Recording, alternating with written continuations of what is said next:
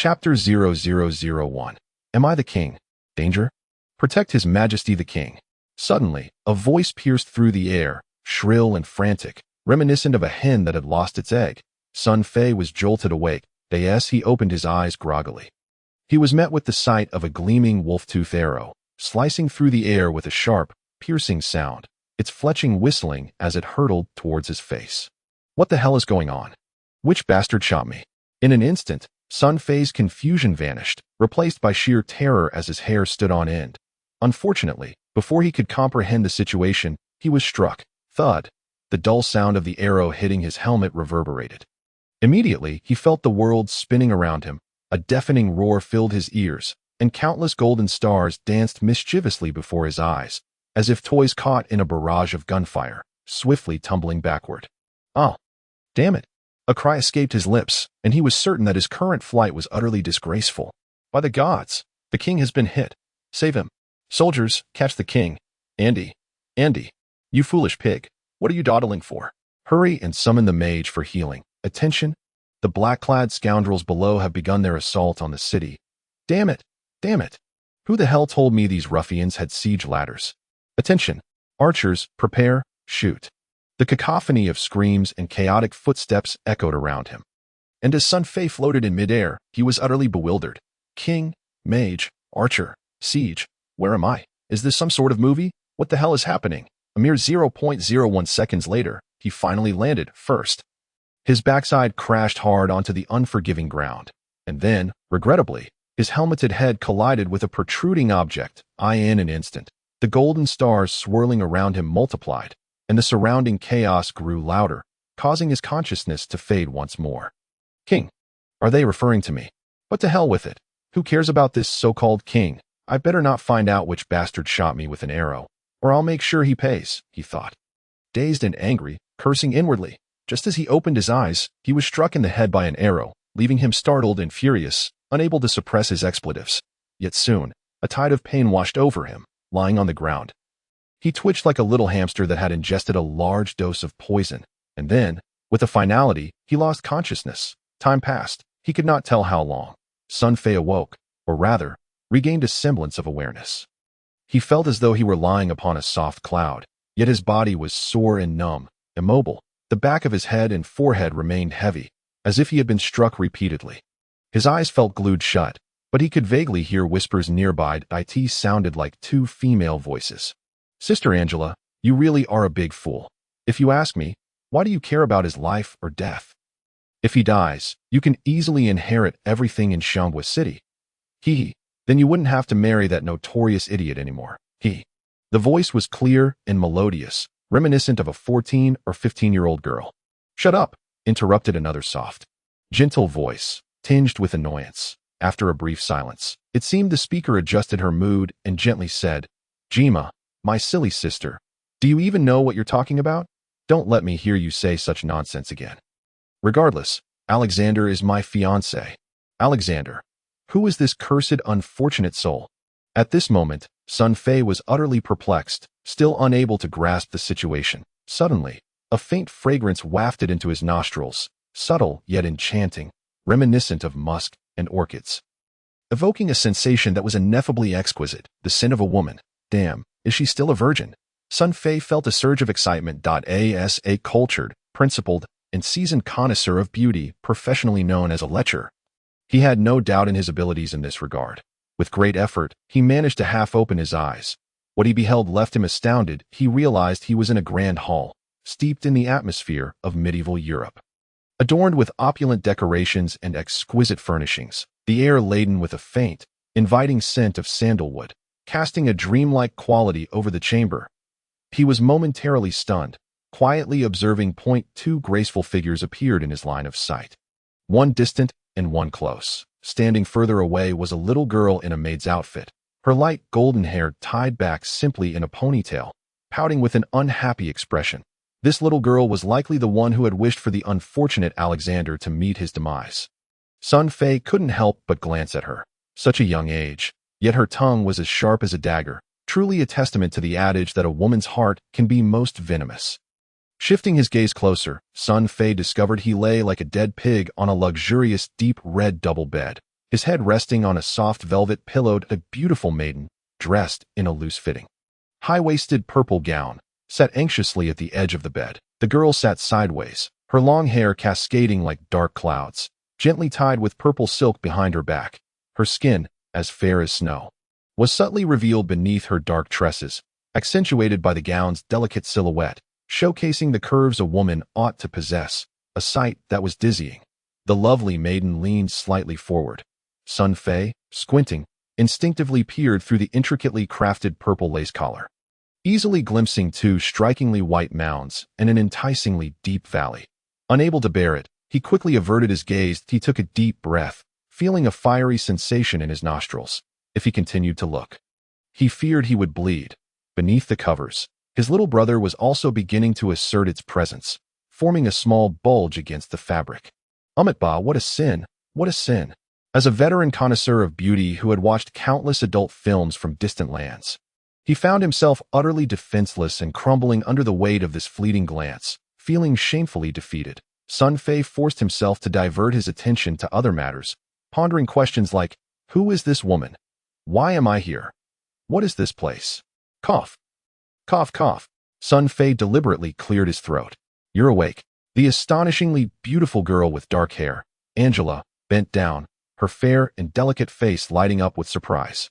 Alexander, how do you feel? Is the wound still painful? Dr. Ivan advised you to rest well. What is happening? Sun Fei mumbled, cautiously probing for information. However, the moment he uttered those words, he was struck by a sudden realization, a revelation that seemed almost unbelievable.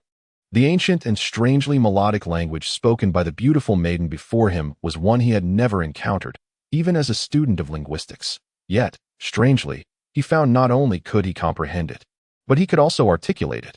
Alexander, have you forgotten? You were ambushed by the despicable enemy with arrows while defending the city with your soldiers. By the gods, it's fortunate you were wearing a helmet. So you only sustained a minor injury, Angela continued, her delicate hand gently resting on Sun Fei's forehead, slightly cool to the touch. The glimmer of surprise flashed in her eyes. Wonderful, your temperature is normal. Dr. Ivan said as long as you don't develop a fever, there is no cause for concern. You will recover soon. Alexander, you are indeed a brave king. Me? Alexander, the king. Sun Fei was taken aback. Yes. He, our young and valiant king of Xiangwu City. It was your timely appearance on the city walls that rallied the flagging morale. Our courageous soldiers, encouraged by you, finally repelled another brutal assault from the enemy. The lovely maiden Angela smiled as she spoke. Sun Fei felt an odd sensation. For some reason, the way this beautiful girl spoke reminded him of a kindergarten teacher soothing a restless child who refused to sleep. He is no brave king. The little golden-haired girl named Jima rolled her eyes, finally seizing the opportunity to interject, her tone dripping with sarcasm and disdain. If it weren't for Lord Bazel's insistence, would Alexander have taken the initiative to go up to the city walls? I remember when he was suited in armor, he was so frightened he nearly wet himself. As for boosting morale, if the exhausted soldiers saw their king tumble down from the city walls like a fool, shot down by an enemy arrow in the very first moment, then indeed, he would have inspired their spirits. The little girl's tone was far from kind. Sun Fei vaguely sensed a hint of hostility in her gaze. However, at that moment, his mind was too chaotic to engage with this little brat who hadn't even fully matured. Meow, wasn't I knocked unconscious by something at the door of the dormitory? How did I wake up in a place I've never even heard of? Called Xiangwu City, and I've become a king named Alexander. Moreover, this enchanting beauty before me, who seems more ethereal than a fairy, is my fiancé, Sun Fei. Bewildered, rubbed his forehead. Is this a prank? Or, have I traversed into another realm? Upon further contemplation, it didn't seem like a mere jest. The Western girl, Angela, is astonishingly beautiful, surpassing any poetic description of beauty. Her radiance eclipses the likes of fish that leap over the dragon gate or the moon that shames the flowers. Who, in their right mind, would hire such a stunning foreign maiden for a prank? Besides, that sharp-tongued, golden-haired little girl in the distance is equally captivating. Most perplexing is this strange, obscure, and ancient language. I've never encountered it before. Yet I comprehend it effortlessly. Sun Fei rapidly analyzed the situation. Chapter 0002. From fool to madman, the beautiful Angela clutched the edge of the bed tightly, her clear eyes filled with heart-wrenching anxiety. Thinking, poor Alexander, he can't possibly be daft from the fall. Can he? Though he was always a bit slow-witted, he shouldn't be unable to utter a single word. Just then, Alexander, I heard you've hurt yourself. Haha, I came to see you. A voice, unabashedly reveling in schadenfreude, boomed from outside the hall. Angela and the little maid, Jima, exchanged looks of alarm, and as Sun Fei glanced up, he beheld a rotund figure resembling a plump pig rolling into the grand hall. Gegir, what brings you here? The gentle, dark-haired beauty, Angela, suppressed her smile and stood to coldly inquire. It was evident that this portly fellow was not particularly welcome. Haha, beautiful Angela, what do you mean by this? Am I not welcome? I heard my good friend Alexander was injured, so I hurried over to check on him. What is wrong with that? The hefty Gegir asserted, unceremoniously squeezing himself to the bedside and plopping down. How dare you? Gegir, how dare you sit on His Majesty the King's bed? The golden-haired maid, Jima, exclaimed frostily, stepping forward to reprimand Angela. The rotund man snorted dismissively, casting a glance at the little maid. His eyes glinted with unabashed malice and lewdness, as he licked his thick lower lip and sneered. You wretched slave, get aside. There will come a time for you to weep. With that, he turned his gaze to Sun Fei, scrutinizing him as if he were a pet beneath his lofty status. Sun Fei studied the rotund man in turn, easily discerning the blatant disdain, scorn, and mockery reflected in his eyes. Sun Fei felt a flicker of confusion, pondering, is this repulsive pig really Alexander's friend? He looks so grotesque, and yet he dares to look down upon a king. Surely, he must have some significant backing. Lost in thought, the rotund man, Gegir, suddenly reached out his greasy hand, fingers resembling carrots, and pinched Sun Fei's cheek. It appeared that this action was second nature to him. Alexander, it seems you're not too worse for wear, huh? This afternoon, I've arranged for some distinguished guests. I'd like you to accompany them for some leisure. How does that sound? The hefty man chuckled, squeezing Sun Fei's face and playfully patting him with an expression of mockery. Gegir relished this sensation of capriciously toying with a king. That it was unfathomable that this fool named Alexander could assume the throne. At 17, with the intellect of a mere 3-year-old, why did the creator favor this imbecile? However, before Gegir's mocking grin could fully blossom, an unexpected event unfolded. Smack! A resounding, stinging slap rang out. The rotund man, incredulously clutching his face, bore a vivid red handprint, stark against his fleshy visage. Meanwhile, Angela and Jima, who had been visibly anxious since Gegir's arrival, stood frozen in disbelief. They could hardly fathom what had just transpired. The typically slow-witted, bullied Alexander had actually struck Gegir? How was this possible? Simultaneously, a sense of relief washed over the two maidens. They had long endured Gegir's obnoxious presence, and Alexander's slap was indeed a cathartic release. You dare strike me? You vile, gluttonous pig. Should you ever dare to lay your disgusting hands upon my face again, I will summon a dinosaur to obliterate you, Sun Fei coldly retorted, gazing at Gegir. Regardless of the circumstances, this insufferable man filled him with repulsion, and Sun Fei had never been one to hold back against those who irked him. The rotund man stood momentarily stunned, his facial muscles twitching in disbelief, grappling with the absurdity that this fool, with the intelligence of a toddler, dared to strike him. Moreover, he had the audacity to utter such words. Pointing at Sun Fei, he found himself at a loss, his corpulent body quivering like a patient in the throes of a seizure. You pathetic coward, how dare you strike me? Gegir bellowed repeatedly. Sun Fei reclined on the bed, remaining silent as he gathered his strength. The audacity of this rotund man to roar in the king's hall, with not a single guard appearing as logic would dictate, sparked a flicker of doubt in Sun Fei's mind. Could it be that Gegir truly had some formidable backing? Beyond the reach of the king? As he pondered, he noticed the inflamed rotund man seemed to have resolved to charge forward, rolling up his sleeves with malicious intent. Enough. Angela's expression turned icy. Gegir, you, a mere son of a secretary, dare to show such disrespect to the king? As the rotund man appeared to transform into a raging bear, the two maidens, Angela and Jima, rushed forward, desperately trying to restrain him, clearly intent on protecting Sun Fei. Yet, these two smaller women stood no chance against the towering Gegir. Slap.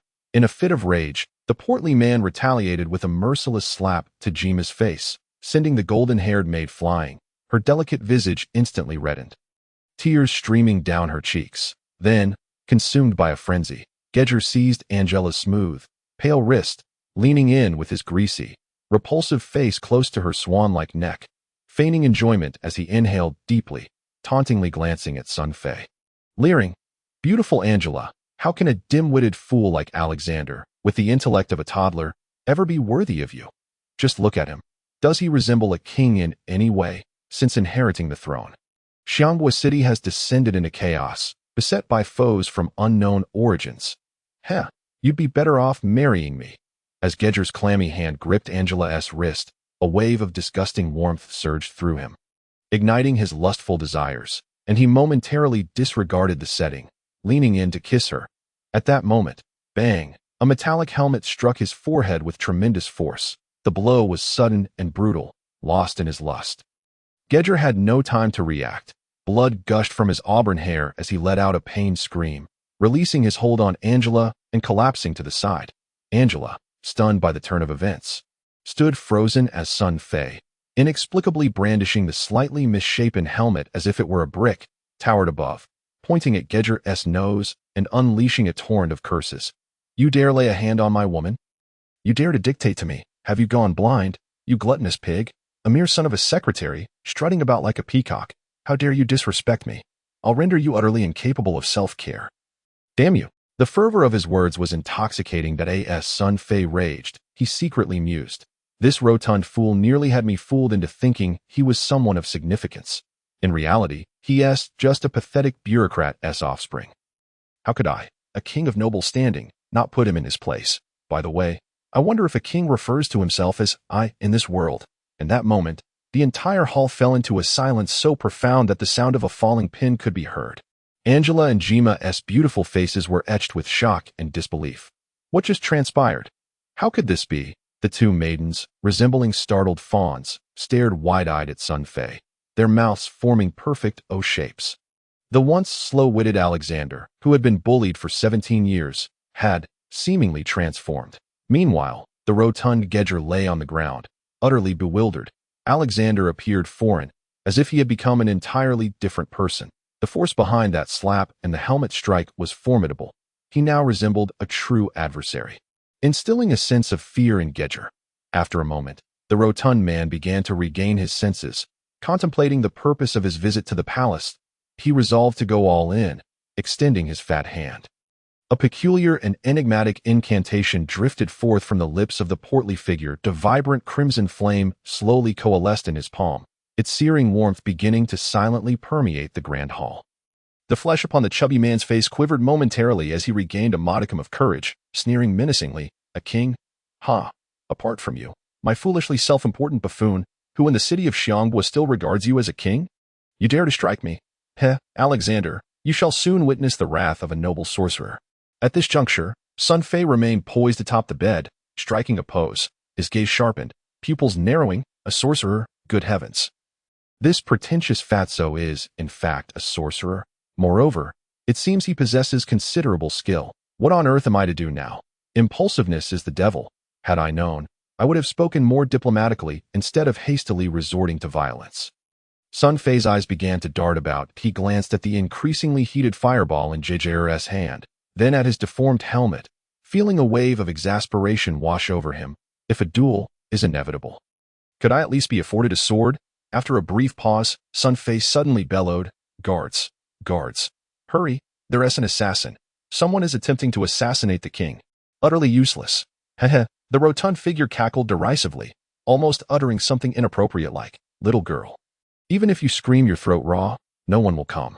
With an air of authority, he gestured grandly, sending a fireball the size of a fist hurtling towards Sun Fei's handsome visage like a bullet from a gun.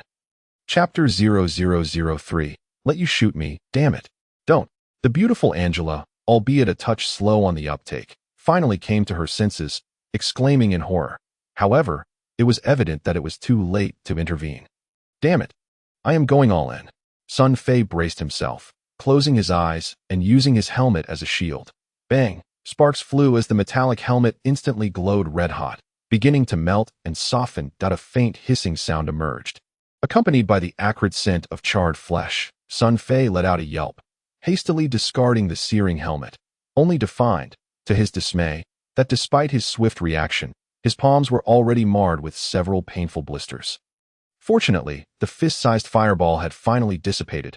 Damn, I narrowly escaped. Yet before Sun Fei could revel in his fortune, he noticed Gegir, the rotund villain, grinning lewdly, akin to a man with a prostate ailment desperately holding back.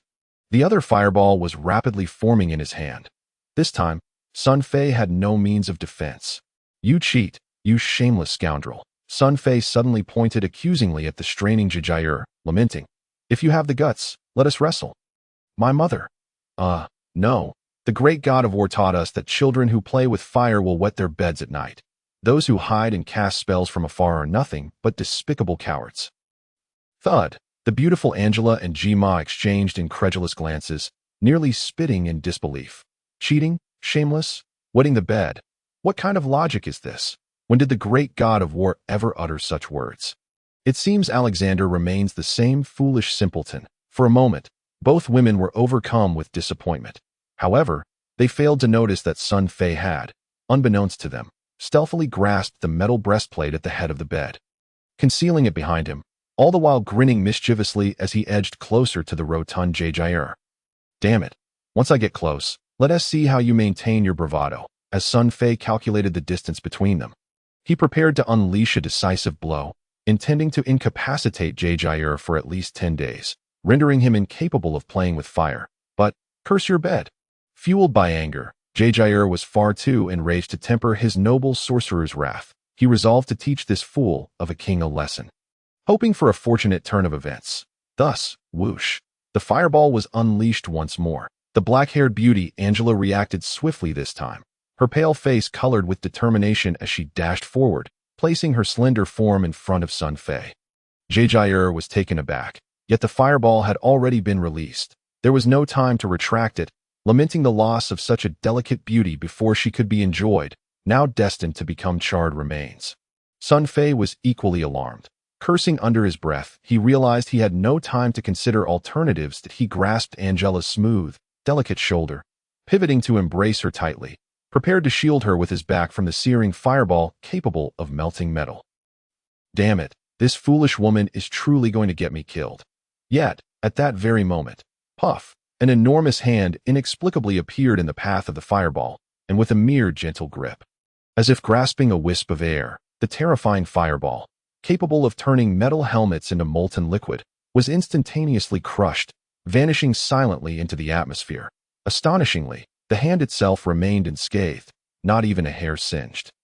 Sun Fei snapped back to reality, releasing the blushing Angela, his eyes alight with astonishment. Goodness, a master. Almost simultaneously, the smug expression on Gegir's face evaporated, replaced by disbelief as he stared at the man who had suddenly materialized in the hall.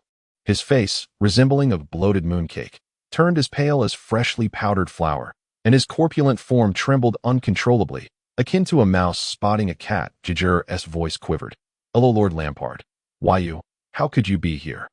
I. Cold sweat streamed down the fat man's brow.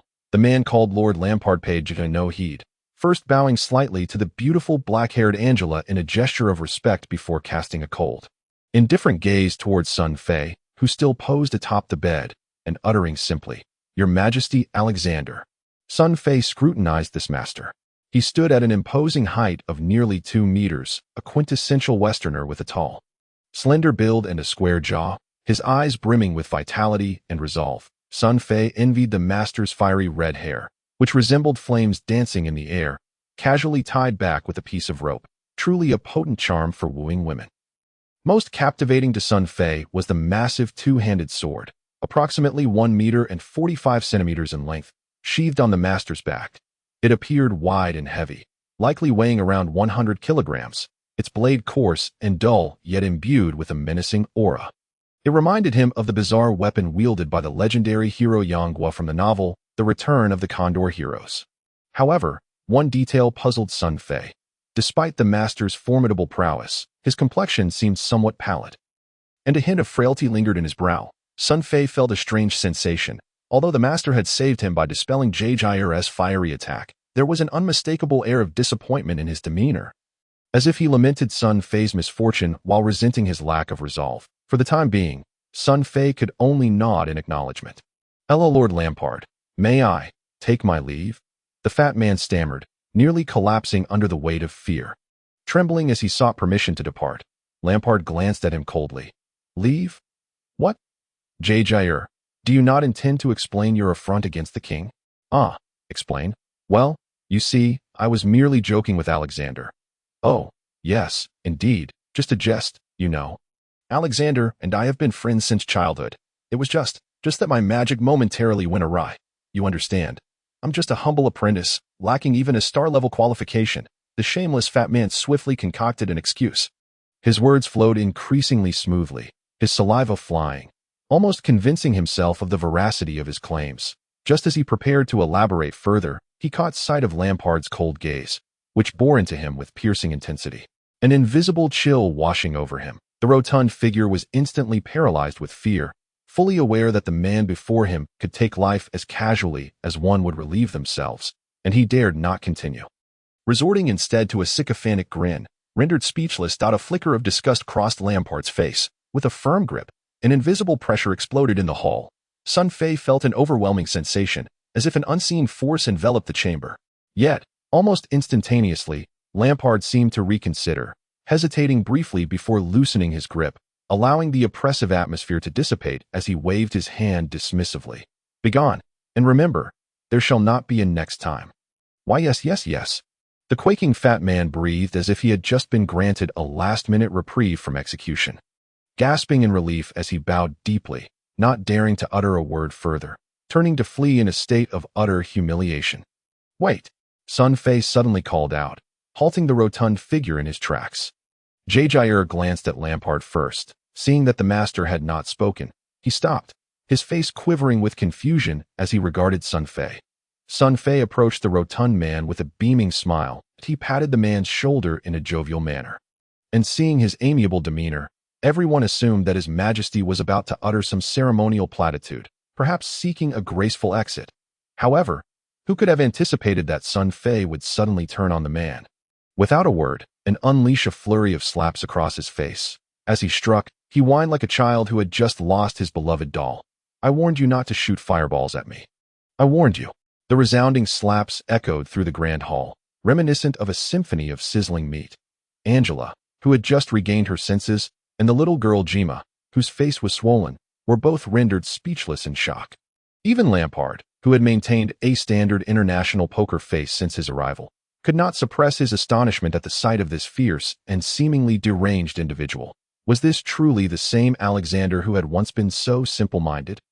The unfortunate rotund man was utterly bewildered. Completely dazed, he dared not raise his hands to shield his face. The mere presence of Lampard had shattered any semblance of courage he possessed, leaving him to endure Alexander's furious onslaught. As he wallowed in regret, tears and snot streaming down his face, he thought, "Had I known Alexander would become so shameless after being shot, I would have never come here."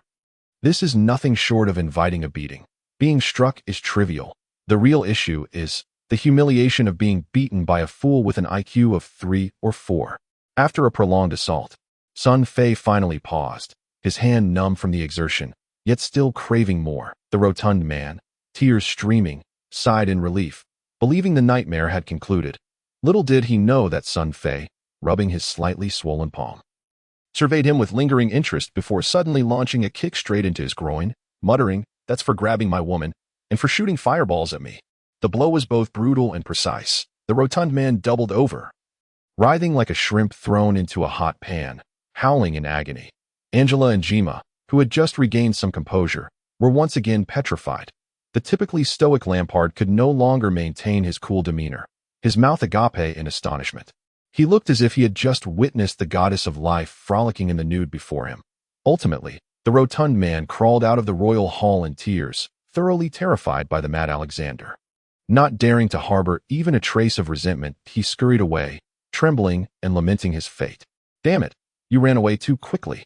Sun Fei, reveling in his triumph, placed a hand on his hip and hurled insults at the man's retreating figure. This scoundrel had always been the type to seek immediate retribution for grievances, and after this cathartic release, he felt an exhilarating satisfaction wash over him. When he turned around, however, he was taken aback to find Angela, Jima, and Lampard staring at him in utter disbelief. their eyes appraising him as though he were some unprecedented monstrosity. The jolt of realization struck Sun Fei. Had he perhaps overstepped the bounds of propriety? Oh dear. Oh dear. I feel dizzy, so very dizzy. I think I might faint. He shamelessly pretended to collapse, feigning weakness as he fell to the ground. Flushed with embarrassment, Angela and the visibly marked Jima panicked, fearing that Alexander's injuries had flared up again, and hurriedly lifted him back onto the gilded crimson bed. The astute Lampard observed the scene, seemingly discerning Sun Fei's ruse, yet he chose not to expose it. Instead, he inquired about the circumstances surrounding Alexander's injury, offering words of comfort to the wounded Jima, before leaving with a head full of questions. Your Majesty, the enemy is besieging the city, and it appears your soldiers are nearing their breaking point. Lampard's parting words sent a chill down Sun Fei's spine. After some time had passed, with Angela and Jima having tended to him, and seeing that he remained unconscious, they left to find a physician for Jima's injuries. Once alone in the hall, Sun Fei began to reflect deeply on the events that had transpired. It was evident he had indeed crossed into another realm.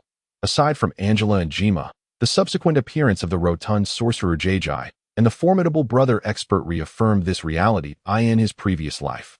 Sun Fei had been a downtrodden university student that a decade of arduous study had led him to a mediocre university and an even more lackluster major, and as he neared graduation, he had yet to secure even a basic job on a construction site, facing the shameful prospect of becoming a burden to the great nation's GDP.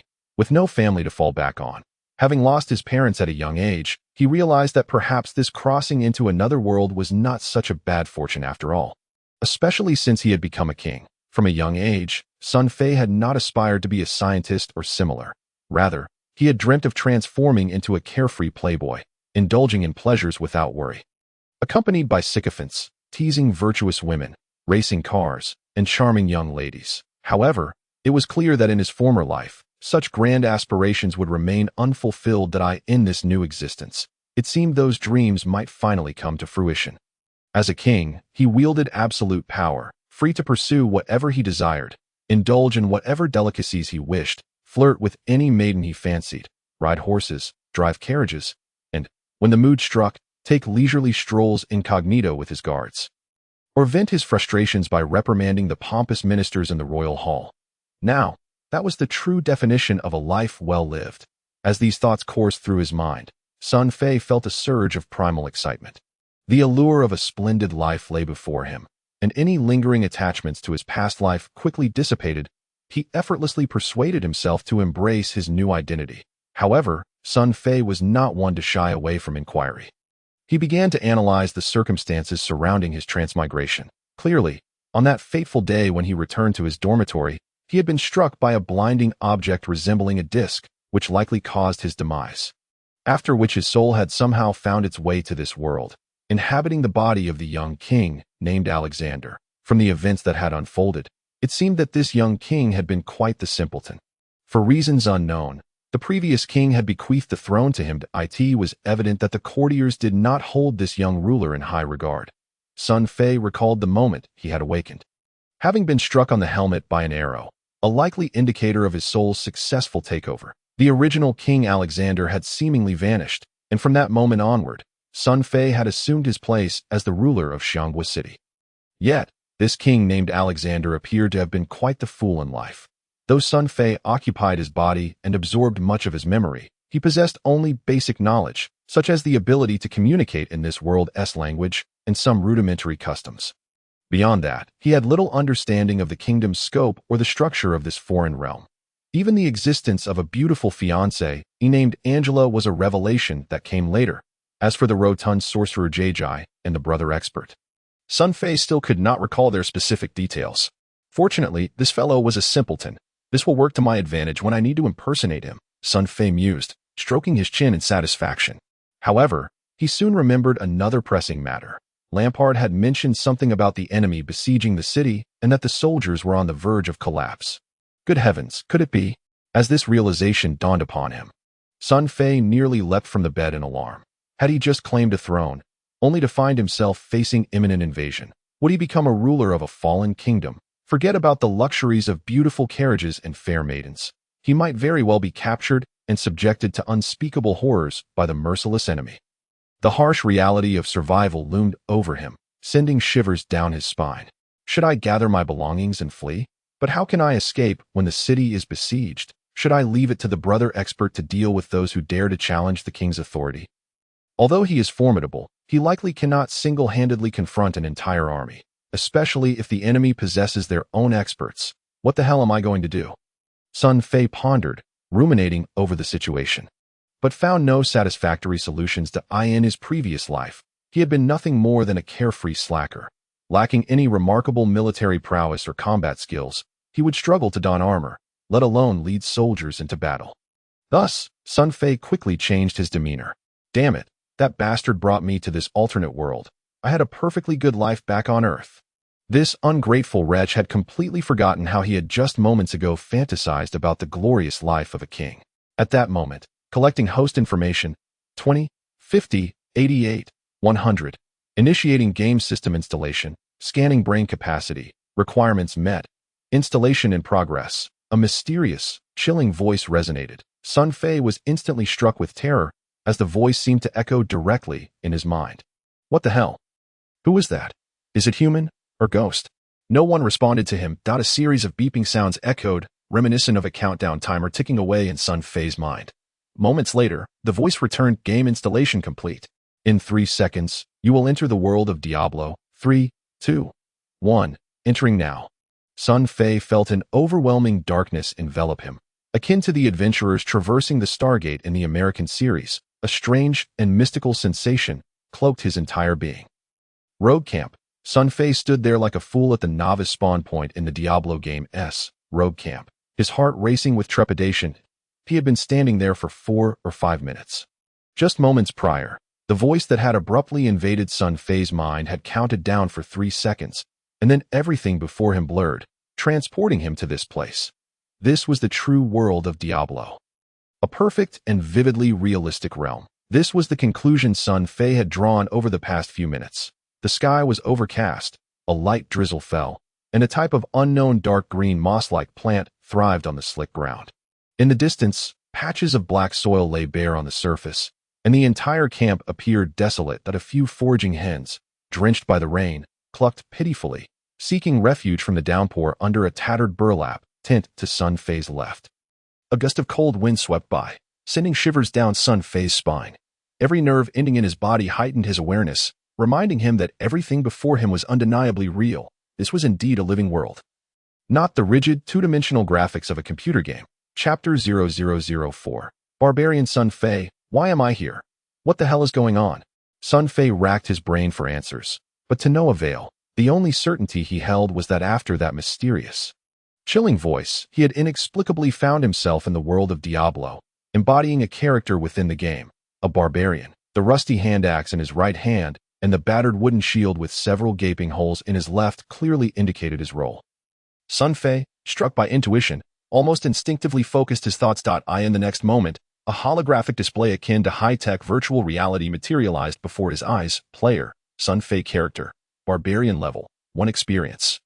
0-500 strength, 30 agility, 20 stamina, 20 energy, 10 attack power, 3-7 accuracy, 102 defense, 11 endurance, 92 life, 45 mana, 10 fire resistance, 0 ice resistance, 0 lightning resistance, 0 poison resistance, 0.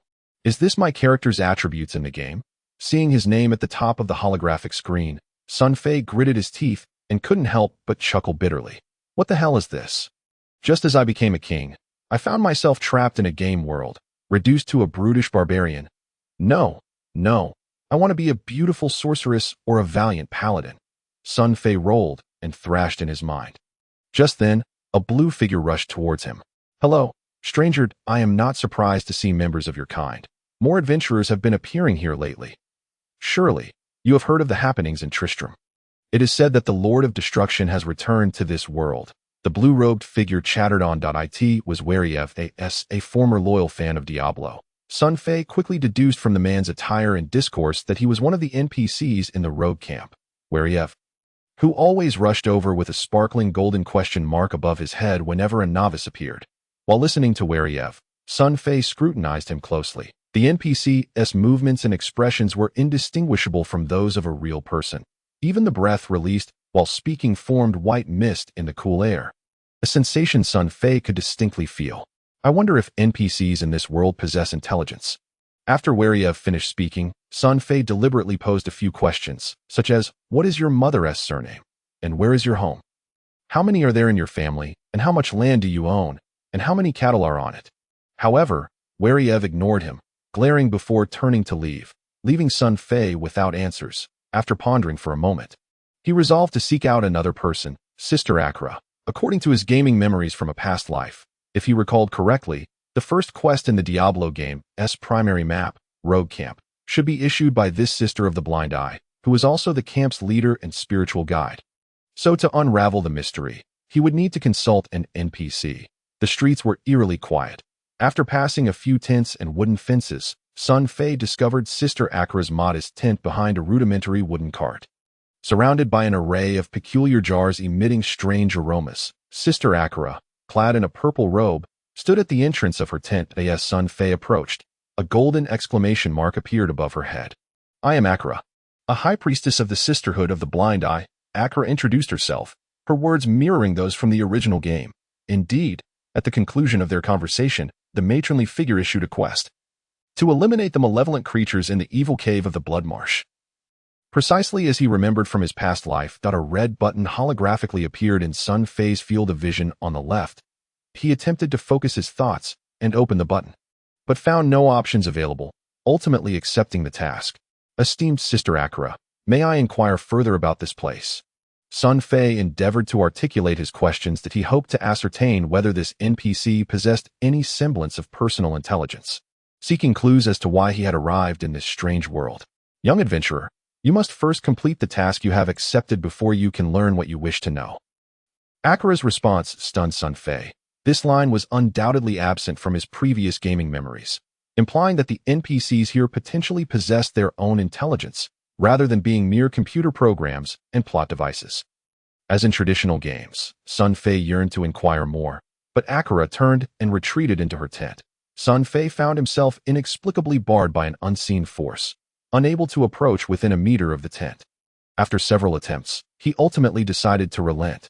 It seems I must complete the task first. After encountering closed doors with several other NPCs in Rogue Camp, Sun Fei hesitated as he exited the camp's gates.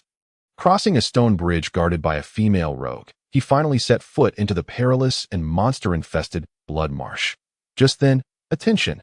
Player Sun Fei, you have entered the first trial area, Blood Marsh. Slaying monsters will yield unexpected rewards. However, failure to complete the assigned task will result in unprecedented penalties. Mwah! Again, that voice echoed in Sun Fei's mind. Due to the rapid pace of speech, he only caught the initial phrases. The latter part of the mysterious voice's message eluded him. But the concluding laugh resonated with a sense of schadenfreude, starkly contrasting with the previous cold detachment and instead imbued with a touch of humanity. 3 hours later, crack, with a single axe swing, Sun Fei felled the 20th low-level monster, Party Rat, and a column of milky white light suddenly descended from above, enveloping him. Level up. This was not the first time such an occurrence had transpired. And Sun Fei was unfazed. Bathed in the milky white light, he felt an overwhelming sense of comfort, almost moaning in pleasure. Under the embrace of this light, the wounds he had sustained during his skirmishes with monsters healed at a visible pace. And a wondrous energy coursed through him, akin to the ecstasy of climax. After 4 to 5 seconds, the white light dissipated. In Sun Fei's vision, 2 dark red buttons appeared, new character status, and new skill points. Rewards for his level up. With a thought, he first clicked on New Character Status. Each level gained awarded 5 points to enhance his attributes. Without hesitation, Sun Fei allocated 3 points to Strength and 2 points to Stamina, utilizing all 5 points. Subsequently, he clicked on the New Skill Point button, allocating the 1 skill point obtained from leveling up to the option of Axe Mastery. At this juncture, Sun Fei had already elevated his Barbarian character to level 5. Throughout the course of his previous upgrades, he had consistently assigned the 5 points of vitality gained to Strength and Stamina. While out of the total of 5 skill points acquired, he chose to invest 3 in Axe Mastery and 2 in the Shout skill, Halt. This allocation was deliberate, as this vividly realistic world bore no distinction from a computer game. As a player, Sun Fei discovered that during the brutal encounters with monsters, he too would sustain injuries. Not only did he lose health points, but he also experienced an overwhelming sensation of pain. It is imperative to note that in this realm, every monster was astonishingly lifelike, embodying a vibrant existence rather than mere lines of code or computer programs, the piercing cries as they fell. The gushing blood and the splattering of flesh continually provoked Sun Fei's fragile nerves. Chapter 0005. Task completed. From the initial moment of vanquishing his first monster, which had left him retching on the ground, to his current indifference towards the splattered blood and shattered innards, Sun Fei, now drenched in blood, felt as though he was undergoing a hellish trial of blood and fire in just a few hours. His nerves had thickened immensely, transforming him into a merciless killing machine. This was undeniably a game designed for slaughter, strikingly realistic to the point where even pain felt authentically agonizing. Sun Fei was uncertain whether dying in this realistic game world would truly signify eternal death. He dared not tempt fate.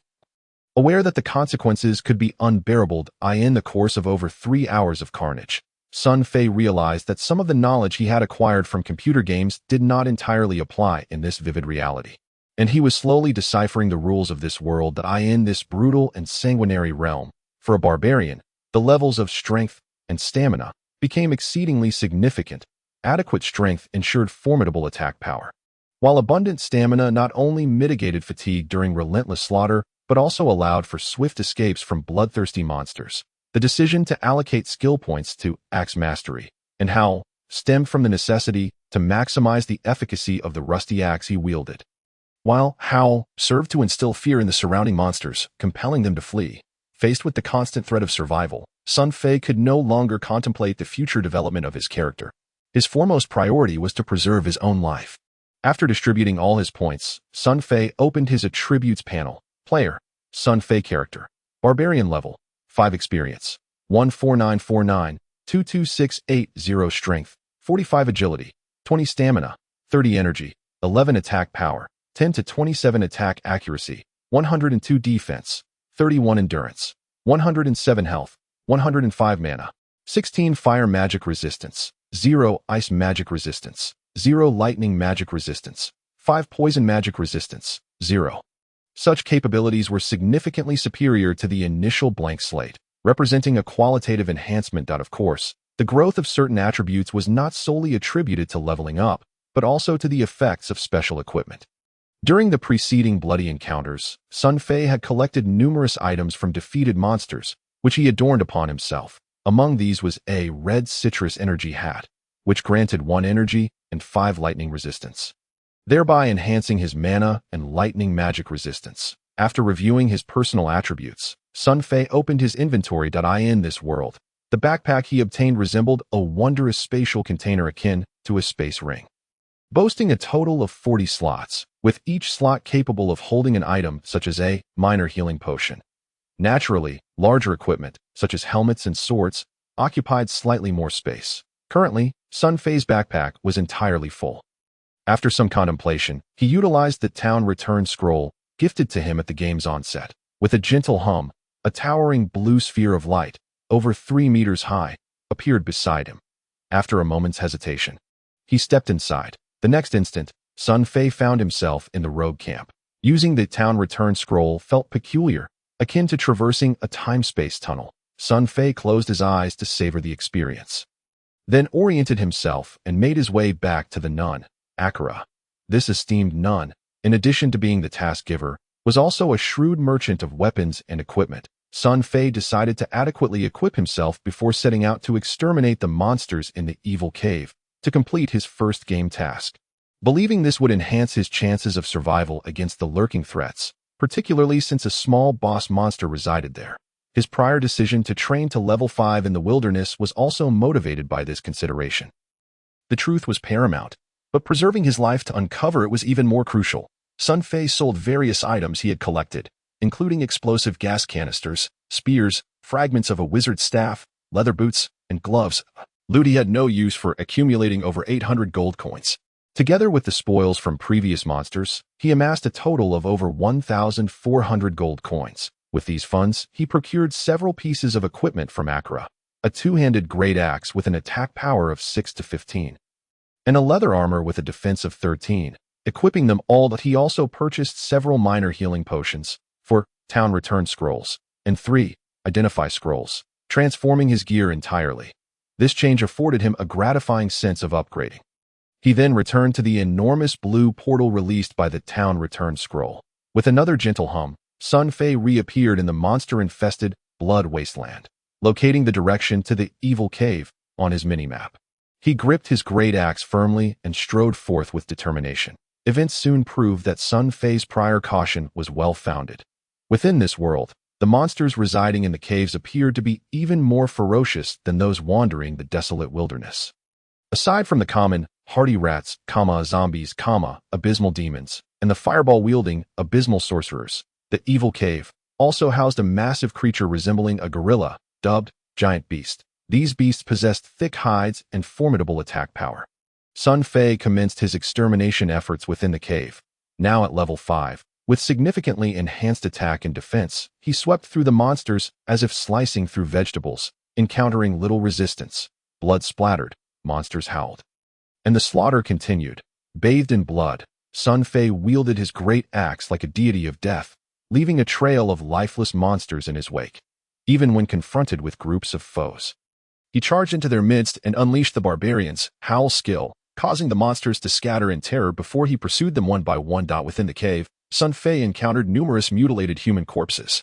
Some lay sprawled on the ground, while others were ensnared upon pillars, intestines spilling from their chests, eyes gouged out. Some female rogues had been violated by these grotesque beasts, swarms of flies buzzing around the decaying bodies in a horrific cacophony. Such scenes filled Sun Fei with a profound rage towards these monsters as a human. Despite knowing this was merely a game world, he could not help but immerse himself in the narrative. A raging inferno igniting within him as he frantically hacked at the monsters. Finally, after an indeterminate amount of time, as the last monster fell, wailing in agony and collapsing into a pool of blood, radiant golden rays suddenly cascaded from above, illuminating every corner of the cave and dispelling the darkness. Then, a familiar voice resonated in Sun Fei's mind. Congratulations, player Sun Fei. You have successfully passed the first trial of the Dark World and completed the task issued by Nun Akira. You may now return to the rogue camp to claim your reward. This voice snapped Sun Fei back to reality. Gasping for breath, he surveyed his surroundings and was astonished to realize that, at some point, he had eradicated all the monsters. Even the corpse of the small boss in the Evil Cave lay slain at his feet, glimmering gold coins and various equipment scattered across the ground. Did I just lose control? Sun Fei pondered, incredulous that he had been driven to madness by the scenes in this game world. Yet, it was no wonder. The stark realism of this world, coupled with the tragic fates of those humans, had ignited a fierce anger within him. After a moment of dazed contemplation, Sun Fei began to clean up the battlefield. The coins did not occupy any space in his backpack, so Sun Fei first gathered all the coins scattered on the ground before selecting other valuable equipment to stow away. To his delight, he discovered 2 pieces of blue equipment glimmering with an ethereal azure light, likely dropped by the cave boss during a fierce battle. Sun Fei approached eagerly, his mouth watering at the sight. However, what the heck? A mage's staff and a fist sword. Are you kidding me? None of these are barbarian gear. Upon realizing the nature of the green equipment, Sun Fei felt a wave of disappointment wash over him. After much effort, he finally found a slightly higher-grade green item, only to discover that it was unusable for his barbarian character. This was akin to a man, driven by insatiable desire after taking a blue pill. Finding himself with 2 beauties, only to realize they were actually Thai ladyboys just as he was about to make his move. Utterly disheartening. Cursed luck, Sun Fei lamented, reluctantly placing the 2 unidentified green items in his backpack. Deciding that since they were of no use, he might as well take them back to sell to Ankala. Having tidied everything up, Sun Fei activated the Town Return Scroll. He intended to return to Rogue Encampment, to hand in his quest to Sister Ankala, and inquire about the peculiar circumstances that had brought him to this bewildering world, a question that had plagued him for quite some time. Just then, an unexpected turn of events occurred. Gamer Sun Fei, please be advised, you have reached the daily game time limit. Countdown preparing to exit the game world. 3, 2, 1, shutting down the game. That cold, mysterious voice reverberated in Sun Fei's mind once more. Chapter 0006. The sudden surge of power. Sun Fei was momentarily stunned. Daily game time limit. What on earth is that? He had never anticipated such an occurrence. It felt utterly immoral, just as he was preparing to get down to business.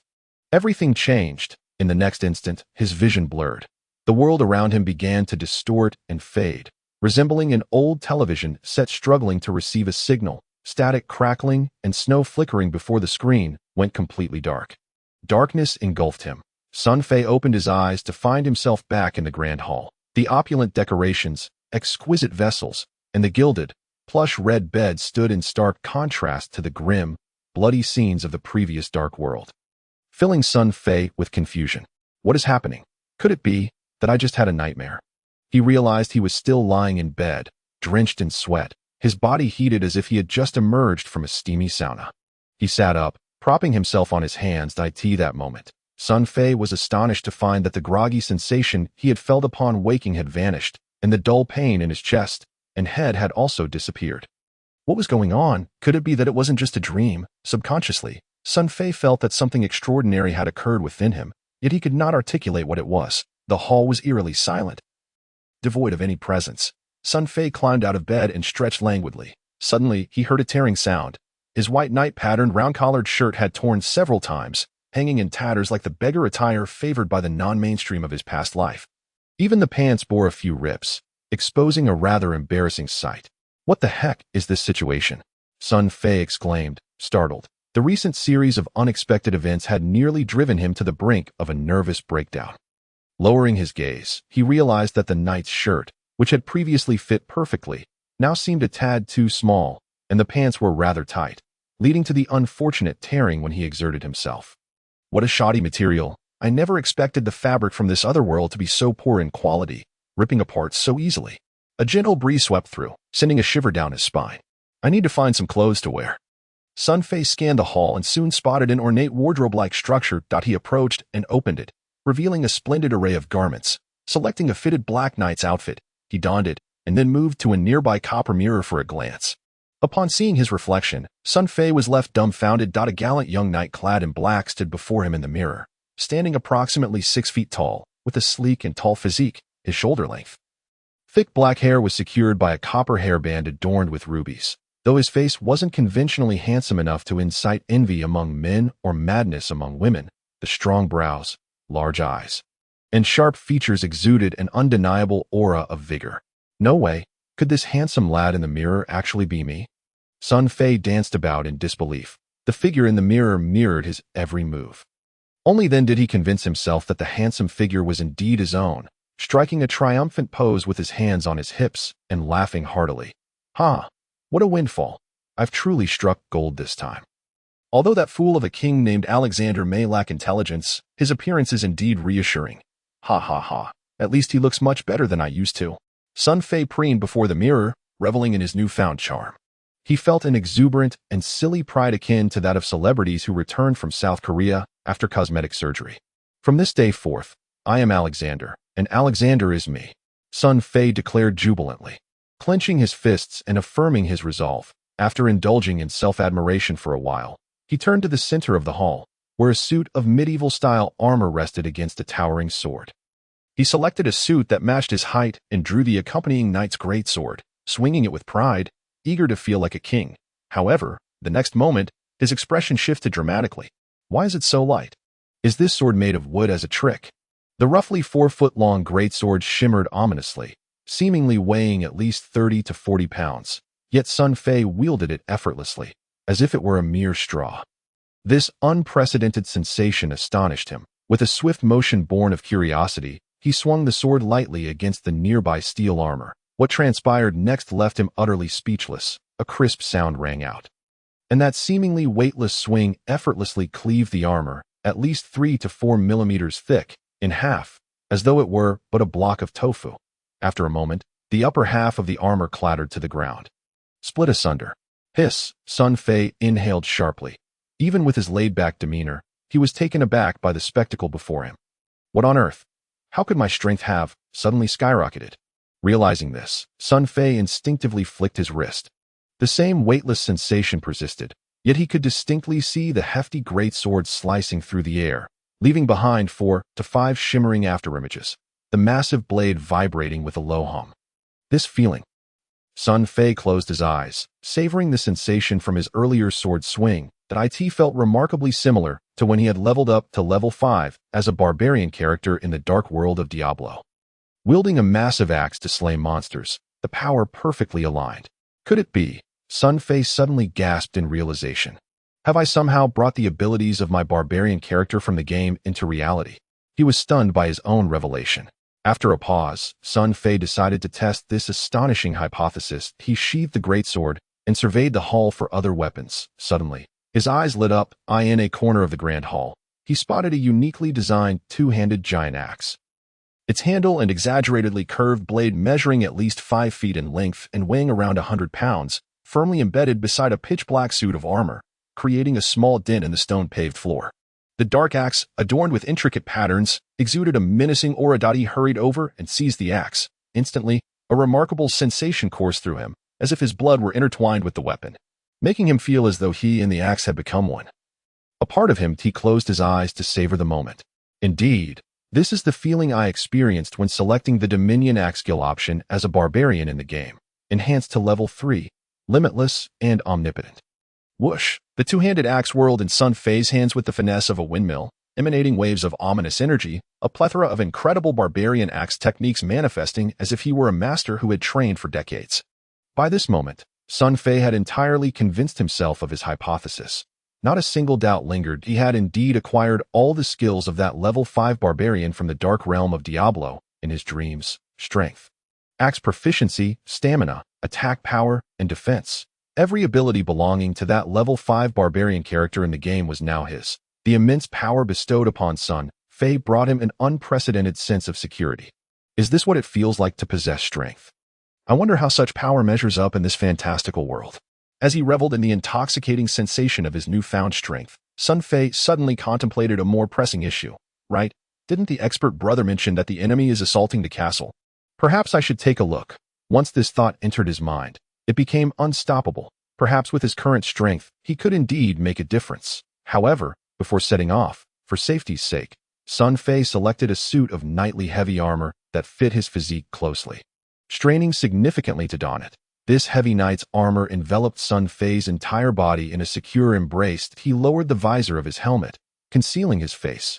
Yet, he could still see through the eye slits.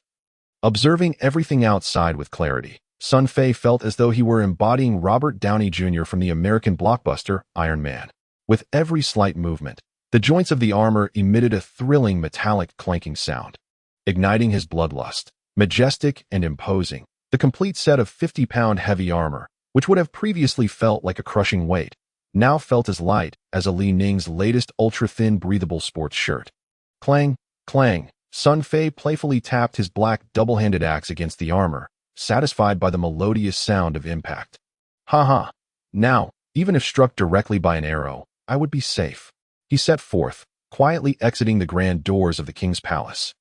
Glancing around cautiously, initially, he had contemplated how to impress the soldiers guarding the palace, but to his surprise, there were no guards at all. The area was eerily silent. It was only upon reaching the outer gate that he discovered 2 battle-scarred soldiers slumped against the door. Fast asleep, it seemed these soldiers had just returned from the front lines, utterly exhausted. Damn, even my king's palace is guarded by just 2 wounded soldiers. It appears the battle on the walls has escalated to a critical level. Hearing the distant sounds of battle cries, Sun Fei felt his heart tighten. He couldn't help but quicken his pace. Perhaps time was not on his side. Chapter 0007. A blow from grandfather in Xianghua City.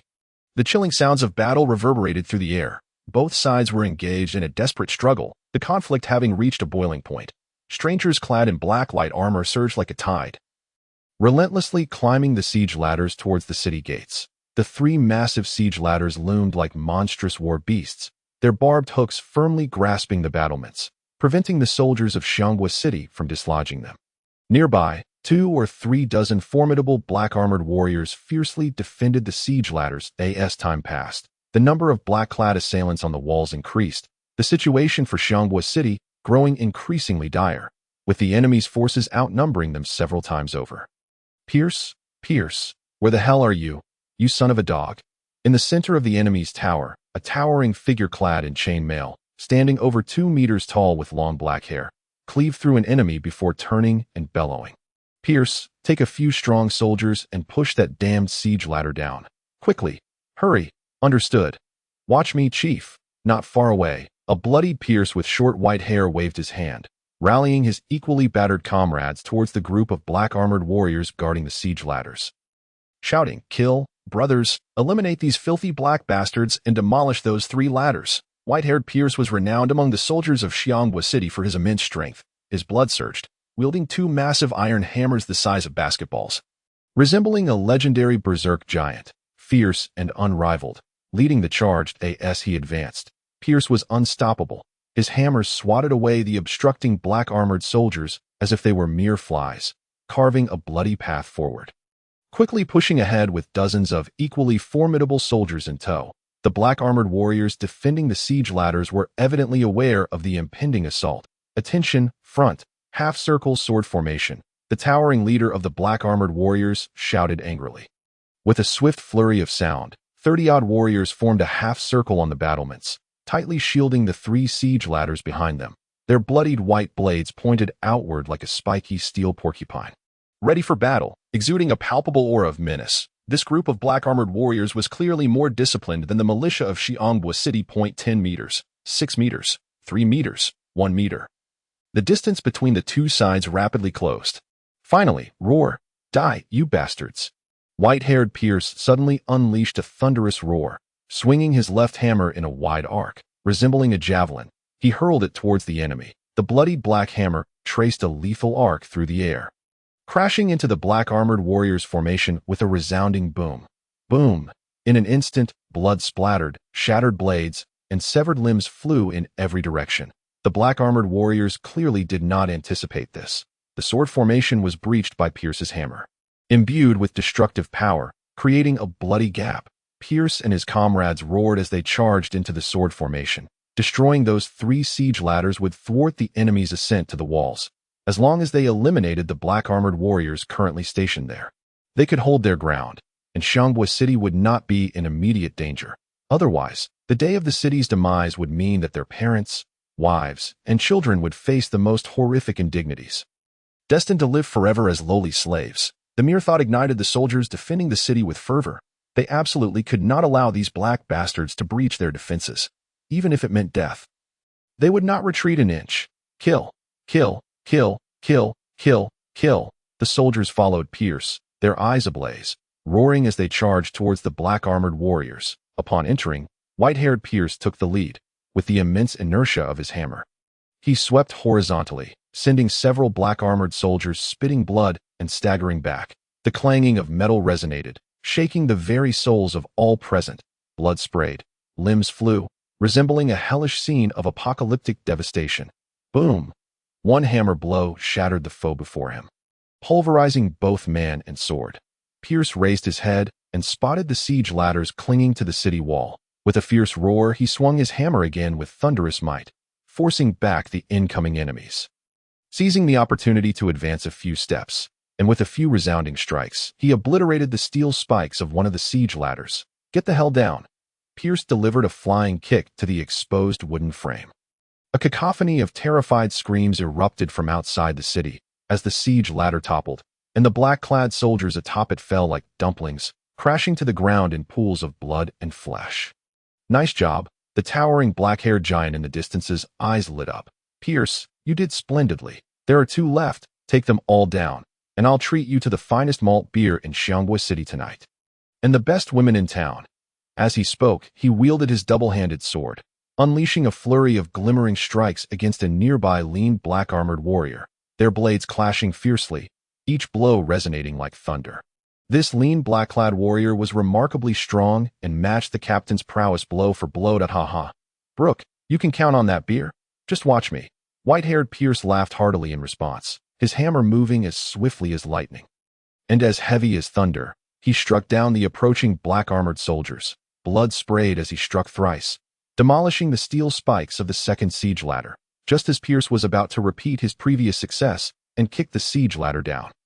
Suddenly, white-haired brat, seeking death, a shadow unexpectedly leaped onto the wall from outside, brandishing a glimmering knight's sword, bursting forth with dazzling brilliance, aiming straight for him. The ambush was sudden, in a rush. Pierce could only raise his hammer defensively before him. Clang, clang, clang, sparks flew. The shadow's strikes landed squarely on the heart of Pierce's hammer, and overwhelming force surged forth. Even with Pierce's innate strength, he struggled to withstand it, staggering back several steps, his palms bruised and bloodied, nearly losing grip on the hammer. An expert, Pierce's heart sank. Yet he saw the shadow avoid him, ceasing its pursuit, and with a flash of the long sword, a series of anguished cries erupted as the soldiers following Pierce fell like wheat. All shot through the forehead, their brains spilling forth, meeting a tragic fate. Bander, Good, Ptolemy, my brothers. Witnessing the horrific scene, Pierce felt darkness envelop him, his heart wrenching in agony. The utterance of my brother resonated with a poignant lament, echoing the camaraderie shared over drinks and discussions of women just a day prior. In an instant, the comrades in arms who had valiantly defended one another against the enemy's blades now lay lifeless before him. Pierce felt as though the heavens themselves had collapsed upon him. Demon, perish before me, he roared, disregarding the seeping wounds that painted his body in crimson, his gaze fixed unwaveringly upon the shadowy figure. He relinquished all semblance of defense, allowing the encroaching black-clad soldiers to strike him, carving his flesh, while he wielded his massive hammer, charging relentlessly toward the demonic shadow. Heh, overreaching fool, seeking your own demise. The shadow sneered ominously, its voice reminiscent of an owl in the night, unperturbed as the blade surged forth, aimed at Pierce's face. The sword's momentum was swift and unyielding. Pierce barely managed to sidestep, yet the shadow's long sword found its mark, piercing effortlessly into his right shoulder. The shadow scoffed disdainfully, poised to withdraw the blade for a second strike, intending to end the life of this silver-haired brute. However, to its astonishment, the sword would not budge. Blood erupted uncontrollably from the corner of Pierce's mouth, yet this silver-haired warrior grinned widely, his joy unrestrained. The shadow hesitated, sensing an unsettling turn of events. Yet, there was no time for reflection. Pierce grasped the knight's sword embedded in his body with both hands. Seemingly oblivious to the pain, and with a savage grin, he lunged toward the shadow. Taken by surprise, the shadow staggered backward. In the blink of an eye, they had retreated to the precipice of the city wall. A further retreat would result in a fall from a height exceeding 60 meters, a plummet from which even the mightiest would not survive. Seeking death, the shadow roared in fury, yet was compelled to discard its weapon. Being cornered by a soldier of considerably lesser prowess to the point of abandoning its cherished weapon was a humiliation too great for a one-star warrior. The shadow relinquished its grip on the hilt. A radiant crimson light enveloped it, and a torrent of searing energy surged from its palms, striking Pierce's back with a force that yearned to reduce the silver-haired giant to mere pulp. Ha, spit, bastard, I've won. Blood spewed from Pierce's mouth. Yet he laughed triumphantly. Suddenly, he turned away from the shadow and charged toward the battlements, slamming his shoulder against the exposed wooden frame of the second siege ladder. The previously toppled iron ladder was sent crashing outward with a resounding clatter, sending the black-clad soldiers still attempting to climb down into a cacophony of screams as they fell like dumplings into the abyss. Damn it, you wretched peasant, I swear to slaughter the entire city. The shadow raged, now comprehending that this silver-haired warrior had never intended to cast it from the wall, but merely sought to overturn the siege ladder. It had been outsmarted. In a fury, the shadow seized a two-handed broadsword from a nearby comrade, screeching like an enraged owl as it aimed to cleave down upon the unconscious Pierce, sprawled upon the battlements. Damn it, be careful! The dark-haired captain shouted anxiously from afar, yet was ensnared by his own adversary. Unable to intervene, the siege battle had raged for nearly an entire day, with several adept defenders of Xianghua City being meticulously monitored and dispatched to confront, while even Frank Lampard, the captain of the King's Guard, renowned for his 3-star prowess, was entangled with another black-clad master. That moment, no one could spare the effort to rescue the valiant silver-haired warrior, Pierce. The shadow's sword glowed with a crimson hue. Mere centimeters from Pierce's back, just as it appeared that this iron-willed warrior was on the verge of demise, an unexpected turn of events occurred. Why, you black rogue, behold my Qianquan Thunder super invincible secret weapon. A thunderous voice rang out from the distance. The infuriated shadow barely had time to comprehend the taunt when a powerful gust swept toward its nape, a force formidable enough to rival a mountain crashing down upon it. Startled, it could no longer afford to strike down Pierce. swinging its longsword backward. Thwack! The secret weapon split in two, showering red liquid upon the shadow. The shadow gasped in shock. What devilish contraption is this? It danced nervously, ensuring the liquid did not touch it, hastily leaping aside, only to realize, in horror, that it had inadvertently cleaved one of its own soldiers in half, blood spraying in a torrential downpour. Ha ha ha, frightened, are we, black fiend? Take another axe from your grandfather. A voice of malicious glee echoed, followed by a cacophony of metallic clangs, reverberating like a colossal metal beast charging forth. The shadow looked up to behold a figure clad in a complete suit of armored knight's regalia. Every inch of it shielded, reflecting the sun's rays with a resplendent white glow, exuding an air of formidable might. The figure charged forth with a speed reminiscent of a metal beast, indiscriminately plowing through the ranks of its own black-clad soldiers, scattering them like chaff in a tempest, their cries mingling with the chaos in its grip. It wielded a dark, unsharpened giant axe, grinning triumphantly, its sights set directly upon the shadow.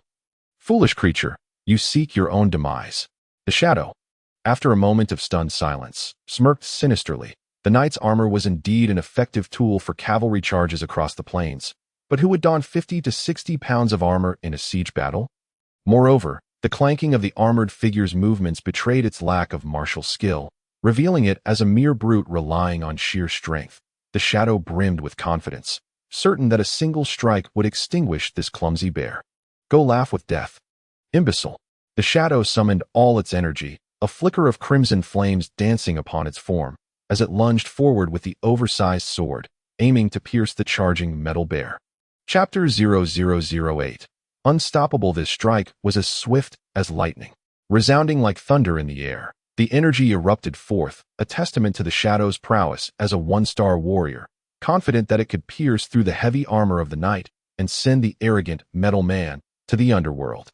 Yet, the metal man, endowed with the strength of an ox, continued its reckless charge, heedless of the danger, barreling toward the sword's tip as if rushing headlong into its fate. The sinister smile spread across the shadow's face. You are doomed, fool. However, a flash of black light, clang, sparks flew. The shadow's smile froze to in a miraculous twist. The dark giant axe that had been dragged behind the metal beast suddenly materialized directly in front, striking the tip of the shadow's sword with a resounding clang. This cannot be. The shadow's eyes widened in disbelief. To have cleaved my sword's tip with such precision while in full motion? This is an unfathomable skill. Damn it, damn it, damn it. This creature is playing possum. A master, a grave threat. The shadow lamented its folly. Yet, before it could react, the long sword in its grip succumbed to the overwhelming force, shattering into fragments, the sheer power rupturing its grip, blood gushing forth, veins bulging, and crimson droplets oozing from beneath its skin. A deafening roar echoed across the battlefield. This spectacle brought a momentary pause to the fierce combat. Both sides of soldiers stared in awe, unable to comprehend, by the gods. What kind of terrifying strength does one need to shatter a two-handed sword head-on? Yet, even more astonishing events were to unfold. The dark giant axe, now in the hands of the metal beast, transformed into a swirling mass of darkness. Moving with incredible speed, the metal beast, having crushed the shadow's longsword, pressed the advantage, unleashing a lightning-fast horizontal slash aimed directly at the shadow. This is intolerable. The shadow seethed in rage. However, with its weapon shattered, it had lost its advantage. The shadow propelled itself upward, attempting to evade the deadly strike.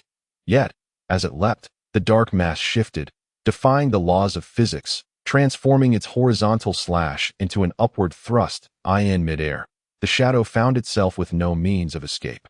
Slit. The sound was akin to tearing paper. The black giant axe cleaved through the shadow from groin to crown, its speed so tremendous that the shadow landed without realizing what had transpired, its body remaining intact. After a brief pause, the shadow extended its hand in a dazed and desperate gesture. This minute movement appeared as though it were a summons from the Grim Reaper itself. In an instant, a delicate seam of blood suddenly manifested upon his body. The shadow looked down in disbelief. Before the desperate wail could escape his lips, blood erupted forth with a splatter, and in a sudden, horrific moment, his entire being was symmetrically cleaved in two along the seam. The very next second, the scene was awash with white and crimson, shattered organs, and steaming brain matter splattering across the ground. It was evident that this shadow was as dead as one could be at a swift execution, a one-hit kill of a one-star warrior. The soldiers on both sides of the battle stood transfixed, gazing at Sun Fei as though he were a human dragon. Even the cacophony of slaughter on the battlefield fell silent for a fleeting moment, as the soldiers exchanged bewildered glances, only to suddenly remember they were embroiled in a life-and-death struggle and resumed their cries of combat. Ha ha! Who would have thought that employing an axe to execute this move, the monkey steals the peach, would yield such impressive results? Hee hee! Ha ha! After landing the blow, the metal monster laughed maniacally as if he were a fool.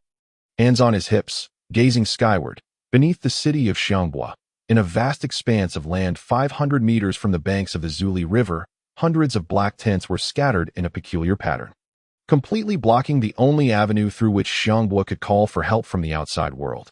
This was the stronghold of the black-clad warriors. The people of Xiangbua remained oblivious to the origins of these foes clad in black light armor. 3 days prior, on a morning when the fog lifted, the sentinel Andre fortuitously spotted the tide of enemies approaching, allowing him to swiftly close the city gates and prepare for defense, buying precious time. These black-clad warriors numbered over 2,000 after their initial surprise attack failed. They set up camp by the Zuli River, continuously assaulting while dispatching numerous scouts to firmly seal Xiangbua's connection to the outside world. This situation had persisted for 3 days. Today marked the 4th day. This small city does boast of formidable terrain. Were it not for this mighty river and those sturdy walls, I might have already conquered it for my father. And that woman named Angela would have long since become yet another gilded bird in my cage. By the banks of the Zuli River, a silver-masked knight, clad in tightly fitted black light armor, rode forth, cracking his whip and proclaiming. He sat astride a magnificent black steed, devoid of any stray hair, its half-face above the nose obscured by a half-mask that gleamed like a sinister demon's visage. His black stallion was similarly adorned in fearsome armor, revealing only its 4 legs, tail, and eyes, emanating a mysterious, eerie aura akin to a force field that flickered around him.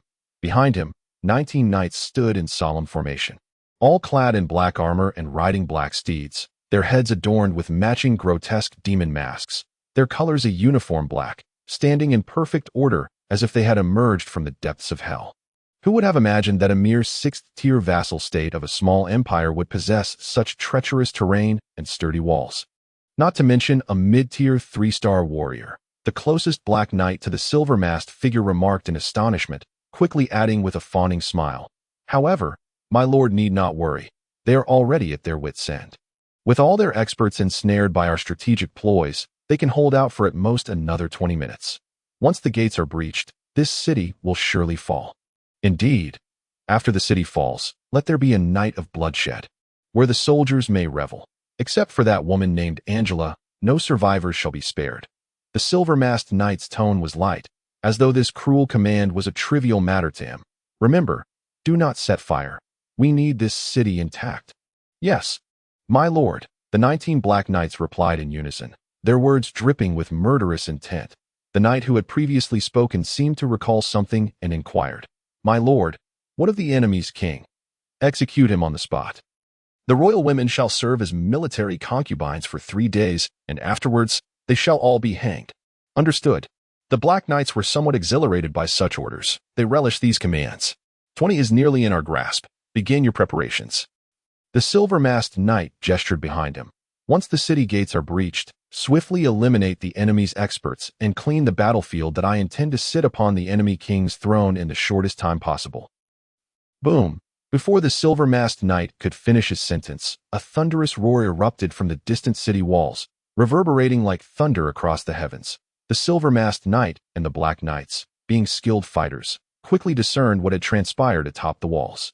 One of the black knights behind the silver-masked figure exclaimed in shock, "By the gods, that is 20. 20 has been cleaved in twain. Good heavens, is that fellow a humanoid Tyrannosaurus?" The black knights exchanged horrified glances. Their faces paled as seasoned 1-star warriors. They recognized that the metal monster had cleaved 20 with pure brute force, devoid of any aura fluctuations, and that was the terrifying aspect. It was well known that 20 had already possessed the strength of a 1-star warrior. "My lord, allow me to behead that mongrel in vengeance for 20. One of the Black Knights could no longer contain himself, though they had always been referred to simply by numbers, from 1 to 20. Over the past 4 to 5 years, they had followed the silver-masked knight into countless battles, forging bonds akin to brotherhood, but it was unthinkable that 20 could perish in such an ostensibly straightforward siege. Cleaved in half before their very eyes, this ignited a tempest of vengeful fury within them. Born with divine strength, the silver-masked knight's lips curled into a mysterious smile as he waved his hand dismissively. Intriguing. I find myself interested in this fellow. Relay the order to Rand. Halt the siege and withdraw our soldiers. My lord, but is there a problem? The silver-masked knight's tone turned cold. Understood, my lord. According to the intelligence from the Eagle Group, the king of this lowly 6th-tier vassal state is a fool. Thus, the orders have changed. Command the soldiers to encircle but not attack, and send envoys to urge their surrender. Should they choose to yield, the king and his ministers may be spared, while everyone else, except for Angela and that metal monster, shall be executed. The silver-masked knight's tone was chilling, his lips curling into a smirk that hinted at a sinister plot. As you wish, my lord. The Black Knight immediately turned his steed and began to execute the orders. Get a few men over here. Lift this brave warrior down for treatment. Quickly, quickly. Sun Fei wielded the black giant axe like the scythe of death, harvesting the lives of the black-clad warriors around him. Leaving no foe standing in his wake, after clearing an area, he suddenly turned and bellowed, instructing the nearby soldiers to carry the unconscious white-haired Pierce down from the wall for rescue. The metal monster was none other than the timely arrival of Sun Fei. Chapter 0009. With me, Invincible Sun Fei had witnessed from afar the valiant scene of the white-haired Pierce sacrificing himself to destroy the siege ladder, and he felt a surge of passion. In a moment of imminent peril, he had resorted to the grotesque method of throwing live people, ultimately saving Pierce's life. Whoosh, whoosh, whoosh. The giant axe, imbued with terrifying power, transformed into a shadow of darkness, wherever it passed. The black-clad warriors fell like ripe grain, instantly obliterated. Well done, warrior. I am Captain Brooke of the King's Guard. Who might you be? I don't believe we've met before. From a distance, the dark-haired giant Brooke, engaged in a fierce duel with an opponent while wielding a double-handed broadsword, exclaimed in surprise as he witnessed Pierce's rescue. The unexpected savior shattered the delicate balance on the battlefield. Hope for Xianghua had quietly arrived. Captain Brooke? You'll soon know who I am. Sun Fei replied with a triumphant air. Having long been accustomed to slaughter, bloodshed, screams, and cries in the world of Diablo, he found the chaos of battle no different from watching monsters fall in that dark realm. Thus, upon entering the fray, Sun Fei felt no discomfort. On the contrary, the scene before him ignited his bloodlust. Every individual, even the most humble beggar, has harbored dreams of becoming a hero defending their homeland in their youth. At this moment, Sun Fei was realizing that childhood dream of heroism. Therefore, despite wielding the giant axe like the scythe of death and ruthlessly reaping lives, Sun Fei felt no guilt for the lives he took. Killing was for the sake of saving. It was that simple on the battlefield. He escorted several soldiers to carry Pierce down from the wall, and then turned back to plunge once more into the enemy ranks. The exquisite axe techniques and berserker strength of a level 5 barbarian rendered Sun Fei invincible among these ordinary soldiers, leaving behind a cacophony of wails and cries. He soon arrived near the last siege ladder. With a roar, the giant axe swept through, enveloped in a bloodthirsty shadow. Amidst the screams, the last few black-clad warriors desperately guarding the siege ladder were sent flying from the city wall by Sun Fei's mighty sweep. Shrieking as they plummeted into the abyss below, the axe's momentum remained unyielding. With a thunderous crash, the axe's back struck the wall's parapet. Dust erupted into the air, sparks flying. The 30-centimeter-thick stone wall shattered upon impact. Massive stones cascading from the top of the wall, enveloping the area in a cloud of dust, creating a scene reminiscent of a landslide. The enormous siege ladder, originally anchored to the wall, was unexpectedly propelled outward by the sheer force of a single strike, sending the enemy soldiers still clinging to it tumbling through the air in a dizzying 360-degree spin, ultimately crashing into the Zuli River over 100 meters away, utterly obliterated.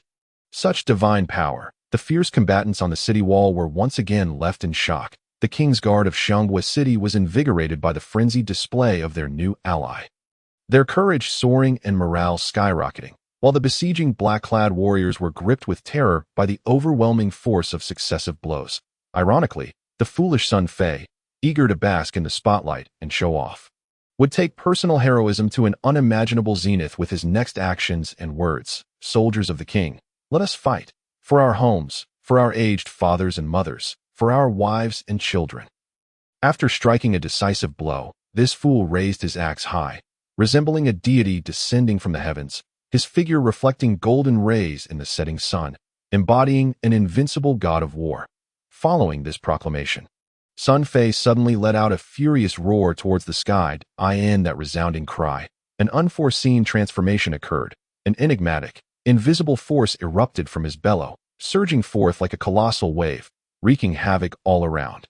Soon, an astonishing phenomenon unfolded. Within a 5-meter radius of Sun Fei, all the black-clad soldiers, as if confronted with an unimaginable terror, dropped their weapons, clutching their heads in horror, their spirits shattered, and fled in panic. Some even, in their frantic escape, stumbled and leaped off the 60-meter-high city wall. The barbarians shout skill, frenzied roar. With a single cry, the surrounding enemies scattered in fright. The miraculous powers reminiscent of those in the realm of Diablo had finally descended upon this world. Of course, only Sun Fei was aware of this. The others were left dumbfounded. What force was this? The power of the divine. The city wall fell into an eerie silence. Under the sunset, atop the walls, everyone could sense an uncontainable force poised to burst forth from the hearts of the defenders of Xianghua City. In the next moment, at last, someone, following Sun Fei, instinctively echoed him in a low voice. Fight. For our homes, for our aged parents. This small affirmation was like a spark igniting gasoline. In an instant, the blood of the warriors guarding their homeland atop Xianghua City boiled uncontrollably, blazing like an eternal flame. Fight. Fight for us. Fight, fight. Fight, fight. Waves of furious roars emanated with truly heart-shaking power, resembling the most incredible magic in the world, spreading rapidly across the battlefield with astonishing contagion. Soon, nearly all the soldiers of Xianghua City atop the walls began to roar with rage. Morale soared. The soldiers who had arrows lodged in their shoulders drew forth the bloodied barbed shafts, while injured farmers, their eyes ablaze with fury, rose to bite the thighs of their enemies. The elderly man, with a sword embedded in his heart, summoned the last vestiges of his strength to drive his hand axe into the skull of an adversary. An unprecedented force descended at this moment. Ignited by that man's furious cry, the advantage began to irreversibly shift towards the defenders. With the siege ladder lost and reinforcements cut off, the black-clad soldiers atop the walls found themselves trapped like fish in a barrel. With no avenue of retreat, amidst flashing blades, some black-clad warriors, paralyzed by fear, screamed and turned to flee. Leaping from the walls, they contemplated that perhaps jumping from the city might afford them a slim chance of survival. Remaining on the walls, facing these suddenly frenzied opponents, they faced certain death, even worse than death itself. One black-clad soldier was literally devoured alive by several injured warriors. This is war. This is heroism. While skilled fighters may slay countless foes, there exists a breed known as heroes, whose very essence can sway the hearts of those around them. Every gesture, every word, every glance can instill hope and courage in their comrades, and Sun Fei, in his moment of ostentation, unwittingly achieved just that. After his roar, Sun Fei resumed his relentless harvest of the lives of the black-clad warriors, severing swords, shattering blades, and splintering armor, as he carved a bloody path through the fray. With an unstoppable momentum, he soon reached the enemy stronghold at the city gates. There, the dark-haired giant, Brook, was locked in a fierce struggle with a black-clad foe wielding a knight's rapier. This black-clad warrior was evidently similar to the shadow that Sun Fei had previously cleaved in two with his monkey steals peach maneuver. Sharing both martial skills and weaponry, the rapier glinted coldly as it engaged in a meticulous dance with Brook's two-handed sword. That I'll take him down. You command our troops to finish off the remaining foes atop the wall. Sun Fei interjected, swinging his black axe between the two combatants, his wrist flicking to accurately deflect the black-clad warrior's rapier. He then turned to the captain of the king's guard and shouted, "Warrior, be cautious. This knave's swordsmanship is quite treacherous." As the captain of the king's guard, Brook was a figure of considerable authority in Xianghua City. However, moved by the earlier spectacle of valor, he unhesitatingly complied with Sun Fei's directive. Turning to direct his subordinates, Brook mused, "Strange, this armor looks somewhat familiar. As if I've seen it somewhere before. As he pivoted, Sun Fei positioned himself to block the black-clad warrior. You were the one who killed 20? The black-clad warrior's expression turned grave as he concentrated, the fighting energy within him surging rapidly. He had witnessed Sun Fei's astonishing strike that had cleaved the shadow into two, and, recognizing his own inferiority, dared not show any sign of laxity. That I cannot match this brute in strength. The black-clad warrior determined, he unleashed a flurry of strikes, relying on his agility and skillful swordplay, preparing to dance around Sun Fei. Seeking to exploit an opening for a lethal blow, Sun Fei quickly discerned the black-clad warrior's intent. A smirk crept across his face, filled with disdain. The black-clad warrior's skill level, within the Diablo realm, was comparable to that of the fallen demon, a creature adept at wielding a knife in one hand and a torch in the other, inherently sly, cruel, and cowardly, quick to flee when outmatched, though proficient in blade work. Much like the current opponent, however, to deal with such a creature, after leveling up to 5, Sun Fei found it exceedingly simple. One swift axe strike would suffice to end the encounter. Thus, attempting to threaten Sun Fei with evasive tactics was nothing short of a pipe dream. Before absolute power, no trajectory could evade capture. What is a barbarian? The answer is singular, an expert in close combat. In terms of both strength and weapon mastery, barbarians stand as the pinnacle of melee characters in Diablo. Should a barbarian be defeated by such evasive tactics, Sun Fei would have long since perished countless times in the realm of Diablo. Clang. With a mere flick of his axe, the black-clad warrior was sent reeling, blood spilling forth. The knight's rapier he wielded shattered into several pieces, some even embedding themselves in his own body, blood spraying forth. Retreat. The black-clad warrior's spirit faltered. He realized he was no match for the metallic monster before him. The sheer skill with which Sun Fei wielded his axe was even more terrifying than his strength. Under such circumstances, he saw no prospect of victory. Whoosh! The black-clad warrior hurled a uniquely shaped grappling hook, securing it to the parapet of the wall, and leaped down, seeking to escape the battlefield and evade Sun Fei's pursuit. However, since you've come, you might as well stay. Sun Fei would not grant him the chance to flee. With a cold laugh, he kicked a two-handed broadsword that lay at his feet. With a flash, the sword soared through the air, piercing the black-clad warrior from behind as he hung in midair, nailing him to the hard ground below. In a single, brutal act, the black-clad warrior was rendered lifeless before he could even react. Damn it! You think you can just run after taking advantage of me? Sun Fei spat disdainfully after confirming the foe's demise, turning to rejoin the fray. Just then, moo moo. A series of strange horn sounds echoed from the distant black encampment, enveloping the entire battlefield. Below, the besieging black-clad soldiers retreated like a receding tide. The enemy is withdrawing. A soldier from Xianghua City cried out in joy upon witnessing this scene, in stark contrast to the cheers of the defenders. The remaining black-clad warriors atop the walls, realizing they had been abandoned without reinforcements, immediately descended into despair, kneeling on the ground and raising their weapons high in surrender. The soldiers of Xianghua City swiftly took control of the battlefield. Only a little over 200 meters from the city gate and the enemy tower, the battle raged on. Frank Lampard, the captain of the King's Guards and a 3-star warrior, was locked in a deadly duel with a swordsman from the enemy ranks named Rand. Their auras clashed violently, one red and one blue, leaving a trail of destruction in their wake, as if mountains were crumbling and boulders were shattering, a sight to behold. The intensity of their exchange radiated a palpable pressure within a 10-meter radius, akin to the sharpness of steel, rendering it impenetrable to anyone daring enough to approach. Sun Fei had cut down several black-clad soldiers in his path with remarkable speed, and in mere seconds. He stealthily drew near the fray, squinting to gauge the distance, intent on aiding Lampard by delivering a swift strike to the enemy swordsman. Having previously emerged victorious in a brutal massacre, Sun Fei's confidence surged. Yet, he soon realized that this confrontation exceeded his expectations. As he approached the site of their clash, he felt an overwhelming force bearing down on him. The splintering red and blue auras were exceedingly fierce, etching terrifying gashes into the stone walls, evoking an acute sense of danger within him. Not a match.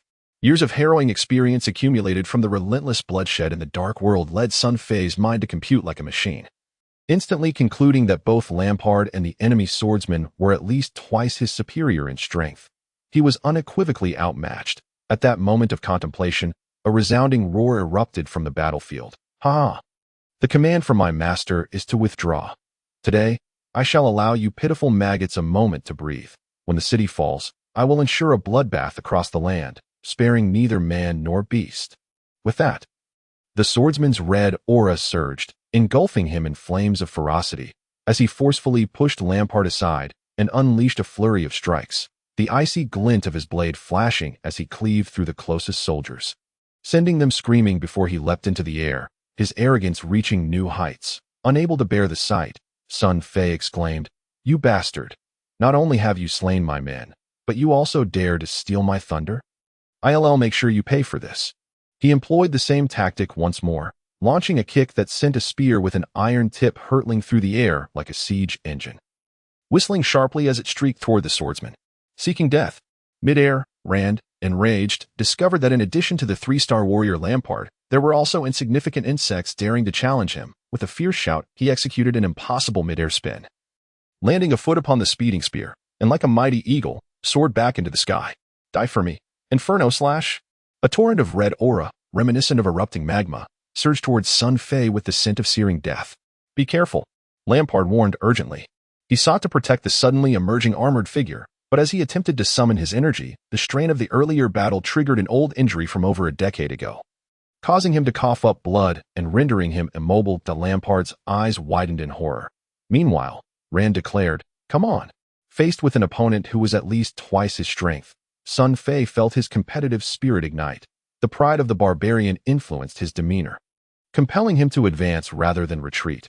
With a booming laugh, he charged forward, his black axe transforming into a swirling mass of darkness, harnessing terrifying power as it collided with the red aura.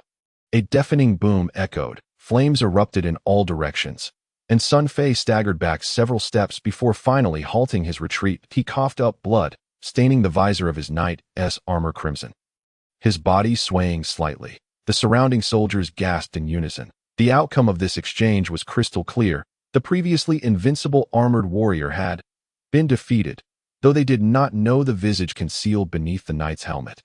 The valor demonstrated in battle had earned him the soldiers' respect. The black-haired giant, Brooke, and several valiant guards of the king recognized the peril and rushed forward, ready to protect this unfamiliar hero who had nearly turned the tide single-handedly. On the other side, Rand was acutely aware that he had not gained much from this encounter either. The dragon-like power of Sun Fei had erupted upon impact, leaving him breathless and weak, unable to capitalize on his aerial position. "Yet, you will die." Rand refused to relent, raising his hand as a peculiar claw-like weapon latched onto the battlement, yanking him back into the air like a soaring bird. Landing atop the wall with his aura surging once more, Brooke and the soldiers attempting to assist were rendered powerless by the overwhelming pressure. Rand's sword erupted with scorching flames, the aura blazing as he thrust it towards Sun Fei. He was resolute in delivering a lethal lesson to this fool who dared to provoke the dignity of a 3-star warrior. The onlookers gasped in horror, believing Sun Fei had met his end. However, "Ha ha ha, bastard, is that all you've got?" Sun Fei merely tilted his body slightly, not evading, as if he were struck dumb, allowing Rand's sword to pierce his shoulder. Then he erupted into uproarious laughter, followed by a thunderous roar. Roar!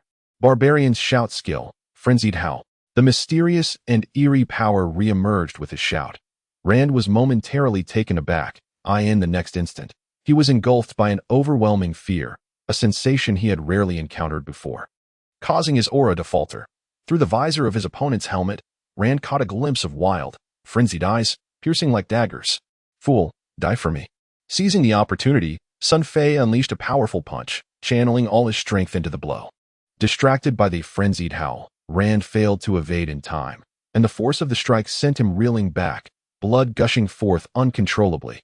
With a resounding crash, Rand's body collided with the battlement, toppling over the edge. His sword trembled, still embedded in Sun Fei's shoulder, refusing to be withdrawn. Despite being a 3-star warrior with protective aura, the lethal blow had severely injured Rand, who continued to spew blood midair. His expression a mixture of shock and disbelief. As he neared the ground, he managed to release a grappling hook, embedding it in the wall to break his fall, landing in a heap below. Though grievously wounded at such a height, his life remained intact. Beneath the walls, Rand cast a complex glance back toward the battlements, hesitating several times before ultimately turning to flee. In that fleeting moment, he had felt the chilling call of death. The armored figure, though not as powerful as himself, possessed a relentless fervor and spirit that extinguished any courage he had left to engage him once more. On the walls, the soldiers beheld Sun Fei, standing resolutely with the sword still lodged in his shoulder. Their expressions transformed entirely. Admiration, disbelief, madness, fervor, worship. Their fervent gazes were akin to those directed at a deity descending to earth. Even Frank Lampard, having suppressed his old injury, regarded Sun Fei with a mixture of gravity and reverence. He alone had witnessed the breathtaking exchange of blows, understanding precisely what kind of warrior stood before him.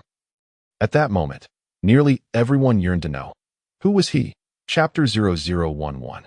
Long live the king. At this very moment, nearly everyone was consumed by the question, who was he? Who could he possibly be? Each person pondered, beneath the blood-stained visor of the knight's helmet, what kind of face could lie hidden? Sun Fei slowly raised his arm. This subtle motion stirred the hearts of all. Gripping the sword hilt with his left hand, he gritted his teeth and pulled the knight's slender sword from his shoulder. Puffed!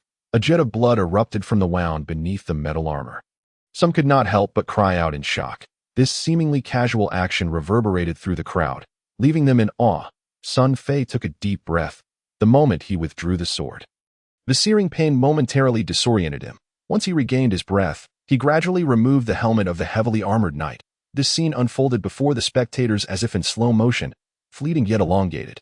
At last, the mystery was unveiled. They beheld the visage beneath the helmet, a cascade of black hair, damp and tousled against his forehead and face, thick brows above bright eyes, a countenance imbued with vigor, lips curving into a subtle yet discernible smile. The soldiers atop the walls stood as if petrified, each forgetting to breathe or speak, despite his usual demeanor of restraint and few words. The three-star warrior Lampard found himself momentarily at a loss for words, his mouth agape in astonishment. Meanwhile, the captain of the King's Guard, Brooke, and his companions repeatedly rubbed their eyes, hardly daring to believe what lay before them. It was none other than King Alexander. How could this be possible? To be frank, prior to this moment, each person had secretly conjectured countless times about the identity of the armored warrior who had seemingly descended from the heavens. Yet, even after envisioning every inhabitant of Shambo City, even the frail beggar who begged on the streets daily, they had never once considered that the bloodied visage could belong to this most improbable of faces. The infamous foolish king, Alexander, the one who had been branded as the greatest shame to the vassal state of Shambo City for the past 3 years. It was truly him. How could it be him?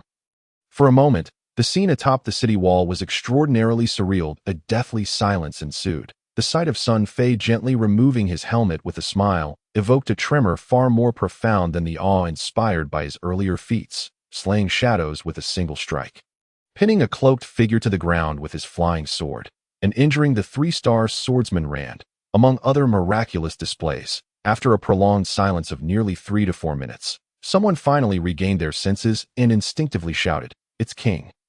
King Alexander, long live the king!" This feeble utterance instantly sparked a thunderous roar among the silent crowd. Only then did the others come to believe their own eyes, their faces flushing with disbelief as they exclaimed, "By the god of war! It truly is King Alexander! It really is King Alexander!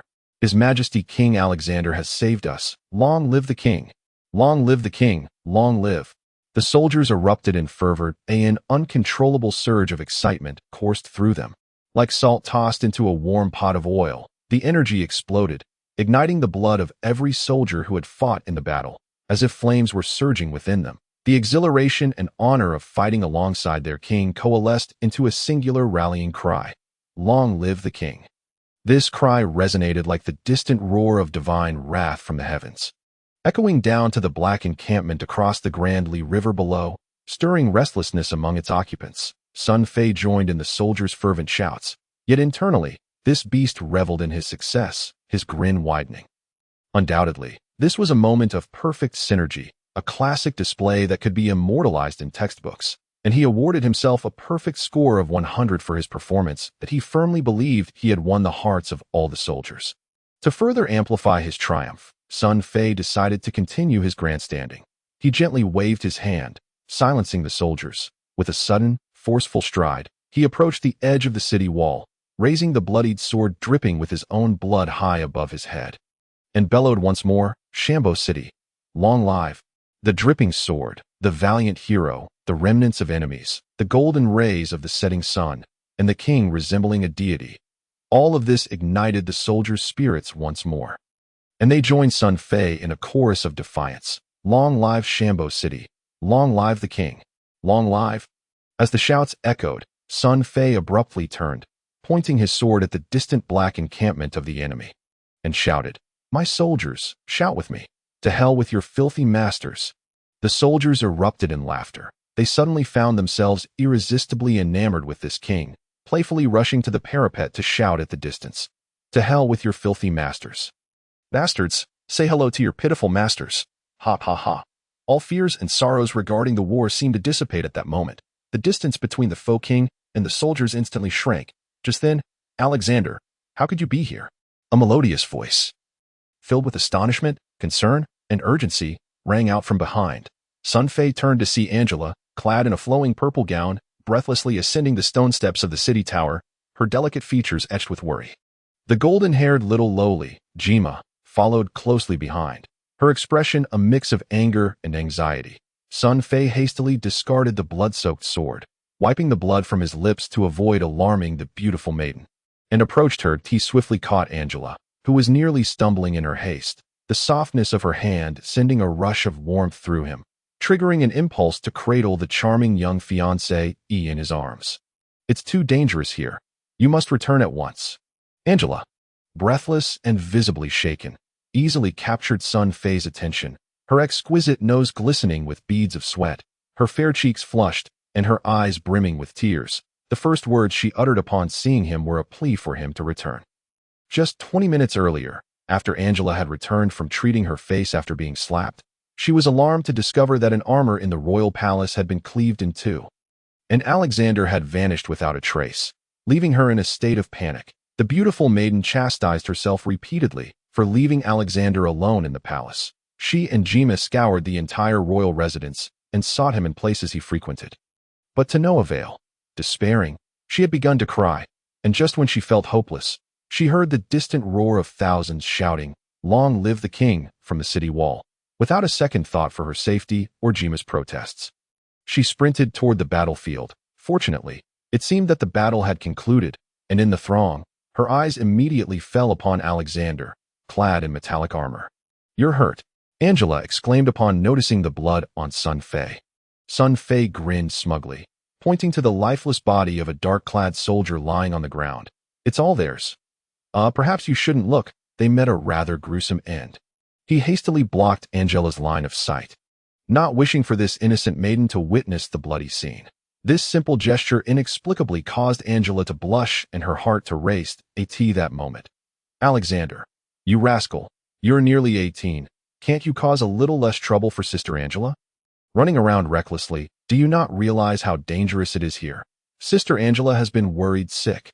The golden-haired lowly, Jima, panted as she caught up, her cheeks flushed with anger, immediately confronting Sun Fei without regard for his royal status. Given that the previous Alexander had been rather dim-witted, Jima and Angela had always treated him like a younger brother. So in her frustration, Jima pointedly chastised him. Sun Fei decided to tease the adorable little lowly. He pretended to be innocent, saying pitifully, "I wasn't running around. Alexander came to slay enemies. Just look, Alexander is very impressive. He has slain many foes." The little lowly grew even angrier. "You dare say that? The last time you were shot down by a single arrow was embarrassing enough, and now you come here to cause chaos, slay enemies? As long as you don't hinder us, just hurry back, or I'll tell Sister Angela to spank you." "Spank?" Sun Fei's expression turned peculiar. Could it be that when the former Alexander misbehaved, Angela would spank him? The beast's mind was quickly inundated with the image of the delicate and charming Angela shyly using her soft, slender hands to pat his backside. He couldn't help but start drooling unconsciously. "All right, let us return quickly, Alexander. It's too dangerous here." Angela felt relieved as she grasped Sun Fei's hand, leading him toward the royal palace. Thinking to herself, "Let's leave this bloody place quickly and spare poor Alexander any psychological trauma." Angela, no.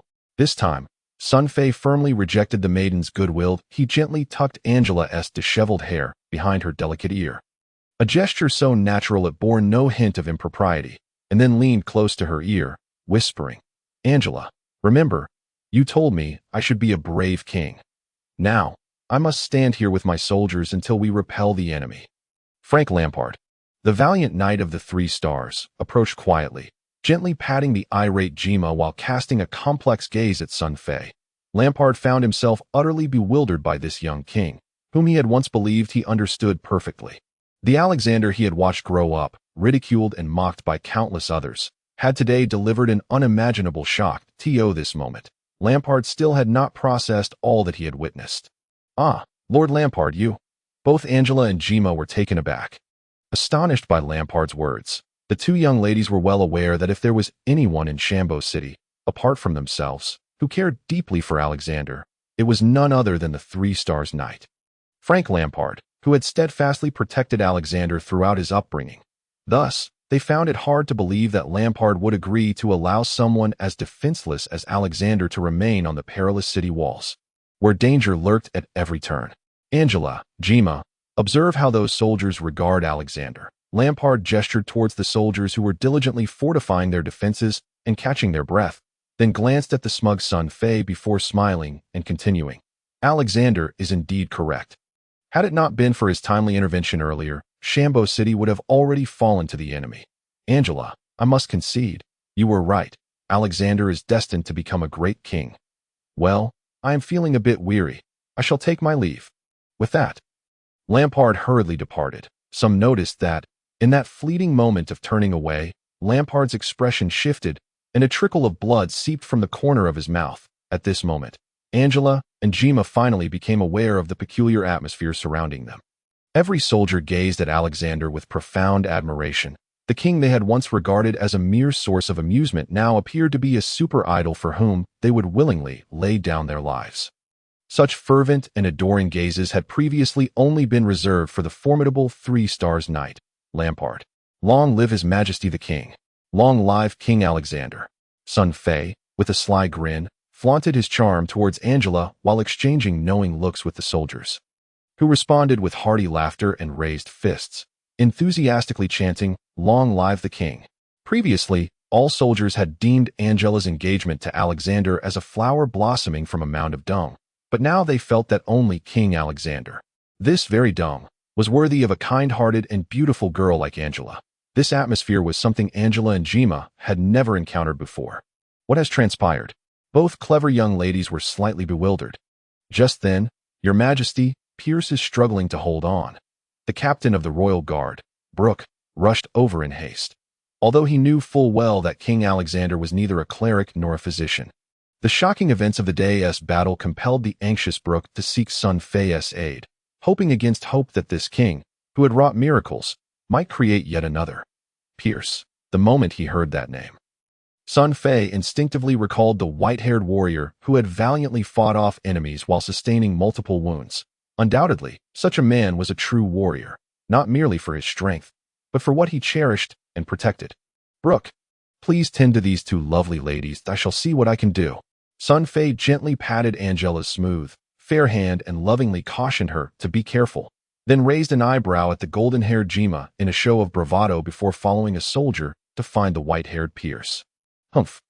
So full of himself, the golden-haired little girl was incensed, casting an annoyed glare at Sun Fei's retreating figure, then turning to Brooke and sweetly calling out, "Uncle Brooke," before inquiring, "What exactly just happened? It seems Alexander." This question mirrored Angela's own curiosity, her heart racing from Sun Fei's earlier ambiguous gestures. Brooke smiled and began recounting the events that had unfolded during the perilous battle atop the walls. As the captain of the royal guard, Brooke treated the 2 beautiful girls with a paternal affection, akin to that of a father for his daughters. In truth, nearly every citizen of Shambo City held a deep fondness for these 2 kind-hearted young ladies.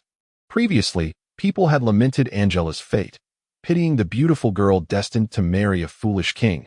But now, Brooke and many of the soldiers who had participated in the recent battle firmly believed that only King Alexander was worthy of a pure and virtuous girl like Angela. By the time Brooke concluded his tale, both Angela and Jima were left in a state of shock. Could the hero Brooke spoke of truly be that foolish Alexander? The little girl Jima expressed her skepticism. At the infirmary for the wounded in Shambo City, Sun Fei was taken aback upon entering. This was hardly a place for healing. It resembled a pigsty. An oppressive, damp odor of mildew permeated the neglected, spacious room, which lacked even a door to shield against the elements. The windows were blocked with stones, and dust and dirt were everywhere, with mere straw scattered haphazardly on the floor, where hundreds of bloodied and groaning soldiers lay.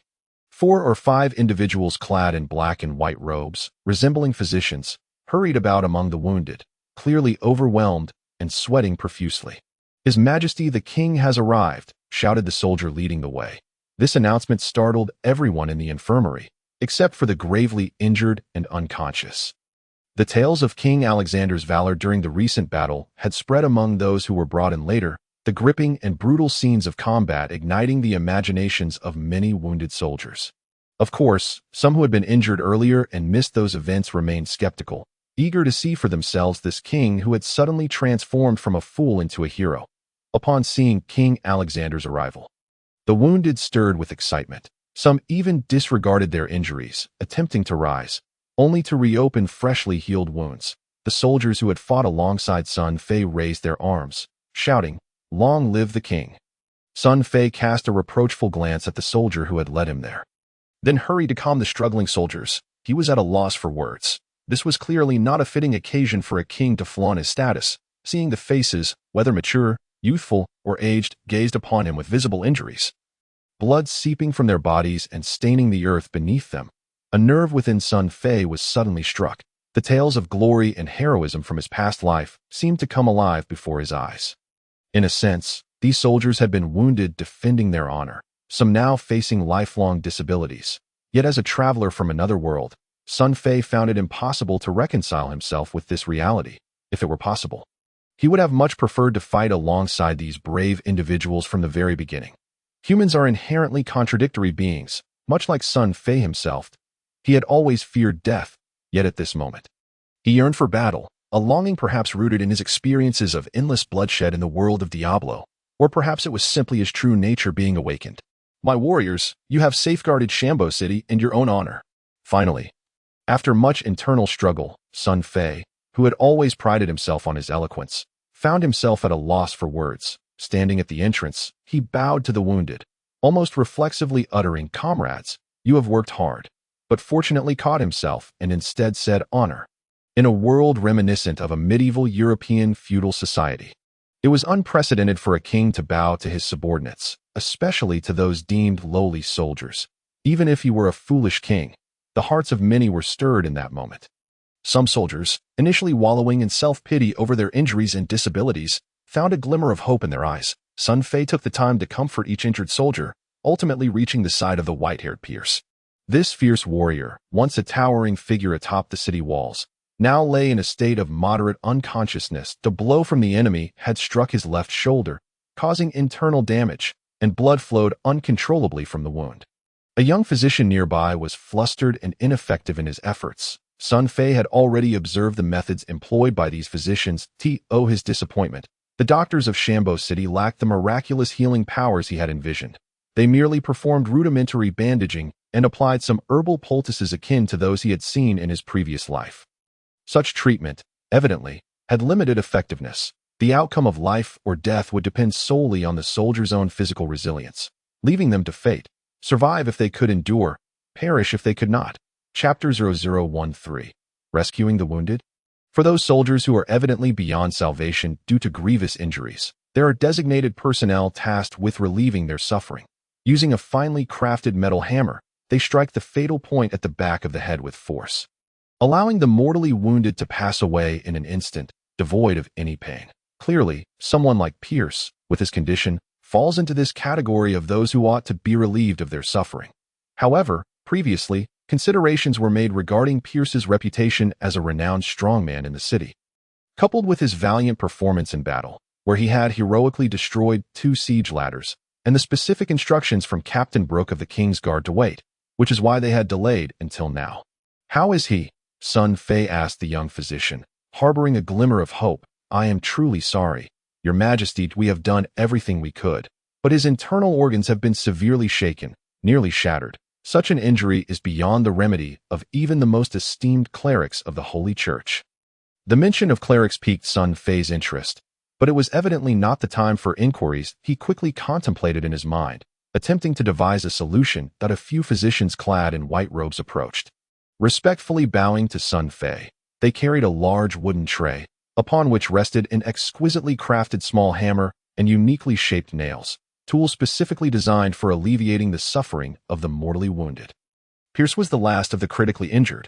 Despite being in a state of unconsciousness, it was evident that he was enduring immense pain, as blood flowed from his wounds and mouth like spring water. An elder physician gently propped Pierce up slightly from behind. Meanwhile, a younger physician aligned the peculiar nail with the back of his skull, and just as the hammer was about to descend, wait.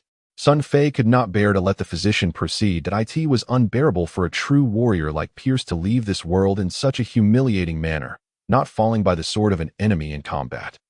For a man like the silver-haired Pierce, this was nothing short of disgraceful. Moreover, Sun Fei wished for Pierce to survive. But how can I save him? Sun Fei's mind raced at that moment.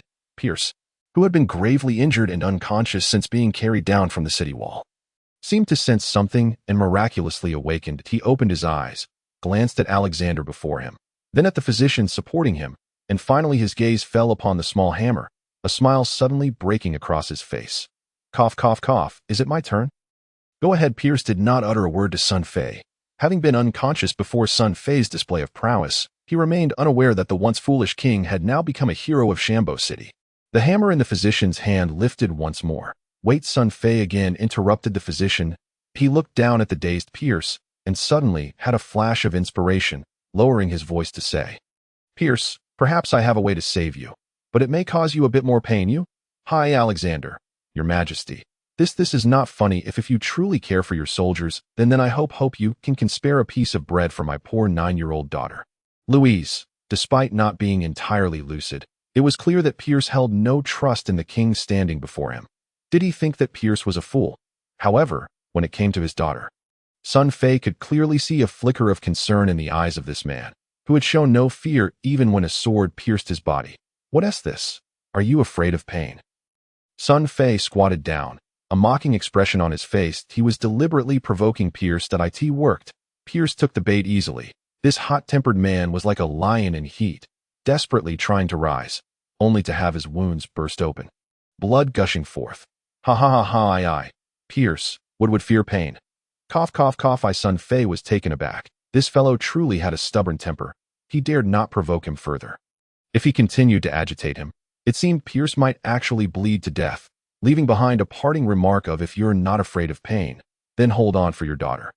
He quickly turned and exited the infirmary. Upon stepping outside, he encountered Brooke, accompanied by Angela and Jima, hurrying toward him. The two young maidens, their cheeks flushed, lit up at the sight of Sun Fei, their wide eyes filled with disbelief.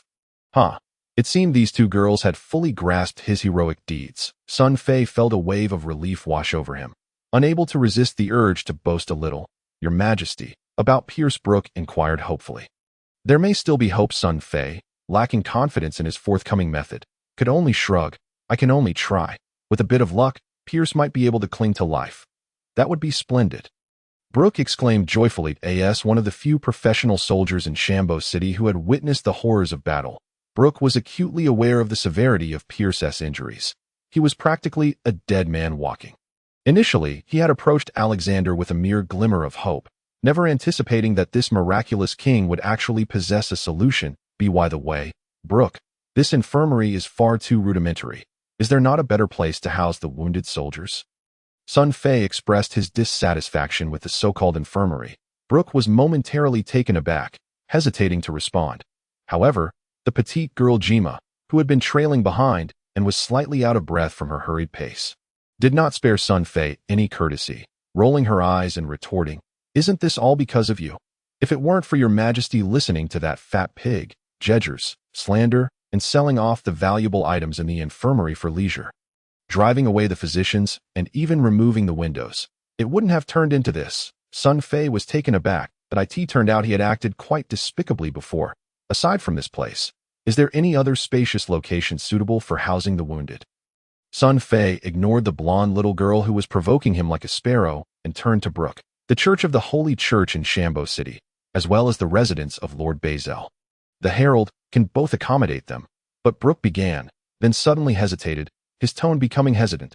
But what? Sun Fei inquired, bewildered. Brooke was at a loss for words. The two places that Uncle Brooke mentioned indeed have enough space to accommodate these wounded. But Alexander, you cannot do that, Angela, who had remained silent, patiently explained, because the clerics evacuated Shambo City before the enemy's siege. The church has been sealed, and we have no authority to open it. Lest we face severe repercussions from the Holy Church that I in the land of Azeroth. No nation dares to stand against the Holy Church as for Lord Bazel's residence. It is not convenient at the moment. This explanation left Sun Fei feeling somewhat muddled.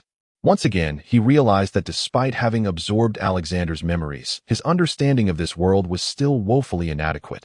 Seeing Angela's serious demeanor, Sun Fei could not help but tease her. Is the Holy Church so powerful that even the king cannot govern them?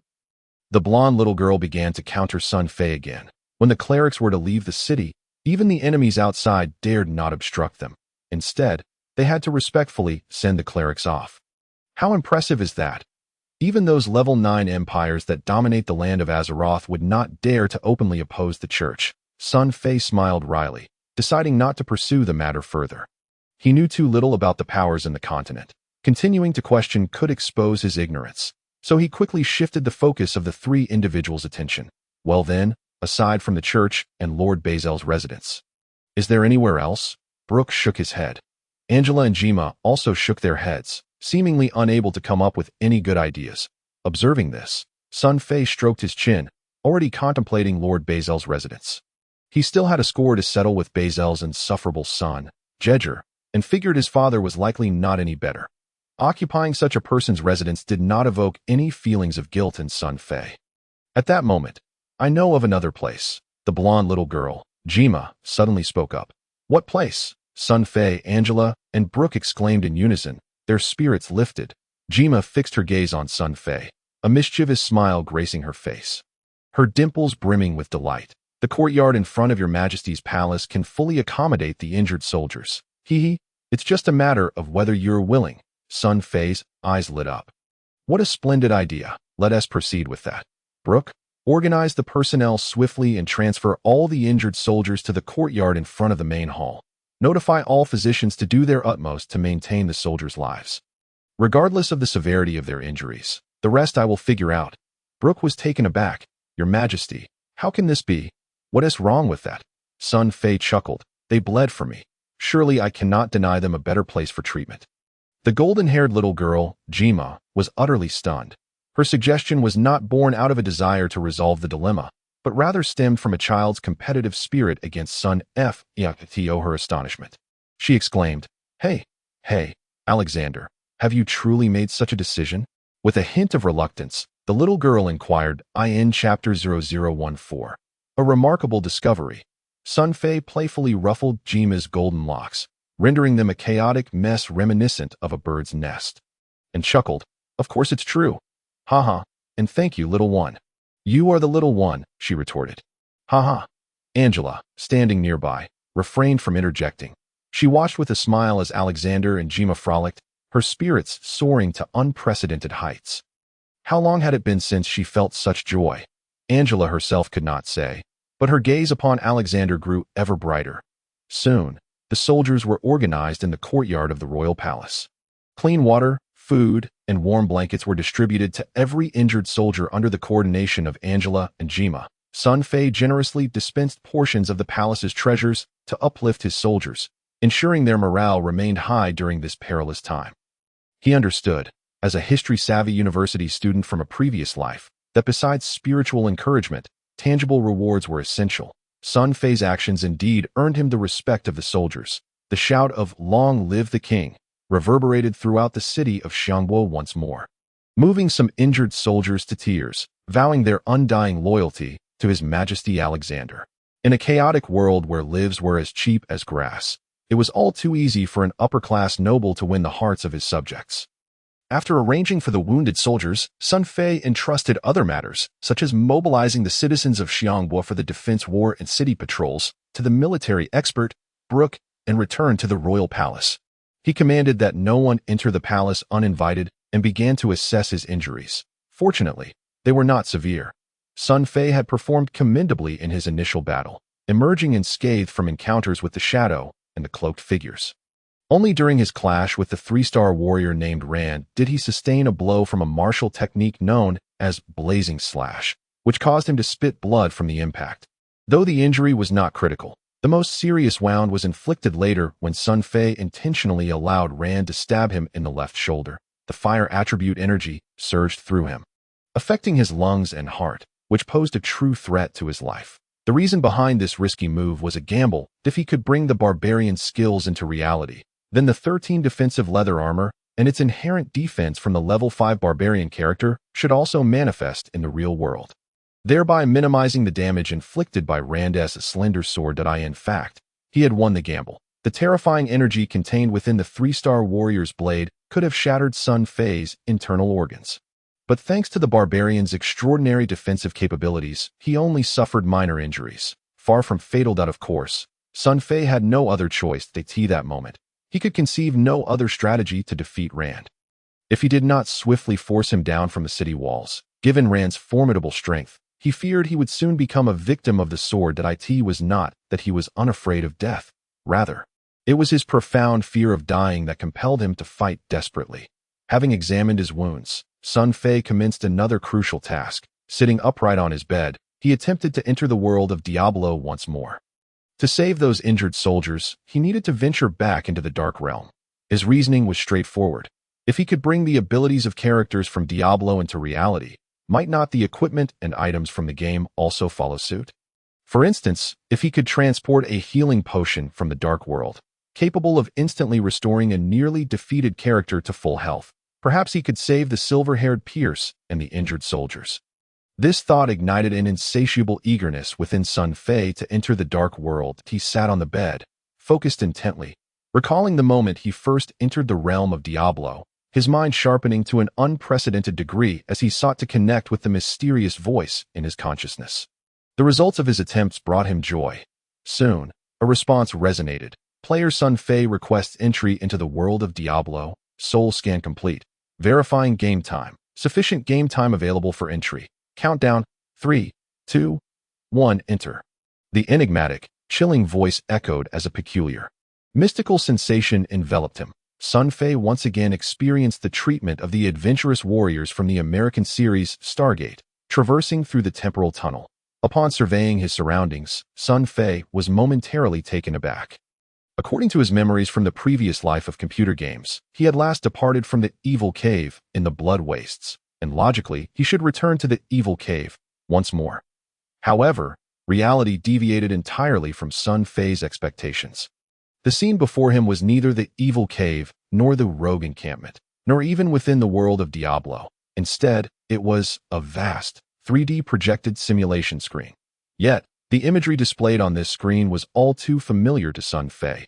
It was the character selection screen prior to the commencement of Diablo, showcasing the 7 game characters: the Amazon, the Eastern Assassin, the Necromancer, the Barbarian, the Paladin, the Sorceress, and the Druid, all standing before a roaring campfire, their appearances so vividly lifelike that he could almost feel their breaths. As if 7 living individuals stood before him. This is the character selection screen. How did I arrive here? Could it be? Lost in contemplation, Sun Fei suddenly noticed a selection box at the bottom of the 3D screen adorned with Chinese characters. Create new character. He was taken aback, and in the next moment, an uncontrollable exhilaration surged within him. Create new character? Does this mean that beyond the barbarian character, I can choose from other roles? In other words, I could potentially bring the abilities and skills of characters like the Sorceress or Paladin into reality. In that instant, a door flung open before Sun Fei, unveiling limitless possibilities. It meant that if he could level each character in Diablo to level 99 through hell difficulty, and then bring those abilities back to the real world, what magnificent scenarios could unfold? Would he dominate the realm, become the foremost master of the continent, establish an expansive harem, claim princesses from any nation he desired, or berate any king at will? All possibilities lay before him. The myriad skills of the other professions in the dark world could unleash unprecedented waves in this reality. rendering him unstoppable. This was nothing short of miraculous. Gazing at the 3D virtual holographic display, Sun Fei succumbed once more to his daydreaming tendencies, drooling uncontrollably. After indulging in his fantasies, he began to put his thoughts into practice, engaging his mind and selecting the visually striking sorceress profession. Indeed, the holographic screen displayed a beautiful character representing the sorceress stepping forward, wielding a magnificent staff imbued with terrifying power, conjuring a dazzling current of energy in her hand. The sorceress struck an impressively glamorous pose and gracefully bowed to Sun Fei. The text at the bottom of the screen changed to, "Are you sure?" Sun Fei affirmed his choice in his mind, and the holographic screen began to blur, signaling the onset of his entry into the game world. However, at that moment, Sun Fei suddenly recalled a grave concern. The sorceress's game avatar is a female character. Upon entering the game world, I won't be transformed into a woman, will I? That would be disastrous. I refuse to be castrated by the game system. The game system did not afford Sun Fei much time for regret. In the next second, everything before him began to shift. With a rush, he felt a sensation akin to traversing a time tunnel. Sun Fei experienced a momentary blur, and almost instantaneously, as his senses returned to his body, he glanced around to find himself once again in the starting location of the Diablo novice village. The rogue encampment. The sky remained overcast, shrouded in dark clouds, with a persistent drizzle falling. The rogue encampment felt desolate. Upon transforming into the sorceress, Sun Fei observed that everything around him reverted to its initial state, as though it were a fresh beginning. He approached the wise nun, Akira, who regarded him as a stranger and once again assigned him the task of exterminating the monsters in the evil cave. After accepting this quest, Sun Fei returned to the place where novices are born. Suddenly, a thought struck him, prompting him to lower his gaze and check, reaching down to feel around his pants. After a brief moment, phew. Thankfully, I didn't turn into a woman. Otherwise, I would have become the legendary national treasure of Thailand. Sun Fei was pleasantly surprised to discover that, despite the female archetype associated with the mage class in the world of Diablo, his in-game character was modeled after the appearance of Alexander in reality. With only slight modifications, bearing little difference to his barbarian counterpart. At that moment, he was clad in a simple gray burlap robe, wielding a lowly staff resembling a gnarled tree branch, approximately 2 meters in length. Both pieces of equipment were subpar items gifted by the game system to novices, lacking any significant power. Soon, the lascivious NPC Verif, adorned with a golden question mark above his head, approached him once more for conversation. Drawing from his previous experience, Sun Fei ignored the fellow and walked away. At this point, Sun Fei was convinced that his earlier suspicions had been validated. Each character in the dark world could be selected at will, whether he could carry over abilities and skills to the real world. Like the barbarian, would remain to be seen after logging out of the game. Chapter 0015. Ninja Turtles. Having confirmed his suspicions, Sun Fei decided to exit the mage character. It was not that he lacked the desire to cultivate this mage persona, but rather that he believed it wiser to specialize in one area rather than be mediocre in all. Time was of the essence in the real world, with the city of Xianghua facing a dire threat. He resolved to focus on enhancing the skills of the barbarian character, aiming to level up quickly to maximize his contribution in the impending siege battle. With a mere thought, Sun Fei instantaneously logged out of the game. Returning to the pre-game screen at this juncture, he had largely grasped the operations of this extraordinary game, purely thought-driven controls, akin to the concept of wish fulfillment. As long as he silently contemplated his choices, he could accomplish various tasks that previously required mouse navigation in computer games. Sun Fei approached the 3D virtual full-screen interface once more. This time, he opted for the previously selected level 5 barbarian character. Upon confirming his entry, he experienced a sensation of weightlessness, his vision becoming blurred, and in less than a second, he successfully entered the game. This time, he found himself in the Blood Wasteland, having completed the extermination task in the evil cave. The barbarian Sun Fei appeared at the cave's deepest point. Surrounded by pools of monster blood and severed limbs, he stood before an oval-shaped blue light sphere. This was the Town Return Scroll, teleportation portal that he had yet to utilize since his last activation. Tattered equipment lay strewn about on the ground. Sun Fei checked the barbarian character's inventory and found that he had already collected all the valuable items. after surveying his surroundings for any oversights. He stepped into the blue portal, his vision flickered, and the next moment, he found himself in the rogue camp. The previously incessant rain in the rogue camp had finally cleared, although the sky still bore a grayish hue. Reminiscent of an industrial city plagued by severe pollution, imparting a stifling atmosphere. The only uplifting aspect was the remarkably fresh air. Fei sought out Sister Akira, engaging in a conversation that bore no difference from that in past video games. Fei received the reward for this quest, one skill point, which he could allocate to any skill within the barbarian skill tree. Without hesitation, he assigned it to mastery of axes, given the current circumstances. Mediocrity was not an option. Fei needed to optimize his strongest skill to elevate his combat prowess to the utmost, especially since formidable foes beyond just Rand awaited him. He needed to strengthen himself swiftly. After adjusting his skills, Fei turned to Sister Akira. Esteemed Sister Akira, I have a few questions I wish to ask. I know what you wish to inquire about, young adventurer. The spiritual leader of the rogue camp seemed to see through Fei's thoughts. A smile gracing her face. I am more than willing to answer your questions, but first, you must understand that in the rogue camp, anything you wish to obtain requires a sufficient price, so the key is. Do you possess something that piques my interest? Goodness, this woman is quite direct. Fei was taken aback by Akira's straightforwardness. He had anticipated that the nun would be the type to eschew worldly desires. Yet here she was, the spiritual leader of the rogue camp, openly demanding a bribe. Fei felt a sense of defeat. Very well, would gold suffice as payment?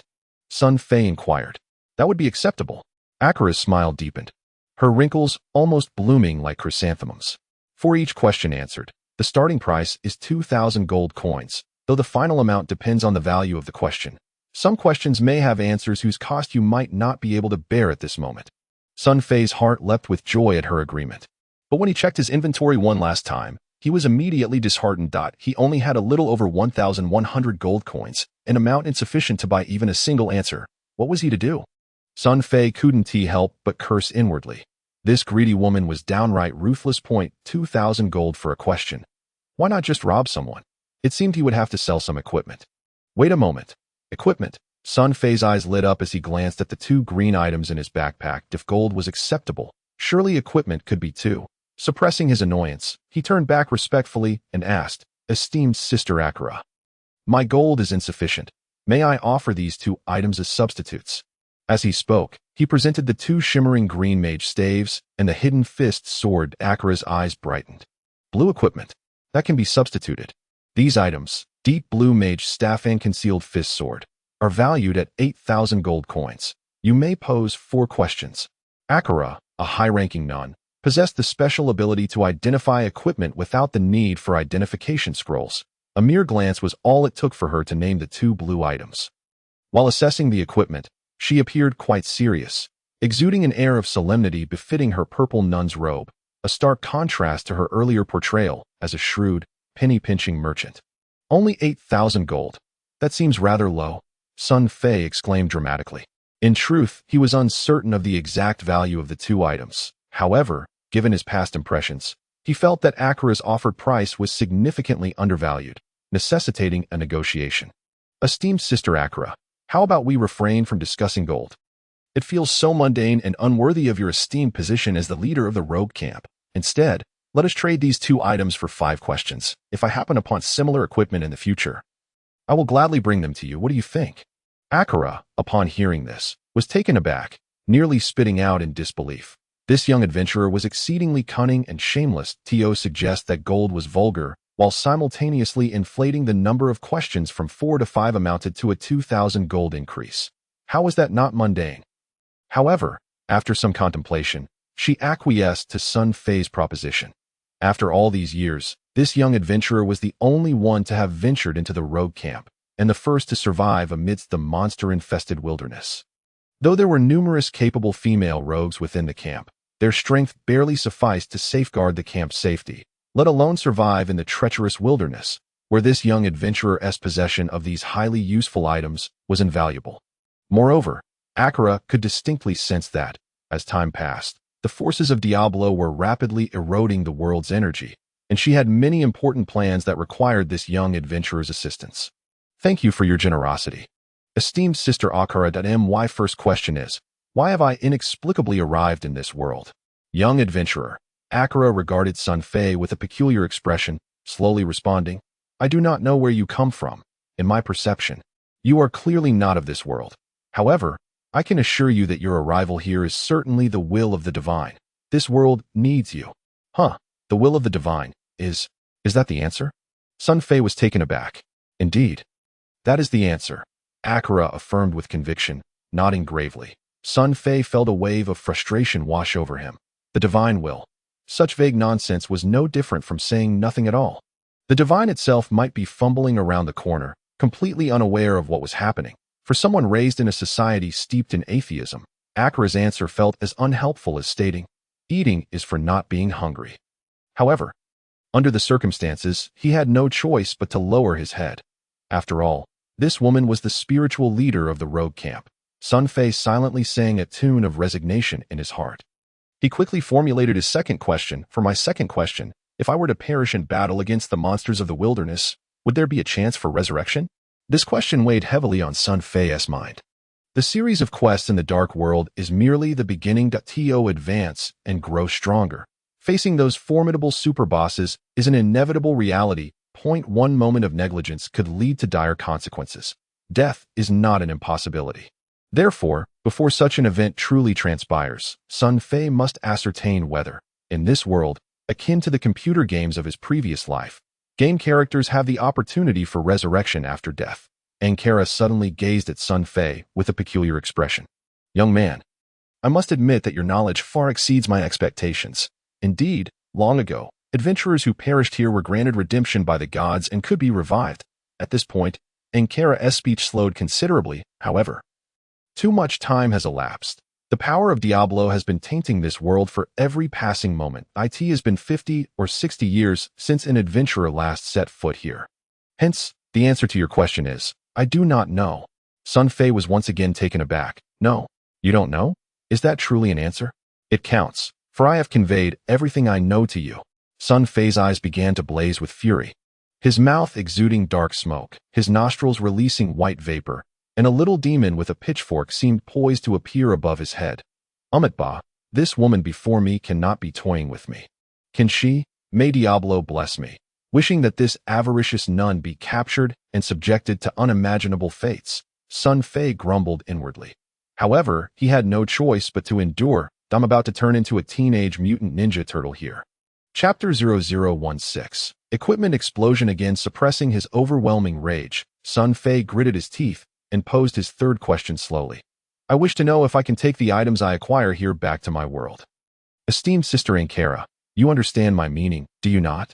Sun Fei was prepared if this woman uttered another phrase like the will of the gods or I do not know.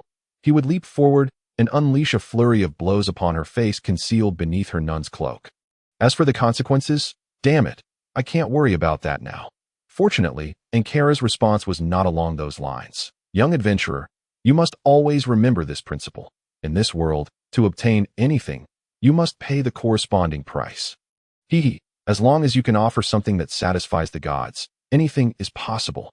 Are you saying that as long as I can afford the price, I can choose to take anything out?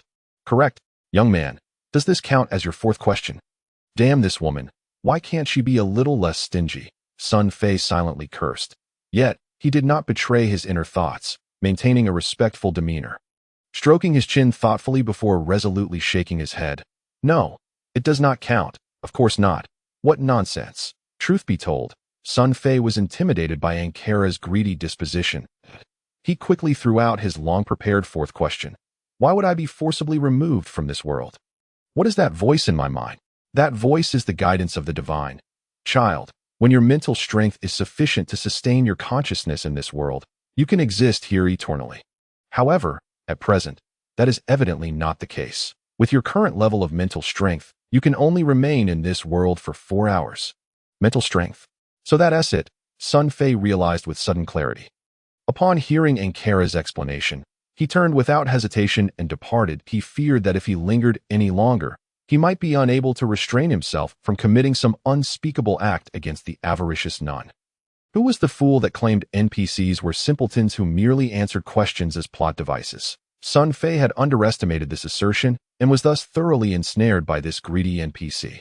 Adventurer, you still have one question left, Ankara called out behind him, gleefully.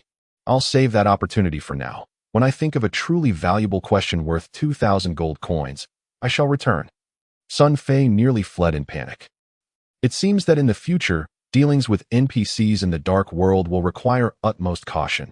Otherwise, one may be drained to the last bone by these vampires. Damn it, each of them more troublesome than the monsters in the wilderness. After leaving Ankara, Sun Fei resolved to continue leveling up and enhancing his strength.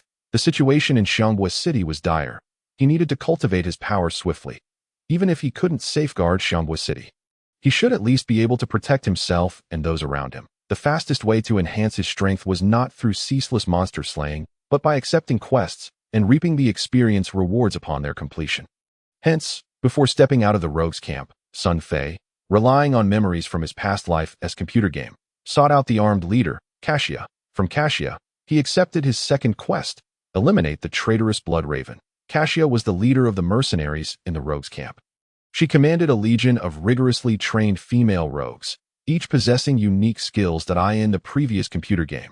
Upon completing the Eliminate the Traitorous Blood Raven quest, players would earn Cassia's trust, and this armed leader of the rogues' camp would bestow a female rogue to protect them as a reward for the quest.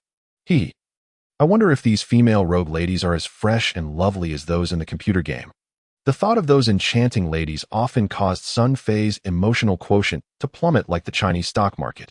Plummeting without warning, that he stealthily cast glances into the large tent behind Cassia. The tent served as the resting and living quarters for the female rogues, with occasional sounds of youthful laughter emanating from within.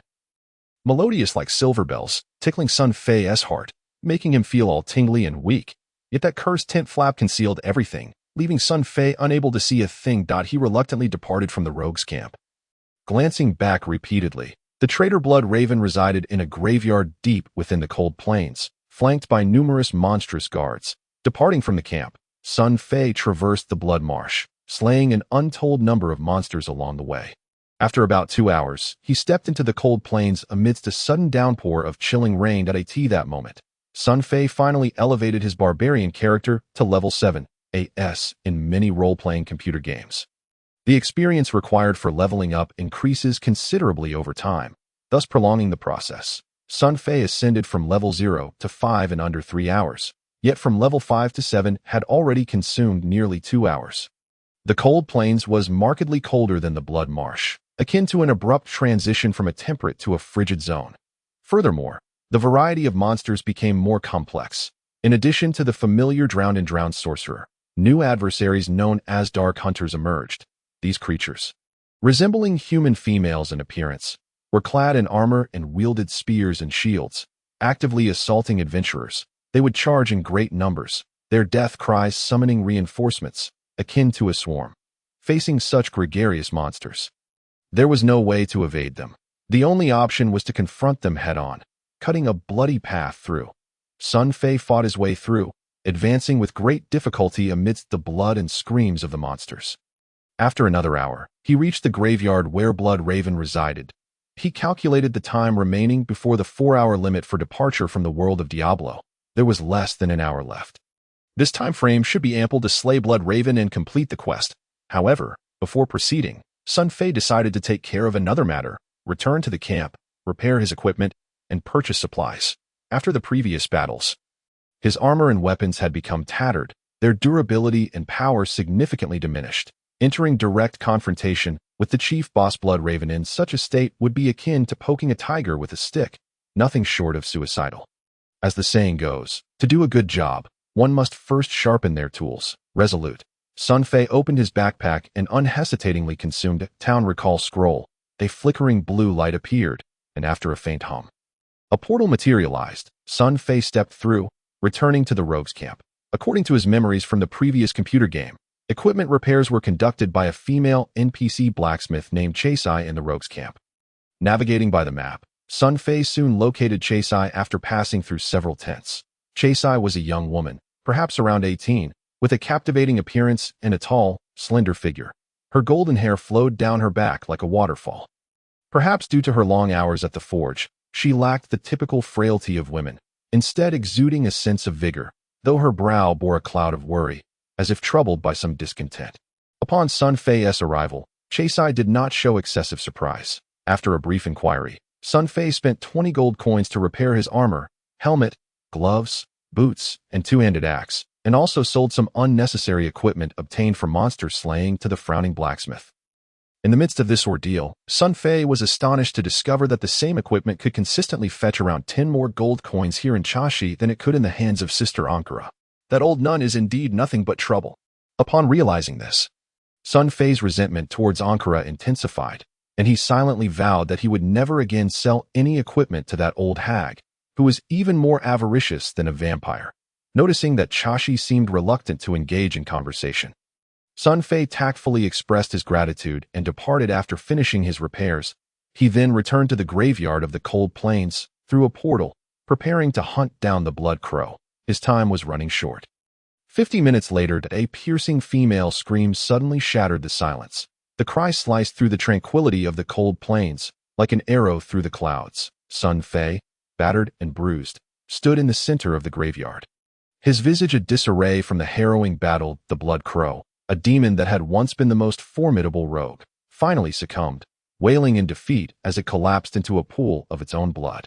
After enduring Sun Fei's tactical torment of advance when the enemy retreats, retreat when the enemy advances, strike when the enemy tires, and disrupt when the enemy halts. With the demise of the Blood Crow, a multitude of lightning bolts erupted from its corpse. And in an instant, the heavens roared with thunder and blazed with light, enveloping the entire graveyard as if heralding the apocalypse. Yet, Sun Fei, bathed in the electric brilliance, felt no harm. The lightning appeared devoid of offensive potency. After a while, the lightning finally dissipated and an extraordinary sight emerged. An ethereal female figure appeared above the Blood Crow's remains, her graceful form resembling that of an angel, unmistakably a beautiful rogue warrior. Sun Fei mused to himself, "This pitiable woman must be the soul of Isabella before her fall." He chuckled inwardly, thinking, "In that case, by slaying her, I have indeed performed a meritorious deed of great virtue. Amit Ba, may the Buddha bless you, dear girl." With a solemn expression, he recited a chant of homage, though his thoughts wandered elsewhere. In the next moment, his baser instincts took over, and he became eagerly fixated on rifling through the Blood Crow's body. Theoretically, such a super boss should yield several pieces of yellow-grade equipment. Sure enough, a golden glow illuminated the ground before him. Chapter 0017, Micro Life Healing Potion. By the heavens, I've struck gold. This truly is yellow-grade equipment. Sun Fei's eyes sparkled with excitement as he hastily gathered 2 yellow items, ready to inspect them closely. At that moment, however, the mysterious and chilling voice echoed once more in his mind. As the game's time limit approaches, please prepare to save your progress. It had finally arrived. Yet this time, the voice did not issue a countdown like a Grim Reaper, but instead allowed Sun Fei ample time to react. "I've been waiting for you." Sun Fei felt a pang of anxiety. Indeed, although he had been wholly focused on slaying monsters, he had been anticipating this voice for quite some time. Fearing he might miss his chance, he shouted skyward, Wait! I have questions. I wish to exchange for some life-healing potions, hoping to bring them back to my world. You understand what I mean, don't you? Tell me, what price must I pay?"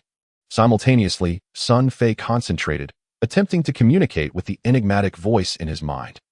However, there was no immediate response, leading to a tense and heart-stopping silence. For Sun Fei, those mere seconds felt like centuries. Finally, on the 5th second, the mysterious and chilling voice reappeared in his consciousness. "Your wish is granted.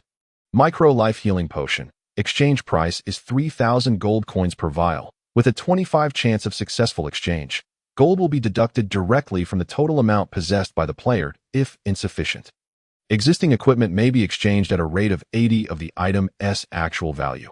Please confirm if you wish to exchange. Countdown begins. 10, 8, 5. I confirm the exchange, of course. Let us exchange for 3 vials of Micro Healing Potion." Sun Fei was overjoyed. Ding! Calculation indicates insufficient gold. Equipment exchange is inadequate.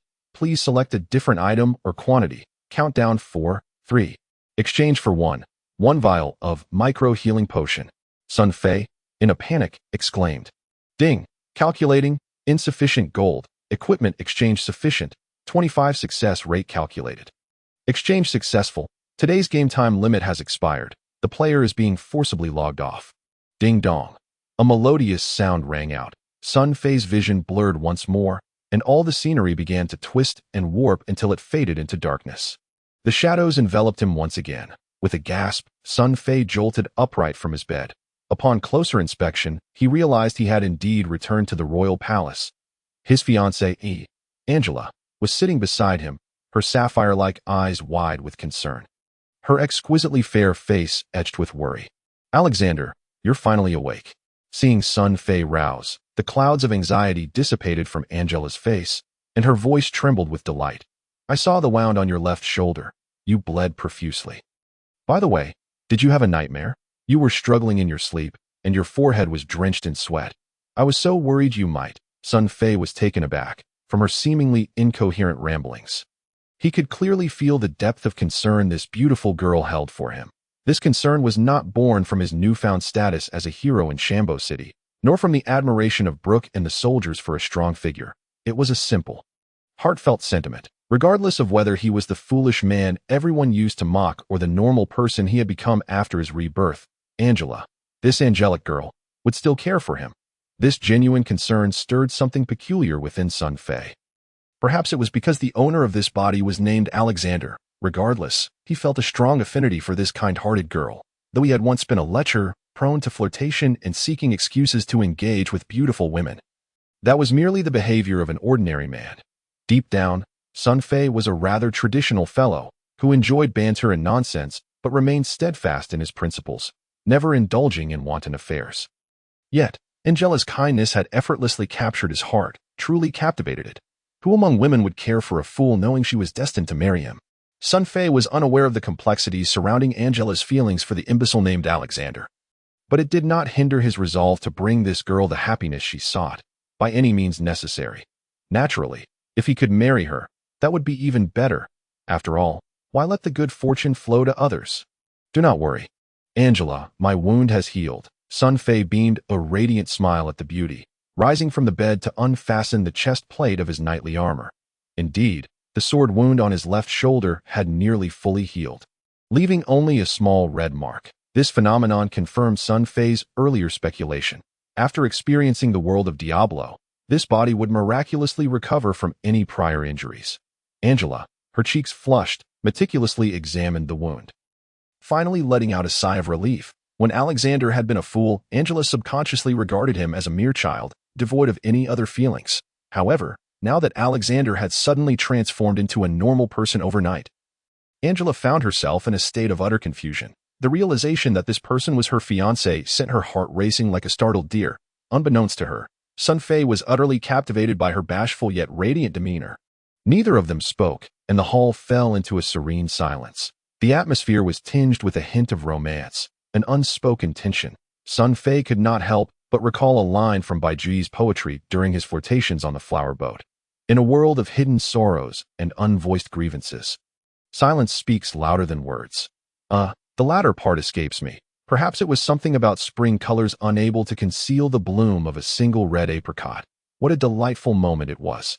Sun Fei mused. However, just then, a disruptive event occurred. Bang! The hall doors swung open with a crash. The golden-haired little girl, Jima, burst in with reckless abandon. Unaware of the fervor she had just interrupted, she paid no mind to Sun Fei's murderous glare and exclaimed breathlessly, Alexander, have you thought of a solution? Uncle Pierce is about to give in. Oh no. Sun Fei suddenly remembered the pressing matter at hand. He searched around frantically and finally discovered, resting on the opulent golden bed where he had previously lain, the precious item for which he had paid a considerable price. Minor life-healing potion. By the grace of the Lord of Destruction, this miraculous crimson elixir, capable of restoring life in an instant as long as one remains alive within the realm of Diablo, had indeed been successfully redeemed. Sun Fei held the small vial in his hand, scrutinizing it closely. Its appearance was reminiscent of a tiny ink bottle, containing a liquid of vivid scarlet hue, akin to Coca-Cola, yet not viscous. Such a small quantity, To save Pierce and the 200 to 300 wounded soldiers, it might not suffice. Sun Fei pondered swiftly while observing. What should I do? Perhaps I should test its efficacy first. If this healing potion is as exaggerated as it is in the dark world, maybe diluting it with water could help preserve their lives. What are you waiting for? Hurry, let's go. The petite girl, Jima, unceremoniously grabbed Sun Fei and urged him to leave, just as Angela regained her senses and was about to follow. Sun Fei suddenly turned to her and said, Angela, please prepare 2 basins filled with clean water. We may need them. What do you need clean water and basins for? The golden-haired little girl, curious as ever, inquired. I'll help Sister Angela prepare these items. Alexander, you should check on Uncle Pierce. He's on the brink of death.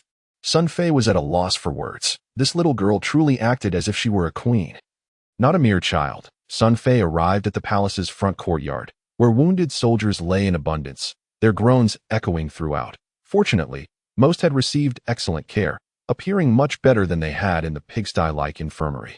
Aside from the few physicians, several women from the chamber were organized to care for the injured soldiers. His Majesty King Alexander's generosity made it clear to everyone that in this perilous time of national crisis, all must unite to fend off the enemy. Otherwise, when the city fell, their own homes would be shattered.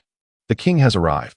Upon seeing Sun Fei, all eyes turned to him. The events of the battle earlier in the day had spread rapidly throughout Chamber City, and many attributed the foolish king's sudden transformation into a heroic figure to the blessing of the god of war. Thus, Alexander naturally became the spokesperson for the god of war, receiving unprecedented respect and admiration. Everyone greeted Sun Fei with excitement, and some even knelt to kiss his leather boots, startling him. What the heck? Hey, you've stepped on my foot. Phew. It seems that walking the path of an idol is not as easy as it appears. Although Sun Fei relished the admiration and attention he received, the overwhelming enthusiasm of the crowd was a bit much for him to handle. Just as he finally squeezed through, he heard a faint sound of weeping nearby. Following the sound, Sun Fei saw a frail little girl with fiery red hair, resembling flames, crouched beneath a large beech tree, cradling someone and softly crying. Upon closer inspection, he realized that the girl was none other than the critically injured Pierce. Captain Brooke of the Royal Guard stood nearby, looking anxious as he tried to comfort the girl. Your Majesty. Seeing Sun Fei approach, Brooke's face lit up with joy, and he quickly stood to salute. Your Majesty. Have you found a solution? He gazed at Sun Fei nervously, fearful that Sun Fei would shake his head and deliver disappointing news. Given Pierce's severe injuries, it was a miracle he had held on this long. It was doubtful he could last even another 10 minutes. Sun Fei, noticing the honest man's distress, decided to tease him a little. Rather than directly answer Brooke's question, he absent-mindedly pointed at the red-haired girl and asked, Who is she? Lewis, she is Pierce's daughter, Lewis, Brooke replied, suppressing his impatience while introducing her to Sun Fei. Sun Fei nodded in acknowledgement that it turned out that the 12-year-old daughter, Lewis, whom Pierce had worried about during his critical condition, was this very girl before him. Unlike Pierce, a burly man with white hair, little Lewis was remarkably delicate, her tear-filled eyes capable of softening even the hardest of hearts, a true beauty. Her strikingly rare fiery red hair was exceptionally eye-catching, reminding Sun Fei of Hermione from the enchanting world of Harry Potter, penned by English author J.K. Rowling. However, Sun Fei keenly observed that this 12-year-old girl possessed an unusually cool demeanor. One might even describe it as an air of sophistication, which seemed somewhat incongruous with her tender age.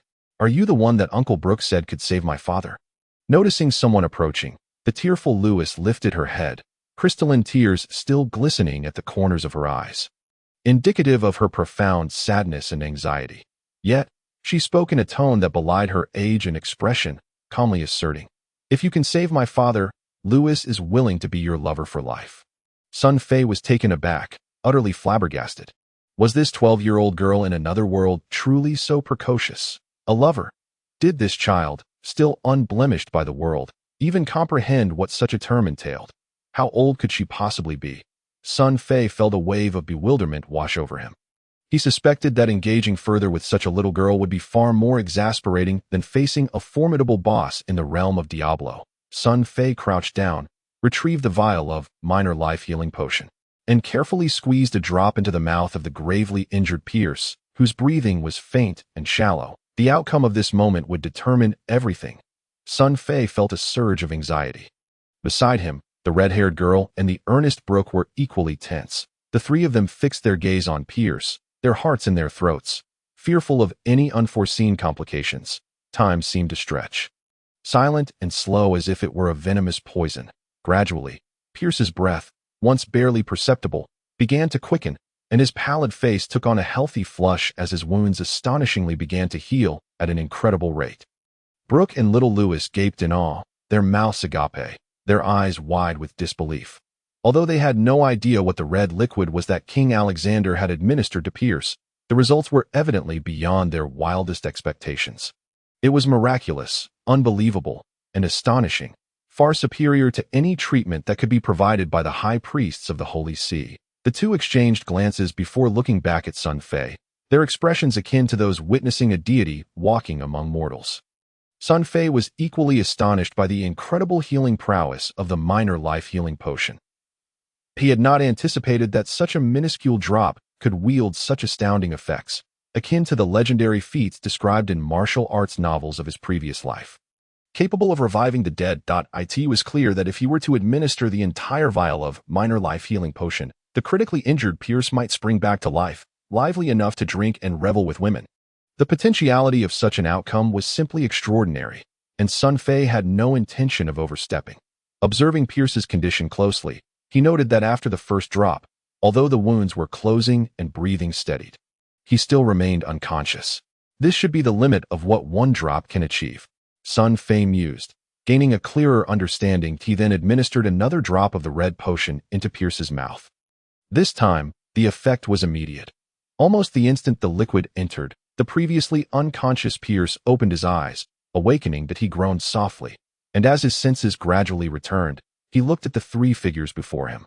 Confusion etched across his face. Shaking his head, he struggled to recall what had transpired, utterly bewildered by the sudden alleviation of the excruciating agony that had plagued him. Even breathing now felt less laborious. What is happening? Upon hearing Pierce finally speak, Brooke was overjoyed. Louis, on the other hand, joyfully leaped into her father's embrace in that moment. The 12-year-old girl rediscovered an unparalleled sense of security and happiness, her fiery red hair blazing in the breeze like a flame. "Daddy, you've come back to life, truly well again. By the grace of the god of war, it was His Majesty the King who saved you." As she spoke, the little girl was overcome with joy, and tears of happiness streamed down her cheeks, rendering her momentarily speechless. The terror of potentially losing her only remaining family had left a deep scar on her soul, one she never wished to endure again. It seemed that Pierce, amidst his daughter's tears, began to comprehend the situation. The fearless warrior, who had faced the enemy without flinching, uttered not a word, but merely held his fragile daughter tightly, feeling her fear and surprise. A single tear of a hero slipped silently from the corner of his eye. Sun Fei watched the father and daughter, reborn from despair, and smiled. He quietly departed, careful not to disturb the deep bond between Pierce and little Louis.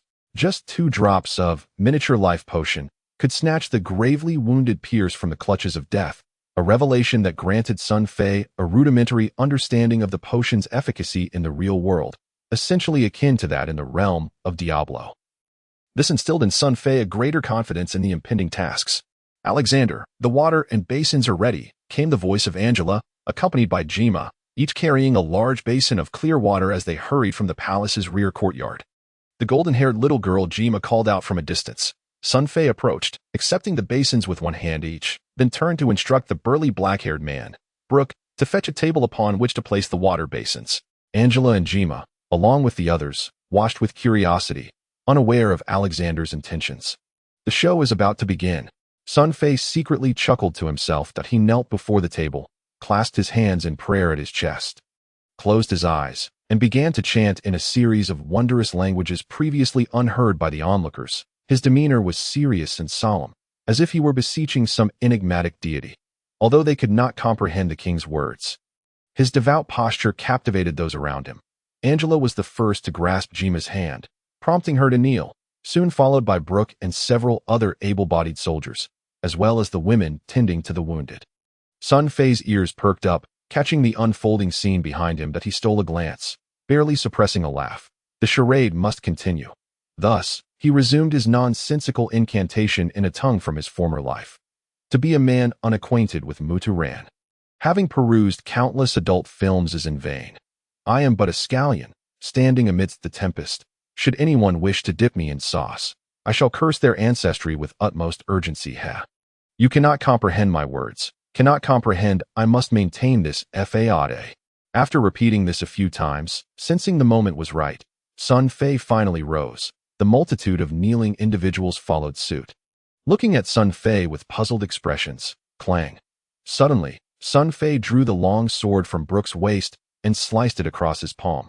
Blood gushed forth as he extended his hand, allowing the crimson droplets to fall into the 2 basins of clear water on the table. Alexander. You! Angela gasped in alarm upon witnessing this spectacle. Sun Fei turned to the beautiful girl, offering a coy yet radiant smile, reassuring her to remain calm. Unbeknownst to anyone, as he turned, he cleverly concealed the view of the crowd. Deftly opening the vial of miniature life potion behind his back, mixing the potion into the blood that pooled in his palm, pouring in nearly half the vial. O divine warrior, my valiant soldiers! You are saved. Through my communion and prayer, the gods have consented to rescue us. They have infused their divine power into my being. Just drink this sacred blood, and no matter how grievous your injuries, you shall be healed. Sun Fei continued his elaborate ruse, fabricating tales with unrepentant audacity. To substantiate his claims, he submerged his injured palm in the basin, waiting a couple of seconds, and when he withdrew it, the wounds had rapidly healed under the diluted potion's influence, leaving only a faint red scar. Buzzing. Witnessing this miraculous sight, the crowd erupted into uncontrollable jubilation. Blessed be the divine warrior. Long live His Majesty the King. Long live Xiongwa City. God bless the people. God bless the people. Time seemed to revert to the moment just after the battle had concluded beneath the setting sun. As everyone in the palace courtyard celebrated fervently, they all understood the significance of what they had just witnessed. This astonishing display left an indelible shock on everyone, affirming that their king was indeed the envoy of the divine warrior, capable of conversing with the gods. How could the merciless enemies ever breach the walls of Xiongwa City? In an instant, the heavy clouds of despair that had loomed over their hearts began to dissipate. Amidst the uproar of cheers, the stunningly beautiful Angela stood like a fragrant white lotus, quietly observing the figure at the center of the crowd, basking in adulation and reverence. A sense of unprecedented relief washed over her, though she herself could not discern whether this newfound ease stemmed from the divine warrior's protection over Xiongwa City or from Alexander's sudden transformation. The atmosphere was so exhilarating that even the golden-haired little girl Jima, who often delighted in opposing Sun Fei, was swept up in the fervor, bouncing and laughing amidst the crowd. Under Brooke's organization, the 2 basins of blood mixed with miniature life potion were soon distributed to every wounded soldier. The courtyard of the royal palace resonated with joyous laughter. Within half an hour, many soldiers who had previously groaned in pain felt no more suffering, while some lightly injured could take up arms and rejoin the fray. Light and hope had never been so close to the citizens of Xiongwa City since the onset of the calamity 4 days prior, all thanks to their young king, Alexander, who had gained the divine warrior's favor. The gazes directed at Sun Fei resembled those reserved for a god walking among mortals. Outside the city, the enemies did not seize the cover of darkness to mount an assault, granting the soldiers and citizens of Xiongwa City a rare respite after 4 grueling days. After performing his theatrical healing with the miniature life potion on all the injured, Sun Fei entrusted the subsequent matters to a few of the more astute soldiers, while he conversed with Brooke, the captain of the royal guard, as they made their way to the city wall. Under the night sky, the walls of Xiongwa City loomed impressively. Sun Fei stood beneath the gatehouse, gazing into the distance. Scrutinizing the surroundings, Xiongwa City was encircled by towering mountains on the left, right, and rear. As if the creator had intentionally favored this small city, the mountains formed an unassailable natural barrier, guarding 3 sides of Xiongwa City. The treacherous terrain outside these mountains was nearly vertical, making it exceedingly difficult for even seasoned knights to scale the heights. Strikingly, the inner slopes of these 3 mountains were comparatively gentle, allowing even a 7-year-old child or a septuagenarian to ascend to the summit with relative ease. Such extraordinary topography rendered the city easy to defend, yet challenging to attack, a testament to nature's craftsmanship. Enclosed by the mountains, The only man-made fortifications of Xianghua City were the walls facing the Zuli River. This wall stretched over 600 meters, sealing off the only side of the city without mountain protection, measuring approximately 15 meters wide at the base and 12 meters at the top. Robust enough to accommodate 4 horse-drawn carriages side by side, it is noteworthy that this wall did not follow a linear trajectory, but was ingeniously designed with inward curves, effectively minimizing any visual blind spots. From any vantage point atop the wall, guards could clearly observe any changes below. About 300 to 400 meters beyond the front wall flowed the roaring Zuli River, which functioned as a natural moat. The water surged and crashed, often shrouded in mist across its 1,000-meter width. The river's depths were unfathomable. Without warships, only a superhuman capable of flight could hope to cross, or else they would be consumed by the torrent. Spanning the river was a half-natural, half-artificial stone bridge, connecting both banks. According to Brooke, the origins of this bridge were shrouded in mystery. Even the oldest elders of Xianghua City could not ascertain when it was built. Lending it an air of ancient intrigue, Sun Fei scrutinized the bridge, supported by 9 massive natural stone pillars, from a distance. These pillars resembled mountain peaks thrusting into the river, standing in majestic defiance of human endeavor. As if the gods had cleaved them from distant mountains and cast them into the waters, the existence of this bridge was yet another strategic advantage for Xianghua City. The townsfolk could traverse it with ease. Yet in times of war, its relatively narrow surface would impede the enemy from deploying large forces across in one fell swoop, making it challenging to transport heavy siege equipment. Such perilous terrain explains why. In the face of an assault by over 2,000 well-trained black-clad soldiers, Xianghua City's less than 800 soldiers and citizens could withstand the siege for a full 4 days. This fortress is a natural bastion of war. Sun Fei observed for a while, gaining a comprehensive understanding of Xianghua City's geography. Although he was not a military genius, the sights before him left him profoundly impressed. Yet, he was also puzzled. Such an immense and grand construction could not possibly have been funded or constructed by the current resources of Xianghua City. Had the city once basked in unparalleled glory? Or did it have a significant history? Everything seemed to harbor deeper complexities, but Sun Fei was oblivious to the historical intricacies involved. A.S. Alexander's original memories did not leave him with much of value.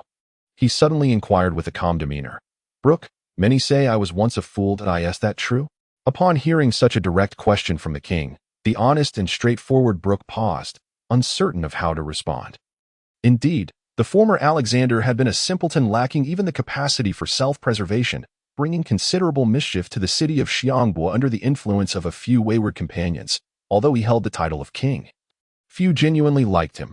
Had it not been for his royal endorsement from a higher monarch, he would likely have been abandoned by the citizens of Xianghua.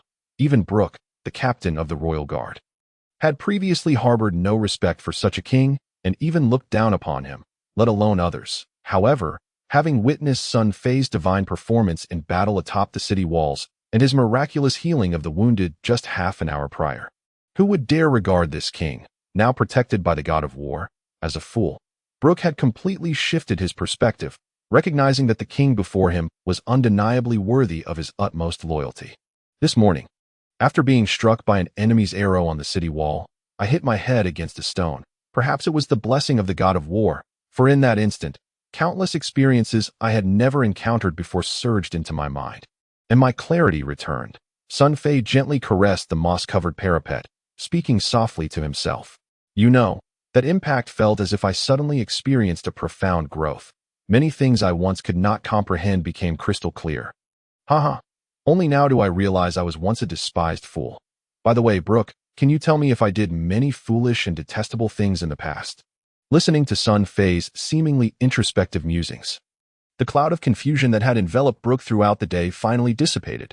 So it was that arrow this morning that mysteriously restored Alexander's faculties. I recall that long ago, when the old king was alive, someone prophesied that Alexander had been cursed by the gods to become a fool. It seems the gods have finally lifted that curse. Observing Brooke's expression with subtle satisfaction, Sun Fei continued his soliloquy. As I was carried back to the palace to sleep, I sensed a mysterious force flowing through my body, and upon waking, I found myself endowed with incredible power. Skills I had never encountered suddenly felt as if I had mastered them for ages. Strength, along with an understanding of certain martial techniques, felt innate. Upon hearing this, The last shred of Brooke's confusion vanished. Why had the young King Alexander suddenly wielded unparalleled strength and extraordinary combat skills? This was a mystery shared by many soldiers, but it now appeared to be the divine will of the god of war. Everything that occurred today, the spectacular battle atop the walls and the miraculous healing of the wounded, could only be explained as a divine miracle. Leaving Brooke unable to fathom any other explanation, Sun Fei had been keenly observing Brooke's expressions, and when he finally saw the light of realization dawn upon the dark-haired giant's face, he knew his ramblings had achieved their intended effect. Chapter 20. The King and the Mountain King. Clearly, Sun Fei had traversed to a world within Azeroth that was steeped in extreme superstition regarding power and deities. Many believed in the tangible existence of gods. And amid the chaos of war, the god of war was fervently worshipped by countless devotees, attributing all victories to his influence. This reasoning, seemingly absurd in his past life, was the most rational and irrefutable justification in this world. Sun Fei required an explanation for the transformations occurring within Alexander, and now he had found one. He believed that it would not be long before the words he spoke tonight would spread throughout the city of Xiangbua, relayed by this forthright, dark-haired man, thus sparing him the tiresome task of explaining everything to each individual. Sometimes, rumors gained more trust than direct statements. Naturally, in this process, Sun Fei had employed a clever stratagem, intentionally blurring the lines between himself and the god of war, whom most in this world revered. History had taught him that while personal worship could lead to disastrous consequences, at times, it could also yield unimaginable assistance. Before today, I seem to remember nothing. Brooke, tell me about Xiangbua and the entire kingdom. Sun Fei feigned nonchalance, subtly probing for information. As you command, Your Majesty, the entirety of your kingdom encompasses only Xiangbua, according to the hierarchy of nations in Azeroth. Xiangbua is not an independent empire, but merely a vassal state of a larger power, with a total population of less than 10,000 and an official royal guard of only 400 men. Brooke, oblivious to any ulterior motives, scratched the back of his head in an attempt to articulate the information he possessed. A sixth-tier vassal state. Sun Fei felt an ominous sensation wash over him at the mention of this term. Indeed, Your Majesty, Xianghua's suzerain is the Zenith Empire, which has 250 subordinate vassal states. These are further categorized into 6 tiers based on strength, with Xiangbua belonging to the lowest tier. Brooke elaborated. There are a total of 68 kingdoms that share the 6th tier status with Xiangbua under the Zenith Empire's rule. Sun Fei fell silent, feeling disoriented. This was the truth. His kingdom was but a mere speck. He had previously imagined that being a king meant holding great power, only to discover that his dominion consisted solely of Xiangbua, and its population was even less than that of a single township in the impoverished northwest of his former life. Realizing he was inferior even to a mere township chief was a sobering revelation. Sun Fei pondered, lowering his head, before reluctantly asking, Brooke, if what you say is true, then our suzerain, the Zenith Empire, must be a formidable power on the continent of Azeroth, right? Brooke's expression turned peculiar. However, after a moment's hesitation, this forthright man candidly divulged all he knew. The continent of Azeroth is vast and expansive. Legends say even the gods cannot traverse its entirety. Countless nations exist, categorized roughly from the weakest first-tier empires to the mightiest ninth-tier empires.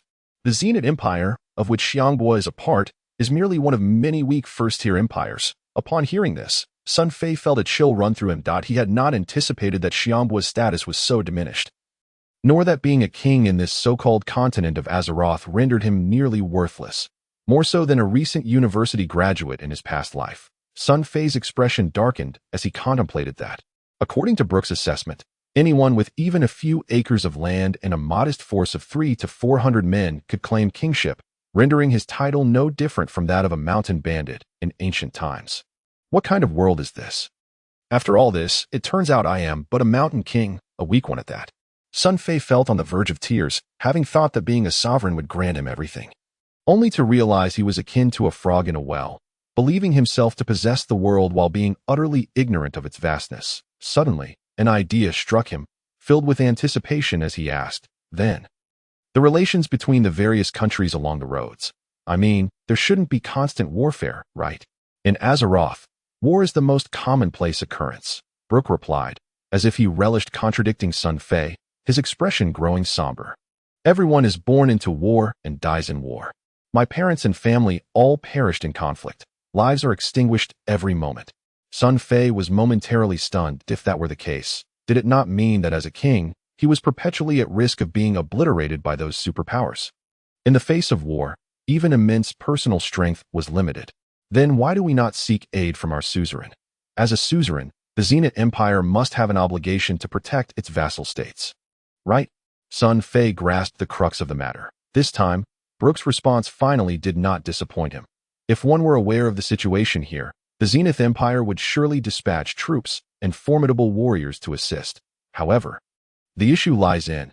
At this point, Brooke gestured towards the black encampment across from Zuli River, lamenting, "They have completely sealed off the roads leading from Xianghua City to the outside world, rendering us utterly unable to send out a distress signal." So that was it. Sun Fei swiftly deduced the power structure of Azeroth from Brooke's words, as well as the key to surviving in this war-torn land. Undoubtedly, the expanse of Azeroth was vast, its area immense and boundless, far surpassing any continent on Earth in his previous life. Indeed, it even eclipsed the very size of the planet itself. Naturally, it exceeded Sun Fei's prior imaginings by a considerable margin. What was worse? This boundless expanse, which even the legendary divine beings struggled to traverse, was evidently a realm rife with chaos and incessant conflict, where slaughter was ever present, and countless nations perpetually waged war against one another. War was the eternal melody of the continent. Sun Fei felt the weight of survival pressing down upon him once more. Damn it. No wonder that former king chose the name Alexander. This is really pressure greater than a mountain. The evident chaos is akin to the spring and autumn period and the warring states in Chinese history. However, Sun Fei astutely seized upon a crucial point in Brooke's discourse that a prosperous age has its grand chapters, and a chaotic era naturally possesses its own survival rules. From Brooke's somewhat unclear answer, Sun Fei vaguely discerned that perhaps through countless years of ceaseless warfare, the continent of Azeroth had formed a fascinating pyramid system conducive to survival in tumultuous times. Within this system, as long as one aligned with the powerful, even the weakest of nations seemed capable of enduring that a gust of night wind swept in, carrying the dampness of the river from afar. The atmosphere felt slightly oppressive. Sun Fei decided to cease his contemplations of the distant future and redirected his thoughts back to Xianghua City. Brooke, please elaborate on the situation in Xianghua City.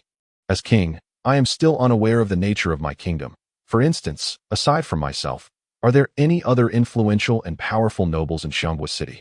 Sun Fei made it clear he intended to extract all the information he desired from Brooke, who was a straightforward man. Brooke pondered for a moment before replying. Apart from your majesty, the most powerful figure in Xianghua City is Lord Bazel, the Herald, as previously you. Brooke hesitated, scratching the back of his head, unsure how to describe Sun Fei's past foolish actions, stammering for a while before deciding to omit that part and continue. For the past 2 to 3 years, Lord Bazel has been exercising the powers of the king of Xianghua City on your behalf. Except for military matters, where Lord Frank Lampard's presence restricts his control, everything else is dictated by Lord Bazel.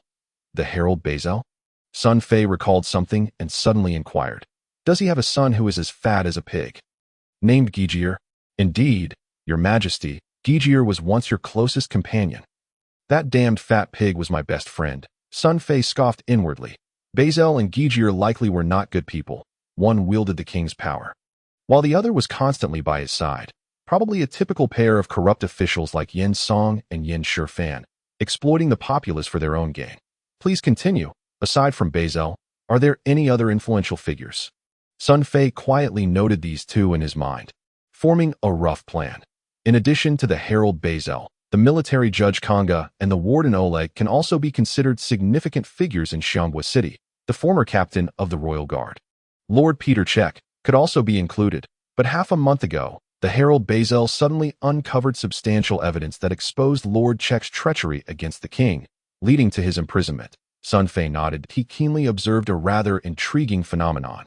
Brooke dared to call Bazel by his name, the most powerful figure in Xianghua City, while addressing the imprisoned former captain of the Royal Guard, Peter Check, with a tone of respect, referring to him as Lord. Did this suggest something? Sun Fei had a premonition that despite the meager size of Xianghua City, The tales unfolding within it appeared to be anything but trivial. Chapter 0021. He is a beast. Are there any others? Sun Fei patiently continued to inquire. Apart from those previously mentioned, another person of some influence is the steward Best. Who is Miss Angela's father? Your future father-in-law. However, before the enemy's siege, Steward Best left Xianghua City with a considerable amount of royal treasures, and no one knows his whereabouts. Angela's father? Sun Fei was taken aback. It turned out Angela had a father. No wonder he had never appeared. He conveniently left just before the enemy's arrival, taking with him a significant amount of royal wealth. Was this an act of fleeing? Yet, Sun Fei's initial reaction was not anger but a wave of sorrow for Angela. The beautiful and kind-hearted girl, at her most vulnerable moment, was callously abandoned by her own father. At this moment, she must be suppressing her inner grief, he thought, suddenly filled with concern for the seemingly fragile Angela. The night breeze rustled, and the distant riverbanks sparkled with countless flickering lights, the enemy's campfires illuminating the night. Sun Fei stood on the city wall, conversing with Brooke for a while longer, and had a basic understanding of the internal power distribution within Xianghua City. Clearly, from Brooke's account, although Xianghua City was a minuscule kingdom, the complexity and intrigue of its various factions rivaled that of even the most formidable empires. This realization made Sun Fei find the situation he faced rather intriguing. I seem to have not seen Basil, Konga, and Oleg during today's battle. Do they not participate in the fighting? Sun Fei recalled something and inquired further. Lord Basil appeared on the city wall once during the battle this morning, the moment he escorted your majesty up. Military Judge Konga was injured on the first day of combat, and has since been recuperating at home. Oleg, being the warden, I previously suggested he join the battle, but Oleg believes his primary duty is to guard the prison and has no obligation to fight. No obligation? Haha. Is that so? Sun Fei mentally noted these individuals, pondering for a moment before asking. Then, how strong are they individually? Basil is an ordinary man who neither understands martial arts nor possesses magical abilities. Military Judge Konga and Warden Oleg are both one-star warriors. However, in Xianghua City, only Lord Frank Lampard is a true powerhouse. His strength as a 3-star warrior is among the top tier among the guardians of surrounding nations. As Brooke spoke the last part, his tone was unmistakably filled with pride. I recall Basil's son Gegir is a magician, correct? Upon hearing this, Sun Fei smirked, a mischievous idea surging within him. Immediately send someone to summon the magician Gegir to the city wall to participate in the battle and defend Xianghua City, Your Majesty. Gegir's current level is still not that of a star magician. He can at most be considered a low-level magic apprentice. Of course, even as a magic apprentice, he can still play a significant role in battle. Brooke bowed in response. As you wish, Your Majesty, I will promptly dispatch someone to summon Gegir. It was evident that Brooke was in strong agreement with Sun Fei's order. Well, let us conclude our discussion for tonight. Sun Fei had essentially gleaned all the information he sought. He smiled and patted the straightforward Brooke on the shoulder. Once you arrange for the shift change of the city defense soldiers, you should quickly rest. Tonight, I will take the night watch. Your Majesty, how can this be? My duty is, Brooke exclaimed in surprise. Sun Fei smiled and waved his hand, interrupting him. Captain Brooke, I have heard from the soldiers that you have not rested for 2 days and nights. This cannot continue. The battles ahead may be even more brutal. All right, Brooke, I command you to take the time to rest and regain your strength. You will still need to slay enemies for me in tomorrow's battle. This is the king's order and must be obeyed. Go quickly. Brooke was taken aback. The next moment, the dark-haired strong man knelt on one knee, placing his two-handed sword upright on his chest, and solemnly swore in the name of a warrior, by the god of war. Your Majesty Alexander, my esteemed king, 1-star warrior Guda Brooke is willing to die for you.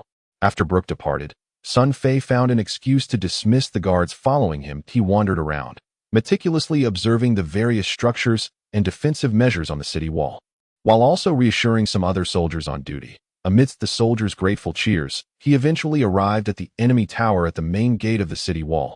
This tower was originally a 2-story structure made of wood and stone. Before the outbreak of war, the enemy tower was adorned quite splendidly, serving as a haven for the city's officers and soldiers to rest after their shifts.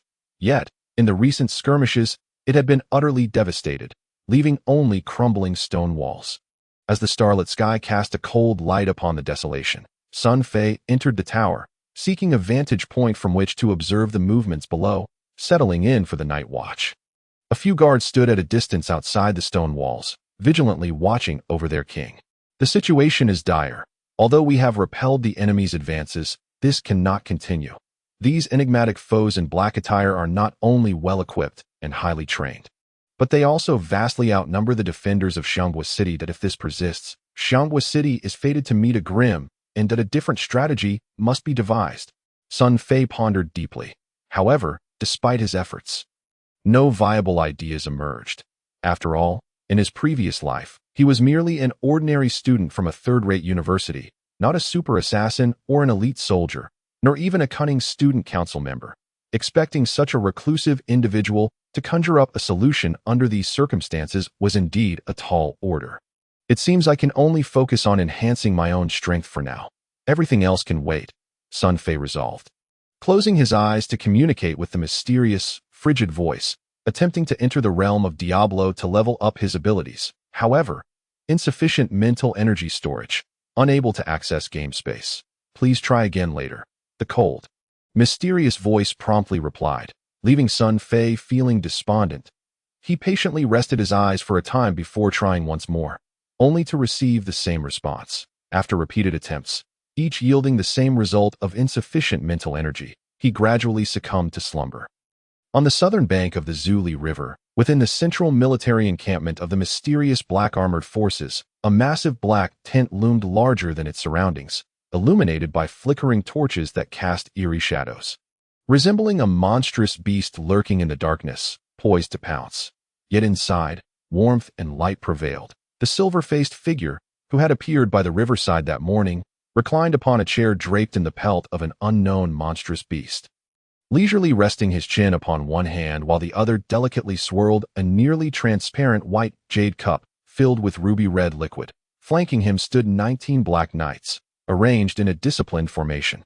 Serving as his protectors, to the left of the tent, a mysterious figure cloaked in black sat beside a table adorned with a staff, revealing his identity as a magician. An intangible, peculiar energy enveloped the mysterious figure, rendering him nearly indistinguishable to onlookers, his true visage obscured. Despite the warmth of the campfire within, an unsettling chill emanated from beneath the black cloak. Meanwhile, the three-star swordsman, Rand, who had been gravely wounded by Sun Fei in battle, knelt at the feet of the silver-faced figure. The crackling of burning charcoal in the brazier filled the tent with an unsettling tranquility. Finally, the silver-faced figure raised his head, glancing at the kneeling Rand, and indifferently inquired, "Rand, please recount the events that transpired on the city walls today. That I am curious how a three-star warrior such as yourself sustained such grievous injuries."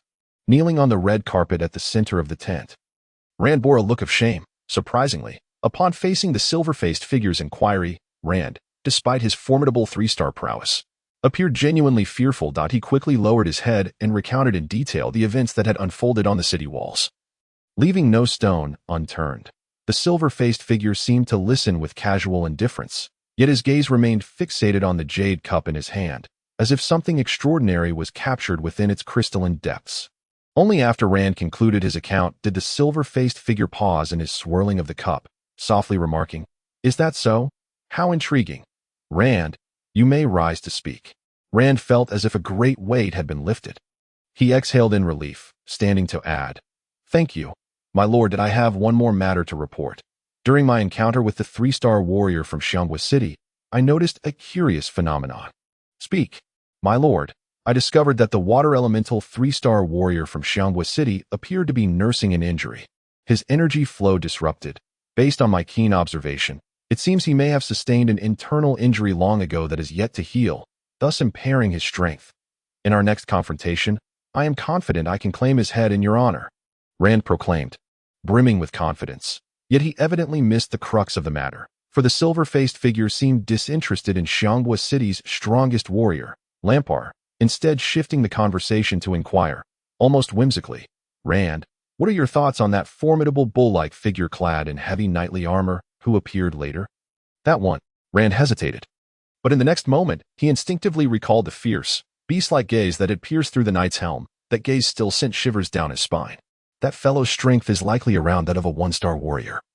But curiously, he exhibits no energy manipulation whatsoever. It seems he possesses an innate, extraordinary strength Rand spoke slowly, still haunted by the memory.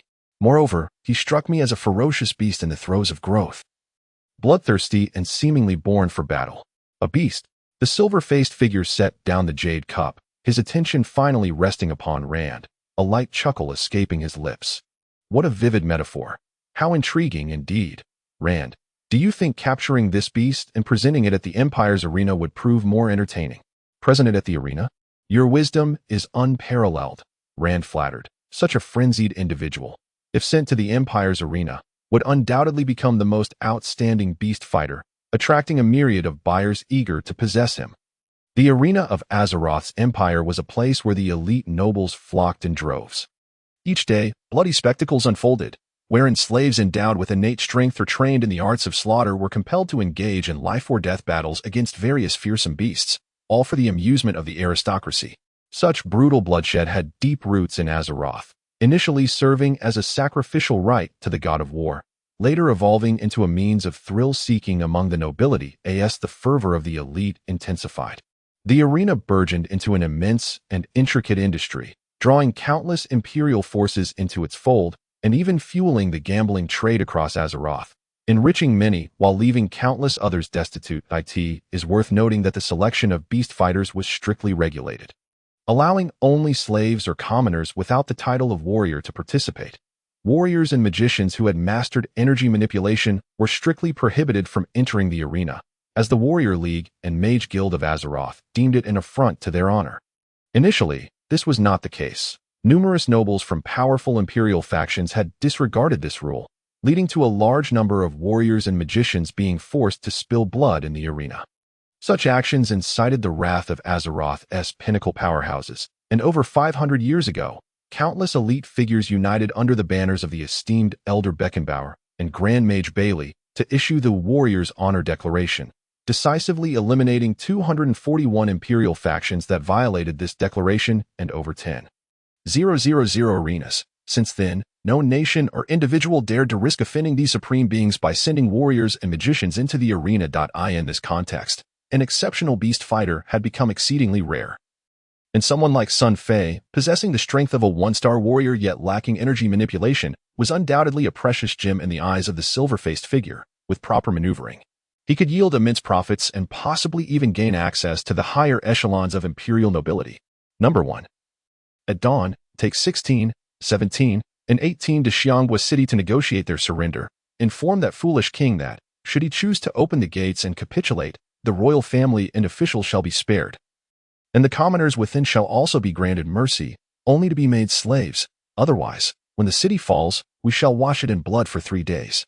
The silver-faced figure's expression was cold, his tone chilling.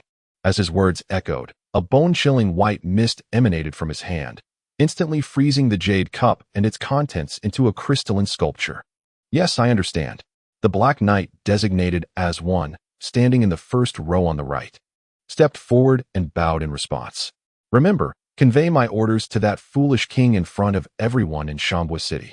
The silver-faced man cast aside the cup in his hand, a sly smile curling at the corners of his lips as he deliberately added, "Understood." 1 bowed in acknowledgement, accompanied by 16, 17, and 18, before turning to exit the tent. 2, 3, 4, 5, you 5 must discreetly prepare your soldiers. As soon as Xianghua City opens its gates to surrender, lead your troops to storm in. Spare no one except for the woman named Angela and that beast. The silver-faced man continued to issue military orders. His second command was in stark contrast to the previous one, which had urged for a peaceful surrender. The 5 Black Knights on either side stepped forward, bowing in compliance. The shock in some of their eyes was undeniable. The silver-faced man had just commanded one to persuade a surrender, promising a way out for Xianghua City, and in an instant, he made such a ruthless decision, clearly deceiving the opposing side. Time is of the essence. According to our plan, we must conquer Xianghua City swiftly. I worry that prolonged besiegement might alert the Zenith Empire, hence this course of action. Sensing the confusion of his subordinates, the usually autocratic silver-faced man unusually took the time to explain. Afterward, he addressed the 3-star swordsman. Rand, saying, "Rand, fulfill your promise to me in tomorrow's battle. You shall be the one to present the head of that 3-star swordsman of Xianghua City at my feet." "As you wish, my lord," Rand replied. brimming with confidence regarding the command. As for the others, stay behind me and be ready. Now, prepare yourselves. At dawn tomorrow, we shall commence our operation. With a resounding order, the Black Knights and Rand bowed and prepared to leave the tent. However, at that moment, wait. The enigmatic cloaked figure, who had been silent, unexpectedly spoke up to halt them. This sorcerer concealed his visage beneath the depths of his cloak and subtly nodded at the silver-faced man as a gesture of respect. His voice was hoarse, reminiscent of a dull blade grinding against stone, sharp and unpleasant. Your Highness, I have suddenly sensed that there appears to be a powerful sorcerer within Shangwa City. Your plans may be disrupted. A sorcerer? The silver-faced man's expression shifted instantly. The presence of Master Mo could often alter the dynamics of battle in the blink of an eye. He inquired. Master, can you discern the strength of this sorcerer? The sorcerer is well concealed. As if evading detection, that I only just became aware of their presence. Likely around 3 stars. 3 stars. The silver-faced man relaxed slightly. If it is a 3-star sorcerer, the threat is not particularly significant. However, I still hope you can intervene at the appropriate moment to assist me in eliminating this threat. The mysterious cloaked figure nodded. I can intervene. But even a 3-star sorcerer can wreak considerable havoc, so ensure your army keeps a safe distance to avoid collateral damage. Upon hearing the cloaked figure agree to his request, the silver-faced man felt a wave of relief wash over him.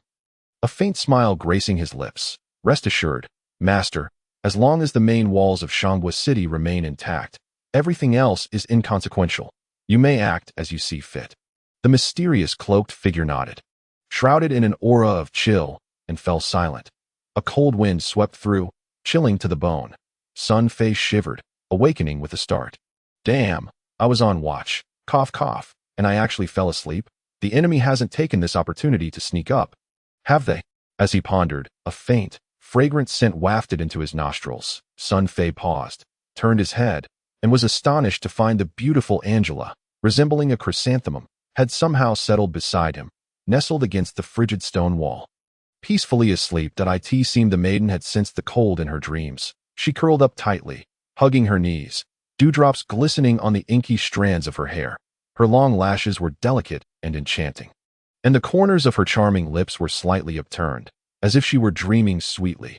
Her fair, exquisite countenance, illuminated by the starlit sky, evoked the image of a celestial flower. Sun Fei shifted his body slightly. He noticed that, unbeknownst to him, a thick velvet blanket had been draped over him. Clearly, Angela had brought it over during the night while he slept.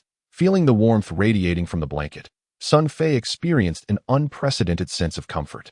For reasons he could not fathom, gazing at this kind and beautiful girl, he was reminded of his own pure and innocent first love. Gentle, untainted, and warming. Everything felt so wonderful. It was intoxicating yet bittersweet. He gently rose, placing the blanket over Angela's shoulders. This foolish girl had come to the battlements to deliver a blanket, yet she herself was dressed so lightly. In that moment, Sun Fei couldn't help but feel a pang of compassion. However, seeing Angela sleeping so soundly, he couldn't bring himself to disturb her. He quietly observed her delicate features for a while, a faint smile tugging at his lips, ensuring the blanket was snug before he turned to leave silently. Exiting the enemy tower, surrounded by the 4 stone walls, the area was eerily quiet. Sun Fei glanced around and noticed soldiers still patrolling in the distance, and the enemy camp across the river was equally tranquil. With a sigh of relief, he turned back, only to be taken aback, because the golden-haired little girl, Jima, was also on the city wall. The little one was pressed tightly against the stone wall of the enemy tower, guarding the already collapsed entrance like a sentinel. Perhaps due to exhaustion, she had dozed off while standing, her head tilted, the morning breeze tousling her golden locks, her garments fluttering in the wind. Chapter 0023. The soldier with a face full of whip marks. The sight of the sleeping little girl was serene and charming. Resembling a beloved neighbor's little sister, in stark contrast to her daytime persona of the tsundere little sparrow who enjoyed bantering with Sun Fei, her frail form standing in the cold wind evoked a wave of tenderness. Sun Fei shook his head and approached, playfully pinching the smooth, delicate flesh of the little girl's cheek. Hey, little one, wake up. What are you doing standing here? It's too cold. Hurry inside and sleep. To his surprise, the little girl was extremely alert. The slightest sound, She immediately opened her eyes and, in a state of grogginess, without discerning friend from foe, threw a punch at him. Sun Fei was caught off guard, and the little girl's fist landed squarely on his eye socket. Bang! Instantly, one side of his face was adorned with a genuine black eye. "Ah, Alexander, it's you."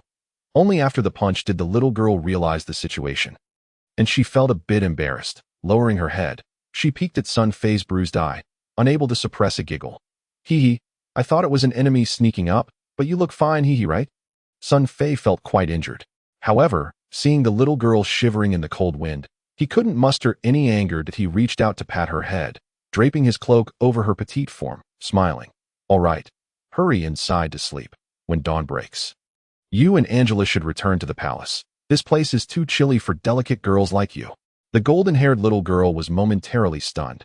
She gazed at Sun Fei, her eyes suddenly glistening with unshed tears, and quickly lowered her head, surprisingly refraining from her usual banter.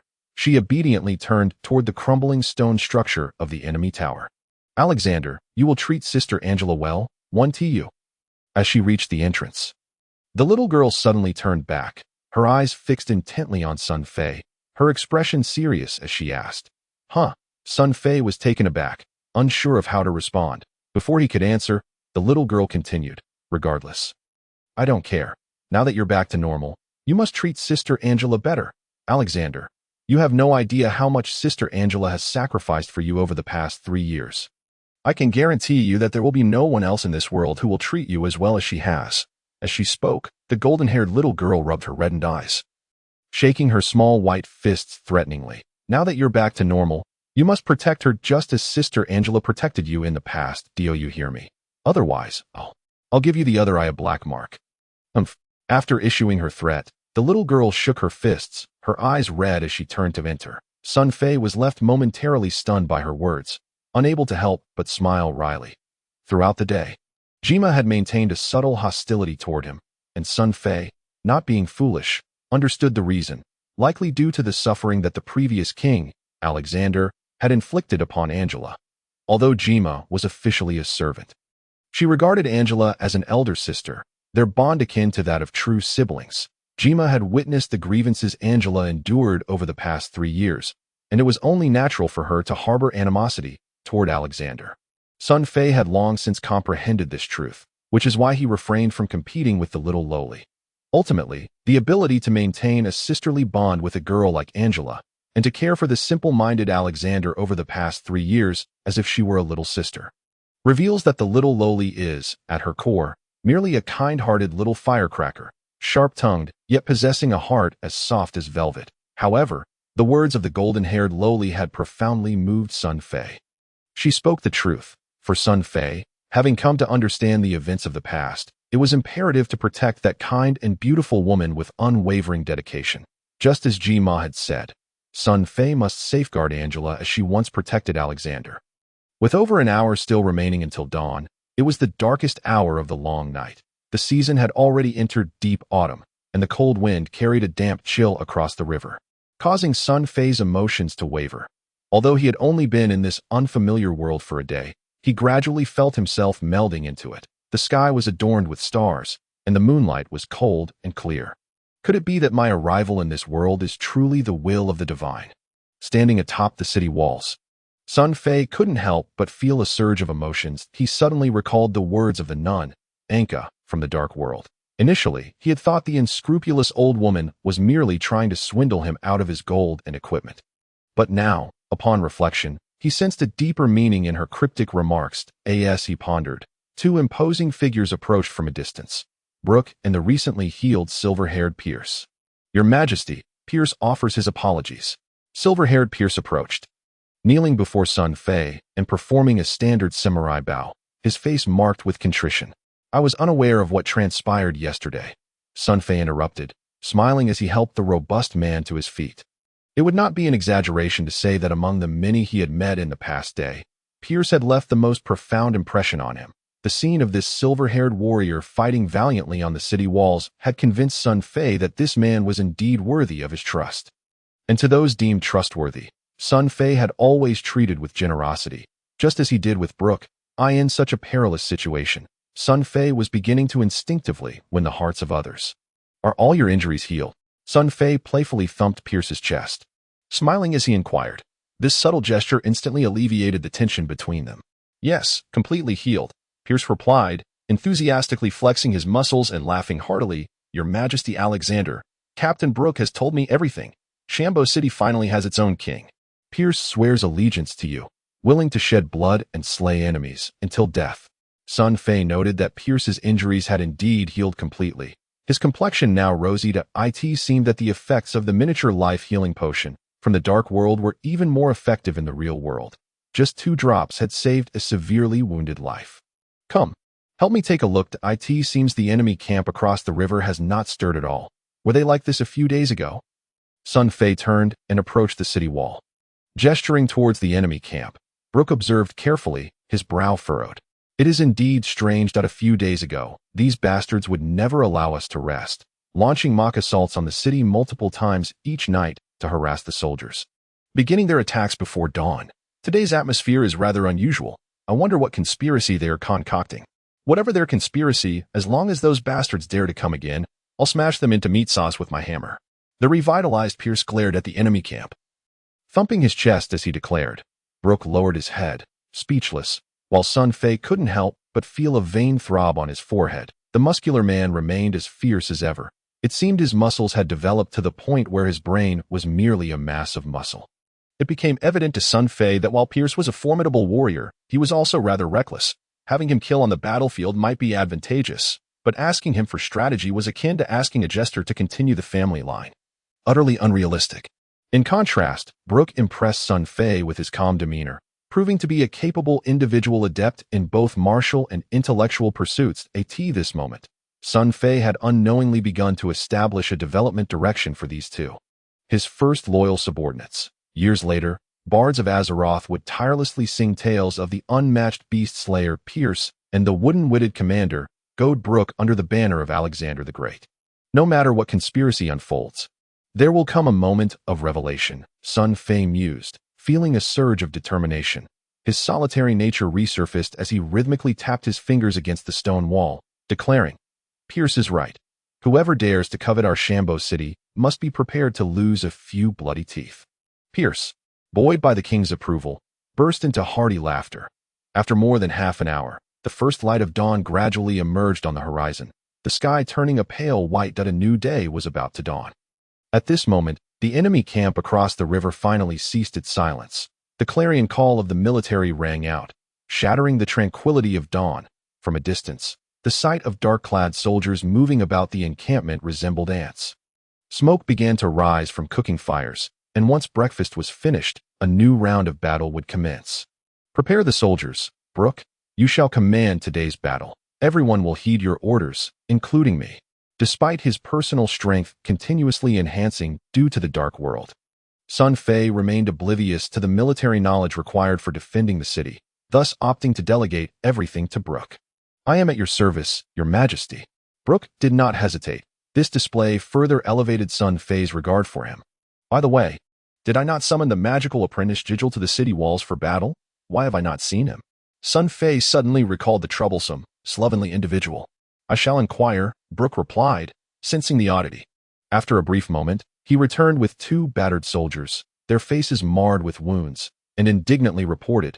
The soldier dispatched was whipped back by the messenger Bazel, claiming Gegir is injured and cannot participate in battle. Sun Fei glanced at the 2 scarred soldiers, a furious blaze igniting within him. Chapter 0024. The king decides, damn that old fool. Knowing I have become a normal man, he still dares to rely on his age to intimidate me. Does he truly hold me? The king, in such low regard? Fine. If he wishes to act as the 1st of the month, then I shall be the 15th. Injured? Humph. Sun Fei scoffed coldly. Pierce, take 20 soldiers and go fetch him immediately. I do not wish to hear any excuses. Bring Gegir to the city walls. Even if you have to bind him, if anyone dares to obstruct you, kill them on the spot. Sun Fei's voice was frigid, and everyone felt the king's wrath and murderous intent. At once, Your Majesty, Pierce exclaimed, elated. Such a decisive and commanding king was the type he and the soldiers revered. The silver-haired warrior eagerly acknowledged the order. akin to a patron who had just acquired funds for a night of revelry, grinning as he turned to lead several royal guards down from the city. Brooke immediately summoned the military judge Conga and the warden Oleg. They are to come to the city walls to participate in the battle. Anyone who dares to resist shall be executed on the spot. Sun Fei issued 2 chilling military orders in quick succession, evidently aiming to establish his authority that yesterday's arrangements and the care of the wounded were acts of grace, while today, dealing with a few nobles hiding away from battle served as a warning, a lesson meant to instill fear. This was Sun Fei's crude method he had contemplated for half the night. Since he could do nothing against the enemy for the time being, surely there were ways to deal with his own people. To repel external threats, one must first secure internal stability. This strategy, once infamous, was now remarkably fitting for Shambo City. Indeed, upon the issuance of these orders, the atmosphere atop the walls transformed. Sun Fei could clearly sense the soldiers' morale surging. At that moment, Angela smiled as she emerged from the stone walls of the enemy tower. The little lowly Jima followed behind, still appearing dazed, yawning and rubbing her eyes. Upon seeing Sun Fei, she slyly blinked and shook her tiny fist, sporting an expression that conveyed a knowing message. Sun Fei chuckled. After their conversation an hour prior, he could sense that the little girl's hostility towards him had entirely dissipated.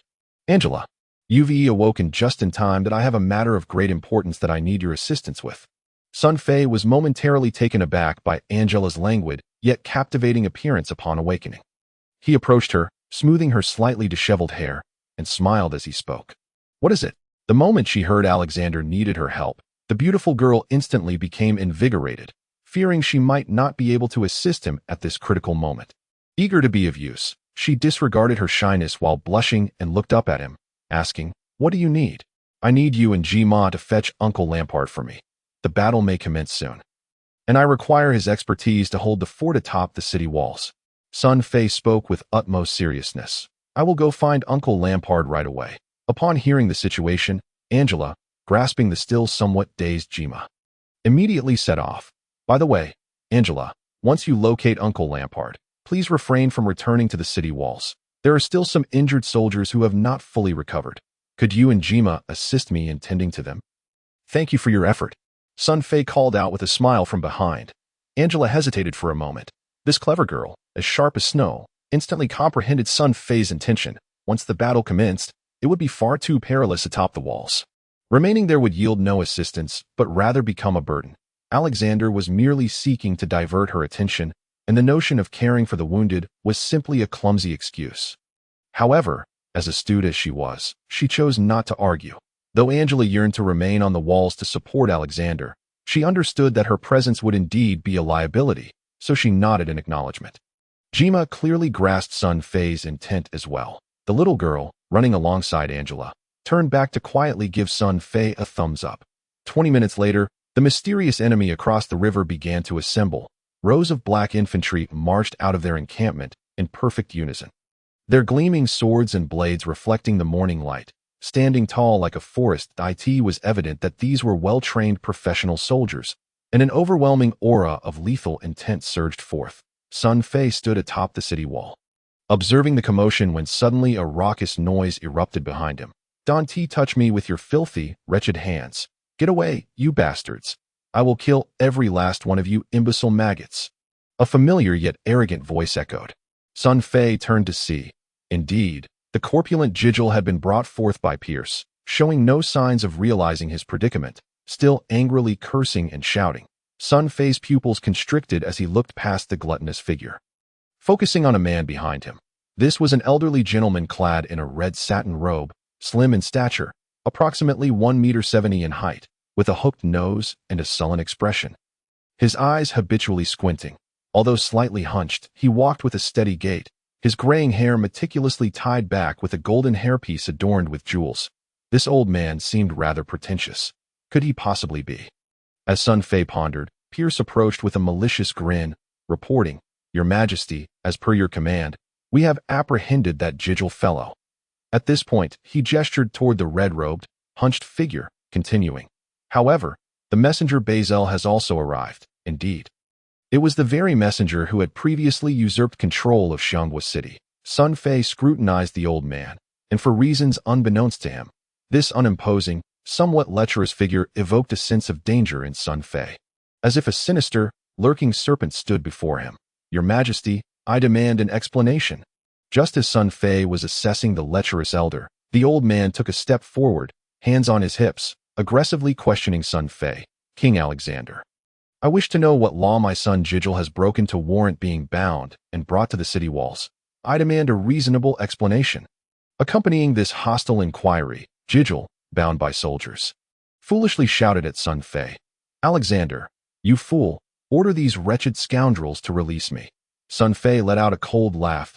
"To act brazenly in front of me, to challenge my authority?" Without sparing a glance at the red-robed elder Bazel, Sun Fei stepped forward to Gegir and, without hesitation, delivered a resounding slap. After a series of sharp blows, Gegir's face swelled like an inflated balloon, blood trickling from the corner of his mouth as he lost consciousness from the ferocity of Sun Fei's strikes. Once this was accomplished, Sun Fei leisurely approached the astonished onlookers, wiping his hands, and looked down at the red-robed elder with a smile, saying, "I am the king. Does a king need to provide explanations for his actions to you?" Such tyranny, a blatant display of authority. There was no need for lengthy discourse. He simply wished to act as he pleased. Bazel's countenance darkened in fury. Such a scene was utterly unforeseen prior to his arrival. Even though he was already aware of Alexander's astonishing performance in battle yesterday, and the rumors circulating about his communication with the war god to heal the wounded had prepared him somewhat, he had come here with a fully calculated mindset. He believed that a mere boy, not yet 18, could not possibly be his adversary. If brute force failed, he would resort to cunning. Slowly, he would reason with this young man, employing schemes and subterfuge, as was his forte. Bazel was confident in his ability to convince Alexander. As long as he could deceive the boy, Xianghua City would remain under his control. However, Bazel never anticipated that all his preparations would be rendered moot. The newly rationalized Alexander had become so domineering. In that instant, feelings of regret washed over him. According to the rampant rumors circulating in Xianghua City, Alexander's sudden return to normalcy was attributed to a blow from an arrow that had struck him down from the city wall, fortuitously resulting in his recovery. What left Bazel speechless was that it was he who had brought Alexander to the city walls, intending to orchestrate his demise at the hands of the enemy, only to inadvertently create a new obstacle for himself. Yet, this fleeting regret quickly dissipated as Bazel steeled himself, despite his son's face swelling like a pig's head driving him nearly to madness. Bazel restrained his fury. The plan had reached this stage and must not be disrupted. More importantly, he noticed Frank Lampard, the foremost expert of Xianghua City, approaching from a distance. "Your Majesty, I apologize for my previous disrespect." Bazel quickly adjusted his demeanor, approaching Sun Fei, performing a standard gesture of homage to the king, and then continued, "I was overly anxious about my son. I hope you can understand. However, Gegir is now, well, he has lost consciousness and, regrettably, may not be able to participate in the upcoming battle. Might I request that he be allowed to return home to recuperate?" Recuperate? Recuperate from what? Xianghua City faces grave peril. Any man, even on the brink of death, must fight and die upon the city walls. Such minor injuries are of no consequence. Sun Fei showed no mercy towards Bazel. He turned and commanded a soldier to bring a large bucket of cold water, which was cruelly splashed onto Gegir, who immediately awoke as if pierced by 18 daggers, struggling and howling in agony. Chapter 0025. What the hell are you? Now are you awake? Sun Fei coldly mocked, glancing at the nearly enraged Bazel. Then instructed Brooke, untie him and assign 2 soldiers to protect him. I require the mage Gegir to fulfill his duties as a mage in the forthcoming battle. A glint of cold light flashed in Bazel's narrowed eyes. Yet, he quickly suppressed it in that moment. Sun Fei experienced a chilling sensation, as if a bloodthirsty beast lurked in the shadows nearby, poised to pounce. He scanned the surroundings, but found nothing amiss. Could it be an illusion? Sun Fei mused. Meanwhile, Brooke, having received Sun Fei's orders, evidently sensed nothing unusual. The honest man adhered strictly to the commands of His Majesty, loudly agreeing, and with a wave, 2 soldiers began to escort the barely conscious Gegir toward the enemy's siege tower. The sight of the fiercest combat during the attack, though it was risky, placing a mage here could indeed prove advantageous. Gegir, now thoroughly cowed by Sun Fei's display of power, dared not resist in the slightest. groaning and casting anxious glances at his father Bazel. The messenger Bazel was about to say something, but just then, another boisterous voice rang out. "How dare you, you filthy maggots, treat young Master Gegir in such a manner?" With that voice, a robust figure suddenly surged forth from the crowd. This newcomer exuded a fierce and arrogant demeanor, immediately launching a brutal assault on the two soldiers holding Gegir, sending them crashing aside. Then, turning, he donned a fawning expression, akin to that of a loyal dog, as he helped Gegir. Next, this individual spun around, his expression shifting again, and shouted at a group of injured soldiers standing nearby. "What are you standing there for? You blind idiots? Hurry and fetch a decent stretcher to carry young Master Gegir back to rest. Damn it, he's injured so severely. Who the hell did this? Step forward." The man's ability to shift his demeanor was nothing short of masterful, Sun Fei counted. And within moments, he had seamlessly transitioned between subservience and bullying 3 times, a true expression master of this other world. Upon hearing the audacious inquiry from the other party, Sun Fei's mischievous spirit resurfaced. He stepped forward with an air of sincerity, declaring, "It was I who acted. I have come forth." Instantly, an eerie atmosphere enveloped the city walls, the silence palpable at that moment. The man beside him, the notorious rogue Gegir, trembled uncontrollably, not from the exhilaration of being saved, but from an unprecedented terror. This corpulent wretch, struggling to turn his head towards Sun Fei, feared that this noble would, without a second thought, deliver another round of slaps, a sensation he had endured twice before and wished to avoid for a third time. Sun Fei paid no heed to the lamenting gaze of the corpulent fool. Instead, he scrutinized the burly figure that had suddenly emerged. The man stood approximately 6 feet tall, his robust physique accentuated by a mane of wild golden hair, which lent him an air of ferocity. The gruesome scar slashed diagonally across his forehead, and a black eye patch covered his right eye, clearly marking him as a cyclops, clad in gleaming armor. He could be deemed a formidable warrior at first glance. However, the ingratiating demeanor that accompanied his demeanor led Sun Fei to categorize him as a contemptible individual without hesitation. The honest man, Brooke, leaned closer to Sun Fei, whispering, "He is the military judge, Conga." Sun Fei nodded at that moment. "Oh, so it is King Alexander. Huh. What shall I say to you? Why are you not residing within your palace, causing a ruckus atop the city walls? Release Gegir at once. This is no trivial matter." The military judge Conga, upon noticing Sun Fei's emergence, displayed no signs of anxiety. He boldly approached Sun Fei, offering a forced smile as he performed a mock bow. His tone tinged with impatience. He regarded the king before him with a distinct lack of respect, having hidden away in his home since the first day of battle under the pretense of injury. He was utterly oblivious to the events that had transpired since yesterday, including Sun Fei's recent thrashing of Gegir, and continued to view Sun Fei as the imbecile he had always presumed him to be. Devoid of any reverence in his words, the herald, Bazel, muttered a curse under his breath at the fool. The old man in red knew trouble was brewing and coughed loudly to draw attention.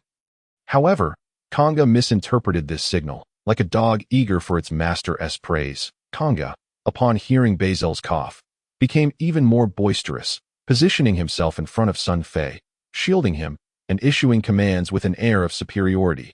"You filthy vermin, who ought to perish on the battlefield, hurry and prepare the stretchers. Remember, bring all the physicians of Shambo City to Lord Bazel's residence to attend to young Master Gegir. The physicians are currently treating the wounded. They have no time." Someone quietly replied, "Those damned maggots can perish. How dare they compare to young Master Gegir? Quickly, quickly, find them." Conga was unperturbed. Yet, this time, it seemed no one heeded his commands. The old man in red cursed under his breath again. Momentarily at a loss for how to rectify the situation, witnessing his previously unquestioned authority being disregarded for the first time, Conga felt his dignity challenged, prompting an outburst of rage. "Wretched slaves, imbecilic maggots. What are you standing around for? Do you not fear military law? Do you not fear military law?" came a voice from behind. "Me? Ha, military law? I am military law. In Shambo City, my word is law." Conga instinctively retorted in his fury. However, in the next moment, he realized something was amiss. Turning around, he found that the one questioning him was none other than the foolish King Alexander. After a brief moment of concern, he quickly dismissed it. Just a simpleton with the intellect of a 3- or 4-year-old. What could he possibly do to me? Yet, you know not what you invite. A disdainful huff resonated through the air. Kanga never imagined that the foolish king would suddenly deliver a kick to his back, unleashing an overwhelming force that sent him sprawling forward. How is this possible? Kanga crashed against the city wall, blood gushing from his mouth like a fountain, his eyes wide with shock. How could a seemingly simple-minded king propel him? A peak one-star warrior, as if he were a mere cur. Have I missed something? As Kanga spat blood, he glanced toward Bazel, only to be astounded to see the once mighty figure of Shambo City standing meekly to the side. Not daring to utter a word in his defense, Kanga, having previously overlooked many details, was now struck with the realization that the winds had changed. It appeared that the so-called fool, Alexander, had regained his power. A shiver ran through him as the implications dawned on him. Today's events might prove troublesome. The imbecile Alexander seemed to have reasserted control. Without regard for his injuries, Kanga hastily dropped to his knees, reverting to his role as a master of expressions, slapping his own face and begging for mercy. Your Majesty, forgive me. I drank too much today. I did not know what I was doing. Your Majesty. Forgive me. I deserve to die. The sight of a burly man of 6 feet kneeling like a beaten dog elicited a wave of revulsion from those around. Your Majesty, forgive me. I deserve to die. I was drunk. I deserve to die. Kanga disregarded the scornful gazes of those nearby, persistently slapping his face in his plea. Deserve to die? Sun Fei scoffed. You are indeed correct. You deserve death? 1,000 times over. As he spoke, Sun Fei suddenly stepped over to the soldiers whom Kanga had just kicked down, dusting them off before pulling the bewildered soldiers to stand before the kneeling Kanga. Military Judge Kanga, open your eyes and behold. These are the filthy maggots you speak of. Open your wretched eyes and look closely. Which among them bears no wounds? Which among them has not bled in battle, while they tirelessly fought for 4 consecutive days and nights to defend the kingdom? Where were you, the military judge who should have been on the city walls? What were you doing? The thunderous interrogation sent chills down Kanga's spine as he cowered on the ground. Meanwhile, the soldiers atop the wall felt a surge of fervor ignited by Sun Fei's words. Some soldiers trembled with excitement, tears brimming in their eyes, as the king's speech resonated deeply within them. Filthy soldiers? No. In my eyes, they are the cleanest of all in Shambo City. What do blood and grime signify? It is the true pride of a man. The stains of blood and mud cannot obscure the purity of my warriors' souls. And you, in stark contrast, even clad in shining armor, cannot conceal the loathsome filth that resides within you. If they are filthy maggots, then what in the world are you? Chapter 0026, Swift Execution. Another swift execution, the king's furious declaration struck like arrows, piercing the hearts of many. Numerous veterans lowered their heads, ashamed to reveal their eyes, yet their bodies quaked with emotion, betraying their true feelings, while younger soldiers could no longer hold back their tears. Uncertain whether from indignation or joy, the silver-haired warrior, Piers, Captain Brooke, and even Frank Lampard, the most formidable expert in Shambo City, felt their blood boil from Sun Fei's impassioned words, a fervor swelling within their chests. As for military Judge Kanga, he seemed utterly dumbfounded. He knelt there, forgetting even to slap his own face, unsure whether it was from shame or contemplating how to appease the king's wrath. In Shambo City, you are military law? Then what am I, this king? Sun Fei thundered once more, kicking the kneeling Kanga over, then turning to Brooke. Captain Goad Brooke, enlighten me. As a military judge, what punishment does one deserve for fleeing in battle, offending the king's dignity before the conflict, and wantonly trampling the laws of Shambo City? What should be the verdict according to royal law? He should be executed for treason. Brooke answered earnestly. Sun Fei fixed his icy gaze upon Kanga, who was struggling to rise. Did you hear that? Do you have anything to say? At that moment, Kanga truly began to panic. Truly panic. Despite the fact that his peak strength as a one-star warrior rendered him unafraid of Brooke and the soldiers. The distant figure of Frank Lampard, the foremost expert of Shambo City, loomed over him like an imposing mountain, exerting an unbearable pressure. It was evident that if Alexander was resolute in his intent to kill him, Lampard could effortlessly sever his head in an instant. Your Majesty, please forgive me. I beg for your mercy. I shall never dare to transgress again. Kanga crawled over, weeping profusely as he clung to Sun Fei's leg, his previous arrogance having vanished without a trace. If you wish for my clemency, you might inquire of them. Would they concur? Sun Fei gestured towards the soldiers atop the city wall. N01 answered. Yet the fury reflected in the soldiers' eyes as they gazed at the military judge Confrontation spoke volumes. Confrontation never imagined that such a day would come when he would have to plead for mercy from the very soldiers he held in contempt to save his own life. Reflecting on the deeds he had committed over the past 2 years, he understood that these empowered serfs would certainly not show him any mercy. He realized that King Alexander intended to make an example of him today. In a desperate bid, he placed his last glimmer of hope in the hands of the officer Bazel. Ever since he had gained Bazel's favor, Confrontation had undertaken numerous actions deemed reprehensible to curry favor with the true power of Chamber City. He hoped that Bazel, as he had done many times before, would come to his rescue. However, to his dismay, the red-robed old man Bazel stood there without a hint of reaction, even avoiding eye contact with him. His countenance as indifferent as if he did not recognize him at all. Looking up, he found Alexander gazing at him with a cold smile. The soldiers surrounding him glared at him with eyes like knives, as if they longed to flay him alive, betrayed by all. Your Majesty, how do you intend to deal with me?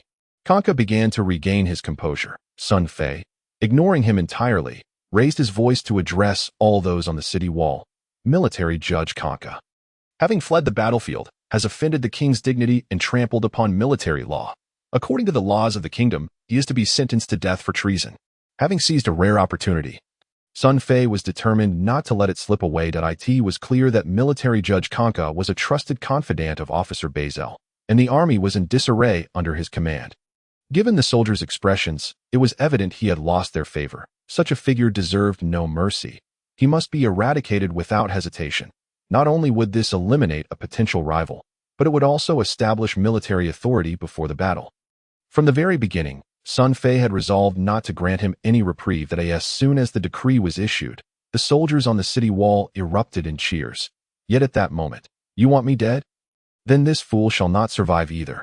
A roar akin to a cornered beast erupted from Confrontation, who had been clinging to Sun Fei's leg. A faint, earthy glow radiated from him, signaling his impending ascension to a 2-star warrior. When Confrontation arrived in Chamber City 2 years ago, he was already at the peak of 1-star warrior status. However, the 2 years of indulgence had stunted his growth. Unexpectedly, facing this crisis had ignited a sign of breakthrough within him. In a flash, Confrontation leapt up and clamped his right hand around Sun Fei's neck. This once arrogant official now resembled a stray dog, howling madly amidst the startled gasps of the crowd. "Get away from me! Damned fools, stay back! Whoever approaches shall meet their end along with this foolish king." Brooke, Pierce, and the soldiers were taken aback. The crowd surged forward, weapons drawn. Swords, spears, hammers, pitchforks, and an assortment of broken farming tools were all aimed at the desperate Confrontation. "Release His Majesty the King, you spineless wretch!" Pierce shouted, wielding his twin hammers in fury. Brooke, equally anxious, knew that while Alexander had previously demonstrated the ability to dispatch a 1-star warrior in an instant, Confrontations's shimmering aura indicated his ascension to 2-star status. Fearing for the king's safety, he implored, "Confrontation, release His Majesty Alexander. I swear upon the honor of a warrior to allow you to leave Chamber City alive. You can live on as a mercenary." "Mercenary? Ha ha ha. You expect me to become a mercenary with an uncertain future?" Confrontation had completely lost his sanity, laughing maniacally. "Do you think that after 2 years of decadence in Chamber City, I would still be a competent mercenary? I refuse to struggle for a mere gold coin any longer. I need gold and 2 swift horses. Go prepare them." As Confrontation's attention was diverted, Frank Lampard, the foremost expert of Chamber City, began to move forward, his massive black sword trembling slightly behind him. He calculated the distance, pondering how to strike and save the king with a lethal blow. However, Confrontation noticed this movement. He immediately erupted in a frenzy, shrieking like a crazed rodent, "Don't come any closer, Lord Lampard. Stay back. Further back. I know I am no match for you, but at this distance, do you believe I cannot snap this foolish king's neck before you move?" Lampard had no choice but to momentarily step back. No one expected events to escalate to this point. Brooke and Pierce were filled with urgency, unsure of how to proceed. If possible, they would have rushed to take Sun Fei's place without hesitation. Yet, among the throng, only Officer Bazel remained inscrutable. The red-robed old man squinted slightly, a glimmer of cold light flashing in his eyes, and deep within, a flicker of delight surged as he silently prayed, "Fool! Stop wasting time. Just kill him. Kill him. Haha. That would save me a great deal of effort. Hurry and prepare the golden horses quickly. Surrounded by the crowd, weapons pointed at him, the morning light glinting ominously. Military Judge Conca was extraordinarily tense, urging them with frantic shouts. Yet, no need to prepare anything. Sun Fei, who had remained silent while being choked, suddenly spoke up. What did you say? Conca was momentarily taken aback. I said there is no need to prepare those things. For no amount of gold will afford you the opportunity to enjoy it. Sun Fei maintained a calm expression as he fixed his gaze on Conca, patiently explaining each word. His demeanor exhibited such tranquility. It was as if it were Conca's neck that was being gripped, not his own. In a state of extreme anxiety and agitation, Conca became enraged. Haha, no chance to enjoy. You foolish child, enlighten me as to why. Because you are about to die. What? Before Conca could fully comprehend, a sudden jolt coursed through him, a searing pain radiating from his abdomen. It felt as though his internal organs had been instantaneously crushed. His hand, which had gripped Sun Fei's neck, lacked the strength to exert any pressure, and he felt all his energy drain away. The world around him began to spin as he found himself propelled upwards. The abruptness of the scene left the soldiers on the wall in astonished uproar. What had just transpired? Many stood in stunned silence. From their perspective, the young King Alexander, who had been taken hostage, had suddenly struck out with a simple fist, seemingly casual, landing a gentle blow to Conca's abdomen. In the next moment, the aura that had flickered with the strength of a 2-star warrior shattered into fragments. Vanishing rapidly, Conca's feet left the ground as he soared upwards. The crowd remained astonished. Sun Fei, without uttering a word, reached for a spear from a nearby soldier and hurled it into the air. Whoosh! A piercing whistle echoed as the gleaming spear flew forth like a massive siege arrow. Imbued with a soul-hungry whistled in midair, Conca had no time to scream before the spear pierced his heart with unerring precision. The force of inertia propelled his body backward, ultimately pinning him firmly against the stone wall of the city gate tower. His limbs twitched a few times, his head tilted, and a trickle of blood seeped from the corner of his mouth, a clear indication that he was irrevocably deceased. The crisis had been averted. Another instant kill, a 2-star warrior dispatched in the blink of an eye. Despite having witnessed numerous miracles associated with this young king, all present, including Frank Lampard, the foremost expert of Chamber City, were once again left in awe. The disparity in strength between 1-star and 2-star warriors was not merely a matter of numerical difference. On the continent of Azeroth, the power of warriors is categorized according to celestial constellations, divided into 3 ranks: Sun, Moon, and Star. Chapter 0027, Sword of the King. Star-level warriors reside at the lowest tier of the entire warrior power hierarchy. The strength of warriors is determined by the degree of solidity of their cultivated aura. On the continent of Azeroth, upon the first cultivation of aura, a wondrous star rotation naturally appears in a warrior's mind. This star rotation varies in quantity from 1 to 9, with each increase representing an elevation in strength. Each rank advancement results in a qualitative change in a warrior's power. A 9-star warrior embodies the pinnacle of star-level strength. Beyond this threshold, if one can surpass the peak of 9 stars, there lies the potential to ascend into the ranks of moon-level powerhouses. However, crossing this threshold is exceedingly challenging. Approximately 60 to 70% of warriors on the continent of Azeroth find themselves stymied at this juncture, unable to progress further in their lifetimes. Crossing from star to moon is akin to entering a new realm in Azeroth. Those who attain moon-level status have entered the inner sanctum, allowing them to choose various paths and directions for cultivation. Some may become destined warriors honing their weaponry, while others form pacts with beasts. And of course, there are many other schools of thought in cultivation. The moon-level warriors have already become prominent figures of their respective realms. They can effortlessly garner the favor of the great empires across the continent, adorned in resplendent garments and wielding immense power that if they so desire, obtaining noble titles and fiefdoms is merely a matter of raising a hand. Beyond them, the sun-level dignitaries reign supreme. Such individuals are akin to deities, existing only in legends, residing in the remote lands of Xianghua City. One cannot even claim to have heard of them. This is the path of warriors in the Azeroth continent. However, the prowess displayed by Sun Fei at this moment has upended everyone's understanding of a warrior's strength. None could fathom the nature of this power that, devoid of any aura of fighting spirit, could effortlessly shatter the fighting spirit of a 2-star warrior with a single punch, instantly causing their demise. A short distance away, the foremost expert of Xianghua City, the 3-star warrior Lampard, found himself ensnared in profound confusion. It was hard to believe that Alexander appeared to have defeated Conga solely through pure physical strength. But truly, it felt as if he had encountered a specter. When did physical strength ascend to such heights that it could rival fighting spirit? Only the honest man Brooke deduced the truth. Trembling with excitement as if he were shaking off lice, this must be divine power, surely the power bestowed upon His Majesty Alexander by the god of war. The old specter Bazel hid among the crowd. Witnessing the recent events, his expression darkened, remaining outwardly unperturbed. Yet within, Bazel could hardly contain his astonishment. He had not anticipated that this fool not only transformed into a normal being in an instant, but also possessed an incomprehensible level of strength. It seems my plans require slight adjustments. I can no longer afford to delay. Each individual harbored their own thoughts, and the walls echoed with silence as if one could hear a pin drop. Sun Fei, having swiftly slain Conga, was also taken aback. He realized that his strength had seemingly undergone a remarkable enhancement since yesterday's battle. Contemplating, he surmised that this change was likely the effect of the barbarian role ascending from level 5 to 7 in the Dark World. However, this was not the time for such musings. He abruptly turned, unsheathing his king's sword with a resounding clang from his waist, and bellowed, "Where is Pierce?" The white-haired Pierce hesitated for a moment before immediately grasping Sun Fei's intent. Stepping forward to kneel on one knee. "Your Majesty, I am here. You have made great contributions by destroying 2 enemy siege ladders yesterday. In the name of the king, I hereby appoint you as the new military judge of Xianghua City, entrusted with the king's sword.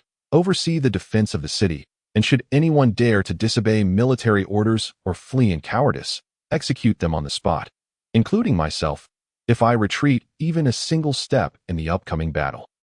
You are to pierce my heart with this king's sword." Sun Fei extended the sword before Pierce. This action was a sudden inspiration, mimicking scenes from military films of his past life. Morale and military discipline were equally vital before a battle. Sun Fei's previous antics to heal and feign mystery were all aimed at bolstering morale, and now, by killing the military judge Conga and granting Pierce a sword akin to an imperial edict, he sought to establish authority and uphold military discipline. It is through the combination of grace and intimidation that true kingship is manifested. Pierce momentarily froze, but ultimately resolved to accept the king's sword, proclaiming loudly, "As you command, my great king." With that, he stood and leaped to the battlements, raising the king's sword high above his head like a roaring lion, shouting, "Brothers, fight! For His Majesty King Alexander, fight!" The soldiers, already brimming with fervent zeal, were ignited further by Pierce's fierce roar. The clanging of metal reverberated across the walls of Xianghua City. The sounds of blades clashing against shields and armor, spears striking the ground, and impacts against stone walls filled the air. Every individual was ablaze with passion, expressing their admiration and support for their king. This was the king of Xianghua City, a true sovereign. That if, just moments before, many still harbored doubts regarding the mythical tales that had unfolded since yesterday, now all skepticism vanished in an instant. There was no need for doubt any longer. Sun Fei's series of commands and actions had left everyone on the battlements in awe, particularly his fierce interrogation of Conga, which ignited the soldiers, weary from days of battle, with fervor. Such simple affirmation often proved more effective than any promises or rewards on the continent of Azeroth. A king like this was worthy of their blood and sacrifice. The herald Bazel, amidst the throng, glinted with cold light in his eyes, lost in his own thoughts. Sun Fei raised a hand, and the scene fell silent. The soldiers, brimming with fervor, gazed at him, awaiting the king's next command. Sun Fei surveyed the surroundings, furrowing his brow, and inquired, "Why has Warden Oleg not yet arrived?" "Your Majesty, I am here. I am here." A figure trembled as it squeezed from the crowd, kneeling and crawling towards Sun Fei. "Great King Alexander. Oleg rushed here as soon as your command was received. Praise you, my young king." This man was indeed Warden Oleg. Though he arrived somewhat late, he had witnessed the downfall of military judge Conga in its entirety. Reflecting on all he had previously done to Alexander, Oleg felt a chill seep through him. Initially, he had intended to hide among the crowd, but to his dismay, King Alexander directly summoned him. Oleg dared not exhibit any negligence.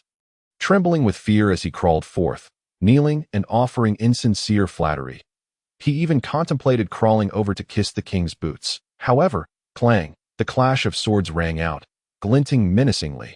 Brooke and Pierce instantly shielded Sun Fei, while the soldiers raised their weapons, forming a wall of blades to prevent Oleg from approaching the king. The earlier incident where Kanga had nearly approached the king had almost resulted in disaster, despite the king's subsequent display of might in slaying Kanga.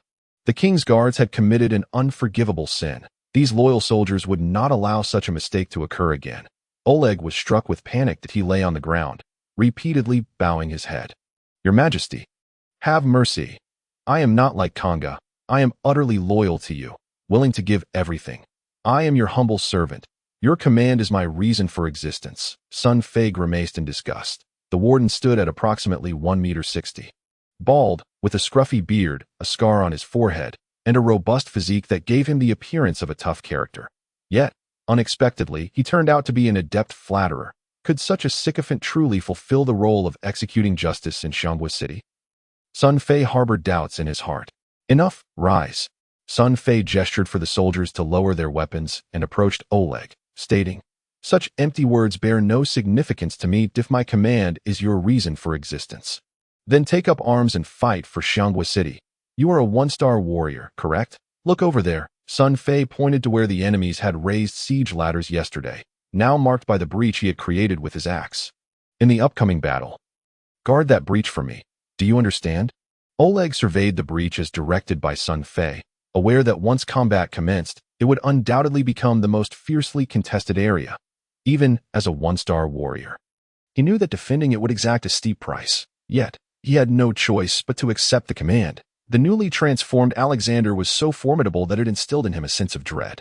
Oleg understood all too well that should he dare utter a word of refusal, he might find himself as the next example nailed to the wall like Kanga. "Understood, my young and great king. Even if I must perish, I shall guard that breach for you and will not allow any enemy to approach your side."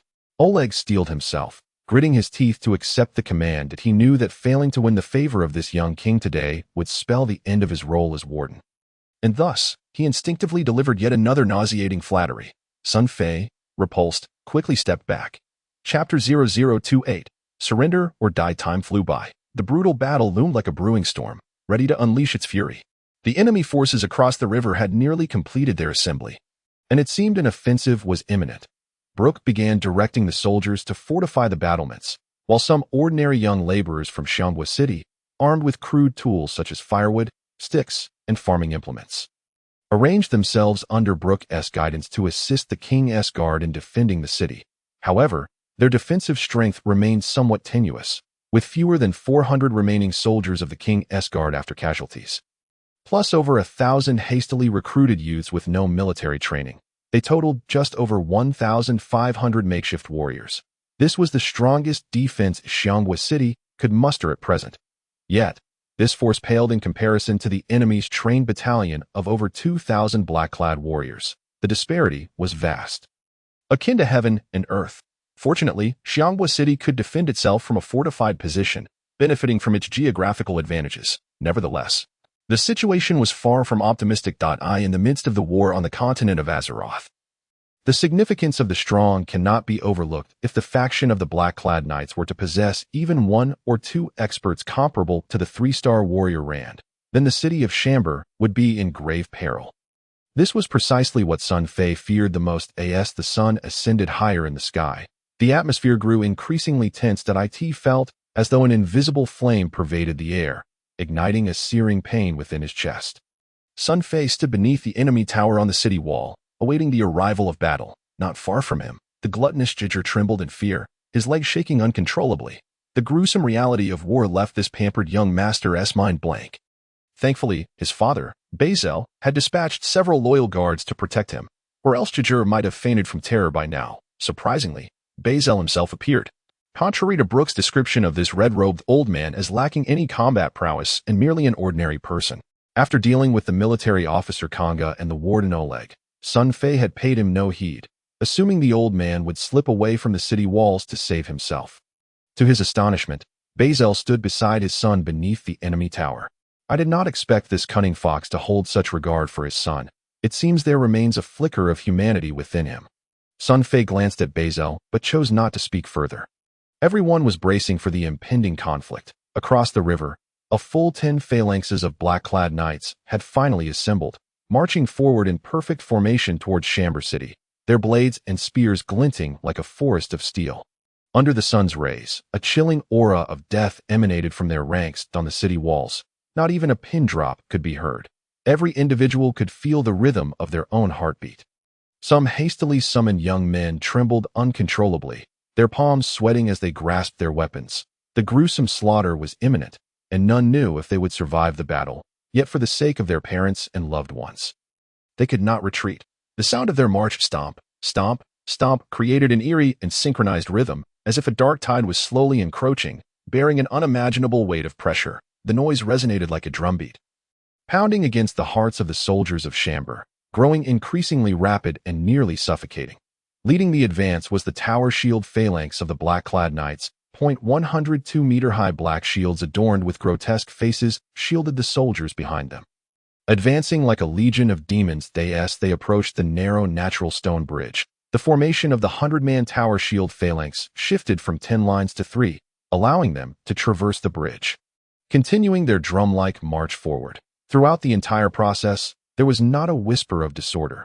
The black-clad knights operated as a brutal yet precise machine of slaughter, showcasing an astonishing level of discipline as they methodically advanced. Such a display caused Sun Fei's heart to sink once again. Undoubtedly, this was a well-trained elite army that in stark contrast. The soldiers beside him appeared somewhat disorganized. This battle would prove to be quite challenging. The distance between the two forces gradually diminished, in less than 10 minutes. The leading tower shield phalanx was almost at the bridge's edge. Once they set foot on the northern bank of the Zuli River, they would fall within the range of Chamber City's archers, and the brutal conflict would soon commence. Clang! Brooke drew his long sword, stepping onto the battlements and bellowing, "Archers, prepare!" The sound of bowstrings being drawn echoed ominously, as over 100 longbows were pulled taut, their gleaming arrowheads resembling the sinister grin of death, awaiting Brooke's command to unleash them. However, at that moment, thud, the leading tower shield phalanx of the black-clad knights abruptly halted its advance for reasons unknown. Subsequently, the long spear phalanx, swordsman phalanx, archers phalanx, and the other 9 formations also ceased their forward progression in unison, as if they were one entity. What is happening? Sun Fei furrowed his brow at this unexpected turn of events, unable to fathom the enemy commander's intentions that in the distance. Brooke, who was overseeing the situation, was equally perplexed, yet he showed no signs of lowering his guard. He leaped onto the battlements and shouted, "Archers, prepare, focus all your attention. No one is to abandon their posts." Just as his command rang out, the enemy forces below exhibited a new development point. 4 black-clad knights emerged slowly from the phalanx.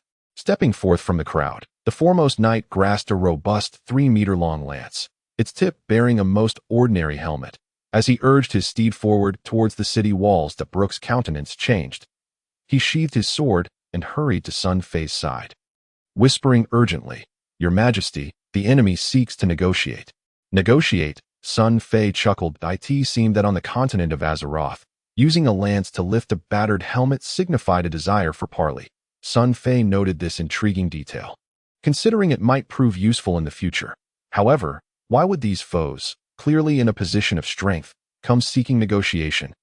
"Allow them to approach," Sun Fei instructed Brooke, wishing to discern the enemy commander's true intentions. "As you command." Brooke turned to relay the order, signaling the soldiers to indicate their willingness to negotiate. Upon receiving the response, the 4 black knights urged their steeds forward, crossing the bridge and swiftly entering the archers' range, eventually arriving at the gates of Chamber City. "By the command of my master, the King of Chamber must come forth to heed the order." The knight designated as 1 thrust his lance into the ground, raising his head haughtily to shout. The power of a 1-star warrior allowed his voice to resonate throughout the walls, clear enough for everyone to hear, imbued with an unmistakable air of superiority. "Speak plainly, and release your bluster," Sun Fei retorted crudely from the bridge, his annoyance at their attitude prompting a swift and uncivil response. Below the walls, the Black Knight, 1, narrowed his eyes in disbelief, He had never anticipated that the King of Shamber would be the very one who had once dealt a crushing blow to the 3-star warrior Rand. Damn it. The Eagle Group's report had indicated that the King of Shamber was a fool. How could this be? Meanwhile, the silver-masked figure observing the scene from the riverside couldn't help but feel a twinge of surprise. Yet soon, a smirk curled at the corner of his mouth. This had become even more entertaining. Presenting a high and mighty king to the arena would surely garner frenzied adoration from those twisted noble women. Haha, it appeared that events were unfolding in a manner far more intriguing than I had anticipated. Back at the walls, the Black Knight, one, proclaimed with an air of arrogance, "My master, in his benevolence, offers you a chance at survival. Listen closely, King of Shambar, my master decrees that if you are willing to surrender the city, the royal family and officials will be granted protection by my army. And the commoners will be spared, merely turned into slaves." Here, the knight's tone shifted, a chilling laugh escaping his lips as he ominously threatened, "Should you fail to recognize the gravity of your situation and dare to resist, once the city falls, not a soul shall be spared. A 3-day massacre shall ensue." The knight's words resonated clearly upon the walls. Reactions varied among the defenders. Bazel, Oleg, and some officials lowered their heads in contemplation, their resolve beginning to waver. A few terrified civilians also bowed their heads, considering that the fate of slavery seemed far preferable to death in battle. Of course, there were those who displayed disdain, resolutely tightening their grips on their weapons. All eyes turned to the young king, Alexander. The decision lay squarely in his hands. Sun Fei did not rush to reject the offer. His gaze swept across the faces of those present, observing a myriad of expressions laden with different meanings. Suddenly, an idea struck him, and he spoke slowly. "I never expected the enemy to resort to such tactics. This truly presents a dilemma. Let us all deliberate. How shall we proceed?" No sooner had he finished speaking than Warden Oleg eagerly stepped forward.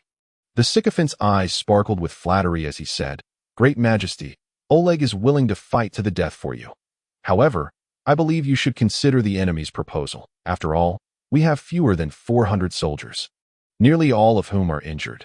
Continuing to resist could very well lead not only to our failure in holding the city, but also to inciting the enemy's wrath, which would spell doom for all within. Oh, of course, I do not suggest this out of fear for my own life, but for the sake of our citizens."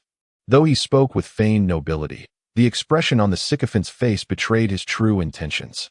As an official within the city, surrendering would afford him protection from the enemy, allowing him to avoid death and servitude. It was no surprise that the cowardly Oleg would lean in that direction. Countless scornful and disdainful gazes shot toward Oleg like arrows, yet he feigned ignorance. Chapter 29.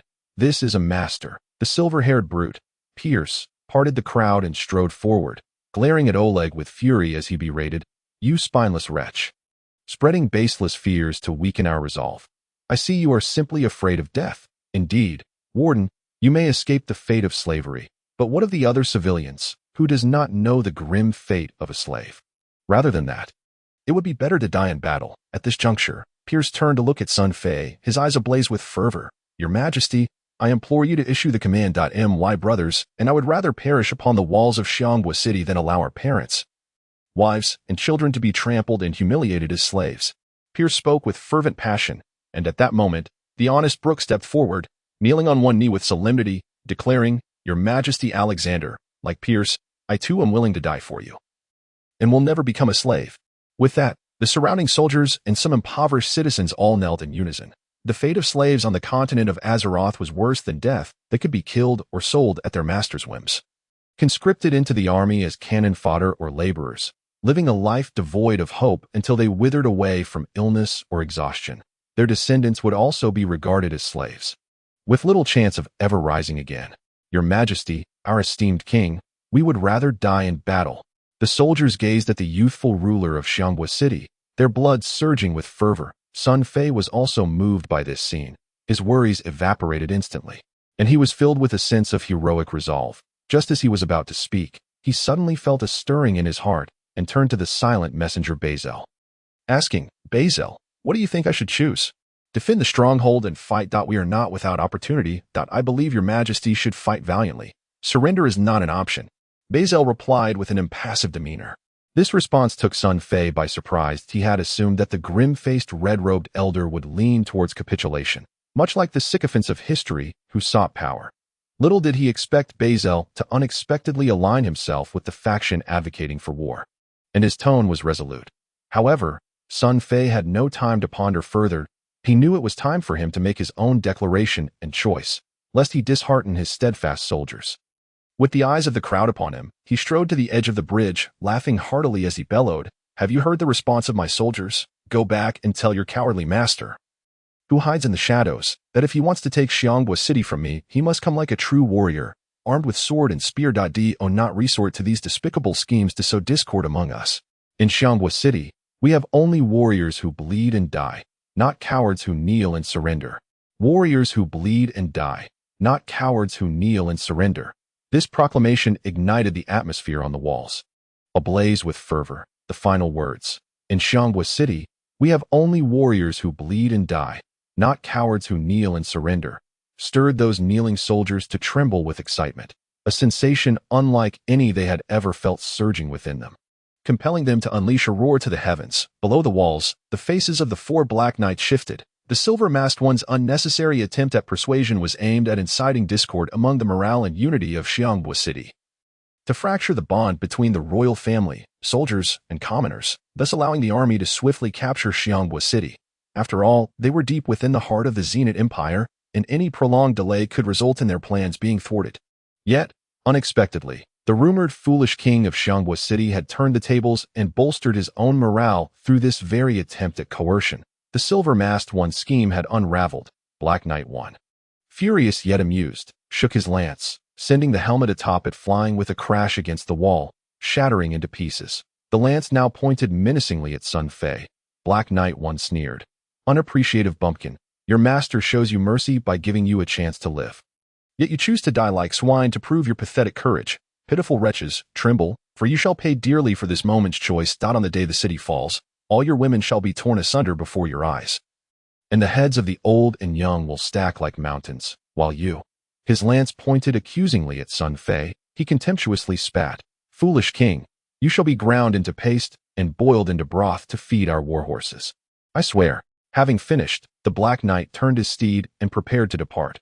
However, the fiery-haired Pierce was ignited by the previous words. The white-haired warrior stood up, seizing a bow and arrow from a nearby soldier, and shouted, "You scoundrel, you dare insult our king and think to leave? Take this arrow." Whoosh! The arrow flew like a streak of light toward the Black Knight's back. Clang! Black Knight 1 effortlessly deflected the arrow with his lance. Turning to Pierce, he sneered, "White-haired brat, your strength is still far from sufficient. I will remember you. Wait for it. After the city falls, I shall personally take your head and mount it upon this lance." Pierce, though endowed with innate strength, had not mastered combat energy and was not yet a star-ranked warrior. In contrast, Black Knight 1 had long since attained the rank of one-star warrior, making the disparity in their strength glaringly evident. Thus, Black Knight 1 paid little heed to the attack. He strutted with arrogance, his gaze piercing as he surveyed the walls, laughing as he turned to leave. Yet, at that moment, an unexpected turn of events occurred. "I think I shall take your head first." A thunderous voice echoed from the walls. In an instant, a flash of azure light appeared, and a figure leaped down from the high walls, swiftly closing the distance. In midair, the glinting blade erupted like a shower of stars, a cascade of cold light descending upon Black Knight 1 with unstoppable momentum. "What is this?" In that moment, a shadow of death loomed, and Black Knight 1's pupils contracted in alarm. He hastily brought his lance to meet the blade, seeking to evade. But, crack, crack, crack, a series of sharp sounds rang out as the sturdy lance shattered into fragments. Blue combat energy exploding forth as the figure flickered, the confrontation concluded in an instant. Then, the figure leaped again, grasping the stone wall midair for leverage, propelling themselves back up to the top of the wall. The entire process was swift and decisive, without a hint of hesitation. Everyone was left in shock by this rapid sequence of events. As they regained their senses, they beheld the figure standing atop the wall like a deity, holding aloft a severed head with wide-open eyes. It was none other than the head of Black Knight 1. The one who held the head was none other than Xiangbao City's foremost expert, 3-star warrior Frank Lampard. His formidable prowess astounded the entire battlefield. Silence enveloped the arena. Suddenly, thud, the headless corpse of Black Knight 1, still mounted on his horse, toppled to the ground with a thud. Blood erupted from the neck like a fountain, rapidly staining the earth red. This arrogant Black Knight, who had been so boastful just moments before, was now felled in the blink of an eye by the 3-star warrior Lampard, unable to withstand even a single round.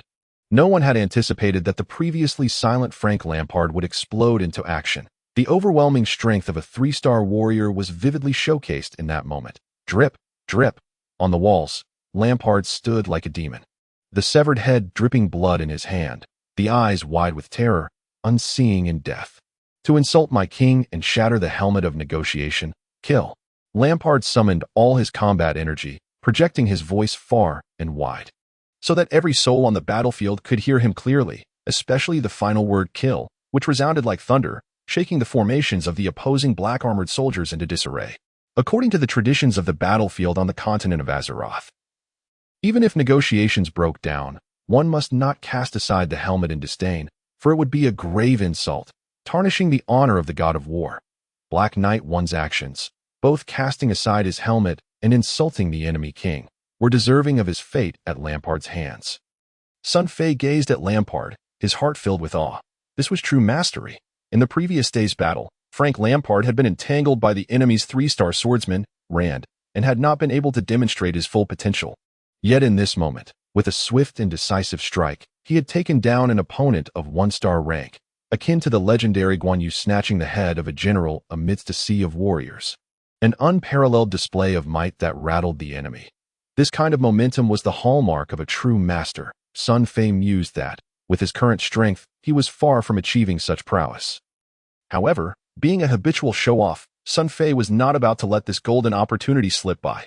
Seizing the moment, he leaped onto the battlements, brandishing his dual-handed axe, and bellowed at the 3 Black Knights below, who stood in stunned silence. Get lost. In that furious shout, Sun Fei unleashed the barbarian shout skill, Furious Roar. The distance was somewhat far, falling outside the range of Furious Roar, so the Black Knights below were merely startled, not experiencing the immediate terror intended. Yet, Sun Fei's target was not these 3 1-star warriors, but rather, their steeds. Those horses lacked the strength of 1-star warriors. Chapter 0030.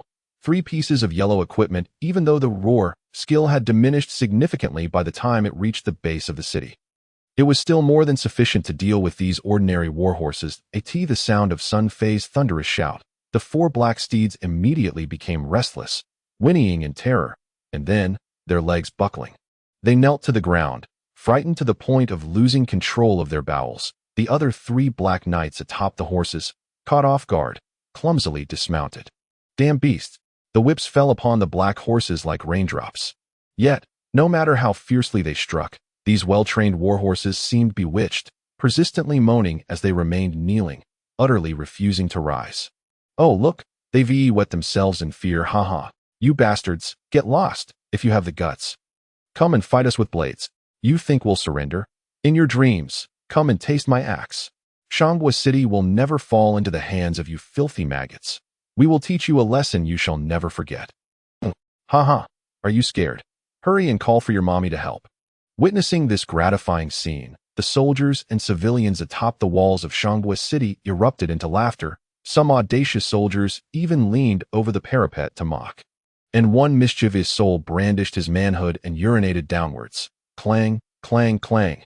The soldiers struck their weapons, the resonant and powerful sounds of metal clashing, combined with the recent extraordinary display by Lampard and Sun Fei, instantly dispelled any fear in their hearts. Even the most timid of soldiers felt their blood surge, eager to engage in battle and personally strike down several foes for satisfaction. In the distance, by the banks of the Zuli River, the silver-faced man observed the scene, his expression darkening with rage despite his usual calm demeanor. He had intended to use this opportunity to sow discord between the civilians and the royal family of Shangwa City, thereby undermining his opponent Esmeralda. If he could successfully incite suspicion and conflict between the royal officials and the populace, then even if he ultimately failed to persuade them to surrender, the internal strife would inevitably diminish their fighting spirit, allowing him to swiftly capture Shangwa City. However, he never anticipated that events would unfold in such a manner. That foolish, number 1, had executed a series of reckless actions, breaching the etiquette of battlefield negotiations and providing the enemy with a legitimate reason to retaliate. Not only had he lost his life, but his demise also galvanized the opposing forces, significantly boosting their morale while simultaneously crushing the spirits of the black-clad knights. Damn it! The silver-faced man cursed under his breath. For some reason, he felt an unsettling premonition that this assault on Shangbo City would not be as effortless as he had previously envisioned. Master, allow me to slay that audacious 3-star warrior for you. The 3-star warrior.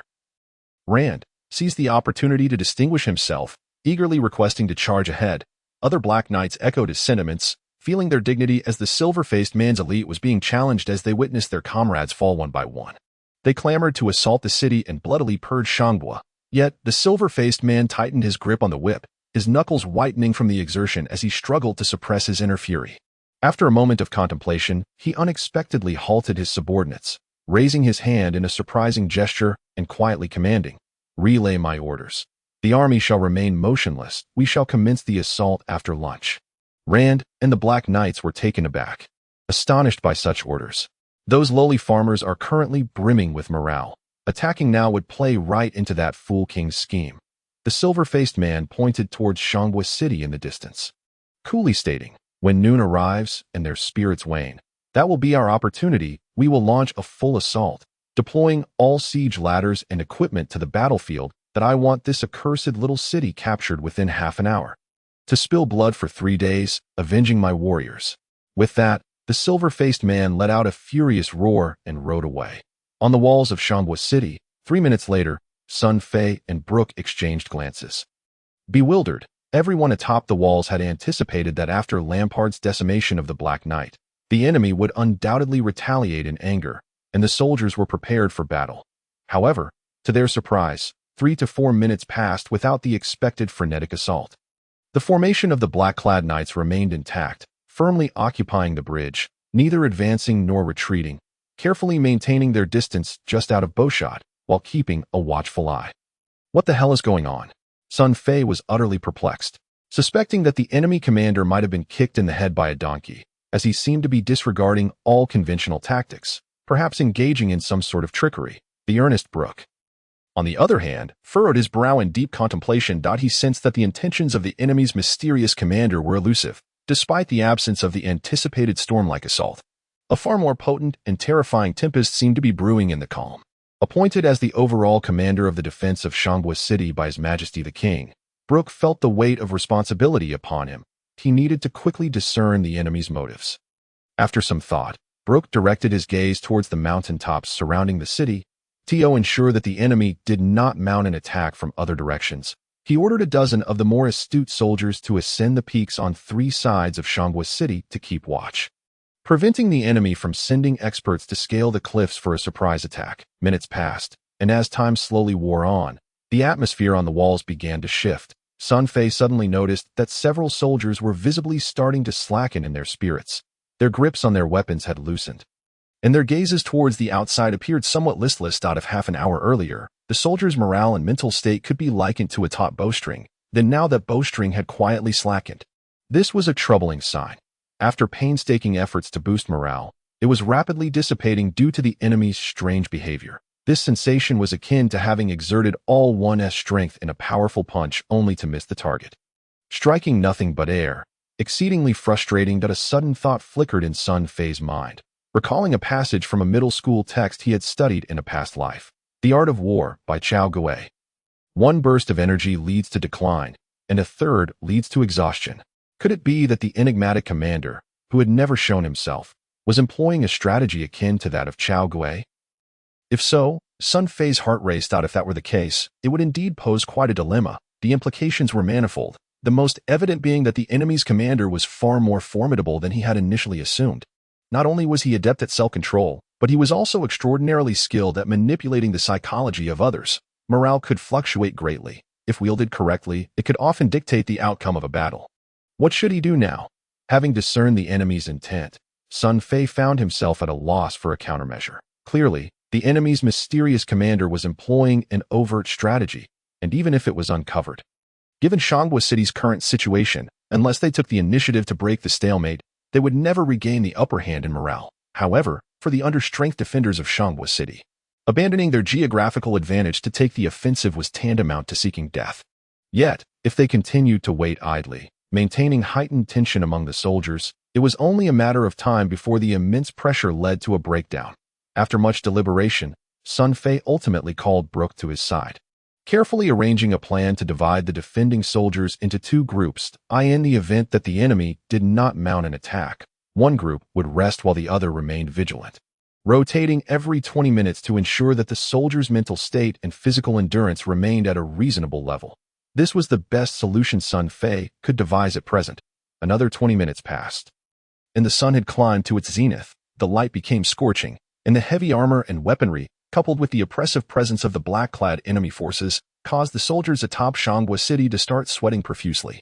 Sun Fei stood atop the wall, carefully observing, and noted that the enemy still showed no signs of aggression. That he pondered for a moment and decided not to wait idly any longer. Every moment was precious to him. He needed to seize the opportunity to enter the world of Diablo, level up, and enhance his strength. Far better than simply waiting around. Turning back to the stone house atop the enemy tower, he instructed the silver-haired warrior, Pierce, to guard the sword of the king, outside. While he seated himself upon a stone, closing his eyes to concentrate on summoning that mysterious, cold voice within his mind. Soon, he received a response. Mental energy sufficient. Scanning soul fluctuations. Soul fluctuations confirmed. Countdown to enter the world of Diablo begins. 3, 2, 1, ding dong, entering. Upon entering the world of Diablo, Sun Fei chose to assume the role of a barbarian. He found himself in the graveyard of the cold plains. The corpse of a blood raven lay before him, surrounded by a plethora of gleaming yellow equipment and sparkling gold coins. However, he had no time to collect them, for upon re-entering the game world, the monsters around the graveyard had respawned. Countless skeleton archers and fallen ones immediately shrieked and charged at him upon their sighting. The bloody battle commenced. After considerable effort, Sun Fei managed to clear the graveyard of its monsters once more. It was finally time to begin gathering the equipment and gold that had been dropped. After taking stock, Sun Fei realized that his haul was indeed substantial.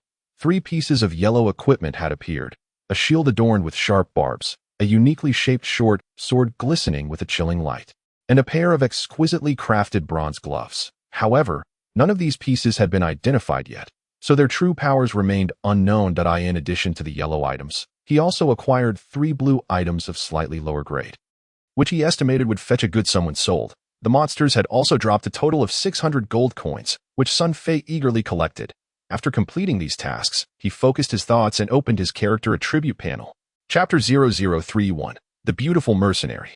Upon viewing his character's attributes, he noted, Level 7, Experience, 35,140,000, Strength, 51, Agility, 20, Stamina, 34, Spirit, 10, Attack Power, 3-43, Accuracy, 114, Defense, 77, Endurance, 124, Vitality, 126, Mana, 19, Fire Resistance, 0, Ice Resistance, 0, Lightning Resistance, 15, Poison Resistance, 0. Such statistics represented a tremendous growth compared to when he had started. A stark contrast of heaven and earth. Yet, evidently, even with these impressive numbers, they were insufficient to resolve the troubles Sun Fei faced in the real world. Based on his rough estimations, a level 5 character in the dark world equated to a 1-star warrior in reality. Between levels 5 to 10, one could easily dispatch a 1-star warrior and pose a considerable threat to those newly ascended to 2-star status, such as the military judge Konka. However, facing seasoned 2-star warriors would require considerable effort. Though victory was not entirely out of reach, yet against formidable 3-star warriors like Lampard and Rand, without a surprise attack, the odds of success were negligible. Once he crossed the level 10 threshold in the dark world, Sun Fei believed he could contend with Rand, a 3-star warrior, even without utilizing special skills like Frenzy. Thus, he was compelled to expedite his leveling process. Should his barbarian character surpass level 10, Shanghua City would gain an additional layer of security. Sun Fei began to act swiftly according to the plan he had formulated prior to entering the dark world. Buzzing sounds filled the air as he opened his backpack and activated a town return scroll. A vast blue oval portal appeared beside him. Stepping through, he found himself back at the rogue camp. In an instant, he promptly sought out the nun, Akira. Following his premeditated intentions, Sun Fei purchased a town return book and an identification book. Then acquired 10 each of the town return scroll and identification scroll, storing them within the two books while placing them in his backpack, similar to his experiences with computer games in his previous life. The purpose of acquiring those two books was to conserve backpack space. Each book could hold 20 scrolls while only occupying 2 slots of backpack space, as opposed to the 40 slots required if stored individually. Given that the mercenary Akira was quite the shrewd merchant, Sun Fei decided against selling his equipment there. Instead, he bid her farewell and sought a more secluded spot, where he began identifying his newly acquired gear using the identification scrolls. He first identified the 3 pieces of yellow gear, starting with the spiked small shield. After consuming one identification scroll, all its attributes were revealed before Sun Fei. Soul Emblem Small Shield. Defense, 20. Block Chance, 25. Durability, 10-10. Required Strength, 35. Required Level, 7. Special Effects, 17. Fast Recovery, 7 Mana, 9 Cold Resistance. Intangible, cannot be repaired. The attributes of this shield filled Sun Fei with elation. It was tailor-made for a level 7 barbarian. And with this shield, his character's defensive capabilities would soar to new heights. The sole drawback was its limited durability of only 10 uses and the fact that it was intangible, making it a one-time use item that could not be repaired by a blacksmith once broken. Nevertheless, its merits far outweighed its flaws, and without hesitation, he equipped the shield onto his character, continuing with the identification process. He consumed another identification scroll, revealing the attributes of the golden short sword, Storm Piercer short sword. One-handed damage, 3-7. Durability, 24-24. Sword level, fast attack speed. Special effects, 1 minimum damage, 16 accuracy, 51 damage to undead. 69 accuracy against undead, 1-2 fire damage, 6 poison damage, duration, 2 seconds. The attributes of the short sword made Sun Fei beam with joy. After a moment of contemplation, he eagerly equipped this Storm Piercer short sword as well. In the realm of Diablo, aside from armor, amulets, and rings that possessed uniqueness, each game character could wield 2 sets of weapons simultaneously, allowing for seamless switching depending on the situation. Sun Fei combined the Soul Emblem Small Shield and the Storm Piercer short sword into a set, with the sword in his right hand and the shield in his left, creating an arsenal for swift transitions. Meanwhile, his formidable 2-handed axe remained as his primary weapon. Next, he identified the final piece of yellow equipment, the bronze gloves. After consuming another identification scroll, the attributes materialized before him. Bronze self-repair heavy gloves. Defense, 6. Durability, 14-14. Special effects, 15 accuracy, 10 fire resistance, 15 cold resistance. Automatically restores 1 durability every 33 seconds. Another exceptional piece of yellow equipment left Sun Fei somewhat dazed. He suspected that perhaps he had performed some good deeds recently, as his luck seemed to have surged, granting him 3 pieces of extraordinary yellow gear, all perfectly suited for his level 7 barbarian, as if crafted just for him. Coming back to his senses, Sun Fei promptly replaced his slightly worn leather gloves with the bronze self-repair heavy gloves. In an instant, the 3 pieces of yellow equipment gleamed on his person, igniting within him an overwhelming desire to rush into the wilderness and engage in a fierce battle with monsters. After identifying all the equipment and organizing his findings, Sun Fei approached the female blacksmith.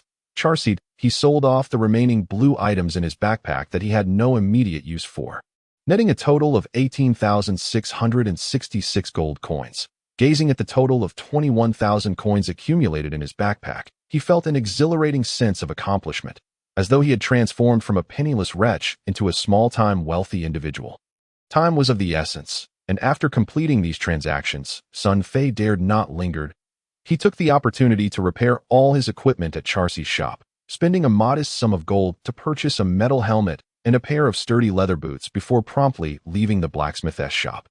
He sought out the leader of the armed forces in the rogue camp, Cassia, to turn in the quest, strangle the traitor, Bloodcrow, and claim his reward. Oh, bless the heavens, young adventurer, you truly managed to slay that detestable traitor. Congratulations, you have earned my trust and friendship that in return, you shall receive a formidable female rogue as your personal mercenary. Cassia expressed her astonishment at Sun Fei's successful completion of the task that as she spoke. A young and beautiful female rogue archer emerged from the tent behind Cassia and approached Sun Fei. This is Elena, a powerful magic archer from the rogue camp. Young adventurer, she will follow you and fight for you. Cassia introduced the female rogue warrior before Sun Fei. Sun Fei scrutinized her closely. This young magic archer named Elena appeared to be around 21 years old, slightly shorter than Sun Fei, with strikingly beautiful long red hair tightly bound at the back of her head in coarse cloth. Her tall and voluptuous figure was clad in rough leather armor that protected only her vital areas, while her legs were adorned with knee-high leather boots. Her smooth, fair thighs were exposed, with the leather skirt providing minimal coverage. The slender waist and ample bosom formed a striking visual contrast, embodying both a devilish figure and an angelic countenance. Notably, this female magic archer exuded a rare aura of heroism that set her apart from other women. Exuding a refreshing vigor. Greetings, according to leader Cassia's orders, I shall fight for you, young warrior. Elena spoke succinctly, her demeanor calm and composed. As she stood behind Sun Fei like a sentinel, her expression serene, reminiscent of a rare orchid in a secluded valley, imbued with an ethereal tranquility that was far from cold. Sun Fei recalled the skills he had learned from his previous life about commanding mercenaries. If I am not mistaken, having a mercenary in tow significantly accelerates the pace of monster slaying and leveling compared to relying solely on the game character's abilities. Thus, he did not decline the offer. Expressing his gratitude to Cassia, accompanied by the enchanting bodyguard, he set off to seek out the venerable nun, Akira, to accept the third novice quest from the rogue encampment, an assignment to rescue the lecherous old man, Cain. This quest bore a somewhat intricate set of requirements. Sun Fei was to traverse the monster-infested underground passage, reach the ancient tree, Averns, in the dark forest, retrieve a mysterious scroll, and upon returning to the rogue encampment, Akira would assist in deciphering the scroll, which essentially provided a sequence of numbers. Using this sequence, he could interact with 5 alluring stone pillars in the stony wastes, which, upon contact, would emit beams of light, forming a portal that transported him to a mysterious realm. Within this enigmatic space, the lecherous old Cain was imprisoned in a cage, subjected to the cruel amusements of numerous demons. The ultimate task was to vanquish these demons and liberate the old man before returning to the rogue encampment to claim his reward. Chapter 0032. An unexpected turn. This quest was exceedingly complex. However, it held immense significance for the unfolding narrative within the realm of Diablo. The exceedingly lascivious elder, Cain, whom Sun Fei would rescue from the devastated town of Tristram, the very mysterious space, would thereafter become an ever-present companion, persistently issuing various tasks that intertwined the entire storyline of Diablo. Before setting off, Sun Fei meticulously reviewed his equipment and quest attributes, based on his previous experience. He estimated that completing this task with his current strength would pose little difficulty, and if all went smoothly, he could undoubtedly finish within 2 hours. This would allow him to proceed with his subsequent plans. Time was of the essence, so he resolved to seek out the Averns tree without delay. However, just as he was about to leave the rogue encampment, Sun Fei glanced back at the beautiful mercenary. Elena, who had been quietly following him, suddenly struck by inspiration, he retraced his steps to the blacksmith, Charsi, and, much to Elena's astonishment, spent over 1,000 gold coins to purchase a sturdy bow, a set of powerful leather armor, a pair of reinforced leather boots, and an exquisite leather cap designed for women. Dear lady, I trust you can make use of this equipment, Sun Fei proclaimed with what he believed to be a radiant smile. Addressing Elena, if it suits you, do find a place to change, for in the face of demonic foes, additional strength translates to greater assurance of survival. These, are you really giving them to me? Elena stammered, taken aback and seemingly unable to comprehend the gesture. Are you implying that I would wear such feminine gear myself?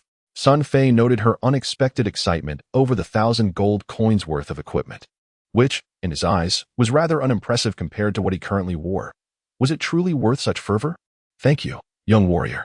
Once she grasped that the equipment was indeed a gift from Sun Fei, the lovely mercenary quickly regained her composure, bowing in gratitude before retreating into Charsi's tent to don her new attire. Moments later, the sound of rustling fabric emerged from within, stirring Sun Fei's anticipation. After a brief pause, Elena emerged from the tent, and Sun Fei's breath caught in his throat. Clad in her new gear, the mercenary exuded an aura of valor, her powerful leather armor accentuating her exquisite figure. While the longbow in her grip and quiver of arrows slung across her back transformed her into a vision of a formidable Valkyrie, inciting an urge to kneel in reverence. Ah, it fits splendidly. Let us be on our way. Sun Fei, nearly overwhelmed by her beauty, masked his excitement with an air of nonchalance as he turned to lead the way out of the rogue encampment. His intention in purchasing the equipment was not to curry favor with the enchanting mercenary, but rather to enhance the prowess of this formidable ally, thus facilitating his own quest completion with greater efficiency. A faint smile graced Elena's lips, though it vanished as swiftly as it appeared, returning to her previous serene demeanor as she trailed quietly behind Sun Fei, akin to a delicate orchid blooming in silence. Suddenly, 3 dark hunters fell to the ground, howling in despair. With a clatter, a piece of blue equipment dropped from one of the corpses. Sun Fei's heart leapt with joy as he picked it up, revealing a uniquely crafted ring, though its properties remained unidentified until he used a scroll of identification. Upon examining it, he discovered it was named the Deep Blue Ring, granting 8 mana and 5 illumination range. While not particularly beneficial for a barbarian accustomed to close combat, it was better than nothing, and after some consideration, Sun Fei decided to adorn himself with the ring. Throughout this ordeal, the beautiful mercenary, Elena, remained vigilant, her keen eyes scanning for threats. However, Sun Fei found it peculiar that she seemed unable to perceive the equipment dropped by the monsters, as she often regarded his actions with a bemused expression, resembling a silent, surreal play. Could it be that natives of this dark world, like Elena, are oblivious to the loot dropped by slain foes? Sun Fei pondered. Does this mean I alone possess the ability to see the spoils of battle? This revelation sent a shiver of surprise through him, as he sensed he might have stumbled upon a significant insight. Yet he could not quite grasp its full implications. Thus, he began to observe more closely. Time was short. The duo pressed onward through the underground passage, located deep within the stony wastes, after utilizing a wilderness portal. They swiftly located the monster-laden corridor. As they stepped into the passage, darkness enveloped them. The cave was devoid of light, a cold wind howling through the depths. Eerie demonic roars echoed from within, mingling with the chilling gusts, creating a foreboding atmosphere thick with an acrid scent, rendering the space profoundly terrifying. Be careful and stay behind me. Remember, do not overtake me. Sun Fei instructed the mercenary as a barbarian with ample health and defense. He could serve as a bulwark, while Elena, being a ranged archer, possessed impressive offensive capabilities but was relatively fragile, making her vulnerable in close quarters. Elena was momentarily taken aback. She had not anticipated such a decision from this young adventurer. It contradicted the grim tales circulating in the rogue encampment about adventurers ruthlessly exploiting their mercenaries. Previously, she had believed her fate would mirror that of the female rogues over 60 years ago, used as bait for demons or as shields against attacks. Yet, while the beautiful mercenary remained in shock, Sun Fei surged ahead. With a fierce roar, he swung his gleaming axe, effortlessly cleaving through 3 encroaching fallen ones with casual precision. Quickly, keep up. We must pass through here swiftly. Sun Fei called back, urging her onward as he disappeared into the shadows. Elena regained her senses and hurried to catch up. Before them, a tide of little demons surged forth. Sun Fei brandished his axe, ready to strike, when suddenly, a flurry of whoosh sounds pierced the air as blue arrows shot forth, striking down 3 of the little demons, freezing them in an instant. What exquisite archery! Impressive, Sun Fei exclaimed, giving Elena an approving thumbs up. The mercenary was no mere decoration. Her marksmanship was exceptional in such dim conditions. She had managed to hit all her targets, leaving Sun Fei in awe of her capabilities. Elena showed no outward reaction to Sun Fei's praise. Her bowstring thrummed again as whoosh. 3 more arrows flew forth, dispatching another trio of fallen ones back to their infernal abode. Sun Fei noted that this beautiful mercenary was an ice element archer. Her arrows imbued with a chilling aura that not only delivered devastating damage, but also slowed the enemy's movements and attacks. She was undoubtedly the ideal companion for slaying monsters and gathering loot in this dark world. With their combined efforts, they pressed deeper into the labyrinthine cave, which twisted and turned, easily leading one astray. Monsters lurked in the shadows, making it akin to a hellish nightmare. Yet Sun Fei, having endured countless battles, was gradually acclimating to the dread of the environment. The beautiful mercenary, Elena, appeared to have long been accustomed to such harrowing scenes, exhibiting no trace of trepidation. Her longbow sang through the air, each arrow claiming the life of a lesser demon. Of course, when confronted with more formidable foes such as the giant beasts, dark hunters, or azure zombies, it would require a bit more effort. Without the assistance of Sun Fei, she could dispatch her adversaries in no more than 3 arrows. Throughout this endeavor, she had to maintain a certain distance from the monsters to maximize the efficacy of her bow. After a brief period of time, their coordination became increasingly adept. It was as if they shared an innate connection, despite the minimal verbal exchange. Their synergy deepened with each passing moment. Sun Fei swung his great axe to fell the nearby monsters, while Elena's icy arrows arced gracefully from a distance, swiftly advancing beyond Sun Fei's prior expectations. At this rate, we could reach the great tree of Avernus in the dark forest within half an hour and obtain that cursed scroll. Sun Fei mused with newfound optimism. Just then, an unexpected change occurred. Elena, who had been silently dispatching demons behind Sun Fei, suddenly let out a cry filled with anguish, her voice laced with panic and sorrow, as if she had encountered something utterly horrifying. Chapter 33. Elena's astonishment, a jolt of alarm, surged through Sun Fei. He swung his axe, cleaving through the monsters before him, and hastily turned to see that Elena was not under attack. Rather, she stood frozen in the dim cave, her body tense, her hand trembling around her bow. Tears streaming down her pale cheeks as she stared fixedly at a dark, grotesque object on the ground. As he approached, Sun Fei discovered that the dark object was, in fact, the mangled and bloodied corpse of a female rogue. Clad in the rough leather armor typical of female rogues, her long red hair framed a youthful face that appeared even younger than Elena's, perhaps around 17 or 18 years old. Clearly, she had suffered unspeakable torment at the hands of demons. Her breasts were shredded as if by claws, her heart hollowed out, and her delicate thighs bore horrific claw marks. The area between her legs had become a gruesome, gaping wound, while her right leg was stripped of flesh, exposing white bone, marred with bite marks. Oh God. No. She is Nina. She went missing a month ago when we went to the blood wasteland, in search of food. Elena knelt, weeping uncontrollably. She was only 17, it was her first time leaving the camp for a mission, and she volunteered for it. Nina trained so hard, bearing all hardships with a radiant smile, like a joyful little angel who inspired us and brought us laughter. I can't believe. Whoa. These cruel demons should all be sent to hell. Listening to Elena's fragmented lamentations, Sun Fei began to grasp the gravity of the situation. It was evident that this tortured female corpse was a companion known to Elena, likely abducted by demons during an outing with the female rogues a month prior. Though the reasons for her tragic demise in this cave remained a mystery at the tender age of 17. When innocence and joy should flourish, she had met such a horrific fate. Even though Sun Fei had never met this girl named Nina, a wave of sorrow washed over him. Until now, despite the visceral realism of this dark world, where pain was palpable, NPCs exhibited intelligence, and he himself felt fatigue, thirst, and hunger. He had subconsciously regarded it as merely a game. Yet, at this moment, gazing at the horrific corpse and hearing Elena recount the life of the young girl, he suddenly recognized that he might have been mistaken. The world of Diablo was indeed a living realm, filled with characters who possessed not only intellect, but also flesh, blood, and emotions. Elena, please don't cry. Stand up. Let us exterminate all the monsters here and avenge Nina. Sun Fei was at a loss for how to comfort the tearful beauty. He reached out to help the weeping mercenary to her feet.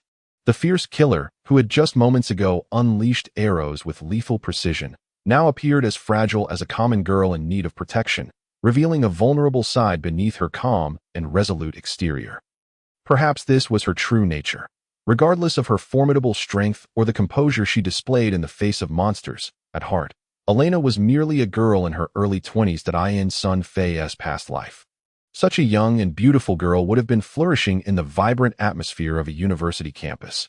Yet in this dark world, she was compelled to hone her skills for survival, battling against brutal monsters, all while helplessly watching her youthful companions perish. Left with nothing but tears, Sun Fei dug a grave in the hard cave floor with his axe, laying the unfortunate Nina to rest. While handling Nina's corpse, he discovered something, though not gold or equipment, but a small pouch of seed. Evidently, this brave little girl, who had ventured out to seek sustenance for her camp, had left behind a glimmer of hope for food amidst such dire circumstances. Elena treated this small pouch of seeds as a treasure, cradling it carefully to her chest. After laying Nina to rest, the two continued their journey. Stoked by her grief, Elena radiated an aura of vengeance. Her icy arrows whistling through the air, mercilessly claiming the lives of demons, while Sun Fei hardly needed to intervene. Elena's relentless arrows swiftly dispatched all monsters within sight. However, Elena's demeanor towards Sun Fei had shifted significantly. Though they still communicated little and pressed onward through the dark cave in silence, the serene mercenary seemed to exude a gentler warmth whenever her gaze fell upon him. As they progressed, they encountered the corpses of several female rogues who had met gruesome fates, but fortunately, Elena did not recognize them, sparing them both from further distress. Out of humanitarian concern, Sun Fei buried the unfortunate women. Drawing upon memories from his past life, he skillfully navigated their route, opting not to venture into the second level of the underground passage, but rather swiftly locating the entrance to the dark forest on the first level. At last, they emerged into the dark forest. Before them, the landscape was not entirely shrouded in darkness. The flora was more vibrant than that of the preceding blood wasteland and frozen expanse. Though it hardly resembled a true forest, the light rain fell from the sky as they surveyed the surroundings. Hordes of demons and monsters loomed, and notably, these creatures appeared more ferocious, immediately charging toward them with deafening howls upon sighting them emerge from the cave. Whoosh, whoosh, whoosh. Icy arrows flew in a flurry. Whoosh, whoosh. Sun Fei's great axe carved deadly arcs through the air. Under the onslaught of this frenzied duo, the demons rushed forth only to meet their swift demise. The demons fell like wheat before the scythe, their anguished cries echoing across the wilderness. Soon, they traversed a field littered with the bloodied corpses of monsters, arriving before a colossal withered tree towering at least 50 meters high, the legendary Avernus tree. Surrounding the magnificent tree was a pile of decaying bodies, swarming with black flies, and even the tree itself bore several grotesquely decomposed corpses dripping with dark pus, exuding a nauseating stench that pervaded the air, rendering the scene reminiscent of hell itself. Ominous and terrifying, Sun Fei pinched his nose, cautiously approaching the tree, and upon touching its trunk, crack, a white parchment scroll plummeted from the tree. Well, what a fearsome visage! Yet it turns out to be quite the provocative fellow, responding so readily to my gentle touch. Sun Fei thought wickedly. He picked up the scroll from the ground, unfurling it to reveal a large circle drawn in a mysterious, dark red substance resembling blood, encircled by a pentagram, with arcane symbols scattered throughout, resembling the talismans drawn by Taoist priests in his past life. Sun Fei could decipher none of it. It seems I'll have to take this back for the nun to translate. He carefully stowed the scroll away, then gathered a few valuable items dropped by the demons, placing them into his backpack. Afterward, he consumed a town return scroll, activating a portal that materialized with a soft hum, a towering blue portal appearing beside him.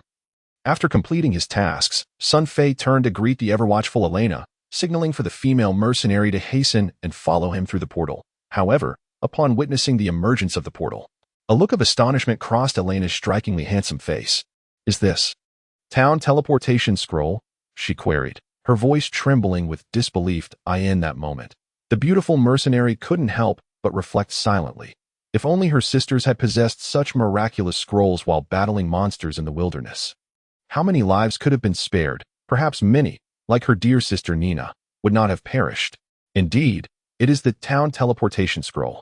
Although Sun Fei noticed Elena's unusual reaction, he dismissed it, finding nothing remarkable about a scroll worth merely 80 gold coins. Time was of the essence. His subsequent plans required considerable time, and he could not afford any delays. He replied nonchalantly and stepped into the portal. Rogue camp. Sun Fei proceeded directly to the elderly nun, Akira, to translate the Evernight tree scroll. Meanwhile, the beautiful mercenary Elena cautiously guarded the portal. This was Elena's first time ever returning to the camp through a portal, and her heart brimmed with awe and curiosity. She initially intended to visit her sisters and convey the news of Nina's demise, but upon contemplating her current identity and mission, she hesitated and ultimately abandoned that thought. A few minutes later, Sun Fei returned, clutching the parchment scroll in haste. What's wrong? Did you not wish to speak with your sisters?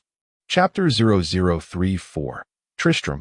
Being in the company of this young, valiant adventurer, Elena felt an unprecedented sense of security. The demons that she and her sisters had previously struggled to escape from were now effortlessly vanquished by this young man, who seemed to cleave through them as if they were mere vegetables. All the monsters were kept at bay, unable to approach her, and his broad back stood like an insurmountable wall, shielding her from any danger. This reality upended Elena's understanding of the relationship between adventurers and mercenaries. In the past, all descriptions, including those from their leader, Cassia, portrayed mercenaries merely as tools manipulated by adventurers. Many unscrupulous adventurers had exploited the unfortunate mercenaries to draw monsters and act as meat shields, resulting in heavy casualties among the female mercenaries of Rogue Camp, leaving them with tragic fates. Yet, to sustain the camp's existence and protect the defenseless, the female rogues were compelled to accept the employment of these adventurers, silently toiling and sacrificing. Clearly, the young barbarian adventurer before her was not like that at all.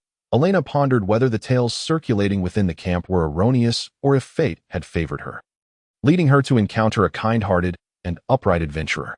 Perhaps it is merely a matter of timing. After 60 years of isolation, many adventurers have vanished. This place resembles a forgotten realm, and he is the first adventurer to arrive at Rogue Camp after 60 years. Everything has changed. Elena concocted excuses for herself. Observing the slight panic on the beautiful mercenary's face, Sun Fei merely chuckled, refraining from further conversation as he stepped into the portal, with a heart full of concerns. Elena hurriedly followed suit, returning from the dark forest to the stone wasteland. Sun Fei took less than 10 minutes. The swift return was due to his acquisition of 2 stamina potions, while consulting Angela on translating the Evernight tree scroll. Consuming one himself and offering the other to Elena, the boundless stamina allowed both of them to move rapidly, and with the path cleared of monsters, they encountered no obstacles on their way. Soon, they arrived before 5 stone pillars. Sun Fei examined the scroll, carefully reviewing the sequence of translations, and then, following the order, he meticulously touched each of the 5 pillars in succession. Suddenly, darkness enveloped them, as if day had turned to night, and a fierce gale swept through, lifting countless withered leaves from the ground, reminiscent of an impending apocalypse. At that moment, beams of blue light erupted from the 5 pillars, gradually merging to reveal a massive blood-red portal in the center, resembling a coagulated pool of blood, entwined with flickering yellow light. This was the portal leading to the town of Tristram, where the infamous Deckard Cain was trapped. Sun Fei stood before the stone pillars, marveling at the awe-inspiring spectacle. Contemplating the remarkable display produced by these 5 pillars, the look of astonishment appeared on Elena's face as well. Within a mere 2 hours of following Sun Fei, the extraordinary sights she had witnessed far surpassed the totality of her previous 20 years of life experience. Upon entering this portal, we will encounter a multitude of demons. You must remain vigilant. Stay close behind me, and do not charge recklessly. Sun Fei turned to instruct Elena, before adding with concern, remember, if the situation becomes perilous, retreat through the portal immediately. Do not overexert yourself. According to the storyline of Diablo 2, Tristram had already been ravaged by the awakened Diablo, transforming it into a haven for demons and the undead. Moreover, the once noble paladin, Griswold, had fallen into a terrifying demon, becoming the boss monster of this realm.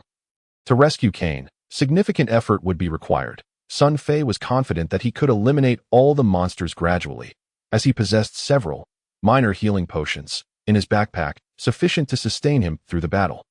However, should a crisis arise, he might not be able to shield Elena. This skilled archer would surely be torn to shreds if the demons closed in. Thus, he felt compelled to reiterate his warnings.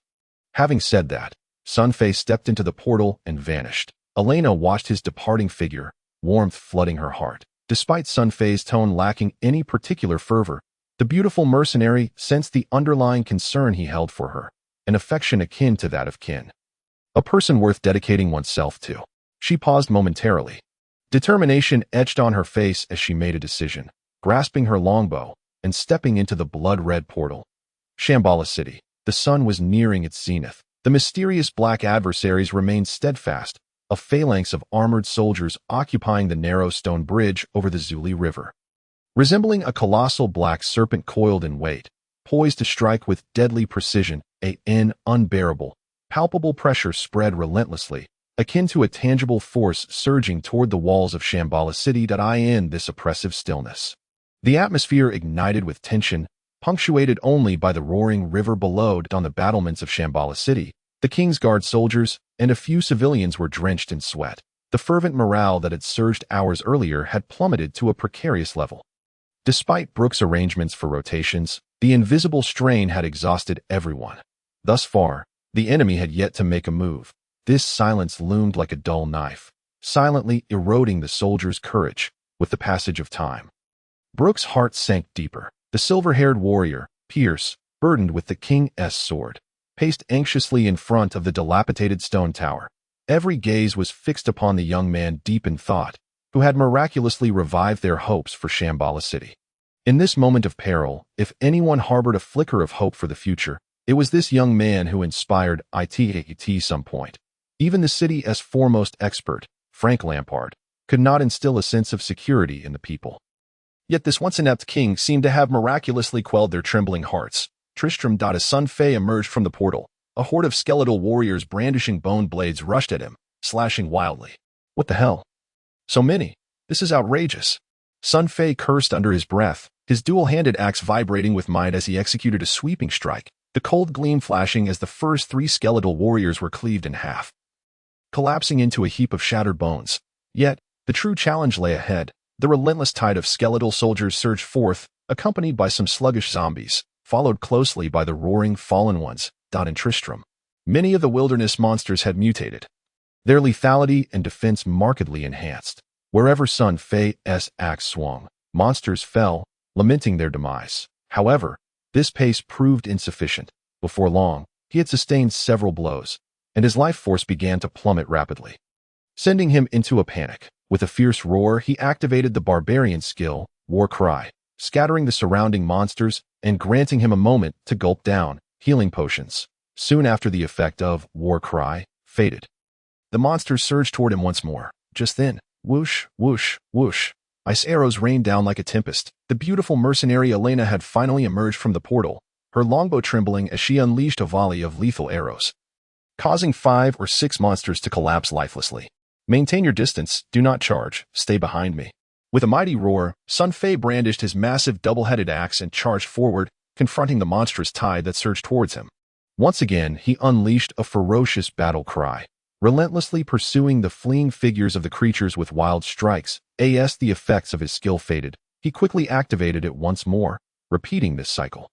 After several intense minutes, this wave of lowly monsters was entirely vanquished. At this point, Tristram lay in ruins, its former splendor a distant memory. The ground was fissured, buildings lay in collapse, and hellfire blazed everywhere, shrouded in a thick veil of black smoke, leaving the earth barren. The town's inhabitants had all either been slain or possessed by demons from the abyss, transforming into new bloodthirsty monstrosities and undead that roamed aimlessly, howling in rage upon sighting any living soul. The boss of Tristram was the fallen paladin, Griswold. He was a formidable adversary, challenging to contend with. Typically, he would conceal himself within the debris of the collapsed structures, guarding the lecherous elder, Cain, who was suspended in a cage, and would not emerge to engage Sun Fei immediately, granting him precious time to prepare. Sun Fei cautiously advanced, striving to avoid alerting this colossal boss. Eventually, around the corner of the village, he and Elena encountered a throng of skeletal archers that in the realm of his previous life as computer game. These were a cunning bunch of skeletons, unlike the mindless ones with swords that charged blindly. These dozen or so possessed a modicum of intelligence, hiding at a distance to shoot arrows with shameless precision, their projectiles raining down like a torrential downpour, and they knew how to ambush from the shadows, making them exceedingly difficult to counter. Sun Fei gestured for Elena to retreat, then switched to his offhand equipment. A golden light flashed as the Stormpiercer dagger and soul emblem round shield appeared in his grasp. With a swift motion, he darted out, plunging his dagger into the skull of a sneaky skeleton hiding in the corner, preparing to unleash a surprise attack. He twisted the blade viciously. The skeleton shivered, its bones turning an inky green, This was the toxic effect of the Stormpiercer dagger taking hold. Combined with its extra lethality against undead foes, the unfortunate skeleton had no time to struggle, collapsing instantly into a pile of bones unfit even for hungry dogs. The successful strike filled Sun Fei with a sense of accomplishment, a smirk spreading across his face. However, in that fleeting moment, the other skeletal archers lurking behind the ruins quickly took notice of him. With a flurry of sounds, arrows began to rain down upon him. "Oh no! They really coming!" Sun Fei shouted, raising the soul emblem round shield, dodging while rapidly retreating that he aimed to disrupt the formation of the skeletons, intending to take them down one by one. Yet, whoosh! Blue ice arrows shot from behind. Turning around, Sun Fei saw that Elena had not heeded his warning to stay back. Instead, she was advancing boldly, her longbow unleashing arrows like meteors. "This is bad," Sun Fei exclaimed in alarm. This was the first time the beautiful warrior had disobeyed him. It seemed she did not grasp the perilous nature of Tristram. If she pressed on with her attack, not only would they fail to deal with the cunning skeletons, but they would also find themselves in grave danger.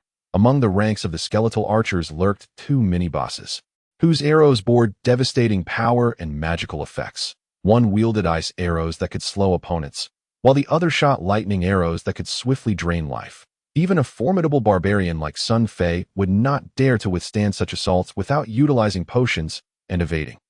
If fortune turned against them, they might even rouse other monsters and demons hidden in the distant ruins. The consequences of awakening Griswold, the chief boss of Tristram, would be unimaginable.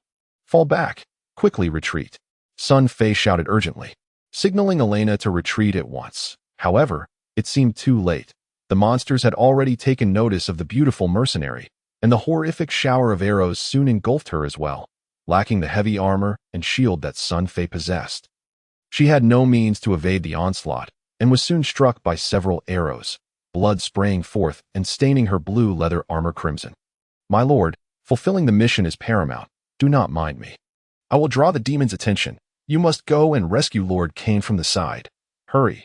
Arrows still embedded in her, Elena's face was slick with sweat from the agony, her complexion pale, yet her gaze remained resolute. Suddenly, she shook her head fiercely, biting her red hair, disregarding the arrows embedded in her body, her right hand firmly gripping her longbow as she unleashed a volley of ice arrows, advancing step by step against the rain of arrows. Her blue armor flickered and dimmed under the relentless assault. At that moment, Elena resembled a valkyrie undeterred by fear, her eyes ablaze with hatred and defiance, steadily forging ahead. However, at that instant, calamity struck. A hidden skeletal archer leader, lurking among the skeletons, launched a deadly lightning arrow, striking Elena without hesitation. The beautiful mercenary's body stiffened, and amidst the crackling of electricity, she swayed unsteadily, her life force visibly plummeting under the barrage of arrows. "Damn it!" Sun Fei was horrified at the sight. Ignoring the incoming arrows, he sprinted to embrace Elena, forcing a miniature healing potion into her mouth, activating his barbarian skill, Battle Cry, to repel the closest monsters, then swiftly utilizing a town portal scroll. Just before the tide of monsters engulfed them, he executed a roll, barely making it through the deep blue portal with Elena in his arms. With a gentle hum, they narrowly escaped, returning to the rogue encampment. Thanks to the effects of the miniature healing potion, Elena had nearly fully recovered, her mind still coherent. Meanwhile, Sun Fei, in his desperate attempt to save her, had taken several hits, including 2 arrows from the skeletal archer leaders, leaving him bloodied and his life force dwindling to below 30, an extremely precarious situation. This scene mirrored that of his previous life as computer game. Many times, one might feel secure, yet the next moment one could find themselves needing to return to the rogue encampment to reclaim their corpse. Rescuing a damsel in distress is truly not a task for the faint-hearted. Sun Fei inhaled the faint scent of maidenly fragrance emanating from Elena. Momentarily disregarding the temptation of her warmth in his embrace, he retrieved another miniature healing potion from his pack, downing it before tossing one to Elena. Rising to his feet, he grimaced as he pulled out 3 or 4 arrows lodged in his back, blood gushing forth anew, prompting him to quickly consume another potion. Fortunately, the healing potion tasted sweet like syrup with no adverse effects. "My heavens, that hurts like hell. I told you, beauty, to listen. I asked you to stay back." As he observed his health bar replenishing under the potion's effects, Sun Fei could not help but reproach Elena. If she had only obeyed him earlier, they could have avoided such peril. The lovely mercenary lowered her head, her exquisite eyes brimming with tears, offering no rebuttal. Seeing her clutch the healing potion, without using it, her injuries still apparent and bloodied, she appeared like a weeping willow. His heart softened. He could not bring himself to criticize her further. Enough. Drink the potion. Oh, and please, do not return to the battlefield with me next time that I can't look after you. I will complete this mission and come back for you. Sun Fei contemplated, deciding to leave Elena at the rogue encampment, while he ventured alone to fulfill his task in Tristram. With two of them, he could hardly manage her safety. The archers would have no opportunity to unleash their power amidst a throng of monsters, and employing the classic distraction tactics from his previous Life-S games would likely result in disastrous coordination. One misstep, and this delicate archer could easily find herself overwhelmed and torn to shreds. Yet, Elena seemingly misunderstood Sun Fei's intentions. What? No. Do not dismiss me, my lord. Next time I will be more careful. You need not worry about me. I can protect myself. The beauty's face was etched with an unexpected panic that took Sun Fei aback. This was perhaps the most she had ever spoken in his presence, for a long time. Due to the fall of Tristram, the paths to the east had been obstructed by monsters, leaving the rogues reliant on adventurers like Sun Fei for acquiring equipment and potions to sustain their presence in the wilderness.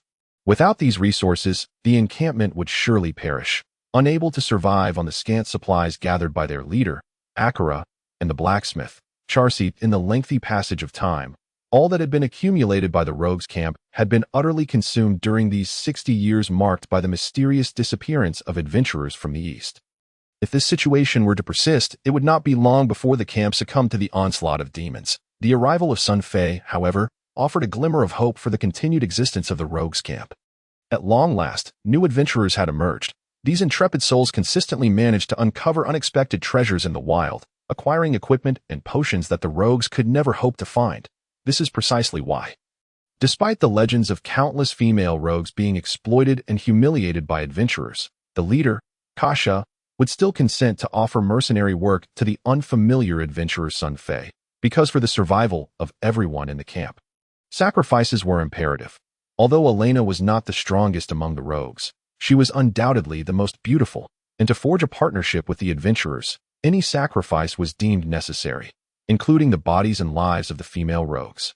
Should Elena tragically fall in the wilderness, other female rogues would undoubtedly take her place, continuing to serve Sun Fei and maintain the cooperative relationship between him and the rogues' camp. This is the harsh reality of the world of Diablo, a stark embodiment of the law of the jungle.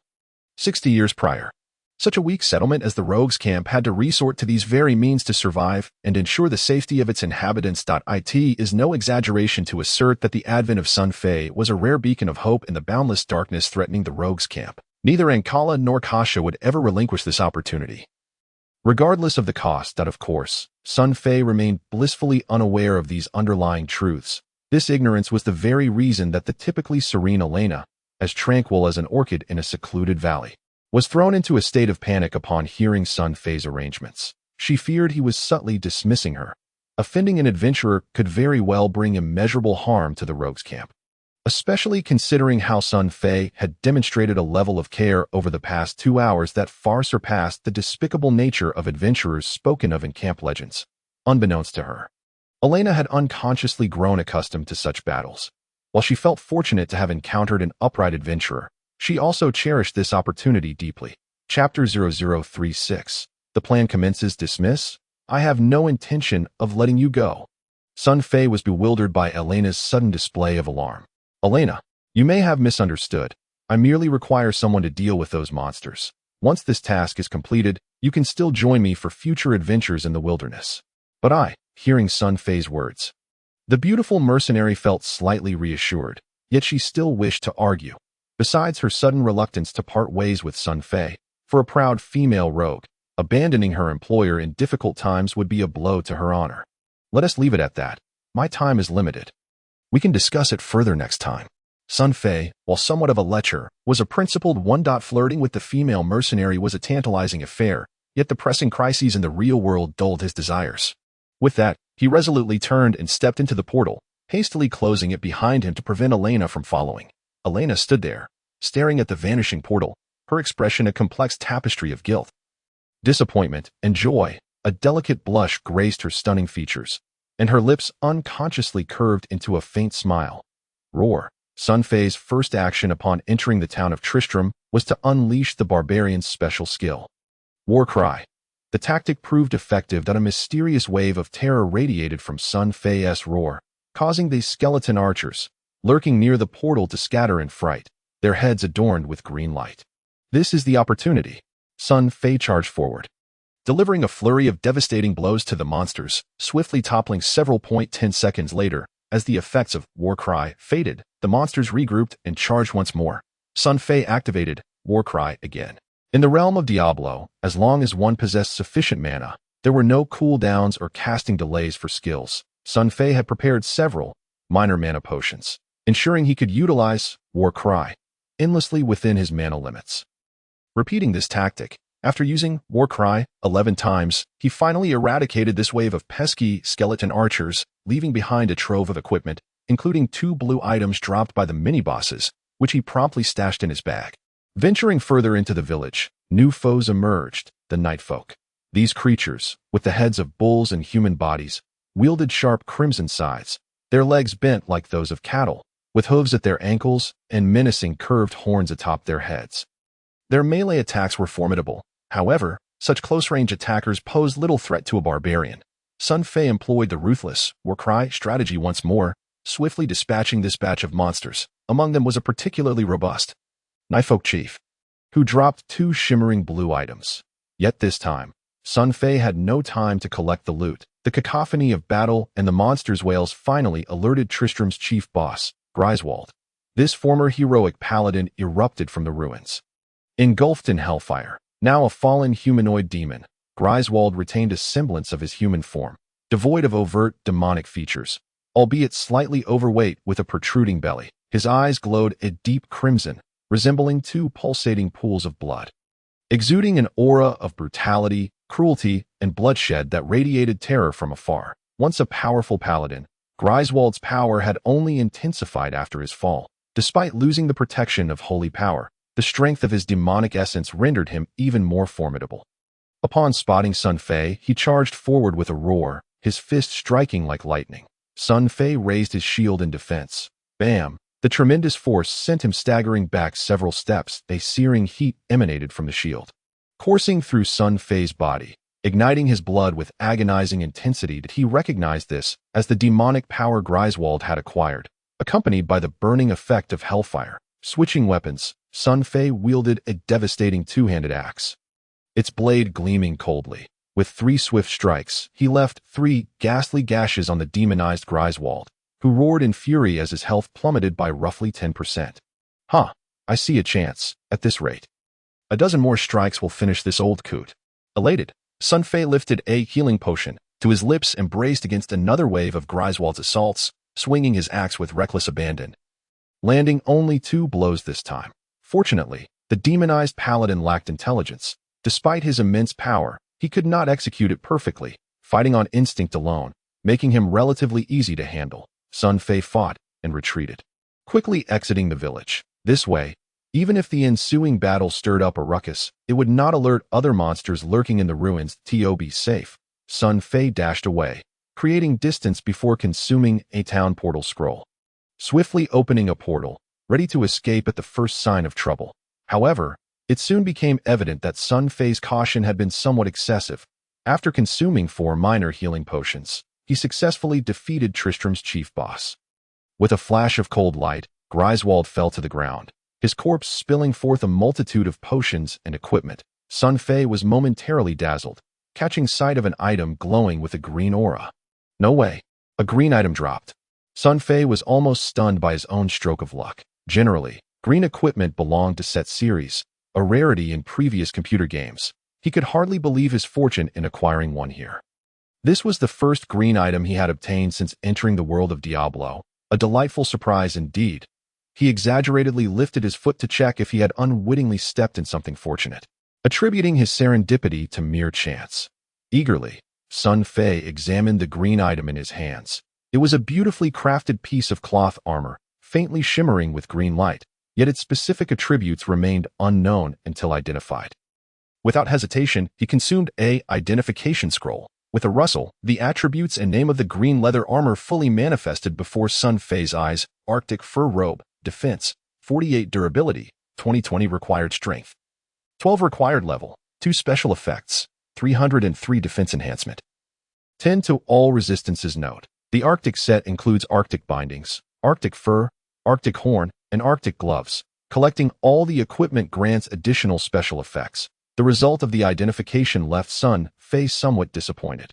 This Arctic fur robe was merely a component of the Arctic set, which, according to his past experiences with computer games, was not particularly suited for a barbarian character, but rather a top-tier starter set for Amazon warriors. Nevertheless, the attributes of the Arctic fur robe were remarkably formidable, far exceeding the leather armor he currently wore, and the 303 defense enhancement along with 10 to all resistances were invaluable for the barbarian at this stage. Thus, he did not hesitate and swiftly donned the Arctic fur robe. In addition to this green item, there lay a yellow piece of equipment and several blue items on the ground. After a moment's consideration, Sun Fei chose not to collect them for the time being. Having vanquished the chief boss, Greswold, and the rather troublesome skeleton archers and Knight clan, the entire Tristram ruins posed no further threat to him. He resolved to rescue the lecherous elder, Cain, first.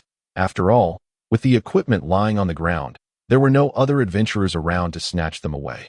Sun Fei hoisted his great axe onto his shoulder and swaggered into the ruins village. A horde of blade demons charged at him, but within mere seconds, they were transformed into experience points for Sun Fei. The last remaining few sluggish, mutated zombies could not escape his clutches in less than 5 or 6 minutes. The entirety of Tristram's demons and undead had been eradicated. In the very center of the village ruins, he discovered Elder Cain, suspended in a cage from a tree. "Please, save me, young warrior. Hurry and rescue me." Upon seeing Sun Fei, Cain shrieked as if a raucous siren had spotted a dashing man, his voice piercing even louder than the howls of the demons, akin to someone jabbing a fork into his posterior. With a swift swing, Sun Fei severed the ropes. The wooden cage plummeted to the ground, shattering upon impact. Elder Cain, overjoyed, clumsily scrambled out of the cage without uttering a single word of thanks, directly opening a portal and darting through it like a frightened dog, vanishing from sight. Damn it, this old man didn't even say thank you. Sun Fei stared in disbelief, his speed of escape leaving him astounded. He raised a middle finger towards the spot where Cain had disappeared and began to scavenge the battlefield, gathering all the dropped equipment into his backpack before returning through the previously opened portal to Rogue encampment. The beautiful mercenary, Elena, was nowhere to be found near the portal, prompting Sun Fei to head directly to the nun, Akira, to claim his reward for the quest. The reward for this quest was quite simple. The stingy nun would offer a minor hospitality service in her shop, providing a 10 discount on potions. Moreover, the lecherous Elder Cain, whom he had rescued, would now offer free identification of equipment. Compared to the difficulty and complexity of the quest, such a reward felt almost like a pittance, revealing that, fundamentally, both Akira and Cain were unscrupulous merchants, the epitome of blood-sucking profiteers. After completing all of this, Sun Fei began to organize his character attributes. The leveling up this time proceeded exceptionally smoothly. Having defeated the fallen paladin, Greswold, Sun Fei had reached level 12, surpassing his initial target of level 10 before entering the Dark World. Likely thanks to the contributions of the mercenary, Elena, Sun Fei proceeded to allocate his points. He distributed the 25 additional attribute points in the ratio of 3 points in strength to 2 points in vitality. And after considering his future plans, he ultimately decided to invest 1 point in taunt, 1 point in control longsword, 2 points in jump, and 1 point in control polearms. Having completed this, Sun Fei opened his personal attribute panel. Level 12 experience, 954141127225 strength, 66 agility, 20 vitality, 44 energy, 10 attack power, 3 to 55 attack accuracy, 169 defense, 77 stamina, 34 life, 157 mana, 19 fire magic resistance, 10 ice magic resistance, 10 lightning magic resistance, 25 poison magic resistance, 10. Such statistics instilled a sense of reassurance in Sun Fei. Based on previous experiences, a level 12 barbarian, despite possessing only the strength of a 2-star warrior, could, with the combination of various barbarian special skills. Stand toe-to-toe with a 3-star warrior in the real world. The next time he faced the 3-star swordsman, Rand, Sun Fei felt confident he could fend him off without sustaining injuries. Of course, this would only be a matter of repelling to defeat or eliminate Rand. Sun Fei estimated he would need to reach around level 20. After completing all of this, Sun Fei circled around the lecherous elder Cain and had him identify all the unidentified equipment in his backpack free of charge. Throughout this process, the white-bearded elder rambled incessantly, but Sun Fei, pressed for time, paid him no mind and made his escape immediately after the identification was complete, hiding in a corner. Sun Fei examined the attributes of the identified equipment. One of the yellow items turned out to be a short bow, elegantly simple in design and rather antiquated, named Miserable Feather Shortbow. Its attributes were decent, but Sun Fei could not wield it. After some contemplation, he decided that Elena would likely be able to make use of it, so he set it aside for their next encounter, hoping to impress the beautiful mercenary with this bow. Perhaps even winning her affection.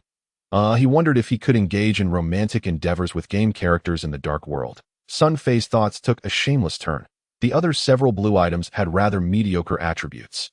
And since they were of no use to Sun Fei, he opted to sell them all to the blacksmith, Charsi, for a total of over 20,000 gold coins. With his previous savings, Sun Fei now possessed a total of 80 gold coins. With everything in order, he set his plan into motion. First, he visited the Nun Akara and purchased 5 bottles of healing potions, one size larger than the minor healing potions, and 2 bottles of stamina potions at a 10 discount. Then found a secluded spot to commence his communication with the mysterious, cold voice in his mind. "Are you there? I wish to exchange for 5 healing potions, 2 stamina potions, and 1 town portal scroll." Silence. After 5 or 6 seconds, the enigmatic, icy voice finally responded. "As you wish. The exchange price for each healing potion is 5,000 gold coins. With a success rate of 25, the price for each stamina potion is 2,000 gold coins. With a success rate of 30. You are currently not at the required level to exchange for the town portal scroll. The total amounts to 29,000 gold coins. Do you wish to proceed with the exchange?" The prices were within Sun Fei's expectations. The only surprise was the inability to exchange for the town portal scroll. Due to his current level, it appeared that exchanging items and equipment from the dark world to the real world involved more than just monetary cost and success rates. There seemed to be other restrictions that he had yet to uncover. However, from the response of the mysterious, icy voice, Sun Fei had discerned some patterns regarding exchanges. The more expensive and complex the item, the higher the exchange price, the lower the success rate, and the more obstacles one faced. Conversely, compared to the healing potion, the stamina potion had lesser effects and quality, resulting in a lower exchange price of 2,000 gold coins and a higher success rate of 30, compared to the 25 success rate for the 5,000 gold coin healing potion. Do you wish to confirm the exchange? Not receiving an immediate response, the mysterious, icy voice seemed somewhat impatient and inquired again. "Exchange, confirm the exchange." Sun Fei snapped back to attention and promptly replied. "Ding. Calculating exchange. Gold coins sufficient. The success rate for 5 healing potions is 25. Calculating success rate. Successfully exchanged for 2 bottles, while 3 bottles failed. The success rate for 2 stamina potions is 30. Calculating, successfully exchanged for 1 bottle, while the remaining 1 bottle failed." Chapter 0037. The Mage, the Paladin, and the Necromancer. The mysterious, icy voice resonated within Sun Fei's mind, soon providing the answer. Having deducted 29,000 gold coins, he ultimately acquired 2 healing potions and 1 stamina potion. A result that left Sun Fei feeling slightly bitter. Though he had anticipated this outcome, the losses were still considerable. However, upon a moment's reflection on the lamentable success rate of exchanges, the acquisition of 2 vials of life healing potion and 1 vial of stamina potion could indeed be deemed satisfactory. Letting out a sigh, Sun Fei calculated the time remaining. With less than 2 hours left before the 4-hour gaming limit, he decisively chose to exit his barbarian character. The sensation akin to traversing a time tunnel enveloped him. And with a fleeting blur, he found himself back at the 3D holographic selection interface prior to entering the world of Diablo. At that moment, Sun Fei noticed subtle changes on the 3D holographic interface. The equipment on his barbarian character had transformed to reflect its appearance after reaching level 12. Now appearing even more formidable and robust, clearly surpassing the 6 other unupgraded level 0 characters nearby in ferocity. It seemed that everything displayed on the screen corresponded to the changes within the Dark World. Sun Fei experimented further and discovered that each character could only establish a single game account. Having already entered the Dark World as both Barbarian and Sorceress, it was now impossible to create a second game account for these two characters as he had in the past with his computer games. This seemed to indicate something significant. However, Sun Fei had little time to ponder this. After a moment's consideration, he selected the Sorceress character and immediately entered the Dark World. That a gentle buzzing sound accompanied the sensation of weightlessness as he once again arrived in the novice map of the Diablo world, Rogue Encampment. Upon careful observation, Sun Fei realized that this encampment appeared to be a different parallel space compared to the one associated with his Barbarian character, with all plot progress still in its nascent stage. Tasks such as eradicate the evil caves, slay the traitorous Blood Raven, and rescue Cain remained uncompleted, all awaiting Sun Fei to fulfill them anew as the Sorceress, having accumulated a wealth of experience during his time with the Barbarian. Sun Fei swiftly set to work, promptly accepting the task to eliminate the monsters in the evil caves, and hurriedly plunged into the Blood Moor, commencing his plan for the Sorceress's advancement. After 30 minutes, Sorceress Sun Fei completed the first novice task, returning from the Blood Moor to report to Aunt Akira, receiving a reward of skill points. At this juncture, Sun Fei had elevated the Sorceress character to level 3. During his hunt for demons in the Blood Moor, he also acquired some ordinary leather armor, gloves, and caps, equipping everything usable and stowing the rest for sale. At this point, he had accumulated 4 skill points. After a brief contemplation, Sun Fei allocated these points as follows: 1 point to the fire spell, Fire Bolt, 1 point to the lightning spell, Charged Bolt, and 2 points to the ice spell, Ice Bolt. Having completed this allocation, Sun Fei did not return to the wilderness to slay more monsters. Instead, he opted to exit the Dark World once more, returning to the 3D holographic selection screen, where he chose to activate the Paladin character and promptly re-enter the Dark Realm. With a flash, the sensation of weightlessness returned, and he traversed the time tunnel once more, arriving at the Rogue Encampment. As expected, this was yet another parallel space. In this version of the Rogue Encampment, all plots and tasks were still in their initial stages, with Aunt Akira issuing the novice task to eradicate the demons in the evil caves. Paladin Sun Fei hurriedly made his way to the Blood Moor to undertake the task. Drawing upon the experiences gained from Barbarian Sun Fei and Sorceress Sun Fei, this time he executed the task with even greater ease and efficiency, clearing out all the demons and monsters within the evil caves in under 15 minutes. He also took the opportunity to scour the Blood Moor, implementing a rigorous policy of total annihilation, slaying all monsters, seizing all gold, and collecting all equipment. By the time he returned to the Rogue Encampment, he had reached level 3. After reporting back and receiving another skill point from Akira, he now had a total of 4 skill points. Sun Fei contemplated the Paladin skill tree briefly before deciding to allocate 2 points to the Might skill, which enhances damage within a certain radius for himself and his party members, and 2 points to the Prayer skill, which provides health regeneration for him and his allies within a specified distance. Upon completing this, Sun Fei calculated that less than 30 minutes of game time remained. He promptly exited the Dark World and returned to the 3D holographic selection screen, where he chose to activate the Necromancer. With a buzzing sound, the sensation of weightlessness washed over him as he re-entered the world of Diablo, arriving once again at Rogue Encampment. This was yet another parallel game space. Necromancer Sun Fei accepted a task from Aunt Akira and hurriedly set off towards the Blood Moor to tackle the demons in the evil caves. Given that this was the 4th time he was undertaking the same task, his speed was exceptional. In less than 10 minutes, he dealt with the evil caves. Iran returned to the Rogue Encampment. At this point, Sun Fei had also elevated the Necromancer character to level 3. He began to allocate skill points. As part of the Necromancer's starting equipment included a staff that could contribute to summon skeleton. He was now able to summon a skeleton warrior from the corpses of fallen foes. Thus, he allocated his 4 skill points as follows: 3 points to the Fangs skill, which allows him to summon barbed fangs to damage enemies, and the remaining point to increase damage, which curses a group of foes, amplifying the damage they sustain. This choice was made with the understanding that he would need these 2 skills in the imminent battles within the real world. Naturally, what Sun Fei truly desired was the Corpse Explosion skill, Considering the existence of the Holy See in the real world, it was likely that necromancers and similar entities would be perceived as malevolent. If discovered, they could be vilified as heretics and subjected to persecution akin to the frenzied clerics of medieval Europe, who would burn all perceived deviants at the stake, though these were mere speculations. Sun Fei felt it prudent to exercise caution. After all, according to the descriptions provided by Brooke and Angela, the Holy See wielded an irresistible power across the continent of Azeroth, until he grew truly formidable. It would be wise to avoid attracting their ire. Thus, certain skills that were distinctly necromantic in nature, such as skeleton summon, could not be employed overtly in the real world. However, corpse explosion was a skill that could be utilized discreetly and would be tremendously effective in military engagements.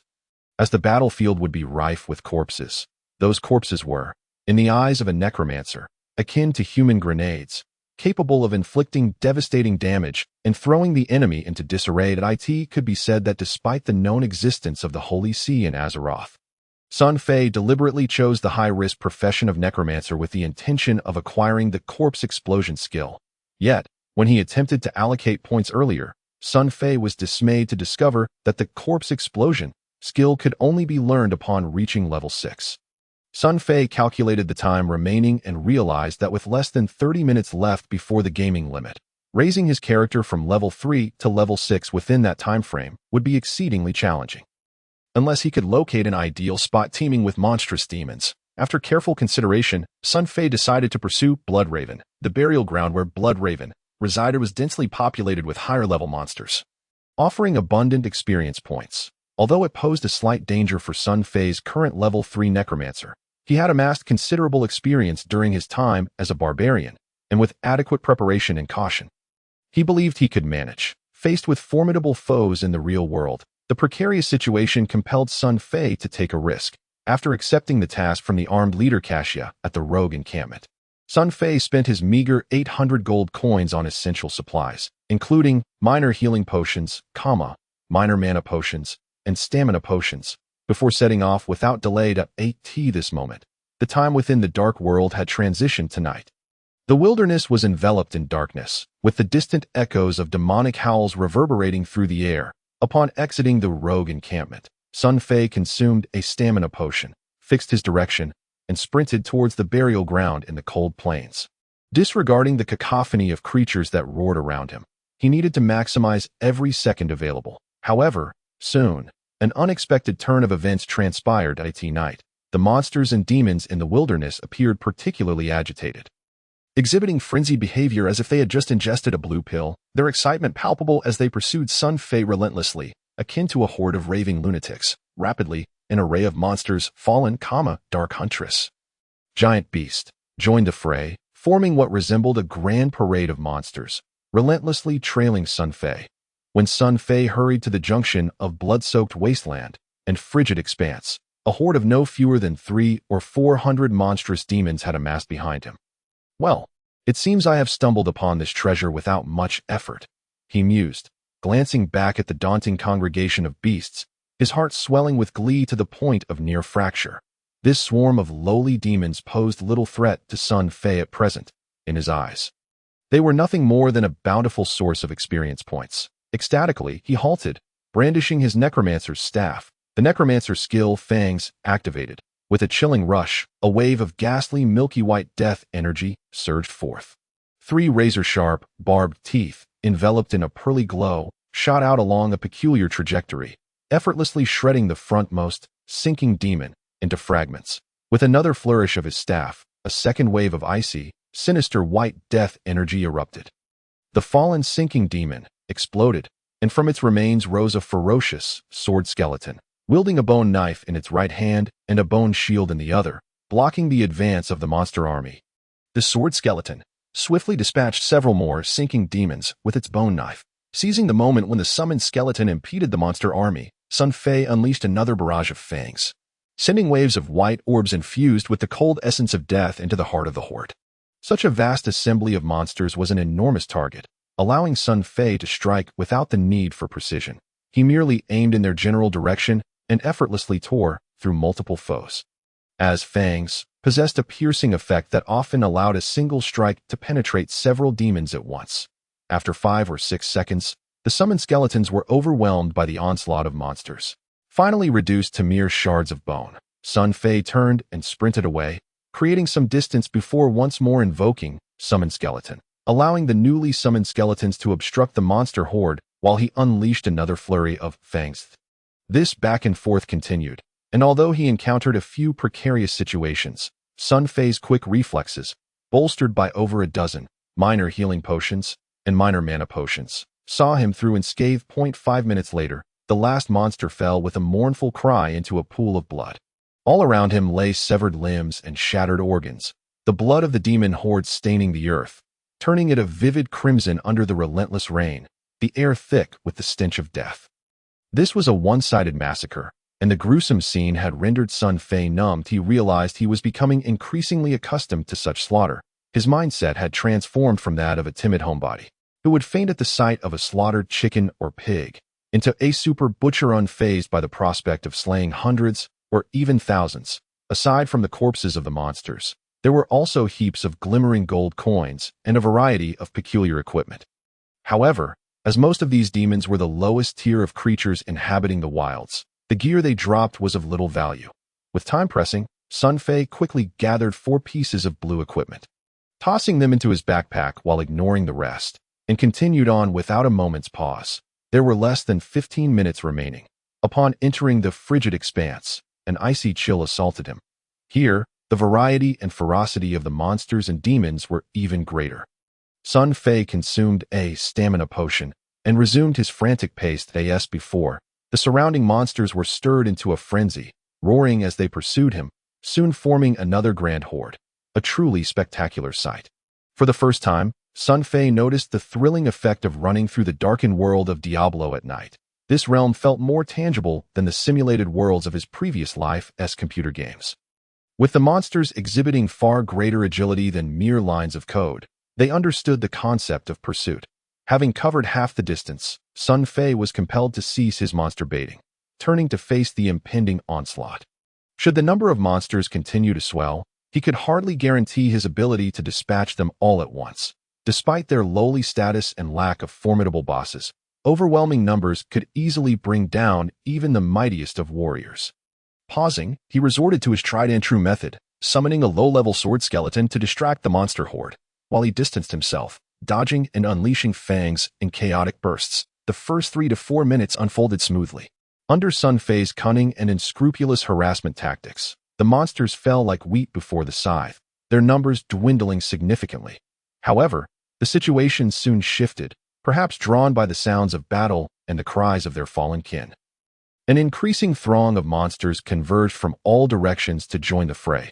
With foes emerging from every angle, the solitary skeleton summoned could no longer contain them, forcing Sun Fei to flee, consuming potions as he dodged, occasionally firing back with fangs.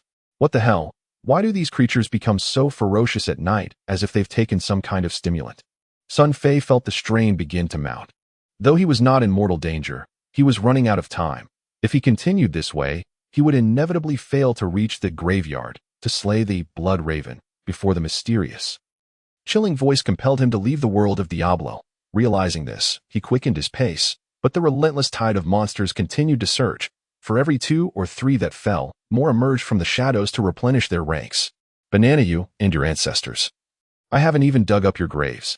Sun Fei's frustration boiled over as he took his necromancer's staff, wielding it like a club, continuously invoking fangs and summon skeleton. Fortunately, in the dark world, there was no cooldown for skills, as long as he had sufficient mana. He could use them without limit. While he frantically consumed healing potions and mana potions, he danced with the relentless tide of monsters. The creatures of the frigid expanse were all low level, with relatively few ranged attackers, allowing Sun Fei to endure against the onslaught. Damn it, if this continues, I won't stand a chance of defeating that treacherous Blood Raven. Before the game time limit is reached, Sun Fei calculated the time, estimating that only a few minutes remained. Sure enough, after enduring for 5 or 6 minutes, the mysterious, cold voice echoed in his mind. Attention, player. The daily game time limit has been reached. Please prepare to leave the world of Diablo. 10-second countdown commencing. 10, 9, 8. Sun Fei felt a wave of helplessness wash over him. He hadn't expected to fall just short, as he had risen to level 5, mere moments away from achieving level 6 and mastering the corpse explosion skill, which would have significantly bolstered his chances against the encircling enemies. It's all this rabble's fault.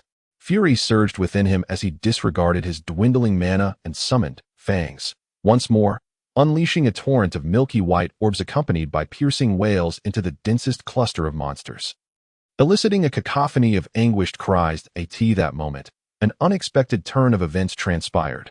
Ding! A sharp sound resonated, followed by a cascade of milky light descending from above, enveloping Sun Fei. A soothing, tingling sensation washed over him, healing his minor injuries, restoring both his health and mana to full capacity. He had leveled up. To his astonishment, it occurred at this critical juncture. Elated, he wasted no time in opening his skill book, allocating his newly acquired skill point to Corpse Explosion. Banana, you and your ancestors. It seems my luck remains steadfast. I succeeded at a critical moment. Sun Fei reveled in his triumph. Just then, darkness enveloped him, and everything before his eyes twisted, reminiscent of an old television losing its signal, followed by a sensation of weightlessness as he departed the world of Diablo.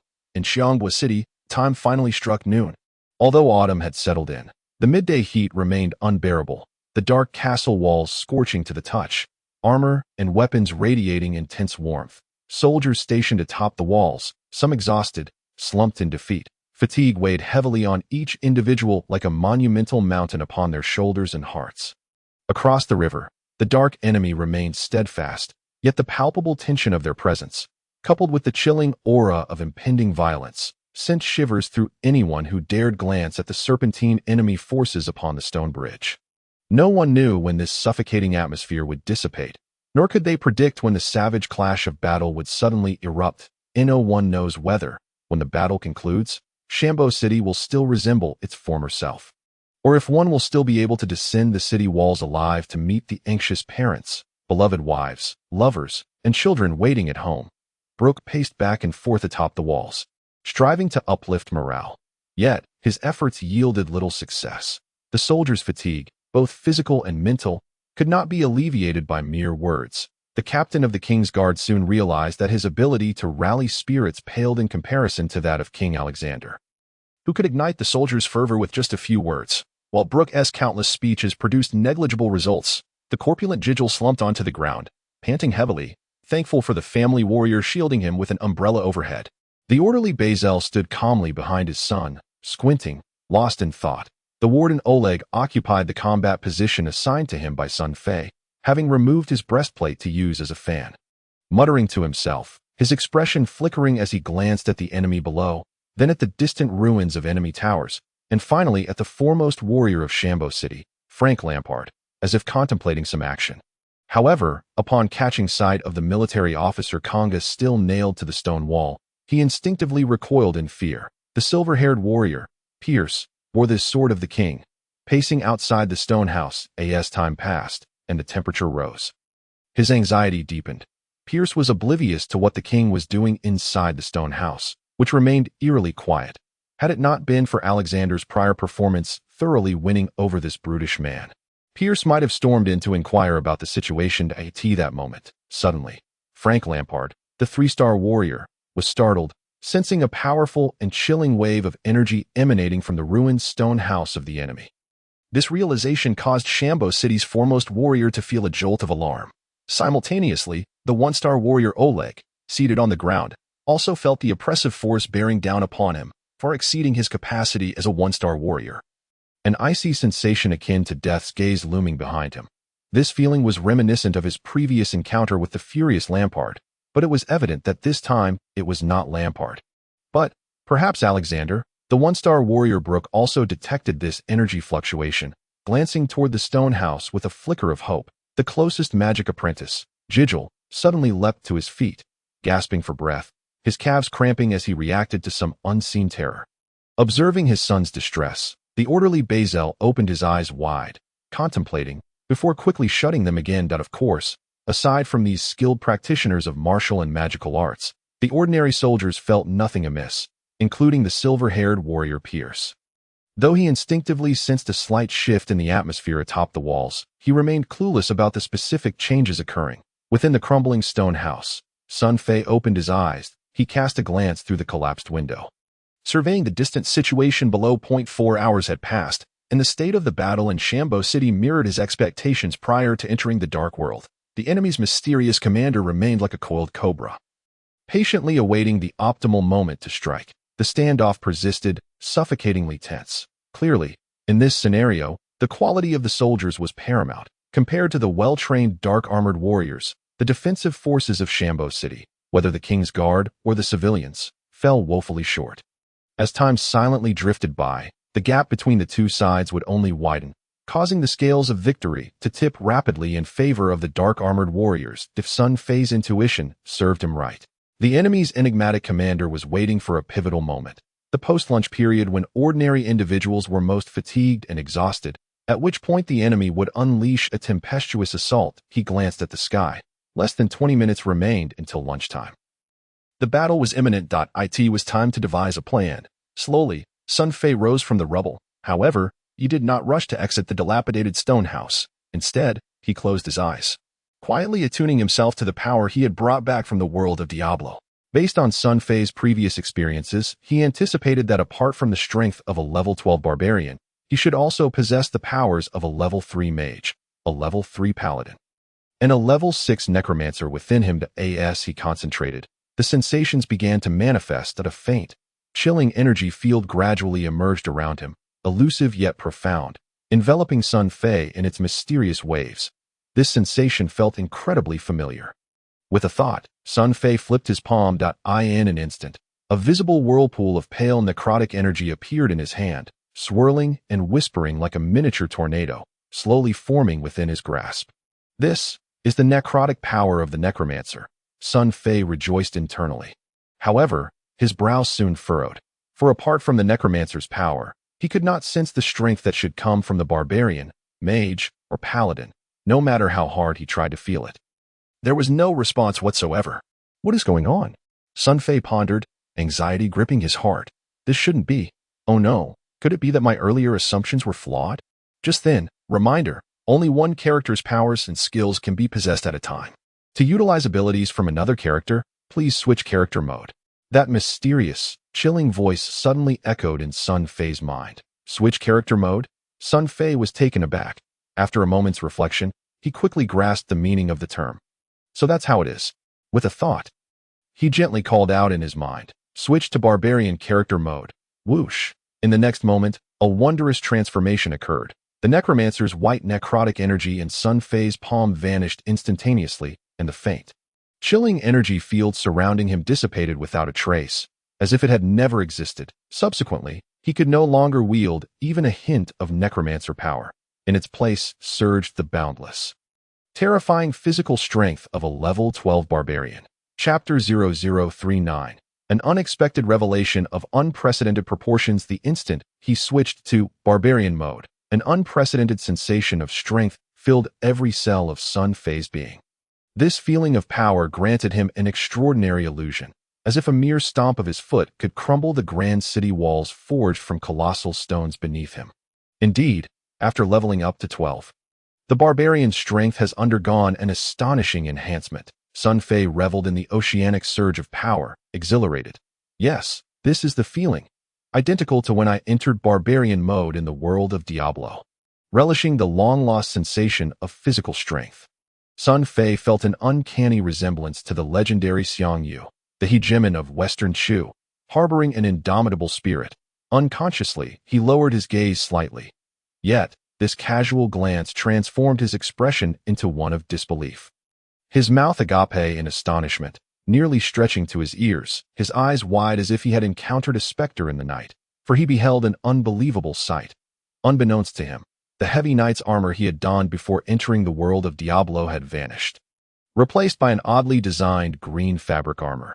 This robe-like attire enveloped much of his body, exquisitely crafted and ancient in style, fashioned from an unknown, miraculous material, adorned with mysterious and intricate glyphs that a faint green aura shimmered intermittently, emanating a palpable magical energy. Alongside the fabric armor, there were also leather boots, straps, a helmet, and gloves. Sun Fei's heart raced with astonishment.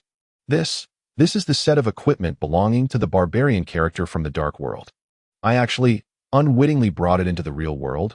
What is happening? My heavens, my earth, my mother. I distinctly remember not requesting to exchange for this equipment from that mysterious cold voice. This sudden revelation sent Sun Fei's heart into a frenzy, leaving his mind in a muddled state, unable to articulate the confusion swirling within. Due to the experiences gleaned from previous explorations in the Dark World, it seems that acquiring anything within the realm of Diablo, even something as trivial as a lump of dung, necessitates an exchange with that mysterious, chilling voice. One must not only part with a certain quantity of gold coins, but also face the peril of a potential failed exchange. However, what perplexed Sun Fei was that he could swear, by the curse of his still unfulfilled responsibilities, that he had not actively sought to exchange for this set of equipment, yet it inexplicably manifested into the real world. How could this be? Reminder: adventurers in the Dark World who attain level 10 or higher can materialize their equipment in the real world outside of the Dark Realm. Reminder: the manifested equipment can only be used by the player themselves, is non-tradable, cannot be lost, and cannot be repaired outside of the Dark World. Reminder: durability will naturally decrease over time, and weapon maintenance must be performed by a blacksmith within the Dark World. Reminder, within his mind, as if responding to a call, that mysterious, cold voice echoed, detailing the situation with an array of jarring reminders. It turned out, astonishingly, just as he suspected. Sun Fei slapped his forehead, a wave of enlightenment washing over him. Feeling a twinge of greed, he contemplated the voice once more. After surpassing level 10, such benefits were bestowed. What if he were to exceed level 20, 30, or even 90? Surely, there would be even more generous rewards. Unfortunately, this time, the enigmatic voice offered no reply. Damn. If you want to say anything, fine, how miserly. By the way, since equipment can be brought out, then weapons should also be able to be retrieved, right? Why is it that I do not possess the barbarian's two-handed axe? Sun Fei gazed at his empty hands, a hint of confusion stirring within him. Yet, just as this thought flickered in his mind, something even more extraordinary occurred. The next moment, a flash of white light illuminated his vision. And suddenly, a weight settled in his grasp. The formidable two-handed axe, wielded by barbarian Sun Fei in the Dark World, materialized without warning in his hand. Instinctively, Sun Fei swung the axe. The handle was icy cold. The blade gleamed with a frosty glint. A sensation, deeply ingrained in his very being, surged through him. It felt as though he had fused with the axe, granting him an overwhelming sense of invincibility, as if with the axe in hand. The world was his to conquer. Sun Fei did not lose himself in this sensation. He compelled himself to remain calm and began to ponder further questions. If I can bring the two-handed axe into the real world, then I should also be able to retrieve my offhand equipment, the Stormpiercer dagger, and the Soul Emblem round shield, right? As this thought crossed his mind, another flash of light enveloped him, and the two-handed axe vanished, replaced by a golden, intricately engraved dagger and a semi-transparent round shield, crimson like blood, adorned with sharp barbs. Ha ha ha ha. As expected, Sun Fei quickly discovered that switching weapons in the real world was astonishingly simple. All it required was a thought, and he could seamlessly alternate between his main hand weapon and offhand equipment, with no cooldown period whatsoever. With swift thoughts, the two-handed axe and the dagger and shield danced in his hands, their transitions so fluid that they seemed to vanish and reappear at will. If utilized wisely in battle, this maneuver could prove to be a formidable stealth tactic, perfect for Sun Fei's cunning nature. As he reveled in the seamless weapon transitions, another question struck him. It is indeed wonderful that I can bring magical armors and weapons from the Dark Realm to the real world, but I cannot possibly wear such flamboyant equipment at all times. After all, I am a king and do not require constant combat. Attending a soiree or even a trip to the restroom while brandishing such gear might lead others to brand me a pervert. Wouldn't it? He wondered whether these items could be concealed. Just as he pondered this, a remarkable change occurred. He was astonished to find that the barbarian armor vanished at his command, replaced by a white knight's soft leather tunic. His attire in the real world. Only the previously donned full-plate armor remained, which he discovered in a corner nearby. Could it be that wishes come true? Whatever I think of appears. Elated, Sun Fei grinned widely. It turned out that the armor, like his weapons, could materialize or vanish at his will, facilitating ease of use without impeding his actions or lifestyle in the real world. This newfound ability was awe-inspiring. His heart raced, adrenaline surged, and hormones soared. Licking his lips, ever the opportunist, he quickly contemplated another question. Since these magical items can be brought into reality, their attributes and abilities should also accompany them. Right? With this thought igniting his excitement, Sun Fei resolved to conduct a small experiment. Utilizing the storage function of his belt, which allowed for temporary storage of various potions in the dark world. He found it far more convenient than the 40-slot capacity of his character's inventory, currently at level 12. The barbarian Sun Fei possessed only an ordinary belt with 8 slots. He glanced at the belt around his waist and then at a nearby fist-sized stone. Silently calling to it, attempting to store it within the belt space. Almost instantaneously, the stone vanished. Holy crap, did that really just work? As he witnessed the stone's disappearance, Sun Fei's heart leaped out. A cascade of unexpected joys overwhelmed him, and he felt as if he might burst. Without a doubt, his greedy conjectures had been validated. Indeed, the various functionalities of magical equipment from the dark world had seamlessly transitioned into the real world. The next moment, as if acting on instinct, he visualized the storage spaces akin to those in the dark world, and 8 slots appeared before him, with the vanished stone occupying one, resting quietly within. Alongside the stone, the 2 vials of life-healing potion and 1 stamina potion, for which he had painstakingly exchanged 29,000 gold coins, also emerged in the belt space. Sun Fei quickly pressed his hand against his heart, willing it to calm down. Should it race any faster, he might just have a heart attack. Chapter 40. The 4 great powers slightly regaining his composure, akin to a young child finally receiving the long-awaited Transformers toy. Sun Fei struggled to contain his excitement that he couldn't resist repeatedly testing the belt's functions. Whoosh, the stone appeared in his hand. Whoosh, the stone reappeared in the belt space. Each action was executed with a mere thought. Reminiscent of a magician's storage ring or bracelet, the owner could summon or retrieve items at will. After experimenting with several stones of varying sizes, Sun Fei quickly deduced the storage capacity of the belt. Each slot could accommodate items based solely on their volume, unaffected by weight, allowing for a maximum capacity akin to that of a basketball-sized object. With 8 slots, he could store 8 items the size of basketballs. This capacity left Sun Fei thoroughly satisfied. For as his barbarian level increased, he could eventually replace the belt with a more advanced version in the dark world, further enhancing its storage capability. It's been a long time coming. But I finally have my own storage ring. Sun Fei was immensely pleased with this unexpected benefit. This revelation led him to realize that the Diablo game within his mind contained a wealth of undiscovered secrets. He sensed that even more astonishing surprises awaited him. After all, he was merely lingering in the rogue encampment, a novice area if he were to progress to higher-level maps like Ruins of the Zakharim or Korast Harbor. Even more extraordinary events might be in store. Feeling the barbarian's might, Sun Fei called out switch mode, instantly transitioning to mage mode. The terrifying physical strength of the level 12 barbarian vanished, replaced by the magical prowess and skills of a level 3 mage. Though both are mages, the energy emanating from the 3rd-level mage stands in stark contrast to the ominous and chilling aura of a 6th-level necromancer that instills dread.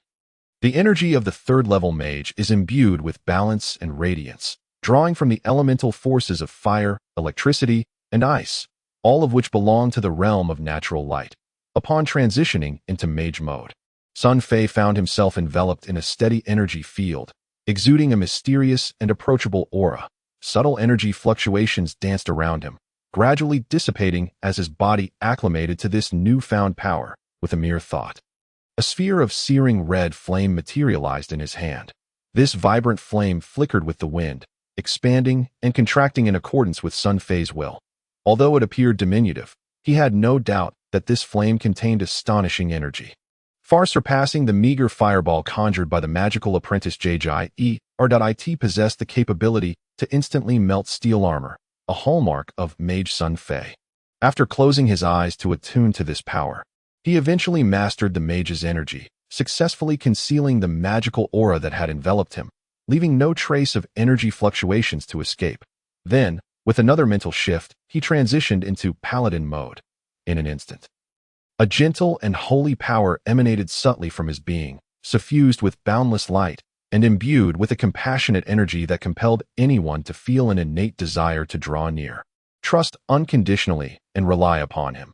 Radiating righteousness and grandeur, Sun Fei appeared as a divine emissary gracing the mortal realm, deserving of trust. The paladin, indeed, is the most noble and just vocation among the 7 great professions of darkness. In the world of Diablo, the power possessed by paladins is known as spiritual energy, which, in addition to formidable combat prowess, encompasses a myriad of miraculous healing and supportive effects. The paladin's aura stands as one of their most potent combat skills. Shrouded in mystery, yet one wonders whether the supreme holy power spoken of by Angela in the land of Azeroth bears any resemblance to the paladins of the Dark Realms. As Sun Fei pondered. His body swiftly adapted to the spiritual energy of the paladin. He stood quietly in place, mentally revisiting each power and skill of the characters from the Diablo universe he had mastered, ensuring he would not overlook any detail. Ultimately, he chose to revert to the previously encountered barbarian role, switching to barbarian mode, while simultaneously concealing magical equipment such as the Arctic fur, leaving only his knightly leather armor as he stepped out of the castle gate's stone edifice. This stride forward was akin to a brilliant flame igniting in the darkness, instantly capturing the gaze of all present atop the city walls. The soldiers of the king's guard and the common folk gazed at him with fervent eyes, hopeful that this miraculous king, capable of communicating with the omnipotent war god, would once again manifest a great miracle in this dire hour, obliterating the fierce enemies that loomed beneath the walls and bestowing upon them a glimmer of hope for survival. However, the expressions of the few, including the 3-star knight Lampard, the 1-star knight Oleg, and the magical apprentice Gegir, were laden with unspoken awe and shock, for only they, who had glimpsed the threshold of power, could truly fathom the extraordinary events that had transpired within that dilapidated stone room. It was the most astonishing occurrence they had ever witnessed, within a mere span of time, for distinct powers, somber, wild, natural, and noble, had astonishingly manifested in that small stone chamber, as if 4 individuals, each with at least 1-star strength, were covertly revealing their peak prowess. Yet, this was impossible. They all knew that within that stone room, there had only ever been one person, the young King Alexander. Apart from him, there were no others. Thus, the only conceivable explanation for the extraordinary energies they had sensed was that they were all manifestations of Alexander's own power. My God, how could one individual possess the astonishing capability to wield 4 distinct attributes of power simultaneously, and each of these powers reaching the formidable 1-star level, upon the honor of the war god? Such a phenomenon was unequivocally beyond belief. Throughout the annals of Azeroth, there have been instances of individuals mastering multiple forms of power, and the blending of magic and martial prowess is not an unattainable taboo. However, those who have achieved greatness across multiple fields have invariably been exceptionally talented, renowned figures, none other than legendary paragons who command respect across the continent. Furthermore, all bards across the land could attest. Even these superlative geniuses were no longer youths by the time they reached such heights of power. And yet, how old was Alexander? Merely a minor, not yet 18 years of age. Prior to this, he had been known far and wide as a simpleton whose intelligence was abnormal, having squandered more than 17 years of his life, never having practiced any martial or magical arts, indulging solely in a life of pleasure and folly. How could he possibly possess these 4 utterly disparate powers? And yet, astonishingly, each of these powers had reached a terrifying 1-star level. The incredulity experienced by Lampard and the others was a true reflection of their astonishment. They gazed upon Alexander as if he were an ancient monstrosity. Chapter 0041. I shall take the initiative. Sun Fei sensed the multitude of eyes upon him. He offered a reassuring smile to the anxious soldiers and citizens, beckoning Brooke and Pierce to join him at the base of the castle gate's battlements, deliberately ignoring the distant warden Oleg, who was straining to capture his attention, as well as the commander Bazel, standing not far behind. This was an unmistakable signal. Even the most oblivious of farmers could discern that the once formidable authorities of Shambao City, Bazel and Oleg, would likely find themselves diminished in the presence of His Majesty. Alexander, Brooke, let us first discuss the enemy's movements during this time, Sun Fei said, standing at the edge of the battlements, gently tracing the scars of blades and arrows on the stone, while gazing at the dark mass of foes outside the walls. Your Majesty, during the 4 hours of your rest, for reasons unknown, the enemy has remained still, not a single movement, not even a feigned attack. It is as if they are waiting for something. However, Brooke gestured toward the distance, his tone laced with concern. They have positioned their remaining 3 siege ladders and several hastily constructed siege weapons on the stone bridge. They are well prepared, deploying an even larger force than in the past 3 or 4 days. Should they launch an attack, we will face an unprecedented threat. Following Brooke's indication, Sun Fei's pupils narrowed as he observed a significant shift in the formation of the black-clad soldiers. Hundreds of shield-bearers remained at the forefront of the army. Merely a step away from the northern shore of Shambao City, resembling a colossal black wall shielding the troops. However, behind the shield-bearers, the enemy's formation had altered, the formations of javelins, throwing axes, and archers that had closely followed the shield wall in the morning had slightly receded. Some lightly armored soldiers were now hoisting 3 siege ladders and waiting, while further back stood several makeshift wooden barricades constructed from green, damp timber, and behind them, a cadre of noticeably stronger soldiers guarded 6 massive stone catapults towering over 20 meters high. Upon witnessing this, Sun Fei felt a tightening in his chest. Those 6 stone catapults were undoubtedly instruments of siege, posing a far greater threat than the ladders. If these 6 monstrous machines were pushed within 200 meters of Shambao City, even the sturdiest walls could be breached. The mere 1,000 defenders atop the city could be annihilated with merely 20 simple strikes. The enemy commander had evidently committed substantial resources, determined to breach Shambao City in one fell swoop. Those wooden barricades are hastily constructed, their trunks still bear green leaves. However, the 6 stone catapults did not appear during the previous siege. Could it be the enemy has received reinforcements? Sun Fei's thoughts raced, and he instinctively licked his lips if this were the case. The battle would be all but decided. Once the enemy commenced their assault, erecting those wooden walls to shield against Shambao City's modest archery would render them defenseless, and the catapults would be within range, spelling doom for the city. This was a fundamentally asymmetric war, characterized not only by a disparity in power, but also by the enemy's mysterious commander, who had evidently planned meticulously, pinpointing Shambao City's critical weakness. Leaving Brooke and the others with little recourse to escape this deadlock, Sun Fei surveyed the dire situation before him. A slight frown etched on his brow. Brooke, observing Sun Fei's expression, hesitated, seemingly torn. "Speak freely. Your reticence does not befit the future general of Shambao City," Sun Fei remarked, lightening the mood with a jest. Brooke leaned closer to Sun Fei's ear and whispered, "Your Majesty, perhaps the city of Xianghua may not withstand the siege. I am willing to remain here with the soldiers on the battlements to delay them for a time. It would be better for Lord Lampard and Pierce to lead a squad of elite troops to escort you and Miss Angela out of the back city." "No," Sun Fei interrupted Brooke's suggestion. Shaking his head before he could finish, he did not utter any grandiose words. Yet from the slow shake of his head, both Brooke and Pierce perceived the resolve of His Majesty Alexander.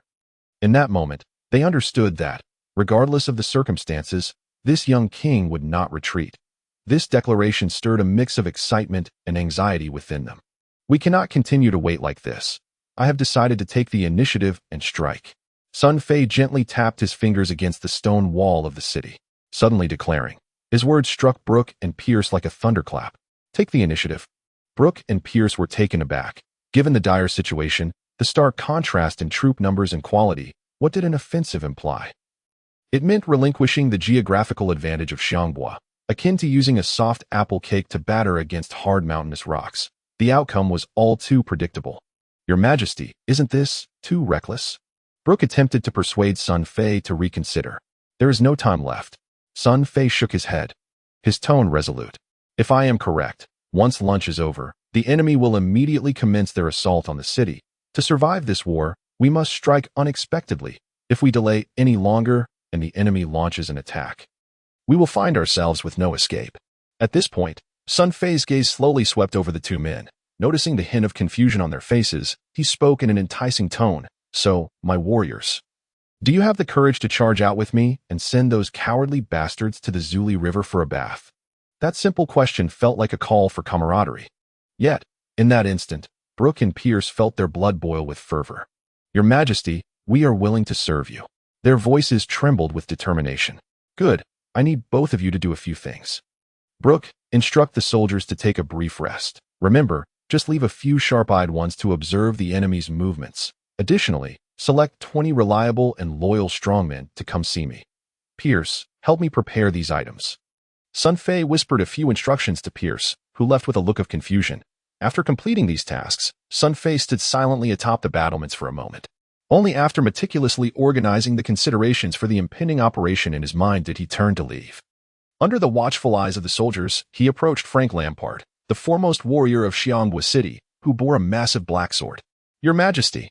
Lampard nodded slightly. This once indifferent master finally lowered his guard to speak to Sun Fei.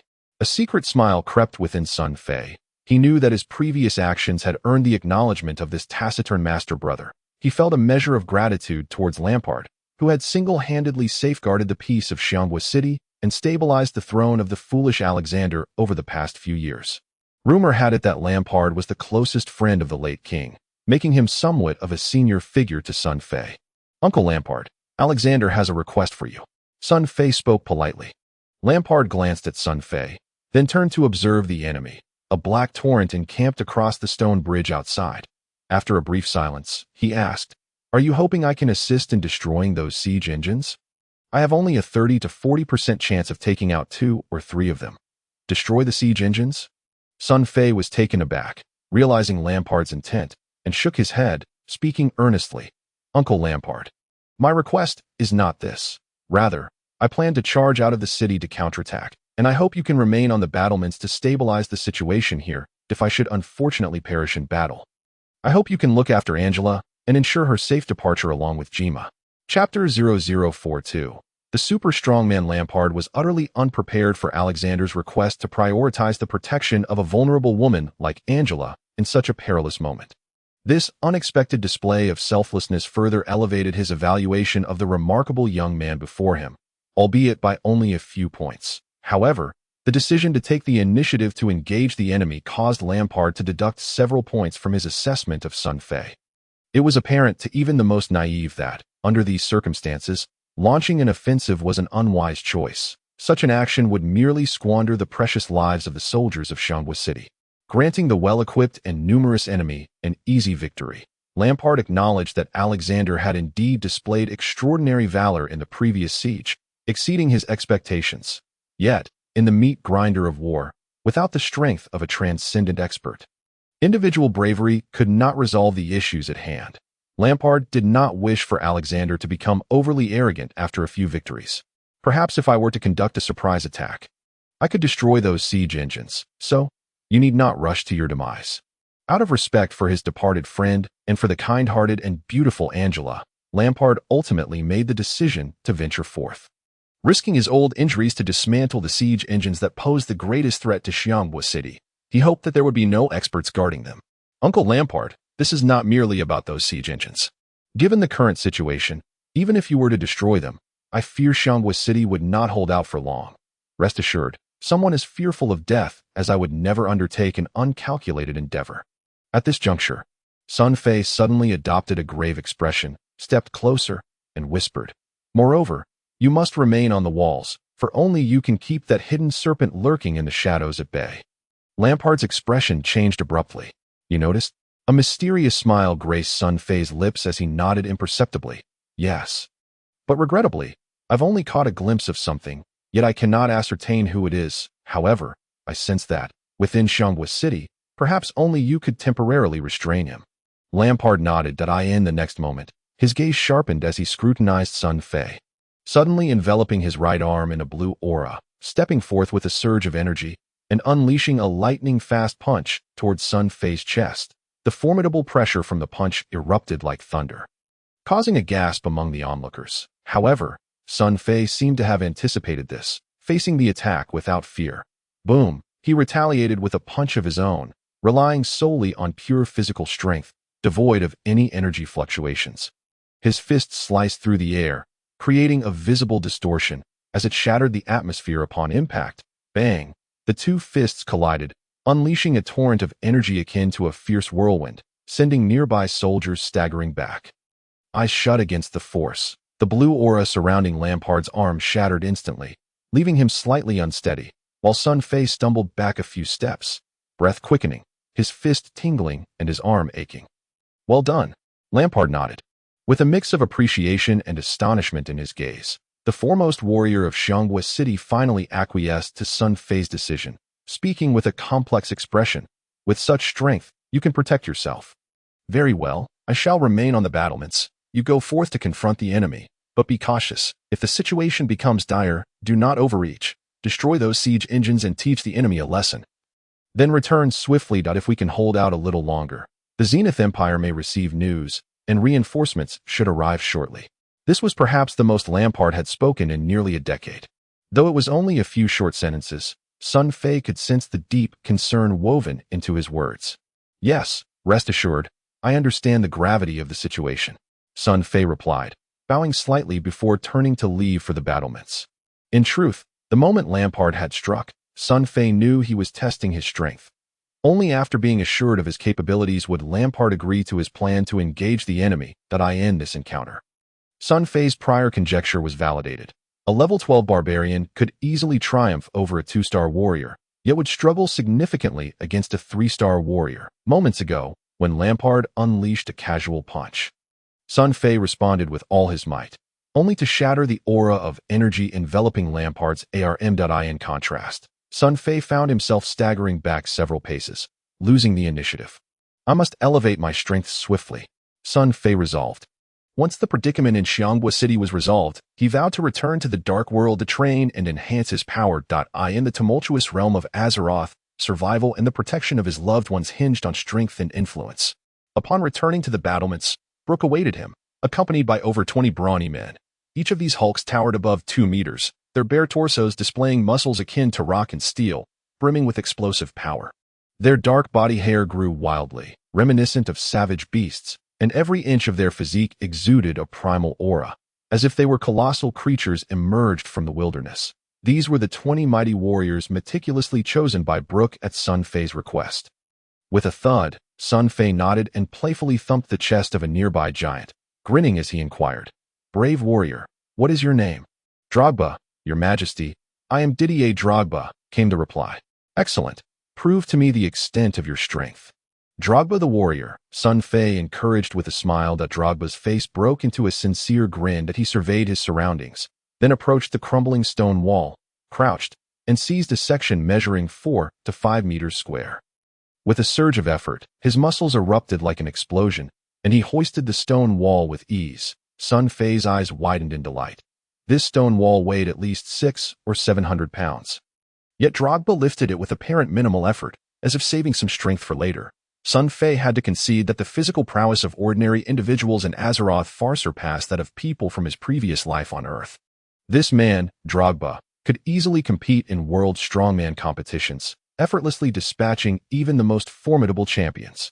"Splendid, truly an invincible warrior," Sun Fei exclaimed joyfully, stepping forward to grasp the stone wall from Drogba's hands. With a slight exertion, he hurled it aside with a resounding crash, sending dust and debris into the air. This effortless display left the 20 strongmen in awe, though Drogba was recognized as the strongest among them. The wall he could only lift with both hands was effortlessly tossed aside by His Majesty as if it were a mere chick. What kind of strength was this? It was simply unimaginable. The hulks were utterly captivated, gazing at Sun Fei with fervent admiration. This was precisely the effect Sun Fei sought. Upon entering Barbarian mode, the level 12 barbarian possessed at least 5,000 pounds of strength. A boundless physical power characteristic of his kind. To truly impress these muscle-bound warriors, he needed to astonish them in their domain of expertise, ensuring their unwavering loyalty. "Among all my soldiers, you are the mightiest, however. I wonder if your courage matches your strength," Sun Fei urged, seeking to ignite their spirits. Upon hearing his words, the giants' eyes glowed with excitement, each eager to showcase their prowess. "Ha! Splendid. I intend to venture out and deliver an unforgettable lesson to those cowardly foes. Who dares join me in this endeavor?" Sun Fei declared, abruptly turning to point at the enemy forces coiled like a black serpent upon the stone bridge below, a fierce glimmer in his eyes. "Your Majesty, I have longed to charge out and teach these spineless wretches a lesson," Drogba bellowed, raising his fists. "Your Majesty, allow me to lead the charge. Let me be at the forefront. I alone can vanquish them all. Why fear them? I have already taken 21 heads. I wouldn't mind taking 21 more." Upon hearing Sun Fei's decree, the hulks displayed no trace of fear. Instead, they eagerly prepared for battle, their spirits high. Just then, "Your Majesty, everything you requested is ready," called the white-haired warrior, Pierce, from a distance that he approached with a contingent of soldiers, and the crowd atop the wall turned to see over 40 soldiers trailing behind him, sweating profusely as they carried an array of awe-inspiring heavy knightly armor. Chapter 0043, Departure. Soon, the steel armor was neatly arranged beneath the enemy's gate and watchtower, 22 sets in total, standing like 20 divine warriors, glimmering in the sunlight with an almost blinding metallic sheen. This was the culmination of the old king's lifelong efforts to amass heavy knightly armor, crafted from the most resilient tempered steel interwoven with a significant amount of steel essence. The armor was formidable, exorbitantly valuable, and possessed incredible defensive capabilities. No ordinary weapon could hope to breach its defenses, rendering it a veritable war machine. The old king had treasured these 20-plus sets as national treasures, seldom parting with them, often polishing them with care, treating them as if they were his very life. Unexpectedly, today, Sun Fei had ordered these national treasures to be brought forth without hesitation. Observing this spectacle, most onlookers atop the wall were bewildered by the young King Alexander's intentions, murmuring among themselves with a mix of curiosity and apprehension. "What say you, my warriors? Can you don such heavy armor?" Sun Fei inquired, gesturing towards the gleaming sets of armor. "Absolutely, Your Majesty." The Hulk's eyes gleamed with desire at the sight of the armor, akin to rabbits spotting a carrot, a testament to the fervor of true warriors for their weapons. "Then let us not tarry. Each of you, select a fitting suit of armor and equip yourselves with utmost haste. Our time is limited." The Hulks, simple-minded yet eager, wasted no time. Upon Sun Fei's command, they enthusiastically scrambled to choose their armor, laughter and camaraderie filling the air. "Pierce, you too shall select a set, shortly. We will descend together to face the enemy." "Splendid," the white-haired warrior exclaimed, his face lighting up with joy as he joined in the selection. Though the armor boasted impressive defensive capabilities, each piece was forged from tempered steel and infused with the more costly and heavier steel essence, weighing at least 60 to 70 pounds per set. This was why Sun Fei had insisted that Brooke select the strongest men among the soldiers. For an average person, donning such armor would make them unable to march into battle, let alone walk without assistance. These 20 Hulks constituted the entirety of Sun Fei's forces for this decisive offensive. While they may not have mastered combat energy, each was a veritable powerhouse, clad in the knightly armor. They would be impervious to blades and spears, akin to unleashed tigers, and if utilized correctly on the narrow stone bridge, they could prove more effective than skilled energy warriors in the fray. From the outset, Sun Fei had no intention of bringing a large contingent to assault the black-armored soldiers. His gaze swept over Brooke, and after a moment's hesitation, he reconsidered. Although Brooke, a one-star warrior and the captain of the Royal Guards, was an excellent candidate for a charge, Sun Fei realized that without this strategic mind atop the wall, any unexpected developments could lead to chaos. Thus, he resolved to retain this tactical leader on the walls to maintain order. His gaze then fell upon the figure of the warden, Oleg, standing at the wall's opening, his expression flickering. With a wave, Sun Fei summoned the sycophantic coward. "Go, select a suit of armor to wear." Sun Fei regarded the flatterer with little kindness. Oleg blinked in confusion, having been too far to grasp the context of the situation. Assuming the king's gesture was an act of generosity to ensure his safety, he eagerly approached the remaining suits of armor left by Pierce and the Hulks. Shortly thereafter, soldiers arrived, hauling several oversized weapons. These heavyweight arms were also relics from the royal palace, cherished by the old king, and today they were finally put to use. Clang, clang. A total of 21 massive axes and hammers, grotesque in design and exuding an aura of violent oppression, were placed on the ground, creating deep impressions in the stone as they landed, evidencing their immense weight. "Each of you, select a weapon that suits you." Upon hearing the king's command, the Hulks wasted no time, each seizing a weapon that felt right in their hands. The white-haired warrior Pierce chose a pair of exaggerated tempered steel hammers, while Drogba opted for a long-handled axe, its blade so formidable it resembled a door panel, instilling fear at first glance. This moment, Warden Oleg finally sensed that the atmosphere was decidedly off. However, upon seeing the stern expression on King Alexander's face, he dared not inquire further. Channeling his fighting spirit, he hefted a long-handled broadsword, taller than his own stature, and stood aside. Brooke, noticing that he was not included, grew anxious. "Your Majesty, I stay on the city walls and guard the city of Xianghua until our return." Sun Fei firmly grasped the shoulder of the dark-haired giant. His expression grave. "Here, I can trust only you." Brooke's body stiffened, frozen in place. Sun Fei said nothing more. He took the 46 prepared water skins filled with clear water from a nearby soldier, issued a command, then evaded the gaze of the crowd, turning to enter the stone chamber. With a swift thought, he retrieved a vial of life-healing potion and a vial of stamina potion from the barbarian's adornments. Dispensing a few drops into each water skin, diluting and mixing thoroughly, he then summoned 22 armored warriors known as Iron Men into the stone chamber, distributing 2 bags to each. "The war goddess hall bestows us with glory and blessings. A sip from the blue water skin will alleviate fatigue, while a sip from the red water skin will heal wounds and soothe pain. Once we charge into the enemy ranks, take care to protect yourselves. Should you become injured or fatigued, drink immediately."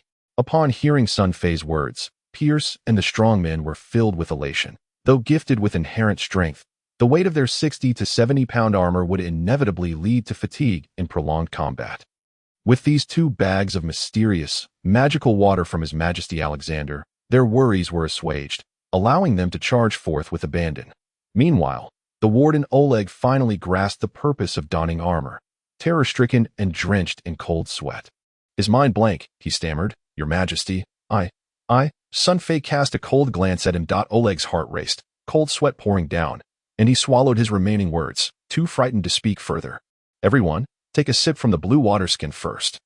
Then prepare to descend the city." As Sun Fei spoke, he donned the knight's heavy armor he had previously shed in the stone chamber. Gulp, gulp. Pierce and the 20 others tilted their heads back, draining the blue water skins in a single gulp. As the clear water entered their mouths, gasps of astonishment erupted within the stone chamber. Each person displayed expressions of shock, as they could distinctly feel an incredible, miraculous power coursing through every part of their bodies, filling them with boundless strength in an instant. The weight of their armor vanished, as if they were clad only in a thin garment. Not only could they run, but they could leap as well, wielding their hefty weapons as if they were mere straws, light as air. This sudden transformation felt like a beautiful illusion. However, from the equally astonished gazes of their companions, they confirmed that their sensations were not mere figments, but the tangible effects of magic, akin to each individual being imbued with a spell of weightlessness. Truly marvelous. "Once we descend, everyone must heed my commands without the slightest disobedience. Otherwise, I shall deal with you ruthlessly." Sun Fei glared fiercely at the chosen warriors. With a swift motion, he grasped the dark, massive axe he had first wielded, tucking his helmet under his arm, and was the first to step out of the stone chamber. Onward. The group marched out of the stone chamber with resolute vigor. Soldiers had already prepared 20 thick ropes as per Sun Fei's instructions, which were thrown from the city walls. Pierce was the first to approach, donning a metal helmet and waving his massive hammer at the distant soldiers in farewell, a gesture fraught with uncertainty. For the outcome of this venture was perilous. Unperturbed, Pierce laughed heartily, grasped the rope, and leapt down from the parapet. The stamina potion diluted in the clear water elevated Pierce's endurance to an extraordinary level, despite the cumbersome weight of his armor. His body remained incredibly agile, akin to a raging giant ape. Grasping the rope, he descended effortlessly to the ground. Crash! His feet landed with a thud, creating a deep footprint in the earth, dust swirling around him. Crash! Crash! Crash! The other 20-odd strongmen slid down the ropes nearly in unison, akin to a legion of steel behemoths descending from the heavens, shaking the ground beneath them. They swiftly formed ranks, consolidating around Pierce to create a V-shaped wedge formation. Sun Fei, atop the city wall, glanced back at Brooke and Lampard, just as he was about to fit his helmet on and slide down the rope, when a voice called out from afar. "Alexander, you cannot leave the city." A beautiful maiden, lifting her skirt, rushed towards him from the distant stone steps, her voice tinged with tears, desperate to prevent Alexander from venturing out. From afar, one could see the panic etched upon her stunning visage. Angela. Sun Fei gazed deeply, etching Angela's visage into his memory. Without uttering a word, he donned his helmet, grasped the rope, and cast one lingering glance towards Angela as she approached, pausing briefly before turning away and sliding down the rope. Once action commenced, it needed to unfold with the swiftness of a bolt from the blue. Any hesitation would alert the adversary. Sun Fei had no time to exchange even a single word with Angela. Chapter 0044. A stunning axe strike, Alexander. The maiden, amidst her tears, finally reached the city wall. Witnessing the unfolding scene from a distance, Alexander's final glance, the brilliant eyes beneath the helmet's visor, akin to midnight stars, were forever etched into her heart, the image of his broad, majestic back lingering in her memory for all her days. Alexander, you must return. You will become a valiant king, a pride of the city of Xianghua, a legend of the continent of Azeroth. I shall await your return. Angela, heartbroken, leaned against the battlements. Her gaze remained fixated on the figure that had descended and joined the soldiers, resolutely forming ranks to charge against the enemy. Coiled like a black serpent, her gem-like eyes did not waver, locked onto him. You must return alive. On the southern bank of Xianghua City, the autumn breeze danced with slightly yellowing leaves, leisurely swirling in the air. A furry little squirrel stood upright on its hind legs, cautiously surveying its surroundings before relaxing and happily gnawing on a pine in in the distance. Birds soared freely across the azure sky. It was a picturesque autumn scene, harmoniously blending movement and stillness, captivating all who beheld it. Suddenly, clatter, clatter, clatter, a sudden rush of hoofbeats echoed, causing the earth to tremble with an air of lethal intent, disturbing the leaves and sending the little squirrel scurrying up a tree, while the birds vanished from sight. The sharp whinnies of warhorses rang out as the hoofbeats subsided. The silver-masked man, accompanied by his loyal black-armored night guards, halted his steed by the banks of the Zuli River. He looked up at the sky, retrieving a spyglass from his person to observe the enemy's state atop Xianghua City. This spyglass was a finely crafted magical device, its two slender crystal lenses imbued with an eagle-eye spell, allowing him to see clearly even the antennae of an ant from 1,000 meters away. Through the spyglass, he beheld the wearied and fearful faces on the city walls, the lax state of the defenses, soldiers resting without their armor, and the disordered defensive formations. Everything was as he had anticipated, and a cruel smile crept across the half of his face visible beneath the mask. Relay my orders. Prepare the troops for an advance. Just as he began to utter the word, attack, the silver-masked man suddenly halted, for through the elliptical view of the spyglass, he spotted more than 20 towering figures clad in metal armor sliding down the ropes thrown from the distant city wall. What is this? The silver-masked man paused momentarily. However, as he observed these armored figures swiftly form a standard cone-shaped assault formation upon landing, he immediately comprehended the opponent's intent. After a brief moment of astonishment, a smirk filled with disdain and mockery emerged on his lips, for he found the situation somewhat amusing. King of Xianghua City, it seems I have overestimated you. Truly a foolish endeavor, thinking you could disrupt my formation with merely 20 men. Well then, let us begin with a prelude to the formal siege. With a cold chuckle, the silver-masked man fiercely cracked his whip. Relay the order to 2 and 3. The tower shield formation will transition to a defensive stance. Allow those heavy, clumsy pigs, who resemble statues, to approach, and within 10 breaths, sever their heads. The resounding call of the war horn suddenly pierced the heavens, breaking the tense, oppressive atmosphere blanketing the ground. The sound of the horn acted as a command, and the black-armored soldiers' formation, like a finely tuned machine, swiftly began to change. Clatter, clatter, clatter. In the heart-stopping rhythm of their synchronized footfalls, the formation adjusted, with the tower shield formation nearest to Xianghua City beginning to advance slowly, slightly retracting in the middle while the flanks moved forward, transforming into a concave defensive array. The resonant clashing of heavy metal reverberated from within the formation. Suddenly, from the towering black tower shield, approximately 3 meters high, emerged multiple dragon spears, each exceeding 5 meters in length. Crafted from pure iron, their gleaming surfaces shimmered as they rubbed against one another under the relentless sun, resembling the sinister grin of death itself. With their tips pointed forward, the silent black-clad soldiers behind the tower shield stood resolute, transforming the entire formation into a colossal, frenzied iron hedgehog, devoid of any gaps. Not even a charging elephant would escape unscathed, as it would be skewered like a shish kebab. Opposing them, over 20 armored soldiers charged forward fearlessly, their reckless advance a stark contrast to the impenetrable defenses before them. From a bird's-eye view, it appeared as if a handful of ants were foolishly provoking a mighty elephant with a mere stomp. The elephant could reduce the ants to mere pulp. The cold glint of the dragon spears seemed to cast a chilling shadow over the blazing sun, No one doubted that these fearsome spears, as thick as a bowl, could effortlessly pierce through any armor. Even steel plates of 3 to 4 centimeters would be torn apart as easily as fragile parchment before their razor-sharp points. Yet, the ants, charging in a V-shaped formation, showed no signs of hesitation, accelerating with unwavering determination as if intent on shattering the icy menace of the dragon spears with their own flesh and blood. Silence enveloped the battlefield, the air itself seeming to freeze. Each individual could almost hear the rhythm of their own heartbeat on the walls of Xianghua City. The onlookers leaned over the battlements, straining to witness the unfolding chaos below. Angela's beautiful eyes brimmed with concern, while the fair-skinned saleswoman clutched her skirt tightly, twisting it in anxious knots. The golden-haired young girl, Jima, covered her undeveloped chest with trembling hands, holding her breath in anticipation. Across from Zuli Jiang, the silver-faced man had retracted his eagle-eyed telescope, a mocking smile playing on his lips as he surveyed the audacious fools below. Did a mere mutt dare to challenge the dignity of a dragon?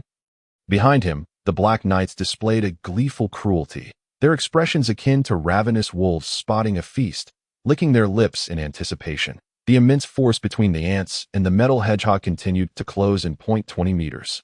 16 meters, 13 meters, 10 meters. The silver-faced man straightened slightly on his horse, a growing smirk curling at the corners of his mouth as he envisioned the splattering of blood and the cries of his foes. In his eyes, the outcome seemed painfully simple. The concave tower shield formation merely needed to close ranks, enveloping the enemy like a pie, followed by a few swift thrusts of the dragon's spears to skewer those foolish enough to believe themselves invulnerable in their metal armor. He harbored no concerns that the ants could disrupt the tower shield formation. Encased in 3 layers of blackened fine iron, the towering shield stood 3 meters tall, each face weighing over 100 pounds. Behind the shield stood elite soldiers braced against the ground, forming an impenetrable defense capable of withstanding the frontal assault of a heavy cavalry charge for over 10 minutes. The derisive expression in the silver-faced man's eyes held no pretense. However, in the next moment, he froze, as if struck by an invisible bolt of lightning, his body stiffening, eyes nearly bulging from their sockets. A gasp of disbelief rippled through the ranks of Black Knights behind him. The battle-hardened steeds that had maintained their formation even while injured began to fidget restlessly, lowering their heads and whinnying uneasily, retreating involuntarily. For just moments before, from afar, at the bridge's head, a thunderous roar rang out, in the name of the war god. Then, from the ranks of the ants in their tragic charge, the leader at the forefront, embodying the spear's tip, hurled his massive black axe with forceful intent. The axe whirled through the air, a streak of darkness, emitting a piercing wail as it sliced through the air, even seeming to cleave the very fabric of space itself, sending tremors across the battlefield. With a resounding crash, screams erupted, and blood rained down. The obsidian axe struck the 3-meter-tall fine iron tower shield with the force of a black thunderbolt. In the next instant, it tore through the shield as effortlessly as a sharp knife slicing through a well-cooked steak. Or as if a divine hand had ripped apart fragile parchment, the once impervious tower shield, designed to withstand a cavalry charge, began to warp under the impact, and in a heartbeat, the terrifying force erupted, sending over a dozen 3-meter-tall fine iron shields flying like withered leaves caught in a tempest. Unstoppable, completely insurmountable, the sensation imparted by that axe was not merely that of a weapon, but rather the wrathful judgment of a war god. An overwhelming force that could shatter even the mightiest peaks of the Azeroth continent. In the aftermath, the once impenetrable tower shield formation was split open, revealing a gaping 1-meter-wide chasm, blood cascading like a torrential downpour.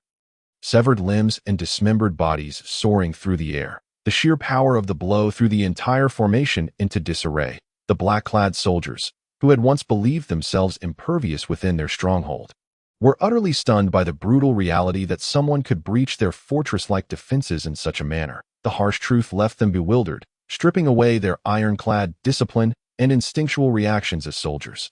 Allowing the enemy to surge through the blood-soaked breach.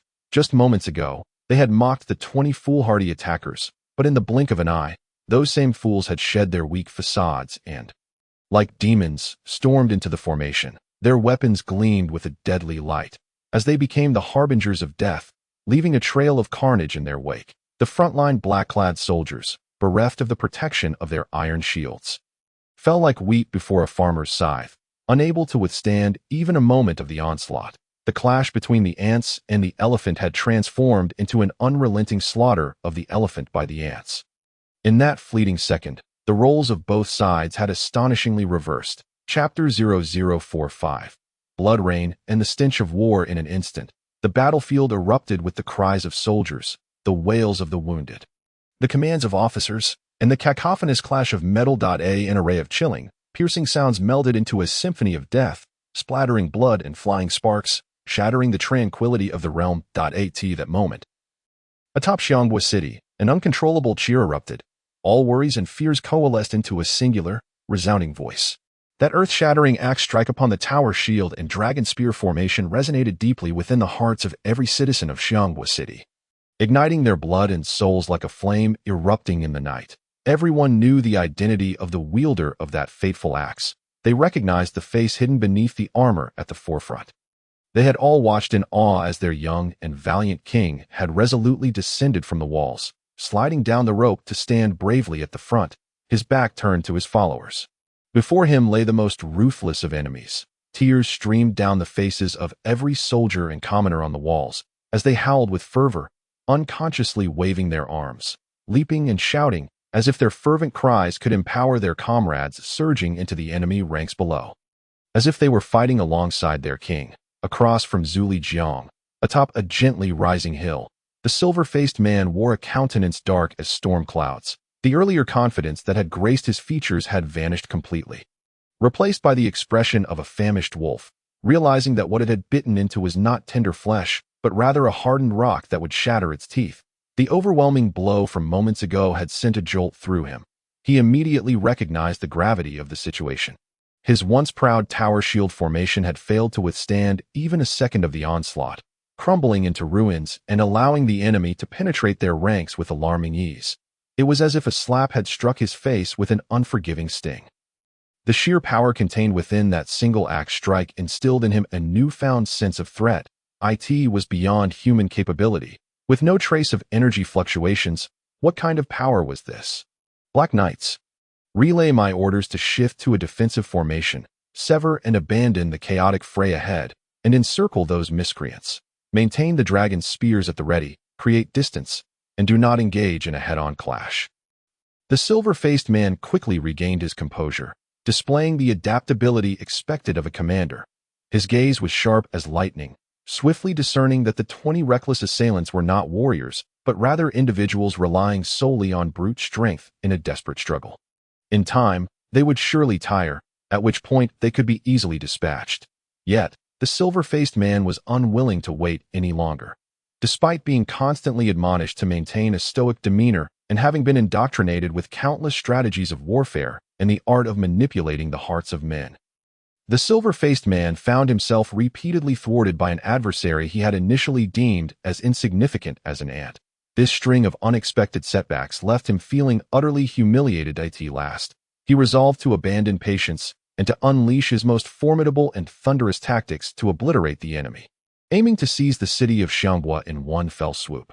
After a moment's contemplation, he gritted his teeth and coldly commanded, "Relay my orders to the warrior Longda of the 3 stars. Instruct him to temporarily cease his oversight of the giant stone-throwing device and immediately proceed to the front lines. Alongside 100 tower shield soldiers, he is to eliminate those few enemies in the shortest possible time. Prepare the entire army. We shall commence the siege at once." The silver-faced man issued 2 ironclad military commands in quick succession.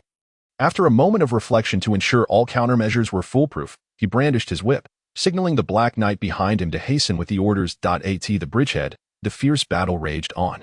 With a thunderous swing of his axe, Sun Fei harnessed the unparalleled brute strength of a level 12 barbarian to cleave a fissure through the tightly knit formation of black-armored soldiers with their tower shields and draconic spears. Over 20 burly warriors seized the opportunity, following closely in his wake, akin to a legendary blade slicing through the heart of the enemy formation. The frontal defense of the tower shield and draconic spear formation was formidable. Even the fiercest cavalry found it challenging to breach. However, once the line was broken, the soldiers behind the shields, clad in mere leather armor devoid of the protection of steel, were left vulnerable to slaughter. The white-haired behemoth, Pierce, and the long-haired giant, Drogba, closely trailed Sun Fei. Both were born with immense strength, their massive hammers and axes wielded with the force of a tempest. Upon entering the enemy ranks, their weapons danced in a lethal ballet, each strike claiming lives, each touch inflicting grievous wounds, rendering resistance futile. Amidst the narrow stone bridge, a torrential downpour of blood ensued, chaos reigning supreme. Due to the terrain, although the black-armored soldiers were numerous, they could not effectively surround Sun Fei and his allies. Only a dozen could stand shoulder to shoulder on the bridge, rendering their numerical superiority ineffective, and they soon found themselves at a disadvantage. In the midst of this turmoil, a black-armored officer, nearing the strength of a one-star warrior, spotted his chance. Observing that the formidable foe, who had just shattered the metallic defenses of the tower shield formation, was now unarmed, he felt a surge of excitement. Preparing to seize the opportunity, he stealthily picked up a broken draconic spear from the ground. Clutching it tightly, his fighting spirit surging, he aimed for the moment to strike. Though the spear was but half its original length, it weighed at least 50 to 60 pounds. Its point glinting ominously under the sun as he propelled it forward with ferocious intent. Die, the black-armored officer sneered, envisioning the scene of his opponent being pierced and gushing blood beneath his thrust. Undoubtedly, slaying this monstrous adversary would earn him immense glory and a swift promotion in rank. However, the officer's malicious grin quickly froze in place, replaced by a visage of terror as he beheld an astonishing sight. The unarmed foe, upon sensing the ambush, exhibited no sign of panic. Rather, from beneath the silver visor, a glimmer of cunning and disdain flickered in his eyes. With a simple motion of his hands, a white light flashed forth, as if conjured by sorcery, revealing an enormous, grotesque axe that resembled the grim visage of death. Clang! The axe swung down upon the spear's tip, the clash of metal producing a cacophony of sparks. The officer's horror. The axe blade sliced through the spear with the ease of a knife through soft butter, cleaving it in twain before continuing its deadly arc, gliding past him. Then came the chilling touch. The draconic spear, the black armor, the officer, each was cleaved in half with a single stroke, and in an instant, blood erupted uncontrollably. Vividly red entrails and shattered fragments of the spear, steaming from the violent impact, littered the ground. Blood droplets, splattered in the air, landed upon the smoldering remnants of the severed spear, producing a hissing sound as they transformed into crimson vapor, filling the air with a nauseating stench and enveloping the scene in a mist of blood. The sight sent several black-armored soldiers nearby into a frenzy, their spirits shattered, as they witnessed the sheer brutality of the power displayed. In their panic, one soldier turned to flee, only to collide with the draconic spear of the second rank, becoming a gruesome casualty of his own side. Writhing in agony, Sun Fei summoned the magic-infused axe of the level 12 barbarian. Its edge razor-sharp, with a powerful swing, he struck down the ambushing officer, then swiftly reversed his grip to deliver another devastating blow, the glint of cold steel flashing as he severed the remaining black-armored soldiers who had not escaped in time. Cleaving them and their weapons in two behind him, a cadre of heavily armored giants seized the moment to wreak havoc, their formidable steel armor rendering them impervious to the black-armored soldiers' blades, while their oversized weapons mercilessly harvested the lives of their foes. Each swing, each strike sent the black-armored soldiers flying, their bodies and weapons reduced to mere fragments under the onslaught of the enraged giants. These titans, having imbibed a diluted stamina potion, possessed boundless endurance for a time. Fully unleashing their prowess, their heavy armor and cumbersome weapons became not a burden, but a nightmare for their enemies. Their defenses impenetrable, their assaults devastatingly powerful, akin to a horde of invincible war beasts emerging from the depths of hell. 23 warriors surged forth like a battalion of tooth-and-claw tigers into a flock of newly born lambs. Unstoppable, King Alexander, at the forefront of the wedge formation, found no worthy adversary among the black-armored soldiers. Advancing with the speed of a tempest, instantly causing the front of the 100-strong tower shield formation to descend into chaos. A few paces behind, the black-armored soldiers attempted to stabilize their formation. Yet the sight of their comrades fleeing before these demons filled them with dread. Wishing they had been born with 2 extra legs to escape. They had faced battles before, but none had witnessed such one-sided slaughter. Where even the chance to retaliate was stripped away, what could they do? Even the most seasoned soldiers were consumed by a singular thought: escape. Flee as far as possible to avoid these unkillable demons. At this moment, someone had to step forward to bolster the morale of the troops. The silver-faced man's personal Black Knight, the commander of the Tower Shield formation, quickly regained his composure after the initial shock from the earth-shattering axe strike. Observing the disarray within the ranks, he drew his double-handed sword with a sharp clang. His gaze turned cold, and with a swift motion, he unleashed a flurry of strikes, severing the heads of 5 or 6 fleeing black-armored soldiers before their senses could register the threat. Steady the formation. Organize a secondary defense. Any who dare retreat shall be executed without mercy, he bellowed, his sword dripping with blood, channeling his fighting spirit. Under the looming threat of death, the black-armored soldiers gradually regained their wits, slowly regrouping to stabilize their ranks. Once the formation was steadied, the Black Knight resumed his calm demeanor and began issuing a series of commands to re-establish their defenses. With the officer's leadership, the black-armored soldiers finally demonstrated their commendable combat discipline. They decisively abandoned the fleeing soldiers at the front, allowing the rear ranks to withdraw slightly, creating space for a new line of iron tower shields and countless sharp draconic spears to be erected, rapidly forming a new steel defense. Clang! The tower shield and draconic spear formation regained its stability. The Black Knight, positioned at the back of the formation, fixed his gaze intently on the 20 armored beasts advancing towards them. A sinister smile creeping across his face. The distance between the two sides had narrowed. The beastly foe could no longer rely on the momentum of his charge to breach their line. As long as the formation held firm, the draconic spears aimed outward could easily pierce these intruders, skewering them like meat on a spit. The Black Knight's gaze was icy, peering through the minute gaps in the tower shields. Intently observing the unfolding battle in this moment of dire crisis, he callously abandoned over 30 soldiers outside the chaotic fray at that very instant. The armored beasts were ruthlessly sweeping through the unfortunate black-clad warriors like the wind scattering autumn leaves. The narrow bridge was awash with surging waves of blood, as severed limbs and shattered weapons soared through the air.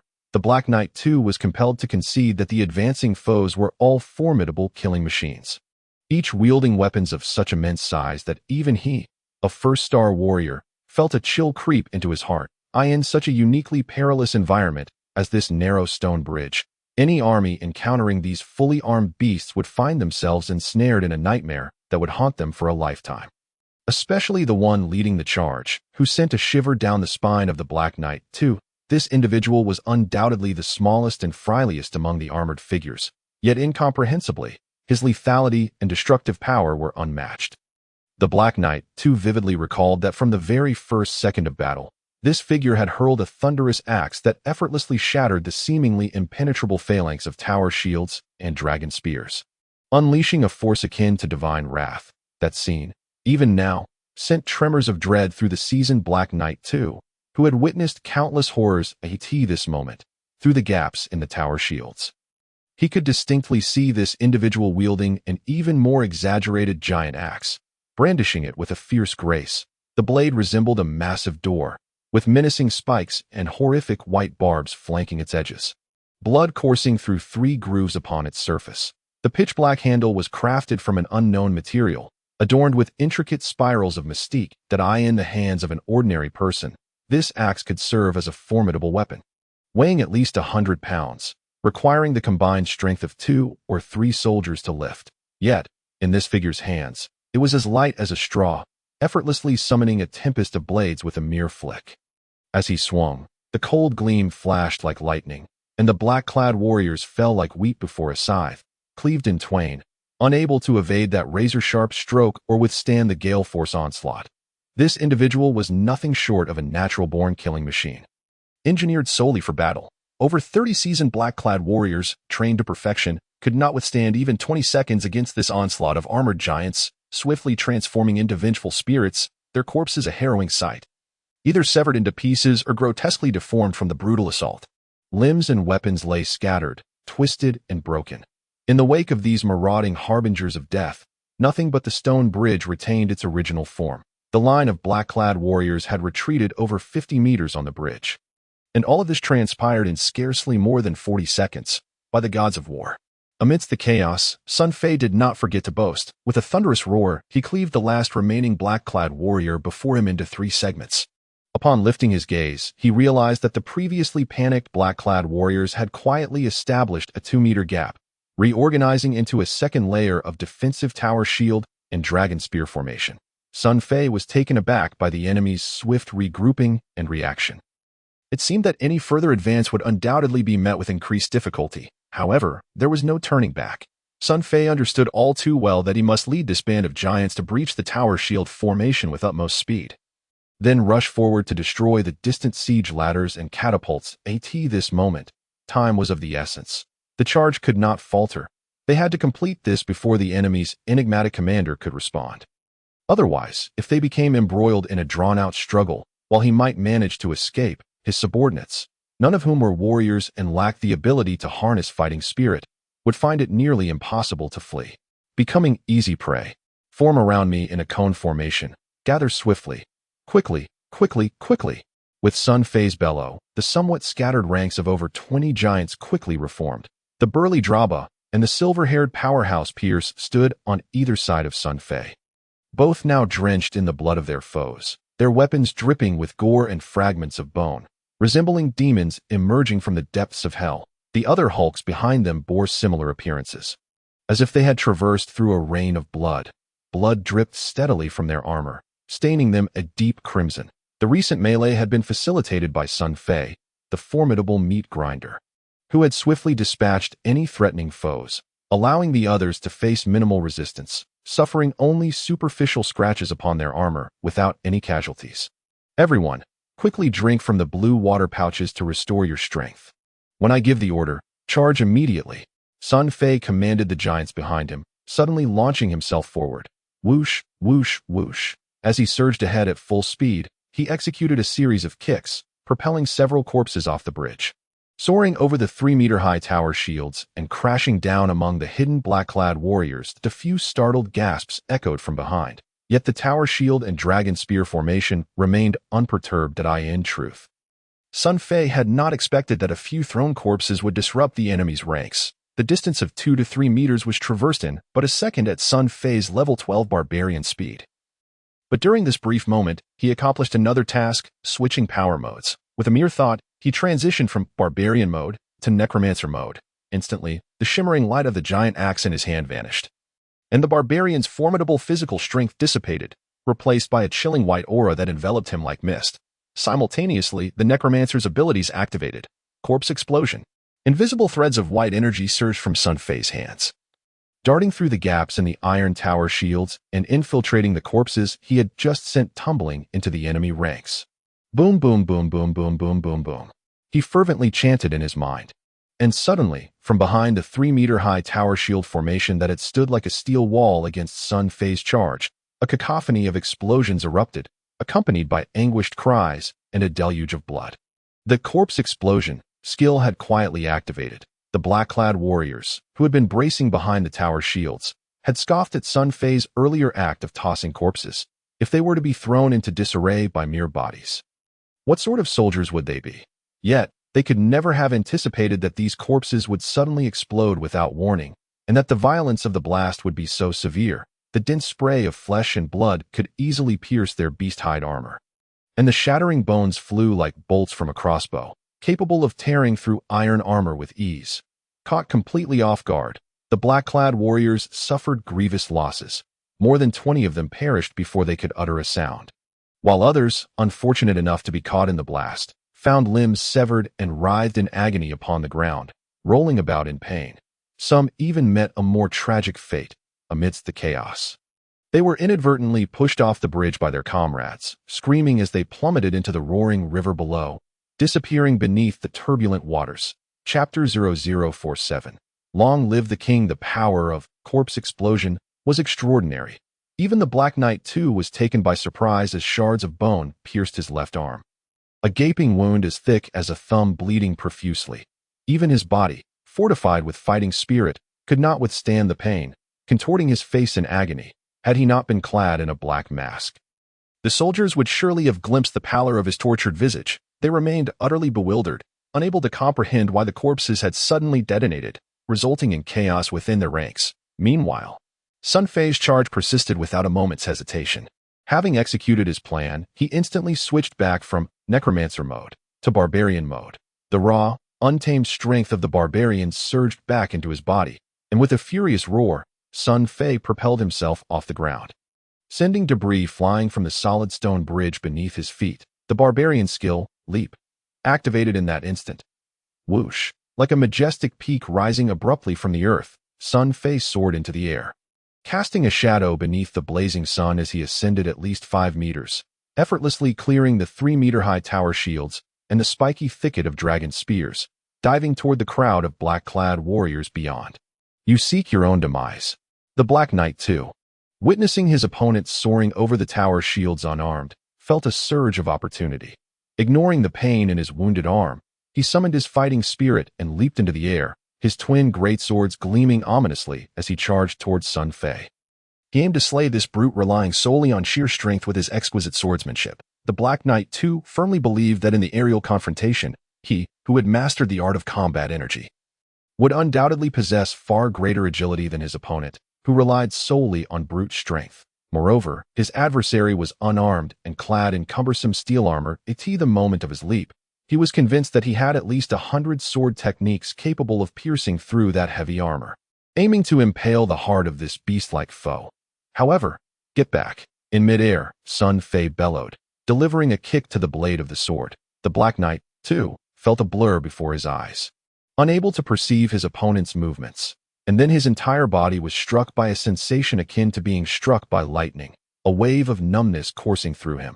The long sword slipped from his grasp, soaring into the air like a straw in a tempest. Puffed. Blood erupted from the Black Knight, too, palm, as it was directly shattered by that kick.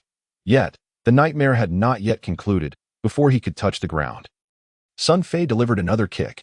This blow landed squarely on the Black Knight, too, chest, accompanied by the sound of cracking bones. His chest caved in, forming an alarming imprint of a foot.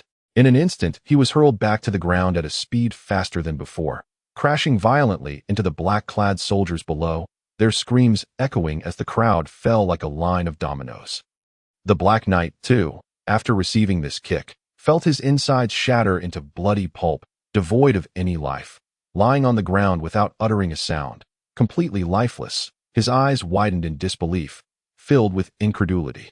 Struggling to comprehend how he, a one-star warrior, could suffer such a humiliating defeat at the hands of a brute who had yet to master combat energy. Had he known that the individual he had confidently leapt to intercept was the very beast who had effortlessly slain 2 one-star warriors during yesterday's wall battle, his first instinct would surely have been to retreat hastily into the crowd, rather than recklessly engage in combat. Alas, life offers no second chances. When Sun Fei was at level 5 as a barbarian, he could annihilate one-star warriors in an instant. Now, having reached level 12, he could sweep away foes like the Black Knight, too, with a mere flick of his wrist, witnessing the commanding officer being obliterated by a single kick. The ranks of the black-clad soldiers fell into chaos. Sun Fei landed steadily in the gap among the crowd, his hands gently pulling in the air, and a white glow flashed as he summoned the grotesquely designed giant axe of the barbarian once more. Clash, clash, clash, clash. He executed an unreasonable 360-degree spin, conjuring a tempest of axe blades that cleaved through the encroaching enemies and their weapons into mere splinters. Amidst the splattering of blood, Sun Fei swiftly turned and approached the base of the tower shield. With immense strength, he struck again, the silver gleam flashing as the steel stakes supporting the tower shield and the dragon spear were severed into fragments. The 3 layers of ironclad tower shield were also cleaved in twain beneath Sun Fei's axe, tumbling down the bridge and splashing into the river below, sending up a massive column of water. What had once seemed an impregnable bastion in the eyes of many was effortlessly penetrated by Sun Fei, tearing apart a great rift as if it were but a fragile slice of bread. Like a woman finally free from the ravishing of marauders, she struggled to don her attire with the last of her strength, only to be left naked and exposed once more under Sun Fei's relentless assault. Charge! Clear out these rabble. Sun Fei rapidly switched his power modes, harnessing the strength of both the necromancer and the barbarian, effortlessly dismantling the reformed tower shield and dragon spear formation of the black-clad soldiers within mere seconds. The entire process unfolded in the blink of an eye, leaving countless spectators dumbstruck. He turned and gestured for the muscular men, who had just rejuvenated after consuming diluted stamina potions, to charge forth. Boom, boom, boom, boom. Over 20 burly men clad in heavy metal armor surged forward, resembling a heavily armored cavalry charging into battle, creating the illusion that the very stone bridge trembled beneath their feet. As if on the verge of collapse, blood flowed freely from their armors, akin to bloodthirsty demons emerging from the depths of hell. With a thunderous crash, the clash of weapons erupted, and the tide of battle surged anew. Severed limbs and fallen soldiers once again raining down, the armored brutes plunged into the disarray of the black-clad soldiers, their exaggeratedly heavy weapons flying in a flurry, sending the black-clad soldiers soaring off the bridge like kites released into the sky.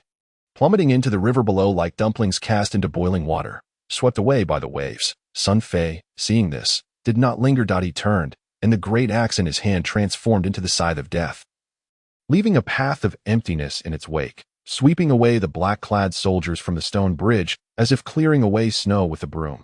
This time, Sun Fei deliberately accelerated his assault. To enhance his forward momentum, he no longer divided his attention to safeguard the armored brutes behind him. Instead, he relied on the frenzied strength of a level 12 barbarian to disrupt the formation of the black-clad soldiers. Focusing solely on eliminating every visible enemy in his immediate vicinity, leaving the stragglers on either side to be dealt with by the muscular men behind him. Consequently, his advance became significantly swifter. However, the pressure on the armored brutes following him intensified greatly. The black-clad soldiers were seasoned professional fighters, battle-hardened, with a few among them having even grasped rudimentary combat energy in the fray. Their blades posed a threat to the armored men. And though they could not pierce through the armor, the violent impacts rendered them numb and stiff. Soon, several of the brutes sustained minor injuries, yet they understood that retreat was not an option. Regardless of their wounds, they gritted their teeth and resolutely followed King Alexander, unwilling to falter. Sun Fei noticed this predicament. Feeling a surge of determination, he unleashed a torrent of power, his mighty axe transforming into a whirlwind of silver blades. Wherever he passed, none could withstand him, the sounds of metal and bone shattering resonating as he shredded the encroaching black-clad soldiers into a mist of blood. Seizing the opportunity, he switched power modes. Barbarian mode vanished. Paladin mode activated in an instant. A noble and sacred energy radiated from Sun Fei, enveloping the armored brutes who closely followed him. As Sun Fei stomped his foot, a golden halo shimmered, emanating from his body. Wherever this halo extended, the brutes felt their wounds healing at an astonishing rate, their lost strength remarkably restored, and even their confidence and courage surged dramatically in this moment. The paladin skill prayer was activated. Long live the king! The white-haired brute, Pierce, witnessed this scene and felt blood igniting within him, but he cried out, swinging his massive hammer like the arm of a war god. The sharp metallic clang of shattering metal rang out like firecrackers, as 4 or 5 black-clad soldiers were sent flying with blood-curdling screams, their feet leaving the ground and tumbling into the abyss below. Long live His Majesty Alexander! The long-haired warrior Didier Drogba echoed, fiercely clamping down on an enemy's sword with his left arm, while his right hand swung an axe with a whistling wind, cleanly severing the head of the sword's owner. Long live the king! Over 20 brutes roared in unison, transforming into ferocious tigers as they charged into the enemy ranks, their battle prowess soaring. Even the cowardly warden, Olek, who had been lagging behind in trepidation, seemed to be swept up in the fervor, finally unleashing his 1-star warrior strength, cleaving through 3 black-clad soldiers with his massive blade. Damn it, that guy is a knight. Oh no, it's a battle ring. That's the battle ring. My god, it's this song of life. Battle ring. Fall back quickly. Summon experts to eliminate this knight. Damn it, they have a high-level knight wielding song of life. And our swarm tactics are useless against them. The moment Sun Fei's golden halo emerged, cries of alarm erupted among the black-clad soldiers. Chapter 0048. The collapse of the army as professional soldiers. The black-clad soldiers understood all too well what the emergence of a high-level knight meant on the battlefield. It signified the presence of a humanoid moving healing artifact within the opposing ranks. As long as that knight could maintain the radiant song of life, halo, the soldiers on the opposing side would never succumb to exhaustion or fatigue, especially in such a narrow stone bridge setting. The appearance of a high-level knight among these brutal and powerful foes would have catastrophic consequences. a realization that the black-clad soldiers could grasp with the slightest thought. It would undoubtedly lead to a one-sided slaughter. In that instant, many black-clad soldiers, who had previously mustered the courage to confront their foes, found their legs trembling, their newly found bravery evaporating like thin snow under the scorching sun, dissipating into vapor before disappearing entirely, compelling them to retreat once more. However, Sun Fei did not grant these individuals the luxury of time to flee. Roar, roar, roar. He stomped his feet, and miracles unfolded once again that a verdant halo erupted from Sun Fei's body, spanning approximately 10 meters, enveloping all the armored warriors behind him. In that instant, Pierce and Drogba felt their strength seemingly double, their weapons swinging forth with newfound vigor, rendering their foes as fragile as porcelain. One strike, and they fell. Suddenly, the enemy's resistance plummeted sharply, proving utterly ineffectual. The paladin's skill, strength, manifested in the world. Oh, dear heavens, that is the double strike. Battle aura. Goodness, it is indeed the dual battle aura. That fellow has mastered a second type of battle aura. The dual battle aura. It is utterly terrifying. Retreat swiftly. We stand no chance against this. Archers. Damn it. Where are the archers? Shoot them down quickly. The dark-armored soldiers nearly popped their eyes from their sockets, collapsing under the weight of despair upon witnessing this scene. The situation on the stone bridge grew increasingly chaotic.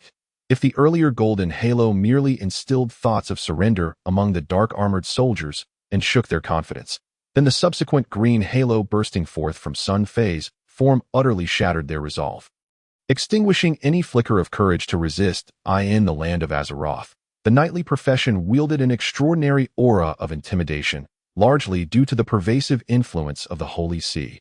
Numerous knightly orders occupied significant positions within the intricate tapestry of power on the continent, capable of forming legions to sweep aside their adversaries in team combat. Each knight possessed formidable solo combat abilities, enhanced by powerful restorative capacities and an array of mysterious auxiliary battle aura skills, amalgamating healing, damage, curses, and other wondrous effects, allowing them to effortlessly become the protagonists of war and the nightmares of any military unit. Thus, the moment Sun Fei unleashed the paladin skills of prayer and strength, the entire tower shield dragon spear formation immediately forsook all resistance and began a panicked, uncontrollable retreat. The Dark Paladin and the Knights of Azeroth bore striking similarities. Several of the paladin's unique skills bore a resemblance to the battle aura of the Knights in Azeroth, leading the dark-armored soldiers to mistakenly identify Ma Liang as Feng Jing, instinctively perceiving Sun Fei as a knight wielding the battle aura skills, and thus they crumbled. The overwhelming deterrence of the knight, combined with the demise of the formation's highest commander, the Black Knight too, at the hands of Sun Fei, sent the dark-armored soldiers fleeing in a panic, akin to mice scurrying from a cat, dissolving into a chaotic mass. Some, in their frenzy, leaped from the high bridge, while others, gripped by terror, sprinted towards Xianghua City, only to be turned into pincushions by arrows raining down from above. More soldiers turned and retreated, the chaos becoming unstoppable. Even the formation guarding the siege ladders was thrown into disarray by their own comrades. What an opportunity! Strike while the iron is hot. Charge!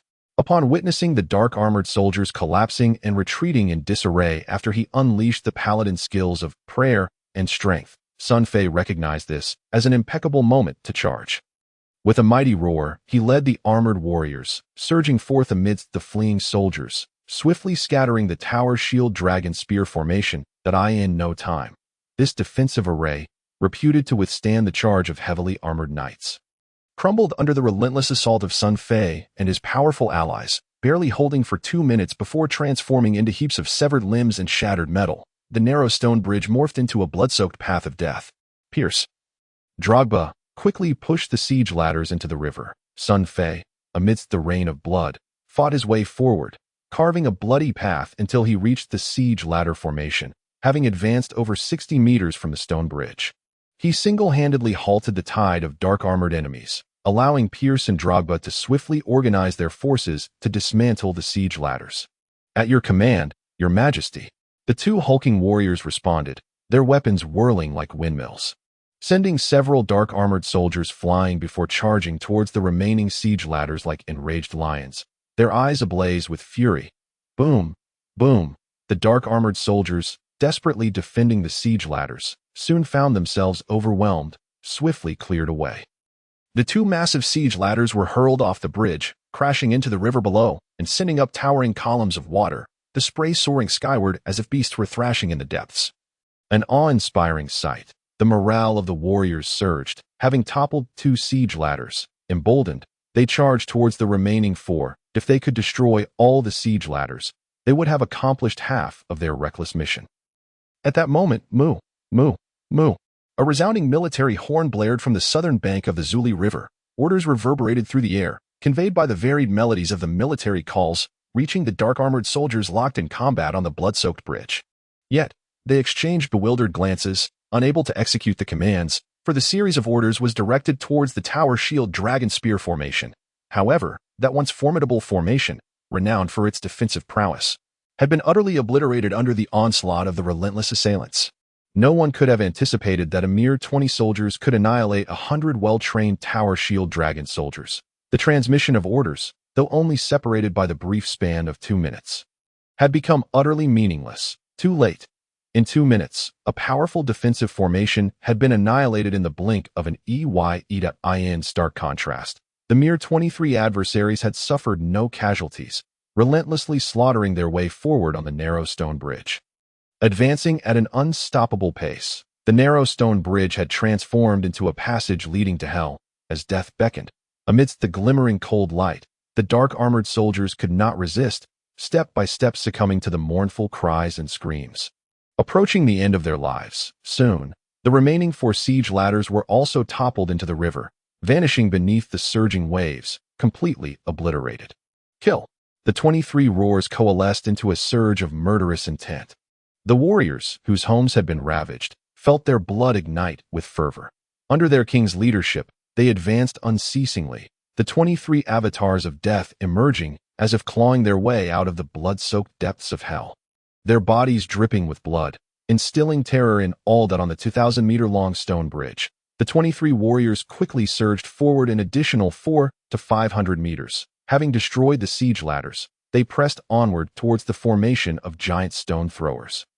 However, as they advanced, the bridge's surface grew increasingly narrow, with the entire bridge measuring less than 3 meters across. At the center of the bridge lay a section barely a meter wide, the most perilous spot, where the roaring river below churned with powerful whirlpools, occasionally generating a strange, formidable suction. Anyone careless enough to traverse that section risked being pulled into the depths, swept away by the raging waves. Leaving no trace behind, the battle raged on fiercely. Sun Fei and his soldiers pressed forward step by step, gradually drawing closer to the 6 giant stone throwers that in the distance. Cheers erupted from the walls of Xianghua City. The king's guard and the hastily mobilized peasants cheered madly, exerting their voices to reach the blood-soaked battleground on the bridge. Unbeknownst to them, even the elderly, weak, and children who had previously cowered in the city had climbed the walls, clutching various makeshift weapons, their fervent shouts echoing as they watched their king and kin charge through the tide of enemies. That scene was forever etched into their souls, a memory that many would carry to the end of their days. The beautiful Angela and the golden-haired little girl, Jima, even peeked through their fingers, watching the battle on the bridge, akin to frightened girls sneaking glances at a horror film at thrilling moments. They couldn't help but gasp and scream, only to leap with joy when they witnessed Sun Fei's valiant feats, overcoming peril time and again. Lampard, the foremost expert of Xianghua City, stood tall upon the city walls like a spear, though outwardly composed. An uncontrollable storm brewed within him. Since the commencement of the battle in Alexander's lower city, through the series of events culminating in the collapse of the tower shield dragon spear formation, Lampard had gleaned far more information than others. It was evident that Alexander possessed at least 3 strange and potent powers: terrifying physical strength, chilling silver ice power, and a noble aura akin to that of a knight. This further corroborated Lampard's previously doubted hypothesis that the young king, Alexander, had showcased 4 distinct attributes of power within the enemy's stone tower. What on earth has transpired with Alexander, that he has transformed overnight from an ordinary man into one of extraordinary prowess? Could it truly be that the god of war has favored him? Lampard pondered in bewilderment. However, deep within his heart, Lampard yearned for the present Alexander to perpetuate such magic indefinitely. A wave of emotion surged through him as he gazed upward at the azure sky, which appeared to be washed clear, and he seemed to catch a glimpse of a familiar visage, a sense of comfort flooding his heart. Old friend, you must see your son displaying his prowess from above. Mustn't you? Perhaps one day, he may indeed mature and help us retrieve the missing Helen. Chapter 0049. The arrival of a master on the southern bank of the Julie River, atop a small hill. Impossible. Absolutely impossible. Damned. Who can tell me how this could happen? How could it be? That fellow is actually a knight who wields dual battle rings. Yet, there is no discernible aura of fighting spirit emanating from him. My tower shield dragonlance formation? Unforgivable. The silver-faced man surveyed the battlefield on the stone bridge, his typically sharp gaze dulled by disbelief. He could hardly fathom the scene before him. His once proud elite legion had crumbled under the provocation of a mere pack of rabble. Fury ignited within him, and a sudden surge of blue energy enveloped him, emanating a chilling aura, as if an ancient glacier had unleashed its bone-chilling cold. The whip in his grasp shattered into ice upon striking the ground, falling apart into fragments. Could there be anything more humiliating? His meticulously crafted formations, once deemed infallible, had disintegrated rapidly under the assault of a mere 20 or so rustic brutes. The tower shield dragonlance formation, which he had proudly claimed was the finest defensive unit of the black armored army, had failed to withstand even 2 minutes. 2 minutes. The time it took to issue a single command had transformed into a heap of flesh and twisted metal. This unexpected defeat was an unbearable blow to the silver-faced man, who had reveled in his undefeated record, akin to a deity who believed himself to command the fates of countless beings, only to be struck down by a filthy beggar and have his face trampled underfoot. I swear, I will leave nothing alive within the city of Xiangbua. I will capture every man, woman, and child, and flay them alive, hanging their skins filled with straw upon the stone bridge. I will reduce their limbs and bones to a pulpy mass, forcing the oblivious king of Xiangbua to kneel and consume them mouthful by mouthful. The silver-faced man roared in rage. A cold, blue energy field flickered around him, swelling ominously until a white chill swept through the air. Soon, frost began to coat the black iron framework of his steed, transforming the once priceless black stallion into a mere ice sculpture. Its blood and flesh solidified in an instant. The black knights behind him were struck with fear, daring not to breathe, heads bowed and silence reigning, as even their steeds sensed the danger, retreating nervously with wide, terrified eyes, looking upon the silver-faced man as if he were a rampaging, bloodthirsty beast. Amidst this chaos, one figure remained unfazed, the mysterious cloaked man who had appeared at the silver-faced man's side, seemingly oblivious to the turmoil. A shroud of black mist, barely perceptible, enveloped him, warping the very light around him, while his emaciated white horse leisurely grazed on the grass, unaffected by the murderous aura radiating from the silver-faced man. Relay the command. Prepare the armored piercing arrow formation for immediate indiscriminate fire. I will stop at nothing to pin those mutts to the stone bridge. The silver-faced man commanded, his eyes gleaming with a blood-red fury. Master, but there are still our soldiers on the bridge. They may be caught in the crossfire. One of the black knights behind him gasped in shock, realizing the dire implications. The armored demons had already infiltrated the ranks of the black-clad soldiers, and should they unleash a barrage of armored piercing arrows, it would undoubtedly decimate both enemy and ally alike. Soldiers, their blood and lives are but the means to achieve the glory of their commander. It is their duty to die for me is their fortune. The silver-faced man replied, without turning, his dismissive words sealing the fate of hundreds of his soldiers. Yet, amidst his wrath, a flicker of clarity urged him to consider a backup plan, for the repeated setbacks had instilled a sense of caution within him. The shock delivered by the man at the forefront had been too profound, even leading him to entertain the notion that not even the armored piercing arrows could vanquish those demons. He turned slightly on his frozen steed, softening his tone as he addressed the cloaked figure. Master, if the armored piercing arrows prove ineffective, I hope you will intervene with your merciless magic to eliminate those troublesome mutts. The mysterious cloaked figure nodded. This gesture caused the cloak to billow slightly, revealing a glimpse of a staff inscribed with intricate, arcane patterns beneath the black fabric. He did not respond immediately, but instead murmured to himself, lost in thought. Incredible. There exists one who can seamlessly transition between the raw, untamed power of the body, the eerie and sinister forces of magic, and the radiant strength of a knight. Moreover, it seems he possesses some mysterious skills. Though individually weak, they hold a certain intrigue. I must uncover the secrets within. Perhaps then I can break through my own limitations and significantly enhance my power. Heh. With that thought, he finally turned to the silver-faced man. His voice cold and raspy. I will intervene, but that individual must be captured alive. I require him to be of use. As he spoke, the gnarled, skeletal finger of the cloaked figure pointed toward none other than Sun Fei, who led the charge at the forefront of the stone bridge. The silver-faced man frowned. That individual was the one he despised most. Had it not been for his relentless advance, the Tower Shield Dragon Lance formation would not have been so easily torn apart. Leading to his considerable losses, he had nearly resolved to pierce this man with 1,000 arrows, but recognizing the formidable, 4-star magical power of his so-called mentor, he ultimately nodded in agreement. Relay the command. Let the archers ensure that fellow is left barely alive, so long as he is not dead. The silver-faced man's voice turned icy as he altered his previous order. The Black Knights behind him, too frightened to utter a sound, promptly set off to execute the command. Soon, a squad of black-clad soldiers from the encampment advanced, marching with a steady gait, each clearly possessing commendable strength. They bore massive black bows on their backs, their quivers filled with fearsome arrows adorned with white fletching, inscribed with magical patterns that shimmered with a faint aura. These were the armored piercing arrows. Nightmares for any heavily armored knight or low-level mage on the battlefield. Each arrow was exorbitantly costly, forged from pure gold, typically reserved for critical moments. Yet, the silver-faced man displayed no reluctance in deploying his entire arsenal.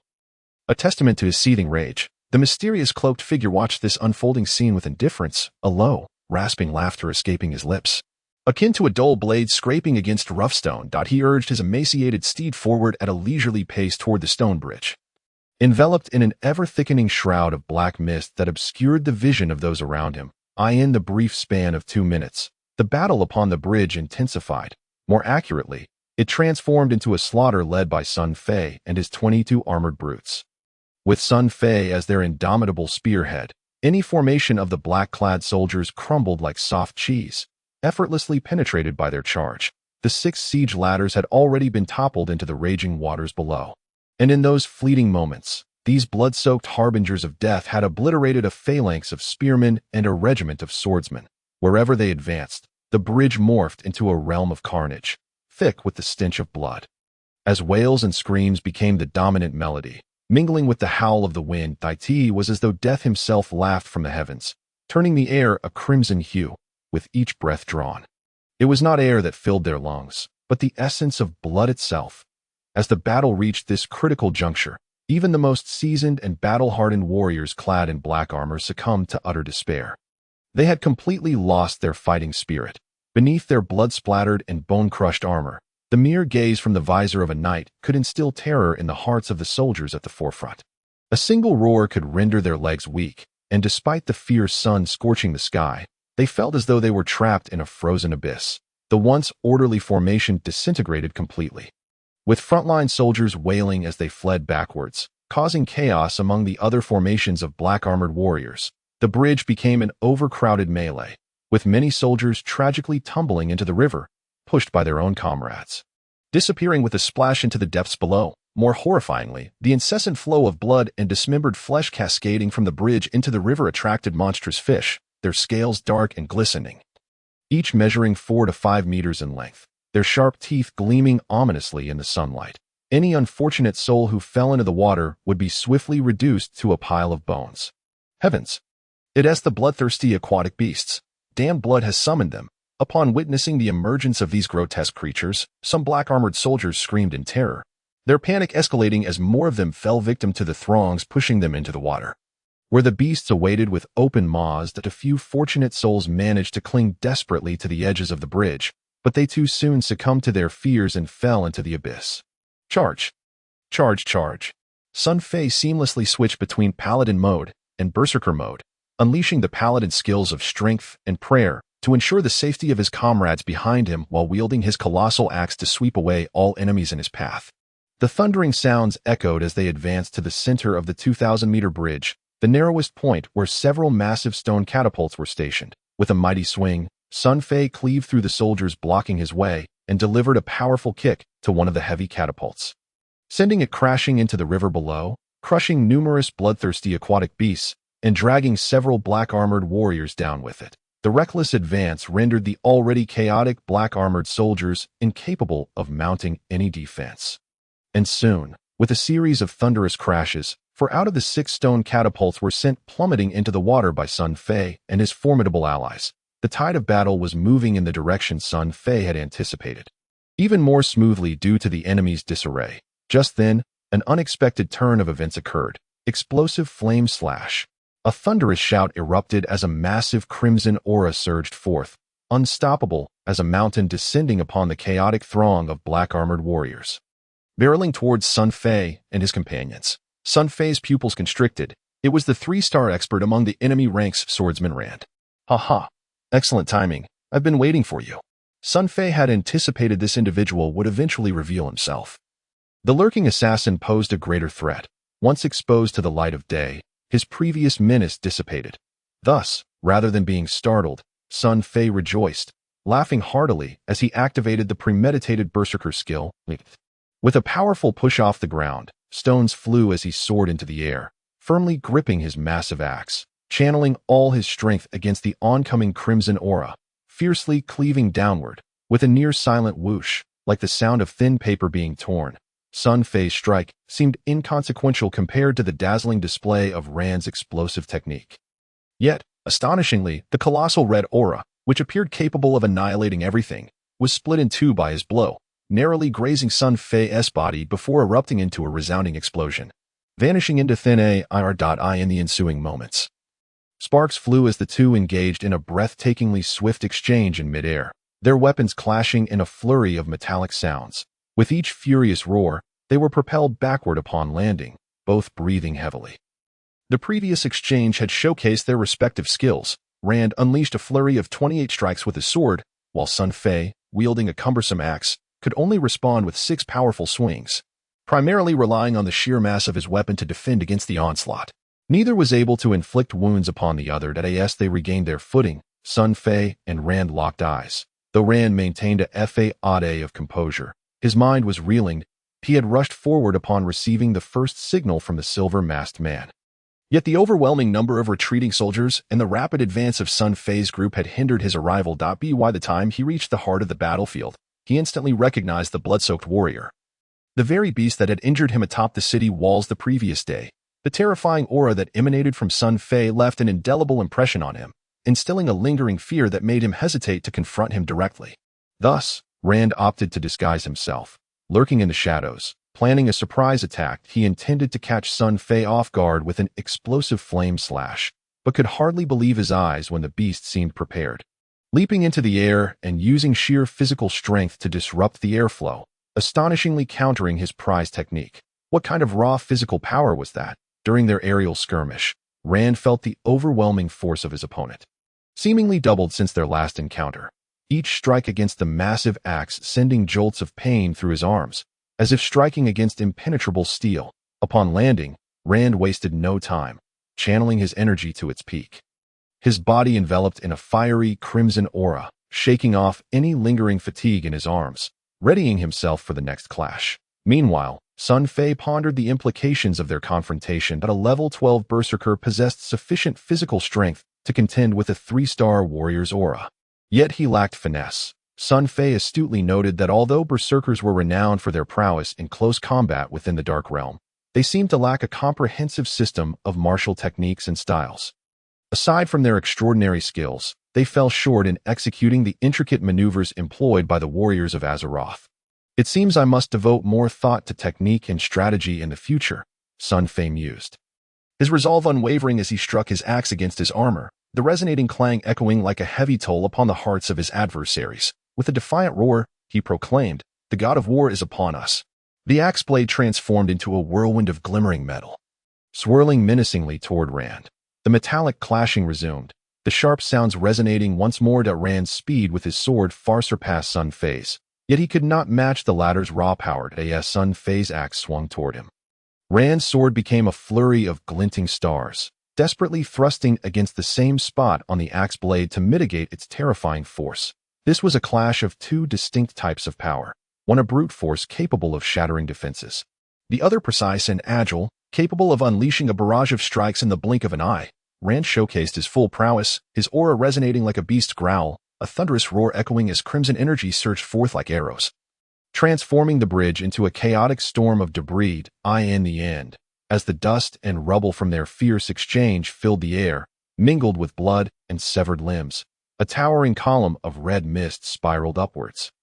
Resembling a blood-colored tornado, this tempest engulfed the two combatants, drowning out their movements and obscuring their figures from the onlookers. The battle raged on with unparalleled ferocity as the blood-colored whirlwind cleaved the bridge in two, leaving both the northern warriors, including Pierce and Drogba, and the southern black-armored soldiers unable to intervene, forced to stand back and wait anxiously for the outcome of the fierce duel unfolding within. With the brief respite, the once panic-stricken black-armored soldiers began to regain their composure. Some officers shouted commands, endeavoring to reorganize their ranks, while the overseers wielding their grim blades executed several retreating soldiers, displaying their severed heads upon the tips of their weapons to restore order amidst the chaos. This scene filled Rand, the three-star swordsman who was grappling fiercely with Sun Fei, with immense joy. He bellowed, "I will entangle this fellow. The rest of you skilled warriors, swiftly dispatch the others." The intensity of their confrontation was so overwhelming that it obstructed the entire bridge, preventing ordinary soldiers from passing. Any who approached would be obliterated, their bodies and armor reduced to mere fragments by the surging force. However, for those adept in fighting spirit, leaping over the fray was still feasible. Upon hearing Rand's command, several eager officers sprang into action, attempting to circumvent the battle and eliminate Pierce and his comrades. "Get back!" Sun Fei roared at this sight that a terrifying wave of power erupted, shaking the very souls of his enemies. The barbarian skill, Howl of Fury, was unleashed in an instant. Having been elevated to level 5, the Howl of Fury was significantly more potent than the previous day, instilling fear in Rand and slowing his sword's momentum, while simultaneously filling the 4 airborne black-armored officers with paralyzing dread. Their fighting spirit faltered, and they plummeted from the sky, ensnared in the crimson tornado, where Sun Fei's axe shredded them into mere flesh. Hisses of astonishment echoed across the stone bridge as 4 black-armored officers, nearing 1-star warriors, were swiftly annihilated by a single furious shout. This display left both side soldiers nearly choking on their own disbelief. While the black-armored troops faltered, their morale shaken. "Fear not. Advance further. The Master has decreed that for every enemy slain on this bridge, a reward of 1,000 gold coins will be granted." Rand relentlessly pressed the attack, landing 33 strikes to suppress Sun Fei while urging the black-armored officers onward. Under the lure of such a reward, dozens of black-armored officers, having only a rudimentary grasp of fighting spirit, leaped into action, lunging towards Pierce and Drogba. Sun Fei roared, unleashing another wave of terrifying mental power as the Howl of Fury activated once more. With a flurry of swift falls, 5 or 6 more officers met their demise, their screams echoing as they were torn apart. Yet Rand was quick to respond. Executing a warrior technique, Flame Slash, he unleashed a blazing inferno that obscured everything, suppressing Sun Fei's might. Finally, 7 or 8 officers managed to cross the crimson tornado and charged grinning towards Pierce and his allies. In an instant, Pierce and Drogba roared in unison, charging headlong into the fray, and the battlefield erupted into chaos. These burly warriors, including Pierce and Drogba, had not mastered fighting spirit, and their combat techniques were not as refined as those of the seasoned black-armored officers. Clearly, one-on-one, they were at a disadvantage. Yet, their numbers were overwhelming, and with the aid of the miraculous water from their red and blue pouches, coupled with their reckless courage, they fought with abandon. Among them was a 1-star warrior, Oleg, who managed to hold his ground for a time, resulting in a fierce exchange. However, casualties were becoming inevitable. One black-armored officer evaded a burly warrior's massive axe, only to have his sword, like a venomous serpent, find its way into the warrior's abdomen, piercing through. The grievous wound left the burly warrior momentarily paralyzed, clearly nearing his end. Yet, before the black-armored officer could gleefully withdraw his blade, he was horrified to see his opponent, with a furious roar, discard his weapon and embrace him. The iron grip of the burly warrior's arms constricted like a vice, rendering the black-armored officer's eyes dark. Before he could react, the gravely injured warrior shouted, "Long live King Alexander," and lunged forward, taking the black-armored officer with him into the depths of the river below. where they were swiftly devoured by the lurking, bloodthirsty water beasts, leaving nothing but bones in their wake. This mutually assured destruction tactic instilled terror in the other black-armored officers. "Breno!" Pierce cried out. Witnessing his comrade Breno perish in the river, his heart torn asunder, that he roared in fury, absorbing a strike from his foe, and with a brutal swing, crushed the skull of the black-armored officer before him. The battle escalated into a fever pitch, with casualties mounting on both sides. The autumn wind howled, echoing the tragic atmosphere in the air. These once unknown, burly warriors transformed into radiant figures of valor in this moment of sacrifice. Their lives glowing with unparalleled brilliance as they leaped into the river.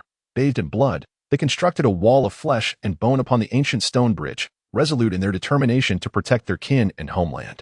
Amidst the clashing of blades and the downpour of blood, the footsteps of heroes were as heavy as mountains. Even when pierced by swords, arms severed, and blood gushing from their helmets, they never faltered.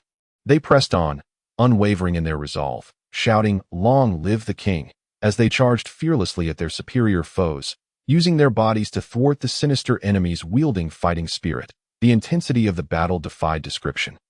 And gradually, the black-armored officers found themselves intimidated by this frenzied resolve, retreating in fear from their seemingly weaker adversaries. At the top of the Chamber Castle, countless individuals stood in solemn silence, tears brimming in their eyes. An inferno of rage blazed in the hearts of every soldier and commoner, their blood boiling uncontrollably, hands clutching weapons trembling with fury. Finally, one could no longer contain himself, shouting in rage, throwing down the rope, and sliding down to offer support to his kin and brothers on the bridge, who were constructing a wall of flesh with their lives. Sun Fei, entangled with Rand, witnessed it all, seeing the burly warrior Breno leap into the Zuli River with an enemy in his grasp. An unprecedented sorrow surged within him, akin to losing a beloved family member. He felt an intense fire igniting within his very being, threatening to consume him whole, if not released. With a roar, Sun Fei turned resolutely. These 22 were the comrades he had brought from the city. Aside from the fallen Breno, he silently vowed to bring the remaining 21 back alive, ignoring the piercing wounds inflicted by Rand's sword on his back. Sun Fei's axe transformed into a metallic tempest, decimating the remaining black-armored officers to the north before bellowing to Pierce and the others, "Retreat. Back to the city, brave warriors. Our mission is complete. However, we advance and retreat alongside King Alexander." This was the unanimous response of the burly warriors, none showing the slightest hesitation. Even those still bearing broken blades and blood-soaked armor, barely standing with the support of comrades, remained steadfast, their gazes unwavering, as mighty as ancient mountains. Chapter 51. Like the wrath of heaven, Sun Fei felt a rush of emotion mixed with urgency. With a sweeping strike of his axe, he disrupted the air around him, deflecting Rand's serpent-like sword thrust. "Pierce, I command you in the name of the king, immediately lead my warriors back to Chamber Castle. And do not defy this order. Rest assured, I have my ways to escape." Pierce lowered his head, averting Sun Fei's gaze. As a soldier of the king's guard, he had 1,000 reasons to remain and fight alongside the king at this moment. If the king were as invincible as before, a retreat might be justifiable.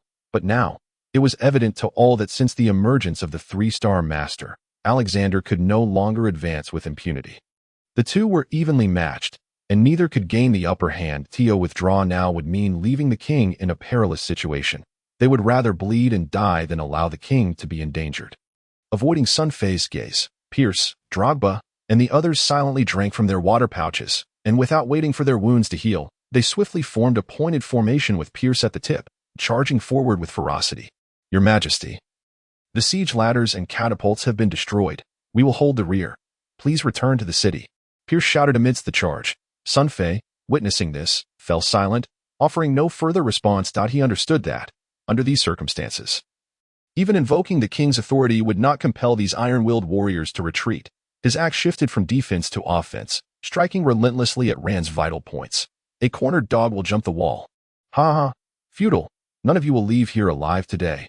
Rand, the 3-star swordsman, laughed heartily. Having glimpsed the light of victory, he was in no rush to confront Sun Fei head-on. He merely needed to delay the armored foes on the stone bridge. With time on his side and their numerical advantage, he could eventually wear them down. Sun Fei, of course, recognized Rand's strategy. He beheld, In the distance, a squadron of resplendent black-armored warriors advancing towards the bridge's end.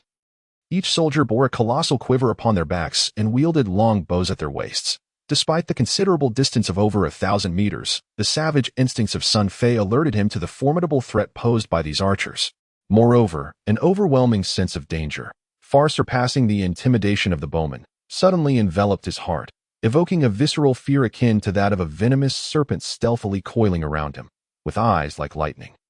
Sun Fei quickly discerned the source of this peril, a swirling mass of black mist at the bridge's forefront, within which a shadowy figure flickered ominously. A potent surge of magical energy rippled through the air. A sensation familiar to Sun Fei, who had once experienced the mage mode. But at this moment, he grasped that the intensity of the energy emanating from afar was beyond his wildest imaginings, even when facing Griswold. The chief boss of Tristram in the realm of Diablo, he had never encountered such a profound sense of dread. That is a master sorcerer, far beyond a 3-star level. Sun Fei's heart trembled. In that instant, he realized that true danger was imminent. He had not anticipated that their adversaries concealed such a superboss among them, and the situation had deteriorated drastically, should that mass of black mist breach the 300-meter magical range. He and the 22 armored warriors behind him would have no chance of escape. Moreover, the existence of such a powerful mage rendered all their previous efforts futile, for a sorcerer exceeding 3-star status posed a threat to Xianghua City far exceeding that of the 6 massive stone catapults by a factor of 20. I must devise a plan to eliminate that sorcerer. Sun Fei's thoughts raced.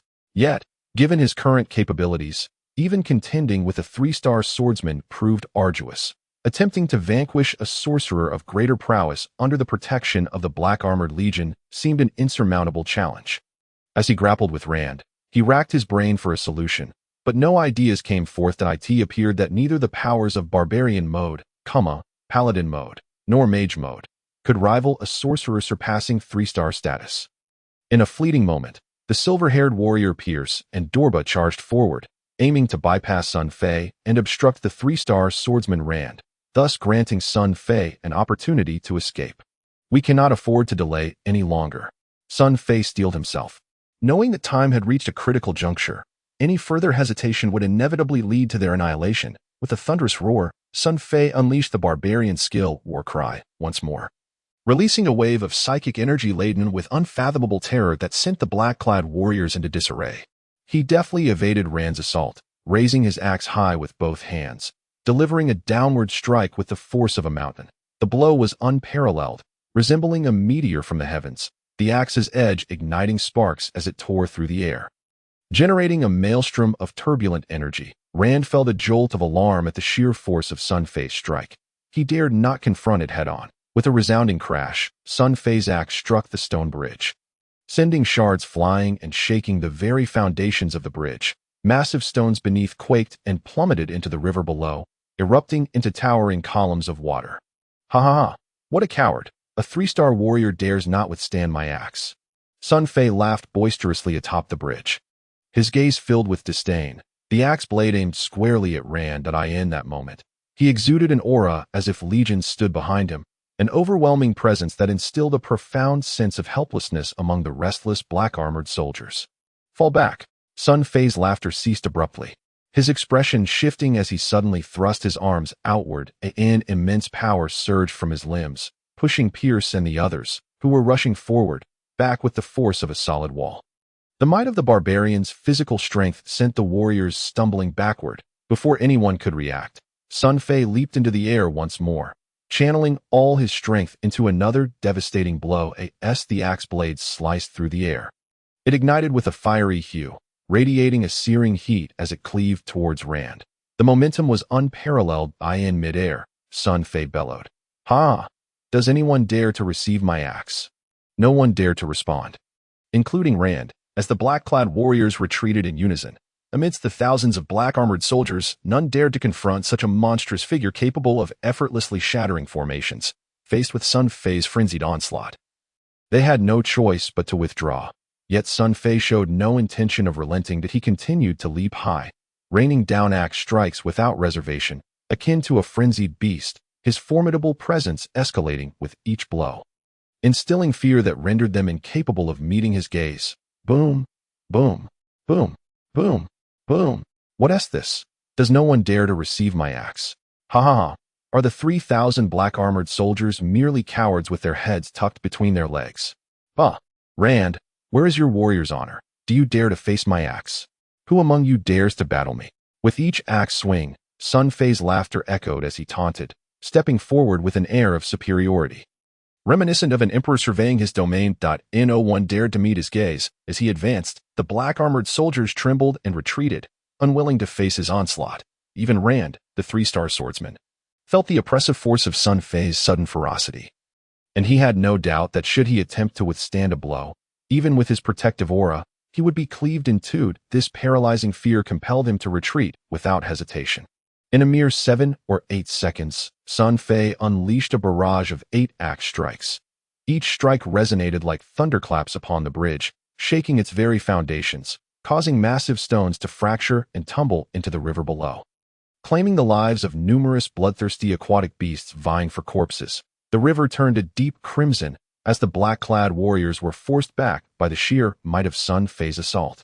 Retreating a staggering 16 or 17 meters, after delivering his 8 strikes, Sun Fei paused momentarily before erupting into laughter once more. The enemy before him, trembling in fear, continued to withdraw. In the next instant, Sun Fei's scornful gaze swept over them, and unexpectedly, he stepped back a few paces before leaping into the air again, utilizing the barbarian skill jump, soaring to a height of 5 or 6 meters.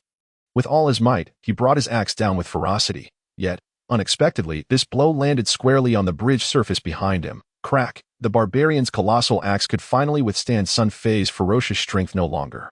Amidst the sparks flying, the black spiral-patterned axe handle let out a mournful cry, shattering into 2 pieces. The tremendous force of impact against the bridge produced a deafening sound, causing everyone to instinctively cover their ears. Those black-clad warriors positioned nearby, whose abilities were slightly lacking, found their eardrums ruptured, blood streaming from their ears, while some were rendered unconscious, toppling off the bridge. The power of that single blow was akin to divine wrath, resonating with a force that shook the heavens and earth. In the aftermath of the shock, many, including Pierce, suddenly entertained an odd thought. Why had Sun Fei suddenly turned to strike the bridge? As the dust and debris began to settle, visibility improved, revealing Sun Fei standing atop the bridge, his chest heaving violently. Clearly exhausted from the exertion, gripping the half-broken axe handle, he cast a cold smile at Rand. The 3-star warrior, for a fleeting moment, the battlefield fell into an unusual silence, where even the sound of rapid breaths could be heard. Suddenly, an unexpected phenomenon occurred. Crack! A faint sound reached everyone's ears. This sound, delicate as an insect's hum, struck the hearts of all like a thunderclap from the heavens, inciting a wave of panic as they realized, in horror, that a web-like fissure had silently formed beneath Sun Fei's feet. In an instant, akin to a lightning bolt flashing across their minds, many understood Sun Fei's actions. His previous series of thunderous axe strikes had not been aimed at slaying foes, but rather to shatter the bridge surface, rendering it riddled with cracks that had begun to crumble. The stone bridge began to tremble violently. Crack, crack, crack. The fissures widened, growing larger and larger. Massive stones from beneath the bridge fractured and plummeted, crashing into the Zuli River below, sending up towering jets of water. Oh no! The bridge is about to collapse. As the 3-star swordsman, Rand, beheld the dire situation, his spirit surged with foreboding. Even though he grasped his opponent's intentions, he could no longer afford to engage in combat. With a swift motion, he propelled himself backward, his fighting aura swirling chaotically within him. Should the bridge fully collapse, with his 3-star warrior prowess plunging into the tumultuous waters below, amidst the jaws of countless bloodthirsty aquatic beasts, survival would be an impossibility. The ranks of the black-clad warriors were instantly thrown into disarray, each individual crying out in terror as they scrambled to retreat. The bridge trembled violently beneath them. Only Sun Fei stood resolutely at the center of the fissure, motionless in that moment. He was remarkably composed, his mind racing to devise his next course of action. With a mere thought, he retrieved a vial of life-restoring potion and an energy elixir from the storage space of his waist belt.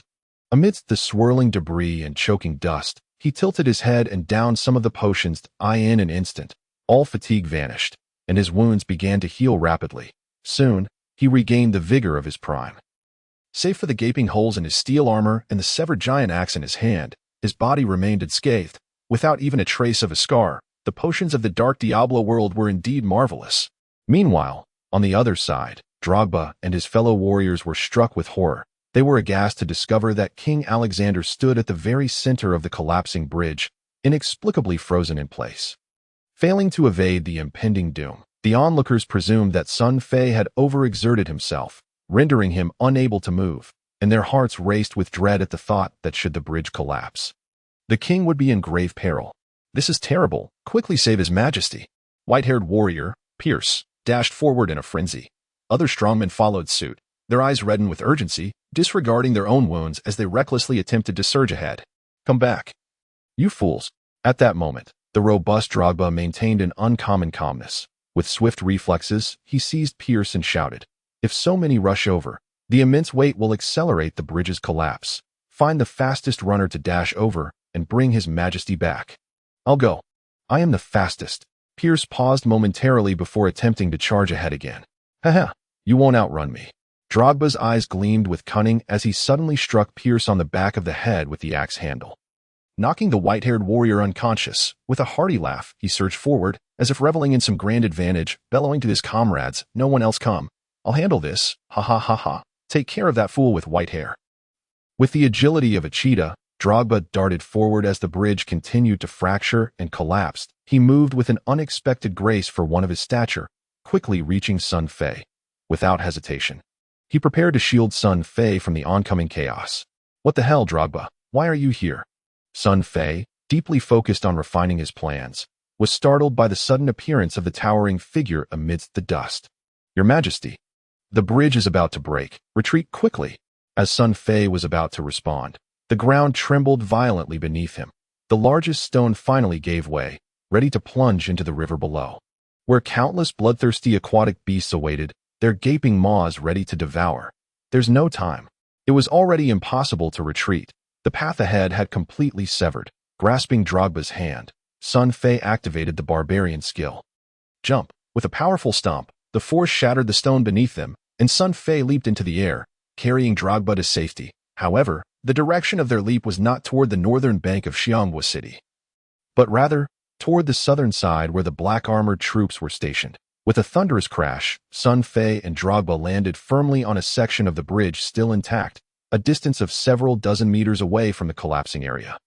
The dust that had ascended into the sky began to settle, and the once turbulent bridge gradually regained its calm. Everyone clearly beheld the aftermath of the fracture. The ancient semi-natural stone bridge had split at its narrowest point, creating a gaping chasm of 16 to 17 meters, as if cleaved by an unseen force. The roaring river below transformed that gap into an insurmountable barrier. With the bridge broken, the black-armored army found their plans to storm Xianghua City thwarted. The chasm loomed before them like an impassable divide. Sun Fei and Drogba stood alone at the edge of the bridge's rupture. Behind them lay a perilous drop of 16 to 17 meters, with the icy, merciless waters below to eye. In front of them stood thousands of black-clad soldiers, weapons drawn, exuding an aura of death that resembled a surging tide. For the two men, this was undoubtedly a deadlock, a situation from which escape seemed utterly impossible, unless reinforcements from Xianghua City could devise a way to bring them to safety, or unless they could vanquish the enemy before them in one fell swoop. However, both options appeared utterly implausible. Atop Xianghua City, countless hearts sank. The soldiers of the King's Guard and the civilians turned pale.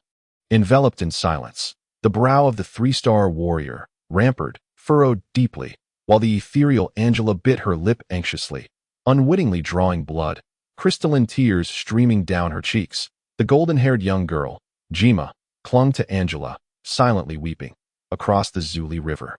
The silver-masked figure fumed with rage. With the bridge severed, the black-armored army's plans to conquer Xianghua City had been thoroughly dashed. The 15 to 16-meter gap now stood as a formidable barrier before them, nearly impossible to breach. "Kill him. Kill them all." The silver-masked figure pointed towards Sun Fei and Drogba, who stood defiantly at the edge of the bridge's rupture. The previously confident demeanor he had exuded vanished, replaced by uncontrollable tremors, as if he had been suddenly struck by madness. His composure shattered, he shrieked in a frenzied pitch.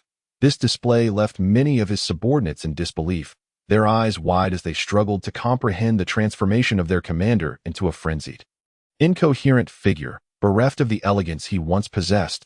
Resembling a beggar on the brink of starvation, on the fractured bridge, the three-star swordsman Rand clearly perceived the unfolding circumstances, a wave of relief washing over him. In such a predicament, he was certain that these two individuals were doomed. With their escape routes severed, the possibility of flight had vanished in this scenario, regardless of their prowess. Even if they were 3- or 4-star experts, they would be swiftly overwhelmed by sheer numbers. He felt a surge of confidence. You wretched beings, you're surely finished this time. Finished, I shall shatter your bones piece by piece, carving your flesh from your very bodies, leaving you to beg for a way out. Rand sneered, advancing step by step. Behind him, the black-clad soldiers, driven by the overseers, slowly closed in, an icy, bone-chilling aura enveloping the air, creating an atmosphere of suffocating tension. In the face of such a dire situation, most would likely have succumbed to terror. However, it seems we might meet our end here today. What say you? Do you regret it? Sun Fei did not even glance at the advancing foes, but turned with a smile to Drogba, asking, "Are you afraid of death?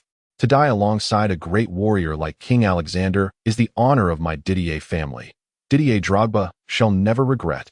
With that, the battle-scarred giant tightened his grip on his axe, his gaze unwavering like steel, his posture resolute as he stepped forward to shield Sun Fei, eyes ablaze with fury as he boisterously declared, "Ha! Today I have slain enough. Cowards who wish to harm my king must first tread over the corpse of Drogba." His thunderous proclamation echoed like a clap of thunder. Even Rand, the 3-star swordsman, found himself momentarily halted by the defiant roar of this seemingly insignificant figure.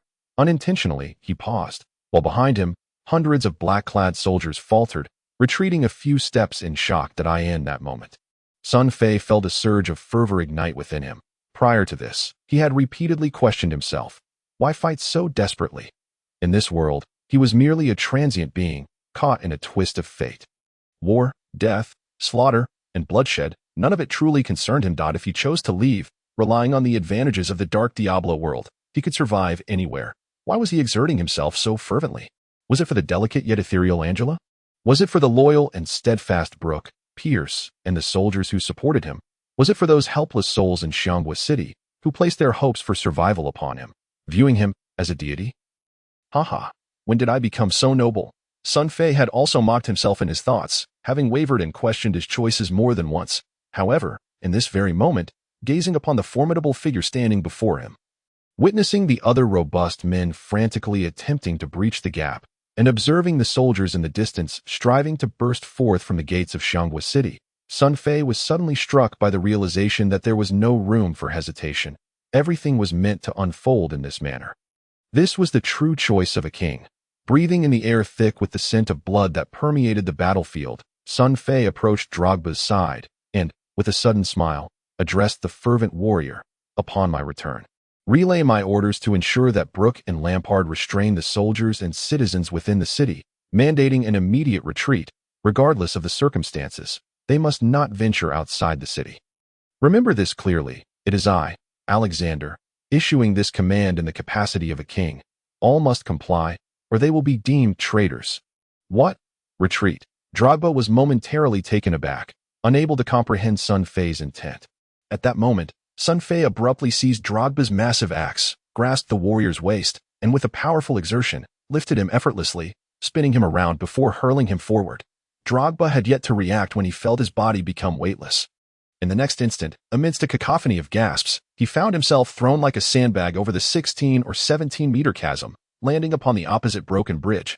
Sun Fei's throw exemplified the barbarian's mastery over strength. Drogba's colossal form skidded across the bridge surface for several meters, his steel armor grinding against the stones, generating showers of sparks, ultimately colliding with his comrades. Yet, apart from feeling dizzy from the impact, he suffered no significant injury. "All of you, retreat. Trust me, I shall return alive."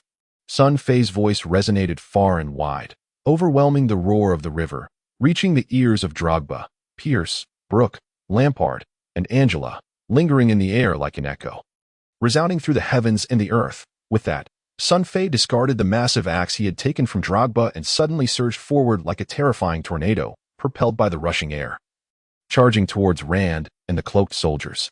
"I shall slay you up." Finally regaining his senses, Rand, witnessing yet another enemy escape in such a seemingly secure situation, felt an indescribable rage boiling within him, having been on the defensive all this time.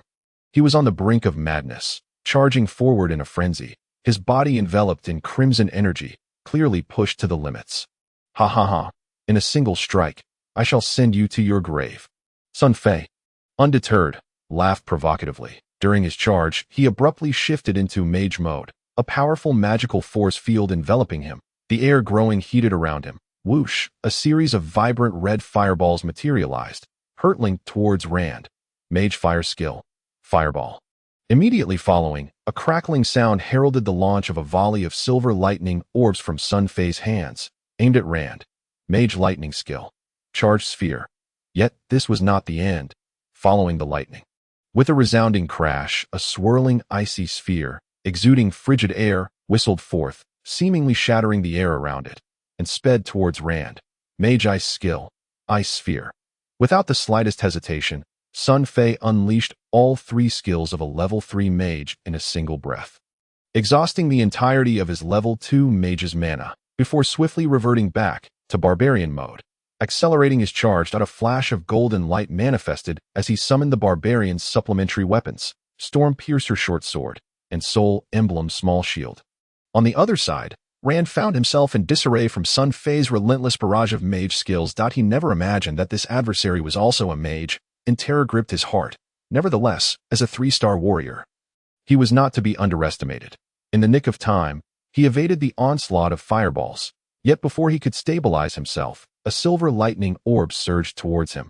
Rand raised his sword in defense, only to be met with a devastating explosion as the orb detonated, sending erratic arcs of silver electricity coursing through him, momentarily paralyzing his movements. By the time, he managed to expel the lightning from his system using his fire energy. A barrage of ice spheres was already upon him, filling his vision. Despite his formidable strength, he could not evade this onslaught. Bang! The ice sphere struck, encasing him in a thin layer of frost, before he could even channel his energy to melt the ice. He suddenly perceived a flash of golden light before his eyes, a chill gripped his neck, and he felt as though he were soaring, catching sight of a familiar silhouette, his own back, while his head above the neck had vanished.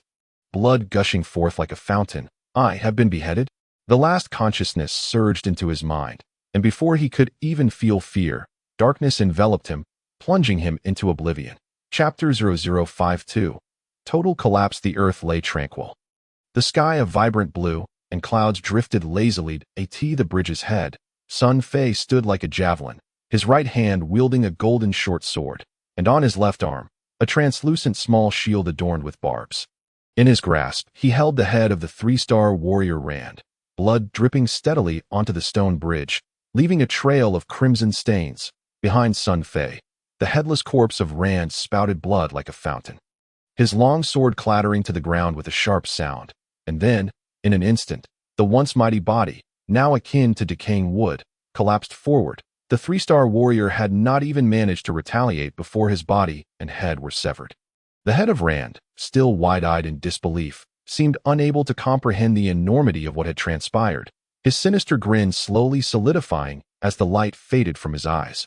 Once a formidable 3-star warrior, invincible in battle, he now lay lifeless, no different from a stray dog. Sun Fei, a solitary force, approached with a cold smirk, each step forward eliciting a retreat of 10 paces from the black-clad soldiers, who were now engulfed in shock and sheer terror. There were no grandiloquent declarations, no piercing glares. Sun Fei advanced quietly, his gaze traversing over the throngs of terrified black-clad warriors, fixating instead on the distant swirling mass of black fog at the bridge's end, where potent magical fluctuations emanated, intensifying a sense of imminent danger within his heart. How shall I vanquish this mage? Sun Fei pondered rapidly within his mind. The recent battle, which appeared effortless, had been anything but easy for him. Transitioning into mage mode, he had strategically employed his limited skills, Fireball, to distract and divert the opponent's attention, utilizing the electric, charged sphere to incapacitate his adversary's movements, and finally employing the ice sphere, to hinder the opponent's physical response. The entire sequence had been meticulously calculated, precise to the second, and executed flawlessly, allowing him to decisively eliminate the formidable 3-star warrior Rand. In terms of raw power, Sun Fei was still slightly inferior to Rand.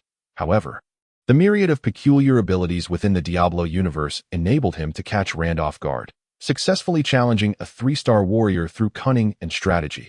Yet the figure shrouded in black mist at the bridge's head clearly surpassed Rand's strength. Additionally, Sun Fei's own trump cards had been almost entirely revealed during the previous skirmish, likely observed by the mysterious mage. Attempting to exploit the unique skills of dark characters again would likely be anticipated by the opponent. And in the face of a significant disparity in power, even the most intricate schemes would be akin to grasping at water. Countless thoughts surged through Sun Fei's mind, yet his feet remained resolute, unyielding in their advance. With each slow step forward, the black-clad soldiers seemed as helpless as mice facing a lion, retreating uncontrollably, their courage to even glance at Sun Fei having evaporated. The horrifying feats of this blood-soaked demon, particularly the recent execution of the 3-star warrior Rand in a mere exchange, had utterly shattered their will to resist, leading them toward imminent collapse. Drip, drip, viscous crimson blood, mingling with bone fragments, trickled down the shattered and contorted armor. Wherever Sun Fei tread, a harrowing trail of blood marked his passage. Each step he took resembled a leisurely stroll along a country path, devoid of any ostentation. Yet the black-clad soldiers, their eyes wide with terror, retreated with a speed reminiscent of a receding tide. Even the threats of the overseers wielding steel blades could not deter their frantic flight. Some soldiers, their eyes bloodshot, even turned to slaughter the overseers in their desperate bid for escape. Ah, archers, shoot him down. Quickly, shoot him down. The silver-masked man, witnessing the beheading of the 3-star warrior Rand by that armored monster, felt his vision darken and let out a shrill scream, observing the gaping chasm of 15 or 16 meters on the distant bridge. He was filled with despair, realizing that at this juncture, the battle was futile.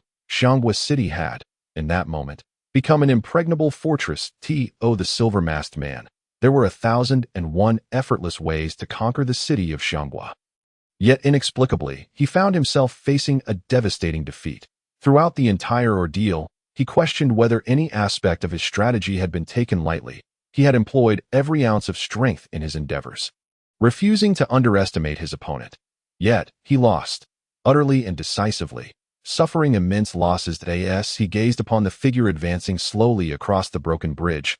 Unopposed by anyone, the silver-masked man was suddenly struck with a revelation. He realized that he had overlooked a critical factor in this battle. He had never anticipated that the strength of the opposing king would increase so rapidly. Just yesterday, he had barely managed to repel the 3-star swordsman, Rand, and now, today, this king was cutting through thousands of elite soldiers with ease, even severing Rand's head with a mere flick of his wrist. In the span of a single day, from 1-star to 3-star prowess, this unforeseen transformation had become the decisive factor in the battle, rendering the silver-masked man's prior strategies mere assistance to his adversary. Otherwise, how could he have positioned the black-armored legion on such a narrow stone bridge? But how could this be possible? Could it be that this individual could elevate his strength by 2 levels in just one day? The silver-masked man's pupils contracted in disbelief at this hypothesis. If true, what manner of prodigy was this? Was he perhaps a reincarnation of a war god? No, such a being must not be allowed to remain in this world. Otherwise, the mere thought of this foe growing in power and the ensuing bloodshed sent a chill of unprecedented fear coursing through him. He could no longer heed the mysterious cloaked figure's earlier directive to spare lives. In a panic, he bellowed orders to the distant heavy arrow formation. Relay my command. Fire the armor-piercing arrows at once. Shoot that wretch dead. Quickly. Hurry now. Immediately. Whoosh, whoosh, whoosh. This might have been the only instance during the entire battle where the silver-masked man's orders were conveyed promptly and proved effective. At his command, countless bowstrings quivered violently in the air, creating phantoms, and amidst the subtle vibrations, a barrage of black armor-piercing arrows, adorned with white feathers, shot forth, howling through the air like a swarm of bloodthirsty leeches, gloating as they descended in a dark shadow upon the broken bridge. Damn it! Observing this scene, the mysterious cloaked figure shrouded in black mist at the bridge's edge raised his head in exasperation. Cursing, he had intended to capture the foe to uncover the secret behind the ability to shift between different powers, but with this wave of bloodthirsty arrows, even if that individual were made of iron, he would surely perish. On the broken bridge, Sun Fei suddenly looked up and noticed the rain of arrows blotting out the sky, as though summoned by death itself. The enemy was indiscriminately raining arrows upon his own soldiers.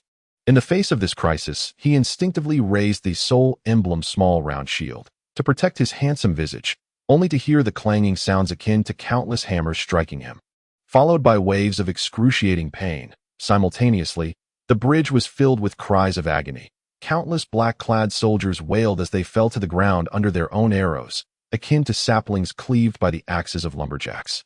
Collapsing without resistance, blood spraying, screams echoing, as the ravenous arrows pierced eyes, thighs, skulls, chests, and feet. A few severely wounded soldiers, still clinging to life, crawled toward the shore, leaving a long trail of blood in their wake. The entire broken bridge had instantaneously transformed into a hellish battleground. In the distance, the silver-masked man stood on a hill across the southern bank, anxiously watching the horrors unfolding on the bridge. The soldiers' blood-soaked wails and curses fell on deaf ears. He seemed oblivious to it all, his focus solely fixated on that one figure.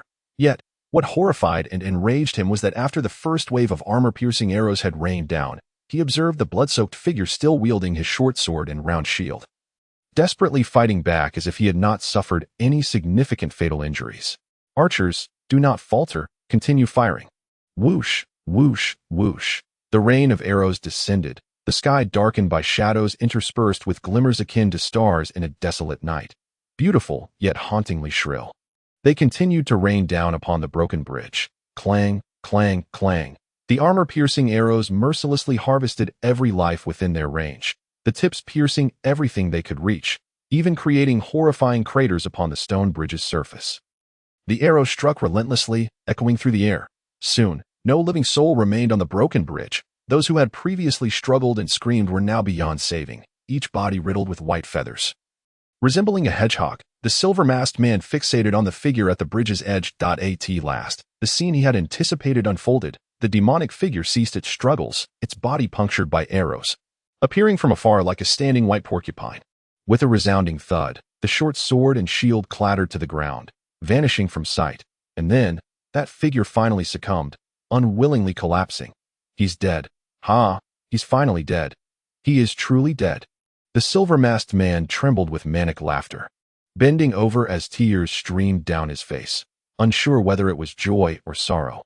Ultimately, he knelt in laughter, his voice turning hoarse and frenzied, until it morphed into sobs. The silver-masked man grasped the grass atop the mound, tears cascading uncontrollably from beneath his silver mask.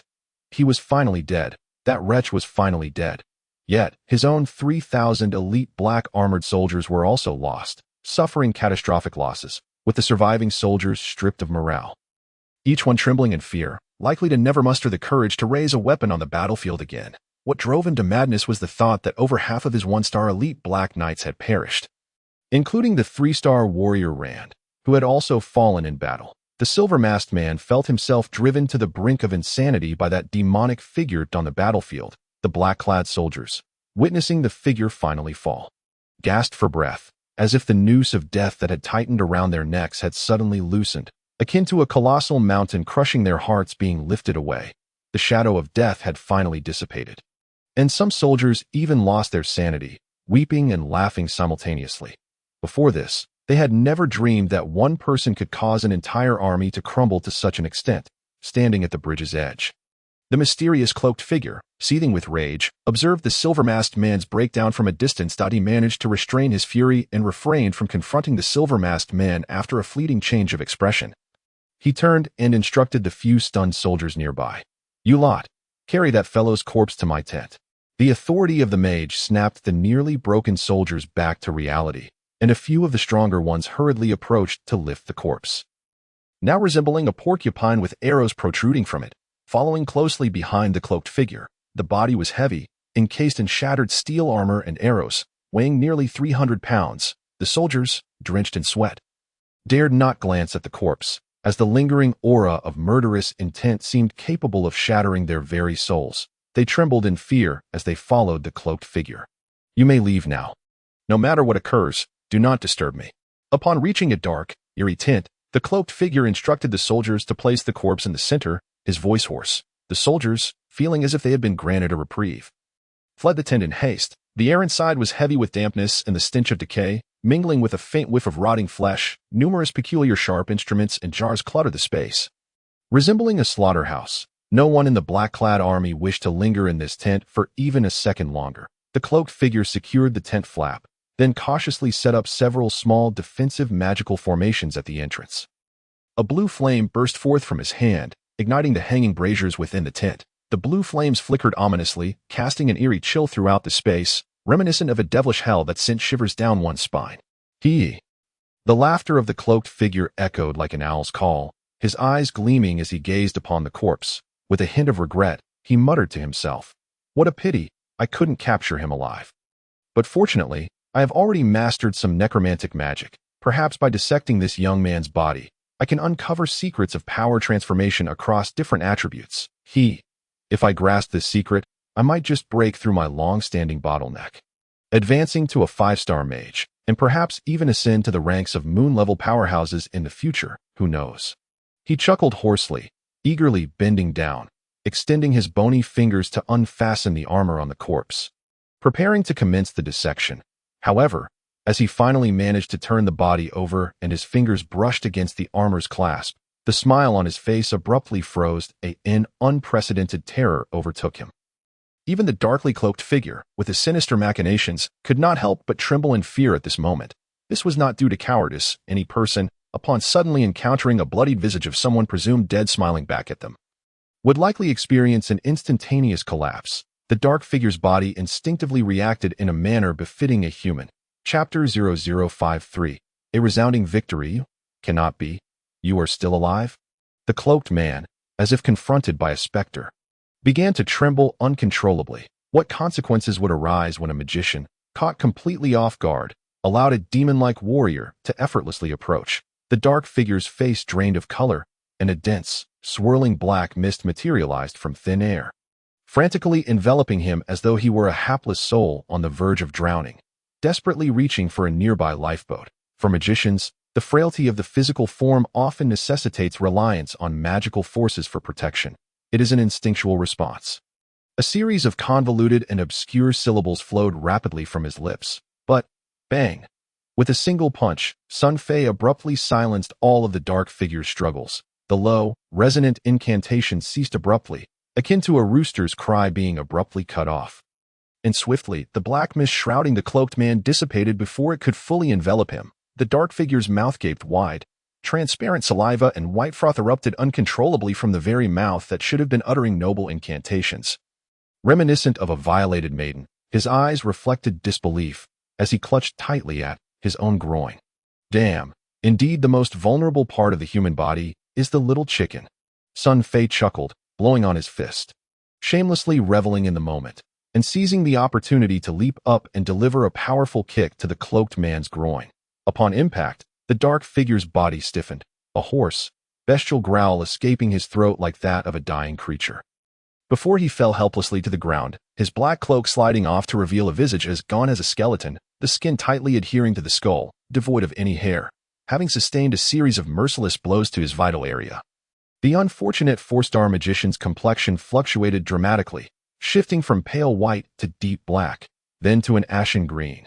This once formidable 4-star magician, racked with pain, shed tears as he writhed on the ground, curling into the shape of a large shrimp before losing consciousness. Playing dead, are we? Sun Fei could hardly believe how effortlessly he had dispatched a 4-star magician to ensure that this human-skin skeleton was truly unconscious. He approached, pondered for a moment, spat, and grinned wickedly as he delivered yet another kick to the figure's groin, a sound akin to something breaking echoing in the air. Seems he is really out cold. Sun Fei finally exhaled in relief. The tension in his body easing as the pressure he had felt dissipated, he sat down heavily, gasping for breath. The unfolding events had proceeded so seamlessly, far surpassing his best expectations during the previous battle. Upon spotting a strong archer among the black-armored soldiers in the distance, Sun Fei had concocted a desperate plan to feign death. Equipped with a set of heavy steel knight armor and the ability to summon the level 12 barbarian gear, including the Arctic gear, with its superior defensive capabilities, he believed that with both sets of armor combined, surviving the onslaught of the strong archers should not be an issue. The plan was to feign death and infiltrate the black-armored camp, then seize an opportunity for a surprise attack. which he estimated would yield a 50 to 60% chance of eliminating the terrifying 4-star magician. Initially, Sun Fei had worried about how to approach the cloaked man for a stealthy strike after feigning death. Little did he know that this figure was born under an ill-fated star, willingly presenting himself to his doom, allowing soldiers to carry his corpse into the tent, earlier displaying a lecherous demeanor. It seems my luck is truly boundless, unstoppable. Ahaha, I am indeed the king of luck. With great enthusiasm, Sun Fei discarded his tattered steel armor, revealing the barbarian outfit underneath. The dark-armored soldier's powerful arrows had indeed left numerous dents on the Arctic gear, the force of the projectiles inflicting considerable pain on Sun Fei's body. Damn it, even playing dead requires skill. Sun Fei retrieved a life-healing potion from his barbarian pouch and took a sip, witnessing his injuries visibly heal at an astonishing rate, the excruciating pain swiftly vanishing. He refrained from consuming the entire potion, leaving a sixth of it behind. After restoring his physical condition, Sun Fei began surveying the ominously dark tent, the air thick with a peculiar stench, reminiscent of countless decaying corpses. Under the flickering light of eerie blue flames, everything within the tent appeared to waver, creating an atmosphere of unsettling silence and dread. His gaze finally settled on several long black ropes. An idea sparked within him. He resolved to bind the unconscious 4-star magician. Believing that keeping this unfortunate soul alive would far outweigh the value of a mere corpse. As long as he maintained control over the situation, the knowledge contained within the magician's mind would be a valuable asset.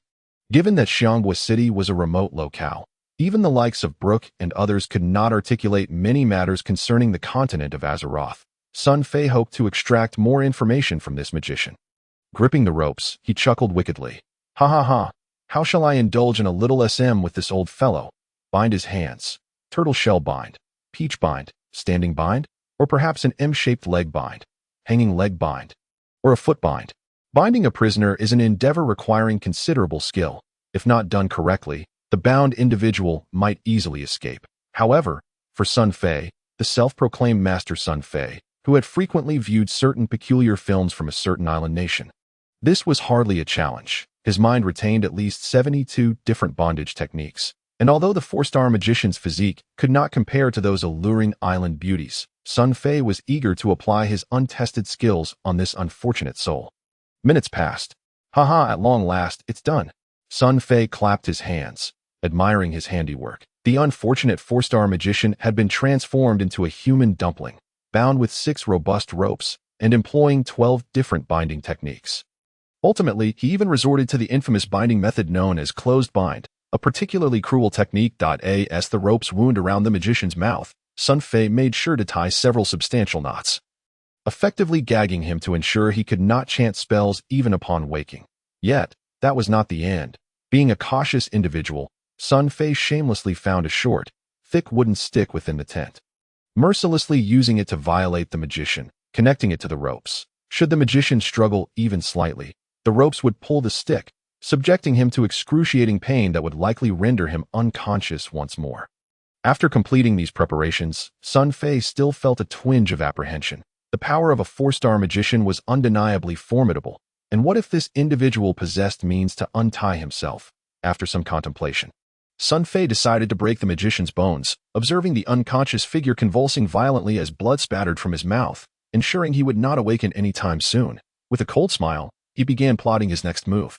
In the black-armored camp, soldiers were already bustling about, preparing to dismantle the tents for retreat. 10 minutes prior, a scout had galloped in with news of the Zenith Empire's army spotted on the distant plain, likely advancing towards Xianghua City, prompting the silver-masked man to abandon the assault on the city. In truth, the silver-masked man understood that the arrival of reinforcements from the Zenith Empire served as a convenient excuse to withdraw, with the bridge severed. The black-armored army's offensive could no longer be entertained. Moreover, nearly all soldiers of the black-armored force were reluctant to face the city again. The events that had transpired had thoroughly shattered their morale, and they now yearned to escape this infernal place, wishing never to gaze upon the castle across the river again. The entire camp was a flurry of activity, chaos reigning supreme. Outside the cloaked figure's tent stood 2 imposing black-armored soldiers. They were the guardians sent by the silver-faced man to watch over the teacher. Standing rigidly at the entrance, terrified that even a hint of laziness might be detected by the dark-robed sorcerer within. Prior to this, 14 soldiers had already been seized by the dark-clad mage for experiments, suffering unimaginable torment before their demise. Their anguished howls and cries had haunted the entire camp, filling the soldiers' nights with nightmares. The 2 soldiers yearned for the swift conclusion of this assault, hoping the army would retreat so they might no longer be obligated to stand watch for this devilish sorcerer.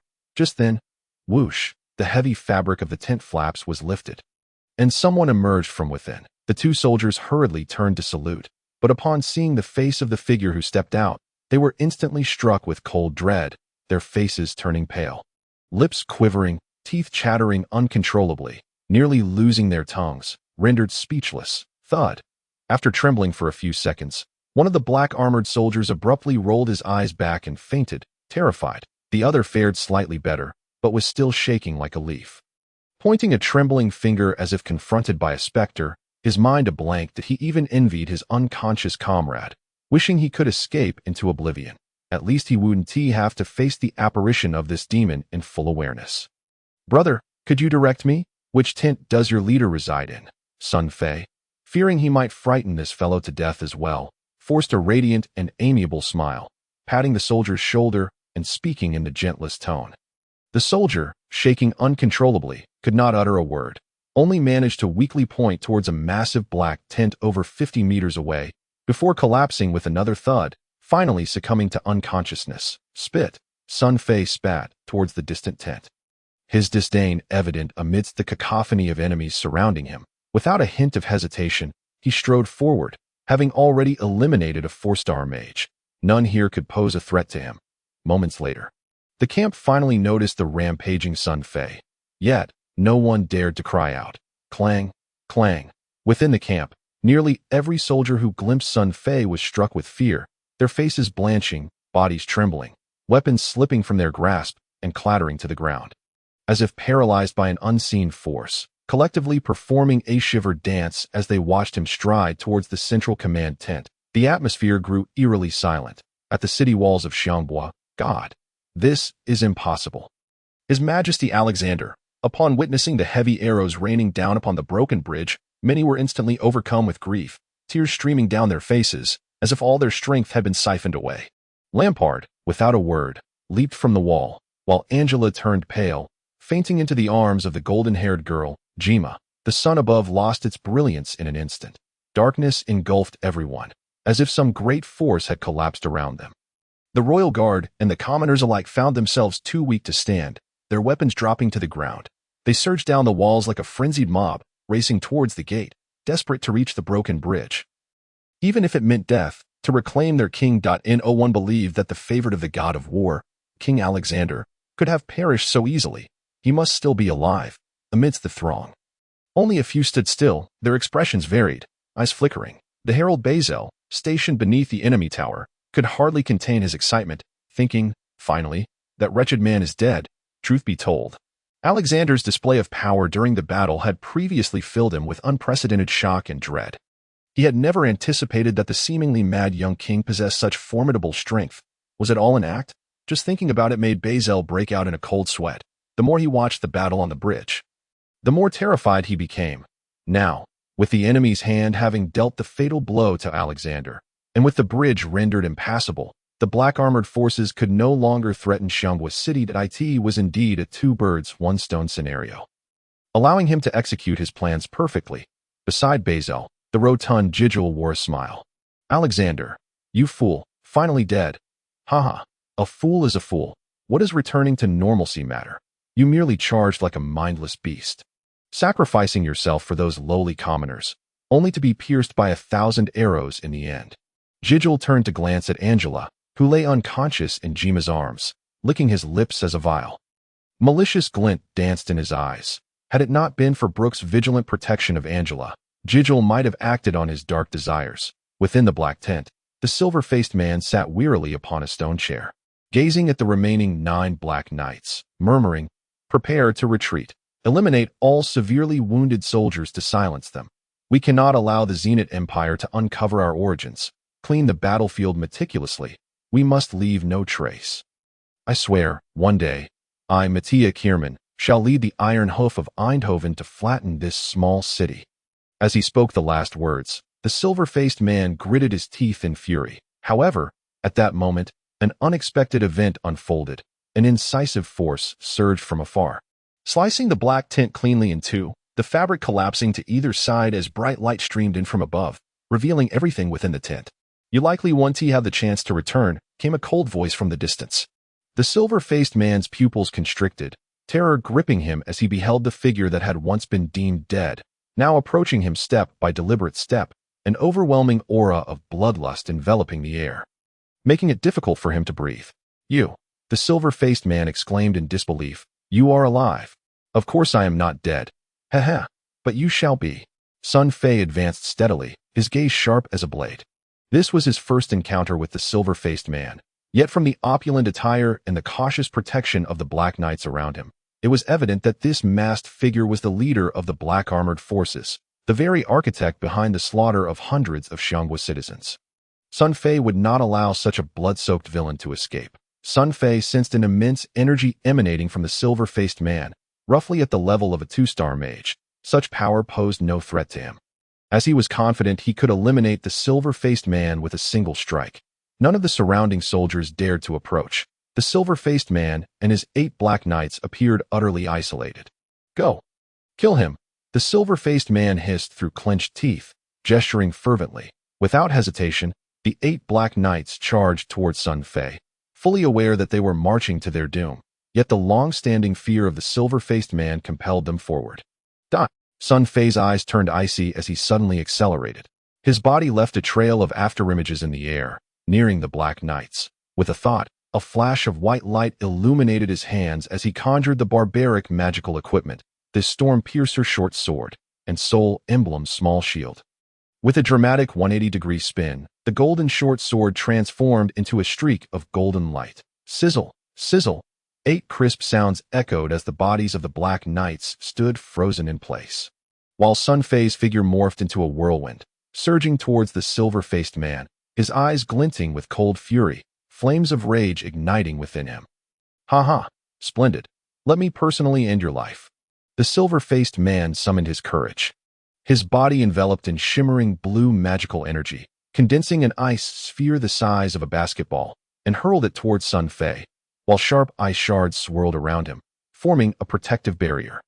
In an instant, he had effectively prepared both offense and defense. To Sun Fei's astonishment, the ice sphere indeed struck the cursed figure. The silver-faced man's face lit up with ecstasy. If this ice sphere could freeze Sun Fei's frenzied motion, he would have countless magical devices at his disposal to unleash in succession, easily eliminating this loathed adversary.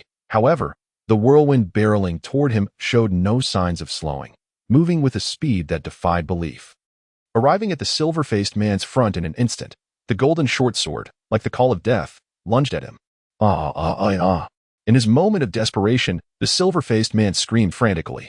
He unleashed every ounce of his magical energy, sending countless ice shards spiraling into a crystalline shield to ward off the deadly golden short sword. Yet, to his horror, the sword merely paused for a heartbeat before piercing through the icy barrier with the swiftness of lightning. Sizzle, the golden rays, cold and unfeeling, pierced the throat of the silver-masked man with a single stroke.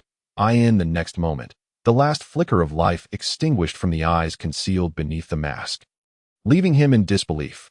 How could he, who once envisioned himself as the legendary architect of an empire on the continent of Elris, meet his demise here? Bah, still wearing a mask. What a pretentious display. Sun Fei scoffed as he grasped the hilt of the golden short sword. Disdainfully spitting, ignoring the icy shards embedded in his body, he kicked the corpse of the silver-masked man aside, withdrew the short sword, and cast a contemptuous glance at the surrounding black-clad soldiers, who stood frozen in shock. Meanwhile, 8 black knights, previously standing rigidly, collapsed to the ground. They had long since succumbed to the life force drained by Sun Fei's golden short sword. "Get the hell out of here," Sun Fei bellowed. The over 1,000 black-clad soldiers, as if granted a reprieve, shrieked in terror and turned to flee, wishing they had been born with 2 more legs. Just then, from the distant plain, a series of resounding bugle calls echoed, signaling the approach of a vast horde of cavalry, dark figures thundering towards Xiongwa City. Chapter 0054. The king's returned son Fei's expression shifted dramatically. Ascending a mound, he gazed into the distance, where the verdant plains met the azure sky. And suddenly, countless silver banners appeared on the horizon. They fluttered in the wind like a silver dragon soaring through the air. The earth beneath him trembled, and an army of silver-armored knights surged forth like a tidal wave towards Xianghua City. Such momentum suggests at least a formidable cavalry of over 600. But I wonder, are they the reinforcements from the Zenith Empire that Brooke spoke of, or the backup summoned by the silver-masked man? Sun Fei observed intently. He quickly noticed that the silver-armored knights, upon sighting the fleeing black soldiers, did not falter. Instead, they unleashed a relentless onslaught amidst the blaring bugle calls. Iron hooves trampled, flesh splattered, swords and spears gleamed coldly, like ferocious tigers entering a sheepfold. The over 1,000 black soldiers crumbled under the cacophony of screams, utterly powerless against the massacre. Phew! Thankfully, they seemed to be reinforcements from the Zenith Empire, Sun Fei thought, feeling a slight relief. After a moment of contemplation, he leaped down from the mound and returned to the tent of the mysterious black-clad man, only to be astonished to find signs of struggle on the ground. Clearly, this 4-star mage had awakened and attempted to break free from his bindings. But to no avail. Sun Fei's binding technique proved effective. The unfortunate black-robed mage had met a grim fate, blood staining the ground as he struggled, ultimately succumbing to unconsciousness after a brutal encounter. Sun Fei hoisted the unconscious figure of the black-clad sorcerer and exited the grand tent, arriving at the chaotic encampment, where he discarded both the sorcerer and the silver-masked man's corpse together. He then used his storm-piercer short sword to cut a piece of the collapsed fabric from the silver-masked man's central tent, wrapping the two bodies tightly together into a sizable bundle, which he gently placed beside him. Having completed his tasks, Sun Fei stood still, gazing into the distance. That moment, the shining armored knights continued their relentless pursuit, mercilessly dispatching the remaining black-clad soldiers. Time was of the essence, as only a score of cavalrymen remained, charging this way with fervor. Just as Sun Fei was about to speak, he noticed that these cavalrymen showed no sign of slowing down upon spotting him. Instead, they laughed heartily, urging their steeds forward, brandishing their lances that glinted ominously in the sunlight, the tips stained with the blood of black-clad soldiers, and their target was unmistakably Sun Fei. Damn, do these fools mistake me for a remnant of the Black Army? Sun Fei found it both amusing and exasperating. Just as he was about to clarify, the leading knight, clad in resplendent silver armor, suddenly let out a loud laugh, and with the momentum of his galloping steed, he brandished his lance and hurled it towards Sun Fei. Clang! Sun Fei's eyes narrowed. With a deft movement, he deflected the fierce lance with his sole emblem small round shield, sending it soaring into the air. He estimated that the knight's strength was barely at the 1-star level, and such an attack posed no threat to him as a level 12 barbarian. You dare to resist? Trample him into a pulp.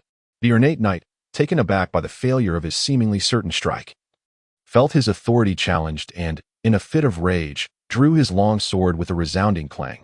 Pointing forward, the dozen or so knights behind him, upon hearing his command, spurred their steeds forward with a fierce kick of their spurs, the horses whinnying in pain as they accelerated towards Sun Fei, intent on colliding with him.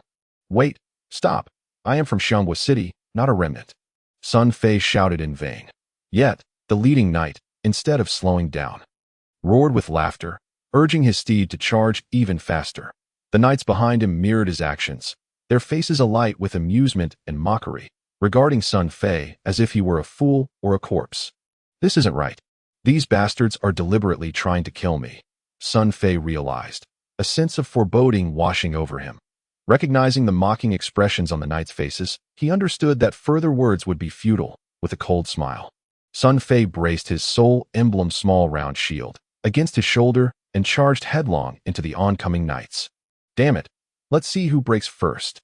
His anger ignited. He surged forward in no time. It was man against 14 steeds, a brutal collision devoid of any finesse. Boom!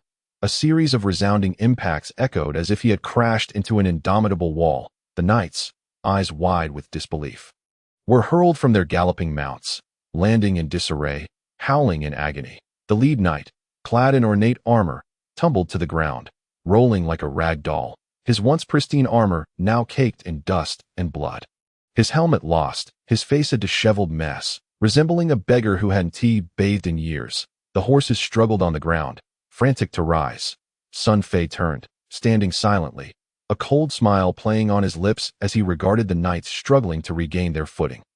His gaze filled with disdain, exuding an air of superiority akin to a dragon surveying a defiant mutt, inciting the knight's fury to the brink of madness. "You," the lead knight seethed, pointing an accusatory finger at Sun Fei. "You insolent fool. How dare you lay a hand on the noble knights of the Zenith Empire? You shall pay dearly for this." His voice was filled with bluster, yet none dared to advance. Sun Fei's earlier display of sheer dominance had instilled a profound fear within them. Sun Fei was at a loss for words. Had this man truly lost his wits? It was he who had recklessly aimed a lance at me without a word, threatening to trample me into oblivion. Yet I defend myself, and I am the one in the wrong. The opposing knights' lack of decorum and their foolish bravado caused Sun Fei to lose interest in these so-called reinforcements from the Zenith Empire. He picked up the bundle containing the 4-star mage and the silver-masked man's corpse and silently made his way towards Xiangbo City. "Have the courage to walk away, you despicable wretch," the ornate armored knight, though shaken, found his voice again, emboldened by Sun Fei's retreat, hurling insults at his back. Sun Fei halted, turning to face him, his eyes as frigid as ice. "Utter another word, and I shall end you." In that moment, a genuine desire to kill surged within him. Initially, he had refrained from engaging with these foolish knights out of respect for the Zenith Empire, but the provocation had ignited his ire, with a mere thought. The golden light of the storm-piercer short sword flared in his grasp. Should these reckless fools utter yet another taunt, he would not hesitate to strike. Instantly, an overwhelming aura of murderous intent radiated from Sun Fei. A palpable bloodlust that had accumulated through countless slaughters, whether in the world of Diablo or reality, leaving a trail of despair in his wake. The knights were immediately seized by terror, closing their mouths in fright.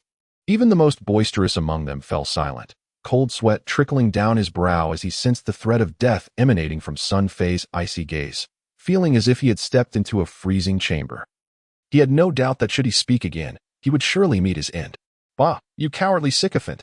Sun Fei disdainfully cursed under his breath, gripping the oversized cloth bag in his hand as he strode purposefully towards Xiangbo City. The scene of his feigned death surely reached the eyes of those on the city walls, and they must be engulfed in worry and sorrow at this very moment, especially Angela and Brooke, who must be in utter disarray. Sun Fei needed to return quickly to assure them of his safety.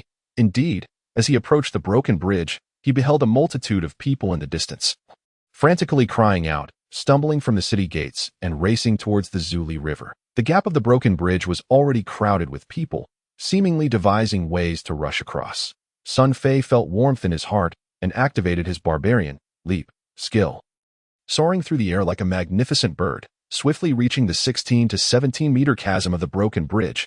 With another leap, clutching the massive package, he leaped over the gap, landing amidst the crowd on the opposite side of the bridge. "It is His Majesty Alexander." Someone cheered. "Ha ha, my old blacksmith friend Harry always knew you were alive. How could those cowardly wretches possibly harm you?" An elderly man with white hair, limping, was instantly overwhelmed with emotion upon seeing Sun Fei, tears streaming down his face. "Your Majesty Alexander, you're back. How wonderful. Thank the god of war for protecting our king." A few impoverished citizens wielding farming tools as makeshift weapons fell to their knees, fervently bowing in gratitude to the god of war for allowing their monarch to return alive. Meanwhile, the burly men, including the white-haired Pierce and Drogba, after a brief moment of astonishment, joyfully discarded the ropes they had been using in their desperate attempts to cross the broken bridge. Rushing over to embrace Sun Fei's legs, weeping like children, these were valiant warriors, clad in armor stained with blood, who had faced the enemy's swords and spears without flinching, yet now they cried unabashedly. In the distance, on the city wall, the herald Bazel, frail and gaunt, watched this scene unfold, his body trembling uncontrollably as darkness enveloped his vision, stars dancing before his eyes, his mouth agape, revealing a set of yellowed teeth. His gray hair tousled by the wind, he muttered in disbelief. "This is impossible. It cannot be. He is still alive.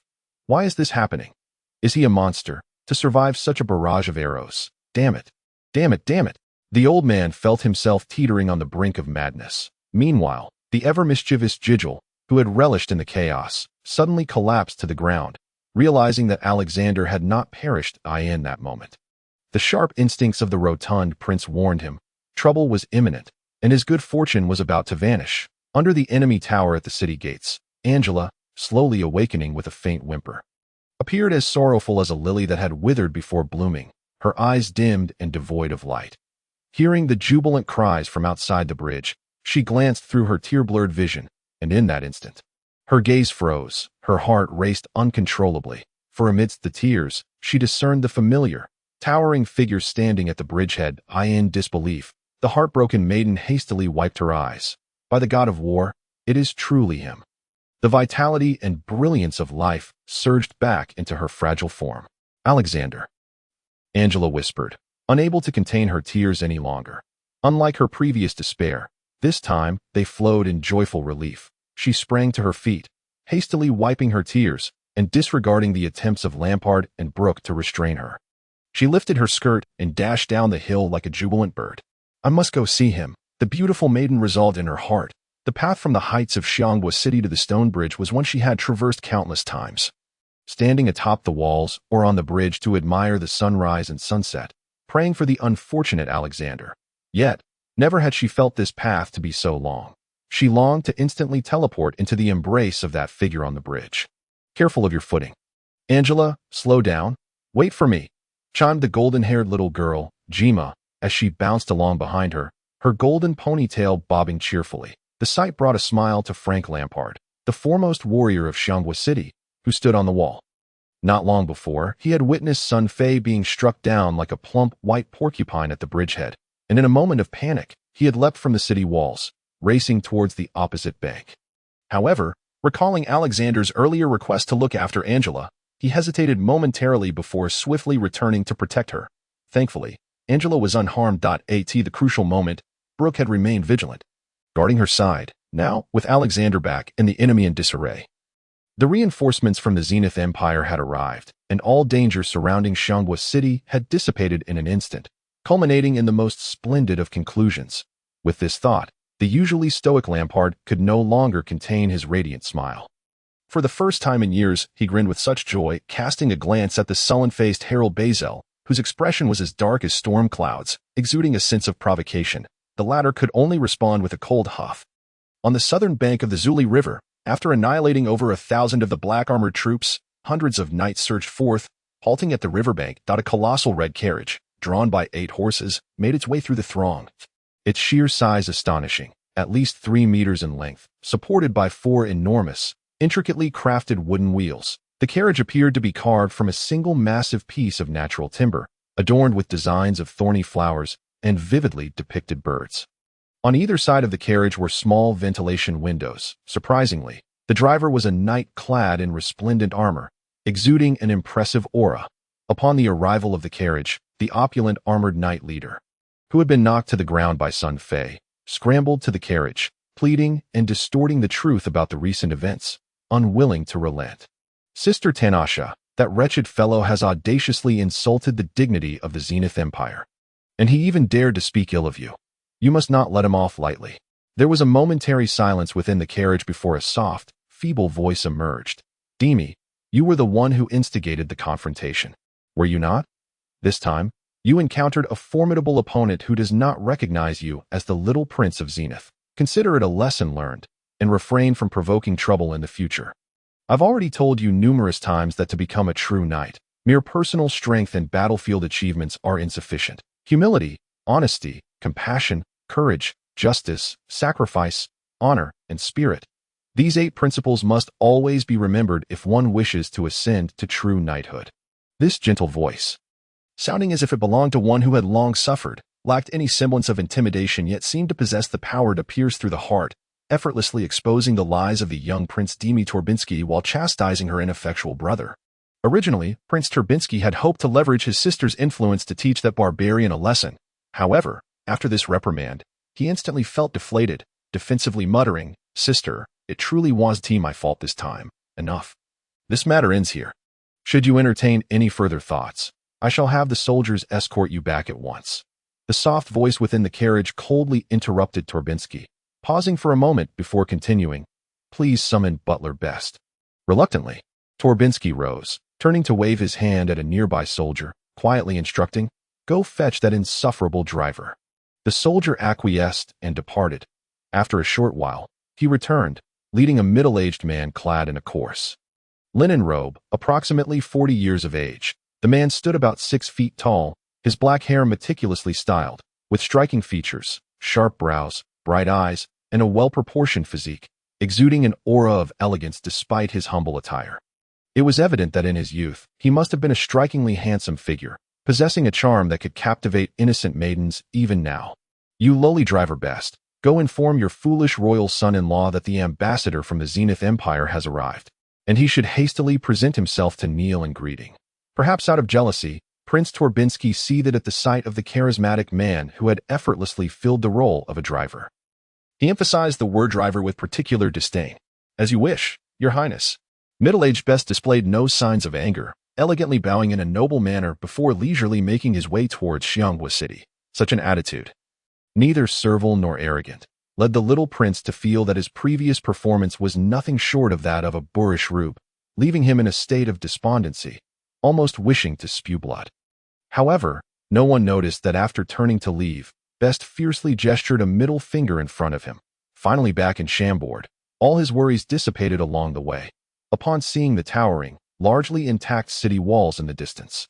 Best let out a long sigh of relief. Fortunately, the timing of the reinforcements was not too late this time. The worst-case scenario did not materialize, and the black-armored army did not breach the castle. With this thought, Best sighed again. With Lampard, the foremost expert of Chambord, present, that scoundrel Bazel should not pose much of a threat, and Angela and that foolish king should be safe. The countless shattered corpses and the remnants of fierce battles filled Best with a sense of dread. He truly could not fathom how Chambord had withstood such an onslaught. A veritable miracle, facing an assault from over 3,000 well-trained black-armored soldiers, yet the 400 Royal Guard soldiers had managed to hold out for 5 days. As he reached the edge of the bridge, the usually unflappable Best gazed out, utterly stunned. By the gods! How ruthless! Did they really break the stone bridge? Who thought of such a ridiculous idea? Lampard and Brooke, those two dimwits, surely wouldn't he have thought of it? Could it be Bazel? When has that old dog ever done something good? Best pondered. At that moment, he heard cheers from the other side of the broken bridge and noticed that an inexplicable crowd had gathered there, wildly celebrating something. Amidst the roar of the river, he vaguely heard shouts of "Long live the king" and "Long live your majesty." Best's heart jolted in surprise. Long live the king. Could they be referring to that fool Alexander? Best quickened his pace, racing towards the broken bridge. Just then, he witnessed a scene that left him utterly speechless. His pure and kind-hearted beautiful daughter, Angela, suddenly dashed out of the city. Abandoning her ladylike demeanor, akin to a beautiful butterfly joyfully fluttering among flowers, blushing and parting the crowd, she cried and laughed as she threw herself into the arms of a young man clad in tattered armor, stained with blood. Embracing him tightly, Best could scarcely believe his eyes. Good heavens, when did his once innocent daughter, Angela, become so passionate and open, unabashedly embracing a stranger in public? Had she forgotten her future identity as queen? Or had something extraordinary occurred during his absence from Chambord? With such thoughts, Best's heart raced with anxiety. He felt compelled to caution his silly daughter, urging her not to be deceived by the flattery of those charming, frivolous youths. Best rushed towards the gap in the broken bridge and deliberately shouted, "Hey, Angela, my little darling, I'm back." On the other side of the broken bridge, Sun Fei was reveling in the intoxicating embrace of his beautiful fiancée, who had enthusiastically thrown herself into his arms, leaving him momentarily astonished but instantly filled with joy. He thought to himself, this counts as a hero winning a maiden's heart, doesn't it? Just as Sun Fei was grinning from ear to ear, resisting the urge to drool while savoring the beauty in his arms, someone brazenly shouted, "Angela, my little darling, I'm back." Sun Fei's temper flared instantly. Damn it! Who is that blind bastard daring to flirt with my girl? Anger surged uncontrollably within him as he scanned the crowd, then followed their gazes to the opposite side of the bridge, where he spotted a rather handsome old white face leering at the beautiful girl in his embrace, clearly with ill intentions. Who the hell is this old fool? Sun Fei felt his fists itching to strike. Chapter 0056. The Rainbow of the Gods. Watching the old white face still oblivious as he stood on the opposite broken bridge, Sun Fei nearly ground his teeth to dust. his fists cracking ominously. The soldiers and civilians around him fell silent, casting strange looks at Sun Fei. Previously, when Best had departed Chambord with a considerable amount of royal treasure, many speculated that the steward had absconded with the royal wealth, abandoning his daughter and foolish son-in-law. However, no one expected him to return at this moment, leaving everyone momentarily bewildered. Sun Fei misinterpreted their odd looks, the fiancée of a sovereign being openly flirted with by another, especially at a time of national celebration, left him feeling humiliated. Sun Fei instinctively thought the peculiar stares were due to whoosh. In an instant, Sun Fei activated his barbaric skill, leap, launching himself across the gap in the bridge like a tiger with wings. And without a word, he seized the future father-in-law's robe, lifting the old white face to demonstrate a lesson to this impudent ruffian.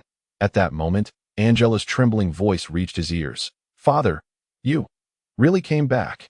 "Ah, father?" Sun Fei froze, a lightning bolt of realization coursing through him, and his expression twisted in confusion.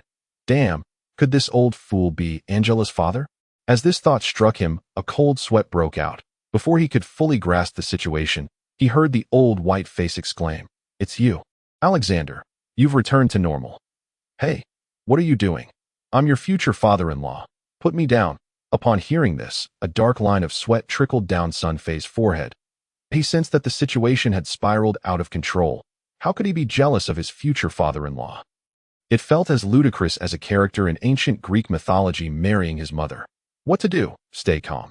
He must maintain control over the situation. With a flash of inspiration, Sun Fei quickly transformed his fierce grip into an affectionate embrace. Wrapping his arms tightly around Best, wearing what he believed to be the most jubilant and delighted smile, Sun Fei exclaimed, "Ah, dear Uncle Best, I've missed you so much." "Oh, really? Because I feel like you wanted me dead," Best gasped, slightly out of breath from Sun Fei's embrace. "Hee, that's just your misperception. Let me take you over." Activating his barbaric skill, leap, again, Sun Fei tucked the future father-in-law under his arm and swiftly jumped from the southern side of the broken bridge to the northern side. The dapper old gentleman, frightened, half closed his eyes, staring at the misty expanse of the river below, the wind howling in his ears. His mouth fell agape in astonishment as he realized that Alexander had just leaped across a gap of about 16 or 17 meters. What kind of strength is this? Surely, it must be at least the prowess of a two-star warrior. When did Alexander acquire such formidable power? Best's heart brimmed with curiosity, feeling he might have missed something thrilling during his absence. Bang! Upon reaching the northern side of the broken bridge, Angela joyfully flung herself into Best's arms, weeping tears of happiness. "Father, I knew you would return." "Of course, because the treasure more important than my life is right here," Best said, his face radiating the unique warmth and affection of a father as he gently kissed his daughter's forehead. Yet, the soldiers and civilians nearby scoffed derisively. To them, it was evident that this cunning, greedy old fox had squandered the royal treasures he had absconded with and returned to Chambord to feast and drink. Despite his appearance of sophistication and elegance, the mercenaries passing through Chambord in recent years had seen through his true nature. Recognizing that here was a king who was cowardly and avaricious, Best took note of the disdainful glances, but the old gentleman showed no sign of embarrassment. He lightly patted his daughter's back, then leisurely adjusted his coarse robe before addressing Sun Fei. "Alexander, it seems many wonderful stories have unfolded during your time. That's truly splendid. However, I believe you ought to change into something cleaner and more presentable." With that, Best glanced at Sun Fei's somewhat tattered barbarian attire, Arctic fur, stepping back a pace or two before continuing. "His Majesty Emperor Yasin of the Zenith Empire has dispatched Princess Tanasha as an envoy, and she, along with the royal entourage, has already arrived here. In half a month, you will turn 18, and according to continental tradition, you must receive the imperial coronation to officially become the king of Chambord. This is a matter of great significance, and you must prepare adequately." Concluding his remarks, the old gentleman gestured towards the armored cavalry force arrayed with weapons on the opposite side of the stone bridge. "Those foolish individuals truly are emissaries of the Zenith Empire." By the way, Uncle Best, what did you just say? The royal delegation. Were they not sent specifically to aid the forces of Xiangwa City? Sun Fei furrowed his brow. "No, we only learned on our way here that Xiangwa City was under siege by the enemy." Sun Fei glanced at the haughty cavalry across from him. stroked his chin, and chuckled, saying, "I see. Uncle Best, as you have observed, the only stone bridge leading into Xiangbua City has been severed in the battle. It is now impossible for their large cavalry to enter the city. Moreover, my soldiers have endured several days of relentless combat and are utterly fatigued. Here is what I propose. Let them set up camp on the opposite side, and after a few days, I shall send someone to repair the bridge before allowing them entry. How does that sound?" Best nearly bit his tongue in exasperation. "Alexander, are you jesting? This is the royal delegation of the Zenith Empire. I advise you to immediately dispatch workers to repair the bridge, using cables and templates to reconnect it." At this point, Best leaned closer to Sun Fei and whispered, "You must understand, they are here to formally crown you as king. Do you have any idea how much effort I expended to arrange for their arrival? The bridge is broken. What can I do? If the noble knights of the empire cannot wait, they might as well repair the bridge themselves to enter the city," Sun Fei retorted, turning on his heel to leave. After a few steps, he called out loudly, "Tonight, I shall host a celebratory banquet in the royal palace to reward my valiant soldiers. All residents of Xiangbua City, irrespective of age or gender, are welcome to attend." This proclamation was naturally directed towards the surrounding soldiers and civilians, eliciting a chorus of cheers, with joyous and grateful smiles illuminating every face. Best stood momentarily stunned, shaking his head in resignation. Yet, he chose to say nothing further. Upon returning to the city, despite being physically and mentally exhausted, Sun Fei persevered to oversee various post-war arrangements, although much of the royal treasury had been spirited away by Best during his departure. Sun Fei still managed to gather the remaining scant resources of the crown. With the assistance of Angela and Jima, he divided the few possessions into numerous portions, generously compensating the families of soldiers and civilians who had perished in the defense of Xiangbua City. Such actions naturally garnered heartfelt gratitude from the soldiers and civilians alike, particularly for those families who had lost loved ones. The king's rewards were akin to a timely provision of warmth in the depths of winter. Not merely a rare honor, but a glimmer of hope amidst their tragic plight of losing their able-bodied providers. In that moment, the esteem and reputation of King Alexander soared to unimaginable heights within Xiangbua City. The first words exchanged in every street and alley were fervent shouts of "Long live the king." The brutal war had inflicted wounds upon this ancient city, yet it was healing at an astonishing pace. Furthermore, Sun Fei diluted the remaining half-bottle of life-healing potion to some extent, allowing the city's physicians to use it to treat the injured soldiers. Except for those with grievous injuries resulting in permanent disability, many severely wounded soldiers were rapidly recovering, while those with minor injuries were already joyfully returning home to reunite with their families. In the hearts of many, His Majesty Alexander had become synonymous with an omnipotent god of war. This situation left many with ulterior motives in great distress. The herald Lord Bazel and his son Gegir quietly returned to their residence after the battle, locking their doors, leaving their intentions shrouded in mystery. Meanwhile, the warden Oleg, having survived the daytime skirmish, perhaps sensing a shift in Xiangbua City's fortunes, did not retreat in shame but instead transformed from his previously arrogant demeanor to one of affability, smiling warmly at everyone, even a beggar by the roadside, and diligently supporting every decision made by Sun Fei, sweating profusely as he fervently flattered the king. "Look, a rainbow has appeared in the sky." Suddenly, someone in the city pointed in astonishment, prompting the crowd to gaze upward. Indeed, against the azure backdrop, an exquisitely vibrant rainbow had materialized, and even more astonishingly, a broad expanse of crimson hues surrounded it. As if the very sky had been set ablaze, from a distance, it resembled a mythical bridge spanning a sea of red. "O Lord, this is a miracle. The great god of war is blessing our King Alexander, blessing our Xiangbua City." Though no rain fell, the rainbow inspired many commoners to attribute the phenomenon to the king and the god of war. In no time, every corner of the city saw individuals kneeling in earnest prayer. Sun Fei stood at the entrance of the royal palace, a faint smile gracing his lips. He understood that this spectacle was a result of the recent fierce battle, with countless bodies and massive stones plunging into the Zuli River, creating a mist of vapor and blood that, under the scorching sun, manifested such an extraordinary sight. This moment, war revealed its rare and beautiful side. Chapter 0057. The Mysterious Woman, My Dear Sister Tanasha. Did you see that brutish fellow? He is hardly a king of honor and grace that in my opinion. He is nothing but a reckless and uncouth barbarian. He left us to languish, showing not the slightest regard for the dignity and prestige of our sovereign Zenith Empire. The young Prince Torbinsky trembled with trepidation as he traversed the makeshift bridge of ropes and wooden planks to the northern bank of the Zuli River.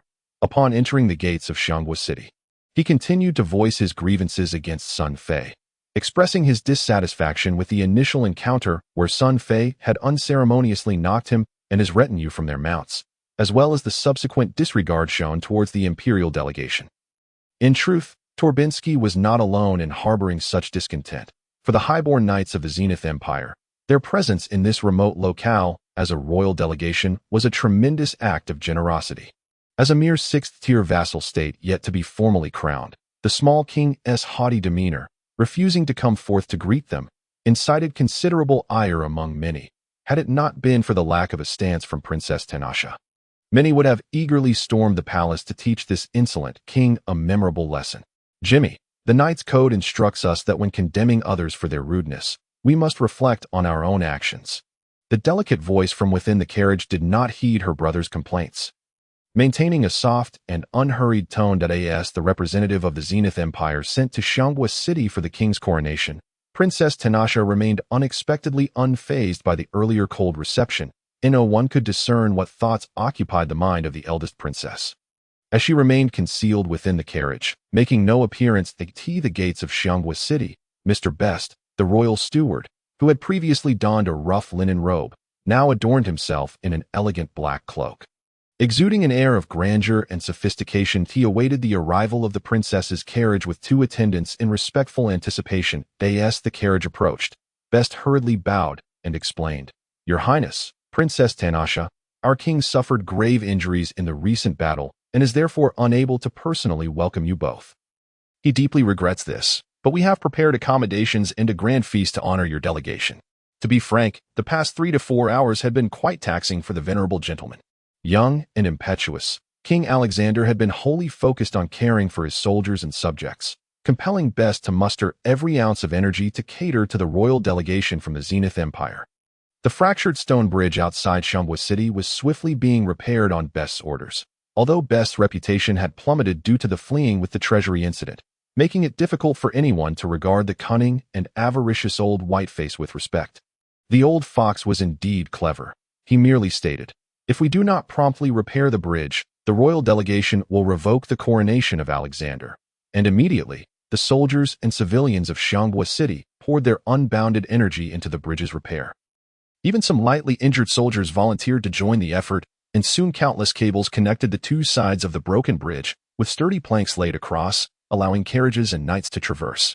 Best was left astonished. The entire process transpired 2 hours faster than he had anticipated. The esteem of Alexander in Xianghua City was unparalleled, far surpassing that of the previous king. It seemed that, if necessary, these soldiers and civilians would willingly sacrifice their lives for the king.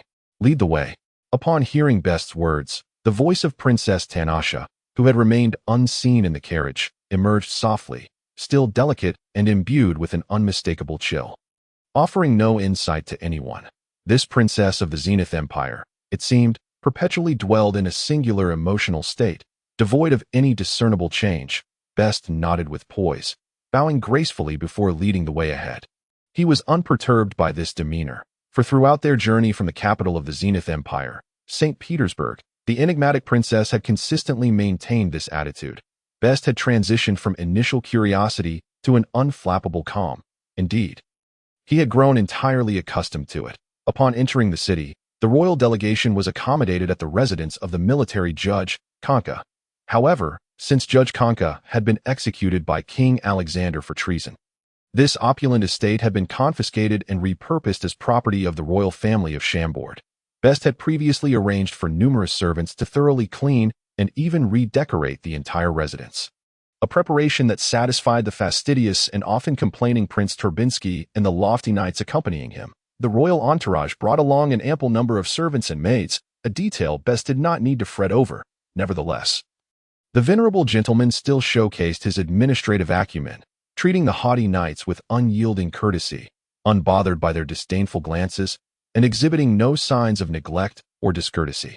Your Highness, esteemed princess and prince, King Alexander will host a celebratory banquet at the Chambord Palace to commemorate the victory in the defense of Chambord. Your presence at the event would be our utmost honor.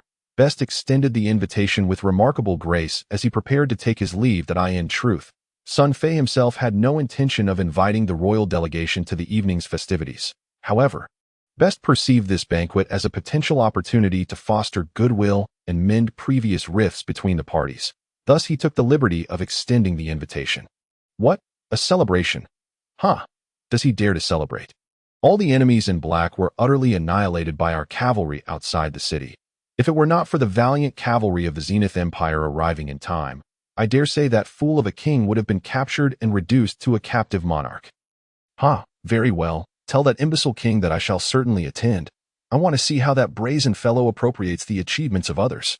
Prince Turbinsky retorted, visibly irked. The sun dipped low in the sky, casting a crimson hue. The city of Chambord, nestled among mountains, basked in golden light, appearing uniquely serene and tranquil against the backdrop of the flowing river outside, reminiscent of an exquisite landscape painting that captivated the soul. The cobblestone streets of the city bustled with pedestrians. Despite the recent victory in the defense of the kingdom and King Alexander's efforts in the aftermath, the citizens of Chambord faced numerous tasks ahead, dismantling the makeshift barricades and returning the heavy stones and debris to their homes, recovering the bodies of fallen soldiers, and incinerating the corpses of enemies left both outside and within the city to prevent decay and subsequent disease outbreaks. The conclusion of one battle heralded the commencement of another tedious endeavor. Unbeknownst to all, a new guest had arrived on the streets of the city. That a mysterious woman, her face veiled in black, strolled leisurely beneath the watchful protection of an armored female knight, while behind them followed a tall, smiling blonde warrior. Your Highness, I must say the scenery in this quaint little town is quite pleasant. The streets are relatively spacious and orderly. While it may not compare to St. Petersburg, it is indeed remarkable for a mere sixth-tier vassal state. The female knight observed curiously, casting her gaze upon the buildings lining the streets. However, upon sighting the distant royal palace, she frowned. Nonetheless, I surmise that King Alexander must be a rather greedy and extravagant individual. Otherwise, why would he commission such a grandiose palace for himself? Susan, I hold an entirely contrary view. The mysterious woman in black gently shook her head and replied slowly. There were rumors in the imperial capital that this King Alexander possesses the intellect of a mere 3- or 4-year-old fool. Yet, it is evident that such claims are utterly ludicrous. Observe the common folk on the streets. Despite having recently endured a harrowing war, some even losing their loved ones, the smiles on their faces reflect genuine happiness. Did you hear them cheer "Long live the king" to one another? Would a foolish king garner such loyal devotion from the populace? As for that magnificent palace, if you examine the color of the stones closely, it has clearly been under construction for over 80 years, having little to do with this King Alexander. At this juncture, the mysterious woman paused before continuing. Susan, I suddenly find myself intrigued by tonight's celebratory banquet. Please prepare to accompany me this evening. Your Highness, it seems this is the first time you wish to actively participate in such festivities. I shall promptly inform the steward named Best to send someone for us. The young swordswoman Susan expressed her surprise. No need to notify him. We shall observe discreetly. Was it not stated that this banquet is open to all, regardless of status? We can masquerade as common folk, the mysterious woman declared. Even better, as we can avoid the tiresome antics of those insufferable noble lords at the banquet. Susan giggled. By the way, Your Highness, what shall we do about that bothersome fellow? She inquired, gesturing towards the blonde warrior who had been silently trailing them. Sir Roman, you shall join us as well, the woman in black suggested, her tone implying it was not open to debate. The ever-smiling blonde warrior nodded. It would be my honor, Your Highness. As the sun descended, the night began to envelop the land. The city's lights flickered to life, and the grand hall of the Chambord King shone brightly. An increasing number of residents began to converge upon the royal hall. Within half an hour, nearly all the inhabitants of the castle, save for the soldiers on the walls, had gathered in the royal hall. The celebratory banquet was about to commence. Chapter 58. An incident at the celebration banquet in terms of architectural grandeur. The royal palace hall of Chambord ranks among the top 3 of the many vassal states of the Zenith Empire. Constructed entirely from massive white stones, the central area features an exceedingly spacious stone plaza. Flanked on the east, west, and north by towering stone columns and statues of deities, each reaching heights of 30 to 40 meters. Behind these columns and statues stands the majestic palace, which opens to the north, allowing commoners and soldiers to access the palace square. Tonight's celebratory banquet is set to take place in this vast outdoor stone plaza. The jubilant crowd gradually gathered in the square, where 6 enormous bonfires blazed brightly, illuminating the starry sky above. In the very center of the plaza, 10 massive wooden towers had been hastily erected, each standing 6 to 7 meters tall, adorned with the bodies of soldiers and civilians who fell during the recent battle. The soldiers of the Royal Guard, clad in resplendent armor, patrolled the perimeter of the hall and plaza, while the common folk donned white, lightweight robes, singing and dancing joyously.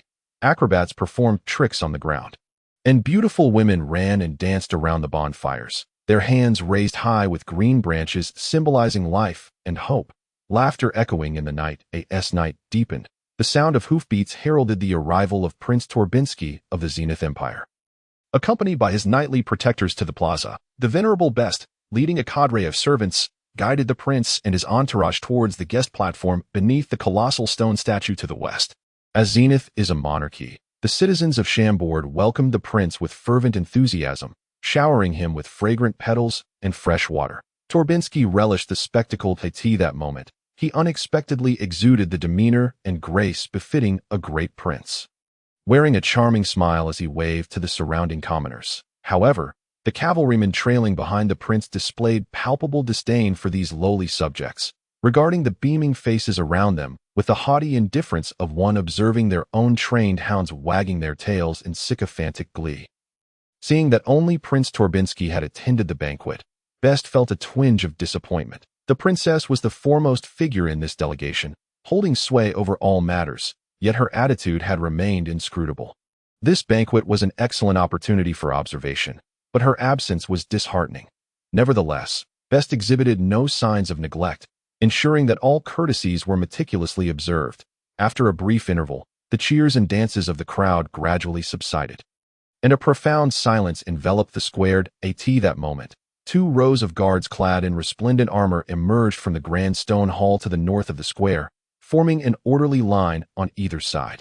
Then, under the gaze of the multitude, King Alexander appeared slowly at the top of the elevated steps, holding the delicate hand of his beautiful betrothed, Angela. At this time, Sun Fei donned a sky-blue royal robe that billowed gracefully in the wind, perfectly accentuating his tall and athletic physique. Adorning his head was a crown of golden leaves, his long hair as dark as ink, and his eyes sparkled with clarity like stars. His noble bearing and ethereal grace, combined with the absolute majesty accumulated over days of cold-blooded slaughter and his innate affability, created a striking presence that resembled a god descending from the heavens, embodying the essence of a sovereign. Beside him, the lovely Angela was similarly draped in a sky-blue gown, cinched at the waist with a delicate golden belt, her figure slender and full, her skin more luminous and delicate than the millennium-old snow atop the highest peaks. Adorning her head was a crown woven from vibrant flowers, and as the gentle breeze tousled her hair, she appeared like a celestial goddess gracing the mortal realm, radiating unparalleled beauty, purity, and nobility, evoking a sense of awe that deterred any thought of irreverence. The couple, smiling as they stood atop the stone steps, effortlessly eclipsed all brilliance within the square, rendering the countless stars twinkling like gemstones against the azure sky momentarily dull in comparison. The citizens of Chambord knelt in reverence, chanting, "Long live King Alexander." Many were astonished to discover that their king was so remarkably imposing. In that instant, none could reconcile the magnificent figure before them with the foolish, bumbling Alexander of yore. They humbly knelt on the square, dedicating their very lives and souls to their sovereign. Prince Torbinsky, seated on the distinguished platform at the west end of the square beneath the colossal stone statue, found himself rising from his seat involuntarily. Earlier in the day, he had dismissed the rumored king with scorn, attending the banquet with the intent of mockery and disruption. He had been utterly confident in his own poise and handsomeness, believing that merely standing in the square would allow him to claim the spotlight. Yet, in that fleeting moment, the prince felt a sudden wave of self-consciousness wash over him, gazing at the pair of heavenly youths standing in the distance. To his astonishment, his prior disdain for this kingdom, this castle, and this king began to dissipate inexplicably. However, the prince remained oblivious to the fact that the guards and cavalry behind him were devoid of such sentiments. A burly knight in a red cloak, clad in armor, fixed his greedy gaze on Angela from afar, his eyes betraying a mix of avarice, admiration, and lasciviousness, while the surrounding guards and cavalrymen made no effort to conceal their lascivious expressions. At the edge of the square, unnoticed by anyone, 3 figures cloaked in black quietly lingered in the shadows beneath a statue, observing the unfolding scene. Upon witnessing King Alexander and Angela's appearance, the foremost figure gasped softly. His voice frail and weak, akin to one recovering from a serious illness, suggesting a degree of astonishment that prompted the 2 figures behind him to exchange bewildered glances, having never before witnessed such a display of surprise from him. As the king and future queen made their entrance, the revelry in the square gradually subsided, giving way to a solemn and respectful atmosphere. The crowd instinctively parted to create a pathway as Sun Fei and Angela descended the grand steps. Slowly approaching the 10 temporary wooden pyres erected in the center of the square, the mood grew increasingly grave. Throughout the history of Azeroth, war had been a constant, with countless soldiers perishing on the battlefield each day, rendering the burial of fallen warriors an arduous and land-consuming endeavor. To mitigate this, a tradition of cremating the dead had long been established, whereby kings, nobles, and commoners alike were sent to the pyres for incineration upon their death in battle. It was believed that this practice would grant the souls of warriors redemption, allowing them to join the divine in the afterlife. Following the traditional rites he had hastily learned with Angela's assistance, Sun Fei ascended the ladder to the wooden pyre, turning to accept golden coins from Angela's hand, which he placed over the eyes of the fallen soldiers, an age-old custom in Azeroth that signified helping the deceased to open their eyes anew amidst the flames, guiding them toward the path to heaven. This was no simple task. Chambord had lost 131 valiant warriors in the recent defense, and while designated personnel were typically responsible for placing coins upon the deceased, Sun Fei unexpectedly insisted on undertaking this solemn duty himself. Traditionally, such honors were reserved for the nobility or those who had rendered significant service to the king, and Sun Fei's actions bestowed unprecedented honor upon these ordinary soldiers. Clearly a calculated gesture to win the hearts of the people, silence enveloped the square as no one dared to speak. Even the wind seemed to still. Only a handful of black-robed women, akin to temple priestesses, could be heard singing an ancient, mournful dirge, a song devoid of melody yet resonant across the land, serving as a farewell and summoning of souls, under the watchful eyes of the crowd. Sun Fei patiently placed coins on each fallen soldier's eyes and then ignited the fragrant herbs beneath them with a torch. The flames roared to life, consuming the bodies of the fallen warriors as their grieving families wailed in despair. This solemn ceremony continued for an hour. After the flames had finally reduced the soldiers' remains and the 10 wooden pyres to ashes, the atmosphere in the square began to ease, and the weeping gradually subsided. The ashes were carefully gathered by soldiers and medics and placed into a large black coffin, which would be interred atop the highest peak of the mountains east of Chambord 12 days hence, allowing the souls of the brave to witness the breathtaking sunrise each dawn, a cherished tradition of Chambord. Once this was accomplished, the atmosphere in the square shifted once more to one of jubilant celebration. The people began to sing and dance, reveling in their victory, as the fervor intensified with the bonfire blazing anew in the square's center. Men, women, and children, irrespective of rank, joined hands in dance, and even the soldiers stationed around the square found themselves swept up in the merriment. Sun Fei and Angela were drawn into the throng by a group of exuberant maidens, and amidst the festivities, distinctions of status faded away. The young Prince Zenith and his retinue were also invited to join the celebration beneath the towering statue. Women laughed and weaved through the crowd, holding aloft platters brimming with fruits and roasted meats. Prince Turbinsky, caught up in the infectious spirit of the moment, finally laid aside his previous arrogance and indifference. He appeared more like a typical 17-year-old, joining hands with a circle of youth as they danced joyously around the bonfire, a bird finally liberated from its cage, soaring and flitting about in delight. Yet, unbeknownst to him and the rest, the burly knight in the red cloak and his fellow cavalrymen were surreptitiously pushing toward the center of the square, their lips curling into malicious smirks. their eyes gleaming with unspeakable desire. In the square's center, Angela, pure as a goddess, was dancing merrily with the golden-haired young girl, Jima, and a group of her friends, her radiant smile illuminating her exquisite features with joy and happiness. Reminiscent of a celestial angel. Chapter 0059. Kneel and kiss my boots. The victory banquet reached its zenith. Sun Fei traversed among the soldiers, wine glass in hand, after enduring a brutal battle that had been stifling and maddening. Only fine wine and the company of women could relax these iron-hearted men. The silver-haired warrior, Pierce, and the brawny Drogba laughed heartily, drinking from oversized silver platters, their raucous laughter echoing throughout the square. Alongside them, a total of 23 men, including the warden Oleg, had slid down the castle walls via ropes, charging into battle like a death squad. Except for Breno, who had heroically perished on the stone bridge. The other 22, despite their injuries, had returned alive. This shared experience of fighting alongside their king forged an exceptional bond among these steel-hearted men. In the northern part of the square, these warriors gathered together. Some seated at stone tables, drinking deeply, others bare-chested, wrestling in jovial embraces, while others engaged in arm wrestling with flushed faces and bulging veins, and still others embraced and danced with the spirited maidens. Even Oleg, who had previously garnered little respect from many soldiers, found himself earning admiration due to the bravery displayed in this life-or-death battle. Cheers, embrace, brothers. Sun Fei raised his goblet in salute to the warriors. Embrace. Brothers, long live my king. Cheers.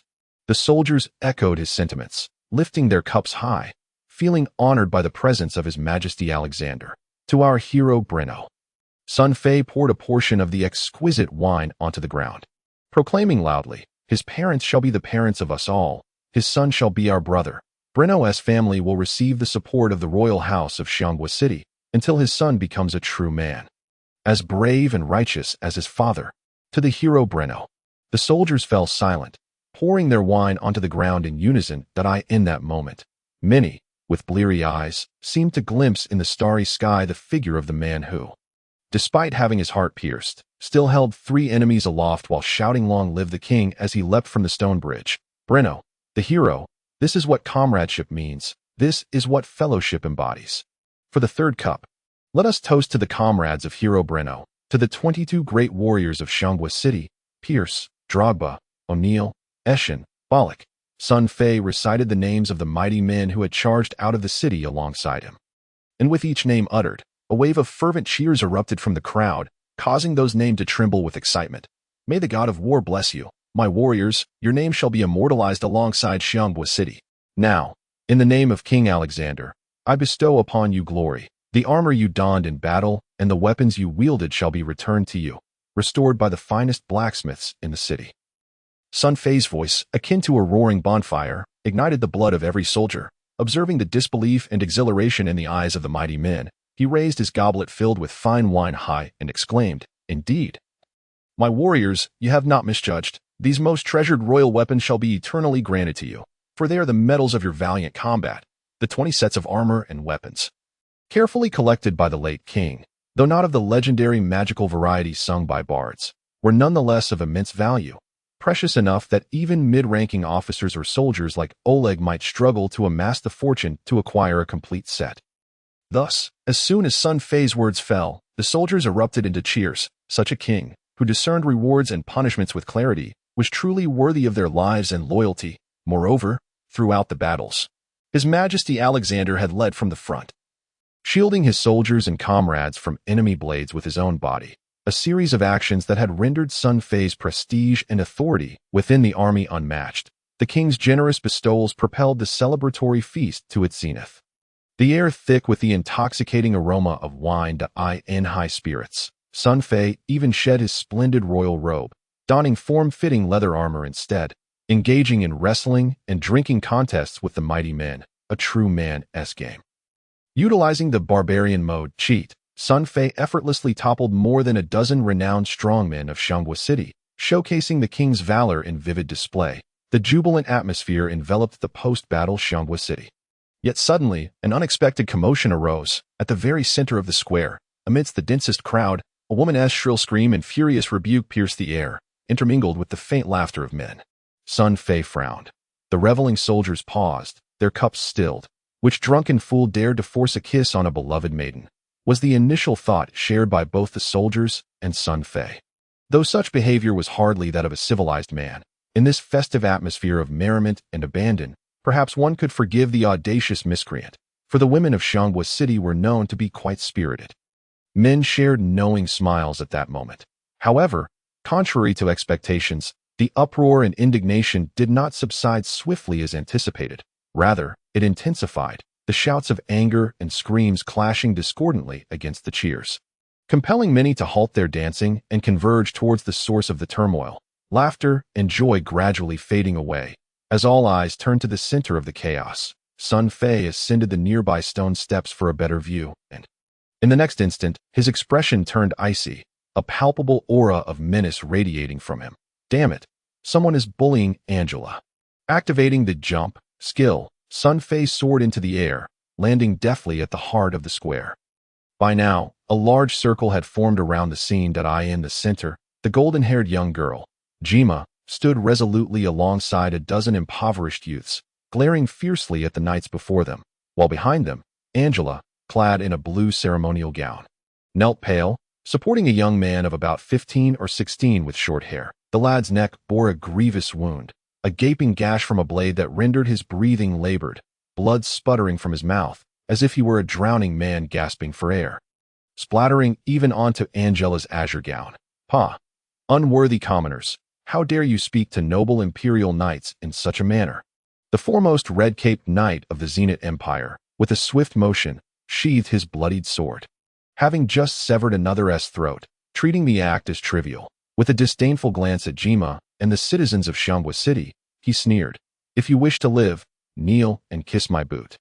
Then get lost. Lord Vice Knight Zymak merely wishes to invite your future queen to dance."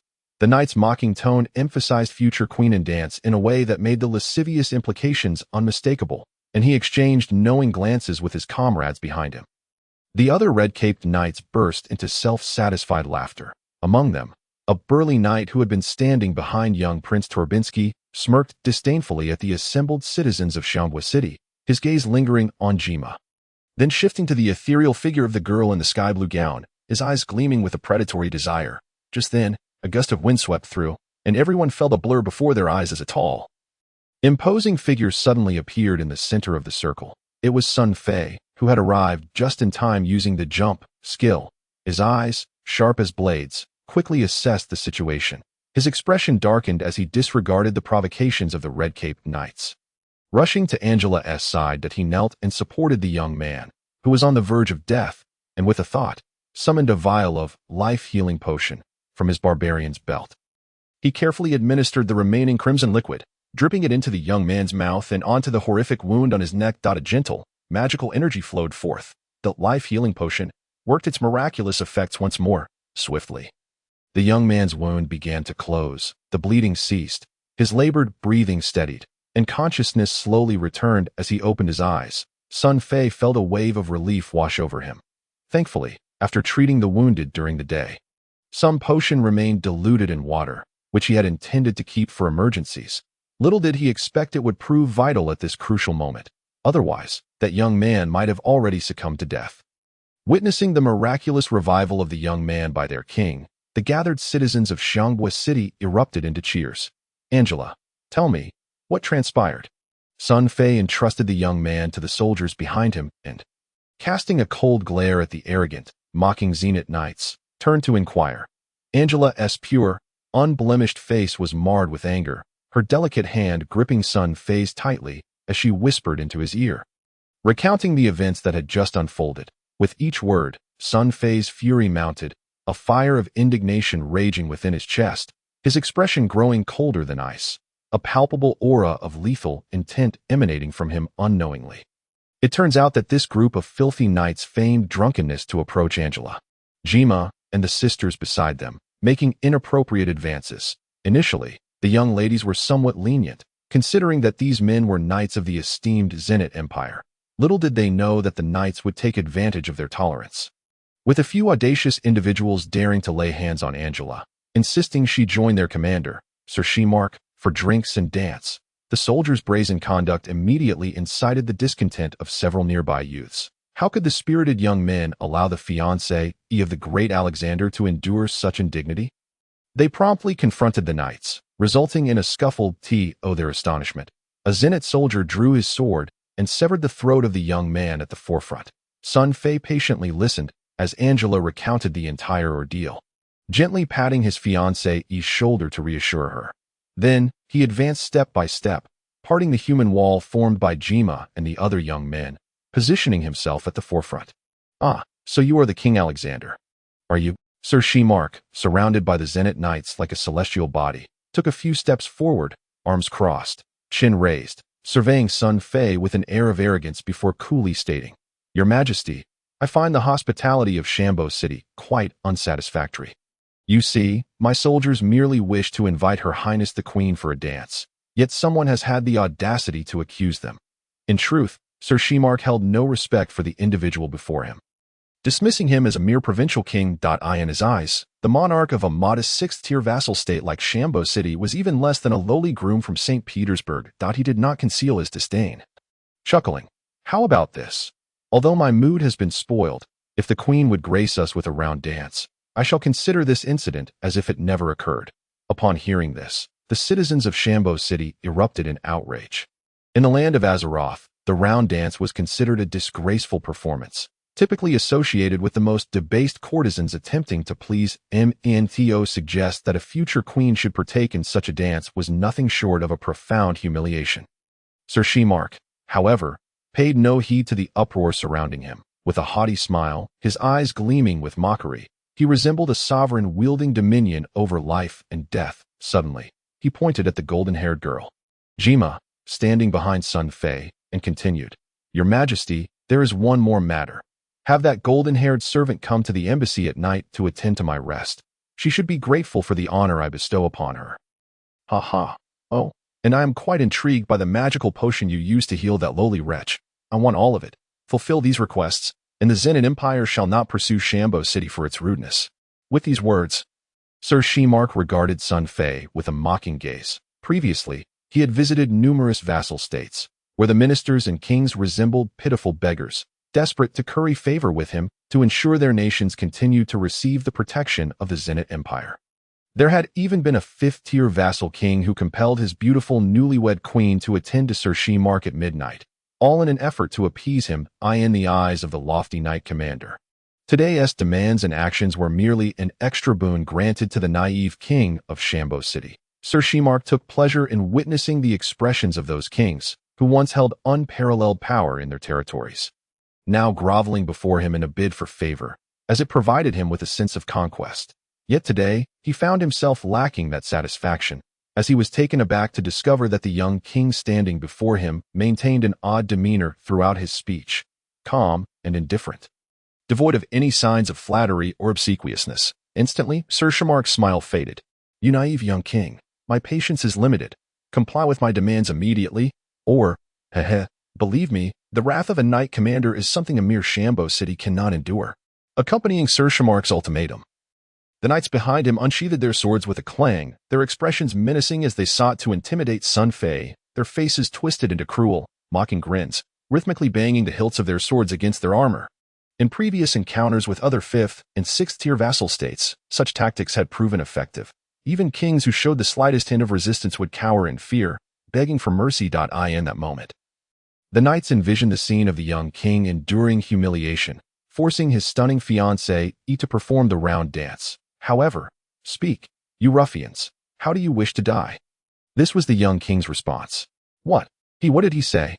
The knights exchanged bewildered glances. High above them, they momentarily struggled to comprehend how a king of a mere 6th-tier vassal state could dare speak to a noble knight commander in such a manner. Did he not value his own throne? "What did you say, boy? Do you understand the gravity of your words?" Observing the growing coldness on Sir Shimark's face, the soldier who had severed the young man's throat seized the opportunity to ingratiate himself.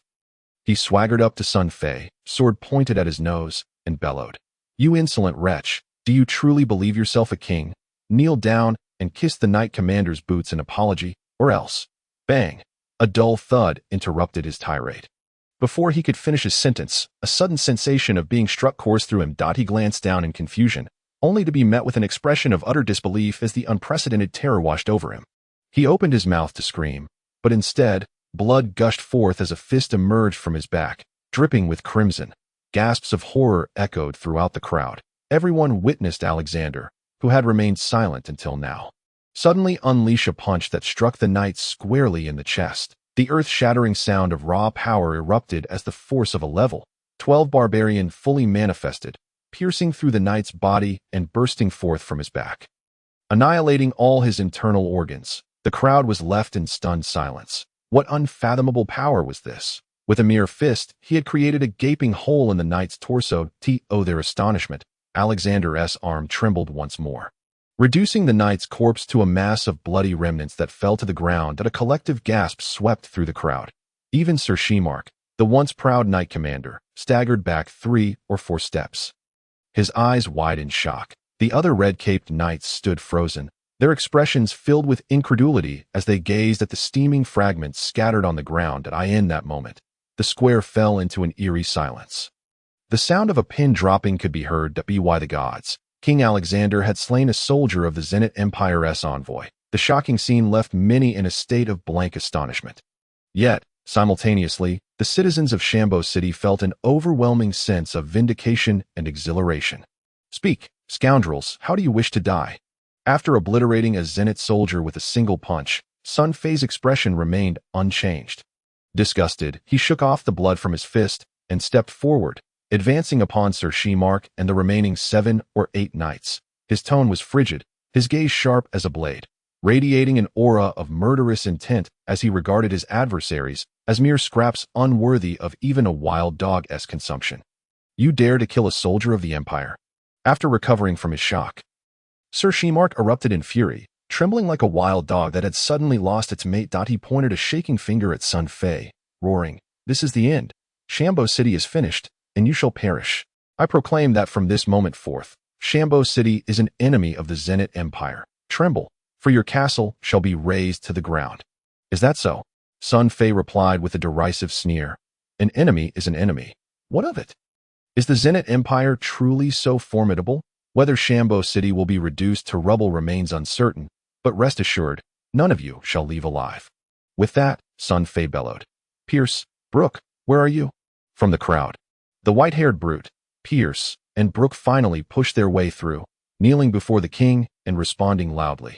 "King Alexander, we await your command. Evacuate the civilians, assemble the troops, close the city gates, seal off internal traffic, and besiege the embassy of the envoy. Await my orders. Should anyone dare to resist, execute them without mercy." Upon hearing such an order, the seasoned and composed Brooke was taken aback. Could it be that His Majesty intended to engage in war with the Zenith Empire? Even the brash Pierce found it difficult to digest the command he had just received. Meanwhile, the furious knight commander, Zymark, upon hearing this, erupted into a mocking laughter. "Ha ha ha. Splendid. How delightful. An ignorant and arrogant fool dares to challenge the Empire. Surrounding the diplomatic envoy's residence, it is utterly laughable. Our 600 cavalry could easily sweep through your city of Xiangbo. That it seems this wicked nation has no reason to exist any longer. Ha ha. I shall sever your head first, and then capture all the women of Xiangbo, slaughtering every last man, bathing the city in blood." As he spoke, Zymark drew his long sword, enveloped in a yellowish aura of earth-type battle energy. 2 star-shaped symbols flickering on his forehead, a sign of his status as a 2-star warrior. Crack the rock. Fueled by murderous intent, Zymark unleashed his battle technique with a fierce shout, his sword's momentum surging as the ground trembled beneath him. His entire being radiating an overwhelming force akin to a colossal boulder. With a single swing, he struck fiercely towards Sun Fei. "Humph, a mere 2-star warrior dares to act arrogantly before me. It's akin to courting death." Sun Fei retorted coolly, remaining steadfast in his position. With a flash of white light, the storm piercer dagger materialized in his hand. With a casual flick, the golden dagger met Zymark's broadsword with a resounding clash. Sparks flying as a sharp metallic sound rang out. The yellowish battle energy surrounding Zymark shattered, and his sword was ruthlessly broken, sending him reeling backward, blood spurting from his mouth. "Why you? How could you possess such strength?" Zymark gasped, crashing against a distant stone statue, blood spilling forth as disbelief and shock washed over him. Struggling to steady himself against the statue, he trembled as he asked. Sun Fei paid him no mind. With a swift motion, his figure flickered several times, and the golden dagger transformed into a series of piercing golden lights. The sound of slicing echoed like tofu being cut, as 7 out of 8 of the red-caped cavalry clutched their throats, spewing blood as they fell to the ground, their legs convulsing in agony, much like the young man from Xiangbao before them. Their throats had been severed in an instant, blood gurgling into their lungs. Enduring immense suffering yet unable to die immediately, writhing in madness, the sole remaining cavalryman stood frozen in terror, bereft of his previous arrogance, his sword clattering to the ground as he trembled, a foul odor emanating from him as he lost control of his bodily functions. "Come here. Kneel and kiss my boots," Sun Fei commanded, his gaze as cold as steel, looking down upon the cavalryman. This was the very phrase the cavalry had used to provoke earlier, and now Sun Fei returned it with interest. Chapter 0060, Step Aside, or Die. The cavalryman, paralyzed with fear, his mind a blank slate, not only soiled himself, but also drooled uncontrollably, resembling a fool. Each word from Sun Fei felt like a blade of death hanging over him. As if any moment of hesitation would result in his instant demise, the cries of his fallen comrades echoed in his ears, and without a moment's hesitation, he knelt before Sun Fei, crawling like a dog, wagging his tail in a desperate plea for mercy, extending his tongue to lick the dust off Sun Fei's boots, and upon finishing, he raised his head, displaying a sycophantic smile. Sun Fei coldly shook his head. "You, a cowardly creature who cowers in fear, do you truly believe you deserve the noble title of knight?" "I do not deserve it. I do not. I am no knight, merely an ordinary cavalryman, Your Majesty." "I beg for mercy, Your Majesty," the cavalryman pleaded desperately, knocking his head on the ground, trembling, completely stripped of his former arrogance, resembling a wild dog pleading for its life. "I shall not kill you," Sun Fei declared. "Ah, long live Your Majesty, long live the king. Thank you, His Majesty Alexander, for your unmatched mercy and generosity." The cavalryman exclaimed joyfully, attempting to flatter fervently. Sun Fei, impatient, interrupted him. "I will spare you, but someone will kill you." With that, Sun Fei beckoned to the young man who had previously suffered under the brutal shout. Having fully recovered thanks to a life-healing potion, he stood slightly fatigued at the front of the crowd. Supported by his companions, upon seeing His Majesty's gesture, he rushed forward, kneeling before Sun Fei in a grand display of fealty. "Brave warrior, what is your name?" Sun Fei inquired with a smile. "Torres, Your Majesty, my name is Fernando Torres." The young man trembled with excitement.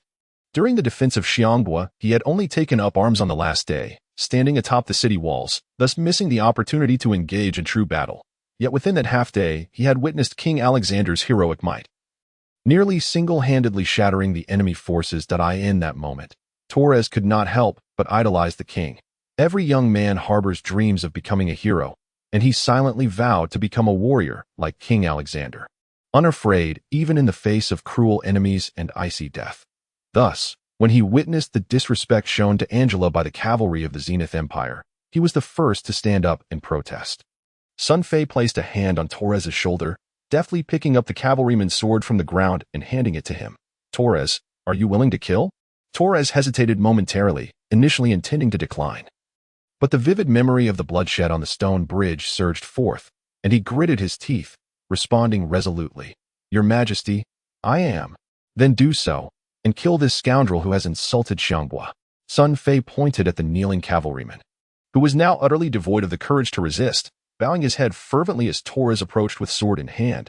This marked Torres' first kill. To be honest, as he walked closer to the cavalryman, he felt a twinge of trepidation, but the moment his sword descended with force, the cavalryman's blood splattered across his face, igniting something deep within his soul. Suddenly, all fear vanished, and his blood felt as though it were ablaze. "Excellent. Fernando Torres, from this day forth, you shall become my personal attendant." Sun Fei expressed his satisfaction with Torres' performance, observing the young man standing resolutely before Angela, even in the face of the Zenith Empire's intimidating knights. Sun Fei developed a fondness for the 16-year-old that a person's courage displayed when they are armed to the teeth is unreliable. True strength of spirit is revealed when one stands vulnerable and unprotected. It was evident that despite a momentary tremor as he wielded the sword, this golden-haired youth was indeed a true warrior. Torres was taken aback, and in the next moment, he felt as if he had been struck by a bolt of happiness from the heavens. Bewildered and slightly incredulous, he hurriedly knelt in thanks for the king's grace. Upon hearing the loud reminders from his companions as he stood behind Sun Fei, he continued to marvel at his fortune. Repeatedly pinching his thigh to confirm that this was no dream, he had truly become the personal attendant of his idol, King Alexander. Feeling the envious gazes of his companions, Torres straightened his back, striving to present himself as a proper knight. Meanwhile, beneath the stone statue, Knight Commander Zymark's mind was in turmoil. How could a king of a sixth-tier vassal state, so insignificant, dare to brazenly execute a cavalryman of the Zenith Empire before so many witnesses? How could he have the audacity? Zymark trembled, pointing a shaky finger at Sun Fei, his lips quivering, unable to articulate a single word. The nonchalance with which Sun Fei had dismantled his battle energy had shattered not only his sword, but also his inflated confidence, revealing to him that the strength of this youthful king far surpassed his expectations. Having dealt with the cavalry, Sun Fei approached Zymark step by step, his eyes glinting with cold malice, reiterating, "Speak, scoundrel, how do you wish to die?" The Knight Commander's mind buzzed chaotically. He was utterly bewildered. He had assumed that this king, however reckless, would not dare to harm someone of his stature, given that the fallen cavalrymen were merely lowly subordinates, while he was a distinguished officer of the empire, a close confidant of the second prince, Urkov, who was likely to inherit the throne of the great Yasin Empire. His status was unparalleled. Yet now, it appeared he had miscalculated. This unassuming king had no intention of letting him go. At this moment, Zymark finally felt fear. The identity of the officer from the monarchy could no longer shield him, and even his dual-star level Earth-type combat prowess could not salvage his life. When these two assets, which he had previously wielded to intimidate and oppress the vassal states, suddenly became ineffectual, Zymark felt a profound sense of vulnerability and began to tremble uncontrollably. Instinctively, he retreated, abandoning his earlier haughty demeanor. His eyes filled with terror, prepared to flee. At that moment, a voice rang out from the distant crowd. "Impudent, Alexander, cease this at once." Zymark's eyes brightened as he spotted the young prince, Torbinsky, finally pushing his way through the throng and emerging at the center of the circle. "Your Highness, please help. The city of Shambo is on the verge of rebellion. This wicked king dares to defy the Zenith Empire." Zymark, disregarding his former knightly dignity, scuttled to Torbinsky's side, kneeling on the ground and lamenting, "It is dreadful. This evil king has brutally slain the Empire's cavalry and even intends to besiege the royal envoy." A torrent of accusations was skillfully hurled at Sun Fei. Prince Torbinsky surveyed the nearly lifeless bodies of the cavalry on the ground, then turned to the disheveled Knight Commander Zymark, his expression filled with righteous fury as he demanded of Sun Fei, "Your Majesty Alexander, what is the meaning of this? You had better provide me with a satisfactory explanation." Initially, Prince Torbinsky had been thoroughly enjoying himself in this remote little kingdom. He felt an unprecedented sense of ease and joy, free from the incessant admonitions of court tutors dictating what he could or could not do. No longer needing to read his father King Yasin's expressions or endure the disdain of his elder brothers, Arshavin and Zilkov, he reveled in the warmth of the common people, a novel experience that involved merrymaking and dancing around the bonfire. A sense of freedom seldom felt in St. Petersburg. This banquet, unlike any he had ever attended, gradually softened his prior discontent and prejudice towards Alexander. Moments ago, he had listened to the citizens of Shambo proudly recounting Alexander's valiant deeds, and he had even entertained the thought that this King Alexander might not be such a bad fellow after all. Perhaps they could even become friends. However, the events unfolding before him reignited his anger. Due to the crowd's density, he had arrived after much of the turmoil had transpired, leaving him unaware of the full context, regardless of the veracity of Zymark's claims as a prince of the empire. Torbinsky sensed that the empire's dignity had been gravely insulted, compelling him to take a stand. If Alexander failed to provide a reasonable explanation, the consequences would be dire. Yet, the response he received left him astounded and incredulous. Explanation? What is there to explain? Sun Fei's lips curled into a disdainful smile, as though he had heard the most absurd joke. His steps did not falter as he continued to advance slowly, the golden short sword in his hand glinting like the scythe of death. emanating an aura of bone-chilling coldness. "Prince, do not misjudge the situation. Step aside or perish." "You." The prince fumed at that moment. He could acutely sense the undisguised intent to kill emanating from his opponent. He had no doubt that if he continued to stand in front of Zymak, this young king would not hesitate to slay him. Despite his status as an imperial prince, however, it was precisely the dignity of being a prince that prevented him from groveling like Zymak. Although Torbinsky was no heroic warrior and had previously exhibited rather unruly behavior, he understood that he was not merely protecting the Knight Commander, but rather the honor of the entire Zenith Empire. Therefore, knowing he was outmatched, he still drew his sword from his waist. Sun Fei was slightly taken aback by the prince's defiance. He had not expected this seemingly frivolous individual to exhibit such fortitude. Yet, it was merely surprise. His advance did not waver that a dragon protects its scales, and to touch them is to invite death. Sun Fei would not hesitate to strike down even an emperor of the Zenith Empire if he stood in his way. At that moment, from the shadows of the stone platform at the edge of the square, someone could no longer contain their agitation. "That fellow is truly audacious," the swordswoman Susan, hidden beneath her wide cloak, exclaimed angrily, turning to the individual beside her. "Your Highness, allow me to slay him." "You are not his match." The princess gently shook her head.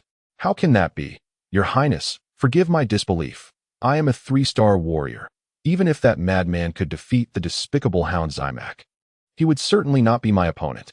The swordswoman Susan clearly found it hard to accept the princess's assessment. The princess shook her head, disregarding Susan, and turned to another figure. "Knight Commander Roman, I must trouble you to take action personally this time." "I am willing to serve your highness." The cloaked figure revealed his face, revealing a tall, golden-haired warrior with a charming smile. "By the way, this fellow named Alexander intrigues me. Knight Commander Roman, do not engage him. Simply ensure the safe retrieval of Jimmy." The princess added suddenly, her voice still soft and weak, reminiscent of someone recovering from a severe illness. The golden-haired warrior paused. "Your Highness, what about Knight Commander Zymak?" "Ha! This treacherous, greedy hound can perish here without consequence. Over the years, he has committed countless acts detrimental to the Empire's honor, and it is time he faced retribution." The princess replied softly. The charmingly smiling golden-haired warrior fell silent for a few moments before nodding. "I understand. Your Highness." With that, his imposing figure vanished from sight. "Your Highness, while Zymak deserves death, he is a trusted confidant of the second prince, Zilkov. He has undertaken many covert tasks for him over the years. And should he die, the second prince will not let it rest easily," the swordswoman Susan suddenly cautioned. Chapter 61. Ruthless slaughter. The princess paid no heed to Susan's warning, smiling as she said, "Whether he will let it rest is of no concern to me." "Do you think Zilkov had Zymak by the young prince's side for any noble purpose? In my view, his death is fortuitous. It spares me the trouble of having Knight Commander Roman take action. Moreover, it is not I who will kill Zymak, but King Alexander of Shambo." Upon hearing this, the swordswoman Susan was left momentarily speechless. In the center of the square, the oppressive aura of impending death bore down like a tangible force. Prince Turbinsky was horrified to realize that, under such pressure, he could barely stand, despite his nearly 2-star warrior strength. Yet, even as breathing became laborious, he gritted his teeth and stood firm, refusing to retreat. Sun Fei continued to advance step by step. Just then, the crowd abruptly parted, and a tall figure appeared out of thin air, placing himself between Sun Fei and the young prince. "Who are you?" Sun Fei's brow furrowed slightly. The instincts of a barbarian alerted him to danger. The sudden appearance of this tall warrior with golden hair and a gentle smile instilled an unprecedented sense of pressure. This individual was undoubtedly at least a 3-star expert. "I am Roman Pavlyuchenko, Grand Knight of the Zenith Empire." The golden-haired warrior replied with a smile that he lacked the haughty demeanor exhibited by Zymak and the cavalry, and as he spoke, he slightly bowed in respect towards the king. Radiating a warm and amiable aura, Sun Fei's lips curled into a smirk. "Ah, so it is Grand Knight Roman. What brings you here? Are you here to stop me?" Roman Pavlyuchenko maintained his smile, raising an eyebrow. "Your Majesty Alexander. To be honest, I would very much like to engage you in battle. You are the most respectable king I have encountered among the vassal states of the Zenith Empire. However, today, I cannot take action as per the command of Her Highness the Princess. I am merely here to escort the young prince away." "Oh," Sun Fei found this response somewhat surprising. He glanced at the young Prince Torbinsky, who was drenched in sweat, yet steadfastly enduring the pressure he exerted. But a thought crossed his mind, and he nodded. I am not a bloodthirsty man. You may certainly take him away. However, that wretched creature named Zymak must remain. Having insulted Shambo, he must die. The Grand Knight Pavlyuchenko shrugged nonchalantly, turning to grasp the shoulders of the little prince, with a slight sway of his form. The onlookers perceived only a fleeting flash of golden light, and in an instant, the ever-smiling warrior and the little Prince Tolbinsky vanished from the center of the circle as if they had never existed. Sun Fei's pupils constricted. Despite his formidable strength as a level 12 barbarian, he had failed to catch a glimpse of Pavlyuchenko's figure, bearing in mind that this golden-haired man was still holding another person. It appears my previous estimations were flawed. His power is likely even more terrifying, surely exceeding 3 stars, and at the very least around 4 stars. At that moment, Sun Fei felt the urgency to enhance his strength once again. It seems that once I have dealt with these trivial matters, I must hasten into the world of Diablo to strive for upgrades and bolster my abilities. This so-called principality appears to be a pitiful farce. A mere knight commander with 2-star strength dares to flaunt his authority and toy with the future queen at the king's banquet. If someone of higher status were to arrive, driven by greed, I shudder to think of the calamities that could befall this small nation in this law of the jungle. Survival hinges on one's might and influence. Sun Fei resolved firmly in his heart. He raised his head, a cold smirk gracing his lips, and slowly advanced toward Knight Commander Shimak. Rather than striking immediately, he approached step by step, each footfall echoing deliberately, as if treading upon Shimak's very heart. Intent on making the shameless wretch savor the terror of impending death. No. I am the Knight Commander of the Zenit Empire, the confidant of Prince Yurkov. I cannot die. You cannot kill me. As he watched the little prince, whom he had considered a savior, and Grand Knight Pavlyuchenko disregard him and depart, despair washed over Shimak. Death had never felt so close. He was on the verge of collapse, howling in madness like a cornered hyena, baring his teeth in a feeble threat. Yet, the figure approaching him showed no signs of halting. No. I apologize. I am willing to kneel and kiss your boots. I beg you, spare me. I implore you, Shimak pleaded from the ground. However, his words bore no weight. Sun Fei continued his ruthless advance, and even the citizens of Champo City surrounding them were ignited by their king's formidable presence, fervently brandishing their fists. Kill him, slay him. Eliminate this scoundrel. Shimak, in desperation, gazed at the furious faces illuminated by the bonfire in the distance. Those whom he had once deemed insignificant now instilled within him an unprecedented terror, causing him to tremble uncontrollably. Finally, desperate times call for desperate measures. Rift shatter. Perish. Cornered, Shimak seized the long sword discarded by his subordinate cavalry, his body enveloped in a swirling aura of earthy energy, launching himself into the air, his energy surging forth like a tempest. Sweeping towards Sun Fei. Humph, a trapped beast struggles. Sun Fei casually waved his Stormpiercer dagger. The outcome was inevitable. Shimak was sent reeling backward like a rag doll, spitting blood as he collided violently with a distant stone statue. The sound of splintering bones echoing through the air. This time, the once lofty Knight Commander could not even rise. With a swift motion, Sun Fei appeared before Shimak, his patience wearing thin, grasping the Knight Commander's hair. He hoisted him up, the blade of his longsword poised at Shimak's throat, whispering coldly in his ear, "Wretch, seeking a round-table dance, have your mother perform for you." With a swift thrust of the Stormpiercer dagger, it pierced through Shimak's neck as effortlessly as if penetrating tofu, the bloodied tip emerging from the other side. Sun Fei flicked the dagger, its icy gleam flashing, severing the head of the arrogant Knight Commander. Those who offend Champo City shall die. The severed head was tossed onto the altar of the statue in the square, and Sun Fei raised his bloodied dagger high, exultantly proclaiming. His figure loomed large, akin to a deity, and his words, "Those who offend Champo City shall die," struck the hearts of countless onlookers like a bolt of lightning, igniting both citizens and soldiers alike with a tremor of excitement. In this era rife with turmoil, they felt a sense of security for perhaps the first time. Long live King Alexander. Around Sun Fei, all the subjects of Champo City knelt humbly, bowing their heads as if the stars themselves were gravitating towards the moon, fervently chanting the king's praises, their foreheads touching the earth beneath his feet. On the stone steps of the palace to the north of the square stood the elderly gentleman Best and the foremost warrior of Champo City, Lampard, side by side. In that moment, neither spoke. Yet their eyes sparkled like stars under the flickering light of the bonfire. As the royal steward and Angela's father, Best should have rushed to the scene to mediate the conflict at the first instance. But upon witnessing Sun Fei's arrival, he restrained his impulse to intervene.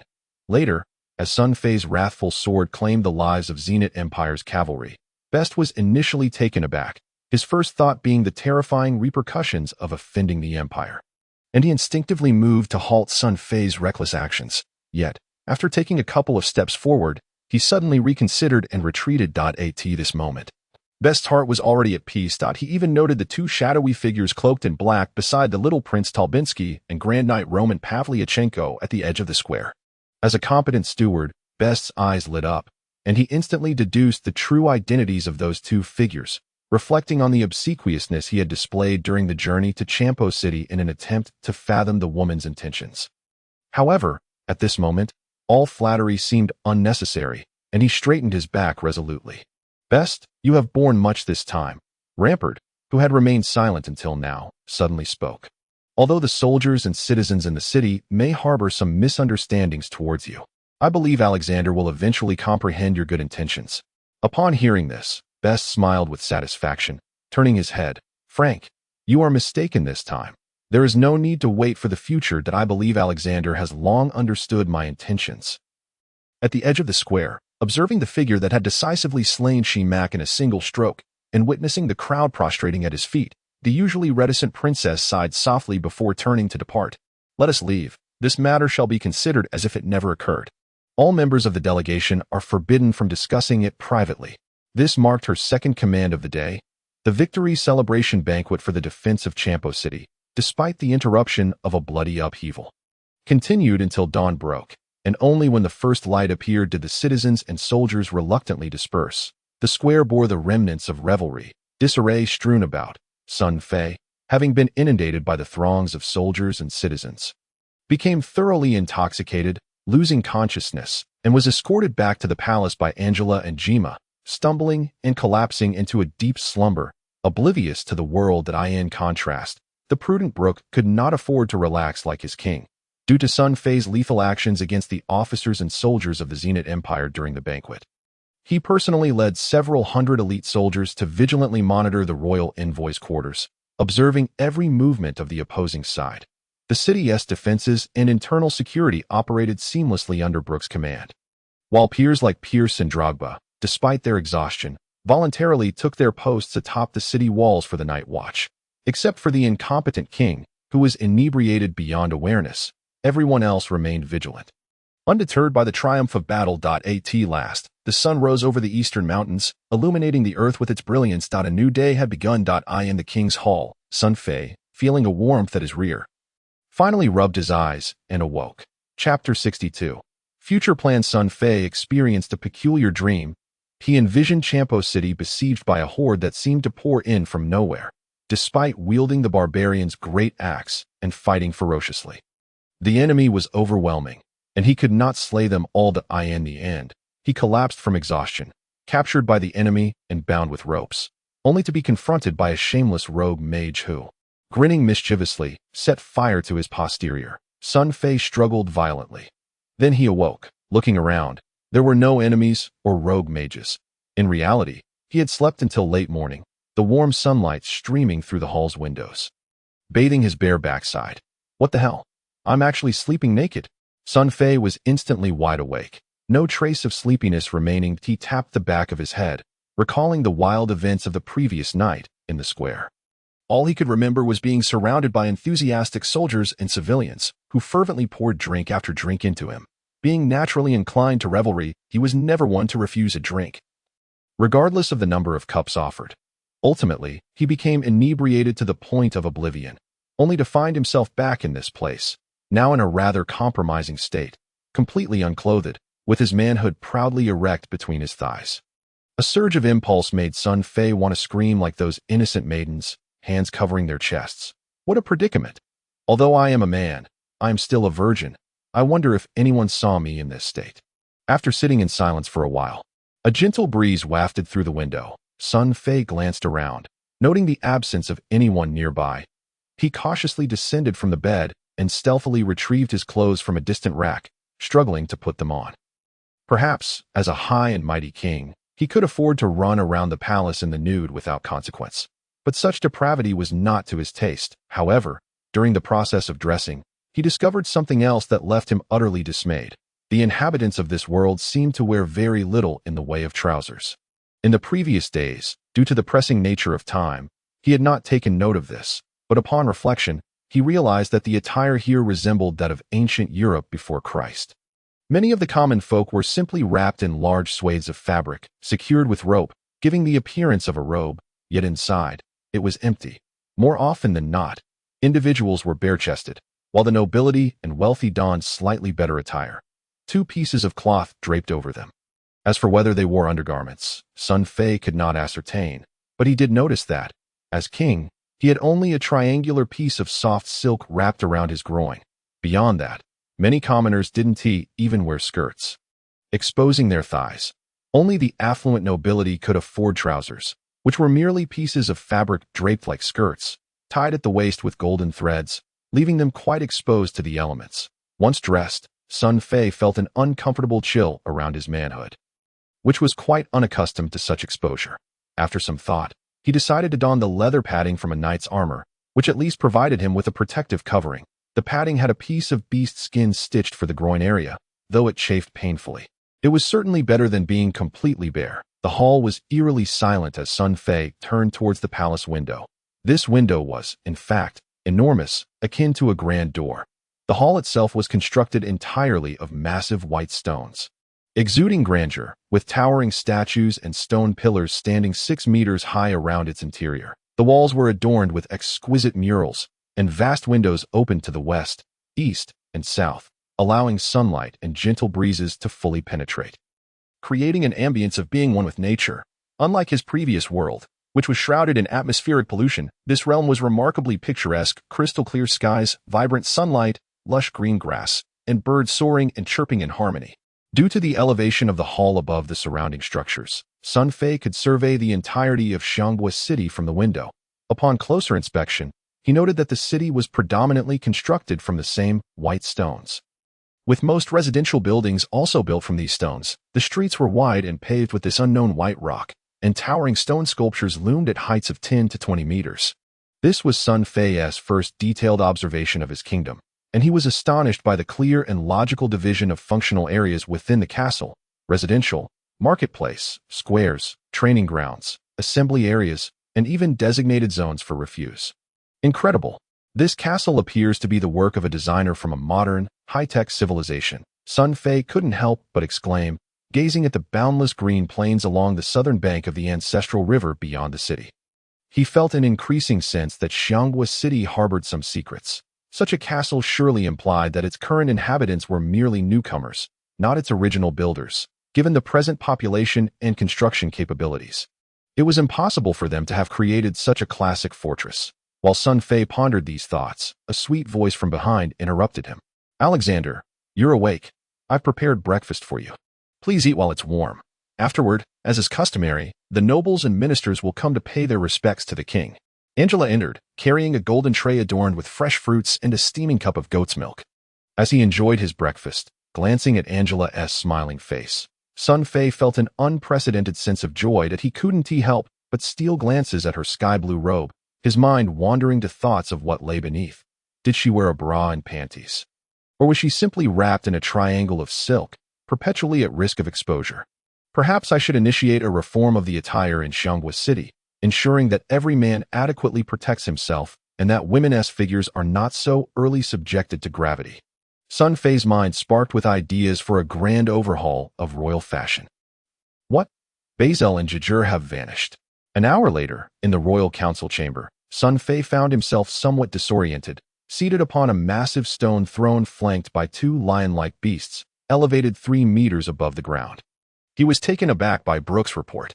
"I beg your pardon for my oversight, King Alexander." The soldiers assigned to monitor Basil reported no unusual activity throughout the night, but at dawn, the herald steward rushed in. Panicked, to inform us that Bazel and his son Gegir had mysteriously disappeared overnight. Brooke spoke with evident remorse, his head bowed. Son Fei was momentarily stunned. According to Brooke's earlier assertions, the herald Bazel was neither a magician nor a commoner of note. And even if Gegir possessed some magical ability, he was still a novice. It seemed inconceivable that they could simply vanish under close surveillance unless… Brooke, this is not your fault. The usually silent first expert, Lampard, interjected. If Bazel wishes to leave, no one in Xiongwa City could stop him. Even if His Majesty Alexander and I were to intervene directly, we would likely fail. Upon hearing this, many in the hall gasped in disbelief, their expressions reflecting confusion. How could a mere 3-star warrior and a king capable of defeating such a warrior be unable to detain a frail old man? Observing the astonishment on their faces, Lampard continued. Long ago, I noticed something peculiar. For reasons unknown, a powerful 3-star mage has been serving Bazel that I even had a private encounter with that mage and was unable to best him. For a 3-star mage, escaping the notice of soldiers while taking 2 individuals out of Xiongwa City is alarmingly simple. This is impossible. A 3-star mage. Good heavens, Bazel has a mage in his service. No wonder Gegir is merely a magic apprentice. It all makes sense now. This is terrifying. That individual has concealed himself remarkably well. Upon the revelation from Xiongwa City's premier expert, many present were left pale and speechless. They struggled to fathom that, aside from Lampard, the pride of the nation, a 3-star warrior, there was also an inconceivable 3-star mage lurking in the shadows. If only this mage did not serve the ambitious Bazel, the combined might of a mage and a warrior of such caliber could elevate Xiongwa City to a 5th-tier vassal state. Or perhaps even a 4th-tier one. In that instant, they understood why. Despite Bazel's oppressive rule and blatant ambition toward Alexander's throne, Lampard, as Xiongwa City's foremost expert and brother of the late King Alexander, had merely safeguarded Alexander's life and stabilized the military, while refraining from restraining Bazel's actions. Many had felt disillusioned by this, but now the true reason became clear. Sun Fei nodded in agreement. He recalled sensing a terrifying surge of magical energy when he switched to mage mode in the crumbling stone house at the city gate, which clarified many questions. Now, with Lampard confirming his suspicions, he pondered how a figure like Bazel could command the loyalty of a high and mighty 3-star mage. Brooke, immediately deploy soldiers to search the city, confirming that Bazel has indeed left and is not hiding somewhere. Plotting some scheme, Sun Fei waved his hand, bringing the discussion to a close. Additionally, dissolve the servitude of those in Bazel's household, allowing them to fend for themselves. All properties and assets shall revert to the royal treasury. After issuing these commands, Sun Fei sat high upon the dual beast throne, scanning the faces of those present in the council chamber. Piers, Drogba, Brooke, Torres, Lampard, along with the esteemed elder best and several respected elders of Xiongwa City. These individuals would become the principal leaders of Xiongwa City in the days to come. Regrettably, the capabilities of this team remain rather feeble. It seems I must devise a strategy to swiftly enhance each individual's strength. I wonder if I could draw inspiration from the realm of Diablo. Sun Fei pondered. Moreover, the construction of the military and the reorganization of the nation must be prioritized without delay. In this tumultuous world rife with conflict, it is imperative to expedite the fortification of our own power to ensure survival. Chapter 0063. Imperial Governance. Though he had already formulated some preliminary thoughts, Sun Fei did not immediately embark on sweeping reforms of the current power structure and military organization in Xiongwa City. Having only arrived in this world 3 days prior, he found himself unfamiliar with myriad matters. Acting hastily would likely lead to counterproductive outcomes. Sun Fei resolved to take the next few days to thoroughly understand the kingdom's circumstances. The meeting continued. This scene was far from the somber and austere atmospheres depicted in many ancient dynasty dramas from his past life. Rather, the atmosphere in the council hall was vibrant and lively. Beneath the lofty throne, a narrow stone channel meandered across the floor, filled with gently flowing, artificially diverted clear water, where beautiful fish frolicked on either side. Neatly arranged stone benches were adorned with soft animal hides, allowing attendees to sit comfortably and express their thoughts freely. Each individual had the opportunity and right to voice their opinions without needing the kingdom's prior consent, often leading to heated debates arising from opposing viewpoints. A subtle yet burgeoning atmosphere of democracy and freedom silently permeated the Grand Hall. Today marked the first official post-war meeting convened by Alexander, having regained his full faculties as a king. Consequently, many individuals of some standing in Xianghua City were granted the opportunity to attend. Aside from Brooke, the military officials included Pierce, Drogba, Barak, and a total of 22 warriors who were accorded formal seats. These so-called leaders of Xianghua City spoke candidly, offering numerous astute suggestions. Some well-prepared individuals had even composed lengthy documents on white silk and parchment-like animal hides, presenting them to Sun Fei. Notably, 5 or 6 venerable elders, esteemed for their wisdom, produced an abundance of written silk filled with recommendations for Sun Fei, leaving him feeling overwhelmed. The plethora of suggestions, compounded by the previous mismanagement of the Herald Bazel and Alexander's prior ineptitude, left Sun Fei inundated with an overwhelming array of affairs requiring the king's attention. Faced with a mountain of documents and extensive proposals recorded by the scribe, Sun Fei felt a throbbing headache begin to form. Rubbing his temples, he shook his head in distress. Observing Sun Fei's plight, the burly men like Pierce erupted in boisterous laughter, while the old fox Bastert wore an enigmatic smile. Irritated, Sun Fei suddenly had a clever idea and resolutely addressed his future father-in-law, saying, "Uncle Bastert, I am still quite young and lack experience that I ask my elder. You must assist me. How about this? You first help me organize and categorize all these documents and proposals, and then provide your recommendations for each. I shall make the final decisions. Does that sound agreeable?" Upon hearing Sun Fei's words, Bastert was momentarily taken aback. Perhaps Sun Fei himself was unaware that these tasks had previously been under the purview of the ambitious Herald Bazel. This command effectively transferred significant administrative authority of the kingdom to Bastert, making him the new herald of Xianghua City. The unexpected appointment left the old fox somewhat flustered. The other attendees in the hall were equally caught off guard by this turn of events, resulting in a somewhat peculiar atmosphere. After a brief silence of 3 to 4 seconds, "Your Majesty, I oppose." Someone finally spoke up. "Your Majesty Alexander, I too stand opposed." Another chimed in immediately. "Indeed, Your Majesty Alexander, Bastert is a despicable traitor and a scoundrel. Just half a month ago, he was implicated in the embezzlement of royal assets. Even considering Angela's influence, our decision not to pursue his criminal accountability is a tremendous act of mercy. How can we allow such a morally bankrupt individual to hold such a critical position as the herald of the kingdom?" "Precisely. Young Alexander, you must not show favoritism. Oppose, oppose, oppose." In an instant, dissenting voices rose in a cacophony, turning the council hall into a chaotic uproar. Sun Fei had not anticipated such a scene unfolding. He discreetly scanned the room and was surprised to find that Brooke and Pierce, seated on the west side, did not voice any objections. Instead, the most fervent opposition came from a dozen unfamiliar faces seated on the eastern side of the hall. These individuals, dressed resplendently and adorned with jeweled silver crowns, exuded vitality and spoke with fervor, presenting themselves as paragons of nobility and righteousness. "Who are they?" Sun Fei quietly inquired of his personal attendant.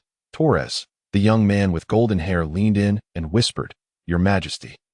The 6 individuals at the forefront wearing silver crowns are prominent nobles of the city, while the 5 opulently attired individuals behind them are the wealthiest merchants in the kingdom. Traditionally, these individuals have played a significant role in royal meetings, often swaying the king's decisions. Understanding dawned upon Sun Fei. Regardless of the world, every nation harbors such eloquent politicians who monopolize vast social wealth and enjoy privileges far exceeding those of the common populace. They unapologetically claim the glory of military accomplishments, manipulate power, engage in intrigue, suppress public opinion, and trumpet justice and honor, all in pursuit of their own selfish desires. The faces of these so-called nobles and affluent merchants in the council hall epitomized this reality. This revelation prompted Sun Fei to lament anew. It became clear that the king's previous existence was indeed quite constraining, allowing these greedy, foolish merchants to disrupt the royal assembly as if it were a marketplace. It appeared that the so-called king and kingdom of Xianghua City were fundamentally no different from a bandit leader, and, as he had surmised, even less dignified than a village chief from a remote southwestern hamlet in his past life. Sun Fei recognized that the path to creating his ideal realm would be long and arduous. "Silence! Enough of this clamor. You there, state your name, noble sir," Sun Fei commanded, raising his hand to interrupt the tumultuous debate. Pointing at the silver-crowned man who had been most vociferous. "Louis, your majesty. I am Viscount Louis." The silver-crowned man stepped forward, bowing slightly and performing a formal noble greeting, his demeanor radiating pride. "Oh, Louis Viscount." Sun Fei found the title somewhat cumbersome. To be honest, he was utterly perplexed by the Western hierarchy of titles, but this did not impede his subsequent inquiry. "Viscount, if Uncle Bastard is deemed unsuitable, who do you believe would be more fitting for this role?" "Your Majesty Alexander." "Allow me to clarify. This is not a matter of humility, but I firmly believe I am the most suitable candidate." Viscount Louis pounded his chest, speaking with unabashed pride. "I am of the purest bloodline in Xiongwa City. My father was once summoned by the Emperor of the Zenith Empire. My family boasts a glorious history and illustrious honor here. Thus, I am undoubtedly the most fitting candidate for the position of herald." Before he could finish, several nobles and merchants behind him rose, loudly affirming their agreement. In contrast, Brooke and Pierce displayed expressions of disdain. Sun Fei found himself both amused and exasperated. He was well aware that this was merely a power struggle among the court. However, the sheer foolishness of the current crop of politicians rendered the entire spectacle laughable. Glaring at Viscount Louis, who was reveling in his noble glory, Sun Fei suddenly interjected. "Very well, Viscount Louis. Your Excellency, I have but one question. If your answer satisfies me, then you shall become the new herald of the kingdom." Viscount Louis beamed with delight, confidently replying, "Your Majesty, please proceed with your inquiry. I dare wager no one is more qualified than I to handle state affairs." "Then allow me to ask you. While all the soldiers and civilians are bleeding and fighting to defend Xiongwa City, where are you?" Sun Fei sat high upon the throne, a cold smile gracing his lips as he unabashedly expressed his scorn. Enunciating each word deliberately, Viscount Louis was left momentarily speechless. "Ha! While we bled and fought alongside His Majesty Alexander, the esteemed Viscount must have been trembling and wailing, cowering in the skirts of women. Ha!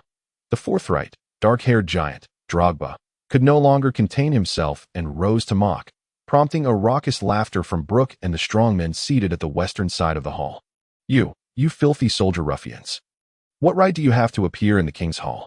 Viscount Louis's face flushed crimson, his voice thick with indignation as he retorted, "Nobles are entitled to exemptions from conscription, as the most pure-blooded noble of Chambord City. I certainly cannot engage in the trivial pursuits of you lowly peasants. Trivial pursuits of slaughtering." Upon hearing this, Sun Fei's expression turned icy, and he declared in anger, "Enough of this. Viscount Louis, your response leaves me profoundly dissatisfied. Therefore, I regret to inform you that you shall not attain the position of a herald. Moreover, be wary of whom you insult. The ruffians you speak of are the heroes who defended the entire kingdom. Should I hear you disparaging the heroes of Chambord City again, you will be most fortunate to be the first from whom I strip away noble titles." At this juncture, Sun Fei's gaze betrayed an unmistakable aura of menace. Louis, taken aback, dared not utter another word. Sun Fei then turned to his father-in-law, continuing, "Uncle Best, I entrust you with the organization of these documents. The esteemed Viscount Louis has reminded me, and I now formally declare that, effective immediately, you shall be the new herald of Chambord City." By this time, Best had regained his composure from the initial shock. Upon hearing such a formal appointment, the old gentleman gracefully bowed in acceptance without a hint of reluctance. "Humph. Your Majesty, I oppose this. You cannot do this. It is nepotism. Appointing a petty man as herald will ruin Chambord City," interjected a rotund merchant with a bushy beard, resembling a fat pig, emboldened by Louis's expression. Sun Fei's fury ignited. These cowards, who had shrunk into their trousers during battle, now clamored to seize the spoils of victory, displaying the audacity of those who, in their cowardice, dare to presume authority. Sun Fei loathed the hypocritical visage of such self-righteous politicians. Memories of unpleasantness from his past surged forth, igniting his temper, and he rose abruptly from the throne, pointing an accusatory finger at the fat pig, lacking any semblance of royal decorum, and shouted, "To hell with you. I am indeed nepotistic. What right do you have to question me? From this day forth, no such unsightly imbeciles shall be allowed in my palace. Guards, seize these unworthy swine and throw them out." As Sun Fei's words echoed, a dozen soldiers clad in leather armor rushed in, swiftly ejecting the corpulent merchants. Amidst gasps of disbelief, the remaining 6 nobles exchanged anxious glances, standing in awkward silence before quietly retreating to their stone seats. Perched high upon the throne, Sun Fei surveyed the room. And not a single noble dared to meet his gaze. Confronted with the crumbling of royal authority and the chaotic state of the kingdom's power structure, Sun Fei's resolve to reform the administrative system and military structure solidified. As he had now become the king of this dynasty, and his fate was inexorably intertwined with these individuals, he must strive to alter the status quo and safeguard all that he cherished. With this in mind, Sun Fei realized that a robust remedy was required for a dire ailment, and it appeared imperative to act swiftly and decisively. He focused his thoughts, shifting into paladin mode.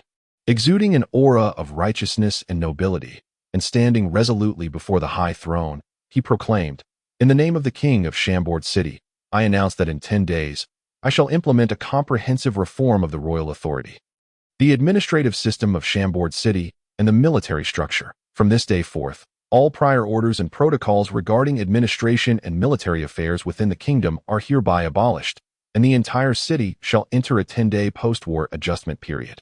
During this time, all administrative matters will be under the full authority of the newly appointed herald, Uncle Best, while military affairs will be managed by Gordon Brooke. If any of you have valuable suggestions or ideas regarding the reforms, you may communicate them to Best and Brooke, and they will relay them to me." The king's formidable presence and the paladin's noble demeanor merged in that instant, as Sun Fei's voice resonated throughout the hall. No one dared to dispute him. All bowed in submission. The nobles, drenched in cold sweat, remained silent. In this atmosphere, they even experienced a fleeting illusion that it was only right and just. This was the advantage of paladin mode. Subtly amplifying one's persuasiveness, charisma, and authority, compelling adversaries to submit without realizing it. This was Sun Fei's latest stratagem. Following this resolution, the proceedings of the meeting progressed more smoothly. Just as it was nearing conclusion, Brooke, now one of the 2 great military and political figures, suddenly rose to address another matter. "My king, there is a crucial issue I must bring to your attention. In 6 months, the triennial martial arts competition among the vassal states of the Zenith Empire will commence. To achieve favorable results, we must begin preparations now." Upon Brooke's statement, the hall erupted in agreement, and Drogba stood, thumping his chest, exclaiming, "This time, we shall overturn our old rivals, Blackstone City, and ascend to a 5th-tier vassal state." Sun Fei, bewildered, inquired, "The vassal state martial arts competition, what is that for?" By now, everyone had grown accustomed to His Majesty Alexander's frequent lapses in common knowledge since his restoration. Brooke patiently explained, "Your Majesty, the martial arts competition is a contest organized by the sovereign Zenith Empire to measure national strength.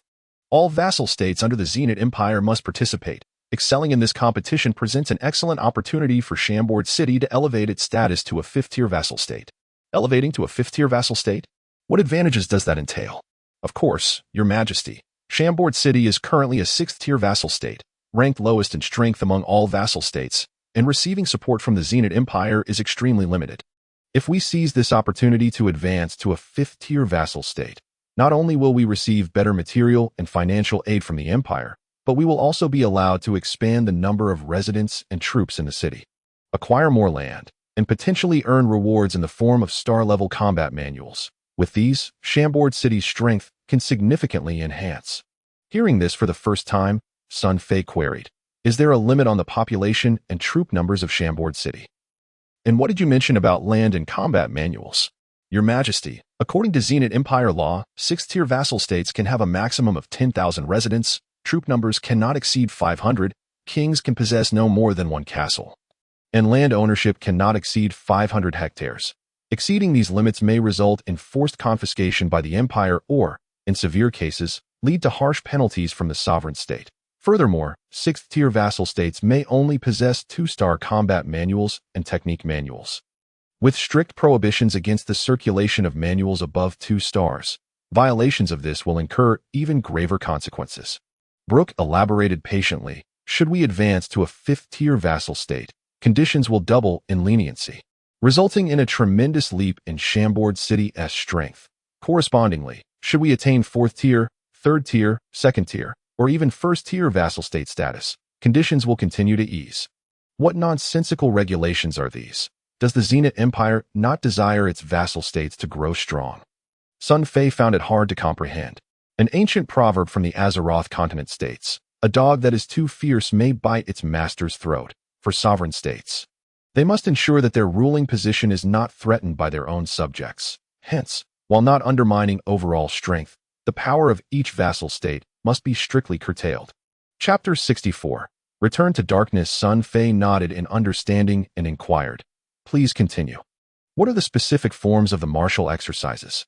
"Your Majesty," Brooke elaborated, "according to the traditions of the Zenith Empire, martial exercises are primarily divided into two formats. The first is the duel among the strongest individuals from each participating nation, whereby each country is required to send forth 6 of its most formidable mages or warriors to compete in the contest of strength. The second format involves a fixed number of troops, with each nation selecting 100 elite soldiers to form a combat team, engaging in 4 military contests. In total, there are 10 matches across these two formats. The nation that secures the most victories in the preliminary rounds will retain its current status and position among the vassal states, in addition to gaining the opportunity to challenge higher-tier vassal states. Only by defeating these superior vassal states can one ascend in rank. The newly appointed military giant of Xianghua City, Brooke, was keenly aware of King Alexander's potential confusion. Thus he explained in great detail, "I see. How did Xianghua City fare in previous martial exercises?" Upon hearing this, Brooke's expression immediately grew somber, and the others in the council chamber lowered their heads, casting a pall over the atmosphere. After a brief pause, Brooke mustered his spirit to continue. "Your Majesty, we originally ranked as a 4th-tier vassal, holding a position among the 250 vassal states under the Zenith Empire. However, during the martial exercises 3 years ago, we faced consecutive defeats against Hell City and Blackrock City, resulting in our decline to 6th-tier status. Therefore, in the upcoming martial exercises in 6 months, if we fail to achieve victory, we risk losing our national standing, and Xianghua City may be awarded as a prize to one of the other victorious nations that performed admirably. To fall 2 tiers in a single competition." Sun Fei exclaimed, astonished. "Given that we were once a 4th-tier vassal, we should possess considerable strength. How could we have performed so poorly?" As soon as Sun Fei uttered these words, the atmosphere in the hall grew even stranger. Brooke cleared his throat, hesitantly responding, "Your Majesty, 2 months prior to the last martial exercises, the late king unfortunately passed away. It was you who personally commanded. At that time, your mental faculties were not as they are now. Thus, aside from Lord Lampard winning 1 match, we suffered 19 consecutive losses in the contests, and as a result, we plummeted to 6th-tier vassal status." Sun Fei was taken aback. He suddenly comprehended why the expressions of those in the council chamber had been so peculiar. It turned out that this dismal situation was a consequence of his own previous shortcomings. The abysmal performance of Xianghua City in the last martial exercises had stemmed from the incompetence of his former self, yet it was hardly surprising. How could a fool with the intellect of a mere 3- or 4-year-old lead troops into battle without facing defeat? Ahem. I see. Yes, you are correct. Hell City and Blackrock City are indeed despicable. We must avenge our previous disgrace. Brooke, I entrust this matter to you. Begin preparations immediately. Ahem. That will be all for today. The meeting is adjourned." "Adjourned, heh. Sun Fei's composure faltered, and he hastily sought to divert the conversation, urging the assembly to disperse. The attendees, perceiving the king's embarrassment, rose to bow and exited the chamber, while nobles exchanged furtive glances. Draba and Pierce, lacking any sense of decorum, laughed heartily and winked at Sun Fei before departing, leaving him with a strong urge to express his disdain towards them. As everyone exited, only Brooke remained in the grand hall. "My esteemed commander, do you have further matters to discuss?" Sun Fei inquired, puzzled.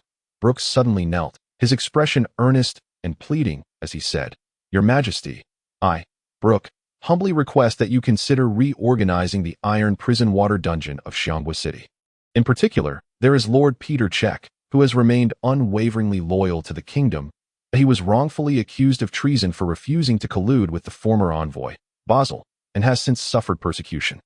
There are many innocent souls like Lord Check languishing in the iron prison water dungeon. I implore your Majesty to exonerate them and grant clemency to those unjustly imprisoned." Peter Check. This name sounded somewhat familiar to Sun Fei. After a moment's reflection, He recalled hearing it the previous night, while extracting information from Brooke beneath the city gate. Peter Check was the former captain of the Royal Guard, a rank above Brooke. Yet he had been imprisoned due to offending Basel. Thus, Sun Fei had never encountered him. Noticing Brooke's deep concern, it became evident that this Captain Peter Check was a righteous warrior. Furthermore, given that Brooke, who possessed strength equivalent to a 1-star, had been surpassed by Check, it was clear that Check's prowess must far exceed that level. Such a formidable talent was precisely what Xianghua City required at this juncture. You are to proceed immediately to the Iron Prison Water Dungeon and relay my orders to the warden, Oleg, to organize the prison, ceasing all forms of torture. This afternoon, I shall personally lead the Royal Guard to inspect the cases of every individual held within the dungeon. Brooke was momentarily taken aback, deeply grateful as he bowed in reverence before swiftly exiting the Grand Hall. Sun Fei sat quietly upon the elevated stone throne, gazing at the spacious, yet vacant council chamber, his thoughts swirling within. This was his inaugural experience issuing commands as a king, a sensation of exhilarating control that left him enchanted. From this moment forth, he would be the supreme ruler of this nation. Despite the current frailty of Xianghua City, akin to a newborn struggling to walk, it represented the perfect fulcrum for Sun Fei, who wielded dominion over the enigmatic world of Diablo. One day, he would leverage this fulcrum to stir the winds of change and upheaval across the entirety of the Azeroth continent. I hope that Warden Oleg, that sycophant, is not foolish enough to jeopardize his position, that if he understands my intentions, he should have ample time to enact some reforms in the Iron Prison Water Dungeon, rectifying some of his previous errors. A mysterious smile suddenly graced Sun Fei's face.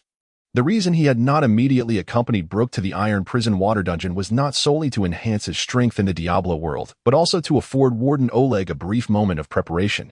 Although Oleg had previously been Basil's lackey and had committed numerous blunders, his greedy and cowardly nature notwithstanding, he possessed at least 1-star level strength.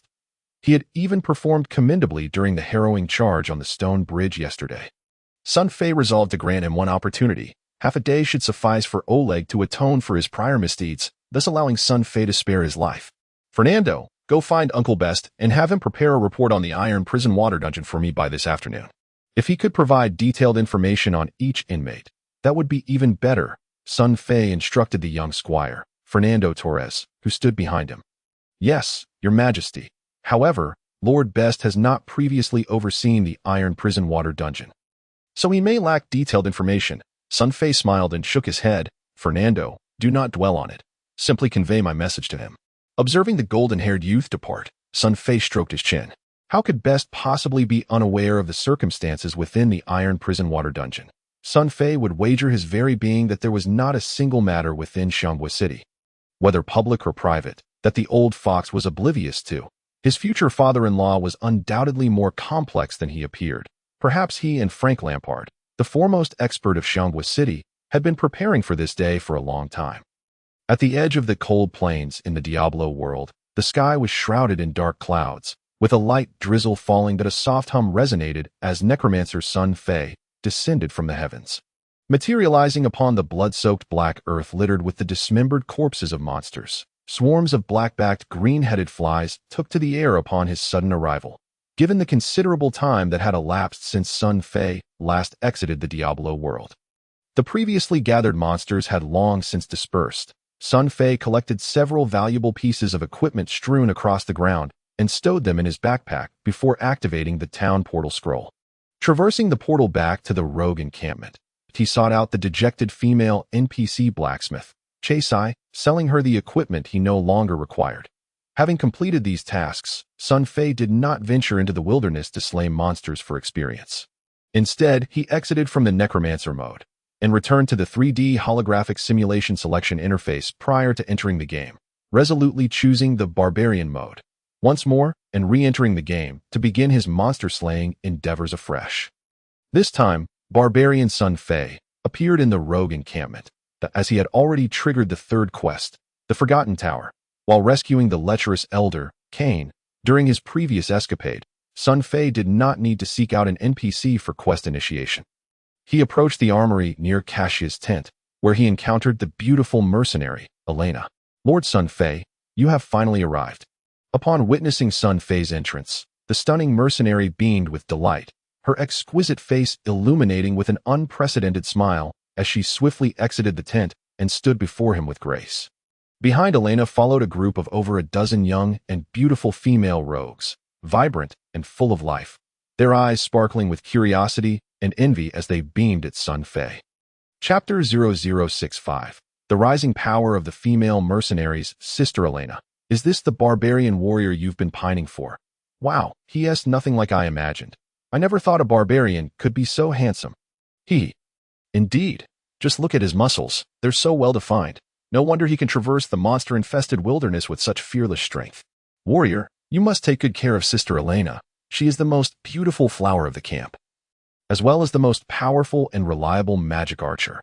You don't know how worried Sister Elena has been these days, calling out your name in her sleep because she heard you were going to challenge the fallen paladin, Greifswald, in Helltown all by yourself.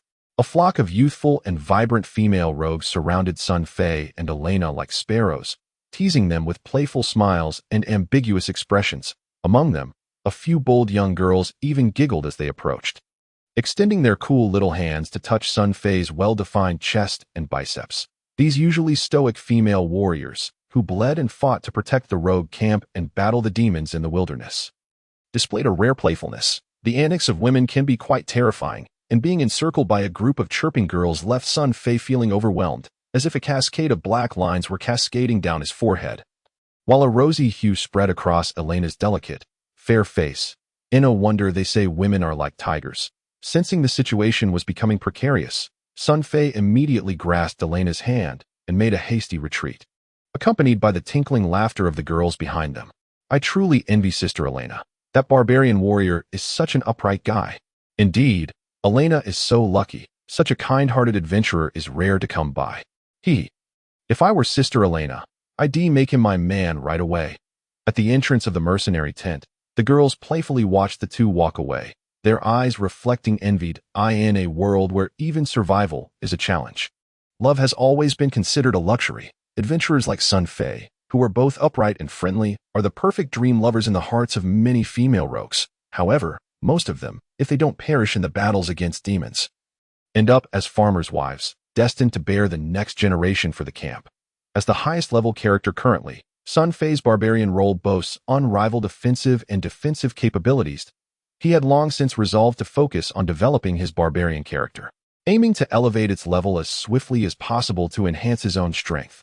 Other roles such as mages and paladins were temporarily relegated to supporting positions, before officially venturing into the wilderness to slay monsters and level up. Sun Fei needed to make some preparations. Due to the destruction of his barbarian character's two-handed great axe during the battle at the Stone Bridge, he found it necessary to visit the female NPC blacksmith, Chasai, to purchase new equipment.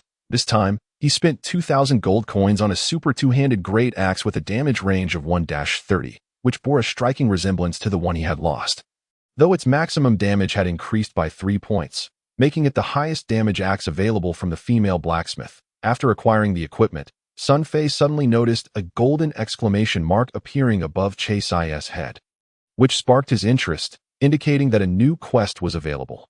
Thus, he attempted to engage the somewhat melancholic brown-haired girl in conversation. After about 20 seconds, as expected, he received a quest from Chasai to seek a hammer that could forge magical equipment in the military camp. After accepting the quest, he set off immediately.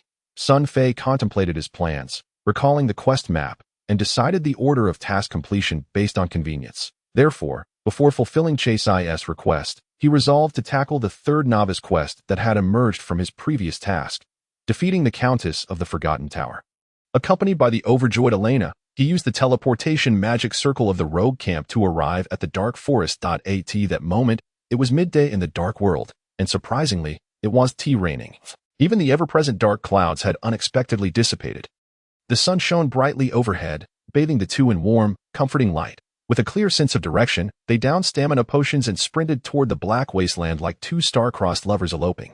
Oh, by the way, Elena, you might find this bow useful. As they ran, they dispatched numerous monsters, and Sun Fei suddenly remembered the golden equipment, the miserable feather-short bow, which he had specifically saved for Elena. He promptly retrieved it from his backpack and handed it to the beautiful mercenary. This exquisitely lightweight short bow glimmered in pale gold, its curved limbs adorned with intricate mystical patterns, connected by a fine golden string that radiated a soft glow, exuding a hint of magical power. Resembling a stunning work of art that a blush appeared on Elena's face, this powerful magic archer, lowering her head, displayed a rare youthful demeanor as she delicately accepted the short bow from Sun Fei's hands. Her voice as soft as a whisper. "Thank you, my lord." Elena, please don't call me my lord. Just use my name from now on," Sun Fei replied, slightly dazed by the enchanting demeanor of the beautiful mercenary. "Elena." "Yes, Sun Fei, my lord." Sun Fei. The task of eliminating the Countess was relatively simple. The quest location was within the Forgotten Tower in the Black Wasteland. Upon entering the tower, they had to delve 5 levels deep to find the hidden Countess. Each level of the Forgotten Tower was teeming with various monsters and minor bosses, presenting a considerable challenge. Clearly, this underground environment was far more suited to dark creatures than the wasteland outside. Sun Fei and Elena exerted tremendous effort to reach the 5th level of the Forgotten Tower. Sun Fei had prepared for various scenarios, planning to activate the teleportation portal to send Elena back to the rogue camp if things went awry, while he would employ a stealthy escape tactic to wear down the Countess. However, upon entering the 5th level, Elena unleashed a flurry of blue ice arrows from her short bow, akin to a summons from the Grim Reaper. The Dark Countess, the chief boss of the Forgotten Tower, was unable to cast her magic before Elena struck her effortlessly, encasing her in a layer of blue ice that hindered her movements. Seizing the opportunity, Sun Fei charged forward with his great axe, and in a flash of cold light, the Dark Countess fell to the ground in utter defeat. Wow, how could it be this easy? Sun Fei was taken aback. He realized that Elena's power had surpassed his expectations. Her recent attack strength was comparable to that of an 8th-level magic archer. Yet, he distinctly remembered that during their last venture into the dark world, she had only been at level 5. That how could her strength have surged so rapidly in such a short time? While Sun Fei was still in shock, a new development occurred.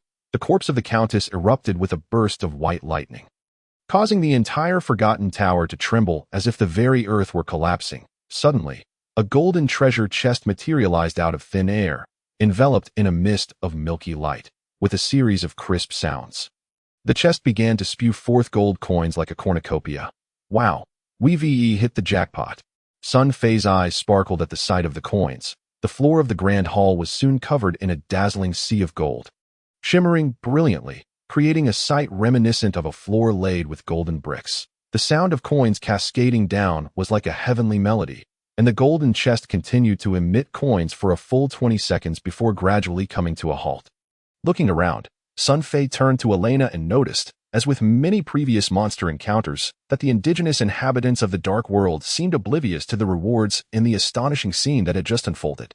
The beautiful mercenary stood vigilantly, bow in hand, watching their surroundings, and when she caught Sun Fei's gaze, her fair face flushed crimson as she lowered her head, appearing somewhat flustered. Sun Fei was momentarily entranced by the mercenary's delicate demeanor. Feeling a flutter in his heart, he quickly bent down to collect the scattered equipment and coins. His slight disappointment, perhaps feeling humiliated by her defeat, the Countess had not dropped any valuable items. There were only a few ordinary blue pieces of equipment on the ground. Though the coins totaled a substantial 5,000 after tidying up the battlefield, Sun Fei checked the experience points of his barbarian character, upon discovering that he was approximately 5 or 6% away from reaching level 13. An hour had already elapsed, as he had previously surmised. The experience required for leveling up increased with each advancement, causing the pace of progression to slow significantly. After vanquishing the Countess, Sun Fei, accompanied by the enchanting mercenary Elena, hastened directly to their next task at the Temo Highlands Monastery to fulfill the request of the blacksmith NPC Chasai. This monastery, once a sacred sanctuary where nuns and monks served God, had devolved into a dismal hell on earth following its occupation by demons.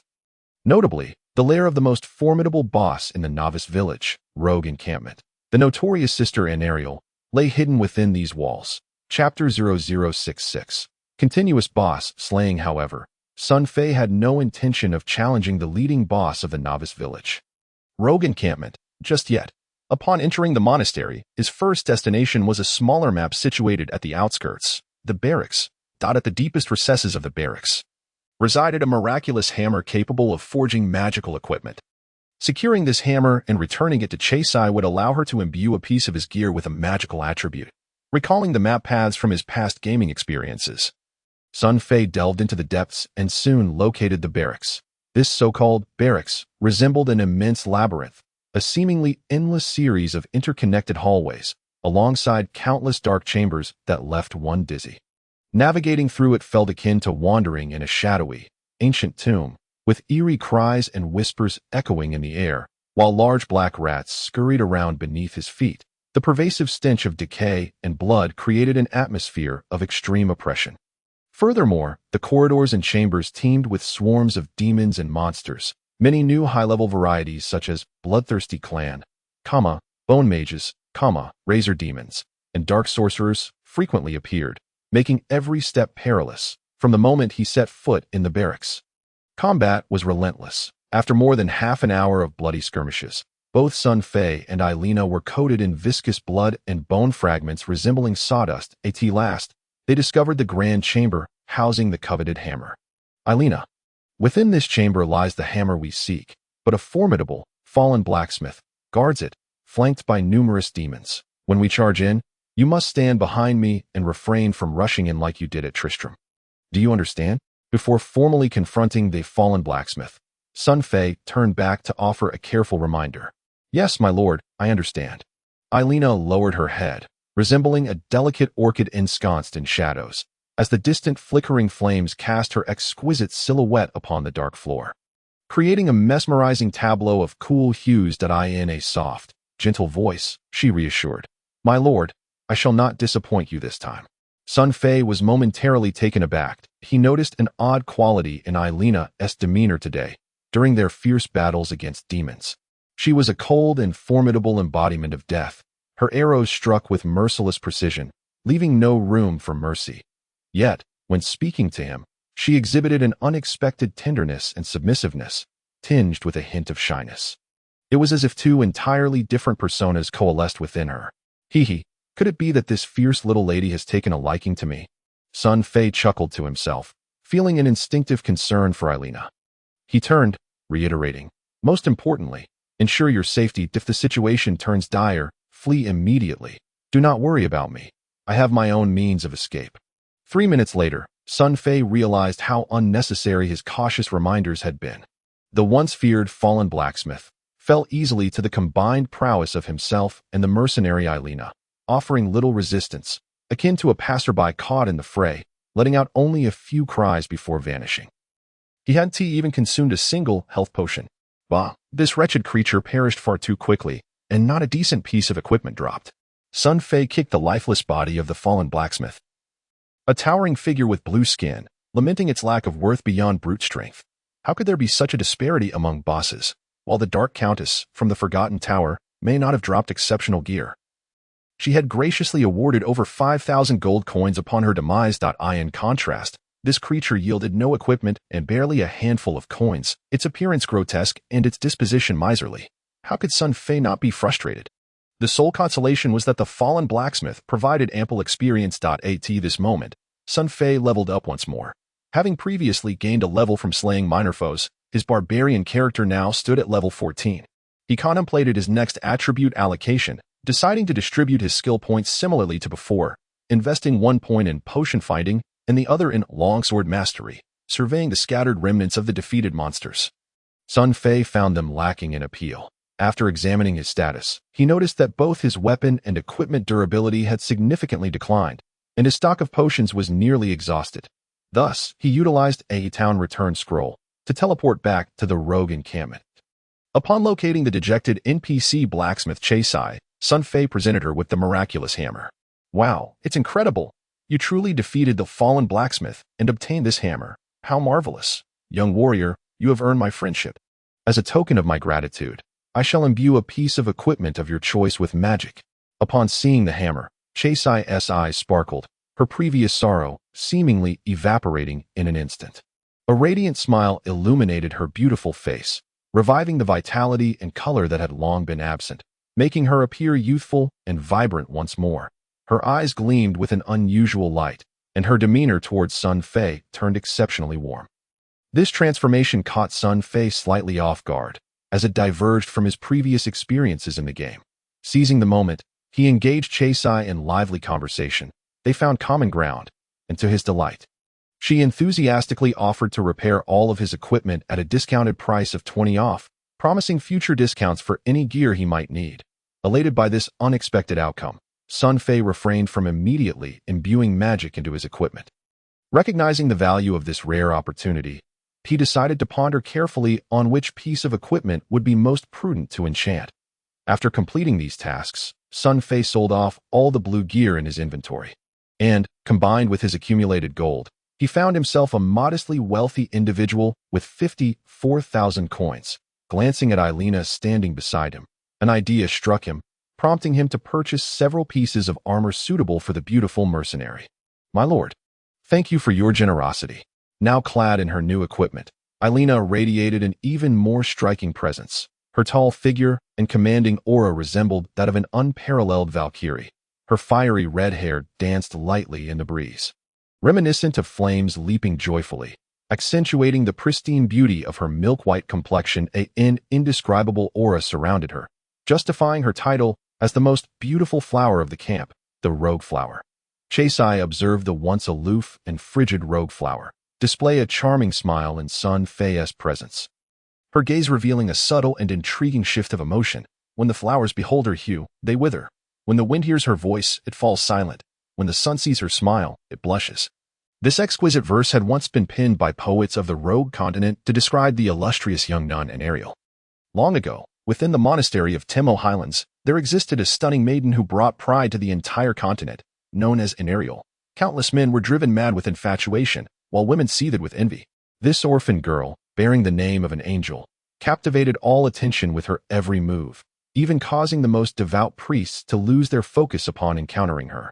However, later on, for reasons shrouded in mystery, the most beautiful woman of the Rogue Continent inexplicably fell in love with the legendary and terrifying demon lord, Diablo. She embraced the dark power of this fiend and transformed into the most fearsome female demon of the entire Rogue Continent. She seized control of the monastery, slaughtering all the nuns and priests, turning the Tamo Highlands cathedral into a hell on earth, while simultaneously blocking the road from the Rogue Continent to the grand eastern city of Lugwin, rendering the Rogue Continent an isolated island on the journey to the monastery. Sun Fei learned from Elena about this tragic and lamentable history. A nun falling in love with a demon. The power of love is indeed remarkable.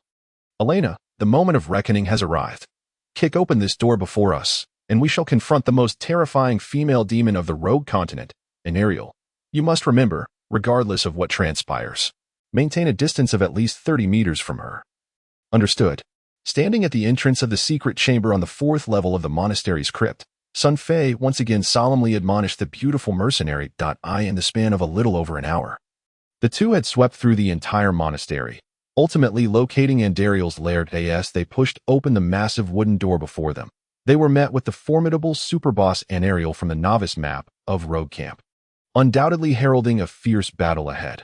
Elena, though slightly anxious, nodded resolutely. Chapter 0067. The Legend of the Iron Prison Water Dungeon. Sun Fei gripped his barbarian axe tightly, inhaling the thick, sanguine air of the hall, adjusting his body to peak condition, his strength and spirit reaching their zenith. Then, with a powerful kick, he propelled the massive, heavy wooden door open with a resounding bang.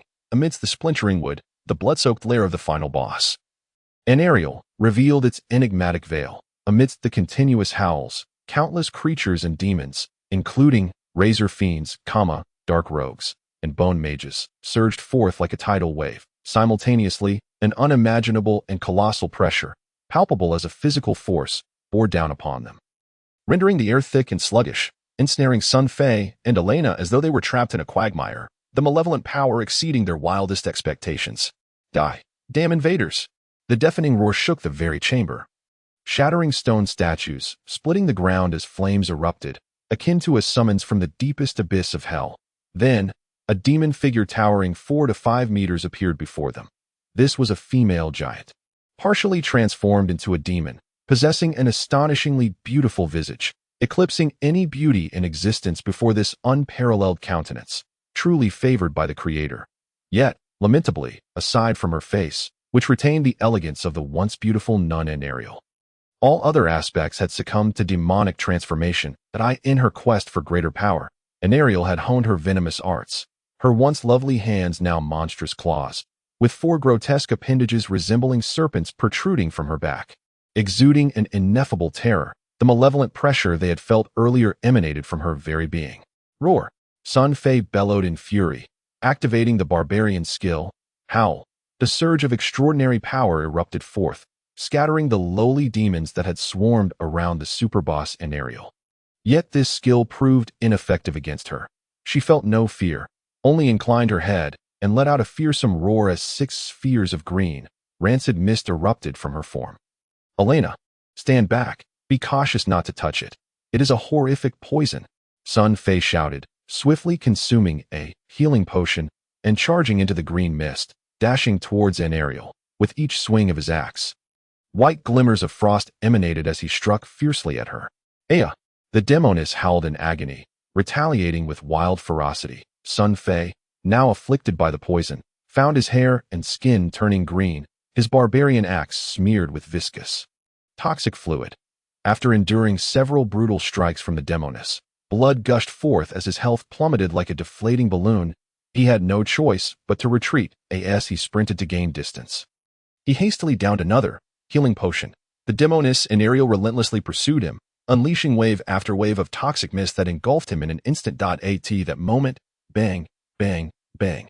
The air vibrated with a soul-crushing resonance as the golden threads of the miserable feather shortbow left trails of illusion in the air, followed by a volley of arrows imbued with icy blue energy that rained down upon Ariel, ravenously draining her life force. The Valkyrie, Elena, witnessing Sun Fei in peril, immediately drew her longbow, her gaze icy, as torrents of magical energy surged within her, ready to unleash her might. This formidable assault drew Ariel's attention, and she thundered towards Elena in a fit of rage. Maintain your distance. Do not allow her within 30 meters of you, Sun Fei shouted as he turned to pursue, gnawing on a healing potion to replenish his health, then relentlessly struck at Ariel's back with his axe, finally reclaiming her aggression.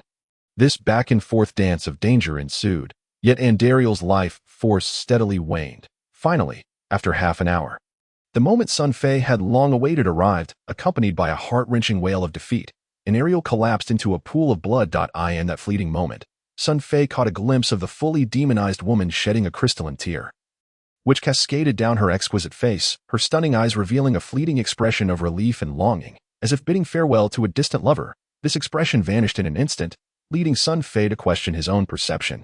Suddenly, flames erupted from Ariel's form, incinerating her angelic visage and demonic body into ashes, while the lowly demons that had followed her fell, howling, into the frenzied flames. Soon, the entire subterranean space was devoid of any demons or monsters. Sun Fei remained lost in thought regarding that astonishing moment when a radiant white light descended from above, enveloping him. Ha! I've leveled up again, Sun Fei exclaimed with delight as he opened his personal attributes panel. His barbarian character had reached level 16 after the previous rampage. Over the course of 4 hours, he had managed to gain 4 levels, a commendable feat overall. After allocating his skill and attribute points, his attention was swiftly drawn to the golden light shimmering on the ground. Upon Ariel's demise, for pieces of golden equipment had dropped. Much to Sun Fei's elation, he hurriedly approached to gather them. Discovering a formidable white lion's mane shield, 2 exquisitely crafted heavy chain boots, a simple yet ancient steel helmet adorned with mysterious patterns, and a leather belt made of 3 layers of yellow material. Oh, ha! No wonder the Countess and the smith didn't drop any gear. It turns out all the loot accumulates with the final boss in Ariel. I am the king of luck. My fortune is bursting forth. All 4 pieces are exactly what my barbarian character desperately needs. Ha ha ha. Sun Fei laughed so hard he nearly cracked a tooth, though the equipment had yet to be thoroughly identified. The attributes that were visible were already exceptional. After reveling in his good fortune for a moment, he quickly gathered the remaining blue equipment on the ground and collected the coins dropped by the monsters into his backpack. After meticulously scouring the battlefield, he immediately consumed a town portal scroll, opening a sky blue portal, and both he and Elena returned to the rogue camp. Whether it was merely an illusion, upon entering the camp, Sun Fei suddenly sensed that something felt different from the usual. Indeed, Soon after, jubilant cheers rang in his ears. Anariel is dead. Am I dreaming? That damned demon Anariel is truly dead. It was that brave barbarian warrior. He actually killed Anariel. It's utterly unbelievable. Light has returned to the rogue continent. We have been saved. Oh, God bless. Anariel is dead. The path to the east has been cleared, and we can journey to Rugal. Sun Fei was momentarily taken aback. He turned to glance at the enchanting mercenary, Elena, only to find that she was shedding tears of joy, her gaze towards him filled with admiration and reverence. With a trembling voice, Elena proclaimed, "My lord Sun Fei. Having vanquished the nightmare Anariel of the Rogues' Camp, you shall become a legendary hero of the Rogues' Camp. According to the blood oath pact sworn by the ancestors of the camp 60 years ago, you will ascend as the supreme leader of the Rogues' Camp, inheriting all that lies here. Furthermore, you may receive 3 legendary abilities from the great deity." As Elena spoke, more and more people gathered around, including the black-hearted aunt Inkala, the armed leader Kasha, the female blacksmith Chasai, the lecherous old man Cain, the gambler Kid, and the youthful lovely rogues. All approached Sun Fei, chanting an ancient and sorrowful mystical hymn. Kneeling before him with solemn and fervent expressions, Sun Fei's mouth fell agape. This scene seemed unfamiliar, as if it had never appeared in the memories of the computer games from his past life. A wave of astonishment washed over him, and he was about to inquire further, especially regarding Elena's mention of the ancestral blood oath and divine abilities, which stirred a profound sense of awe and subtle inspiration within him. Just then, the game's time limit is approaching. Entering 10-second countdown, a mysterious and cold voice echoed in his mind, startling Sun Fei, who realized there was no time for further questioning. He hastily seized the opportunity to exchange for items he had long desired. But alas, the town return scroll remained unexchangeable due to level restrictions. Sun Fei acquired several vials of stamina potions, healing potions, and mana potions. Then, a sensation of weightlessness enveloped him, and darkness descended. Everything vanished when he opened his eyes again. He found himself back in reality. The sun had shifted slightly westward, lunch had passed, and Angela and the golden-haired little girl Jima were nowhere to be found. Sun Fei instructed a maid to procure some food to satiate his hunger. And then, under the guidance of Brooke, accompanied by his personal guard Fernando Torres, he set forth to the Iron Prison Water Dungeon of Chambo City, preparing to implement the morning's orders for the prison's rectification. The Iron Prison Water Dungeon served as the place where the kings of Chambo City had imprisoned and interrogated prisoners throughout generations, heavily guarded and somewhat secluded. After a 20-minute trek along the cobbled streets of the city towards the rear mountains, they finally arrived at their destination. Towering statues of colossal rock warriors, each over 30 meters high, loomed ominously at the entrance of the Iron Prison Water Dungeon, exuding an overwhelming aura of authority. Behind the statues lay a 1,000-meter-long staircase paved with white stones, winding up along the gentle slope to a moderately sized square, where a striking black fort-like structure stood at its center. This was the Iron Prison Water Dungeon. This somber prison, shrouded in mystery, had housed countless prisoners, including nobles, royals, heroes, and officers who had perished within its walls. Alongside innumerable commoners and criminals who had turned to bones. It could be said that this place was the most dreaded location in all of Chambo City. Legends spoke of the fact that almost no one who entered the Iron Prison Water Dungeon ever emerged alive. Even on sunny days, few dared to approach this bloody and eerie grave for the living. However, to Sun Fei and Brooke's surprise, upon arriving at the square, they found it densely populated with people. Chapter 0068. A startling discovery. As Sun Fei stepped onto the square, he observed that the majority of those gathered were ragged and emaciated citizens of Chambo City, inexplicably congregated here. Upon noticing Sun Fei and his entourage, they erupted in cheers, dropping to their knees in unison. "Look, His Majesty Alexander has truly arrived. Your Majesty, you must deliver justice for us. We must accuse the Iron Prison officials of their wrongful arrests." "Your Majesty Alexander, my son was imprisoned in the Iron Prison Water Dungeon for offending the son of the former officer Bazel. Please, Your Majesty, deliver justice." The citizens cried out in anguish as they knelt on the ground. Sun Fei turned to Brooke, who shook his head in bewilderment. "Your Majesty, I did not inform these poor souls to gather here, nor did I mention that you would be visiting the dungeon this afternoon. Strange, should I have them disperse immediately?" Sun Fei smiled and shook his head. "No need. I came here precisely to rectify the Iron Prison Water Dungeon. This is fortuitous, as it allows me to uncover the true events that have transpired within. Have your soldiers set up tables and chairs in the square, and instruct the warden Oleg to bring forth all the documents and records. I intend to oversee the reform of the prison in front of all the subjects." Brooke nodded and promptly set off to fulfill his orders. Soon, the crowd was parted by soldiers as a small canopy was erected, and stone tables and chairs were brought forth that a multitude of animal skins and silks detailing the past decade of cases and trials from the iron prison water dungeon were piled high beside the canopy, some of which appeared to be moldy, emitting a pungent odor. "Great and noble His Majesty Alexander, I have gathered all records from the past decade without any omissions, since taking charge of the iron prison water dungeon for Chambo City. I, Oleg, have dared not show the slightest negligence." The obsequious Oleg stood beside Sun Fei, bowing and scraping, fanning him with a delicately crafted white feather fan, diligently providing a gentle breeze. Sun Fei nodded lightly. Oleg, encouraged by this acknowledgement, eagerly stepped outside the canopy and proclaimed, "The great King Alexander has graced the iron prison water dungeon to expose and rectify the crimes committed against Chambo City by the ambitious Bazel. Rejoice, for justice and light have descended upon the iron prison water dungeon. Anyone who has suffered persecution or injustice at the hands of that wretched ambitious Bazel may fearlessly present their grievances to the great King Alexander. My king is wise, just, impartial, and benevolent. He shall deliver a righteous answer to all the innocent." Oleg lavished at least a dozen ornate adjectives upon Sun Fei, his spittle flying as he spoke, before the soldiers maintained order. Carefully separating the canopy from the crowd, and establishing a small exit for the citizens to approach the canopy one by one to voice their grievances, Sun Fei silently nodded. Although Oleg was cowardly, greedy, and an unabashed sycophant, he possessed a certain aptitude and, compared to officers like Brooke, demonstrated a degree of attentiveness. Deftly managing such situations, if utilized wisely, he could indeed serve as a valuable aid.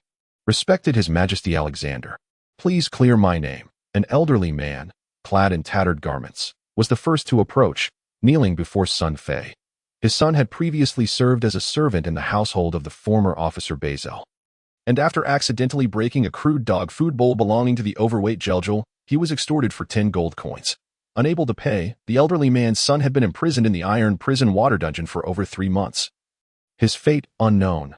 Soon, a guard delivered the records concerning the elderly man's son, and upon a brief review, Sun Fei found the account to align with the man's claims, with a swift stroke of his pen.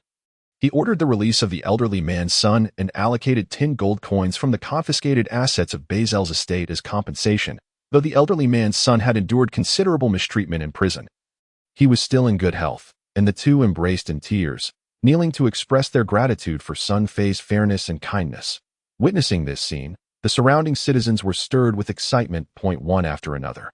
They approached the canopy to recount their grievances, most of which were minor issues, yet they had suffered under the oppression of Bazel and certain nobles, leading them to the iron prison water dungeon where they faced torment.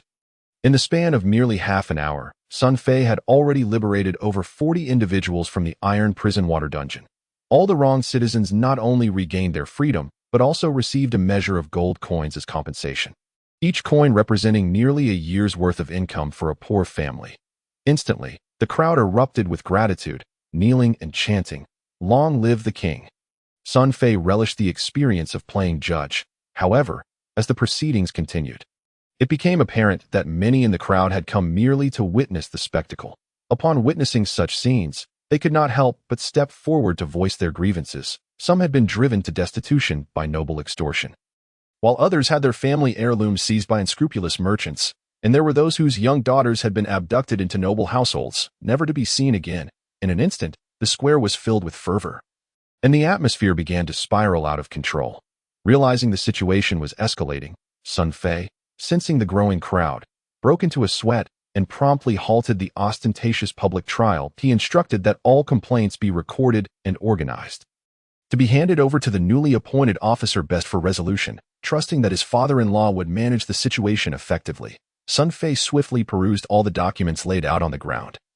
Finding that most of them did not pertain to particularly challenging cases, and the judgments were rather straightforward. After more than 2 hours, approximately 60 to 70% of the prisoners confined in the iron prison's water dungeon had been released. In truth, In a remote town like Xianghua City, the local populace was simple and honest, and there were rarely any earth-shattering crimes. Most disputes stemmed from the oppression of commoners by nobles and powerful merchants or from quarrels among townsfolk. For Sun Fei, who had traversed here from another world, as long as he grasped the essence of justice in the hearts of the people, there was fundamentally little difficulty involved. Having concluded these matters, all the commoners excitedly knelt and bowed, their voices rising in waves of jubilant cheers of "Long live the king," and "Long live his majesty Alexander," as Sun Fei, along with Brooke, Oleg, and others, entered the ominous stone fortress of the Iron Prison's water dungeon. Upon entering the fortress, Sun Fei realized that this so-called Iron Prison truly lived up to its name, for the structure visible in the square was merely the living quarters of the guards. The actual cells were located deep underground, having been painstakingly excavated from within the stone mountain, creating a profound passageway that led directly beneath the earth. The passageway was approximately 3 meters high and 2 meters wide. Descending step by step down a stone staircase, the light quickly faded, and after descending about 300 to 400 meters, the passage finally leveled out, extending horizontally instead of continuing downward, along the stone walls of the passage. Numerous niches of varying sizes had been chiseled out, adorned with charcoal braziers that flickered sporadically, casting a dim, haunting glow throughout the corridor, suffusing the air with a chilling atmosphere. Sun Fei's heart raced as he walked deeper, for he suddenly discovered that the entire interior of the stone mountain seemed to be entirely hollowed out.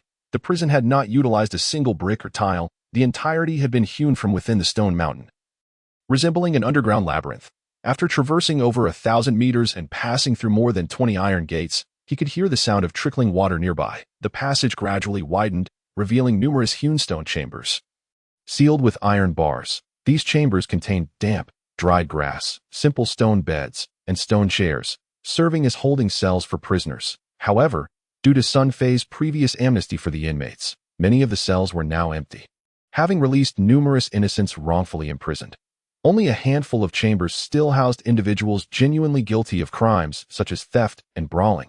Upon witnessing the arrival of Sun Fei and his entourage, some inmates stared blankly, while others rushed to the iron bars, shouting their grievances, and a few laughed derisively, taunting them. But as he ventured further, the passage widened into what resembled a grand hall. The sound of rushing water grew increasingly distinct. Finally, after advancing another 500 meters, a subterranean river appeared alongside the passage, its frigid waters gushing forth. Some stone chambers were directly carved into the riverbank, with the water flooding the ground. Only those seated on the stone beds could avoid being drenched. This was the infamous water dungeon. At this moment, Sun Fei was utterly astonished. The scale of this iron prison far exceeded his previous imagination. Even with the modern construction techniques of the 21st century, it would likely take a decade or more, along with countless resources, to carve out such a vast labyrinth within a stone mountain. That it was truly breathtaking, and he found it hard to fathom who could have excavated such a grand stone cavern. As if sensing Sun Fei's confusion, the warden Oleg hurriedly followed behind, obsequiously explaining, "Your Majesty, this prison was not constructed by Xianghua City itself. According to royal records, over a century ago, a commoner stumbled upon this underground cavern while hunting in the mountains. Once the royal family learned of it, they immediately ordered it sealed. Through the explorations and gradual enhancements by successive kings of Xianghua City, it has become an impregnable prison for over 60 years. No prisoner has ever escaped from here. It is said that your father, the late King Alexander, once imprisoned a formidable master here, yet that master could not escape, even in death." Sun Fei understood now. Listening to Warden Oleg's account, he nodded in realization. This explanation made sense. Such a vast underground cavern could not have been carved out by the current resources of Xianghua City. Even when Xianghua City was once a moderately significant fourth-tier vassal state, it would have been impossible to excavate such an immense and somewhat terrifying underground cavern in just a century. "Do you know who was responsible for excavating this cavern?" Sun Fei inquired. "That remains a mystery. No one can ascertain the identity of the builders. The cavern holds no clues. Aside from these simple stone chambers and passageways, there are no murals or statues left behind. When the first explorers entered, they found no writings or artifacts within the cavern. It seems as though it was abandoned after being excavated for some inexplicable reason. Some have speculated that it may be the work of gods." Oleg quickly replied, "Work of the gods? Indeed. Aside from the omnipotent and supreme deities, it is difficult for humans to carve such a vast underground labyrinth from the hard stone of the mountain. Of course, there are those who suggest that it might be the handiwork of the dwarves. But the dwarven race has been extinct for 400 to 500 years. As Oleg spoke, Sun Fei's vision suddenly brightened, and his field of view expanded dramatically. Before him appeared a hall with an interior space that must have been several hundred meters high. With countless braziers illuminating the stone walls and ceiling, looking up, it resembled a starry sky shimmering in the pitch-black night, breathtakingly beautiful. The stone walls of the hall were carved with tiered steps winding upwards. The over 100-meter-high walls were divided into 10 distinct levels, each adorned with an array of closely packed stone chambers, giving Sun Fei the impression that he had inexplicably stepped into the interior of a towering skyscraper from his previous life, leaving him utterly astounded. Any words failed to capture the overwhelming shock that filled Sun Fei's heart at that moment. Your Majesty, this is where we can find major criminals. The black-robed sorcerer and the silver-masked man you previously brought back are held here. The former captain of the Royal Guard, Peter Czech, accused of treason, is also imprisoned here, Oleg cautiously informed. Sun Fei nodded and said, "Very well, Oleg, please send someone with Lord Brooke to bring Czech here that I wish to see him." Oleg promptly summoned 2 guards, instructed them, and led Brooke up the stone steps, quickly disappearing into the passageway within the walls. Czech, a serious offender, was confined on the 7th level, which would take some time. Seizing the opportunity, Sun Fei meticulously observed the layout of the Grand Hall. Becoming increasingly astonished, he even began to attribute such an architectural marvel to divine intervention. It was simply unbelievable, almost beyond comprehension. Suddenly, his gaze fell upon a towering black steel door over 20 meters high on a distant stone wall, intricately engraved with mysterious patterns that seemed somewhat familiar. "What purpose does that door serve?" Sun Fei inquired. "The door." Oleg followed Sun Fei's gaze and immediately understood, hastily responding, "Your Majesty, the Iron Prison's water dungeon is not the entirety of this underground labyrinth. Beyond that door lies an unfathomably deep passageway, the destination of which remains unknown. There have been individuals who ventured inside to explore, but none ever returned. It is exceedingly perilous. Some say it leads to a vast maze, while others claim terrifying man-eating beasts lurk within. Previously, there would be terrifying howls and roars emanating from within at certain times of the day, and the passage would occasionally unleash a tremendous force, pulling people in alive. To prevent any loss of life, the last king had a steel door constructed here to seal the passage, forbidding anyone from entering again. As Oleg spoke, his gaze towards the black steel door betrayed a hint of unease. Sun Fei maintained an outwardly calm demeanor, yet internally, he was profoundly shaken. According to Oleg, this vast iron prison was likely merely a fraction of the underground cavern, perhaps only a small portion of it. This was utterly maddening. Who could have constructed such a monumental subterranean labyrinth? Sun Fei began to connect the scale of this astonishing cavern with the grandeur of Xianghua City itself. An idea surged within him. Could it be that the ancient builders of Xianghua City were also the ones who created this incredible underground maze?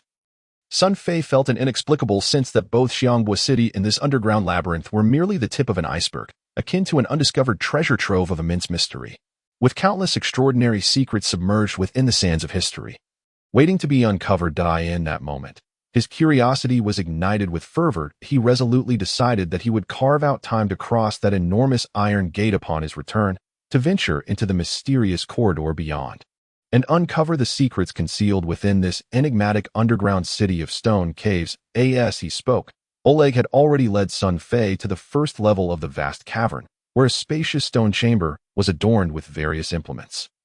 Illuminated by bright lights that brought a sense of warmth, Sun Fei entered, taking a seat on a plush stone chair draped with black animal skin, positioned behind a black Nanmu table, pondering over certain matters he had previously overlooked. Just then, a sudden clattering sound echoed from outside, the metallic clang of iron bars accompanied by the sharp rattle of chains dragging on the ground. It was then that Brooke returned, ushering in another individual. "Your Majesty, Peter Eck has been brought in," Brooke announced, bowing respectfully. Sun Fei scrutinized the man who had garnered Brooke's deep concern and reverence. He was a towering figure, exceeding 6 feet in height, clad in tattered garments. With bare, large feet, perhaps the result of prolonged confinement in the prison, his disheveled hair was matted with straw, resembling a filthy mop, and his frame appeared somewhat emaciated. Both his hands and feet were bound by chains as thick as his wrists, with the iron rings having worn deep scars into his flesh, presenting a most pitiful sight, akin to that of a beggar. Yet, beneath the disarray of his hair, the eyes of this destitute man struck Fei profoundly. Those eyes shone with an extraordinary brilliance, the brown irises radiating a peculiar luminescence, evoking the image of a dragon lying in wait in a mountain ravine or a tiger resting on the plain.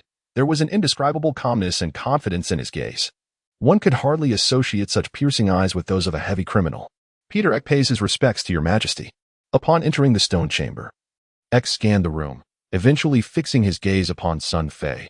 Without uttering a word, he simply knelt down, causing the chains binding him to clatter noisily as he bowed his head in reverence. Please, rise. Someone, quickly remove Captain Ek's chains and bring forth a chair, Fei instructed, stepping forward from behind the Nanmu table to assist Ek to his feet. Observing this scene, Oleg, the warden, immediately realized that the former captain of the royal guard was on the verge of regaining his influence. Despite being burdened with the grave charge of treason, such matters could easily be resolved with a mere word from His Majesty. Understanding the gravity of the situation, Oleg hastily brought forth a stone chair cushioned with soft animal skin, and, taking the keys from the guard, personally unlocked the chains binding Ek's hands and feet. Fei then moved the grand black Nanmu table closer to Ek, showcasing his immense strength as a level 16 barbarian, and pointed to the exquisite food prepared by Oleg, smiling as he said, Peter, first replenish your strength, we shall discuss other matters afterward. Ek's eyes widened in astonishment as he regarded Fei. After a brief silence, he wasted no time, seizing a roasted pig leg with both hands and devouring it heartily, occasionally washing it down with fine wine, relishing every morsel as if it were the most delectable feast in the world. In no time, he consumed enough food to satisfy 4 or 5 robust men, and upon finishing, he drained the silver jug of wine in one go, rising to let out a satisfied belch before turning to kneel before Fei, bowing his head and proclaiming loudly, My king, Peter Ek hereby pledges his loyalty to you, willing to offer all, including my life. Fei was momentarily taken aback. He had not anticipated that Ek would, after such a hearty meal, immediately swear allegiance without a word of preamble. The grand declarations he had prepared remained unspoken. A surge of pride coursed through him as he thought, could it be that I possess the innate ability to win over heroes without effort? Little did Fei know that in the past couple of days, as Alexander had returned to his usual self and displayed remarkable prowess on the battlefield, vanquishing formidable foes and subsequently slaying the knights of the Zenit Empire in a fit of rage during the victory banquet. Tales of his legendary exploits had spread like wildfire throughout Shambo City. Even the guards in the iron prison would recount these stories with great enthusiasm during their leisure time, and these accounts had undoubtedly reached Ek's ears. Furthermore, Brooke had lavished praise upon Ek during their journey, making it clear that the former captain of the royal guard was a man of understanding, fully aware of the opportunity before him and recognizing the worthiness of serving a king who had returned to his rightful state. Excellent. Splendid. Peter, I apologize for the hardships you have endured during this time. Brooke, immediately convey my decree throughout the city. Following a thorough investigation by the king, the treason charge against the former captain of the royal guard, Peter Ek, is hereby nullified, having been the result of a scheme devised by the former herald, Bazel. From this day forth, he shall be vindicated, reinstated, and continue to serve as the captain of the royal guard. Brooke was overjoyed, never having anticipated such ease in proceedings, and promptly pulled Ek to his feet to express his gratitude. Meanwhile, Oleg also extended his congratulations to Ek, who had risen from the brink of death as a condemned prisoner to reclaim his status as captain of the royal guard, ascending rapidly to the center of power in the kingdom within a short span of time. Although Oleg was not the most virtuous of individuals, he possessed a keen sense of observation and could discern the king's favor towards Ek, recognizing him as someone of importance with whom to maintain a good rapport. After expressing his gratitude to Fei, Ek surprisingly turned to Oleg to offer thanks, saying, I am immensely grateful for your attentive care during these days. Otherwise, I would have surely perished in the dark confines of this iron prison. The life-saving grace you have bestowed upon me, Peter Ek shall not forget, and I shall repay it handsomely. This unexpected turn of events left Fei and Brooke exchanging astonished glances. Especially for Brooke, Now one of the two prominent military and political figures in Shambo City, he understood Ek's character well. Previously, Ek had looked down upon sycophants like Oleg, but today he had bowed in gratitude. The surprise he felt was beyond words. Sun Fei, too, was puzzled, examining Oleg, the sycophant, multiple times as if he had discovered a new continent. After expressing his gratitude, Ek seemed to sense the curiosity of the others and explained that after being wrongfully imprisoned, he had been advised by the former herald, Bazel, to avoid drawing attention and to ensure that he would not be executed publicly. Thus, he had been subjected to various forms of torture in secret. With the intention of eliminating this obstacle, there were countless ways to dispose of a prisoner in the dark abyss of the iron prison. Yet Oleg, who had always obeyed Bazel's commands, for some unknown reason had shown compassion this time, deviating from his usual practices and treating Ek with unexpected kindness, allowing the captain of the royal guard to survive long enough to await his exoneration. Otherwise, Ek would have likely met his demise by now. It was a surprising turn of events that no one had anticipated. Even more astonishing to Sun Fei and Brooke was Oleg's apparent embarrassment at being thanked by such a positive figure as Ek. The sycophant awkwardly scratched his gleaming bald head. Smiling sheepishly, Sun Fei found this amusing and burst into laughter. He then instructed Brooke to escort Ek out of the iron prison. Although the royal guard captain had narrowly escaped torture, his prolonged confinement had taken a toll on his health.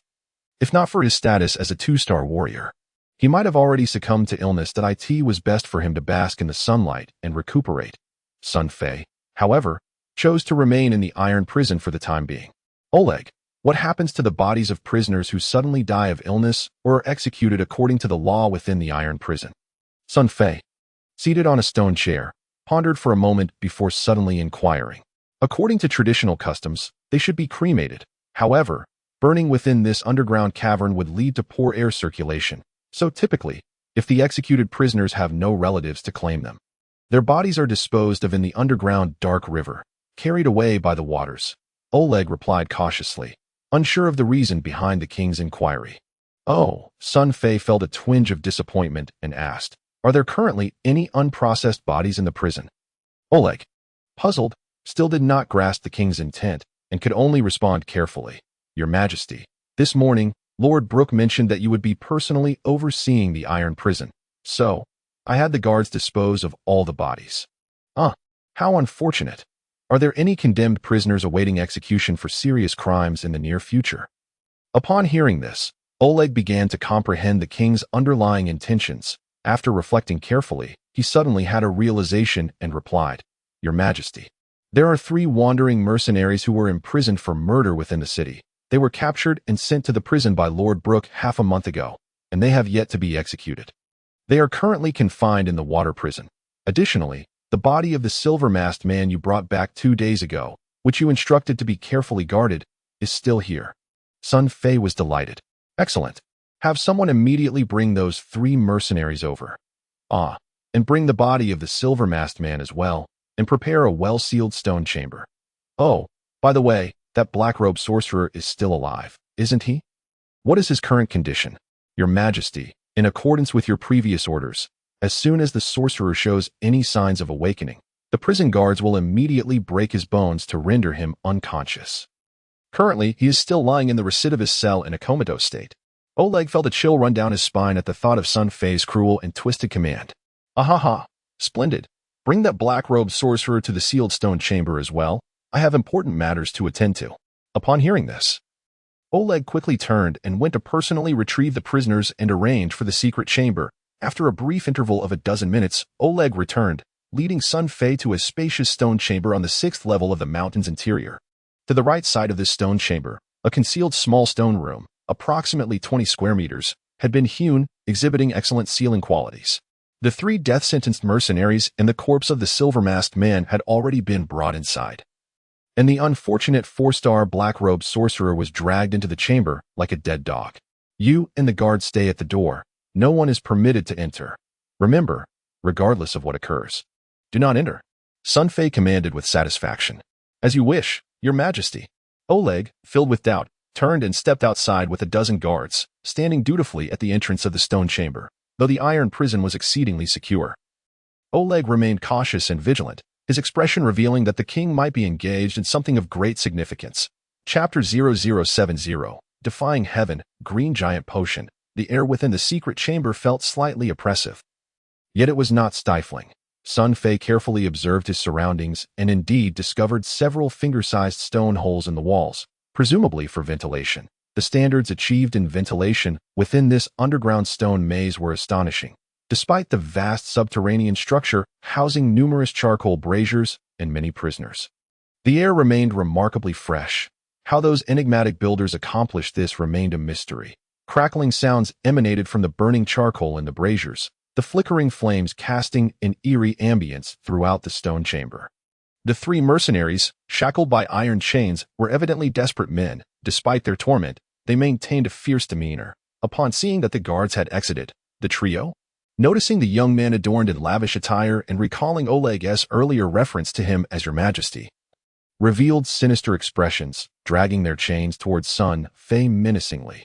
Just the opportunity we need to capture this little king as a hostage and escape from this damned prison. A heavenly chance, ha! Quickly, you block the entrance. Don't let him escape. The three mercenaries exchanged knowing glances, surrounding Sun Fei with malevolent grins, their expressions akin to that of predators eyeing their prey. How foolish, seeking death. Sun Fei sneered, effortlessly seizing the strongest among them, a bald giant. As if he were a mere child, with a swift motion, he struck. The chilling sound of a crack echoed as the terrifying strength of a level 16 barbarian crushed the giant's head into his chest, rendering him a headless corpse. The other two mercenaries, witnessing this horrifying scene, turned pale with fear, trembling uncontrollably as if seized by a seizure, their voices failing them. These men were notorious criminals. Just half a month prior, in Xianghua City, they had brutally murdered a poor couple over a single silver coin, dissecting them, and even violating their 13-year-old daughter, committing heinous acts that incited public outrage. They were pursued relentlessly by Brooke, who personally led a night raid to capture them after a 30-mile chase. Sun Fei had reviewed their files beforehand, and thus felt no remorse in executing one with a mere flick of his wrist. Disregarding the now paralyzed mercenaries, Sun Fei knelt beside the bald giant's corpse, pressing his right hand against its chest. With a sudden sharp command, a faint magical force surged from his palm into the body. Boom! A muffled thud followed as the corpse's chest burst open, revealing a gaping wound, the heart, lungs, and liver inside transforming into a pool of thick blood. The barbarian's skill search for potion was activated. However, to Sun Fei's disappointment, the skill did not yield any potions. With the skill only at level 1, the search for potion ability did not guarantee finding various potions from a corpse. There existed a probability factor at a wasted body. Sun Fei swiftly grabbed another bearded mercenary nearby, disregarding his desperate struggles and cries, and dispatched him with ease. He then placed his right hand on the corpse's chest, commanding the search for potion skill once more. Boom! Another soft sound echoed, blood splattering forth. The internal organs of the corpse dissolved into a viscous pool of blood. Yet, to Sun Fei's dismay, he still failed to find any potion. Furrowing his brow, he pondered. Could it be that the corpses in Azeroth differ from those in the Diablo world, rendering them incapable of yielding potions? But I recall that during the battle on the stone bridge, the necromancer mode successfully demonstrated the corpse explosion skill, so it should not be wrong, right? Sun Fei's gaze fell upon the last remaining tall, thin mercenary. The moment the mercenary noticed Sun Fei's attention, he cried out in terror, "Demon!" and collapsed, rolling his eyes and fainting. Sun Fei contemplated keeping one alive for potential usefulness. Thus he ignored the lanky mercenary. He turned his attention to the corpse of the silver-masked man, removing the mask to reveal a remarkably youthful face. His flaxen hair still bore a faint fragrance. His hooked nose and oval face indicated that he must have hailed from a powerful family. From the contours, it was clear he had once been quite handsome, now tragically reduced to a lifeless body, indistinguishable from the unfortunate mercenaries. The silver-masked man was clad in exquisitely crafted armor, which still shimmered with a faint magical aura. A visible blue radiance flickering across the surface, indicating it was a high-grade magical set. Sun Fei had chosen to strike the throat to avoid damaging the armor, as it might still serve a purpose. Without hesitation, he carefully stripped the armor and equipment from the silver-masked man, leaving only a set of clothing beneath. He then pressed his right hand against the corpse, concentrating, and with a sharp command, activated the search for potion skill once more, a faint magical energy coursing into the silver-masked man's body. Boom. Thud. Two sounds echoed in succession as a blood hole erupted in the silver-masked man's corpse. A flash of green light appeared, and a small green vial, resembling a test tube, emerged from the blood-soaked remains, slowly floating into the air. The vial's surface was incredibly smooth, and the green liquid inside shimmered with a mesmerizing glow. Success! Sun Fei's heart soared with joy as he reached for the green vial. A gentle warmth radiated through the glass, soft and comforting, almost as if it were alive. Sun Fei could even faintly sense a sense of affection emanating from the green liquid, akin to a newborn yearning for its mother. How curious! This is neither the red, life-healing potion, nor the blue, magic recovery potion, nor the white, stamina potion, nor the pink, vigor restoration potion, nor the yellow, explosive gas potion. What have I discovered? Sun Fei quickly noted the distinctiveness of the green potion, unlike any he had encountered in the Diablo world, causing him to feel a surge of apprehension. Without knowing the potion's name, he could not ascertain its effects. If it were a highly toxic, poison potion, consuming it would be tantamount to suicide. After pondering for a moment, he noticed the thin mercenary feigning death on the ground and had an idea. He approached and kicked the villain awake. Forcefully pinching his mouth to open, he uncorked the green vial and dripped a few drops of the potion into him. The lanky mercenary struggled fiercely, but his strength was no match for Sun Fei's terrifying level 16 barbarian might. The potion easily slid down his throat, and the mercenary began to scream in terror, clutching his throat. Sun Fei watched closely for any changes in him. He intended to use this tall, thin mercenary as a test subject for the potion. 1 second, 2 seconds, 5 seconds. The tall mercenary clawed at his throat, desperately retching on the ground, attempting to expel the evil poison potion, but to no avail. The potion had melded with his body, and no amount of effort would allow him to purge it. Sun Fei remained fixated on the tall mercenary. Several seconds elapsed, and apart from the desperate struggles and dry heaving, no other alarming symptoms seemed to manifest. Neither could he tend to his wounds nor restore his strength. Was there something he had overlooked, or was this bottle of green potion devoid of any extraordinary effects? Sun Fei felt a twinge of disappointment. Yet, at that moment, an unexpected turn of events occurred. Accompanied by the heart-wrenching screams of the tall, gaunt mercenary, a faint green luminescence suddenly appeared on his face, gradually expanding to cascade down his neck, chest, palms, thighs, until it almost enveloped his entire body. He trembled violently, as if something alive was burrowing beneath the surface of his exposed skin. Grotesque bulges accompanied by protruding veins creating a terrifying spectacle. Ultimately, the gaunt mercenary transformed entirely into a shade of green.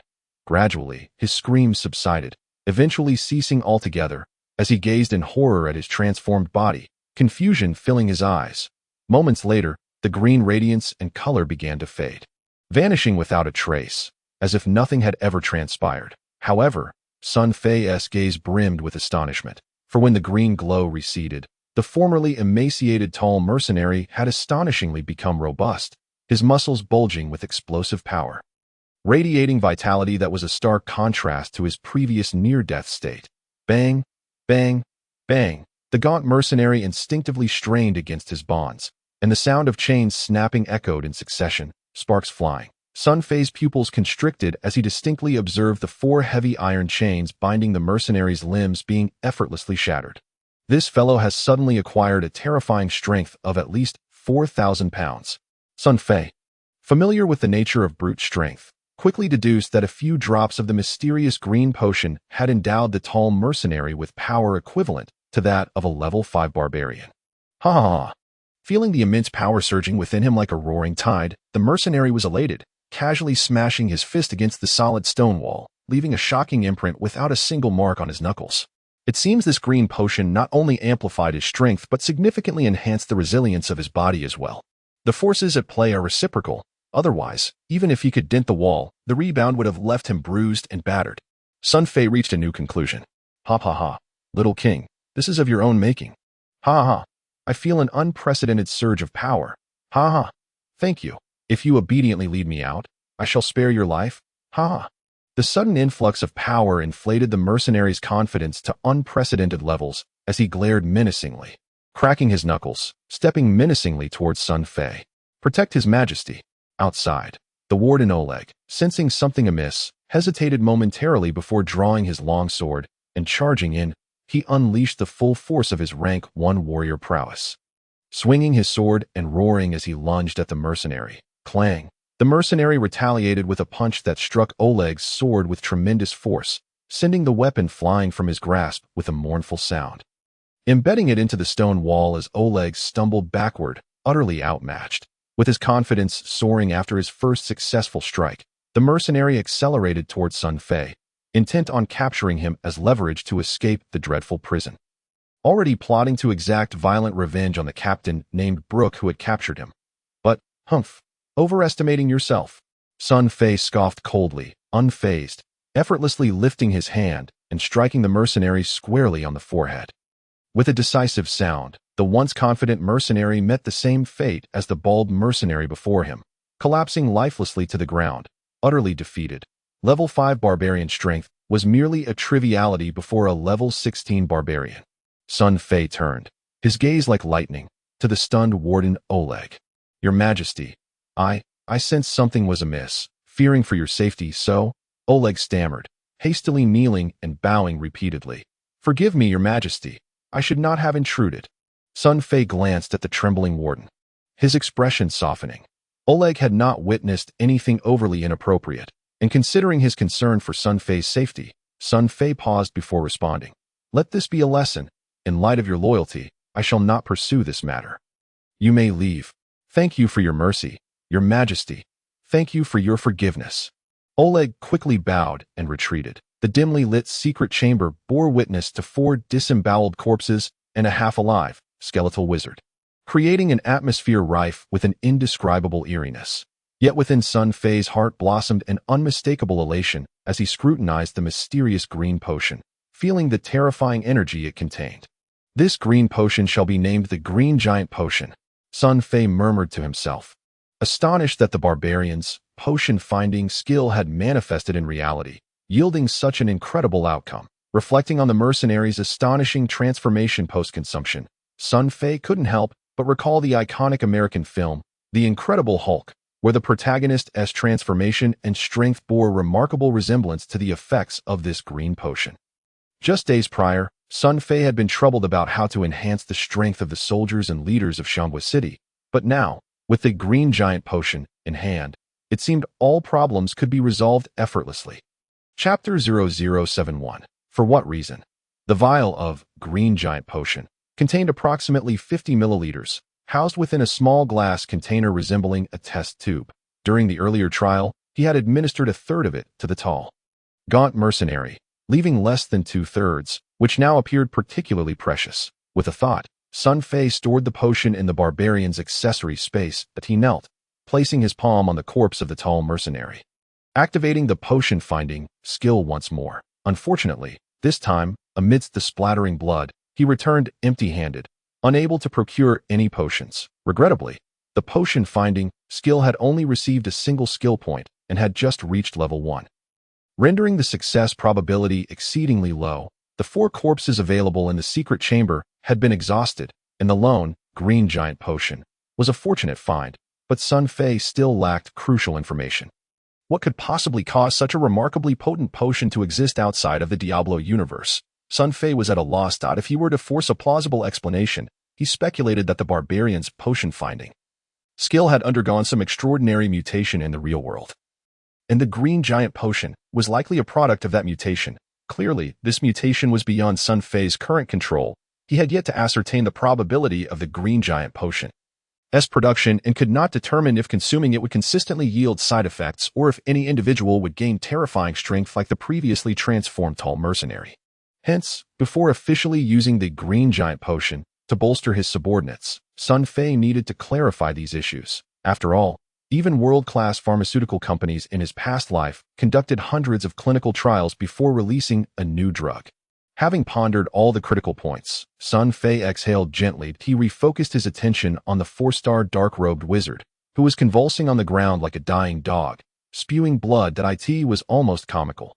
This unfortunate fellow could be considered the most ill-fated and bizarre 4-star wizard in the history of Azeroth. In terms of strength comparison, even a small border town like Xianghua City could be taken down single-handedly by him. Yet here he was, surrounded by thousands of black-armored soldiers, reduced to a pitiful state by someone like Sun Fei, who only possessed brute strength. At this moment, the unfortunate wizard was hanging on to life by a thread. Previously, under Sun Fei's orders, the guards had been instructed to strike him with clubs at the first sign of revival. Other than a few intact ribs in his chest, nearly every bone in his limbs was broken. Were it not for the robust vitality of a 4-star wizard, akin to that of a cockroach, he would have likely perished by now. Sun Fei approached with a mischievous smile. He retrieved a vial of life-healing potion from his accessory space, uncorked it, and gently dripped a few drops onto the wizard's nearly pulverized limbs. Instantly, a faint magical energy circulated, and the wizard's nearly disfigured limbs began to mend rapidly. 4 to 5 seconds later, the limbs of the dark-robed sorcerer appeared as tattered as ever, with stark, white bones and dark, shredded flesh entwined in a grotesque display. Yet, on the whole, one could at least consider it a semblance of humanity. Sun Fei dared not allow this wretch to fully recover, for if a 4-star mage were to go mad, even with Sun Fei's strength as a level 16 barbarian, he likely could not contain the chaos that would ensue. During this process, Sun Fei observed an intriguing phenomenon. The effects of life-healing potion varied significantly among individuals of differing strength. It was notably more pronounced on those of lesser capability, while the impact diminished with greater prowess. A simple illustration: a certain white-haired behemoth named Pierce, lacking even a single star of power, could be revived from the brink of death with but a small vial of miniature life-healing potion. In stark contrast, the 4-star mage before him, after consuming an equivalent amount, had only managed to heal superficial wounds. With a splashing sound, a bucket of brine-laden cold water was hurled onto the 4-star mage. With a hoarse, guttural groan, the mage finally stirred, slowly opening his serpent-like eyes to survey his surroundings, ultimately focusing on the visage he would never forget. In an instant, he trembled uncontrollably, as if a maiden had encountered the demon that stole her virtue. And he could not help but rasp, Is it you? Your memory serves you well. Indeed, it is I, Sun Fei chuckled with a mischievous delight. It was hard not to feel a sense of triumph in having captured a 4-star mage with less than 3-star strength. Such an accomplishment would surely merit a place in the annals of the kings of Xianghua City. You're finished. You're done for? Ignorant fool, foolish swine, laughable country dog. How can you still find mirth in this? Do you have any idea what you have done? The skeletal-faced dark sorcerer, upon seeing the corpse of the silver-faced man on the ground, suddenly erupted into a frenzied scream, his body quaking as if electrified. The entire Xianghua City shall become a dead zone. You have slain Prince Callback of the Sand Empire. The entirety of the Zenith Empire will be crushed to pieces because of this. Are you out of your mind? A prisoner still so arrogant? Sun Fei, witnessing the sorcerer's refusal to beg for mercy, felt a surge of anger and charged forward, stomping on the dark mage's thigh twice.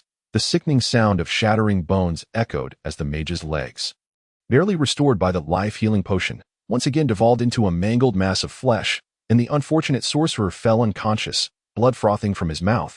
Sun Fei dripped a few drops of life-healing potion onto the mage's leg. Moments later, the dark sorcerer revived, groggily awakening to see Sun Fei, and once again shrieked, You accursed swine, imbecile, you. Crack, crack. The freshly healed thigh was once more reduced to a pulpy mess under Sun Fei's foot. Patiently, Sun Fei crouched down to apply another few drops of life-healing potion. This time, as the dark mage slowly regained consciousness, he seemed to grasp the gravity of his predicament, growing somewhat subdued as he gasped, Foolish one. If you wish to live, you should flee at once. You have made a grave mistake. If I were in your position, I would prioritize my own survival. Esteemed mage, pray tell me your name, your origins. And this scoundrel, is he indeed Callback? Sun Fei pointed at the corpse of the silver-faced man and coldly inquired, You would do well to divulge all that you know, lest a murderous glint flashed across Sun Fei's face.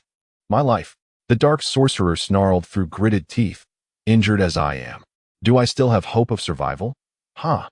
But you, young king, tremble, for your future will be spent in eternal fear. You shall be hunted, witnessing your loved ones perish one by one, watching as their skulls are fashioned into goblets, their hearts cursed, their limbs ground into powder. Slap, slap. Sun Fei struck the dark sorcerer across the face, a few bloodied teeth flying from his mouth. You insolent wretch, you dare curse me? My patience is thin. should you continue your foolishness. I shall fashion your skull into a goblet. Bah, you have slain Prince Callback of the Sand Empire. Ha! Once the Sand Empire learns of this, not just your insignificant Xiangwa city, but even your sovereign Zenith Empire will be obliterated.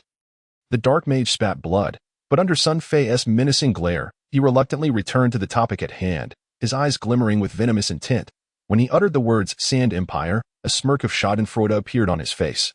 Relishing the thought of witnessing the young king's despair at a 4-star empire, for a border town like Xiangwa City, was indeed an insurmountable force. However, he was met with disappointment. Is this truly a dignified prince of a 4-star empire? Sun Fei paused, then grinned broadly as he pointed at the corpse of the silver-faced man. I actually killed a prince of a 4-star empire. Huh. Hearing you say that brings me immense joy. The feeling of slaying a prince is simply unparalleled. Say, does that wretched Sand Empire still have a prince? The dark sorcerer was taken aback, his lips swollen and battered, resembling 2 sausages dangling from his mouth, with gaps between his teeth allowing the wind to whistle through. He was at a loss for words, unsure how to respond. Did this foolish pig truly not comprehend the consequences of provoking a 4-star empire? Watching the mage's flustered state, Sun Fei leisurely remarked, Heh. After I knocked you out, the cavalry of the Zenith Empire thoroughly cleaned up, leaving not a single soul to escape. That I suspect you were sneaking into Xiangwa City, weren't you? Now, everyone is dead.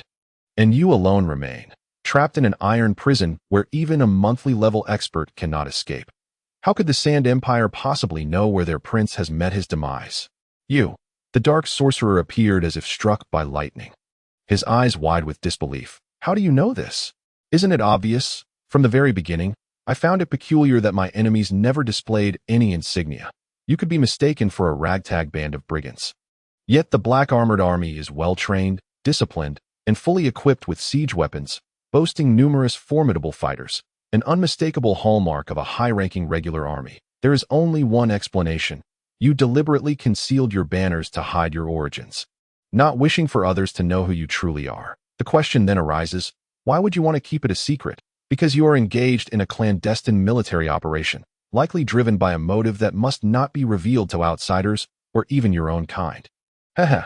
Sun Fei was merely speaking nonsense, throwing words about without careful thought. However, observing the increasingly grim countenance of the dark sorcerer, he felt a secret delight, realizing that perhaps one of his utterances had inadvertently touched upon a hidden truth. With a sly grin, he leaned closer to the dark mage and suddenly shifted his expression, coldly threatening. Old man, confess and you may find leniency. Resist and face harsh consequences if you wish to avoid a painful demise. Tell me why you stealthily arrived in Xiangwa City. Chapter 0072. The cause and effect. The dark sorcerer's eyes flickered as he fell silent for a moment. Then he sighed. Young man, I must concede. You are indeed quite clever. Based on mere threads of evidence, you have deduced certain truths. However, it is of no use, even if the Sand Empire is temporarily unaware of the prince's whereabouts. Once they sense something amiss, no one can escape the iron grip of the imperial apparatus. Even a lost horse can be tracked down by the Empire's spies. How much more so for His Highness the Prince and his 3,000 black armored soldiers. When the truth comes to light, Xiangwa City and the Zenith Empire will still face doom. Everyone must perish. Damn you! Sun Fei struck the dark sorcerer twice more across the face, sending him into a near-fainting state as teeth flew from his mouth. And he threatened, Old man, you might as well start talking about your purpose in Xiangwa City. The dark sorcerer laughed coldly, his eyes glinting with malice, remaining silent. Oh, so you wish to play games with me? Sun Fei chuckled. Very well. Old man, if you have the guts, hold on. With a cold smile, Sun Fei grasped the dark sorcerer's slightly healed bone and crushed it once more, causing the mage to gasp sharply before losing consciousness again. Sun Fei retrieved the life-healing potion and dripped a few drops onto him. Soon, the old man stirred back to consciousness, looking down at his legs in astonishment. My bones, they have healed again. This is... old fellow, take a look at this. Sun Fei shook the half-bottle of life restoration potion in his hand, a tempting smile gracing his face as if he had sprouted demonic horns atop his head. This potion can bring the dead back to life, and even the gravest of injuries can be healed with just a drop, if you refuse to speak. I I shall break your bones, and then mend them, and then crush them again, and mend them once more. As long as you have the patience to indulge me in this game, I can shatter every bone in your body thousands of times over. The agony. Haha. Oh my. The black-robed magician instantly fell apart, weeping. Demon, you wretched demon. Sun Fei laughed heartily. If you reveal what I seek, I can use this very potion to save your life. All your broken bones can be restored to their former glory. If possible, we might even collaborate further. Haha. The black-robed magician's eyes darted around, his heart in turmoil. Once, his limbs had been reduced to a mere pulp, devoid of life, sustained only by his formidable magical power, leaving him indifferent to his fate. However, upon glimpsing a glimmer of hope for survival, he wavered 80 times. Despair can transform a person into a hero, while hope can turn a hero into a coward. The red potion in the hands of this demonic figure became the black-robed magician's lifeline.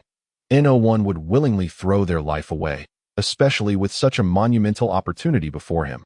If seized correctly, it could lead to soaring heights. Thus, he ultimately relented, nodding. Very well, I shall tell you everything, but you must first swear that after I speak, you will indeed heal me if you go back on your word. May you? By the god of war, I swear in the name of King Alexander of the kingdom of Shambo, should I go back on my word, let Alexander's soul be torn asunder, condemned to suffer eternally in the depths of hell. Sun Fei raised his finger, striking a pose as he swore to the heavens. The black-robed magician believed him. My name is Evans, a 4-star junior wood mage hailing from the distant 9th-level empire of Manchester, following the directives of my mentor Ferdinand. I traveled across the continent 3 months ago. While passing through the northern forests of the Sand Empire, I stumbled upon 2 mercenary groups engaged in a deadly struggle over a mysterious black map. Initially driven by curiosity, I whimsically slaughtered over 100 mercenaries and seized the map that first. I paid it little mind, but later discovered that the material of the map was unlike anything a 4-star mage had ever encountered. After translating and researching it, I was astounded to realize that I had unwittingly stumbled upon a tremendous boon. This map was an ancient relic from the Great War between gods and demons over 1,000 years ago. The map meticulously marked numerous locations with red circles, likely the sites of the ancient battles, and besides these ruins, many other locations were also indicated, the significance of which remains unknown. Upon this shocking revelation, I was compelled to explore these sites of divine and demonic conflict, dedicating over 2 months to meticulously study the map, ultimately confirming the location of one site. This site is Shambo City. Sun Fei inquired, intrigued. Indeed, it is Shambo City. More than a month ago, I visited Shambo City multiple times, searching meticulously within its walls, but only managed to uncover a few rough clues, never discovering the true entrance to the ruins. I soon realized that finding the site would be an arduous endeavor, and relying solely on myself would be impossible, especially with so many people present in Shambo City. Hence, after much contemplation, I decided I needed an accomplice. So you sought out that so-called Prince of the Sand Empire. I was already acquainted with this prince callback. Previously, he had attempted to recruit me, impressed by my strength, to assist him in vying for the throne against his 2 brothers. I approached him, claiming to have discovered a millennium-old site of divine and demonic conflict, feigning an invitation to excavate it together. Should he gain control of this site, he could easily defeat his 2 brothers and seize the throne of the Sand Empire. Callback was elated and immediately agreed to avoid alerting his 2 rival brothers. He feigned a journey, bringing along his elite soldiers. Upon reaching the borders of the Zenith Empire, he swiftly changed his insignia, withdrew his banner, and stealthily surrounded Shambo City, intending to launch a lightning-fast assault, slaughter the entire populace, occupy the castle, and create the illusion that nothing had occurred.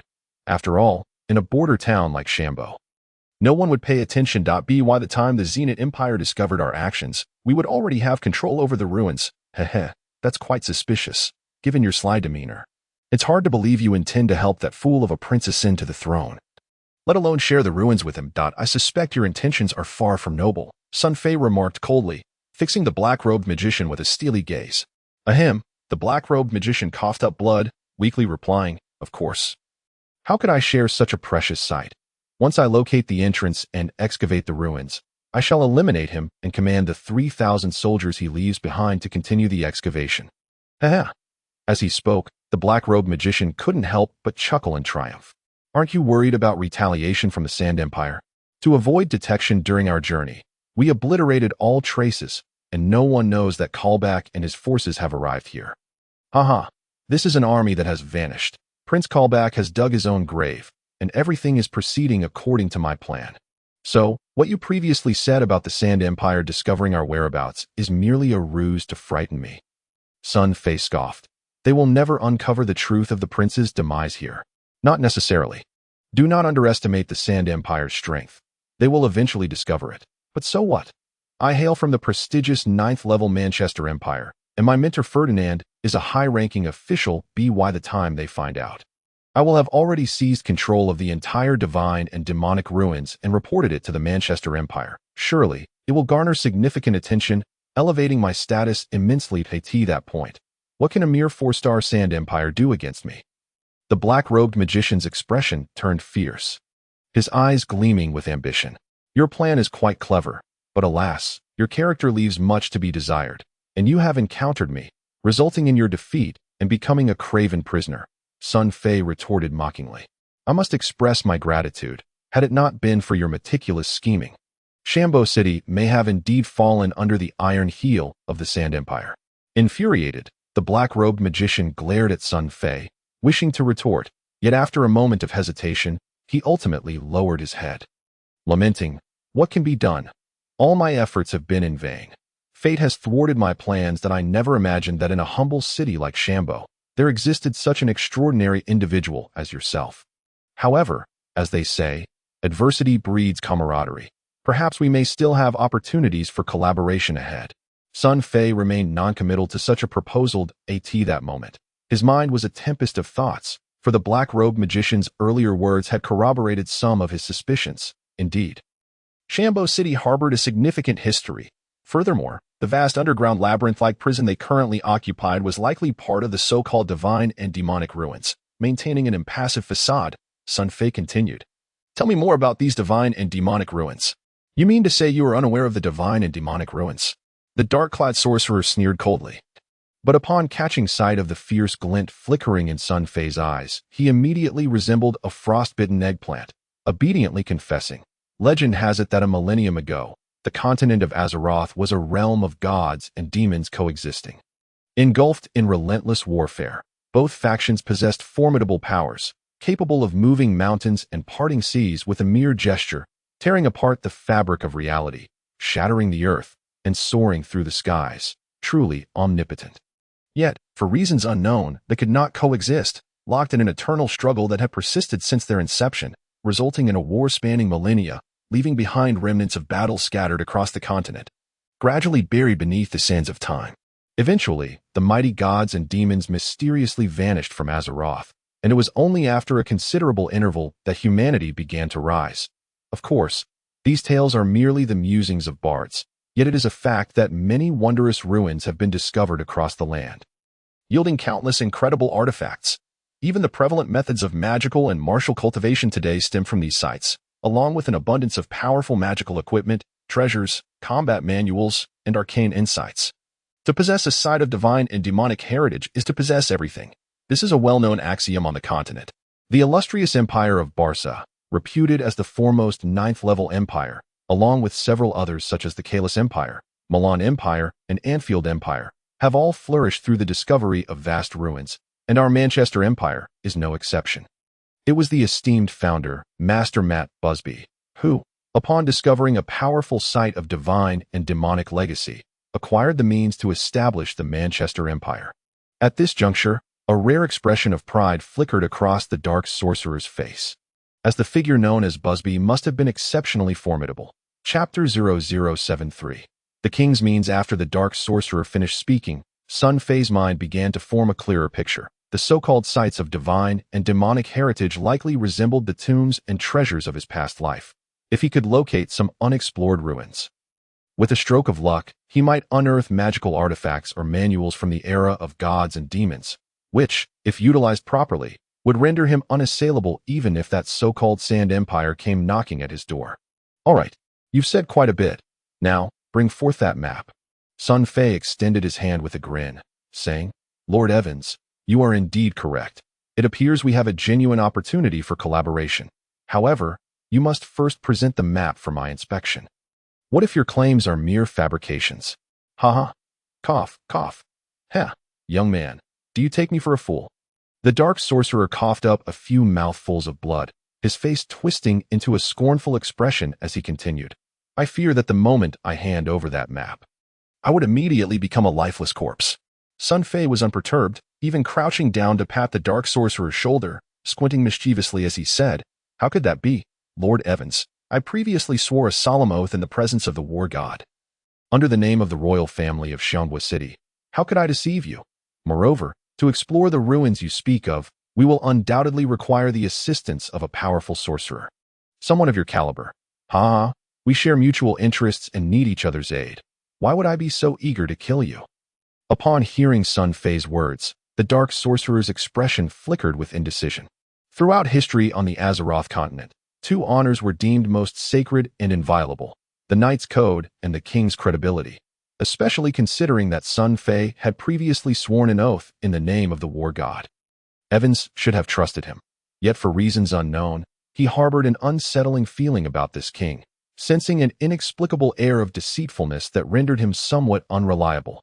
Observing this, Sun Fei's demeanor gradually darkened. He stood up, snorted coldly, and suddenly shifted into necromancer mode. That a faint white aura of death enveloped him like mist, a cold and eerie presence surging around him. Sun Fei raised a finger, and with a resounding noise, an astonishing spectacle unfolded. The dark sorcerer's eyes widened in horror as he nearly popped a blood vessel. From the corpse of a mercenary lying on the ground emerged a grotesque, white skeleton wielding a bone shield and brandishing a bone dagger. The skeleton's bones rattled ominously, each step accompanied by a chilling creak, its eye sockets resembling dark voids, exuding a ghastly pallor akin to a demon from the depths of hell. Necromancer skill. Summon skeleton. What? You? The dark sorcerer was gripped by terror, his body shaking uncontrollably. You are an evil necromancer? Sun Fei frowned slightly. He had sensed a familiar aura emanating from the dark sorcerer, a kind of sinister death energy concealed within him. Though feeble, it was unmistakable to Sun Fei, who possessed the power of a level 6 necromancer. Haha, who would have thought, Lord Evans, that you two are skilled in necromancy? That I'll refrain from saying more. If you willingly hand over that map, we can still joyfully cooperate and explore the ruins together. Otherwise, for one such as me, a necromancer, even in death, your soul would not escape my grasp. I have countless methods to torment your soul. You would ultimately relinquish the map, albeit with additional suffering. Why endure that? The white aura of death swirled chaotically in his hands as Sun Fei attempted to feign an air of villainy, menacingly threatening him. Yet inwardly, he stifled laughter, finding the situation reminiscent of scenes from movies in his past life, where reactionary figures tortured revolutionary martyrs. Speak up. If you don't, I'll kill you. Thankfully, he was not that heinous villain, and the dark sorcerer was no unyielding hero. Evans, the dark sorcerer, gazed at the fearsome skeleton, hesitating for a moment, yet ultimately, he complied and surrendered the map. Though he had been thoroughly tortured, he still managed to extract the map from his storage ring. Sun Fei's blend of benevolence and intimidation had instilled a sense of cautious belief in him. Finally, he steeled himself to take the gamble. Raising his hand, a map crafted from mysterious materials materialized in his grasp. Young man, here lies the map. You must honor your word. Without a 4-star sorcerer, you cannot possibly excavate the ruins of gods and demons. If you kill me, you will gain nothing. Sun Fei accepted the map and cautiously unfolded it for inspection. It was no small piece, expanding to approximately 3 meters square, composed of an unknown yellow material that felt weightless and even possessed a slight buoyancy. With a gentle shake, it fully unfurled, revealing a detailed depiction of mountains, rivers, forests, lakes, hills, and terrains, encompassing an expansive region. Amidst this vastness, countless colorful dots were inscribed with an unfamiliar script. Sun Fei felt a flicker of recognition, but could not recall where he had encountered such writing before. Despite this being their first meeting with the map, his intuition told him that Evans had not presented a counterfeit. With a wave of his hand, the summoned skeleton disintegrated into a pile of bone fragments, and he transitioned from necromancer mode back to barbarian mode, the surrounding death energy dissipating entirely as though it had never existed. This transformation sparked a glimmer of realization in the dark sorcerer's eyes. With mediocre talent, He had followed the 9-star lunar strongman Ferdinand for over 20 years and had only attained the strength of a 4-star sorcerer. He had once been a laughingstock in the Manchester Empire. And later, tempted by power, he had succumbed to the allure of necromancy, a path forbidden by the dominant Holy See. Fearful of being discovered and subjected to the flames of the pyre, he had always remained hidden. Rarely seen by others, his current journey across the continent, parting ways with his mentor Ferdinand, was not without the intent to evade the powerful sorcerers at the Empire's core.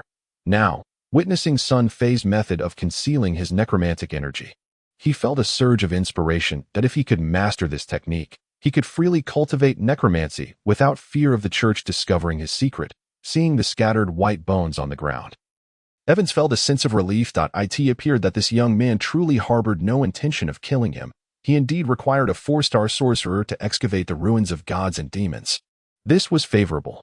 Once he regained his strength, he could feign cooperation with this kingdom, gradually manipulate Xianghua City from the shadows, and ultimately acquire the secrets of concealing necromantic energy. At that point, he could strike unexpectedly, eliminating Sun Fei without a trace. Under the veil of secrecy, he could monopolize the resources of the divine and demonic ruins.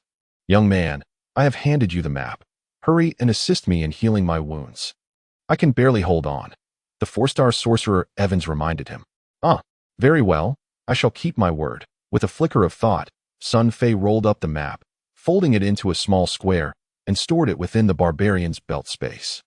He then retrieved a life-healing potion, squatted down, and said, Esteemed Mage Evans, may our collaboration be fruitful. Together, we shall dominate this divine and demonic relic site. Ha ha. Young man, you have made a prudent choice. Evans finally felt at ease. A smile gracing his lips, though deep within his eyes stirred a barely perceptible hint of trepidation. Alas, your choice is not as correct as you believe. Sun Fei's gaze suddenly hardened, and in a swift, lightning-fast motion, he seized the neck of the cloaked mage Evans with a backward strike. A slight pressure, and with a sickening crack, Evans's cervical vertebrae and throat were shattered. The light of life swiftly faded from the eyes of the 4-star mage Evans, leaving behind an expression of incredulity even in death. The smile on his face had yet to solidify. He could scarcely fathom why this young king dared to take his life. After all, without a powerful mage to oversee it, how difficult would it be to unlock a divine and demonic relic? In his humble city of Xianghua, where could he possibly recruit suitable magicians? Of course, had he known that Sun Fei was poised to ascend to a 4-star mage through the dark world of Diablo in the near term, he might not have relinquished the map so easily. Moreover, Sun Fei had sworn by the soul of Alexander.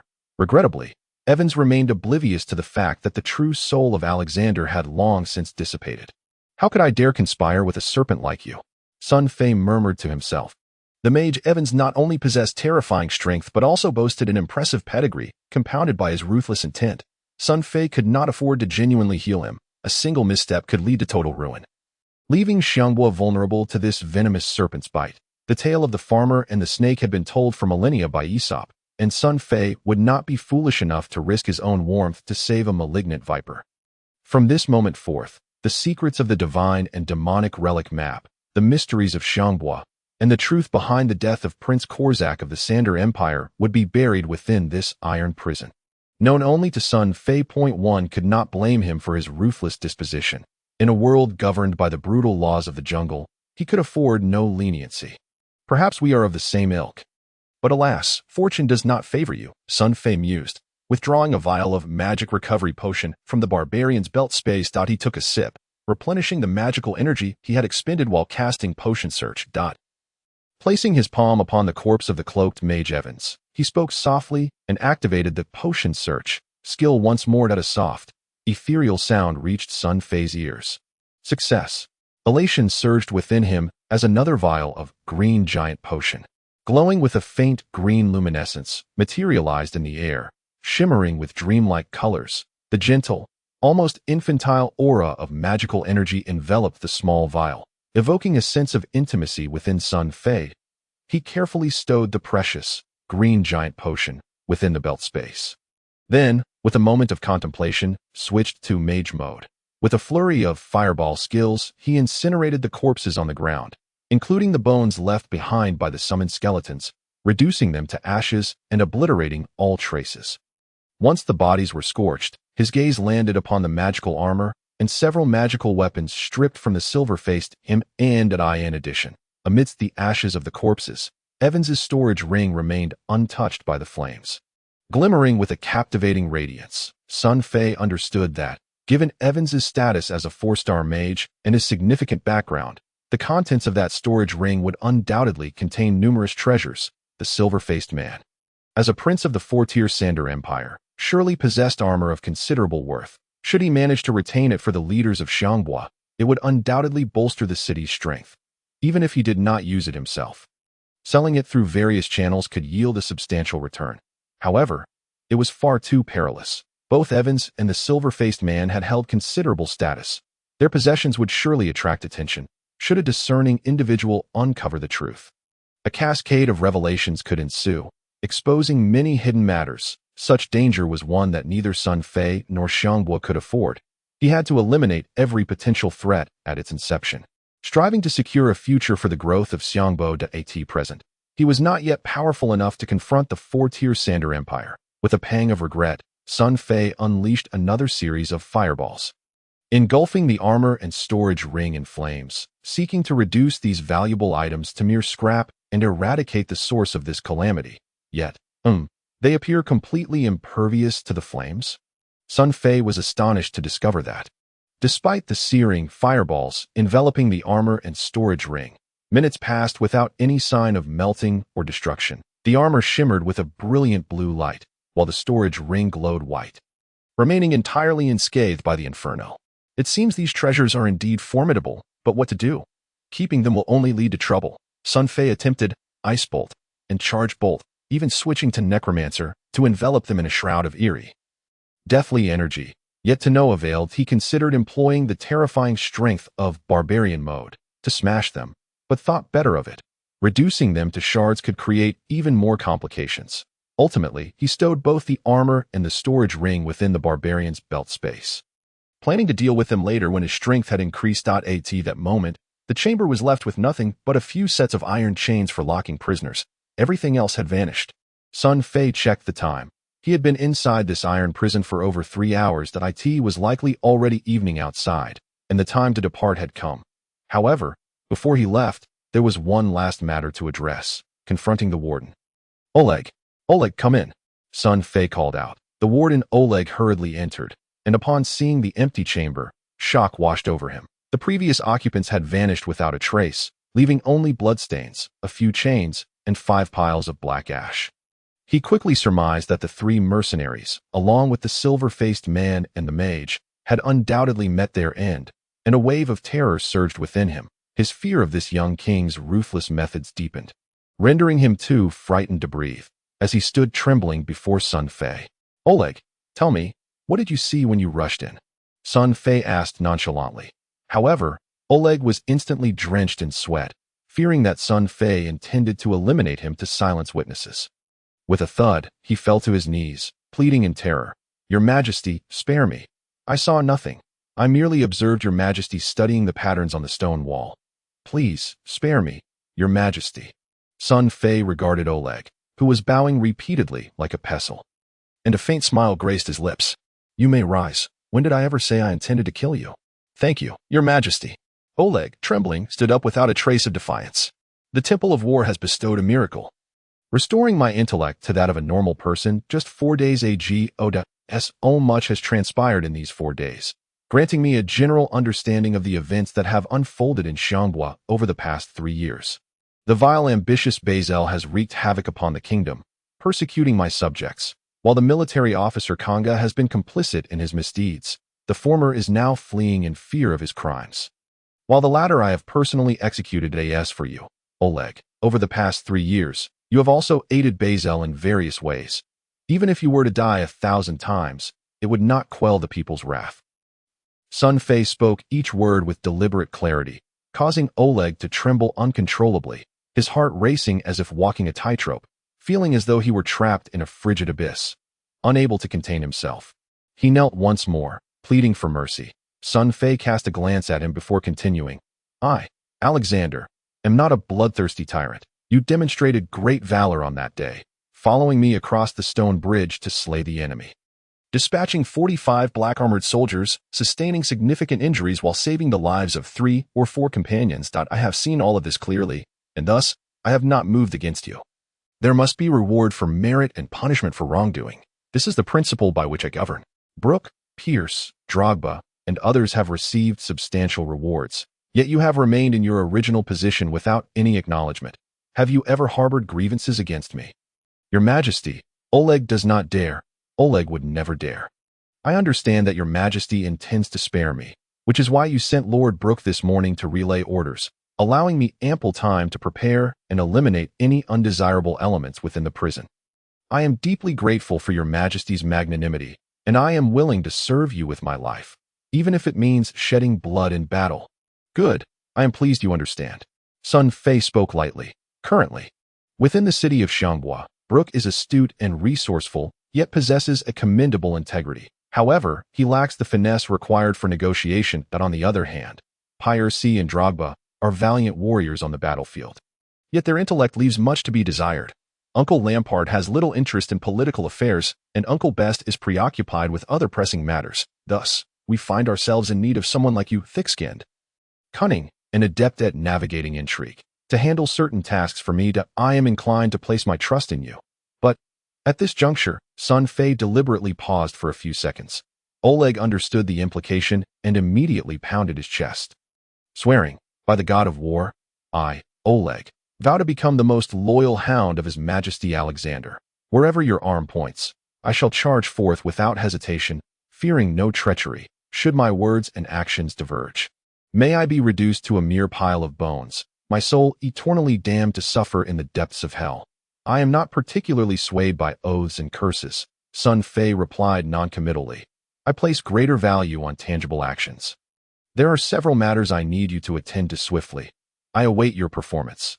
Your Majesty, please issue your commands, and I shall exert every effort. Oleg replied. Chapter 0074. The right to pursue dreams first and foremost. I have observed that the iron prison water dungeon is dark, damp, and devoid of sunlight, presenting an exceedingly harsh environment. Upon reviewing previous prison records, it has come to my attention that many frail inmates have succumbed to illness during their incarceration. This indicates that such a place is ill-suited for housing criminals. Moreover, the people of Xiangbois are generally virtuous, and even when crimes occur, they are often minor offenses. Neighborhood disputes should not be subjected to such torment and treatment. Therefore, after much contemplation, I have decided to construct a simple prison outside the underground labyrinth, relocating ordinary prisoners there. Oleg, I implore you to expedite this matter. Oleg was momentarily taken aback.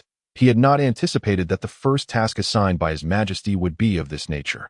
Logically, the iron prison water dungeon, fortified and escape-proof for centuries, would be an exemplary facility for incarceration. However, Oleg dared not question the king's decision. He quickly began to flatter and express his loyalty. Your Majesty's benevolence and concern for the populace command my utmost respect. Rest assured, I shall complete the construction of the external prison in the shortest possible time. Sun Fei nodded, but with a hint of concern added, Excellent. However, remember not to disturb the populace or impose burdensome labor on the common folk. Instead, I have noticed that the dilapidated Veterans Hospital in the city is beyond repair. You might as well take a team to refurbish it and convert it into a prison. The royal treasury is currently limited, so a simple renovation will suffice. Oleg recognized this as an opportunity to demonstrate his loyalty and promptly declared, Your Majesty, please rest assured, the expenses for this prison refurbishment shall not burden the royal treasury. I, Oleg, am willing to bear the costs alone. Sun Fei had anticipated this very response. He beamed, patting Oleg on the shoulder, affirming, I am delighted to see such loyalty in you. Remember, Alexander governs with clear rewards and punishments. If you contribute achievements that gain the approval of all in Xiangbois, Alexander shall ensure you are duly rewarded. With that, Sun Fei smiled and strolled toward the dungeon's exit, encouraged by these words. Oleg felt a surge of fervor within him. Even the gentle pat on his shoulder from the king felt like a warm current coursing through him. He understood that this renovation presented an extraordinary opportunity to showcase his capabilities. Determined, he resolved to restore the prison at any cost, fully aware that the king had implied the need for both his satisfaction and that of the entire populace upon leaving the foreboding iron prison water dungeon. Sun Fei chose not to be accompanied by guards. Instead, he leisurely meandered along a mountain path, appreciating the boundless beauty of the small town bathed in the setting sun while humming a few verses of a jovial tune. Today's accomplishments were considerable. Not only had he reformed the Iron Prison water dungeon, but he had also unexpectedly discovered the invaluable map of the god and demon ruins. Sun Fei was in high spirits, enchanted by the breathtaking scenery, which stirred within him an urge to let out a triumphant roar as the sun dipped lower, casting golden rays in its wake. The aroma of dinner began to waft through Xianghua, with smoke curling skyward. Birds returned to their nests, while the gentle sounds of nature echoed harmoniously. Sun Fei strolled through the streets of the town. Not in haste to return, he wished to observe the daily lives of the townspeople up close. The scenes unfolding before him were remarkably novel, as if he had stepped into a fantastical world reminiscent of a movie from his past life. The towering stone edifices, the imposing statues, and the diverse customs exuded an exotic charm that left Sun Fei in awe, gradually making him feel as though he was becoming part of this small town. At that moment, Xianghua was enveloped in tranquility, resembling a paradise untouched by the outside world. Sun Fei's renown in Xianghua was unparalleled. No one failed to recognize him as he walked the streets. Passers-by would occasionally bow and greet him. Thankfully, though the societal hierarchy in Azeroth was stringent, it was not as severe as in the ancient times of his past life, where one would need to kneel before a monarch. This spared Sun Fei much inconvenience. He smiled in response to each greeting while strolling through the town, marveling at the unusual sights. He was surprised to find that he had unconsciously begun to perceive himself as part of this small town. A sentiment growing within him like bamboo shoots after a spring rain. Hey, Sly Zakel, don't run away. Suddenly, the laughter of children echoed in his ears. A small, clumsy boy dashed out from a nearby alley and accidentally collided with Sun Fei. The boy, with sapphire-like eyes, gazed up at him, followed closely by a group of children, both boys and girls, all dirty and with dust smudged across their faces, some even bare-bottomed, giggling at Sun Fei's surprise. He spotted Lewis, the 12-year-old daughter of the silver-haired warrior Pyre C, among the group. This exquisite girl, resembling a delicate porcelain doll, had her beautiful hair cascading down, with a few smudges of dirt on her fair face, making it difficult to reconcile her with the cold, aloof child who had pleaded with him days prior to save her father. Pyre C, after all, she was just a child, and amidst her peers, she radiated a lively and cheerful demeanor. It is His Majesty Alexander. As Sun Fei recognized little Lewis, she too recognized him. A fleeting hint of shyness and mischief crossed her porcelain-like face as she and her friends crowded around him. Soon, the citizens of Xianghua began to take notice of this scene. An increasing number of mischievous children, akin to discovering a fascinating new toy, gathered around Sun Fei, their dirty little chins resting on their hands, eyes wide with wonder.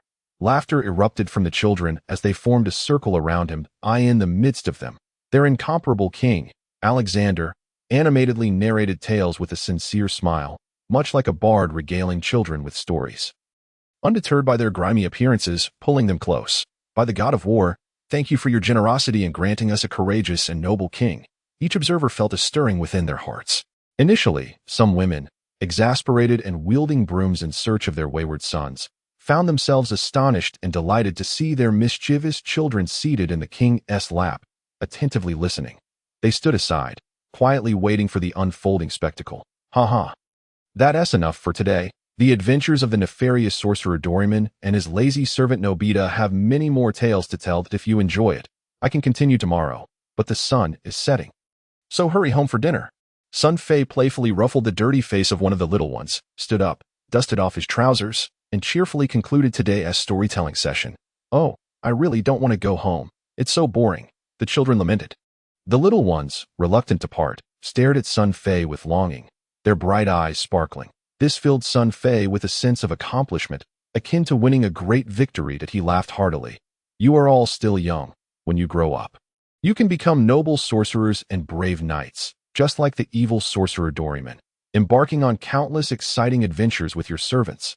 But we can't become sorcerers or knights. Your Majesty, my father only knows how to forge iron. Perhaps I will only become a blacksmith in the future. One small child expressed regretfully. Indeed, no magician would ever take a child of common birth as an apprentice, and we lack the secrets of martial arts. Another little fellow, bare-bottomed, gazed with eyes full of despondency. Our family is too impoverished. We can scarcely fill our stomachs. Father says he will send me to the estate of Viscount Louis as a servant in 2 days. In the city of Chambouis, only the sons of nobles and wealthy merchants can afford tutors. Upon hearing this, the red-haired little sprite, Louis, blinked her bright, round eyes. If only someone were willing to teach us. Alas, my father is such a sluggard. He doesn't even know any martial arts. The children, for a moment, were engulfed in disappointment, their soiled little faces devoid of smiles, bearing a sorrow that belied their tender age. What youth does not harbor dreams of heroism? What child does not wish to become a celebrated hero? Yet, the harsh realities of life extinguished their dreams before they could even take root, with their low social status and the pressures of survival robbing them of the right to pursue their aspirations. Observing the dejected faces, Sun Fei felt an inexplicable pang in his heart that a sudden inspiration struck him, and he conceived a brilliant idea. Upon returning to the palace, the servants had already prepared dinner. Yet Sun Fei still could not find Angela and the little sorceress, Jima, which he found rather peculiar. The culinary skills of the palace chefs were rather mediocre. Over the past few days, aside from roasted meat, bread, fresh milk, and fruit, Sun Fei was growing weary of the limited fare. He took a few bites, intending to retreat to the main hall for some solitude to refine several important plans that had occupied his mind in recent days.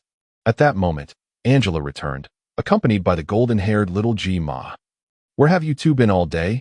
I haven't seen you at all," Sun Fei asked with a smile. "Hee, Your Majesty, were you missing Sister Angela?" the golden-haired little girl teased, nudging Angela toward Sun Fei, grinning as she said, "By coincidence, we encountered Her Highness the eldest princess of the royal enfeoffment delegation of the Zenith Empire on the street today and chatted for a long time. Your Majesty, the eldest princess is exceedingly kind and easy to converse with. She doesn't put on airs and seemed to enjoy her chat with Sister Angela immensely. Oh, and she asked a lot about your exploits." Your Majesty. Chapter 0075. It is time. Upon hearing Jima's words, Sun Fei's heart stirred. What a remarkable coincidence that the eldest princess would happen upon Angela on the street, and that they would engage in such an amiable conversation for an entire day.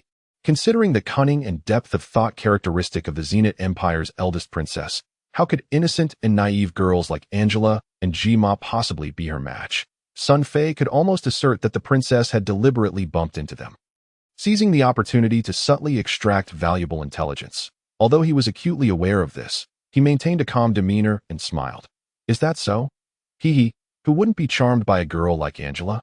It seems even the eldest princess of the Zenith Empire has been captivated by our beautiful Angela. By the way, Angela, what did you discuss with Her Highness the eldest princess for the entire day?" "We talked about many things."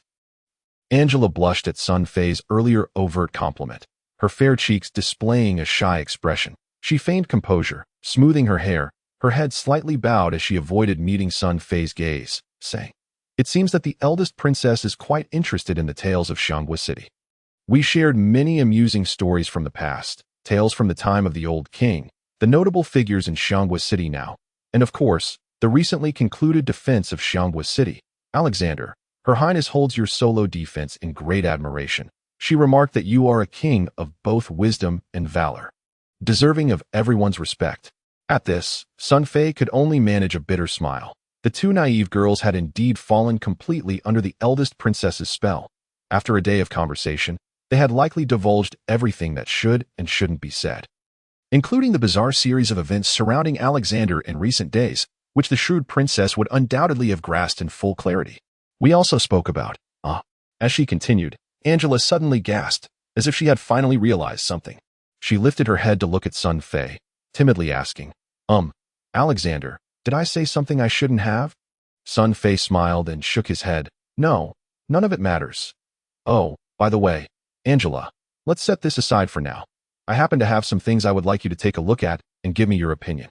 As he spoke, Sun Fei took Angela's delicate, pale hand and led her toward the main hall. She offered only a token resistance, allowing him to guide her, while golden-haired Jima stifled a giggle behind her hand. She chuckled but ultimately did not follow them. Sun Fei chose not to expose the matter.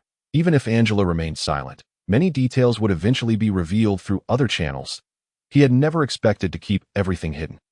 The two quickly arrived at the main hall. Sun Fei produced a piece of finely processed, soft beast hide that resembled parchment and began to draw with a quill pen without pause. Though he had studied language at university in his past life, he held a deep passion for sketching and possessed considerable skill, and soon, vivid depictions began to emerge on the hide. Angela stood by quietly, her initial confusion transforming into understanding, and finally, her eyes filled with astonishment as she realized what Sun Fei was illustrating: the models of peculiar garments. It's done. What do you think, Angela? Would you be willing to try on the clothing designed from these sketches? Sun Fei asked proudly, pointing at the hide. The clothing designs he had just drawn were meticulously chosen, taking into account the historical context and cultural sophistication of the Azeroth continent. He avoided overly ostentatious items like jeans, tights, or miniskirts, producing a total of 10 sketches. 5 female garments primarily inspired by ancient European court attire. Drawing from the costumes of the lead and supporting female characters in the fantasy film Pirates of the Caribbean, ensuring each outfit exuded a classical charm. The 5 male garments, on the other hand, leaned slightly towards ancient Chinese short garments, with the main alteration being the addition of trousers. Sun Fei found it quite vexing that the men of Xianghua City only wore loose robes without any trousers. Thus, he resolutely incorporated straight-leg pants into the design. Angela held the beast hide, her beautiful eyes fixated on the designs, her long eyelashes fluttering like whispers across Sun Fei's heart, evoking a delightful sensation. She examined it intently several times, her cherry-like lips parting to release a sweet exclamation. "Alexander, these dresses are so beautiful. I love them. But what are these for?" Angela curiously pointed to certain parts of the garment models. Sun Fei looked at the areas she indicated and patiently explained the function and purpose of each part of the attire. Some of the female outfits inspired by Pirates of the Caribbean were indeed complex, like the gown worn by the heroine Elizabeth when she was knocked unconscious and thrown into the sea, with each component sufficient to induce dizziness. Sun Fei simplified many of the details according to his understanding. Yet Angela's eyes sparkled with fascination, prompting her to inquire repeatedly. Fortunately, women possess an innate understanding of fashion, and by the end of their discussion, Angela had completely fallen in love with these female garments. "I can hardly wait to wear them," the beautiful girl declared.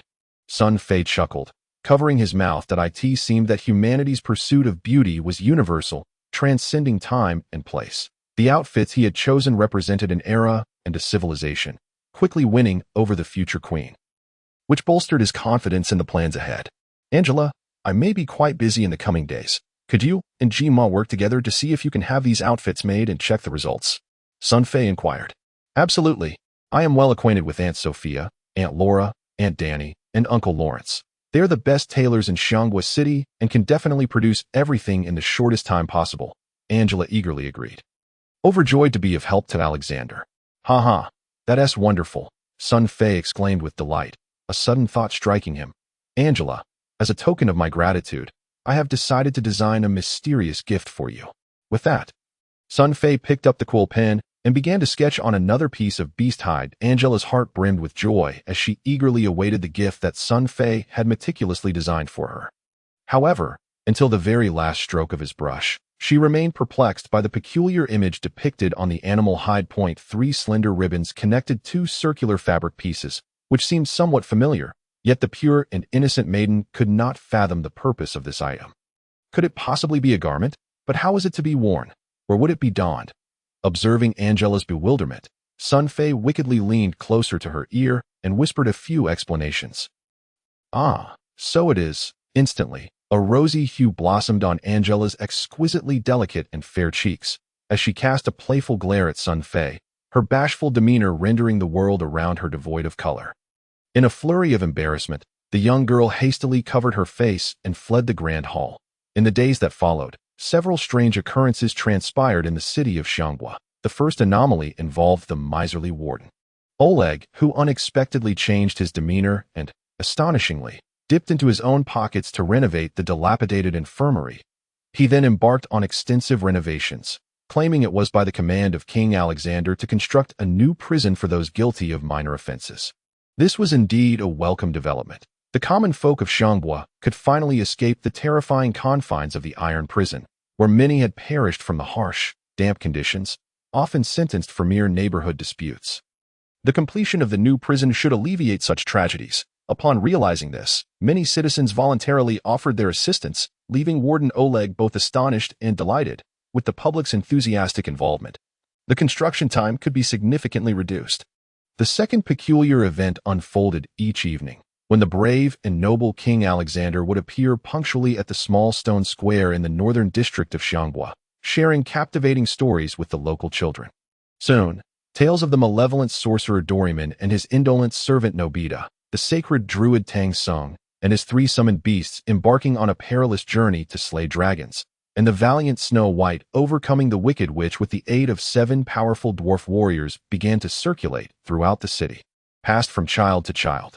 Gradually, the audience at the stone square expanded to include a steady influx of adults. After a few days, the townsfolk were taken aback to find that the king was donning an unusual outfit never before seen, which, despite its odd appearance, quickly became familiar and even appealing to the people of Xianghua as they grew accustomed to it, especially the 2 fabric tubes on his legs, which were both warm and aesthetically pleasing. Finally, on the 8th day, when Sun Fei once again graced the stone square, he arrived with an entire cart filled with bizarre garments, which he generously distributed as gifts to the bare-bottomed children and impoverished families. As autumn deepened and the weather grew colder, these clothes would provide much-needed warmth. Sun Fei's primary intention, however, was to gradually popularize his designs in Xianghua, at the very least, to encourage men and women to embrace wearing trousers, which was his modest aspiration. The third oddity transpired on the 10th evening, when Sun Fei, after sharing his stories, announced a new decree in the name of the king. All children aged 6 to 15, regardless of gender, were required to dedicate time each day to attend the Xianghua Martial and Literary School for various training. This mandate would be inscribed as an obligation in the kingdom's laws, and no parent could impede it, lest they face legal repercussions. The so-called Xianghua Martial and Literary School was established in the former residence of the Herald, Bazel, and after some tidying up, its environment and facilities were deemed excellent. What drove the citizens of Xianghua into a frenzy was the revelation that the school's instructors included renowned figures such as Frank Lampard, the city's foremost warrior, and the military upstart Gordon Brooke, with King Alexander himself serving as the principal. Upon learning of the esteemed teaching staff, everyone clamored to enroll their children in the Xianghua Martial and Literary School. Families that had previously fretted over exorbitant fees were relieved to discover that the school would charge nothing. In a world as harsh as Azeroth, where strength prevailed and the weak were preyed upon, no parent wished for their child to miss the chance of becoming a noble mage or a powerful warrior. This dream, once seemingly out of reach, suddenly appeared attainable due to King Alexander's decree, transforming it into a vivid and tangible aspiration. They understood that this was not merely a command, but a benevolent gift from the kind-hearted King Alexander, offering their children a once-in-a-lifetime opportunity to receive guidance from esteemed warriors like Lampard and Brooke, thus altering their destinies. The city of Xianghua had never witnessed such liveliness or joy as it did in those days. Young King Alexander consistently brought unexpected delights to his subjects. Adults began to revel in the comfort and elegance of their long trousers, proudly recounting their children's commendations from Lord Lampard, prompting exuberant cheers of "Long live the King," as glasses clinked together in a euphoric symphony of celebration, bestowing upon the young monarch their finest blessings. Of course, Sun Fei was not idle during this time. Aside from managing these affairs, he devoted a significant portion of his days to the Royal Library of Xianghua, where he diligently studied nearly every tome, deepening his understanding of Azeroth at an unprecedented pace. Concurrently, he continued his research into the skills of dark characters. The Barbarian had reached level 20, the Mage level 10, the Paladin level 12, and the Necromancer level 12. Moreover, he had amassed over a dozen bottles of the Hulk potion. Through days of research and experimentation, Sun Fei had nearly grasped the properties and effects of this transformative elixir, deeming it time to utilize these potions to enhance the strength of Xianghua's leaders. Chapter 0076. Yet another bottle since being promoted by the young King Alexander from a mere captain of the Royal Guard to the commander of Xianghua's military, presiding over all military forces and standing alongside the newly appointed Herald, Best. As one of the city's 2 powerhouses, Gordon Brooke's fortunes soared to remarkable heights. He became one of the most prominent figures within the city, a position just below the king. Even those nobles and wealthy merchants who had previously looked down upon Brooke now greeted him with smiles that seemed embroidered with flowers, frequently inviting him to lavish feasts, presenting him with generous gifts and beautiful maidens. Visitors to Brooke's modest abode came and went incessantly, nearly wearing down its threshold. In such a stark contrast, one might expect another to become dizzy with delight and arrogance. Yet, at this moment, the former impoverished warrior revealed his integrity and resourcefulness. Brooke's principles regarding those who sought to ingratiate themselves were truly remarkable. He neither shunned nor favored them, ensuring that all who came would leave satisfied. This was not without its strategic considerations. In the aftermath of the great battle in Xiangbois, the city was in dire need of rebuilding, and with the impending threat of the Zenith Empire looming, King Alexander had expressed the need to unite all possible forces to swiftly and effectively restore Xiangbois. Consequently, Brooke was intent on avoiding exacerbation of tensions with the nobility, at least for the time being. Maintaining a facade of harmony. In addition to diligently focusing on military affairs, Brooke devoted considerable thought to military reform, which had become his foremost task over the past 30 days. King Alexander had presented numerous demands in this regard, hinting at some ideas that left Brooke astounded. Behind closed doors, Brooke delved into research. The more he pondered, the more exhilarated he became. Many concepts had never crossed his mind before, and upon first hearing them from the king, he found them somewhat incomprehensible. However, as time passed, he began to see these notions as impeccable innovations, bright revelations that, with slight adaptations to align with the current realities of Xiangbois, could bring about monumental changes. Yet, with the increasing power in his hands, Brooke also felt an unprecedented weight of pressure. After returning to his normal self, His Majesty Alexander's personal prowess and long-term vision have been growing at an astonishing pace. Recently, during a casual conversation at the Xiangbois City Martial Arts School with the former top expert of Xiangbois City, Frank Lampard, Brooke was taken aback when Lampard subtly acknowledged that Alexander's strength had reached an unfathomable level, suggesting that even he might no longer be a match for His Majesty. This revelation intensified the pressure felt by Brooke and Pierce, as they recognized that to continue fighting alongside the king for the glory of Xiangbois City, they must swiftly enhance their own abilities. Otherwise, they would be left far behind by their extraordinary monarch, ultimately becoming obsolete. During this period, Pierce and Didier Drogba relentlessly sought a peculiar training method from His Majesty, engaging in various rigorous training regimens daily. Meanwhile, Brooke, preoccupied with military affairs, found his time for cultivation increasingly limited, leaving him feeling overwhelmed. On a particularly stressful day, Sun Fei dispatched his personal attendant, Fernando Torres, to find Brooke. Bearing a message from Sun Fei, "My Lord Brooke, His Majesty requests your immediate presence in the royal palace's main hall for an important discussion." Perplexed, Brooke quickly followed Torres to the royal hall. Upon entering, he was astonished to find Peter Czech, the captain of the royal guard, who was supposed to be recuperating at home, seated on a stone chair, engaged in conversation with His Majesty Alexander. The hall itself was otherwise devoid of any other presence. "Ah, Brooke, you have arrived just in time. Today, I have something of great significance for both of you to behold," Sun Fei exclaimed, descending from his throne flanked by imposing lion-shaped statues.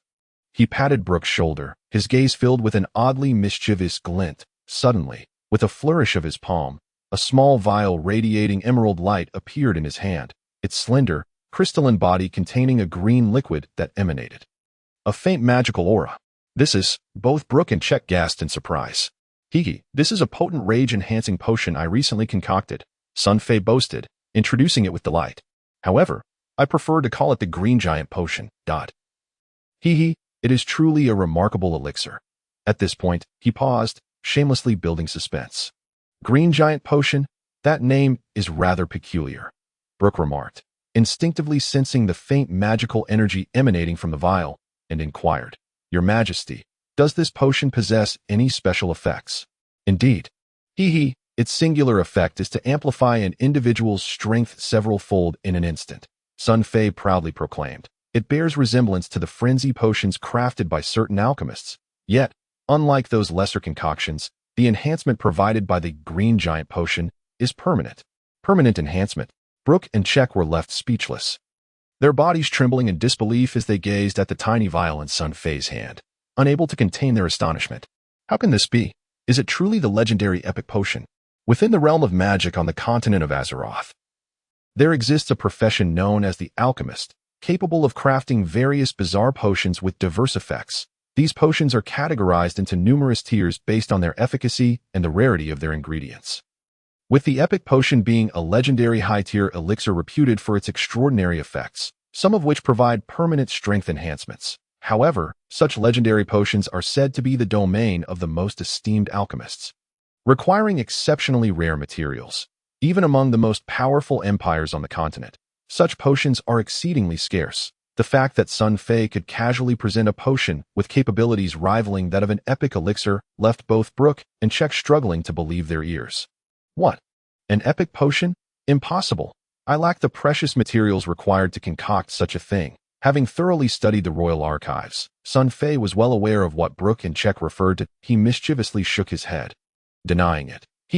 Although the green giant potion has astonishing effects, it comes with a rather fearsome side effect. Hence, I hesitated for quite some time before presenting it to you that if one can endure the side effects. The potion's benefits are undoubtedly gratifying. Now, the potion is here that if you are willing, you may each decide who wishes to partake. A terrifying side effect. Brooke and Czech exchanged glances, their initial shock somewhat alleviated. It made sense. If the potion had no side effects and could flawlessly provide a permanent enhancement to one's abilities, it would indeed rival the legendary epic potions in value. Brooke hesitated for a moment, glancing at Czech before resolutely stating, "Let me try it first." With the time for the martial arts competition against the Zenit Empire's vassal state drawing ever closer, Shangwa City had no retreat. Although they now boasted the prowess of both Lampard and His Majesty Alexander, victories would be determined by the total number of wins across 10 matches. Relying solely on 2 experts was insufficient. To secure victory, they needed to elevate the skills of their fellow warriors, and time was of the essence. For Gordon Brooke, who was determined to fight for the king, this vial of potion, despite its dangers, might be his last opportunity. With newfound resolve, Brooke reached for the emerald vial. However, whoosh, standing beside Brooke, the previously silent Peter Czech suddenly snatched the green giant potion, uncorked it, and tilted his head back, downing more than half of the potion in one swift motion. You. Brooke's heart raced with alarm. Czech had only recently been pardoned from the iron prison, his body weakened and battered from the dank, oppressive conditions he had suffered from a brutal method employed by the Herald Bazel that had forcibly disrupted his internal energy, leaving him in a state of near collapse. Although he could recover with time and training, he was currently at his most vulnerable. Recklessly consume a potion with such formidable side effects could pose a grave risk to his life. Brooke understood that Czech had acted to prevent him from taking the risk, but his anxieties surged. He could do nothing but fix his gaze intently on Czech, fearful of any ominous signs. Meanwhile, Sun Fei watched with a shameless smirk. Moments later, the anticipated side effects manifested. First, a faint glow emanated from the center of Czech's forehead, radiating an indescribable magical energy. Gradually, amidst a swirling haze, the glow began to spread downward, intensifying until Czech's entire head was enveloped in a vibrant green hue, transforming even his hair into an eerie emerald. Simultaneously, beads of sweat began to form uncontrollably on his forehead, covering his face as his muscles twitched involuntarily, clearly enduring unimaginable agony. Brooke was taken aback. He glanced at Sun Fei, who appeared unfazed, even sporting a slight smile, which offered Brooke a modicum of reassurance as he continued to monitor Czech's condition. The green luminescence deepened, cascading over Czech's body from head to toe, his neck, chest, waist, arms, and legs, until, within mere moments, Peter Czech, the captain of the Royal Guard, was entirely transformed into a figure of vibrant green, his arm hair gleaming like jade. This transformation resembled the effects of a malevolent poison, sending a chill down Brooke's spine, as he could perceive something alive writhing just beneath Czech's skin, causing alarming bulges to appear, veins protruding ominously, and sweat cascading down in torrents. The process was evidently excruciating. As he beheld the holy green Czech, resembling a figure coated in paint, Brooke mused, "No wonder this potion is named the Green Giant. Its effects truly render one entirely verdant." Meanwhile, Sun Fei was unable to suppress a few shivers. Previously, Sun Fei had already tasted this green giant potion. During his experiments, upon ingestion, the agonizing transformation process felt as if countless ants were gnawing at his heart. ravenously devouring every inch of his muscles. It was akin to having a sharp knife slice away at his flesh, or being immersed in boiling oil. The unbearable pain was something Sun Fei never wished to experience again, especially since the green giant potion appeared to have no remarkable effect on him.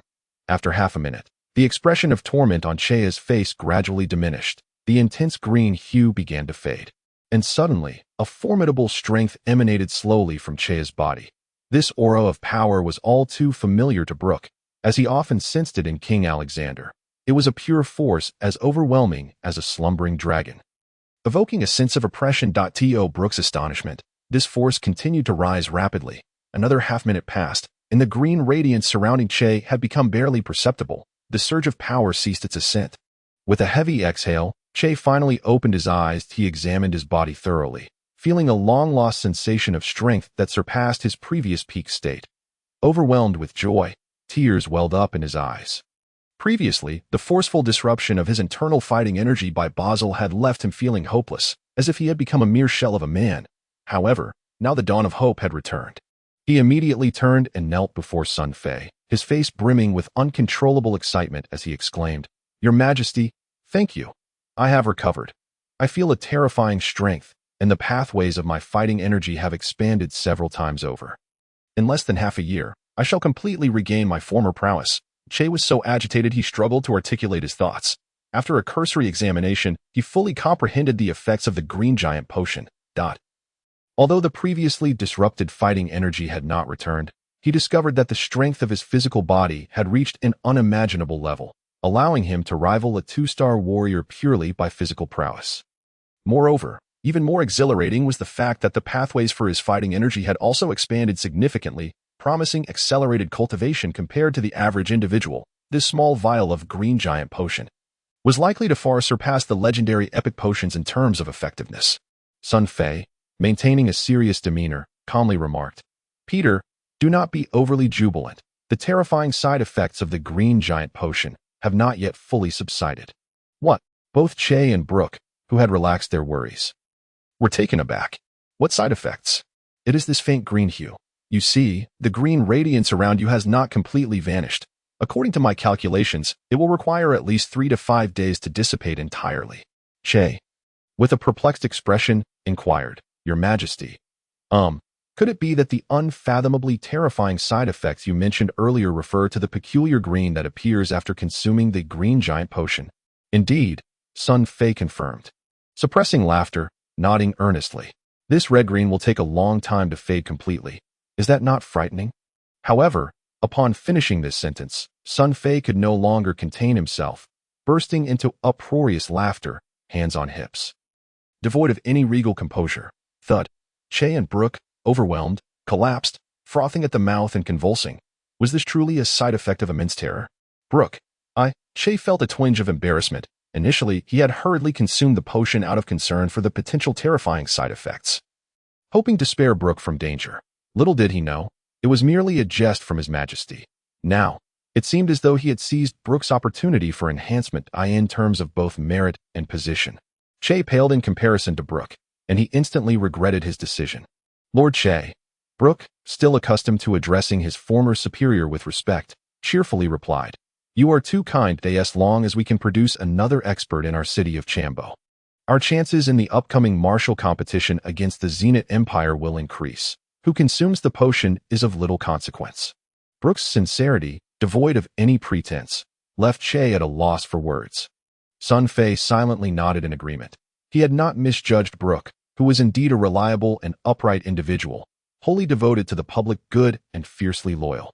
"In truth, there is no need for haste," Sun Fei began, suddenly revealing another vial of green giant potion in his hand, "for I possess several more of these potions." Chapter 0077. The portal in reality. Che and Brooke were nearly driven to madness. They gazed at Sun Fei with expressions of profound resentment, finally realizing they had been played by the young king, who relished pranks. This was, in fact, a delightful jest. Brooke, brimming with excitement, consumed another vial of the green giant potion. Through multiple previous experiments, Sun Fei had thoroughly acquainted himself with the potion's effects, dosage, side effects, and long-term impacts after testing it on various livestock and several heinous criminals. since Brooke and Shay had previously possessed comparable strength. The dosages prepared for them were also similar. After enduring indescribable pain, Brooke experienced an explosive enhancement in his power, elevating his physical strength to the level of a 2-star warrior and significantly widening the pathways of his fighting energy.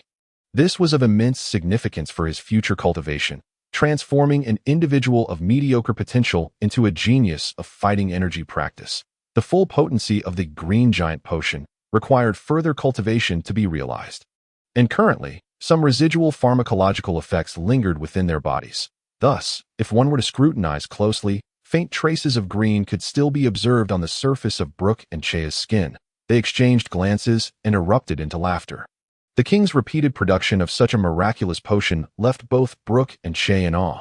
If word of this spread, many would vie for it, potentially igniting conflicts among vassal states. They finally understood why the king had summoned them alone.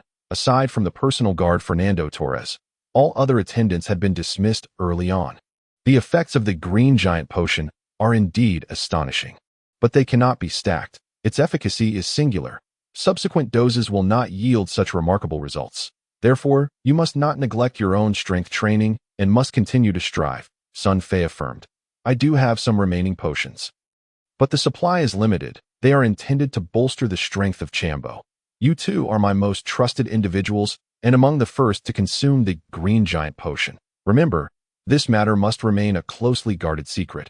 It must not be disclosed to others. As for how to explain the increase in your strength, devise your own methods.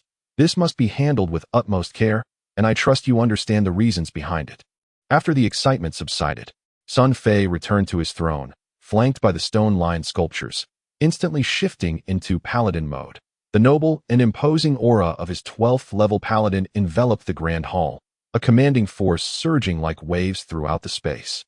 In that moment, Sun Fei reclaimed the regal authority of a king, exuding an unassailable divinity. Hearing Sun Fei's previous words, Brooke and Chea realized they were the first to encounter the Green Giant Potion. Filling their hearts with gratitude as their blood surged with fervor, both knelt and spoke in unison. Your Majesty, rest assured, this matter will remain confidential. Sun Fei nodded in satisfaction. With a swift motion, he produced another vial of the Green Giant Potion and, enveloped in the grand aura of his 12th-level paladin, gently handed it to Brooke. Upon your return, immediately select 200 soldiers of impeccable background, loyal and reliable, within the city. Then, dilute this vial in at least 4 barrels of clean water, ensuring they unknowingly consume it within 3 days. Although this will not yield the same results as for you two, it will undoubtedly enhance the soldiers' strength and physique significantly. Remember, these 200 soldiers will be the elite forces in the martial competition against the Zenith Empire in half a year. There must be no negligence. They must be meticulously chosen, prioritizing loyalty over ability, ideally comprising young individuals from Chambo. Brooke, once you have completed this task, hand the soldiers over to Captain Chea for training and command. I expect you both to forge an invincible iron army for Chambo in 6 months. Can you accomplish this? Your Majesty, rest assured, there will be no issues. Brooke grasped the potion tightly in his hand, akin to holding the key to an unparalleled treasure. Brimming with confidence, he proclaimed loudly, with this vial, whose effects rival those of the legendary epic potion, we can undoubtedly forge a terrifyingly powerful army in the shortest span of time. Our chances of success in the forthcoming training exercises in 6 months have just increased significantly. Even the taciturn Czech nodded enthusiastically, responding, rest assured, King Alexander. Peter Czech guarantees to forge an invincible iron army for you within half a year. Sun Fei nodded in satisfaction. He harbored no concerns regarding the potential mishaps from using the Green Giant Potion, as he had previously discovered a most gratifying phenomenon during the trials of the Green Giant Potion, whether human or beast. Those who endured the excruciating agony for nearly a minute immediately after consumption would experience a significant surge in strength and develop an innate sense of dependency on Sun Fei. Their loyalty markedly enhanced. This sentiment resembles that of children towards their parents. After pondering the reason behind this miraculous phenomenon, Sun Fei speculated that it stemmed from the subtle spiritual energy contained within the Green Giant Potion. Each vial, upon its creation, emanated a faint emotional resonance, almost as if it possessed life, reminiscent of an infant's reliance on its mother. This spiritual energy seemed to silently and subtly influence the souls of those consuming the potion. thereby amplifying their loyalty to Sun Fei. With the matters regarding the Green Giant Potion concluded, Sun Fei and Brooke engaged in discussions concerning the military reforms in Xiangbao City for the next several minutes. Though not a military genius, Sun Fei merely drew upon the knowledge and memories from his past life to outline some fundamental principles, which greatly inspired Brooke. Czech contributed numerous insights as well, revealing his considerable military talent. After an engaging discussion, Brooke joyfully took extensive notes on 3 full hides. Realizing that time was of the essence, he and Czech rose to kneel in farewell. Only Sun Fei and his personal attendant, Fernando Torres, remained in the Grand Hall. Sensing the fervent gaze behind him, Sun Fei turned to find Torres looking at him with a passionate expression, akin to a young maiden enamored by a dashing scholar. His eyes ablaze with admiration. Understanding Torres's thoughts, Sun Fei smiled and said, "Fernando, do you desire a vial of the Green Giant Potion to enhance your strength as well?" Torres hesitated momentarily, aware of the potion's immense value, realizing that each vial was irreplaceable. However, ultimately succumbing to the allure of power, he knelt respectfully and replied, "Your Majesty, it is an honor beyond measure to serve by your side that I wish to fight for you. But my strength is woefully inadequate. I struggle even to lift a sword. Thus, I humbly beseech you to grant me a vial of the Green Giant Potion. You already have a vial reserved for you. But at this moment, I cannot bestow it upon you." Sun Fei gestured for Torres to rise and continued, "The effects of this potion are astonishing, yet its potency is overwhelming. Most individuals find it exceedingly difficult to endure the agonizing transformation process, should one faint. The consequences could be dire. Both Brooke and Lord Czech are seasoned warriors with a solid foundation of strength, enabling them to withstand the transformation and ultimately absorb the potion's power. However, your current physical strength is too feeble to endure such a potent force. Consuming it prematurely would be counterproductive. If you wish to reach the requisite level for taking the Green Giant Potion swiftly, seek out Pierce and Drogba and train with them according to the regimen I have instructed. Once your physical prowess meets the standard, I shall certainly reserve a portion of the potion for you." Listening to Sun Fei elucidate the reasons, Torres's expression transformed from initial disappointment to hope. His excitement evident as he clenched his fists. "Thank you, Your Majesty. I shall seek out Lord Pierce immediately." With that, the golden-haired youth hurriedly exited the Grand Hall. Sun Fei watched the boy's retreating figure, a quiet smile gracing his lips. Through careful observation over time, he recognized that Fernando Torres was indeed a promising candidate, intelligent, principled, and courageous, embodying all the essential qualities of a true warrior. Being a native of Xiangbao City, he demonstrated unwavering loyalty to the royal family and a deep-seated admiration for Sun Fei as his king. For such a young man, Sun Fei found no reason not to promote and employ him. Though he deemed Torres still too youthful, preferring to further hone his skills, nevertheless, the potency of the Green Giant Potion was indisputable, without a hint of exaggeration.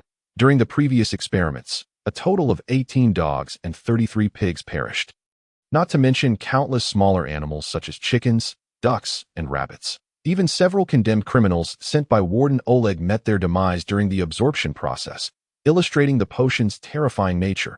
After meticulously reflecting on all recent events within the royal hall, ensuring no detail was overlooked, Sun Fei exhaled slowly, transitioning into barbarian mode. Observing the empty surroundings, he unexpectedly murmured to the air, "Ileana, you may emerge now." No sooner had the words left his lips than a gentle humming filled the space. A radiant blue light materialized from the air, gradually expanding into a massive oval luminescent portal. As the blue glow pulsed and stabilized, a figure began to emerge from the portal, revealing itself within the royal hall. Chapter 0078, the supreme leader of Rogue Camp. Her fiery red hair resembled a blazing flame igniting the air, while her exquisitely crafted armor was adorned with intricate magical patterns, radiating an aura of formidable power. The elegant white beast skin boots spiraled upwards like vines, protecting her knees, with her thigh, resembling jade, exposed, long and graceful, gleaming white like an onion. Exuding an enchanting allure, the sky-blue battle skirt accentuated her alluring figure, while her slender waist swayed gracefully, her snow-white skin appearing delicate and exquisite. Even beneath the light leather armor, her statuesque form remained proudly upright, her breathtaking beauty almost too radiant to behold. This was Andrea Ileana, an inviolable Valkyrie, the most exquisite rogue flower, of the rogue continent within the realm of Diablo. She gracefully traversed the portal, as if crossing myriad worlds and countless timelines, like a solitary orchid blooming in isolation. Appearing vivaciously before Sun Fei, Ileana radiated her beauty with abandon. For far too long, since the previous rogue flower, and Ariel, had succumbed to an unfathomable love for the prime evil Diablo and fallen into darkness.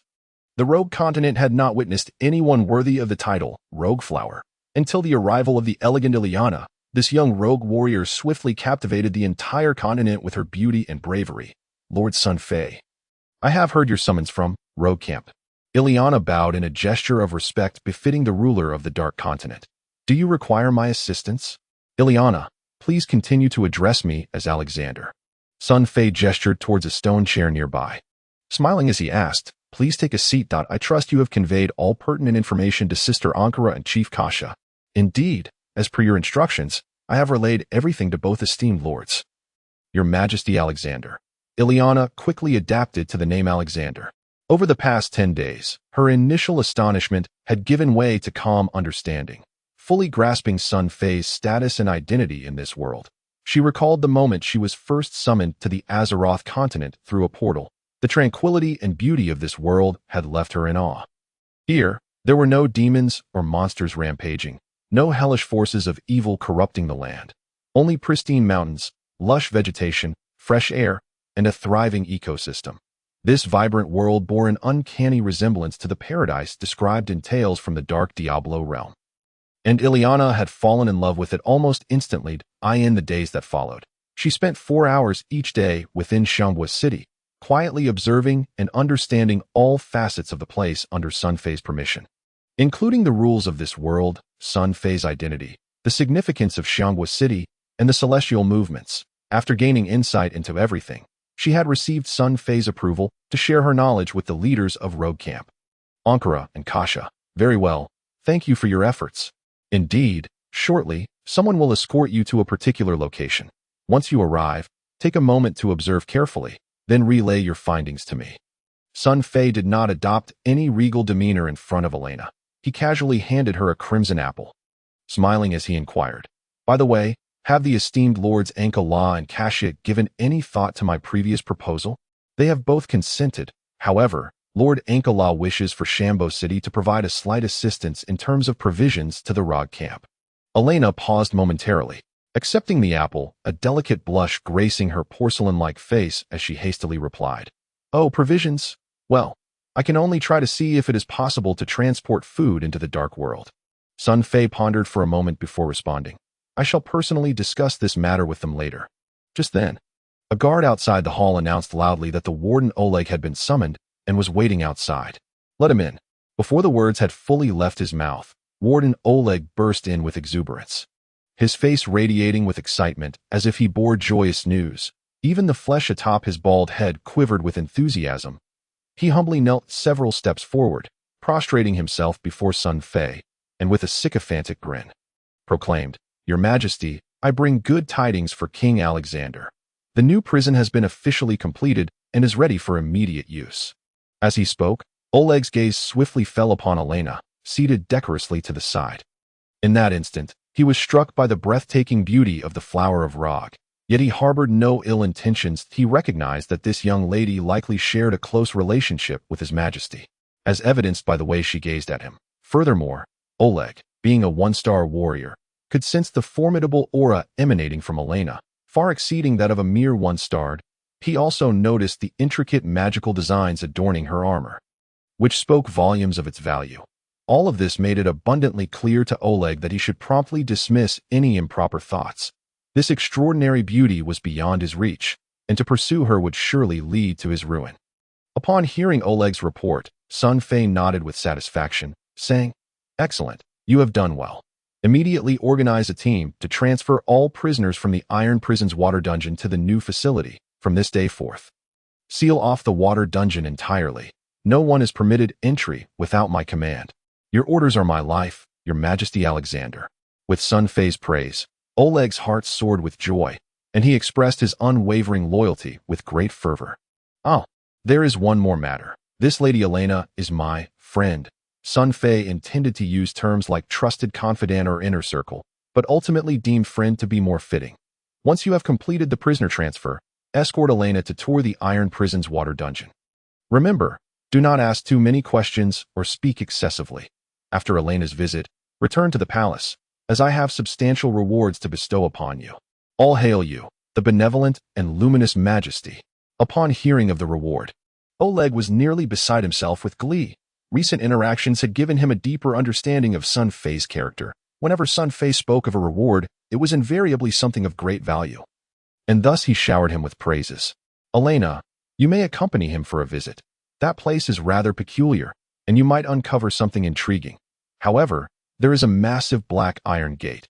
Do not venture beyond it. Understood. Elena stood, nodded, and then followed Warden Oleg out of the king's hall. Watching their figures disappear through the grand entrance, Sun Fei pressed his lips together and rubbed his temples. The recent flurry of events had been overwhelming. Although he had delegated numerous responsibilities to Brooke and Best, he still found himself struggling to keep up with the pace. The air lingered with a faint scent of orchid, a remnant of Elena's presence on the stone chair. Golden sunlight lazily filtered through the colossal stone columns, cascading over him. Sun Fei closed his eyes and inhaled the exquisite fragrance, feeling an unprecedented clarity and joy wash over him, his thoughts drifting back 12 days. 12 days prior, Sun Fei had designed clothing for both men and women within the king's hall, shamelessly creating a bra for Angela, which had startled his beautiful fiancée, leaving him with nothing to occupy his time. Thus, he attempted to reach out to that mysterious and frigid voice in his mind, returning to the dark world. In the realm of Diablo, upon stepping into the Rog camp, he was immediately enveloped by the frenzied cheers of those around him. As he opened his eyes, he was astonished to see Sister Ankala and the mercenary leader Cain, along with the others, kneeling in fervent prayer at the very spot where he had last departed. Upon his arrival, they all sprang to their feet, bursting forth in jubilant exclamations. Lord Sun Fei, you have finally returned. Sister Ankala's aged face beamed like a blossoming crabclaw chrysanthemum, and Cain, along with the others, gazed at Sun Fei with an expression of respect and admiration that he had seldom encountered from these NPCs. What has transpired? Sun Fei found himself somewhat unaccustomed to their sudden enthusiasm. The adage no good deed goes unpunished echoed in his mind. Did they seek something from him? Lord Sun Fei, you have vanquished the evil demon lord in Ariel, paving the way from Rog continent to the east. According to the covenant of our ancestors, you have become the supreme leader of the camp. Elena, standing beside him, gently reminded him in a whisper. I have become the supreme leader of the Rog camp. Sun Fei was momentarily taken aback, recalling that indeed, Elena had mentioned this before he last left the Diablo world. He turned to Ankala and Cain, allowing his elation to show as he confirmed, is this true? Have I truly become the supreme leader of the Rog camp? Indeed, Sister Ankala responded, her irritation at his smug demeanor barely concealed, yet she was bound by the ancestral covenant to comply, enduringly replying. The mercenary leader Cain and the blacksmith Cain nodded in agreement. Haha, does this mean I no longer need to pay for potions and scrolls from Sister Ankala? Hire mercenaries from Aunt Cain, or purchase equipment from Cain? Haha. Oh, how delightful. Sun Fei laughed shamelessly, his mind racing with devious thoughts that a splendid life seemed poised to embrace him. However, that is impossible, even with the ancestral covenant. The supreme leader cannot simply reap without sowing. Lord Sun Fei, I must remind you that while you do possess the right to command all within the Rog camp and to impose restrictions upon anyone, you also have the duty to fight and bleed for the existence of every individual, every structure, every cow, and even every chicken in the camp. That I have always stated that in this world, what one receives is always proportional to what one gives. Of course, to honor the supreme leader, from this day forth, all goods within the Rog camp, including my potions and scrolls, will be available to you at half price. The venomous tone of vampire Sister Ankala quickly shattered Sun Fei's dreams of unearned wealth. Half price. Sun Fei, somewhat disappointed, stroked his chin and reluctantly nodded in agreement. Though it is still rather expensive, half price does sound appealing, so let it be. Respected Lord Sun Fei, we are preparing to activate the ancestral covenant altar. Through the sacrificial ceremony, you shall officially become the true supreme leader of the Rog camp. The lecherous old man Cain stepped forward, parting the crowd with his staff, bowing in reverence. According to the legends passed down in Rog continent, Those who become the supreme leader are granted 3 incredible abilities by the gods during the sacrificial ceremony. The timing is perfect. Let us commence the ritual. Sun Fei realized that everything in the Diablo world was unfolding toward an unknown destiny. Chapter 0079. Ancestral Altar and the 3 Divine Skills. To his astonishment, the altar for the Ancestral Covenant was not located in some conspicuous corner of the Rog camp, under the guidance of Sister Ankala. Sun Fei and the others ventured outside her small tent in the southwestern corner of the camp, a place he had frequented many times before. Scattered throughout the area were numerous dilapidated bottles and jars. Entwined with creeping vines and covered in moss, the air was thick with the acrid scent of potions, and the tent appeared quite small, even somewhat tattered. Sun Fei had often wondered whether such a diminutive tent could accommodate even a single person lying inside, even if that person were as emaciated as Sister Ankala. However, this time, he was utterly astonished as he watched Aunt Ankala, Aunt Kasha, and Uncle Cain bend low to enter the tent. Sun Fei's mouth fell agape in disbelief. He was filled with an overwhelming sense of wonder. Could it be that the tent concealed an unknown underground cavern? Otherwise, how could so many people possibly fit into such a confined space? By the time nearly everyone from the Rog camp had squeezed inside, Sun Fei's astonishment only grew, his jaw nearly splitting from the effort of remaining agape. Ileana gently touched Sun Fei with her cool little hand and said, "Sir, we should go in now." Reluctantly, Sun Fei steeled himself and crawled inside. He was even prepared to search for a hidden passage within the tent, but as he bent low and looked up, he was immediately struck dumb. This was no mere small tent, but rather a grand and magnificent hall. Before him stretched an expansive, seemingly endless corridor connecting to a vast chamber, where tables and chairs were neatly arranged. The walls flanking the corridor were lined with countless tightly packed doors, making it impossible to count how many rooms there were. Could it possibly be, spatial magic? After a brief moment of astonishment, Sun Fei quickly grasped the situation. It was utterly mind-boggling that Aunt Ankala's shabby little tent was an unparalleled entrance to an immense space, leading to a realm he had never even conceived of. Upon reflection, it seemed only natural for the Rog camp to harbor such mysterious locales. After all, the camp had existed for millions of years, having been established during the legendary wars of heaven and hell eons ago. With such a long history, if it had always appeared as worn and shabby as it did now, possessing only a modicum of power, it would have long since been razed to the ground by the demons and monsters that roamed outside. It was no wonder that, throughout all this time, neither the Blood Ravens, the fallen Smiths, the fallen paladin Gresswald, nor the formidable boss Anariel had managed to obliterate this place in any chaotic era. The sole reason for survival is power. Clearly, the Rog camp concealed a force of which Sun Fei was entirely unaware. As the group continued onward, passing through what appeared to be a meeting hall. The corridor behind them seemed interminable. Aunt Ankala and Aunt Kasha walked slowly ahead, and Sun Fei wished to keep up closely. But just then, something peculiar occurred. To his astonishment, the faster he ran, the further away he found himself from those ahead. In the blink of an eye, he could only see the faint silhouettes of Aunt Ankala and the others. What is happening? Sun Fei was momentarily bewildered. Sir Sun Fei, here, time and space are inverted.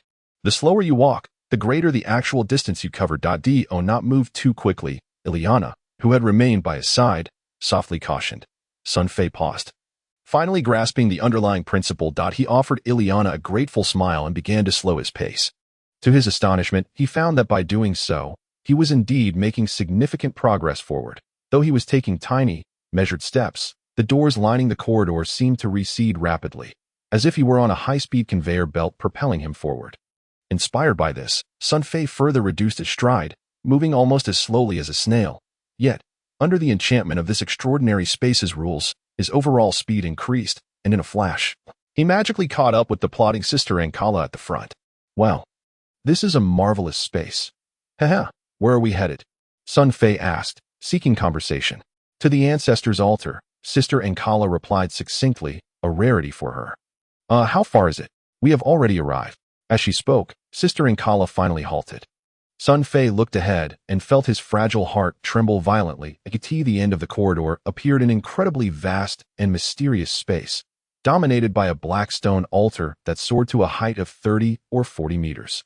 Standing majestically at the center of this enigmatic realm, the altar, with a diameter exceeding 50 meters, was constructed from layers of an unknown black rock, divided into 9 tiers, each smaller than the last. Each side featured a narrow staircase leading to the summit, where the 9th tier could accommodate only 4 or 5 standing individuals. From afar, intricate magical patterns adorned every layer of stone, resembling intertwining vines or some arcane script. Additionally, countless ancient images depicting fierce demons, howling monsters, battling warriors, and casting sorcerers were etched into the stone. The entire altar, cloaked in shadow, towered silently within the space, exuding an aura of ancient desolation, as if silently recounting the mysterious history lost to time, while simultaneously showcasing the merciless and terrifying passage of ages. A faint pressure of divine and demonic power emanated from the altar, permeating the air. "This is the Ancestors' Oath Altar." Sister Ankala's expression was unusually solemn. Imbued with a hint of sanctity, as if gazing upon a hallowed ground, she instructed Sun Fei, "Ascend the stairs to the east, climbing to the top of the 9-tier altar, and pray with devotion.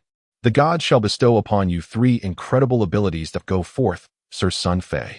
With that, Sister Ankala and the others from the Rog camp knelt on the ground, softly chanting in a mysterious and ancient tongue. A sacred, natural aura emanated from their bodies, and visible streams of luminous power flowed forth like a constellation of stars, gracefully cascading onto the black altar. Sun Fei ascended the narrow stone steps to the east. Step by step, upon finally standing atop the 9th tier of the altar, he felt as if the black structure had absorbed enough of the luminous energy emanating from the people of the Rog camp. Each tier began to rotate in a rhythmical manner, as if calibrating some mysterious frequency or coordinate. An ancient, profound aura began to manifest. Sun Fei held back his astonishment, keeping his composure as he observed the unfolding spectacle. Everything exceeded his wildest imagination. Such events had never occurred in the familiar video games of his past life. At that moment, things began to develop in a direction beyond Sun Fei's recollection. Suddenly, a thunderous crash erupted. The black altar beneath him ceased its rotation, and everything within his line of sight underwent a dramatic transformation, as if time and space had been shifted. Below, Aunt Ankala and the others vanished from view, and the entire altar seemed to have been transported into an infinite expanse of starlit sky. As he gazed around, he found himself surrounded by a dazzling array of stars, in a space devoid of up or down, left or right, or front and back, like the vacuum of the universe itself. Sun Fei had yet to process his astonishment when, without warning, a pillar of pearlescent light enveloped him in an instant. This sensation resembled that of leveling up in the wilderness, but with a force that far surpassed the white light typically seen during such moments. In an instant, Sun Fei felt as though his senses had been stripped away, leaving only a solemn and icy voice echoing endlessly in his mind. "Supreme deity, endless eons, boundless space, timeless eternity, in accordance with the blood oath of the countless ancestors of the Rog continent, the feeble mortal Sun Fei, you have slain Ariel, one of the 4 lesser lords of hell, and shall receive 3 divine abilities granted by the celestial gods. Learn, bestow, and summon. Mortal, prepare to accept the gifts of the divine."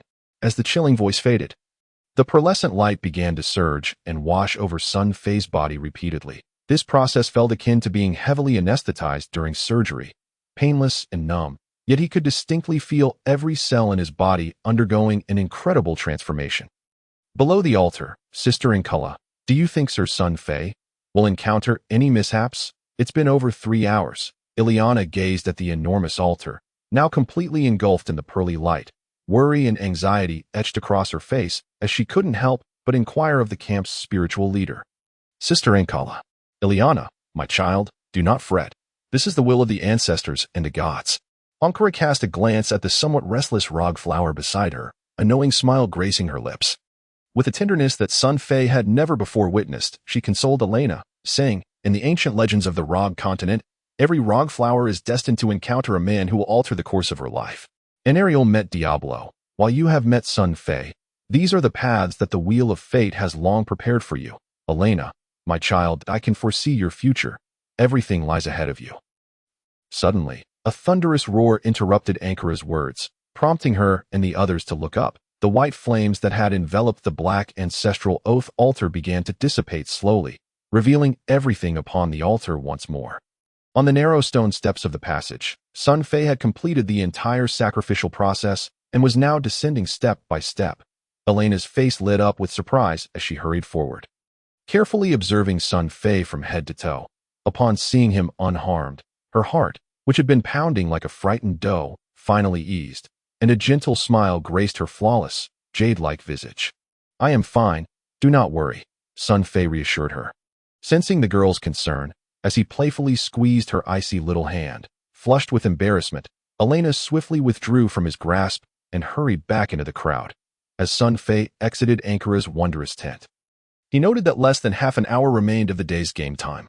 Instead of rushing into the wilderness to slay monsters, he chose to linger, engaging in a prolonged discussion with the two leaders of the Rog camp, Kasha and the lecherous old man, Cain. Before the tent, no one knew what they spoke of, nor what 3 divine abilities Sun Fei had acquired at the ancestral altar. However, when Sun Fei departed the world of Diablo once more, the people of the camp observed an unprecedented expression of relief on Lady Ankara's face. Chapter 0080. Divine Skill Summon. That day, upon emerging from the world of Diablo, Sun Fei discovered that Angela and the golden-haired little girl, Jima, had once again been summoned by the Long Princess of the Zenith Empire for a chat. The Long Princess was quite an interesting character. Since arriving in Xianghua City, she had remained unseen. Even when Sun Fei had publicly slain several cavalrymen of the Zenith Empire, including a vice-knight commander of the royal envoy, she had never stepped forth to utter a word, nor had she made any moves since. Seemingly content to enjoy the sights of Xianghua City without mentioning the upcoming ennoblement in half a month. Meanwhile, her relationship with the future queen, Angela, had grown increasingly close, as she frequently sent for Angela to accompany her for conversations. Sun Fei turned a blind eye to this, untroubled by the notion that the Long Princess might harbor ill intentions towards Angela. There was a vague sense of safety that the Long Princess currently exuded. For Sun Fei, he was exceedingly busy. His primary goals were twofold: to elevate his own strength and to bolster the power of Xianghua City. The former relied on the upgrade capabilities of the Diablo world, while the latter temporarily depended on the Green Giant Potion. The sole disappointment for Sun Fei was the painfully low yield of the Green Giant Potion, which was barely 3 or 4%. Moreover, the potion only granted significant enhancement to those with a certain foundation of strength. For instance, star-level warriors like Brook and Che would see a substantial rise in power, while a frail mercenary who had perished in the Iron Prison could also be uplifted. However, if someone like the elderly gentleman best, who possessed almost no combat prowess, were to consume it, he would likely explode within seconds, unable to endure the excruciating pain. The encounter in the Diablo world had been utterly unexpected for Sun Fei. The so-called Ancestral Covenant and the Black Altar within Ankara's mysterious tent had never appeared in his previous memories of computer games. Everything diverged from his past recollections, leading him to question whether the monster slaying and leveling he engaged in within the consciousness space was truly a game or merely something cloaked in the guise of one. Throughout the night, Sun Fei pondered the 3 divine skills he had acquired at the Black Altar: learning, bestow, and summon. Upon obtaining these skills, he did not immediately grasp how to wield them. In other words, after being enveloped by the mysterious white light that descended upon him at the altar, aside from cleansing and refining his body, he did not receive any substantial benefits. The imposing, cold voice merely informed him that the specific effects and methods of utilizing the 3 divine skills would require his own exploration over time. Dependent on his perceptions and luck, perhaps he would master them swiftly, or perhaps he would never fully comprehend them even until the end of his life. Such a lackadaisical pronouncement was infuriatingly frustrating, leading Sun Fei to feel utterly fruitless throughout the night, even beginning to suspect that the 3 divine skills were merely a ruse left by the ancients of the Rog camp to inspire future generations to strive for greatness. However, as dawn broke the following day, a miraculous event transpired. Sun Fei inadvertently activated the summon skill, opening a portal and summoning the ice arrow-wielding beauty Elena from the world of Diablo. In that moment, he was utterly astonished. It was not merely the activation of the summoned skill that left him dumbfounded, but also the sight that greeted him, as it was still early morning, and assuming the people of the Diablo world had yet to awaken. Elena appeared before him clad in only scanty clothing, her exquisite form on full display. The breathtaking curves painted a scene that could only be described as the most beautiful in the world. Exuding a languid grace along with her fiery, slightly disheveled red hair, Sun Fei was left petrified, blood gushing from his nose. Elena, still not fully awake, wore a dazed expression.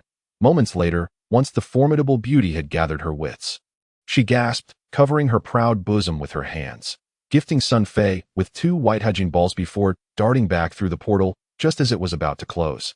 After being momentarily entranced by the peerless beauty, Sun Fei rapidly recalled his actions leading up to triggering the summon skill. He pieced together the events, ultimately landing on a singular realization. Mere moments before, he had absent-mindedly murmured, "If only Elena were here with me now, perhaps she could remind me of something." Miraculously, a soft hum resonated, and an azure oval portal materialized before him, from which Elena emerged, nearly naked. Elated, Sun Fei excitedly retraced his steps, attempting to summon her once more. Indeed, after a mere 20 seconds, he successfully opened the portal again, calling forth Elena from the Diablo world. However, disappointment washed over him as she appeared fully clad in armor this time, evidently having prepared herself. The triumph of summoning Elena filled Sun Fei's heart with joy, prompting him to try summoning other members of the Rog camp, Ankara, Kasha, and the blacksmith Chasai, among others. Yet, unexpectedly, aside from Angela, none of the others could be summoned into the real world, the specific reasons remaining unclear. Throughout the day, Sun Fei conducted numerous experiments, ultimately concluding that, due to some mysterious reason, the summon skill seemed to currently allow him to summon only Elena, the process being strikingly simple as long as Sun Fei desired. He could conjure an azure oval portal to bring Elena forth from the Dark Realm. Naturally, there were limitations. The summoning had to occur under barbarian mode, and the process consumed a certain amount of magical power.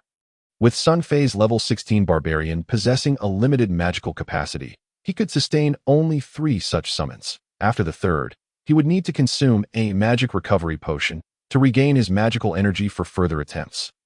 Thus, a serendipitous, unconscious action had allowed Sun Fei to peel back a thin veil, revealing a glimpse of one of the 3 divine skills, Summon. Sun Fei speculated that since it was deemed a divine skill within the Diablo world, it should not be limited to summoning only Elena. Logically, figures like the nun Ankara and Kasha should also be summonable. Yet, it was evident that some discrepancy hindered this, a puzzle Sun Fei had yet to unravel. In addition to summoning, the 2 formidable skills of learning and bestowing, uttered in a solemn and chilling voice from the Black Altar, eluded Sun Fei's understanding despite his fervent efforts over the following days. He found himself shrouded in an impenetrable fog, devoid of any clue as to how to initiate them. However, Sun Fei remained unperturbed. The ability to summon Elena into the tangible world was, for him, a serendipitous boon, akin to finding water in a parched desert.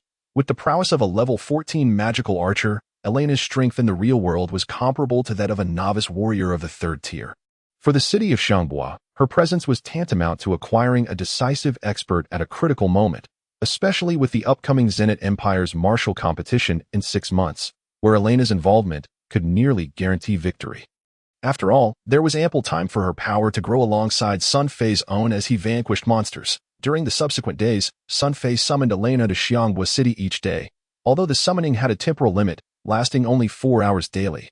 This did not hinder the beautiful mercenary from observing and immersing herself in the real world.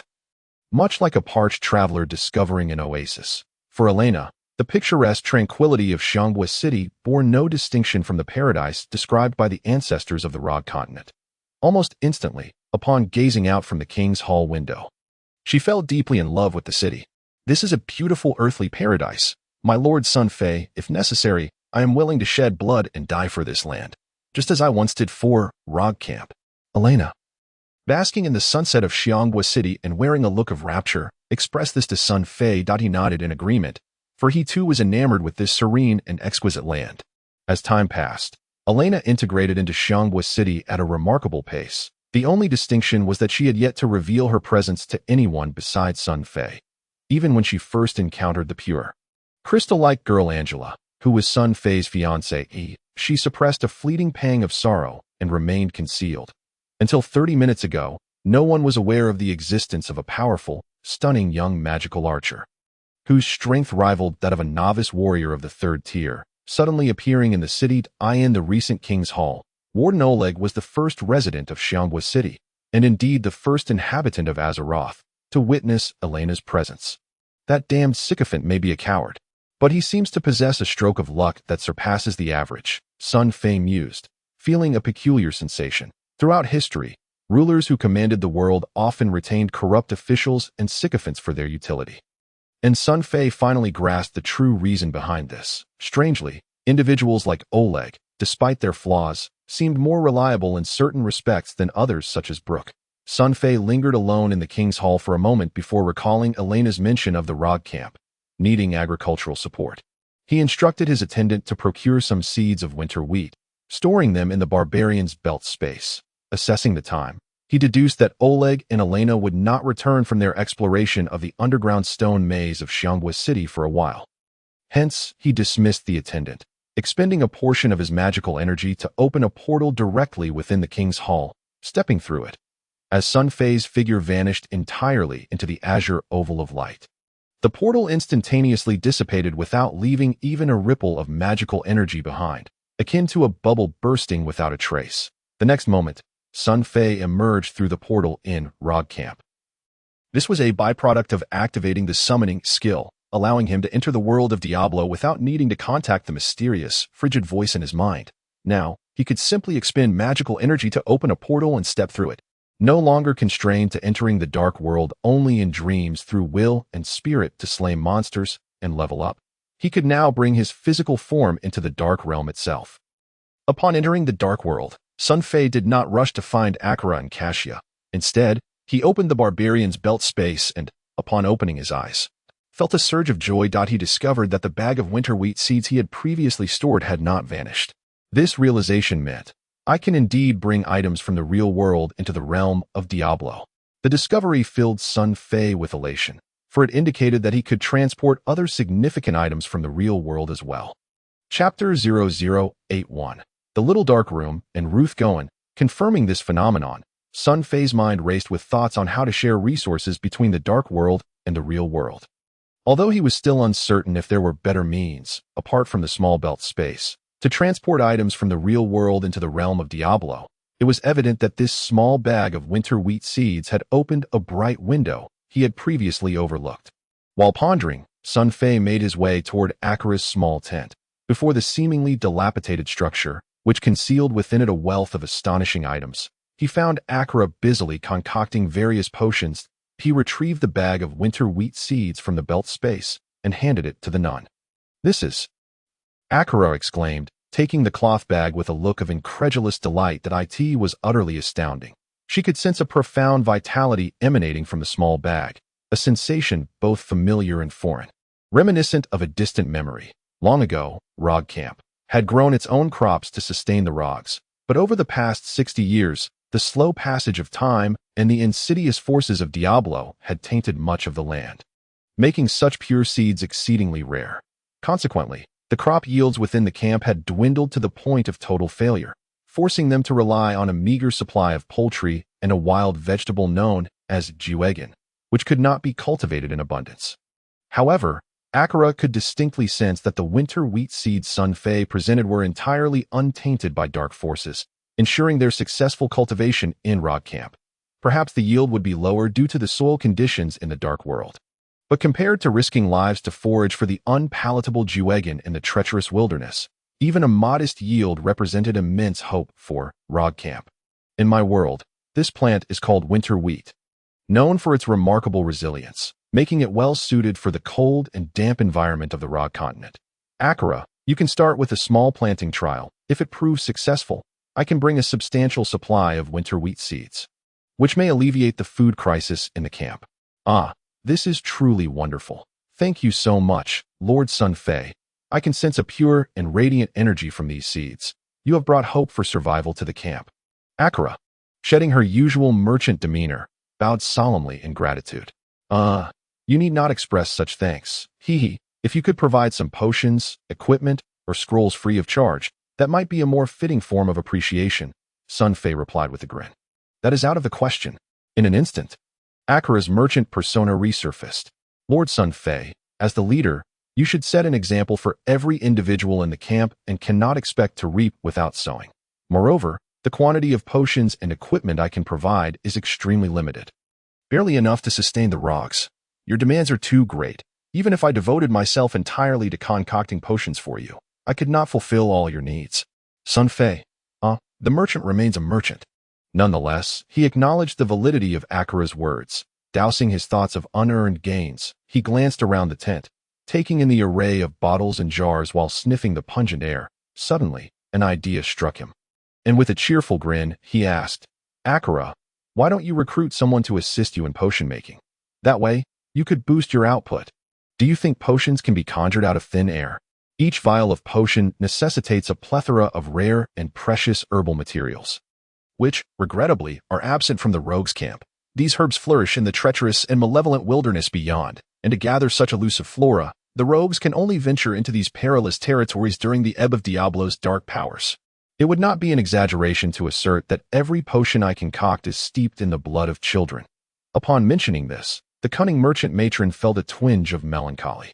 Sun Fei chuckled heartily, pointing to himself with his thumb, and said, Hee hee, and Akira, don't you think there's a suitable candidate right before you? Perhaps I could assist you in foraging for herbs, and in return, my demands are quite simple. You merely need to teach me how to identify various herb names and subsequently impart the recipes for concocting different potions. That would suffice. Hee hee. You. Akira raised her brows, instinctively inclined to retort against Sun Fei. Yet she suddenly realized something, her eyes brightening as she scrutinized him from head to toe, feeling an epiphany wash over her. Hee hee. You are absolutely correct. Come. Hee hee. Let us begin right away. Haha. Allow me to enlighten you on how to discern the components and classifications of these raw herbal materials. Cilantro, lantern core, white odd grass, chaotic demon vine, starlight grass, white bone vine. No, bloodbone vine. What else? Flame root. The bone joints of poisonous spiders. An hour later, Sun Fei emerged from Akira's enigmatic tent, reeking of pungent herbal scents, spitting out remnants of bitterness while staggering away as if fleeing from disaster. Mumbling a series of nonsensical herb names, appearing utterly dazed, akin to someone who had just been thoroughly ravaged by a tyrannosaurus. Oh, Lord Sun Fei, don't run away. I still have over 40 other raw herbal materials for you to sample. Rest assured, these herbs are not bitter at all. They have a delightful flavor. The matronly nun called out, a mix of reluctance and schadenfreude on her face. Sun Fei dared not utter a word. Merely fleeing in disarray, he maneuvered around wooden fences and several tents, spat out the bitter remnants from his mouth, and suddenly recalled something. He made his way to the center of the rogues' camp. Seeking the lecherous Elder Cain, a humanized free appraisal scroll, from his belt space, he retrieved several pieces of armor and a silver storage ring, presenting them to Elder Cain, saying, Wise Cain, these pieces of equipment are from a mysterious realm. I wonder if you could appraise them for me. In truth, these pieces of armor were stripped from the corpse of the silver-faced man, while the silver storage ring was the unfortunate relic of the 4-star wood mage, Evans. Sun Fei had previously stored these items in the barbarian's belt space and had discovered them again while finding winter wheat seeds. However, the equipment displayed is unidentified, prompting Sun Fei to seek Elder Cain's assistance in appraising them, hoping that the appraisal might allow the blacksmith Chasai to revamp them for use in the real world without recognition. Such peculiar equipment. Exceedingly strange. I've never encountered anything like it before. Let me examine it closely. My heavens, entirely unfamiliar magical patterns and designs. Unheard of enchanting techniques. The white-bearded elder took the equipment, scrutinizing it with rapt fascination. Akin to an archaeological professor discovering ancient treasures, he became so engrossed that he seemingly disregarded Sun Fei, merely stating, The appraisal may take some time. Return in 3 days, before turning away, cradling the equipment as if it were a precious gem. Damn. If you can't appraise them, just say so. How could you run away like that? Sun Fei gaped, disdainfully watching the retreating figure of the white-bearded elder, gesturing a middle finger, with nothing else to occupy his time. He resolved to hunt monsters for experience. However, considering that the rogues' camp, being a novice zone, offered little opportunity for rapid leveling, he recalled having thoroughly scoured all maps of the camp a few days prior. Ensuring no demonic threats could endanger the rogues' camp. At this moment, the wilderness was exponentially safer, especially since the major bosses had already been dealt with, rendering the associated maps devoid of challenge for Sun Fei. Meanwhile, Elena remained in the real world, prompting Sun Fei to seek out the blue-clad NPC Veriv, the eternal passerby, for the first time choosing the option to head east. He resolved to venture into the second map of the Dark World, the more perilous higher-level city of Lu Gaoying. The distance from the rogues' camp to Lu Gaoyin was considerable. Should ordinary rogues embark from the camp, it would likely take them a year or two to arrive, fortunately for Sun Fei. The process felt akin to the swift transitions experienced in the computer games of his past. In an instant, the scenery began to blur and shift, and he felt a sensation of weightlessness. When Sun Fei opened his eyes again, he found himself in Lu Gaoyin. The surroundings were awash in earthy tones, as this castle lay nestled between the desert and its adjacent region. If the previous map, the rogues' camp, was merely a humble and rudimentary temporary outpost, then Lu Gaoyin was a grand and magnificent ancient city of the desert, although lacking the precarious terrain and picturesque views of the city of Chumba. It boasted towering, sturdy city walls, a majestic royal palace, a more secure earthen inner city, luxurious double-decker taverns, and a spacious natural harbor teeming with vessels. Here, many things were conspicuously absent from the rural locale of the rogues' camp. Yet, for reasons unknown, the opulent Lu Gaoyin imparted to Sun Fei a peculiar impression. It felt like a city of the dead, devoid of vitality. The streets were sparsely populated, with not a soul to be heard. As the wind stirred the yellow dust in the air, evoking an indescribable chill reminiscent of autumn. Fortunately, there were still NPCs present. The moment Sun Fei stepped into Lu Gaoyin, a computer NPC approached him. After a brief and perfunctory exchange of dialogue, he swiftly received his first quest from the tavern owner, to venture into the city's sewers and eliminate a demon that had taken residence within. Recalling his past experiences, Sun Fei located the entrance to the sewers and proceeded to annihilate the monsters within. However, during the quest acquisition, Sun Fei noticed a peculiar phenomenon. The NPCs in Lu Gaoyin appeared unresponsive to him. Their expressions and tones were exceedingly wooden, devoid of liveliness, starkly contrasting with the vibrant interactions he had experienced with Akira and others in the rogues' camp. It was as if they were mere automatons.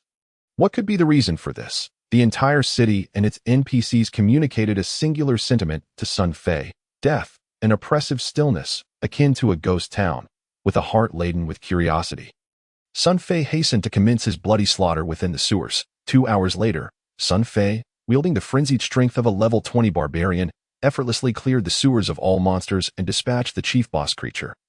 Completing his initial task, the barbarian was now on the verge of leveling up to 21. He returned to Lu Gaoyin to turn in his quest, receiving a skill point as a reward. Contemplating further, he exchanged some potions from the mysterious, cold voice echoing in his mind, then exited the dark world directly through a portal, reappearing in the grand hall of Chumba City. The timing was impeccable. As just then, a guard outside the hall announced loudly that the warden Oleg sought an audience.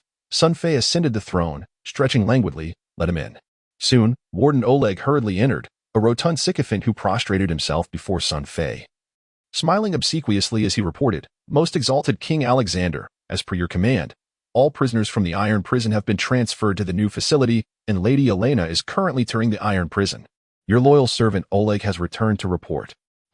Well done. I am quite pleased, Sun Fei praised with a smile. "It is my duty. Serving the great King Alexander is my utmost honor." Warden Oleg humbly bowed, grinning ingratiatingly. "Your Majesty, the newly constructed prison has yet to be officially named. All the citizens of the city eagerly hope that you will personally visit the prison and bestow a name upon it, which would be a great honor for all of Chumba City." Oh. Upon hearing Oleg's words, Sun Fei suddenly felt intrigued. He had indeed been too busy to visit the newly built prison, constructed upon the ruins of the dilapidated infirmary, and was unaware of how Oleg had fared in the renovations they asked for naming it. Sun Fei chuckled to himself, suddenly struck with an excellent name. "This shall be your reward. Consume this potion, and then take me to see the new prison." Sun Fei spoke, gently pushing with his palm, causing half a bottle of green giant potion to soar into Oleg's hands, emanating a peculiar green glow that was nothing short of extraordinary. This was a dosage that Sun Fei had meticulously prepared for Oleg, tailored to his physical capabilities, neither excessive nor insufficient, perfectly designed to awaken the potential of the warden. "This is..." Oleg, the warden, was momentarily taken aback. He could hardly fathom that the reward mentioned by His Majesty Alexander was merely half a bottle of an uncertain potion. And judging by its eerie green hue, it resembled a deadly toxin. Yet, at that moment, Oleg displayed his astute understanding of the king's intentions. He did not pause to inquire about the potion's nature, not even for a fleeting second.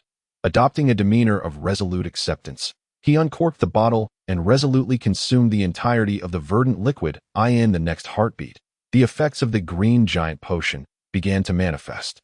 An unprecedented wave of excruciating pain surged through every marrow of Oleg's being, tearing at his corpulent form. However, to Sun Fei's astonishment, this cowardly warden gritted his teeth and endured without uttering a single groan. Holding steadfast until the potion's effects began to wane, that he was drenched in sweat, as if he had just emerged from water, his complexion pale, lips bloodied from biting, but eventually he began to recover. This display of fortitude left Sun Fei surprised. Unbeknownst to him, his perception of the bald, portly man before him had improved somewhat. As Oleg felt the surge of power and the significant alteration of his energy channels, the previously anxious warden finally comprehended the astonishing effects of the potion bestowed upon him by His Majesty Alexander.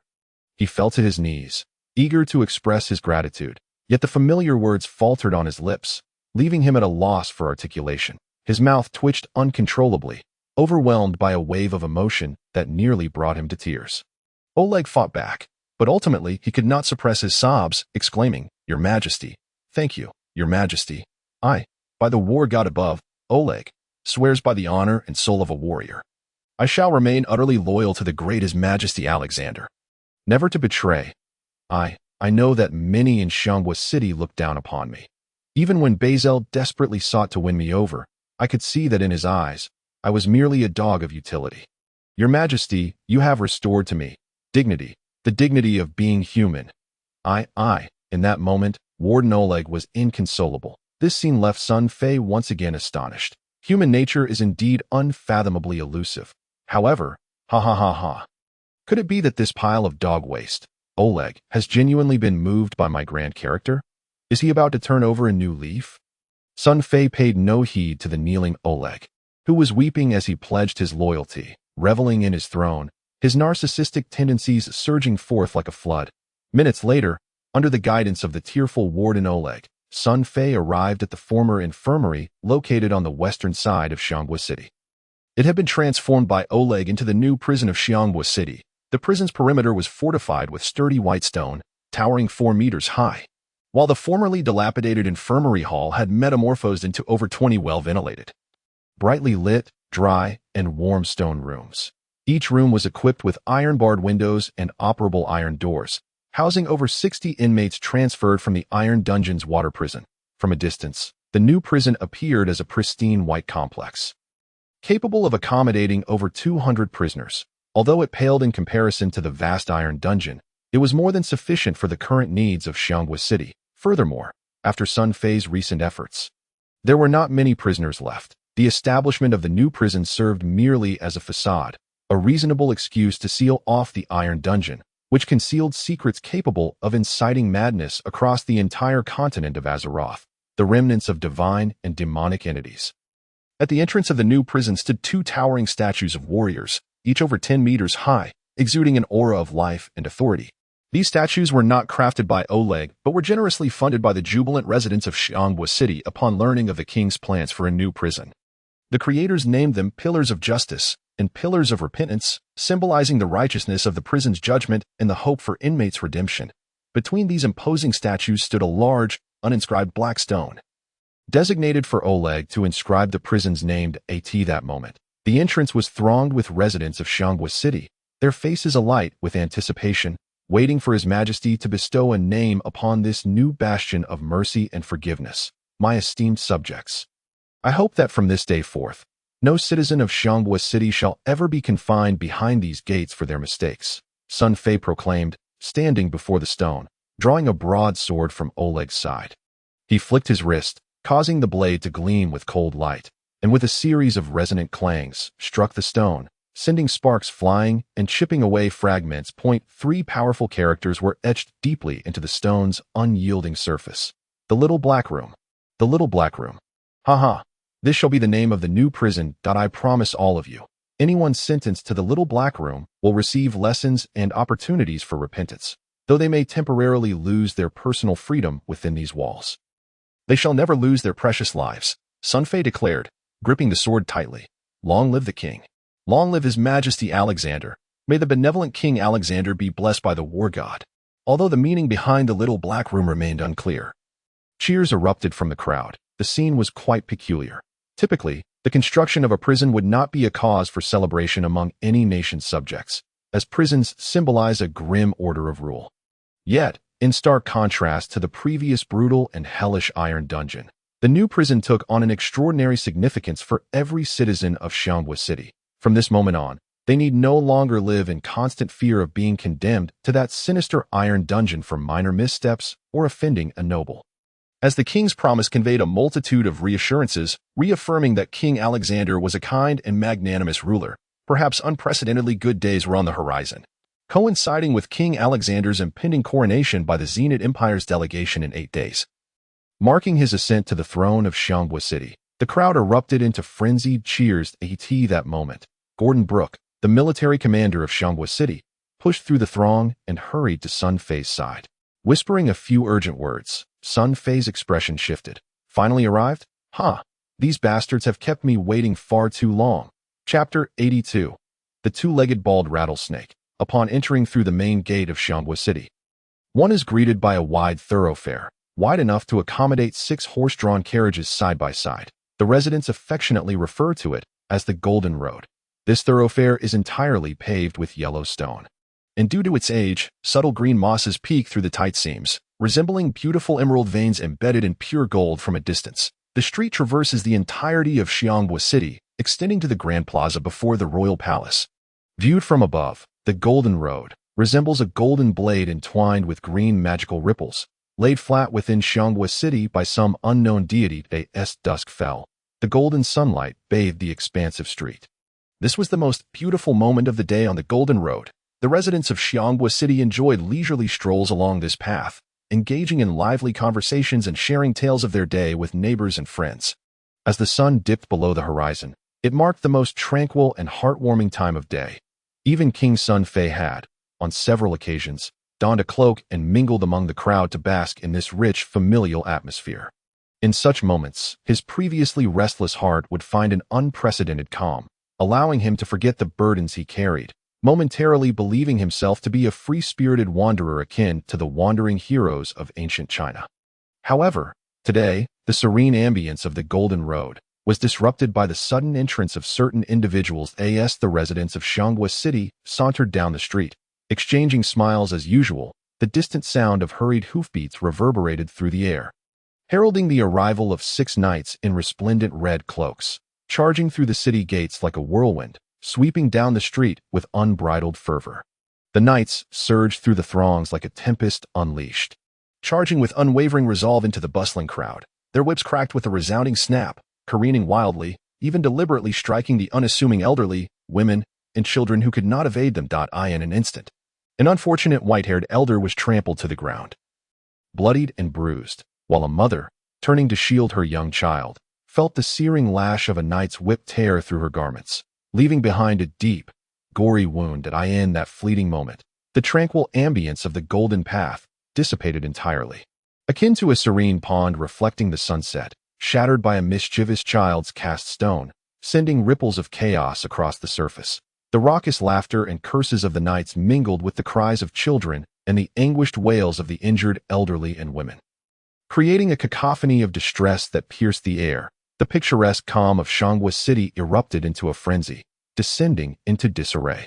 Lowly scum, clear the way at once. His Holiness, Pope Sergiali, the 34th of the esteemed Zenit Empire, has dispatched his most loyal servants, the black-clad Master Mazzola, to arrive shortly. Soldiers of Xianghua City, heed my command and summon your king, Alexander, to pay his respects.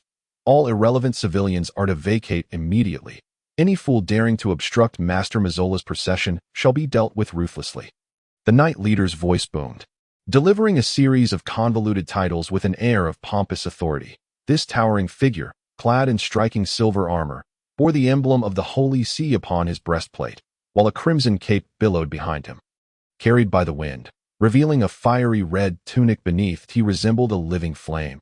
His face, adorned with a bushy beard, radiated an unmistakable haughtiness. The whip in his hand hung beside his iron boots, stained with the blood of the unfortunate woman who had been cruelly struck while defending her child, droplets falling to the ground with a sinister rhythm. Seal off the streets, secure the elevated positions. and ensure Master Mazzola's safety. Hurry, investigate the suspicious crowds. Apprehend any questionable individuals immediately. Those who dare resist shall be met with lethal force.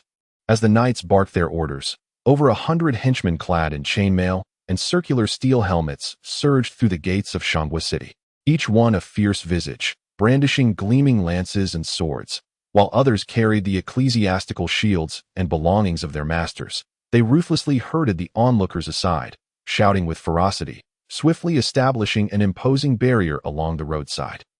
Then, from the immense gateway of Shangwa City, a lengthy procession of vehicles gradually made its entrance.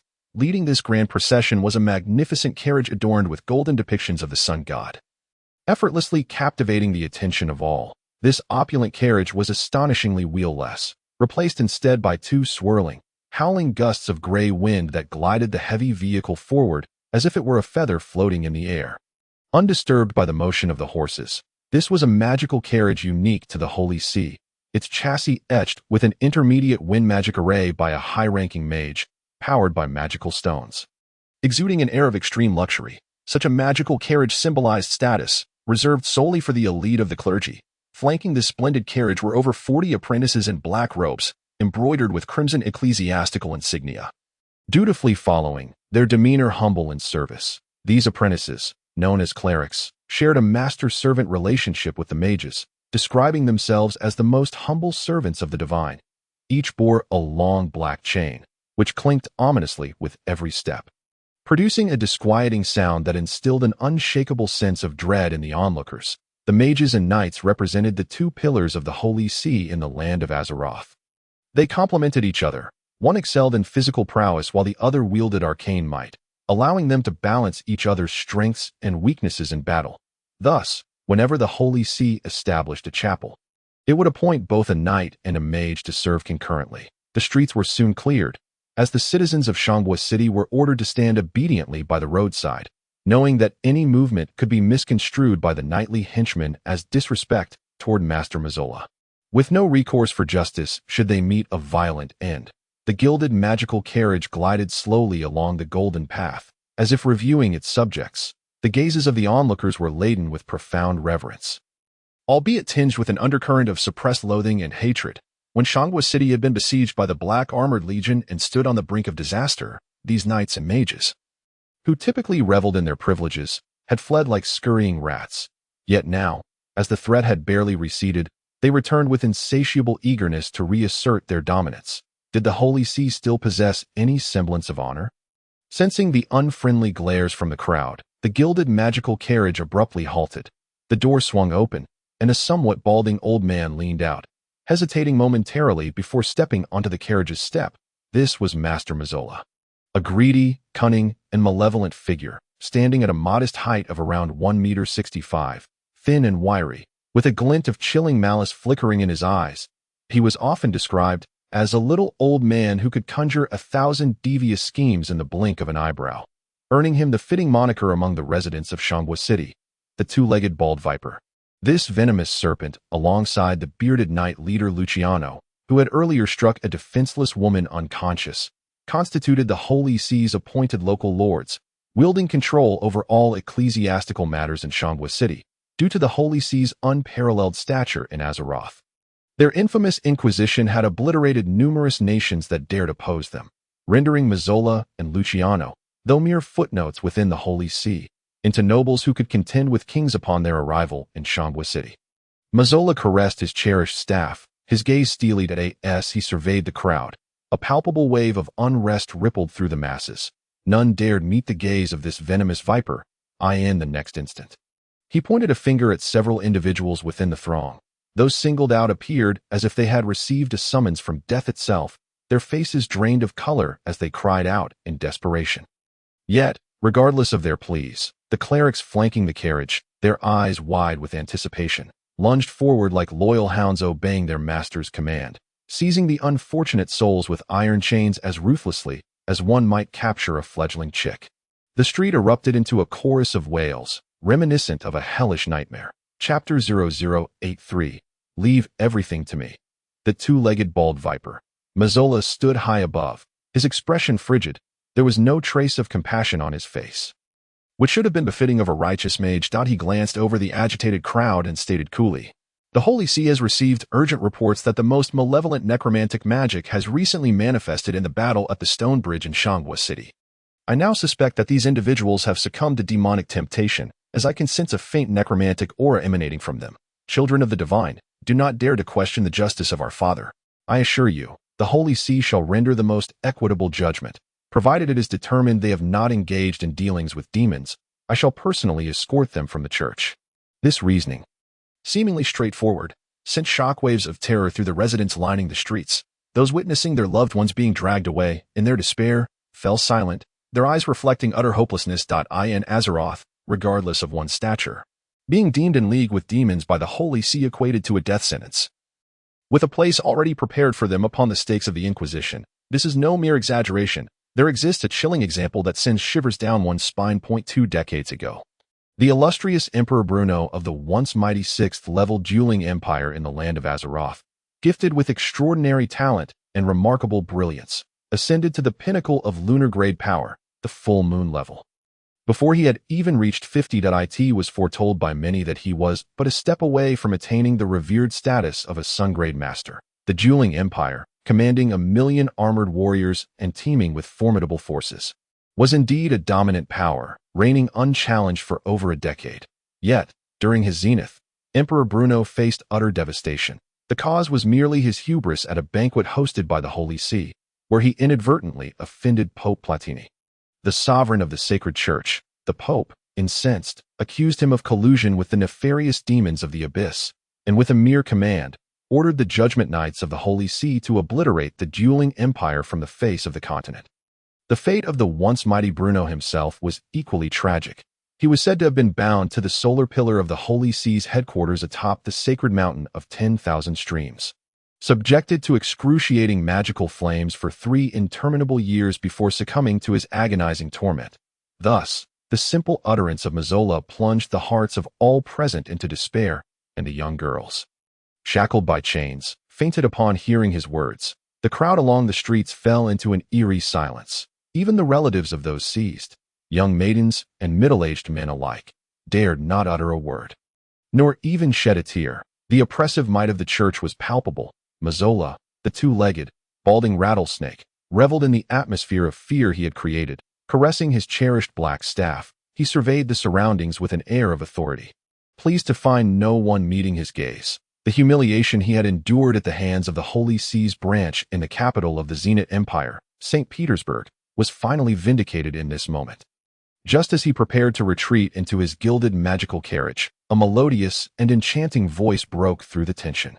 "Please wait, esteemed Master Mage, that I can attest that these individuals bear no connection to the wicked necromancy."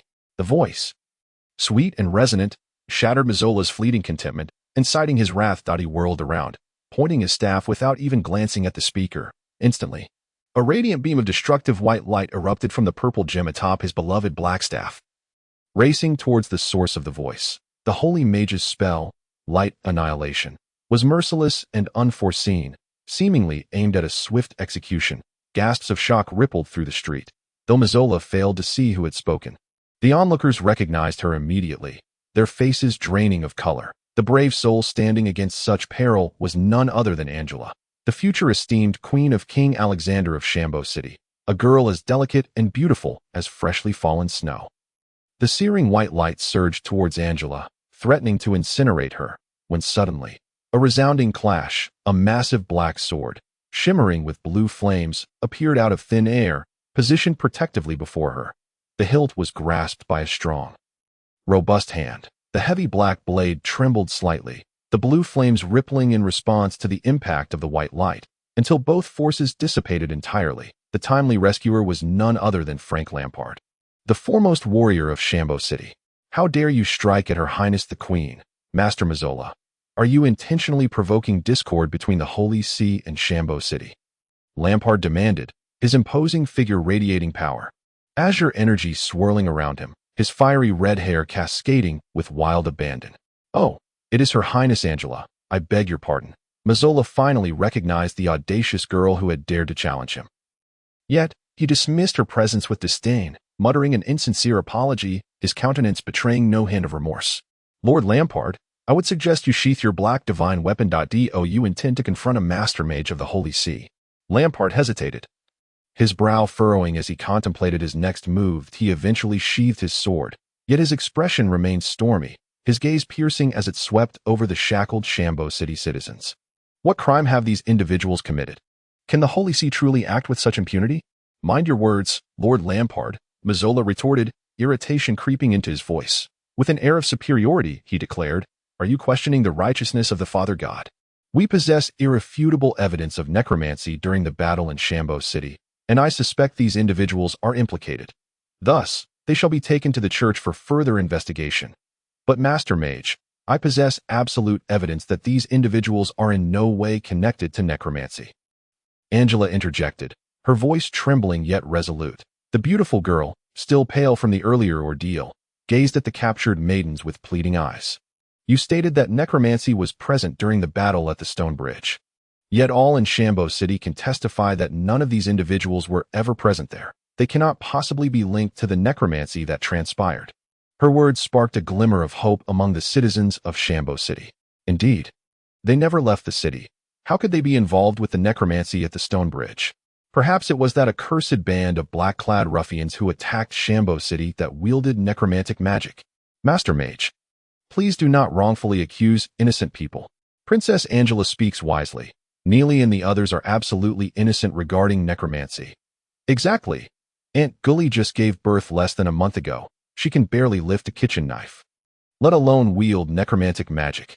As Angela's defense resonated through the streets, the crowd seemed to find their voice, emboldened to speak the truth. The scene grew increasingly chaotic, particularly among the relatives of the captives, who cried out for justice. Yet, everyone understood the true motive behind the Holy See's actions. Those somewhat well-dressed men were mere pawns for extorting wealth from their families, while the young, beautiful maidens were to be kept as tools for the church's lecherous leaders. Treated as mere slaves to maintain the daily affairs of the clergy, such tactics had a long history, and inevitably, some would meet a fiery end at the stake, just as Gully, clutching her child, was destined to be the unfortunate scapegoat in Mazzola's eyes. Observing the unfolding chaos, Mazzola found himself momentarily speechless. He had not anticipated that a mere girl could provoke such upheaval, and the audacity of the commoners to challenge his authority infuriated him. Seething with rage, he declared, "Evil forces excel at beguiling the innocent, blinding the virtuous and naive. Princess Angela, Lord Lampard, should you not step aside, you will be deemed accomplices to necromancy, and the stake shall show no mercy." With that, Mazzola turned and strode into his gilded magical carriage. The squat, overweight cleric closest to Lampard and Angela shook his chains with glee.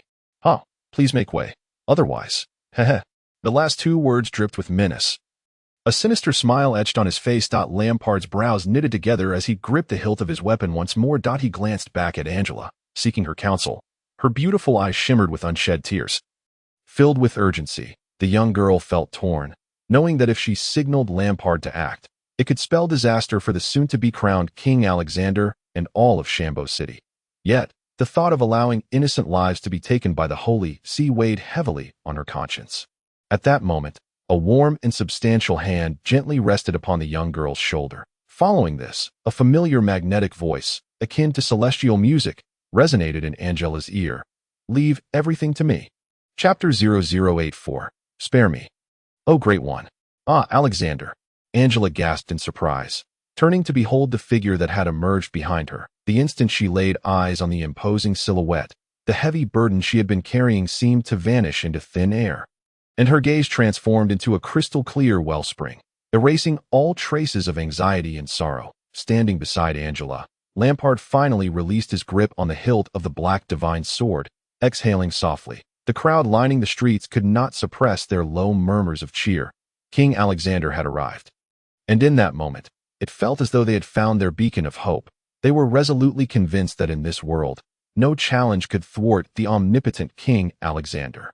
"Unshackle the chains and step aside," Sun Fei said, casting a dispassionate glance at the squat, rotund monk who was posturing before him. The portly monk seethed with rage, yet he could not help but feel a chilling sense of danger emanating from the young man before him, a palpable warning that urged him to retreat, lest he face dire consequences. As if entranced by a spell, The diminutive monk loosened his hold on the light chains, freeing the unfortunate young girl with chestnut hair who had been ensnared, startled like a frightened rabbit. The girl scurried behind Sun Fei, while Angela softly comforted her, gently stroking her hair to soothe the tremors of fear within. Sun Fei positioned himself protectively in front of them, silent yet resolute.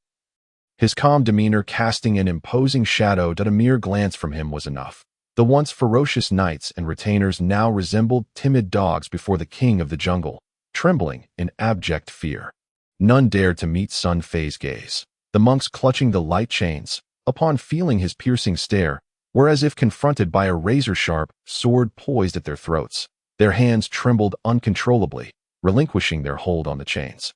As if the very objects they wielded were scalding irons rather than the often feared instruments of the church, the unfortunate captives, as if granted a divine pardon, hastily scrambled to their feet, seeking refuge behind Sun Fei. In their eyes, he represented the most formidable fortress in existence. Just half a month prior, during the assault by the Black Armor Army, this very figure had repelled the enemy from the gates of the kingdom. And now, at this critical juncture, he had once again rescued them from the clutches of death. With measured steps, Sun Fei approached the gilded magical carriage, and the dozen or so vigilant guards did not dare obstruct him.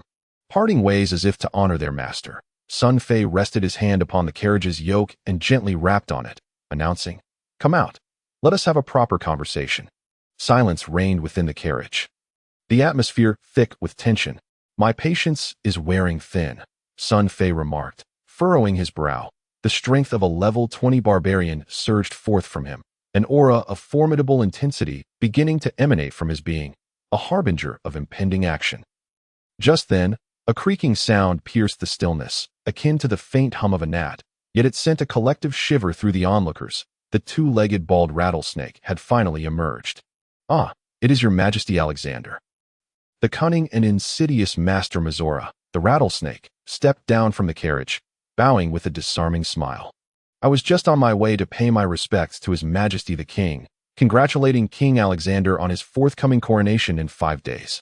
Following his formal recognition by the Zenith Empire, I never anticipated encountering Your Majesty so soon. Please accept my heartfelt congratulations on behalf of the Holy See." The onlookers were left dumbfounded, the knights and monks gaped in disbelief, their eyes widening in astonishment as they regarded Master Mizora. This was utterly absurd. When had their once arrogant and overbearing divine master become so affable, akin to a benevolent elder? Even more bewildering was the notion that his previous demeanor seemed to imply he was currying favor with the young king before them. What on earth was happening? Only Lampard, observing from a distance, noted that as Master Mizora had stepped from the carriage, his gaze had discreetly flickered towards the knight leader, Luciano, who subtly shook his head. However, Sun Fei dismissed the rattlesnake's overtures entirely. He offered no polite courtesies in return. "Why have you captured my people?" Sun Fei inquired bluntly, gesturing toward the still trembling young women and middle-aged individuals standing beside Angela. His brow furrowed slightly, his gaze fixed intently upon Mizora, sharp as a knife, as though he would carve the man into pieces should his answer prove unsatisfactory. Surprisingly, even in the face of such a near-interrogative inquiry, the rattlesnake displayed an unexpected patience, his surprise evident as he followed Sun Fei's gesture. "Ah, I see Your Majesty is upset over this matter. It has only just dawned on me that perhaps Princess Angela was indeed correct. Perhaps there has been a misunderstanding. Release them, quickly. Your Majesty, the Church has indeed received reports of malevolent necromantic magic in the vicinity of Shambo City. This matter has been underscored by Cardinal Sir Gilai, and as the head of the Church in Shambo City, I was left with no choice. This is the first time, and I shall not pursue it further. However, in the future, should the Holy See wish to apprehend my subjects in Shambo City, it would be best to inform me." Their king first. Confronted by Mizora's overly enthusiastic demeanor, Sun Fei's expression remained unchanged, lacking even a hint of a smile. His gaze traversed Mizora's face and ultimately landed on the bloodied leather edges of Luciano's hand. He pointed, commanding, "You, dismount and come here." Luciano paused, and in the next moment, his heart ignited with fury. How dare this diminutive king, no larger than an ant, speak so disrespectfully to him, a dignified knight of the Holy See? His bushy beard bristled with indignation, and he was about to unleash his wrath when he caught sight of Master Mizora subtly shaking his head. recalling the intelligence he had previously received regarding this king. Luciano's anger subsided considerably. With great restraint, he dismounted and approached Sun Fei. "King Alexander, what is your command?" Sun Fei appraised him, then pointed to the unfortunate woman who had fainted from his earlier lashings. Reluctant to elaborate, he coldly uttered 2 words. "Apologize. Compensate with 100 gold coins." Luciano was on the verge of losing his temper. However, Mazora suddenly tugged at Luciano's knightly cloak, signaling to the monks behind him. The black-robed monk, quick-witted, promptly produced 100 gold coins and handed them to Luciano. Only then, under Mazora's relentless urging, did the bearded knight begrudgingly approach the woman, tossing the coins at her with a huff before turning to leave. "Stop. You have yet to apologize." Sun Fei's voice rang out, halting him. Luciano pivoted sharply, a silver battle ring emanating from beneath his feet, enveloping a space of 5 to 6 meters around him. His aura surged, revealing his 3-star prowess as he coldly regarded Sun Fei. His meaning unmistakable: "Do not overstep your bounds. I do not regard you, king, as worthy of my respect." Sun Fei shifted into paladin mode. He uttered not a word, instead taking deliberate steps towards Luciano. He took his 3rd step. Something extraordinary occurred. A golden battle ring unfurled from beneath his feet. Although a level 12 paladin was still somewhat inferior in genuine strength and presence compared to the seasoned 3-star Luciano, the emergence of the golden battle ring left all present, including Mazora, thunderstruck. How could this be? A golden battle ring. Such a hue was reserved for the favorite of the Father God, a rarity among the countless knights of the church, while silver rings were commonplace. Those who bore golden rings were the true elite, with a probability of appearing less than 1 in 100,000, yet those who did emerge as such were invariably cherished by the Father, destined to ascend as prominent figures within the Holy See. Regardless of the fact that the 2-legged rattlesnake, Mazola, can conjure 1,000 nefarious schemes in a mere second, he finds himself utterly astonished at this very moment. As if his thoughts have come to a standstill, while all the members of the Holy See frantically rub their eyes in disbelief, an even more astonishing event unfolds as Sun Fei takes his 4th step. A golden halo bursts forth with a resounding flourish, spreading beneath his feet. The 2 golden rings ebb and flow in a mesmerizing dance, their hues strikingly similar, yet distinctly separate, allowing all present to sense the terrifying sacred power emanating from them. Infused with 2 different attributes and functions. Apologize at once. The aura of the level 12 paladin is unleashed without reservation. Sun Fei appears as a deity enveloped in golden sacred energy, his black hair billowing, adorned with a gilded sheen, exuding an unmatched majesty that is impossible to gaze upon. His cold words strike like a hammer upon the heart of Luciano, the leader of the Holy Sea's knights. The paladin character from the world of Diablo bears an uncanny resemblance to the skills of the knights from this sacred realm. One might even assert they are entirely identical, with the aura of the Holy See so strikingly similar to sacred power that no one can discern a difference. Consequently, every individual in attendance perceives this moment's Alexander as a highly esteemed hermit knight within the Holy See. Filled with trepidation, Luciano, the knight leader, trembles uncontrollably. The instant the golden battle ring manifests, all of his resistance crumbles into nothingness. He dares not harbor even a flicker of defiance. His pallid visage turned towards Sun Fei, his eyes brimming with a desperate plea. "My lord, spare my life." Luciano kneels before Sun Fei,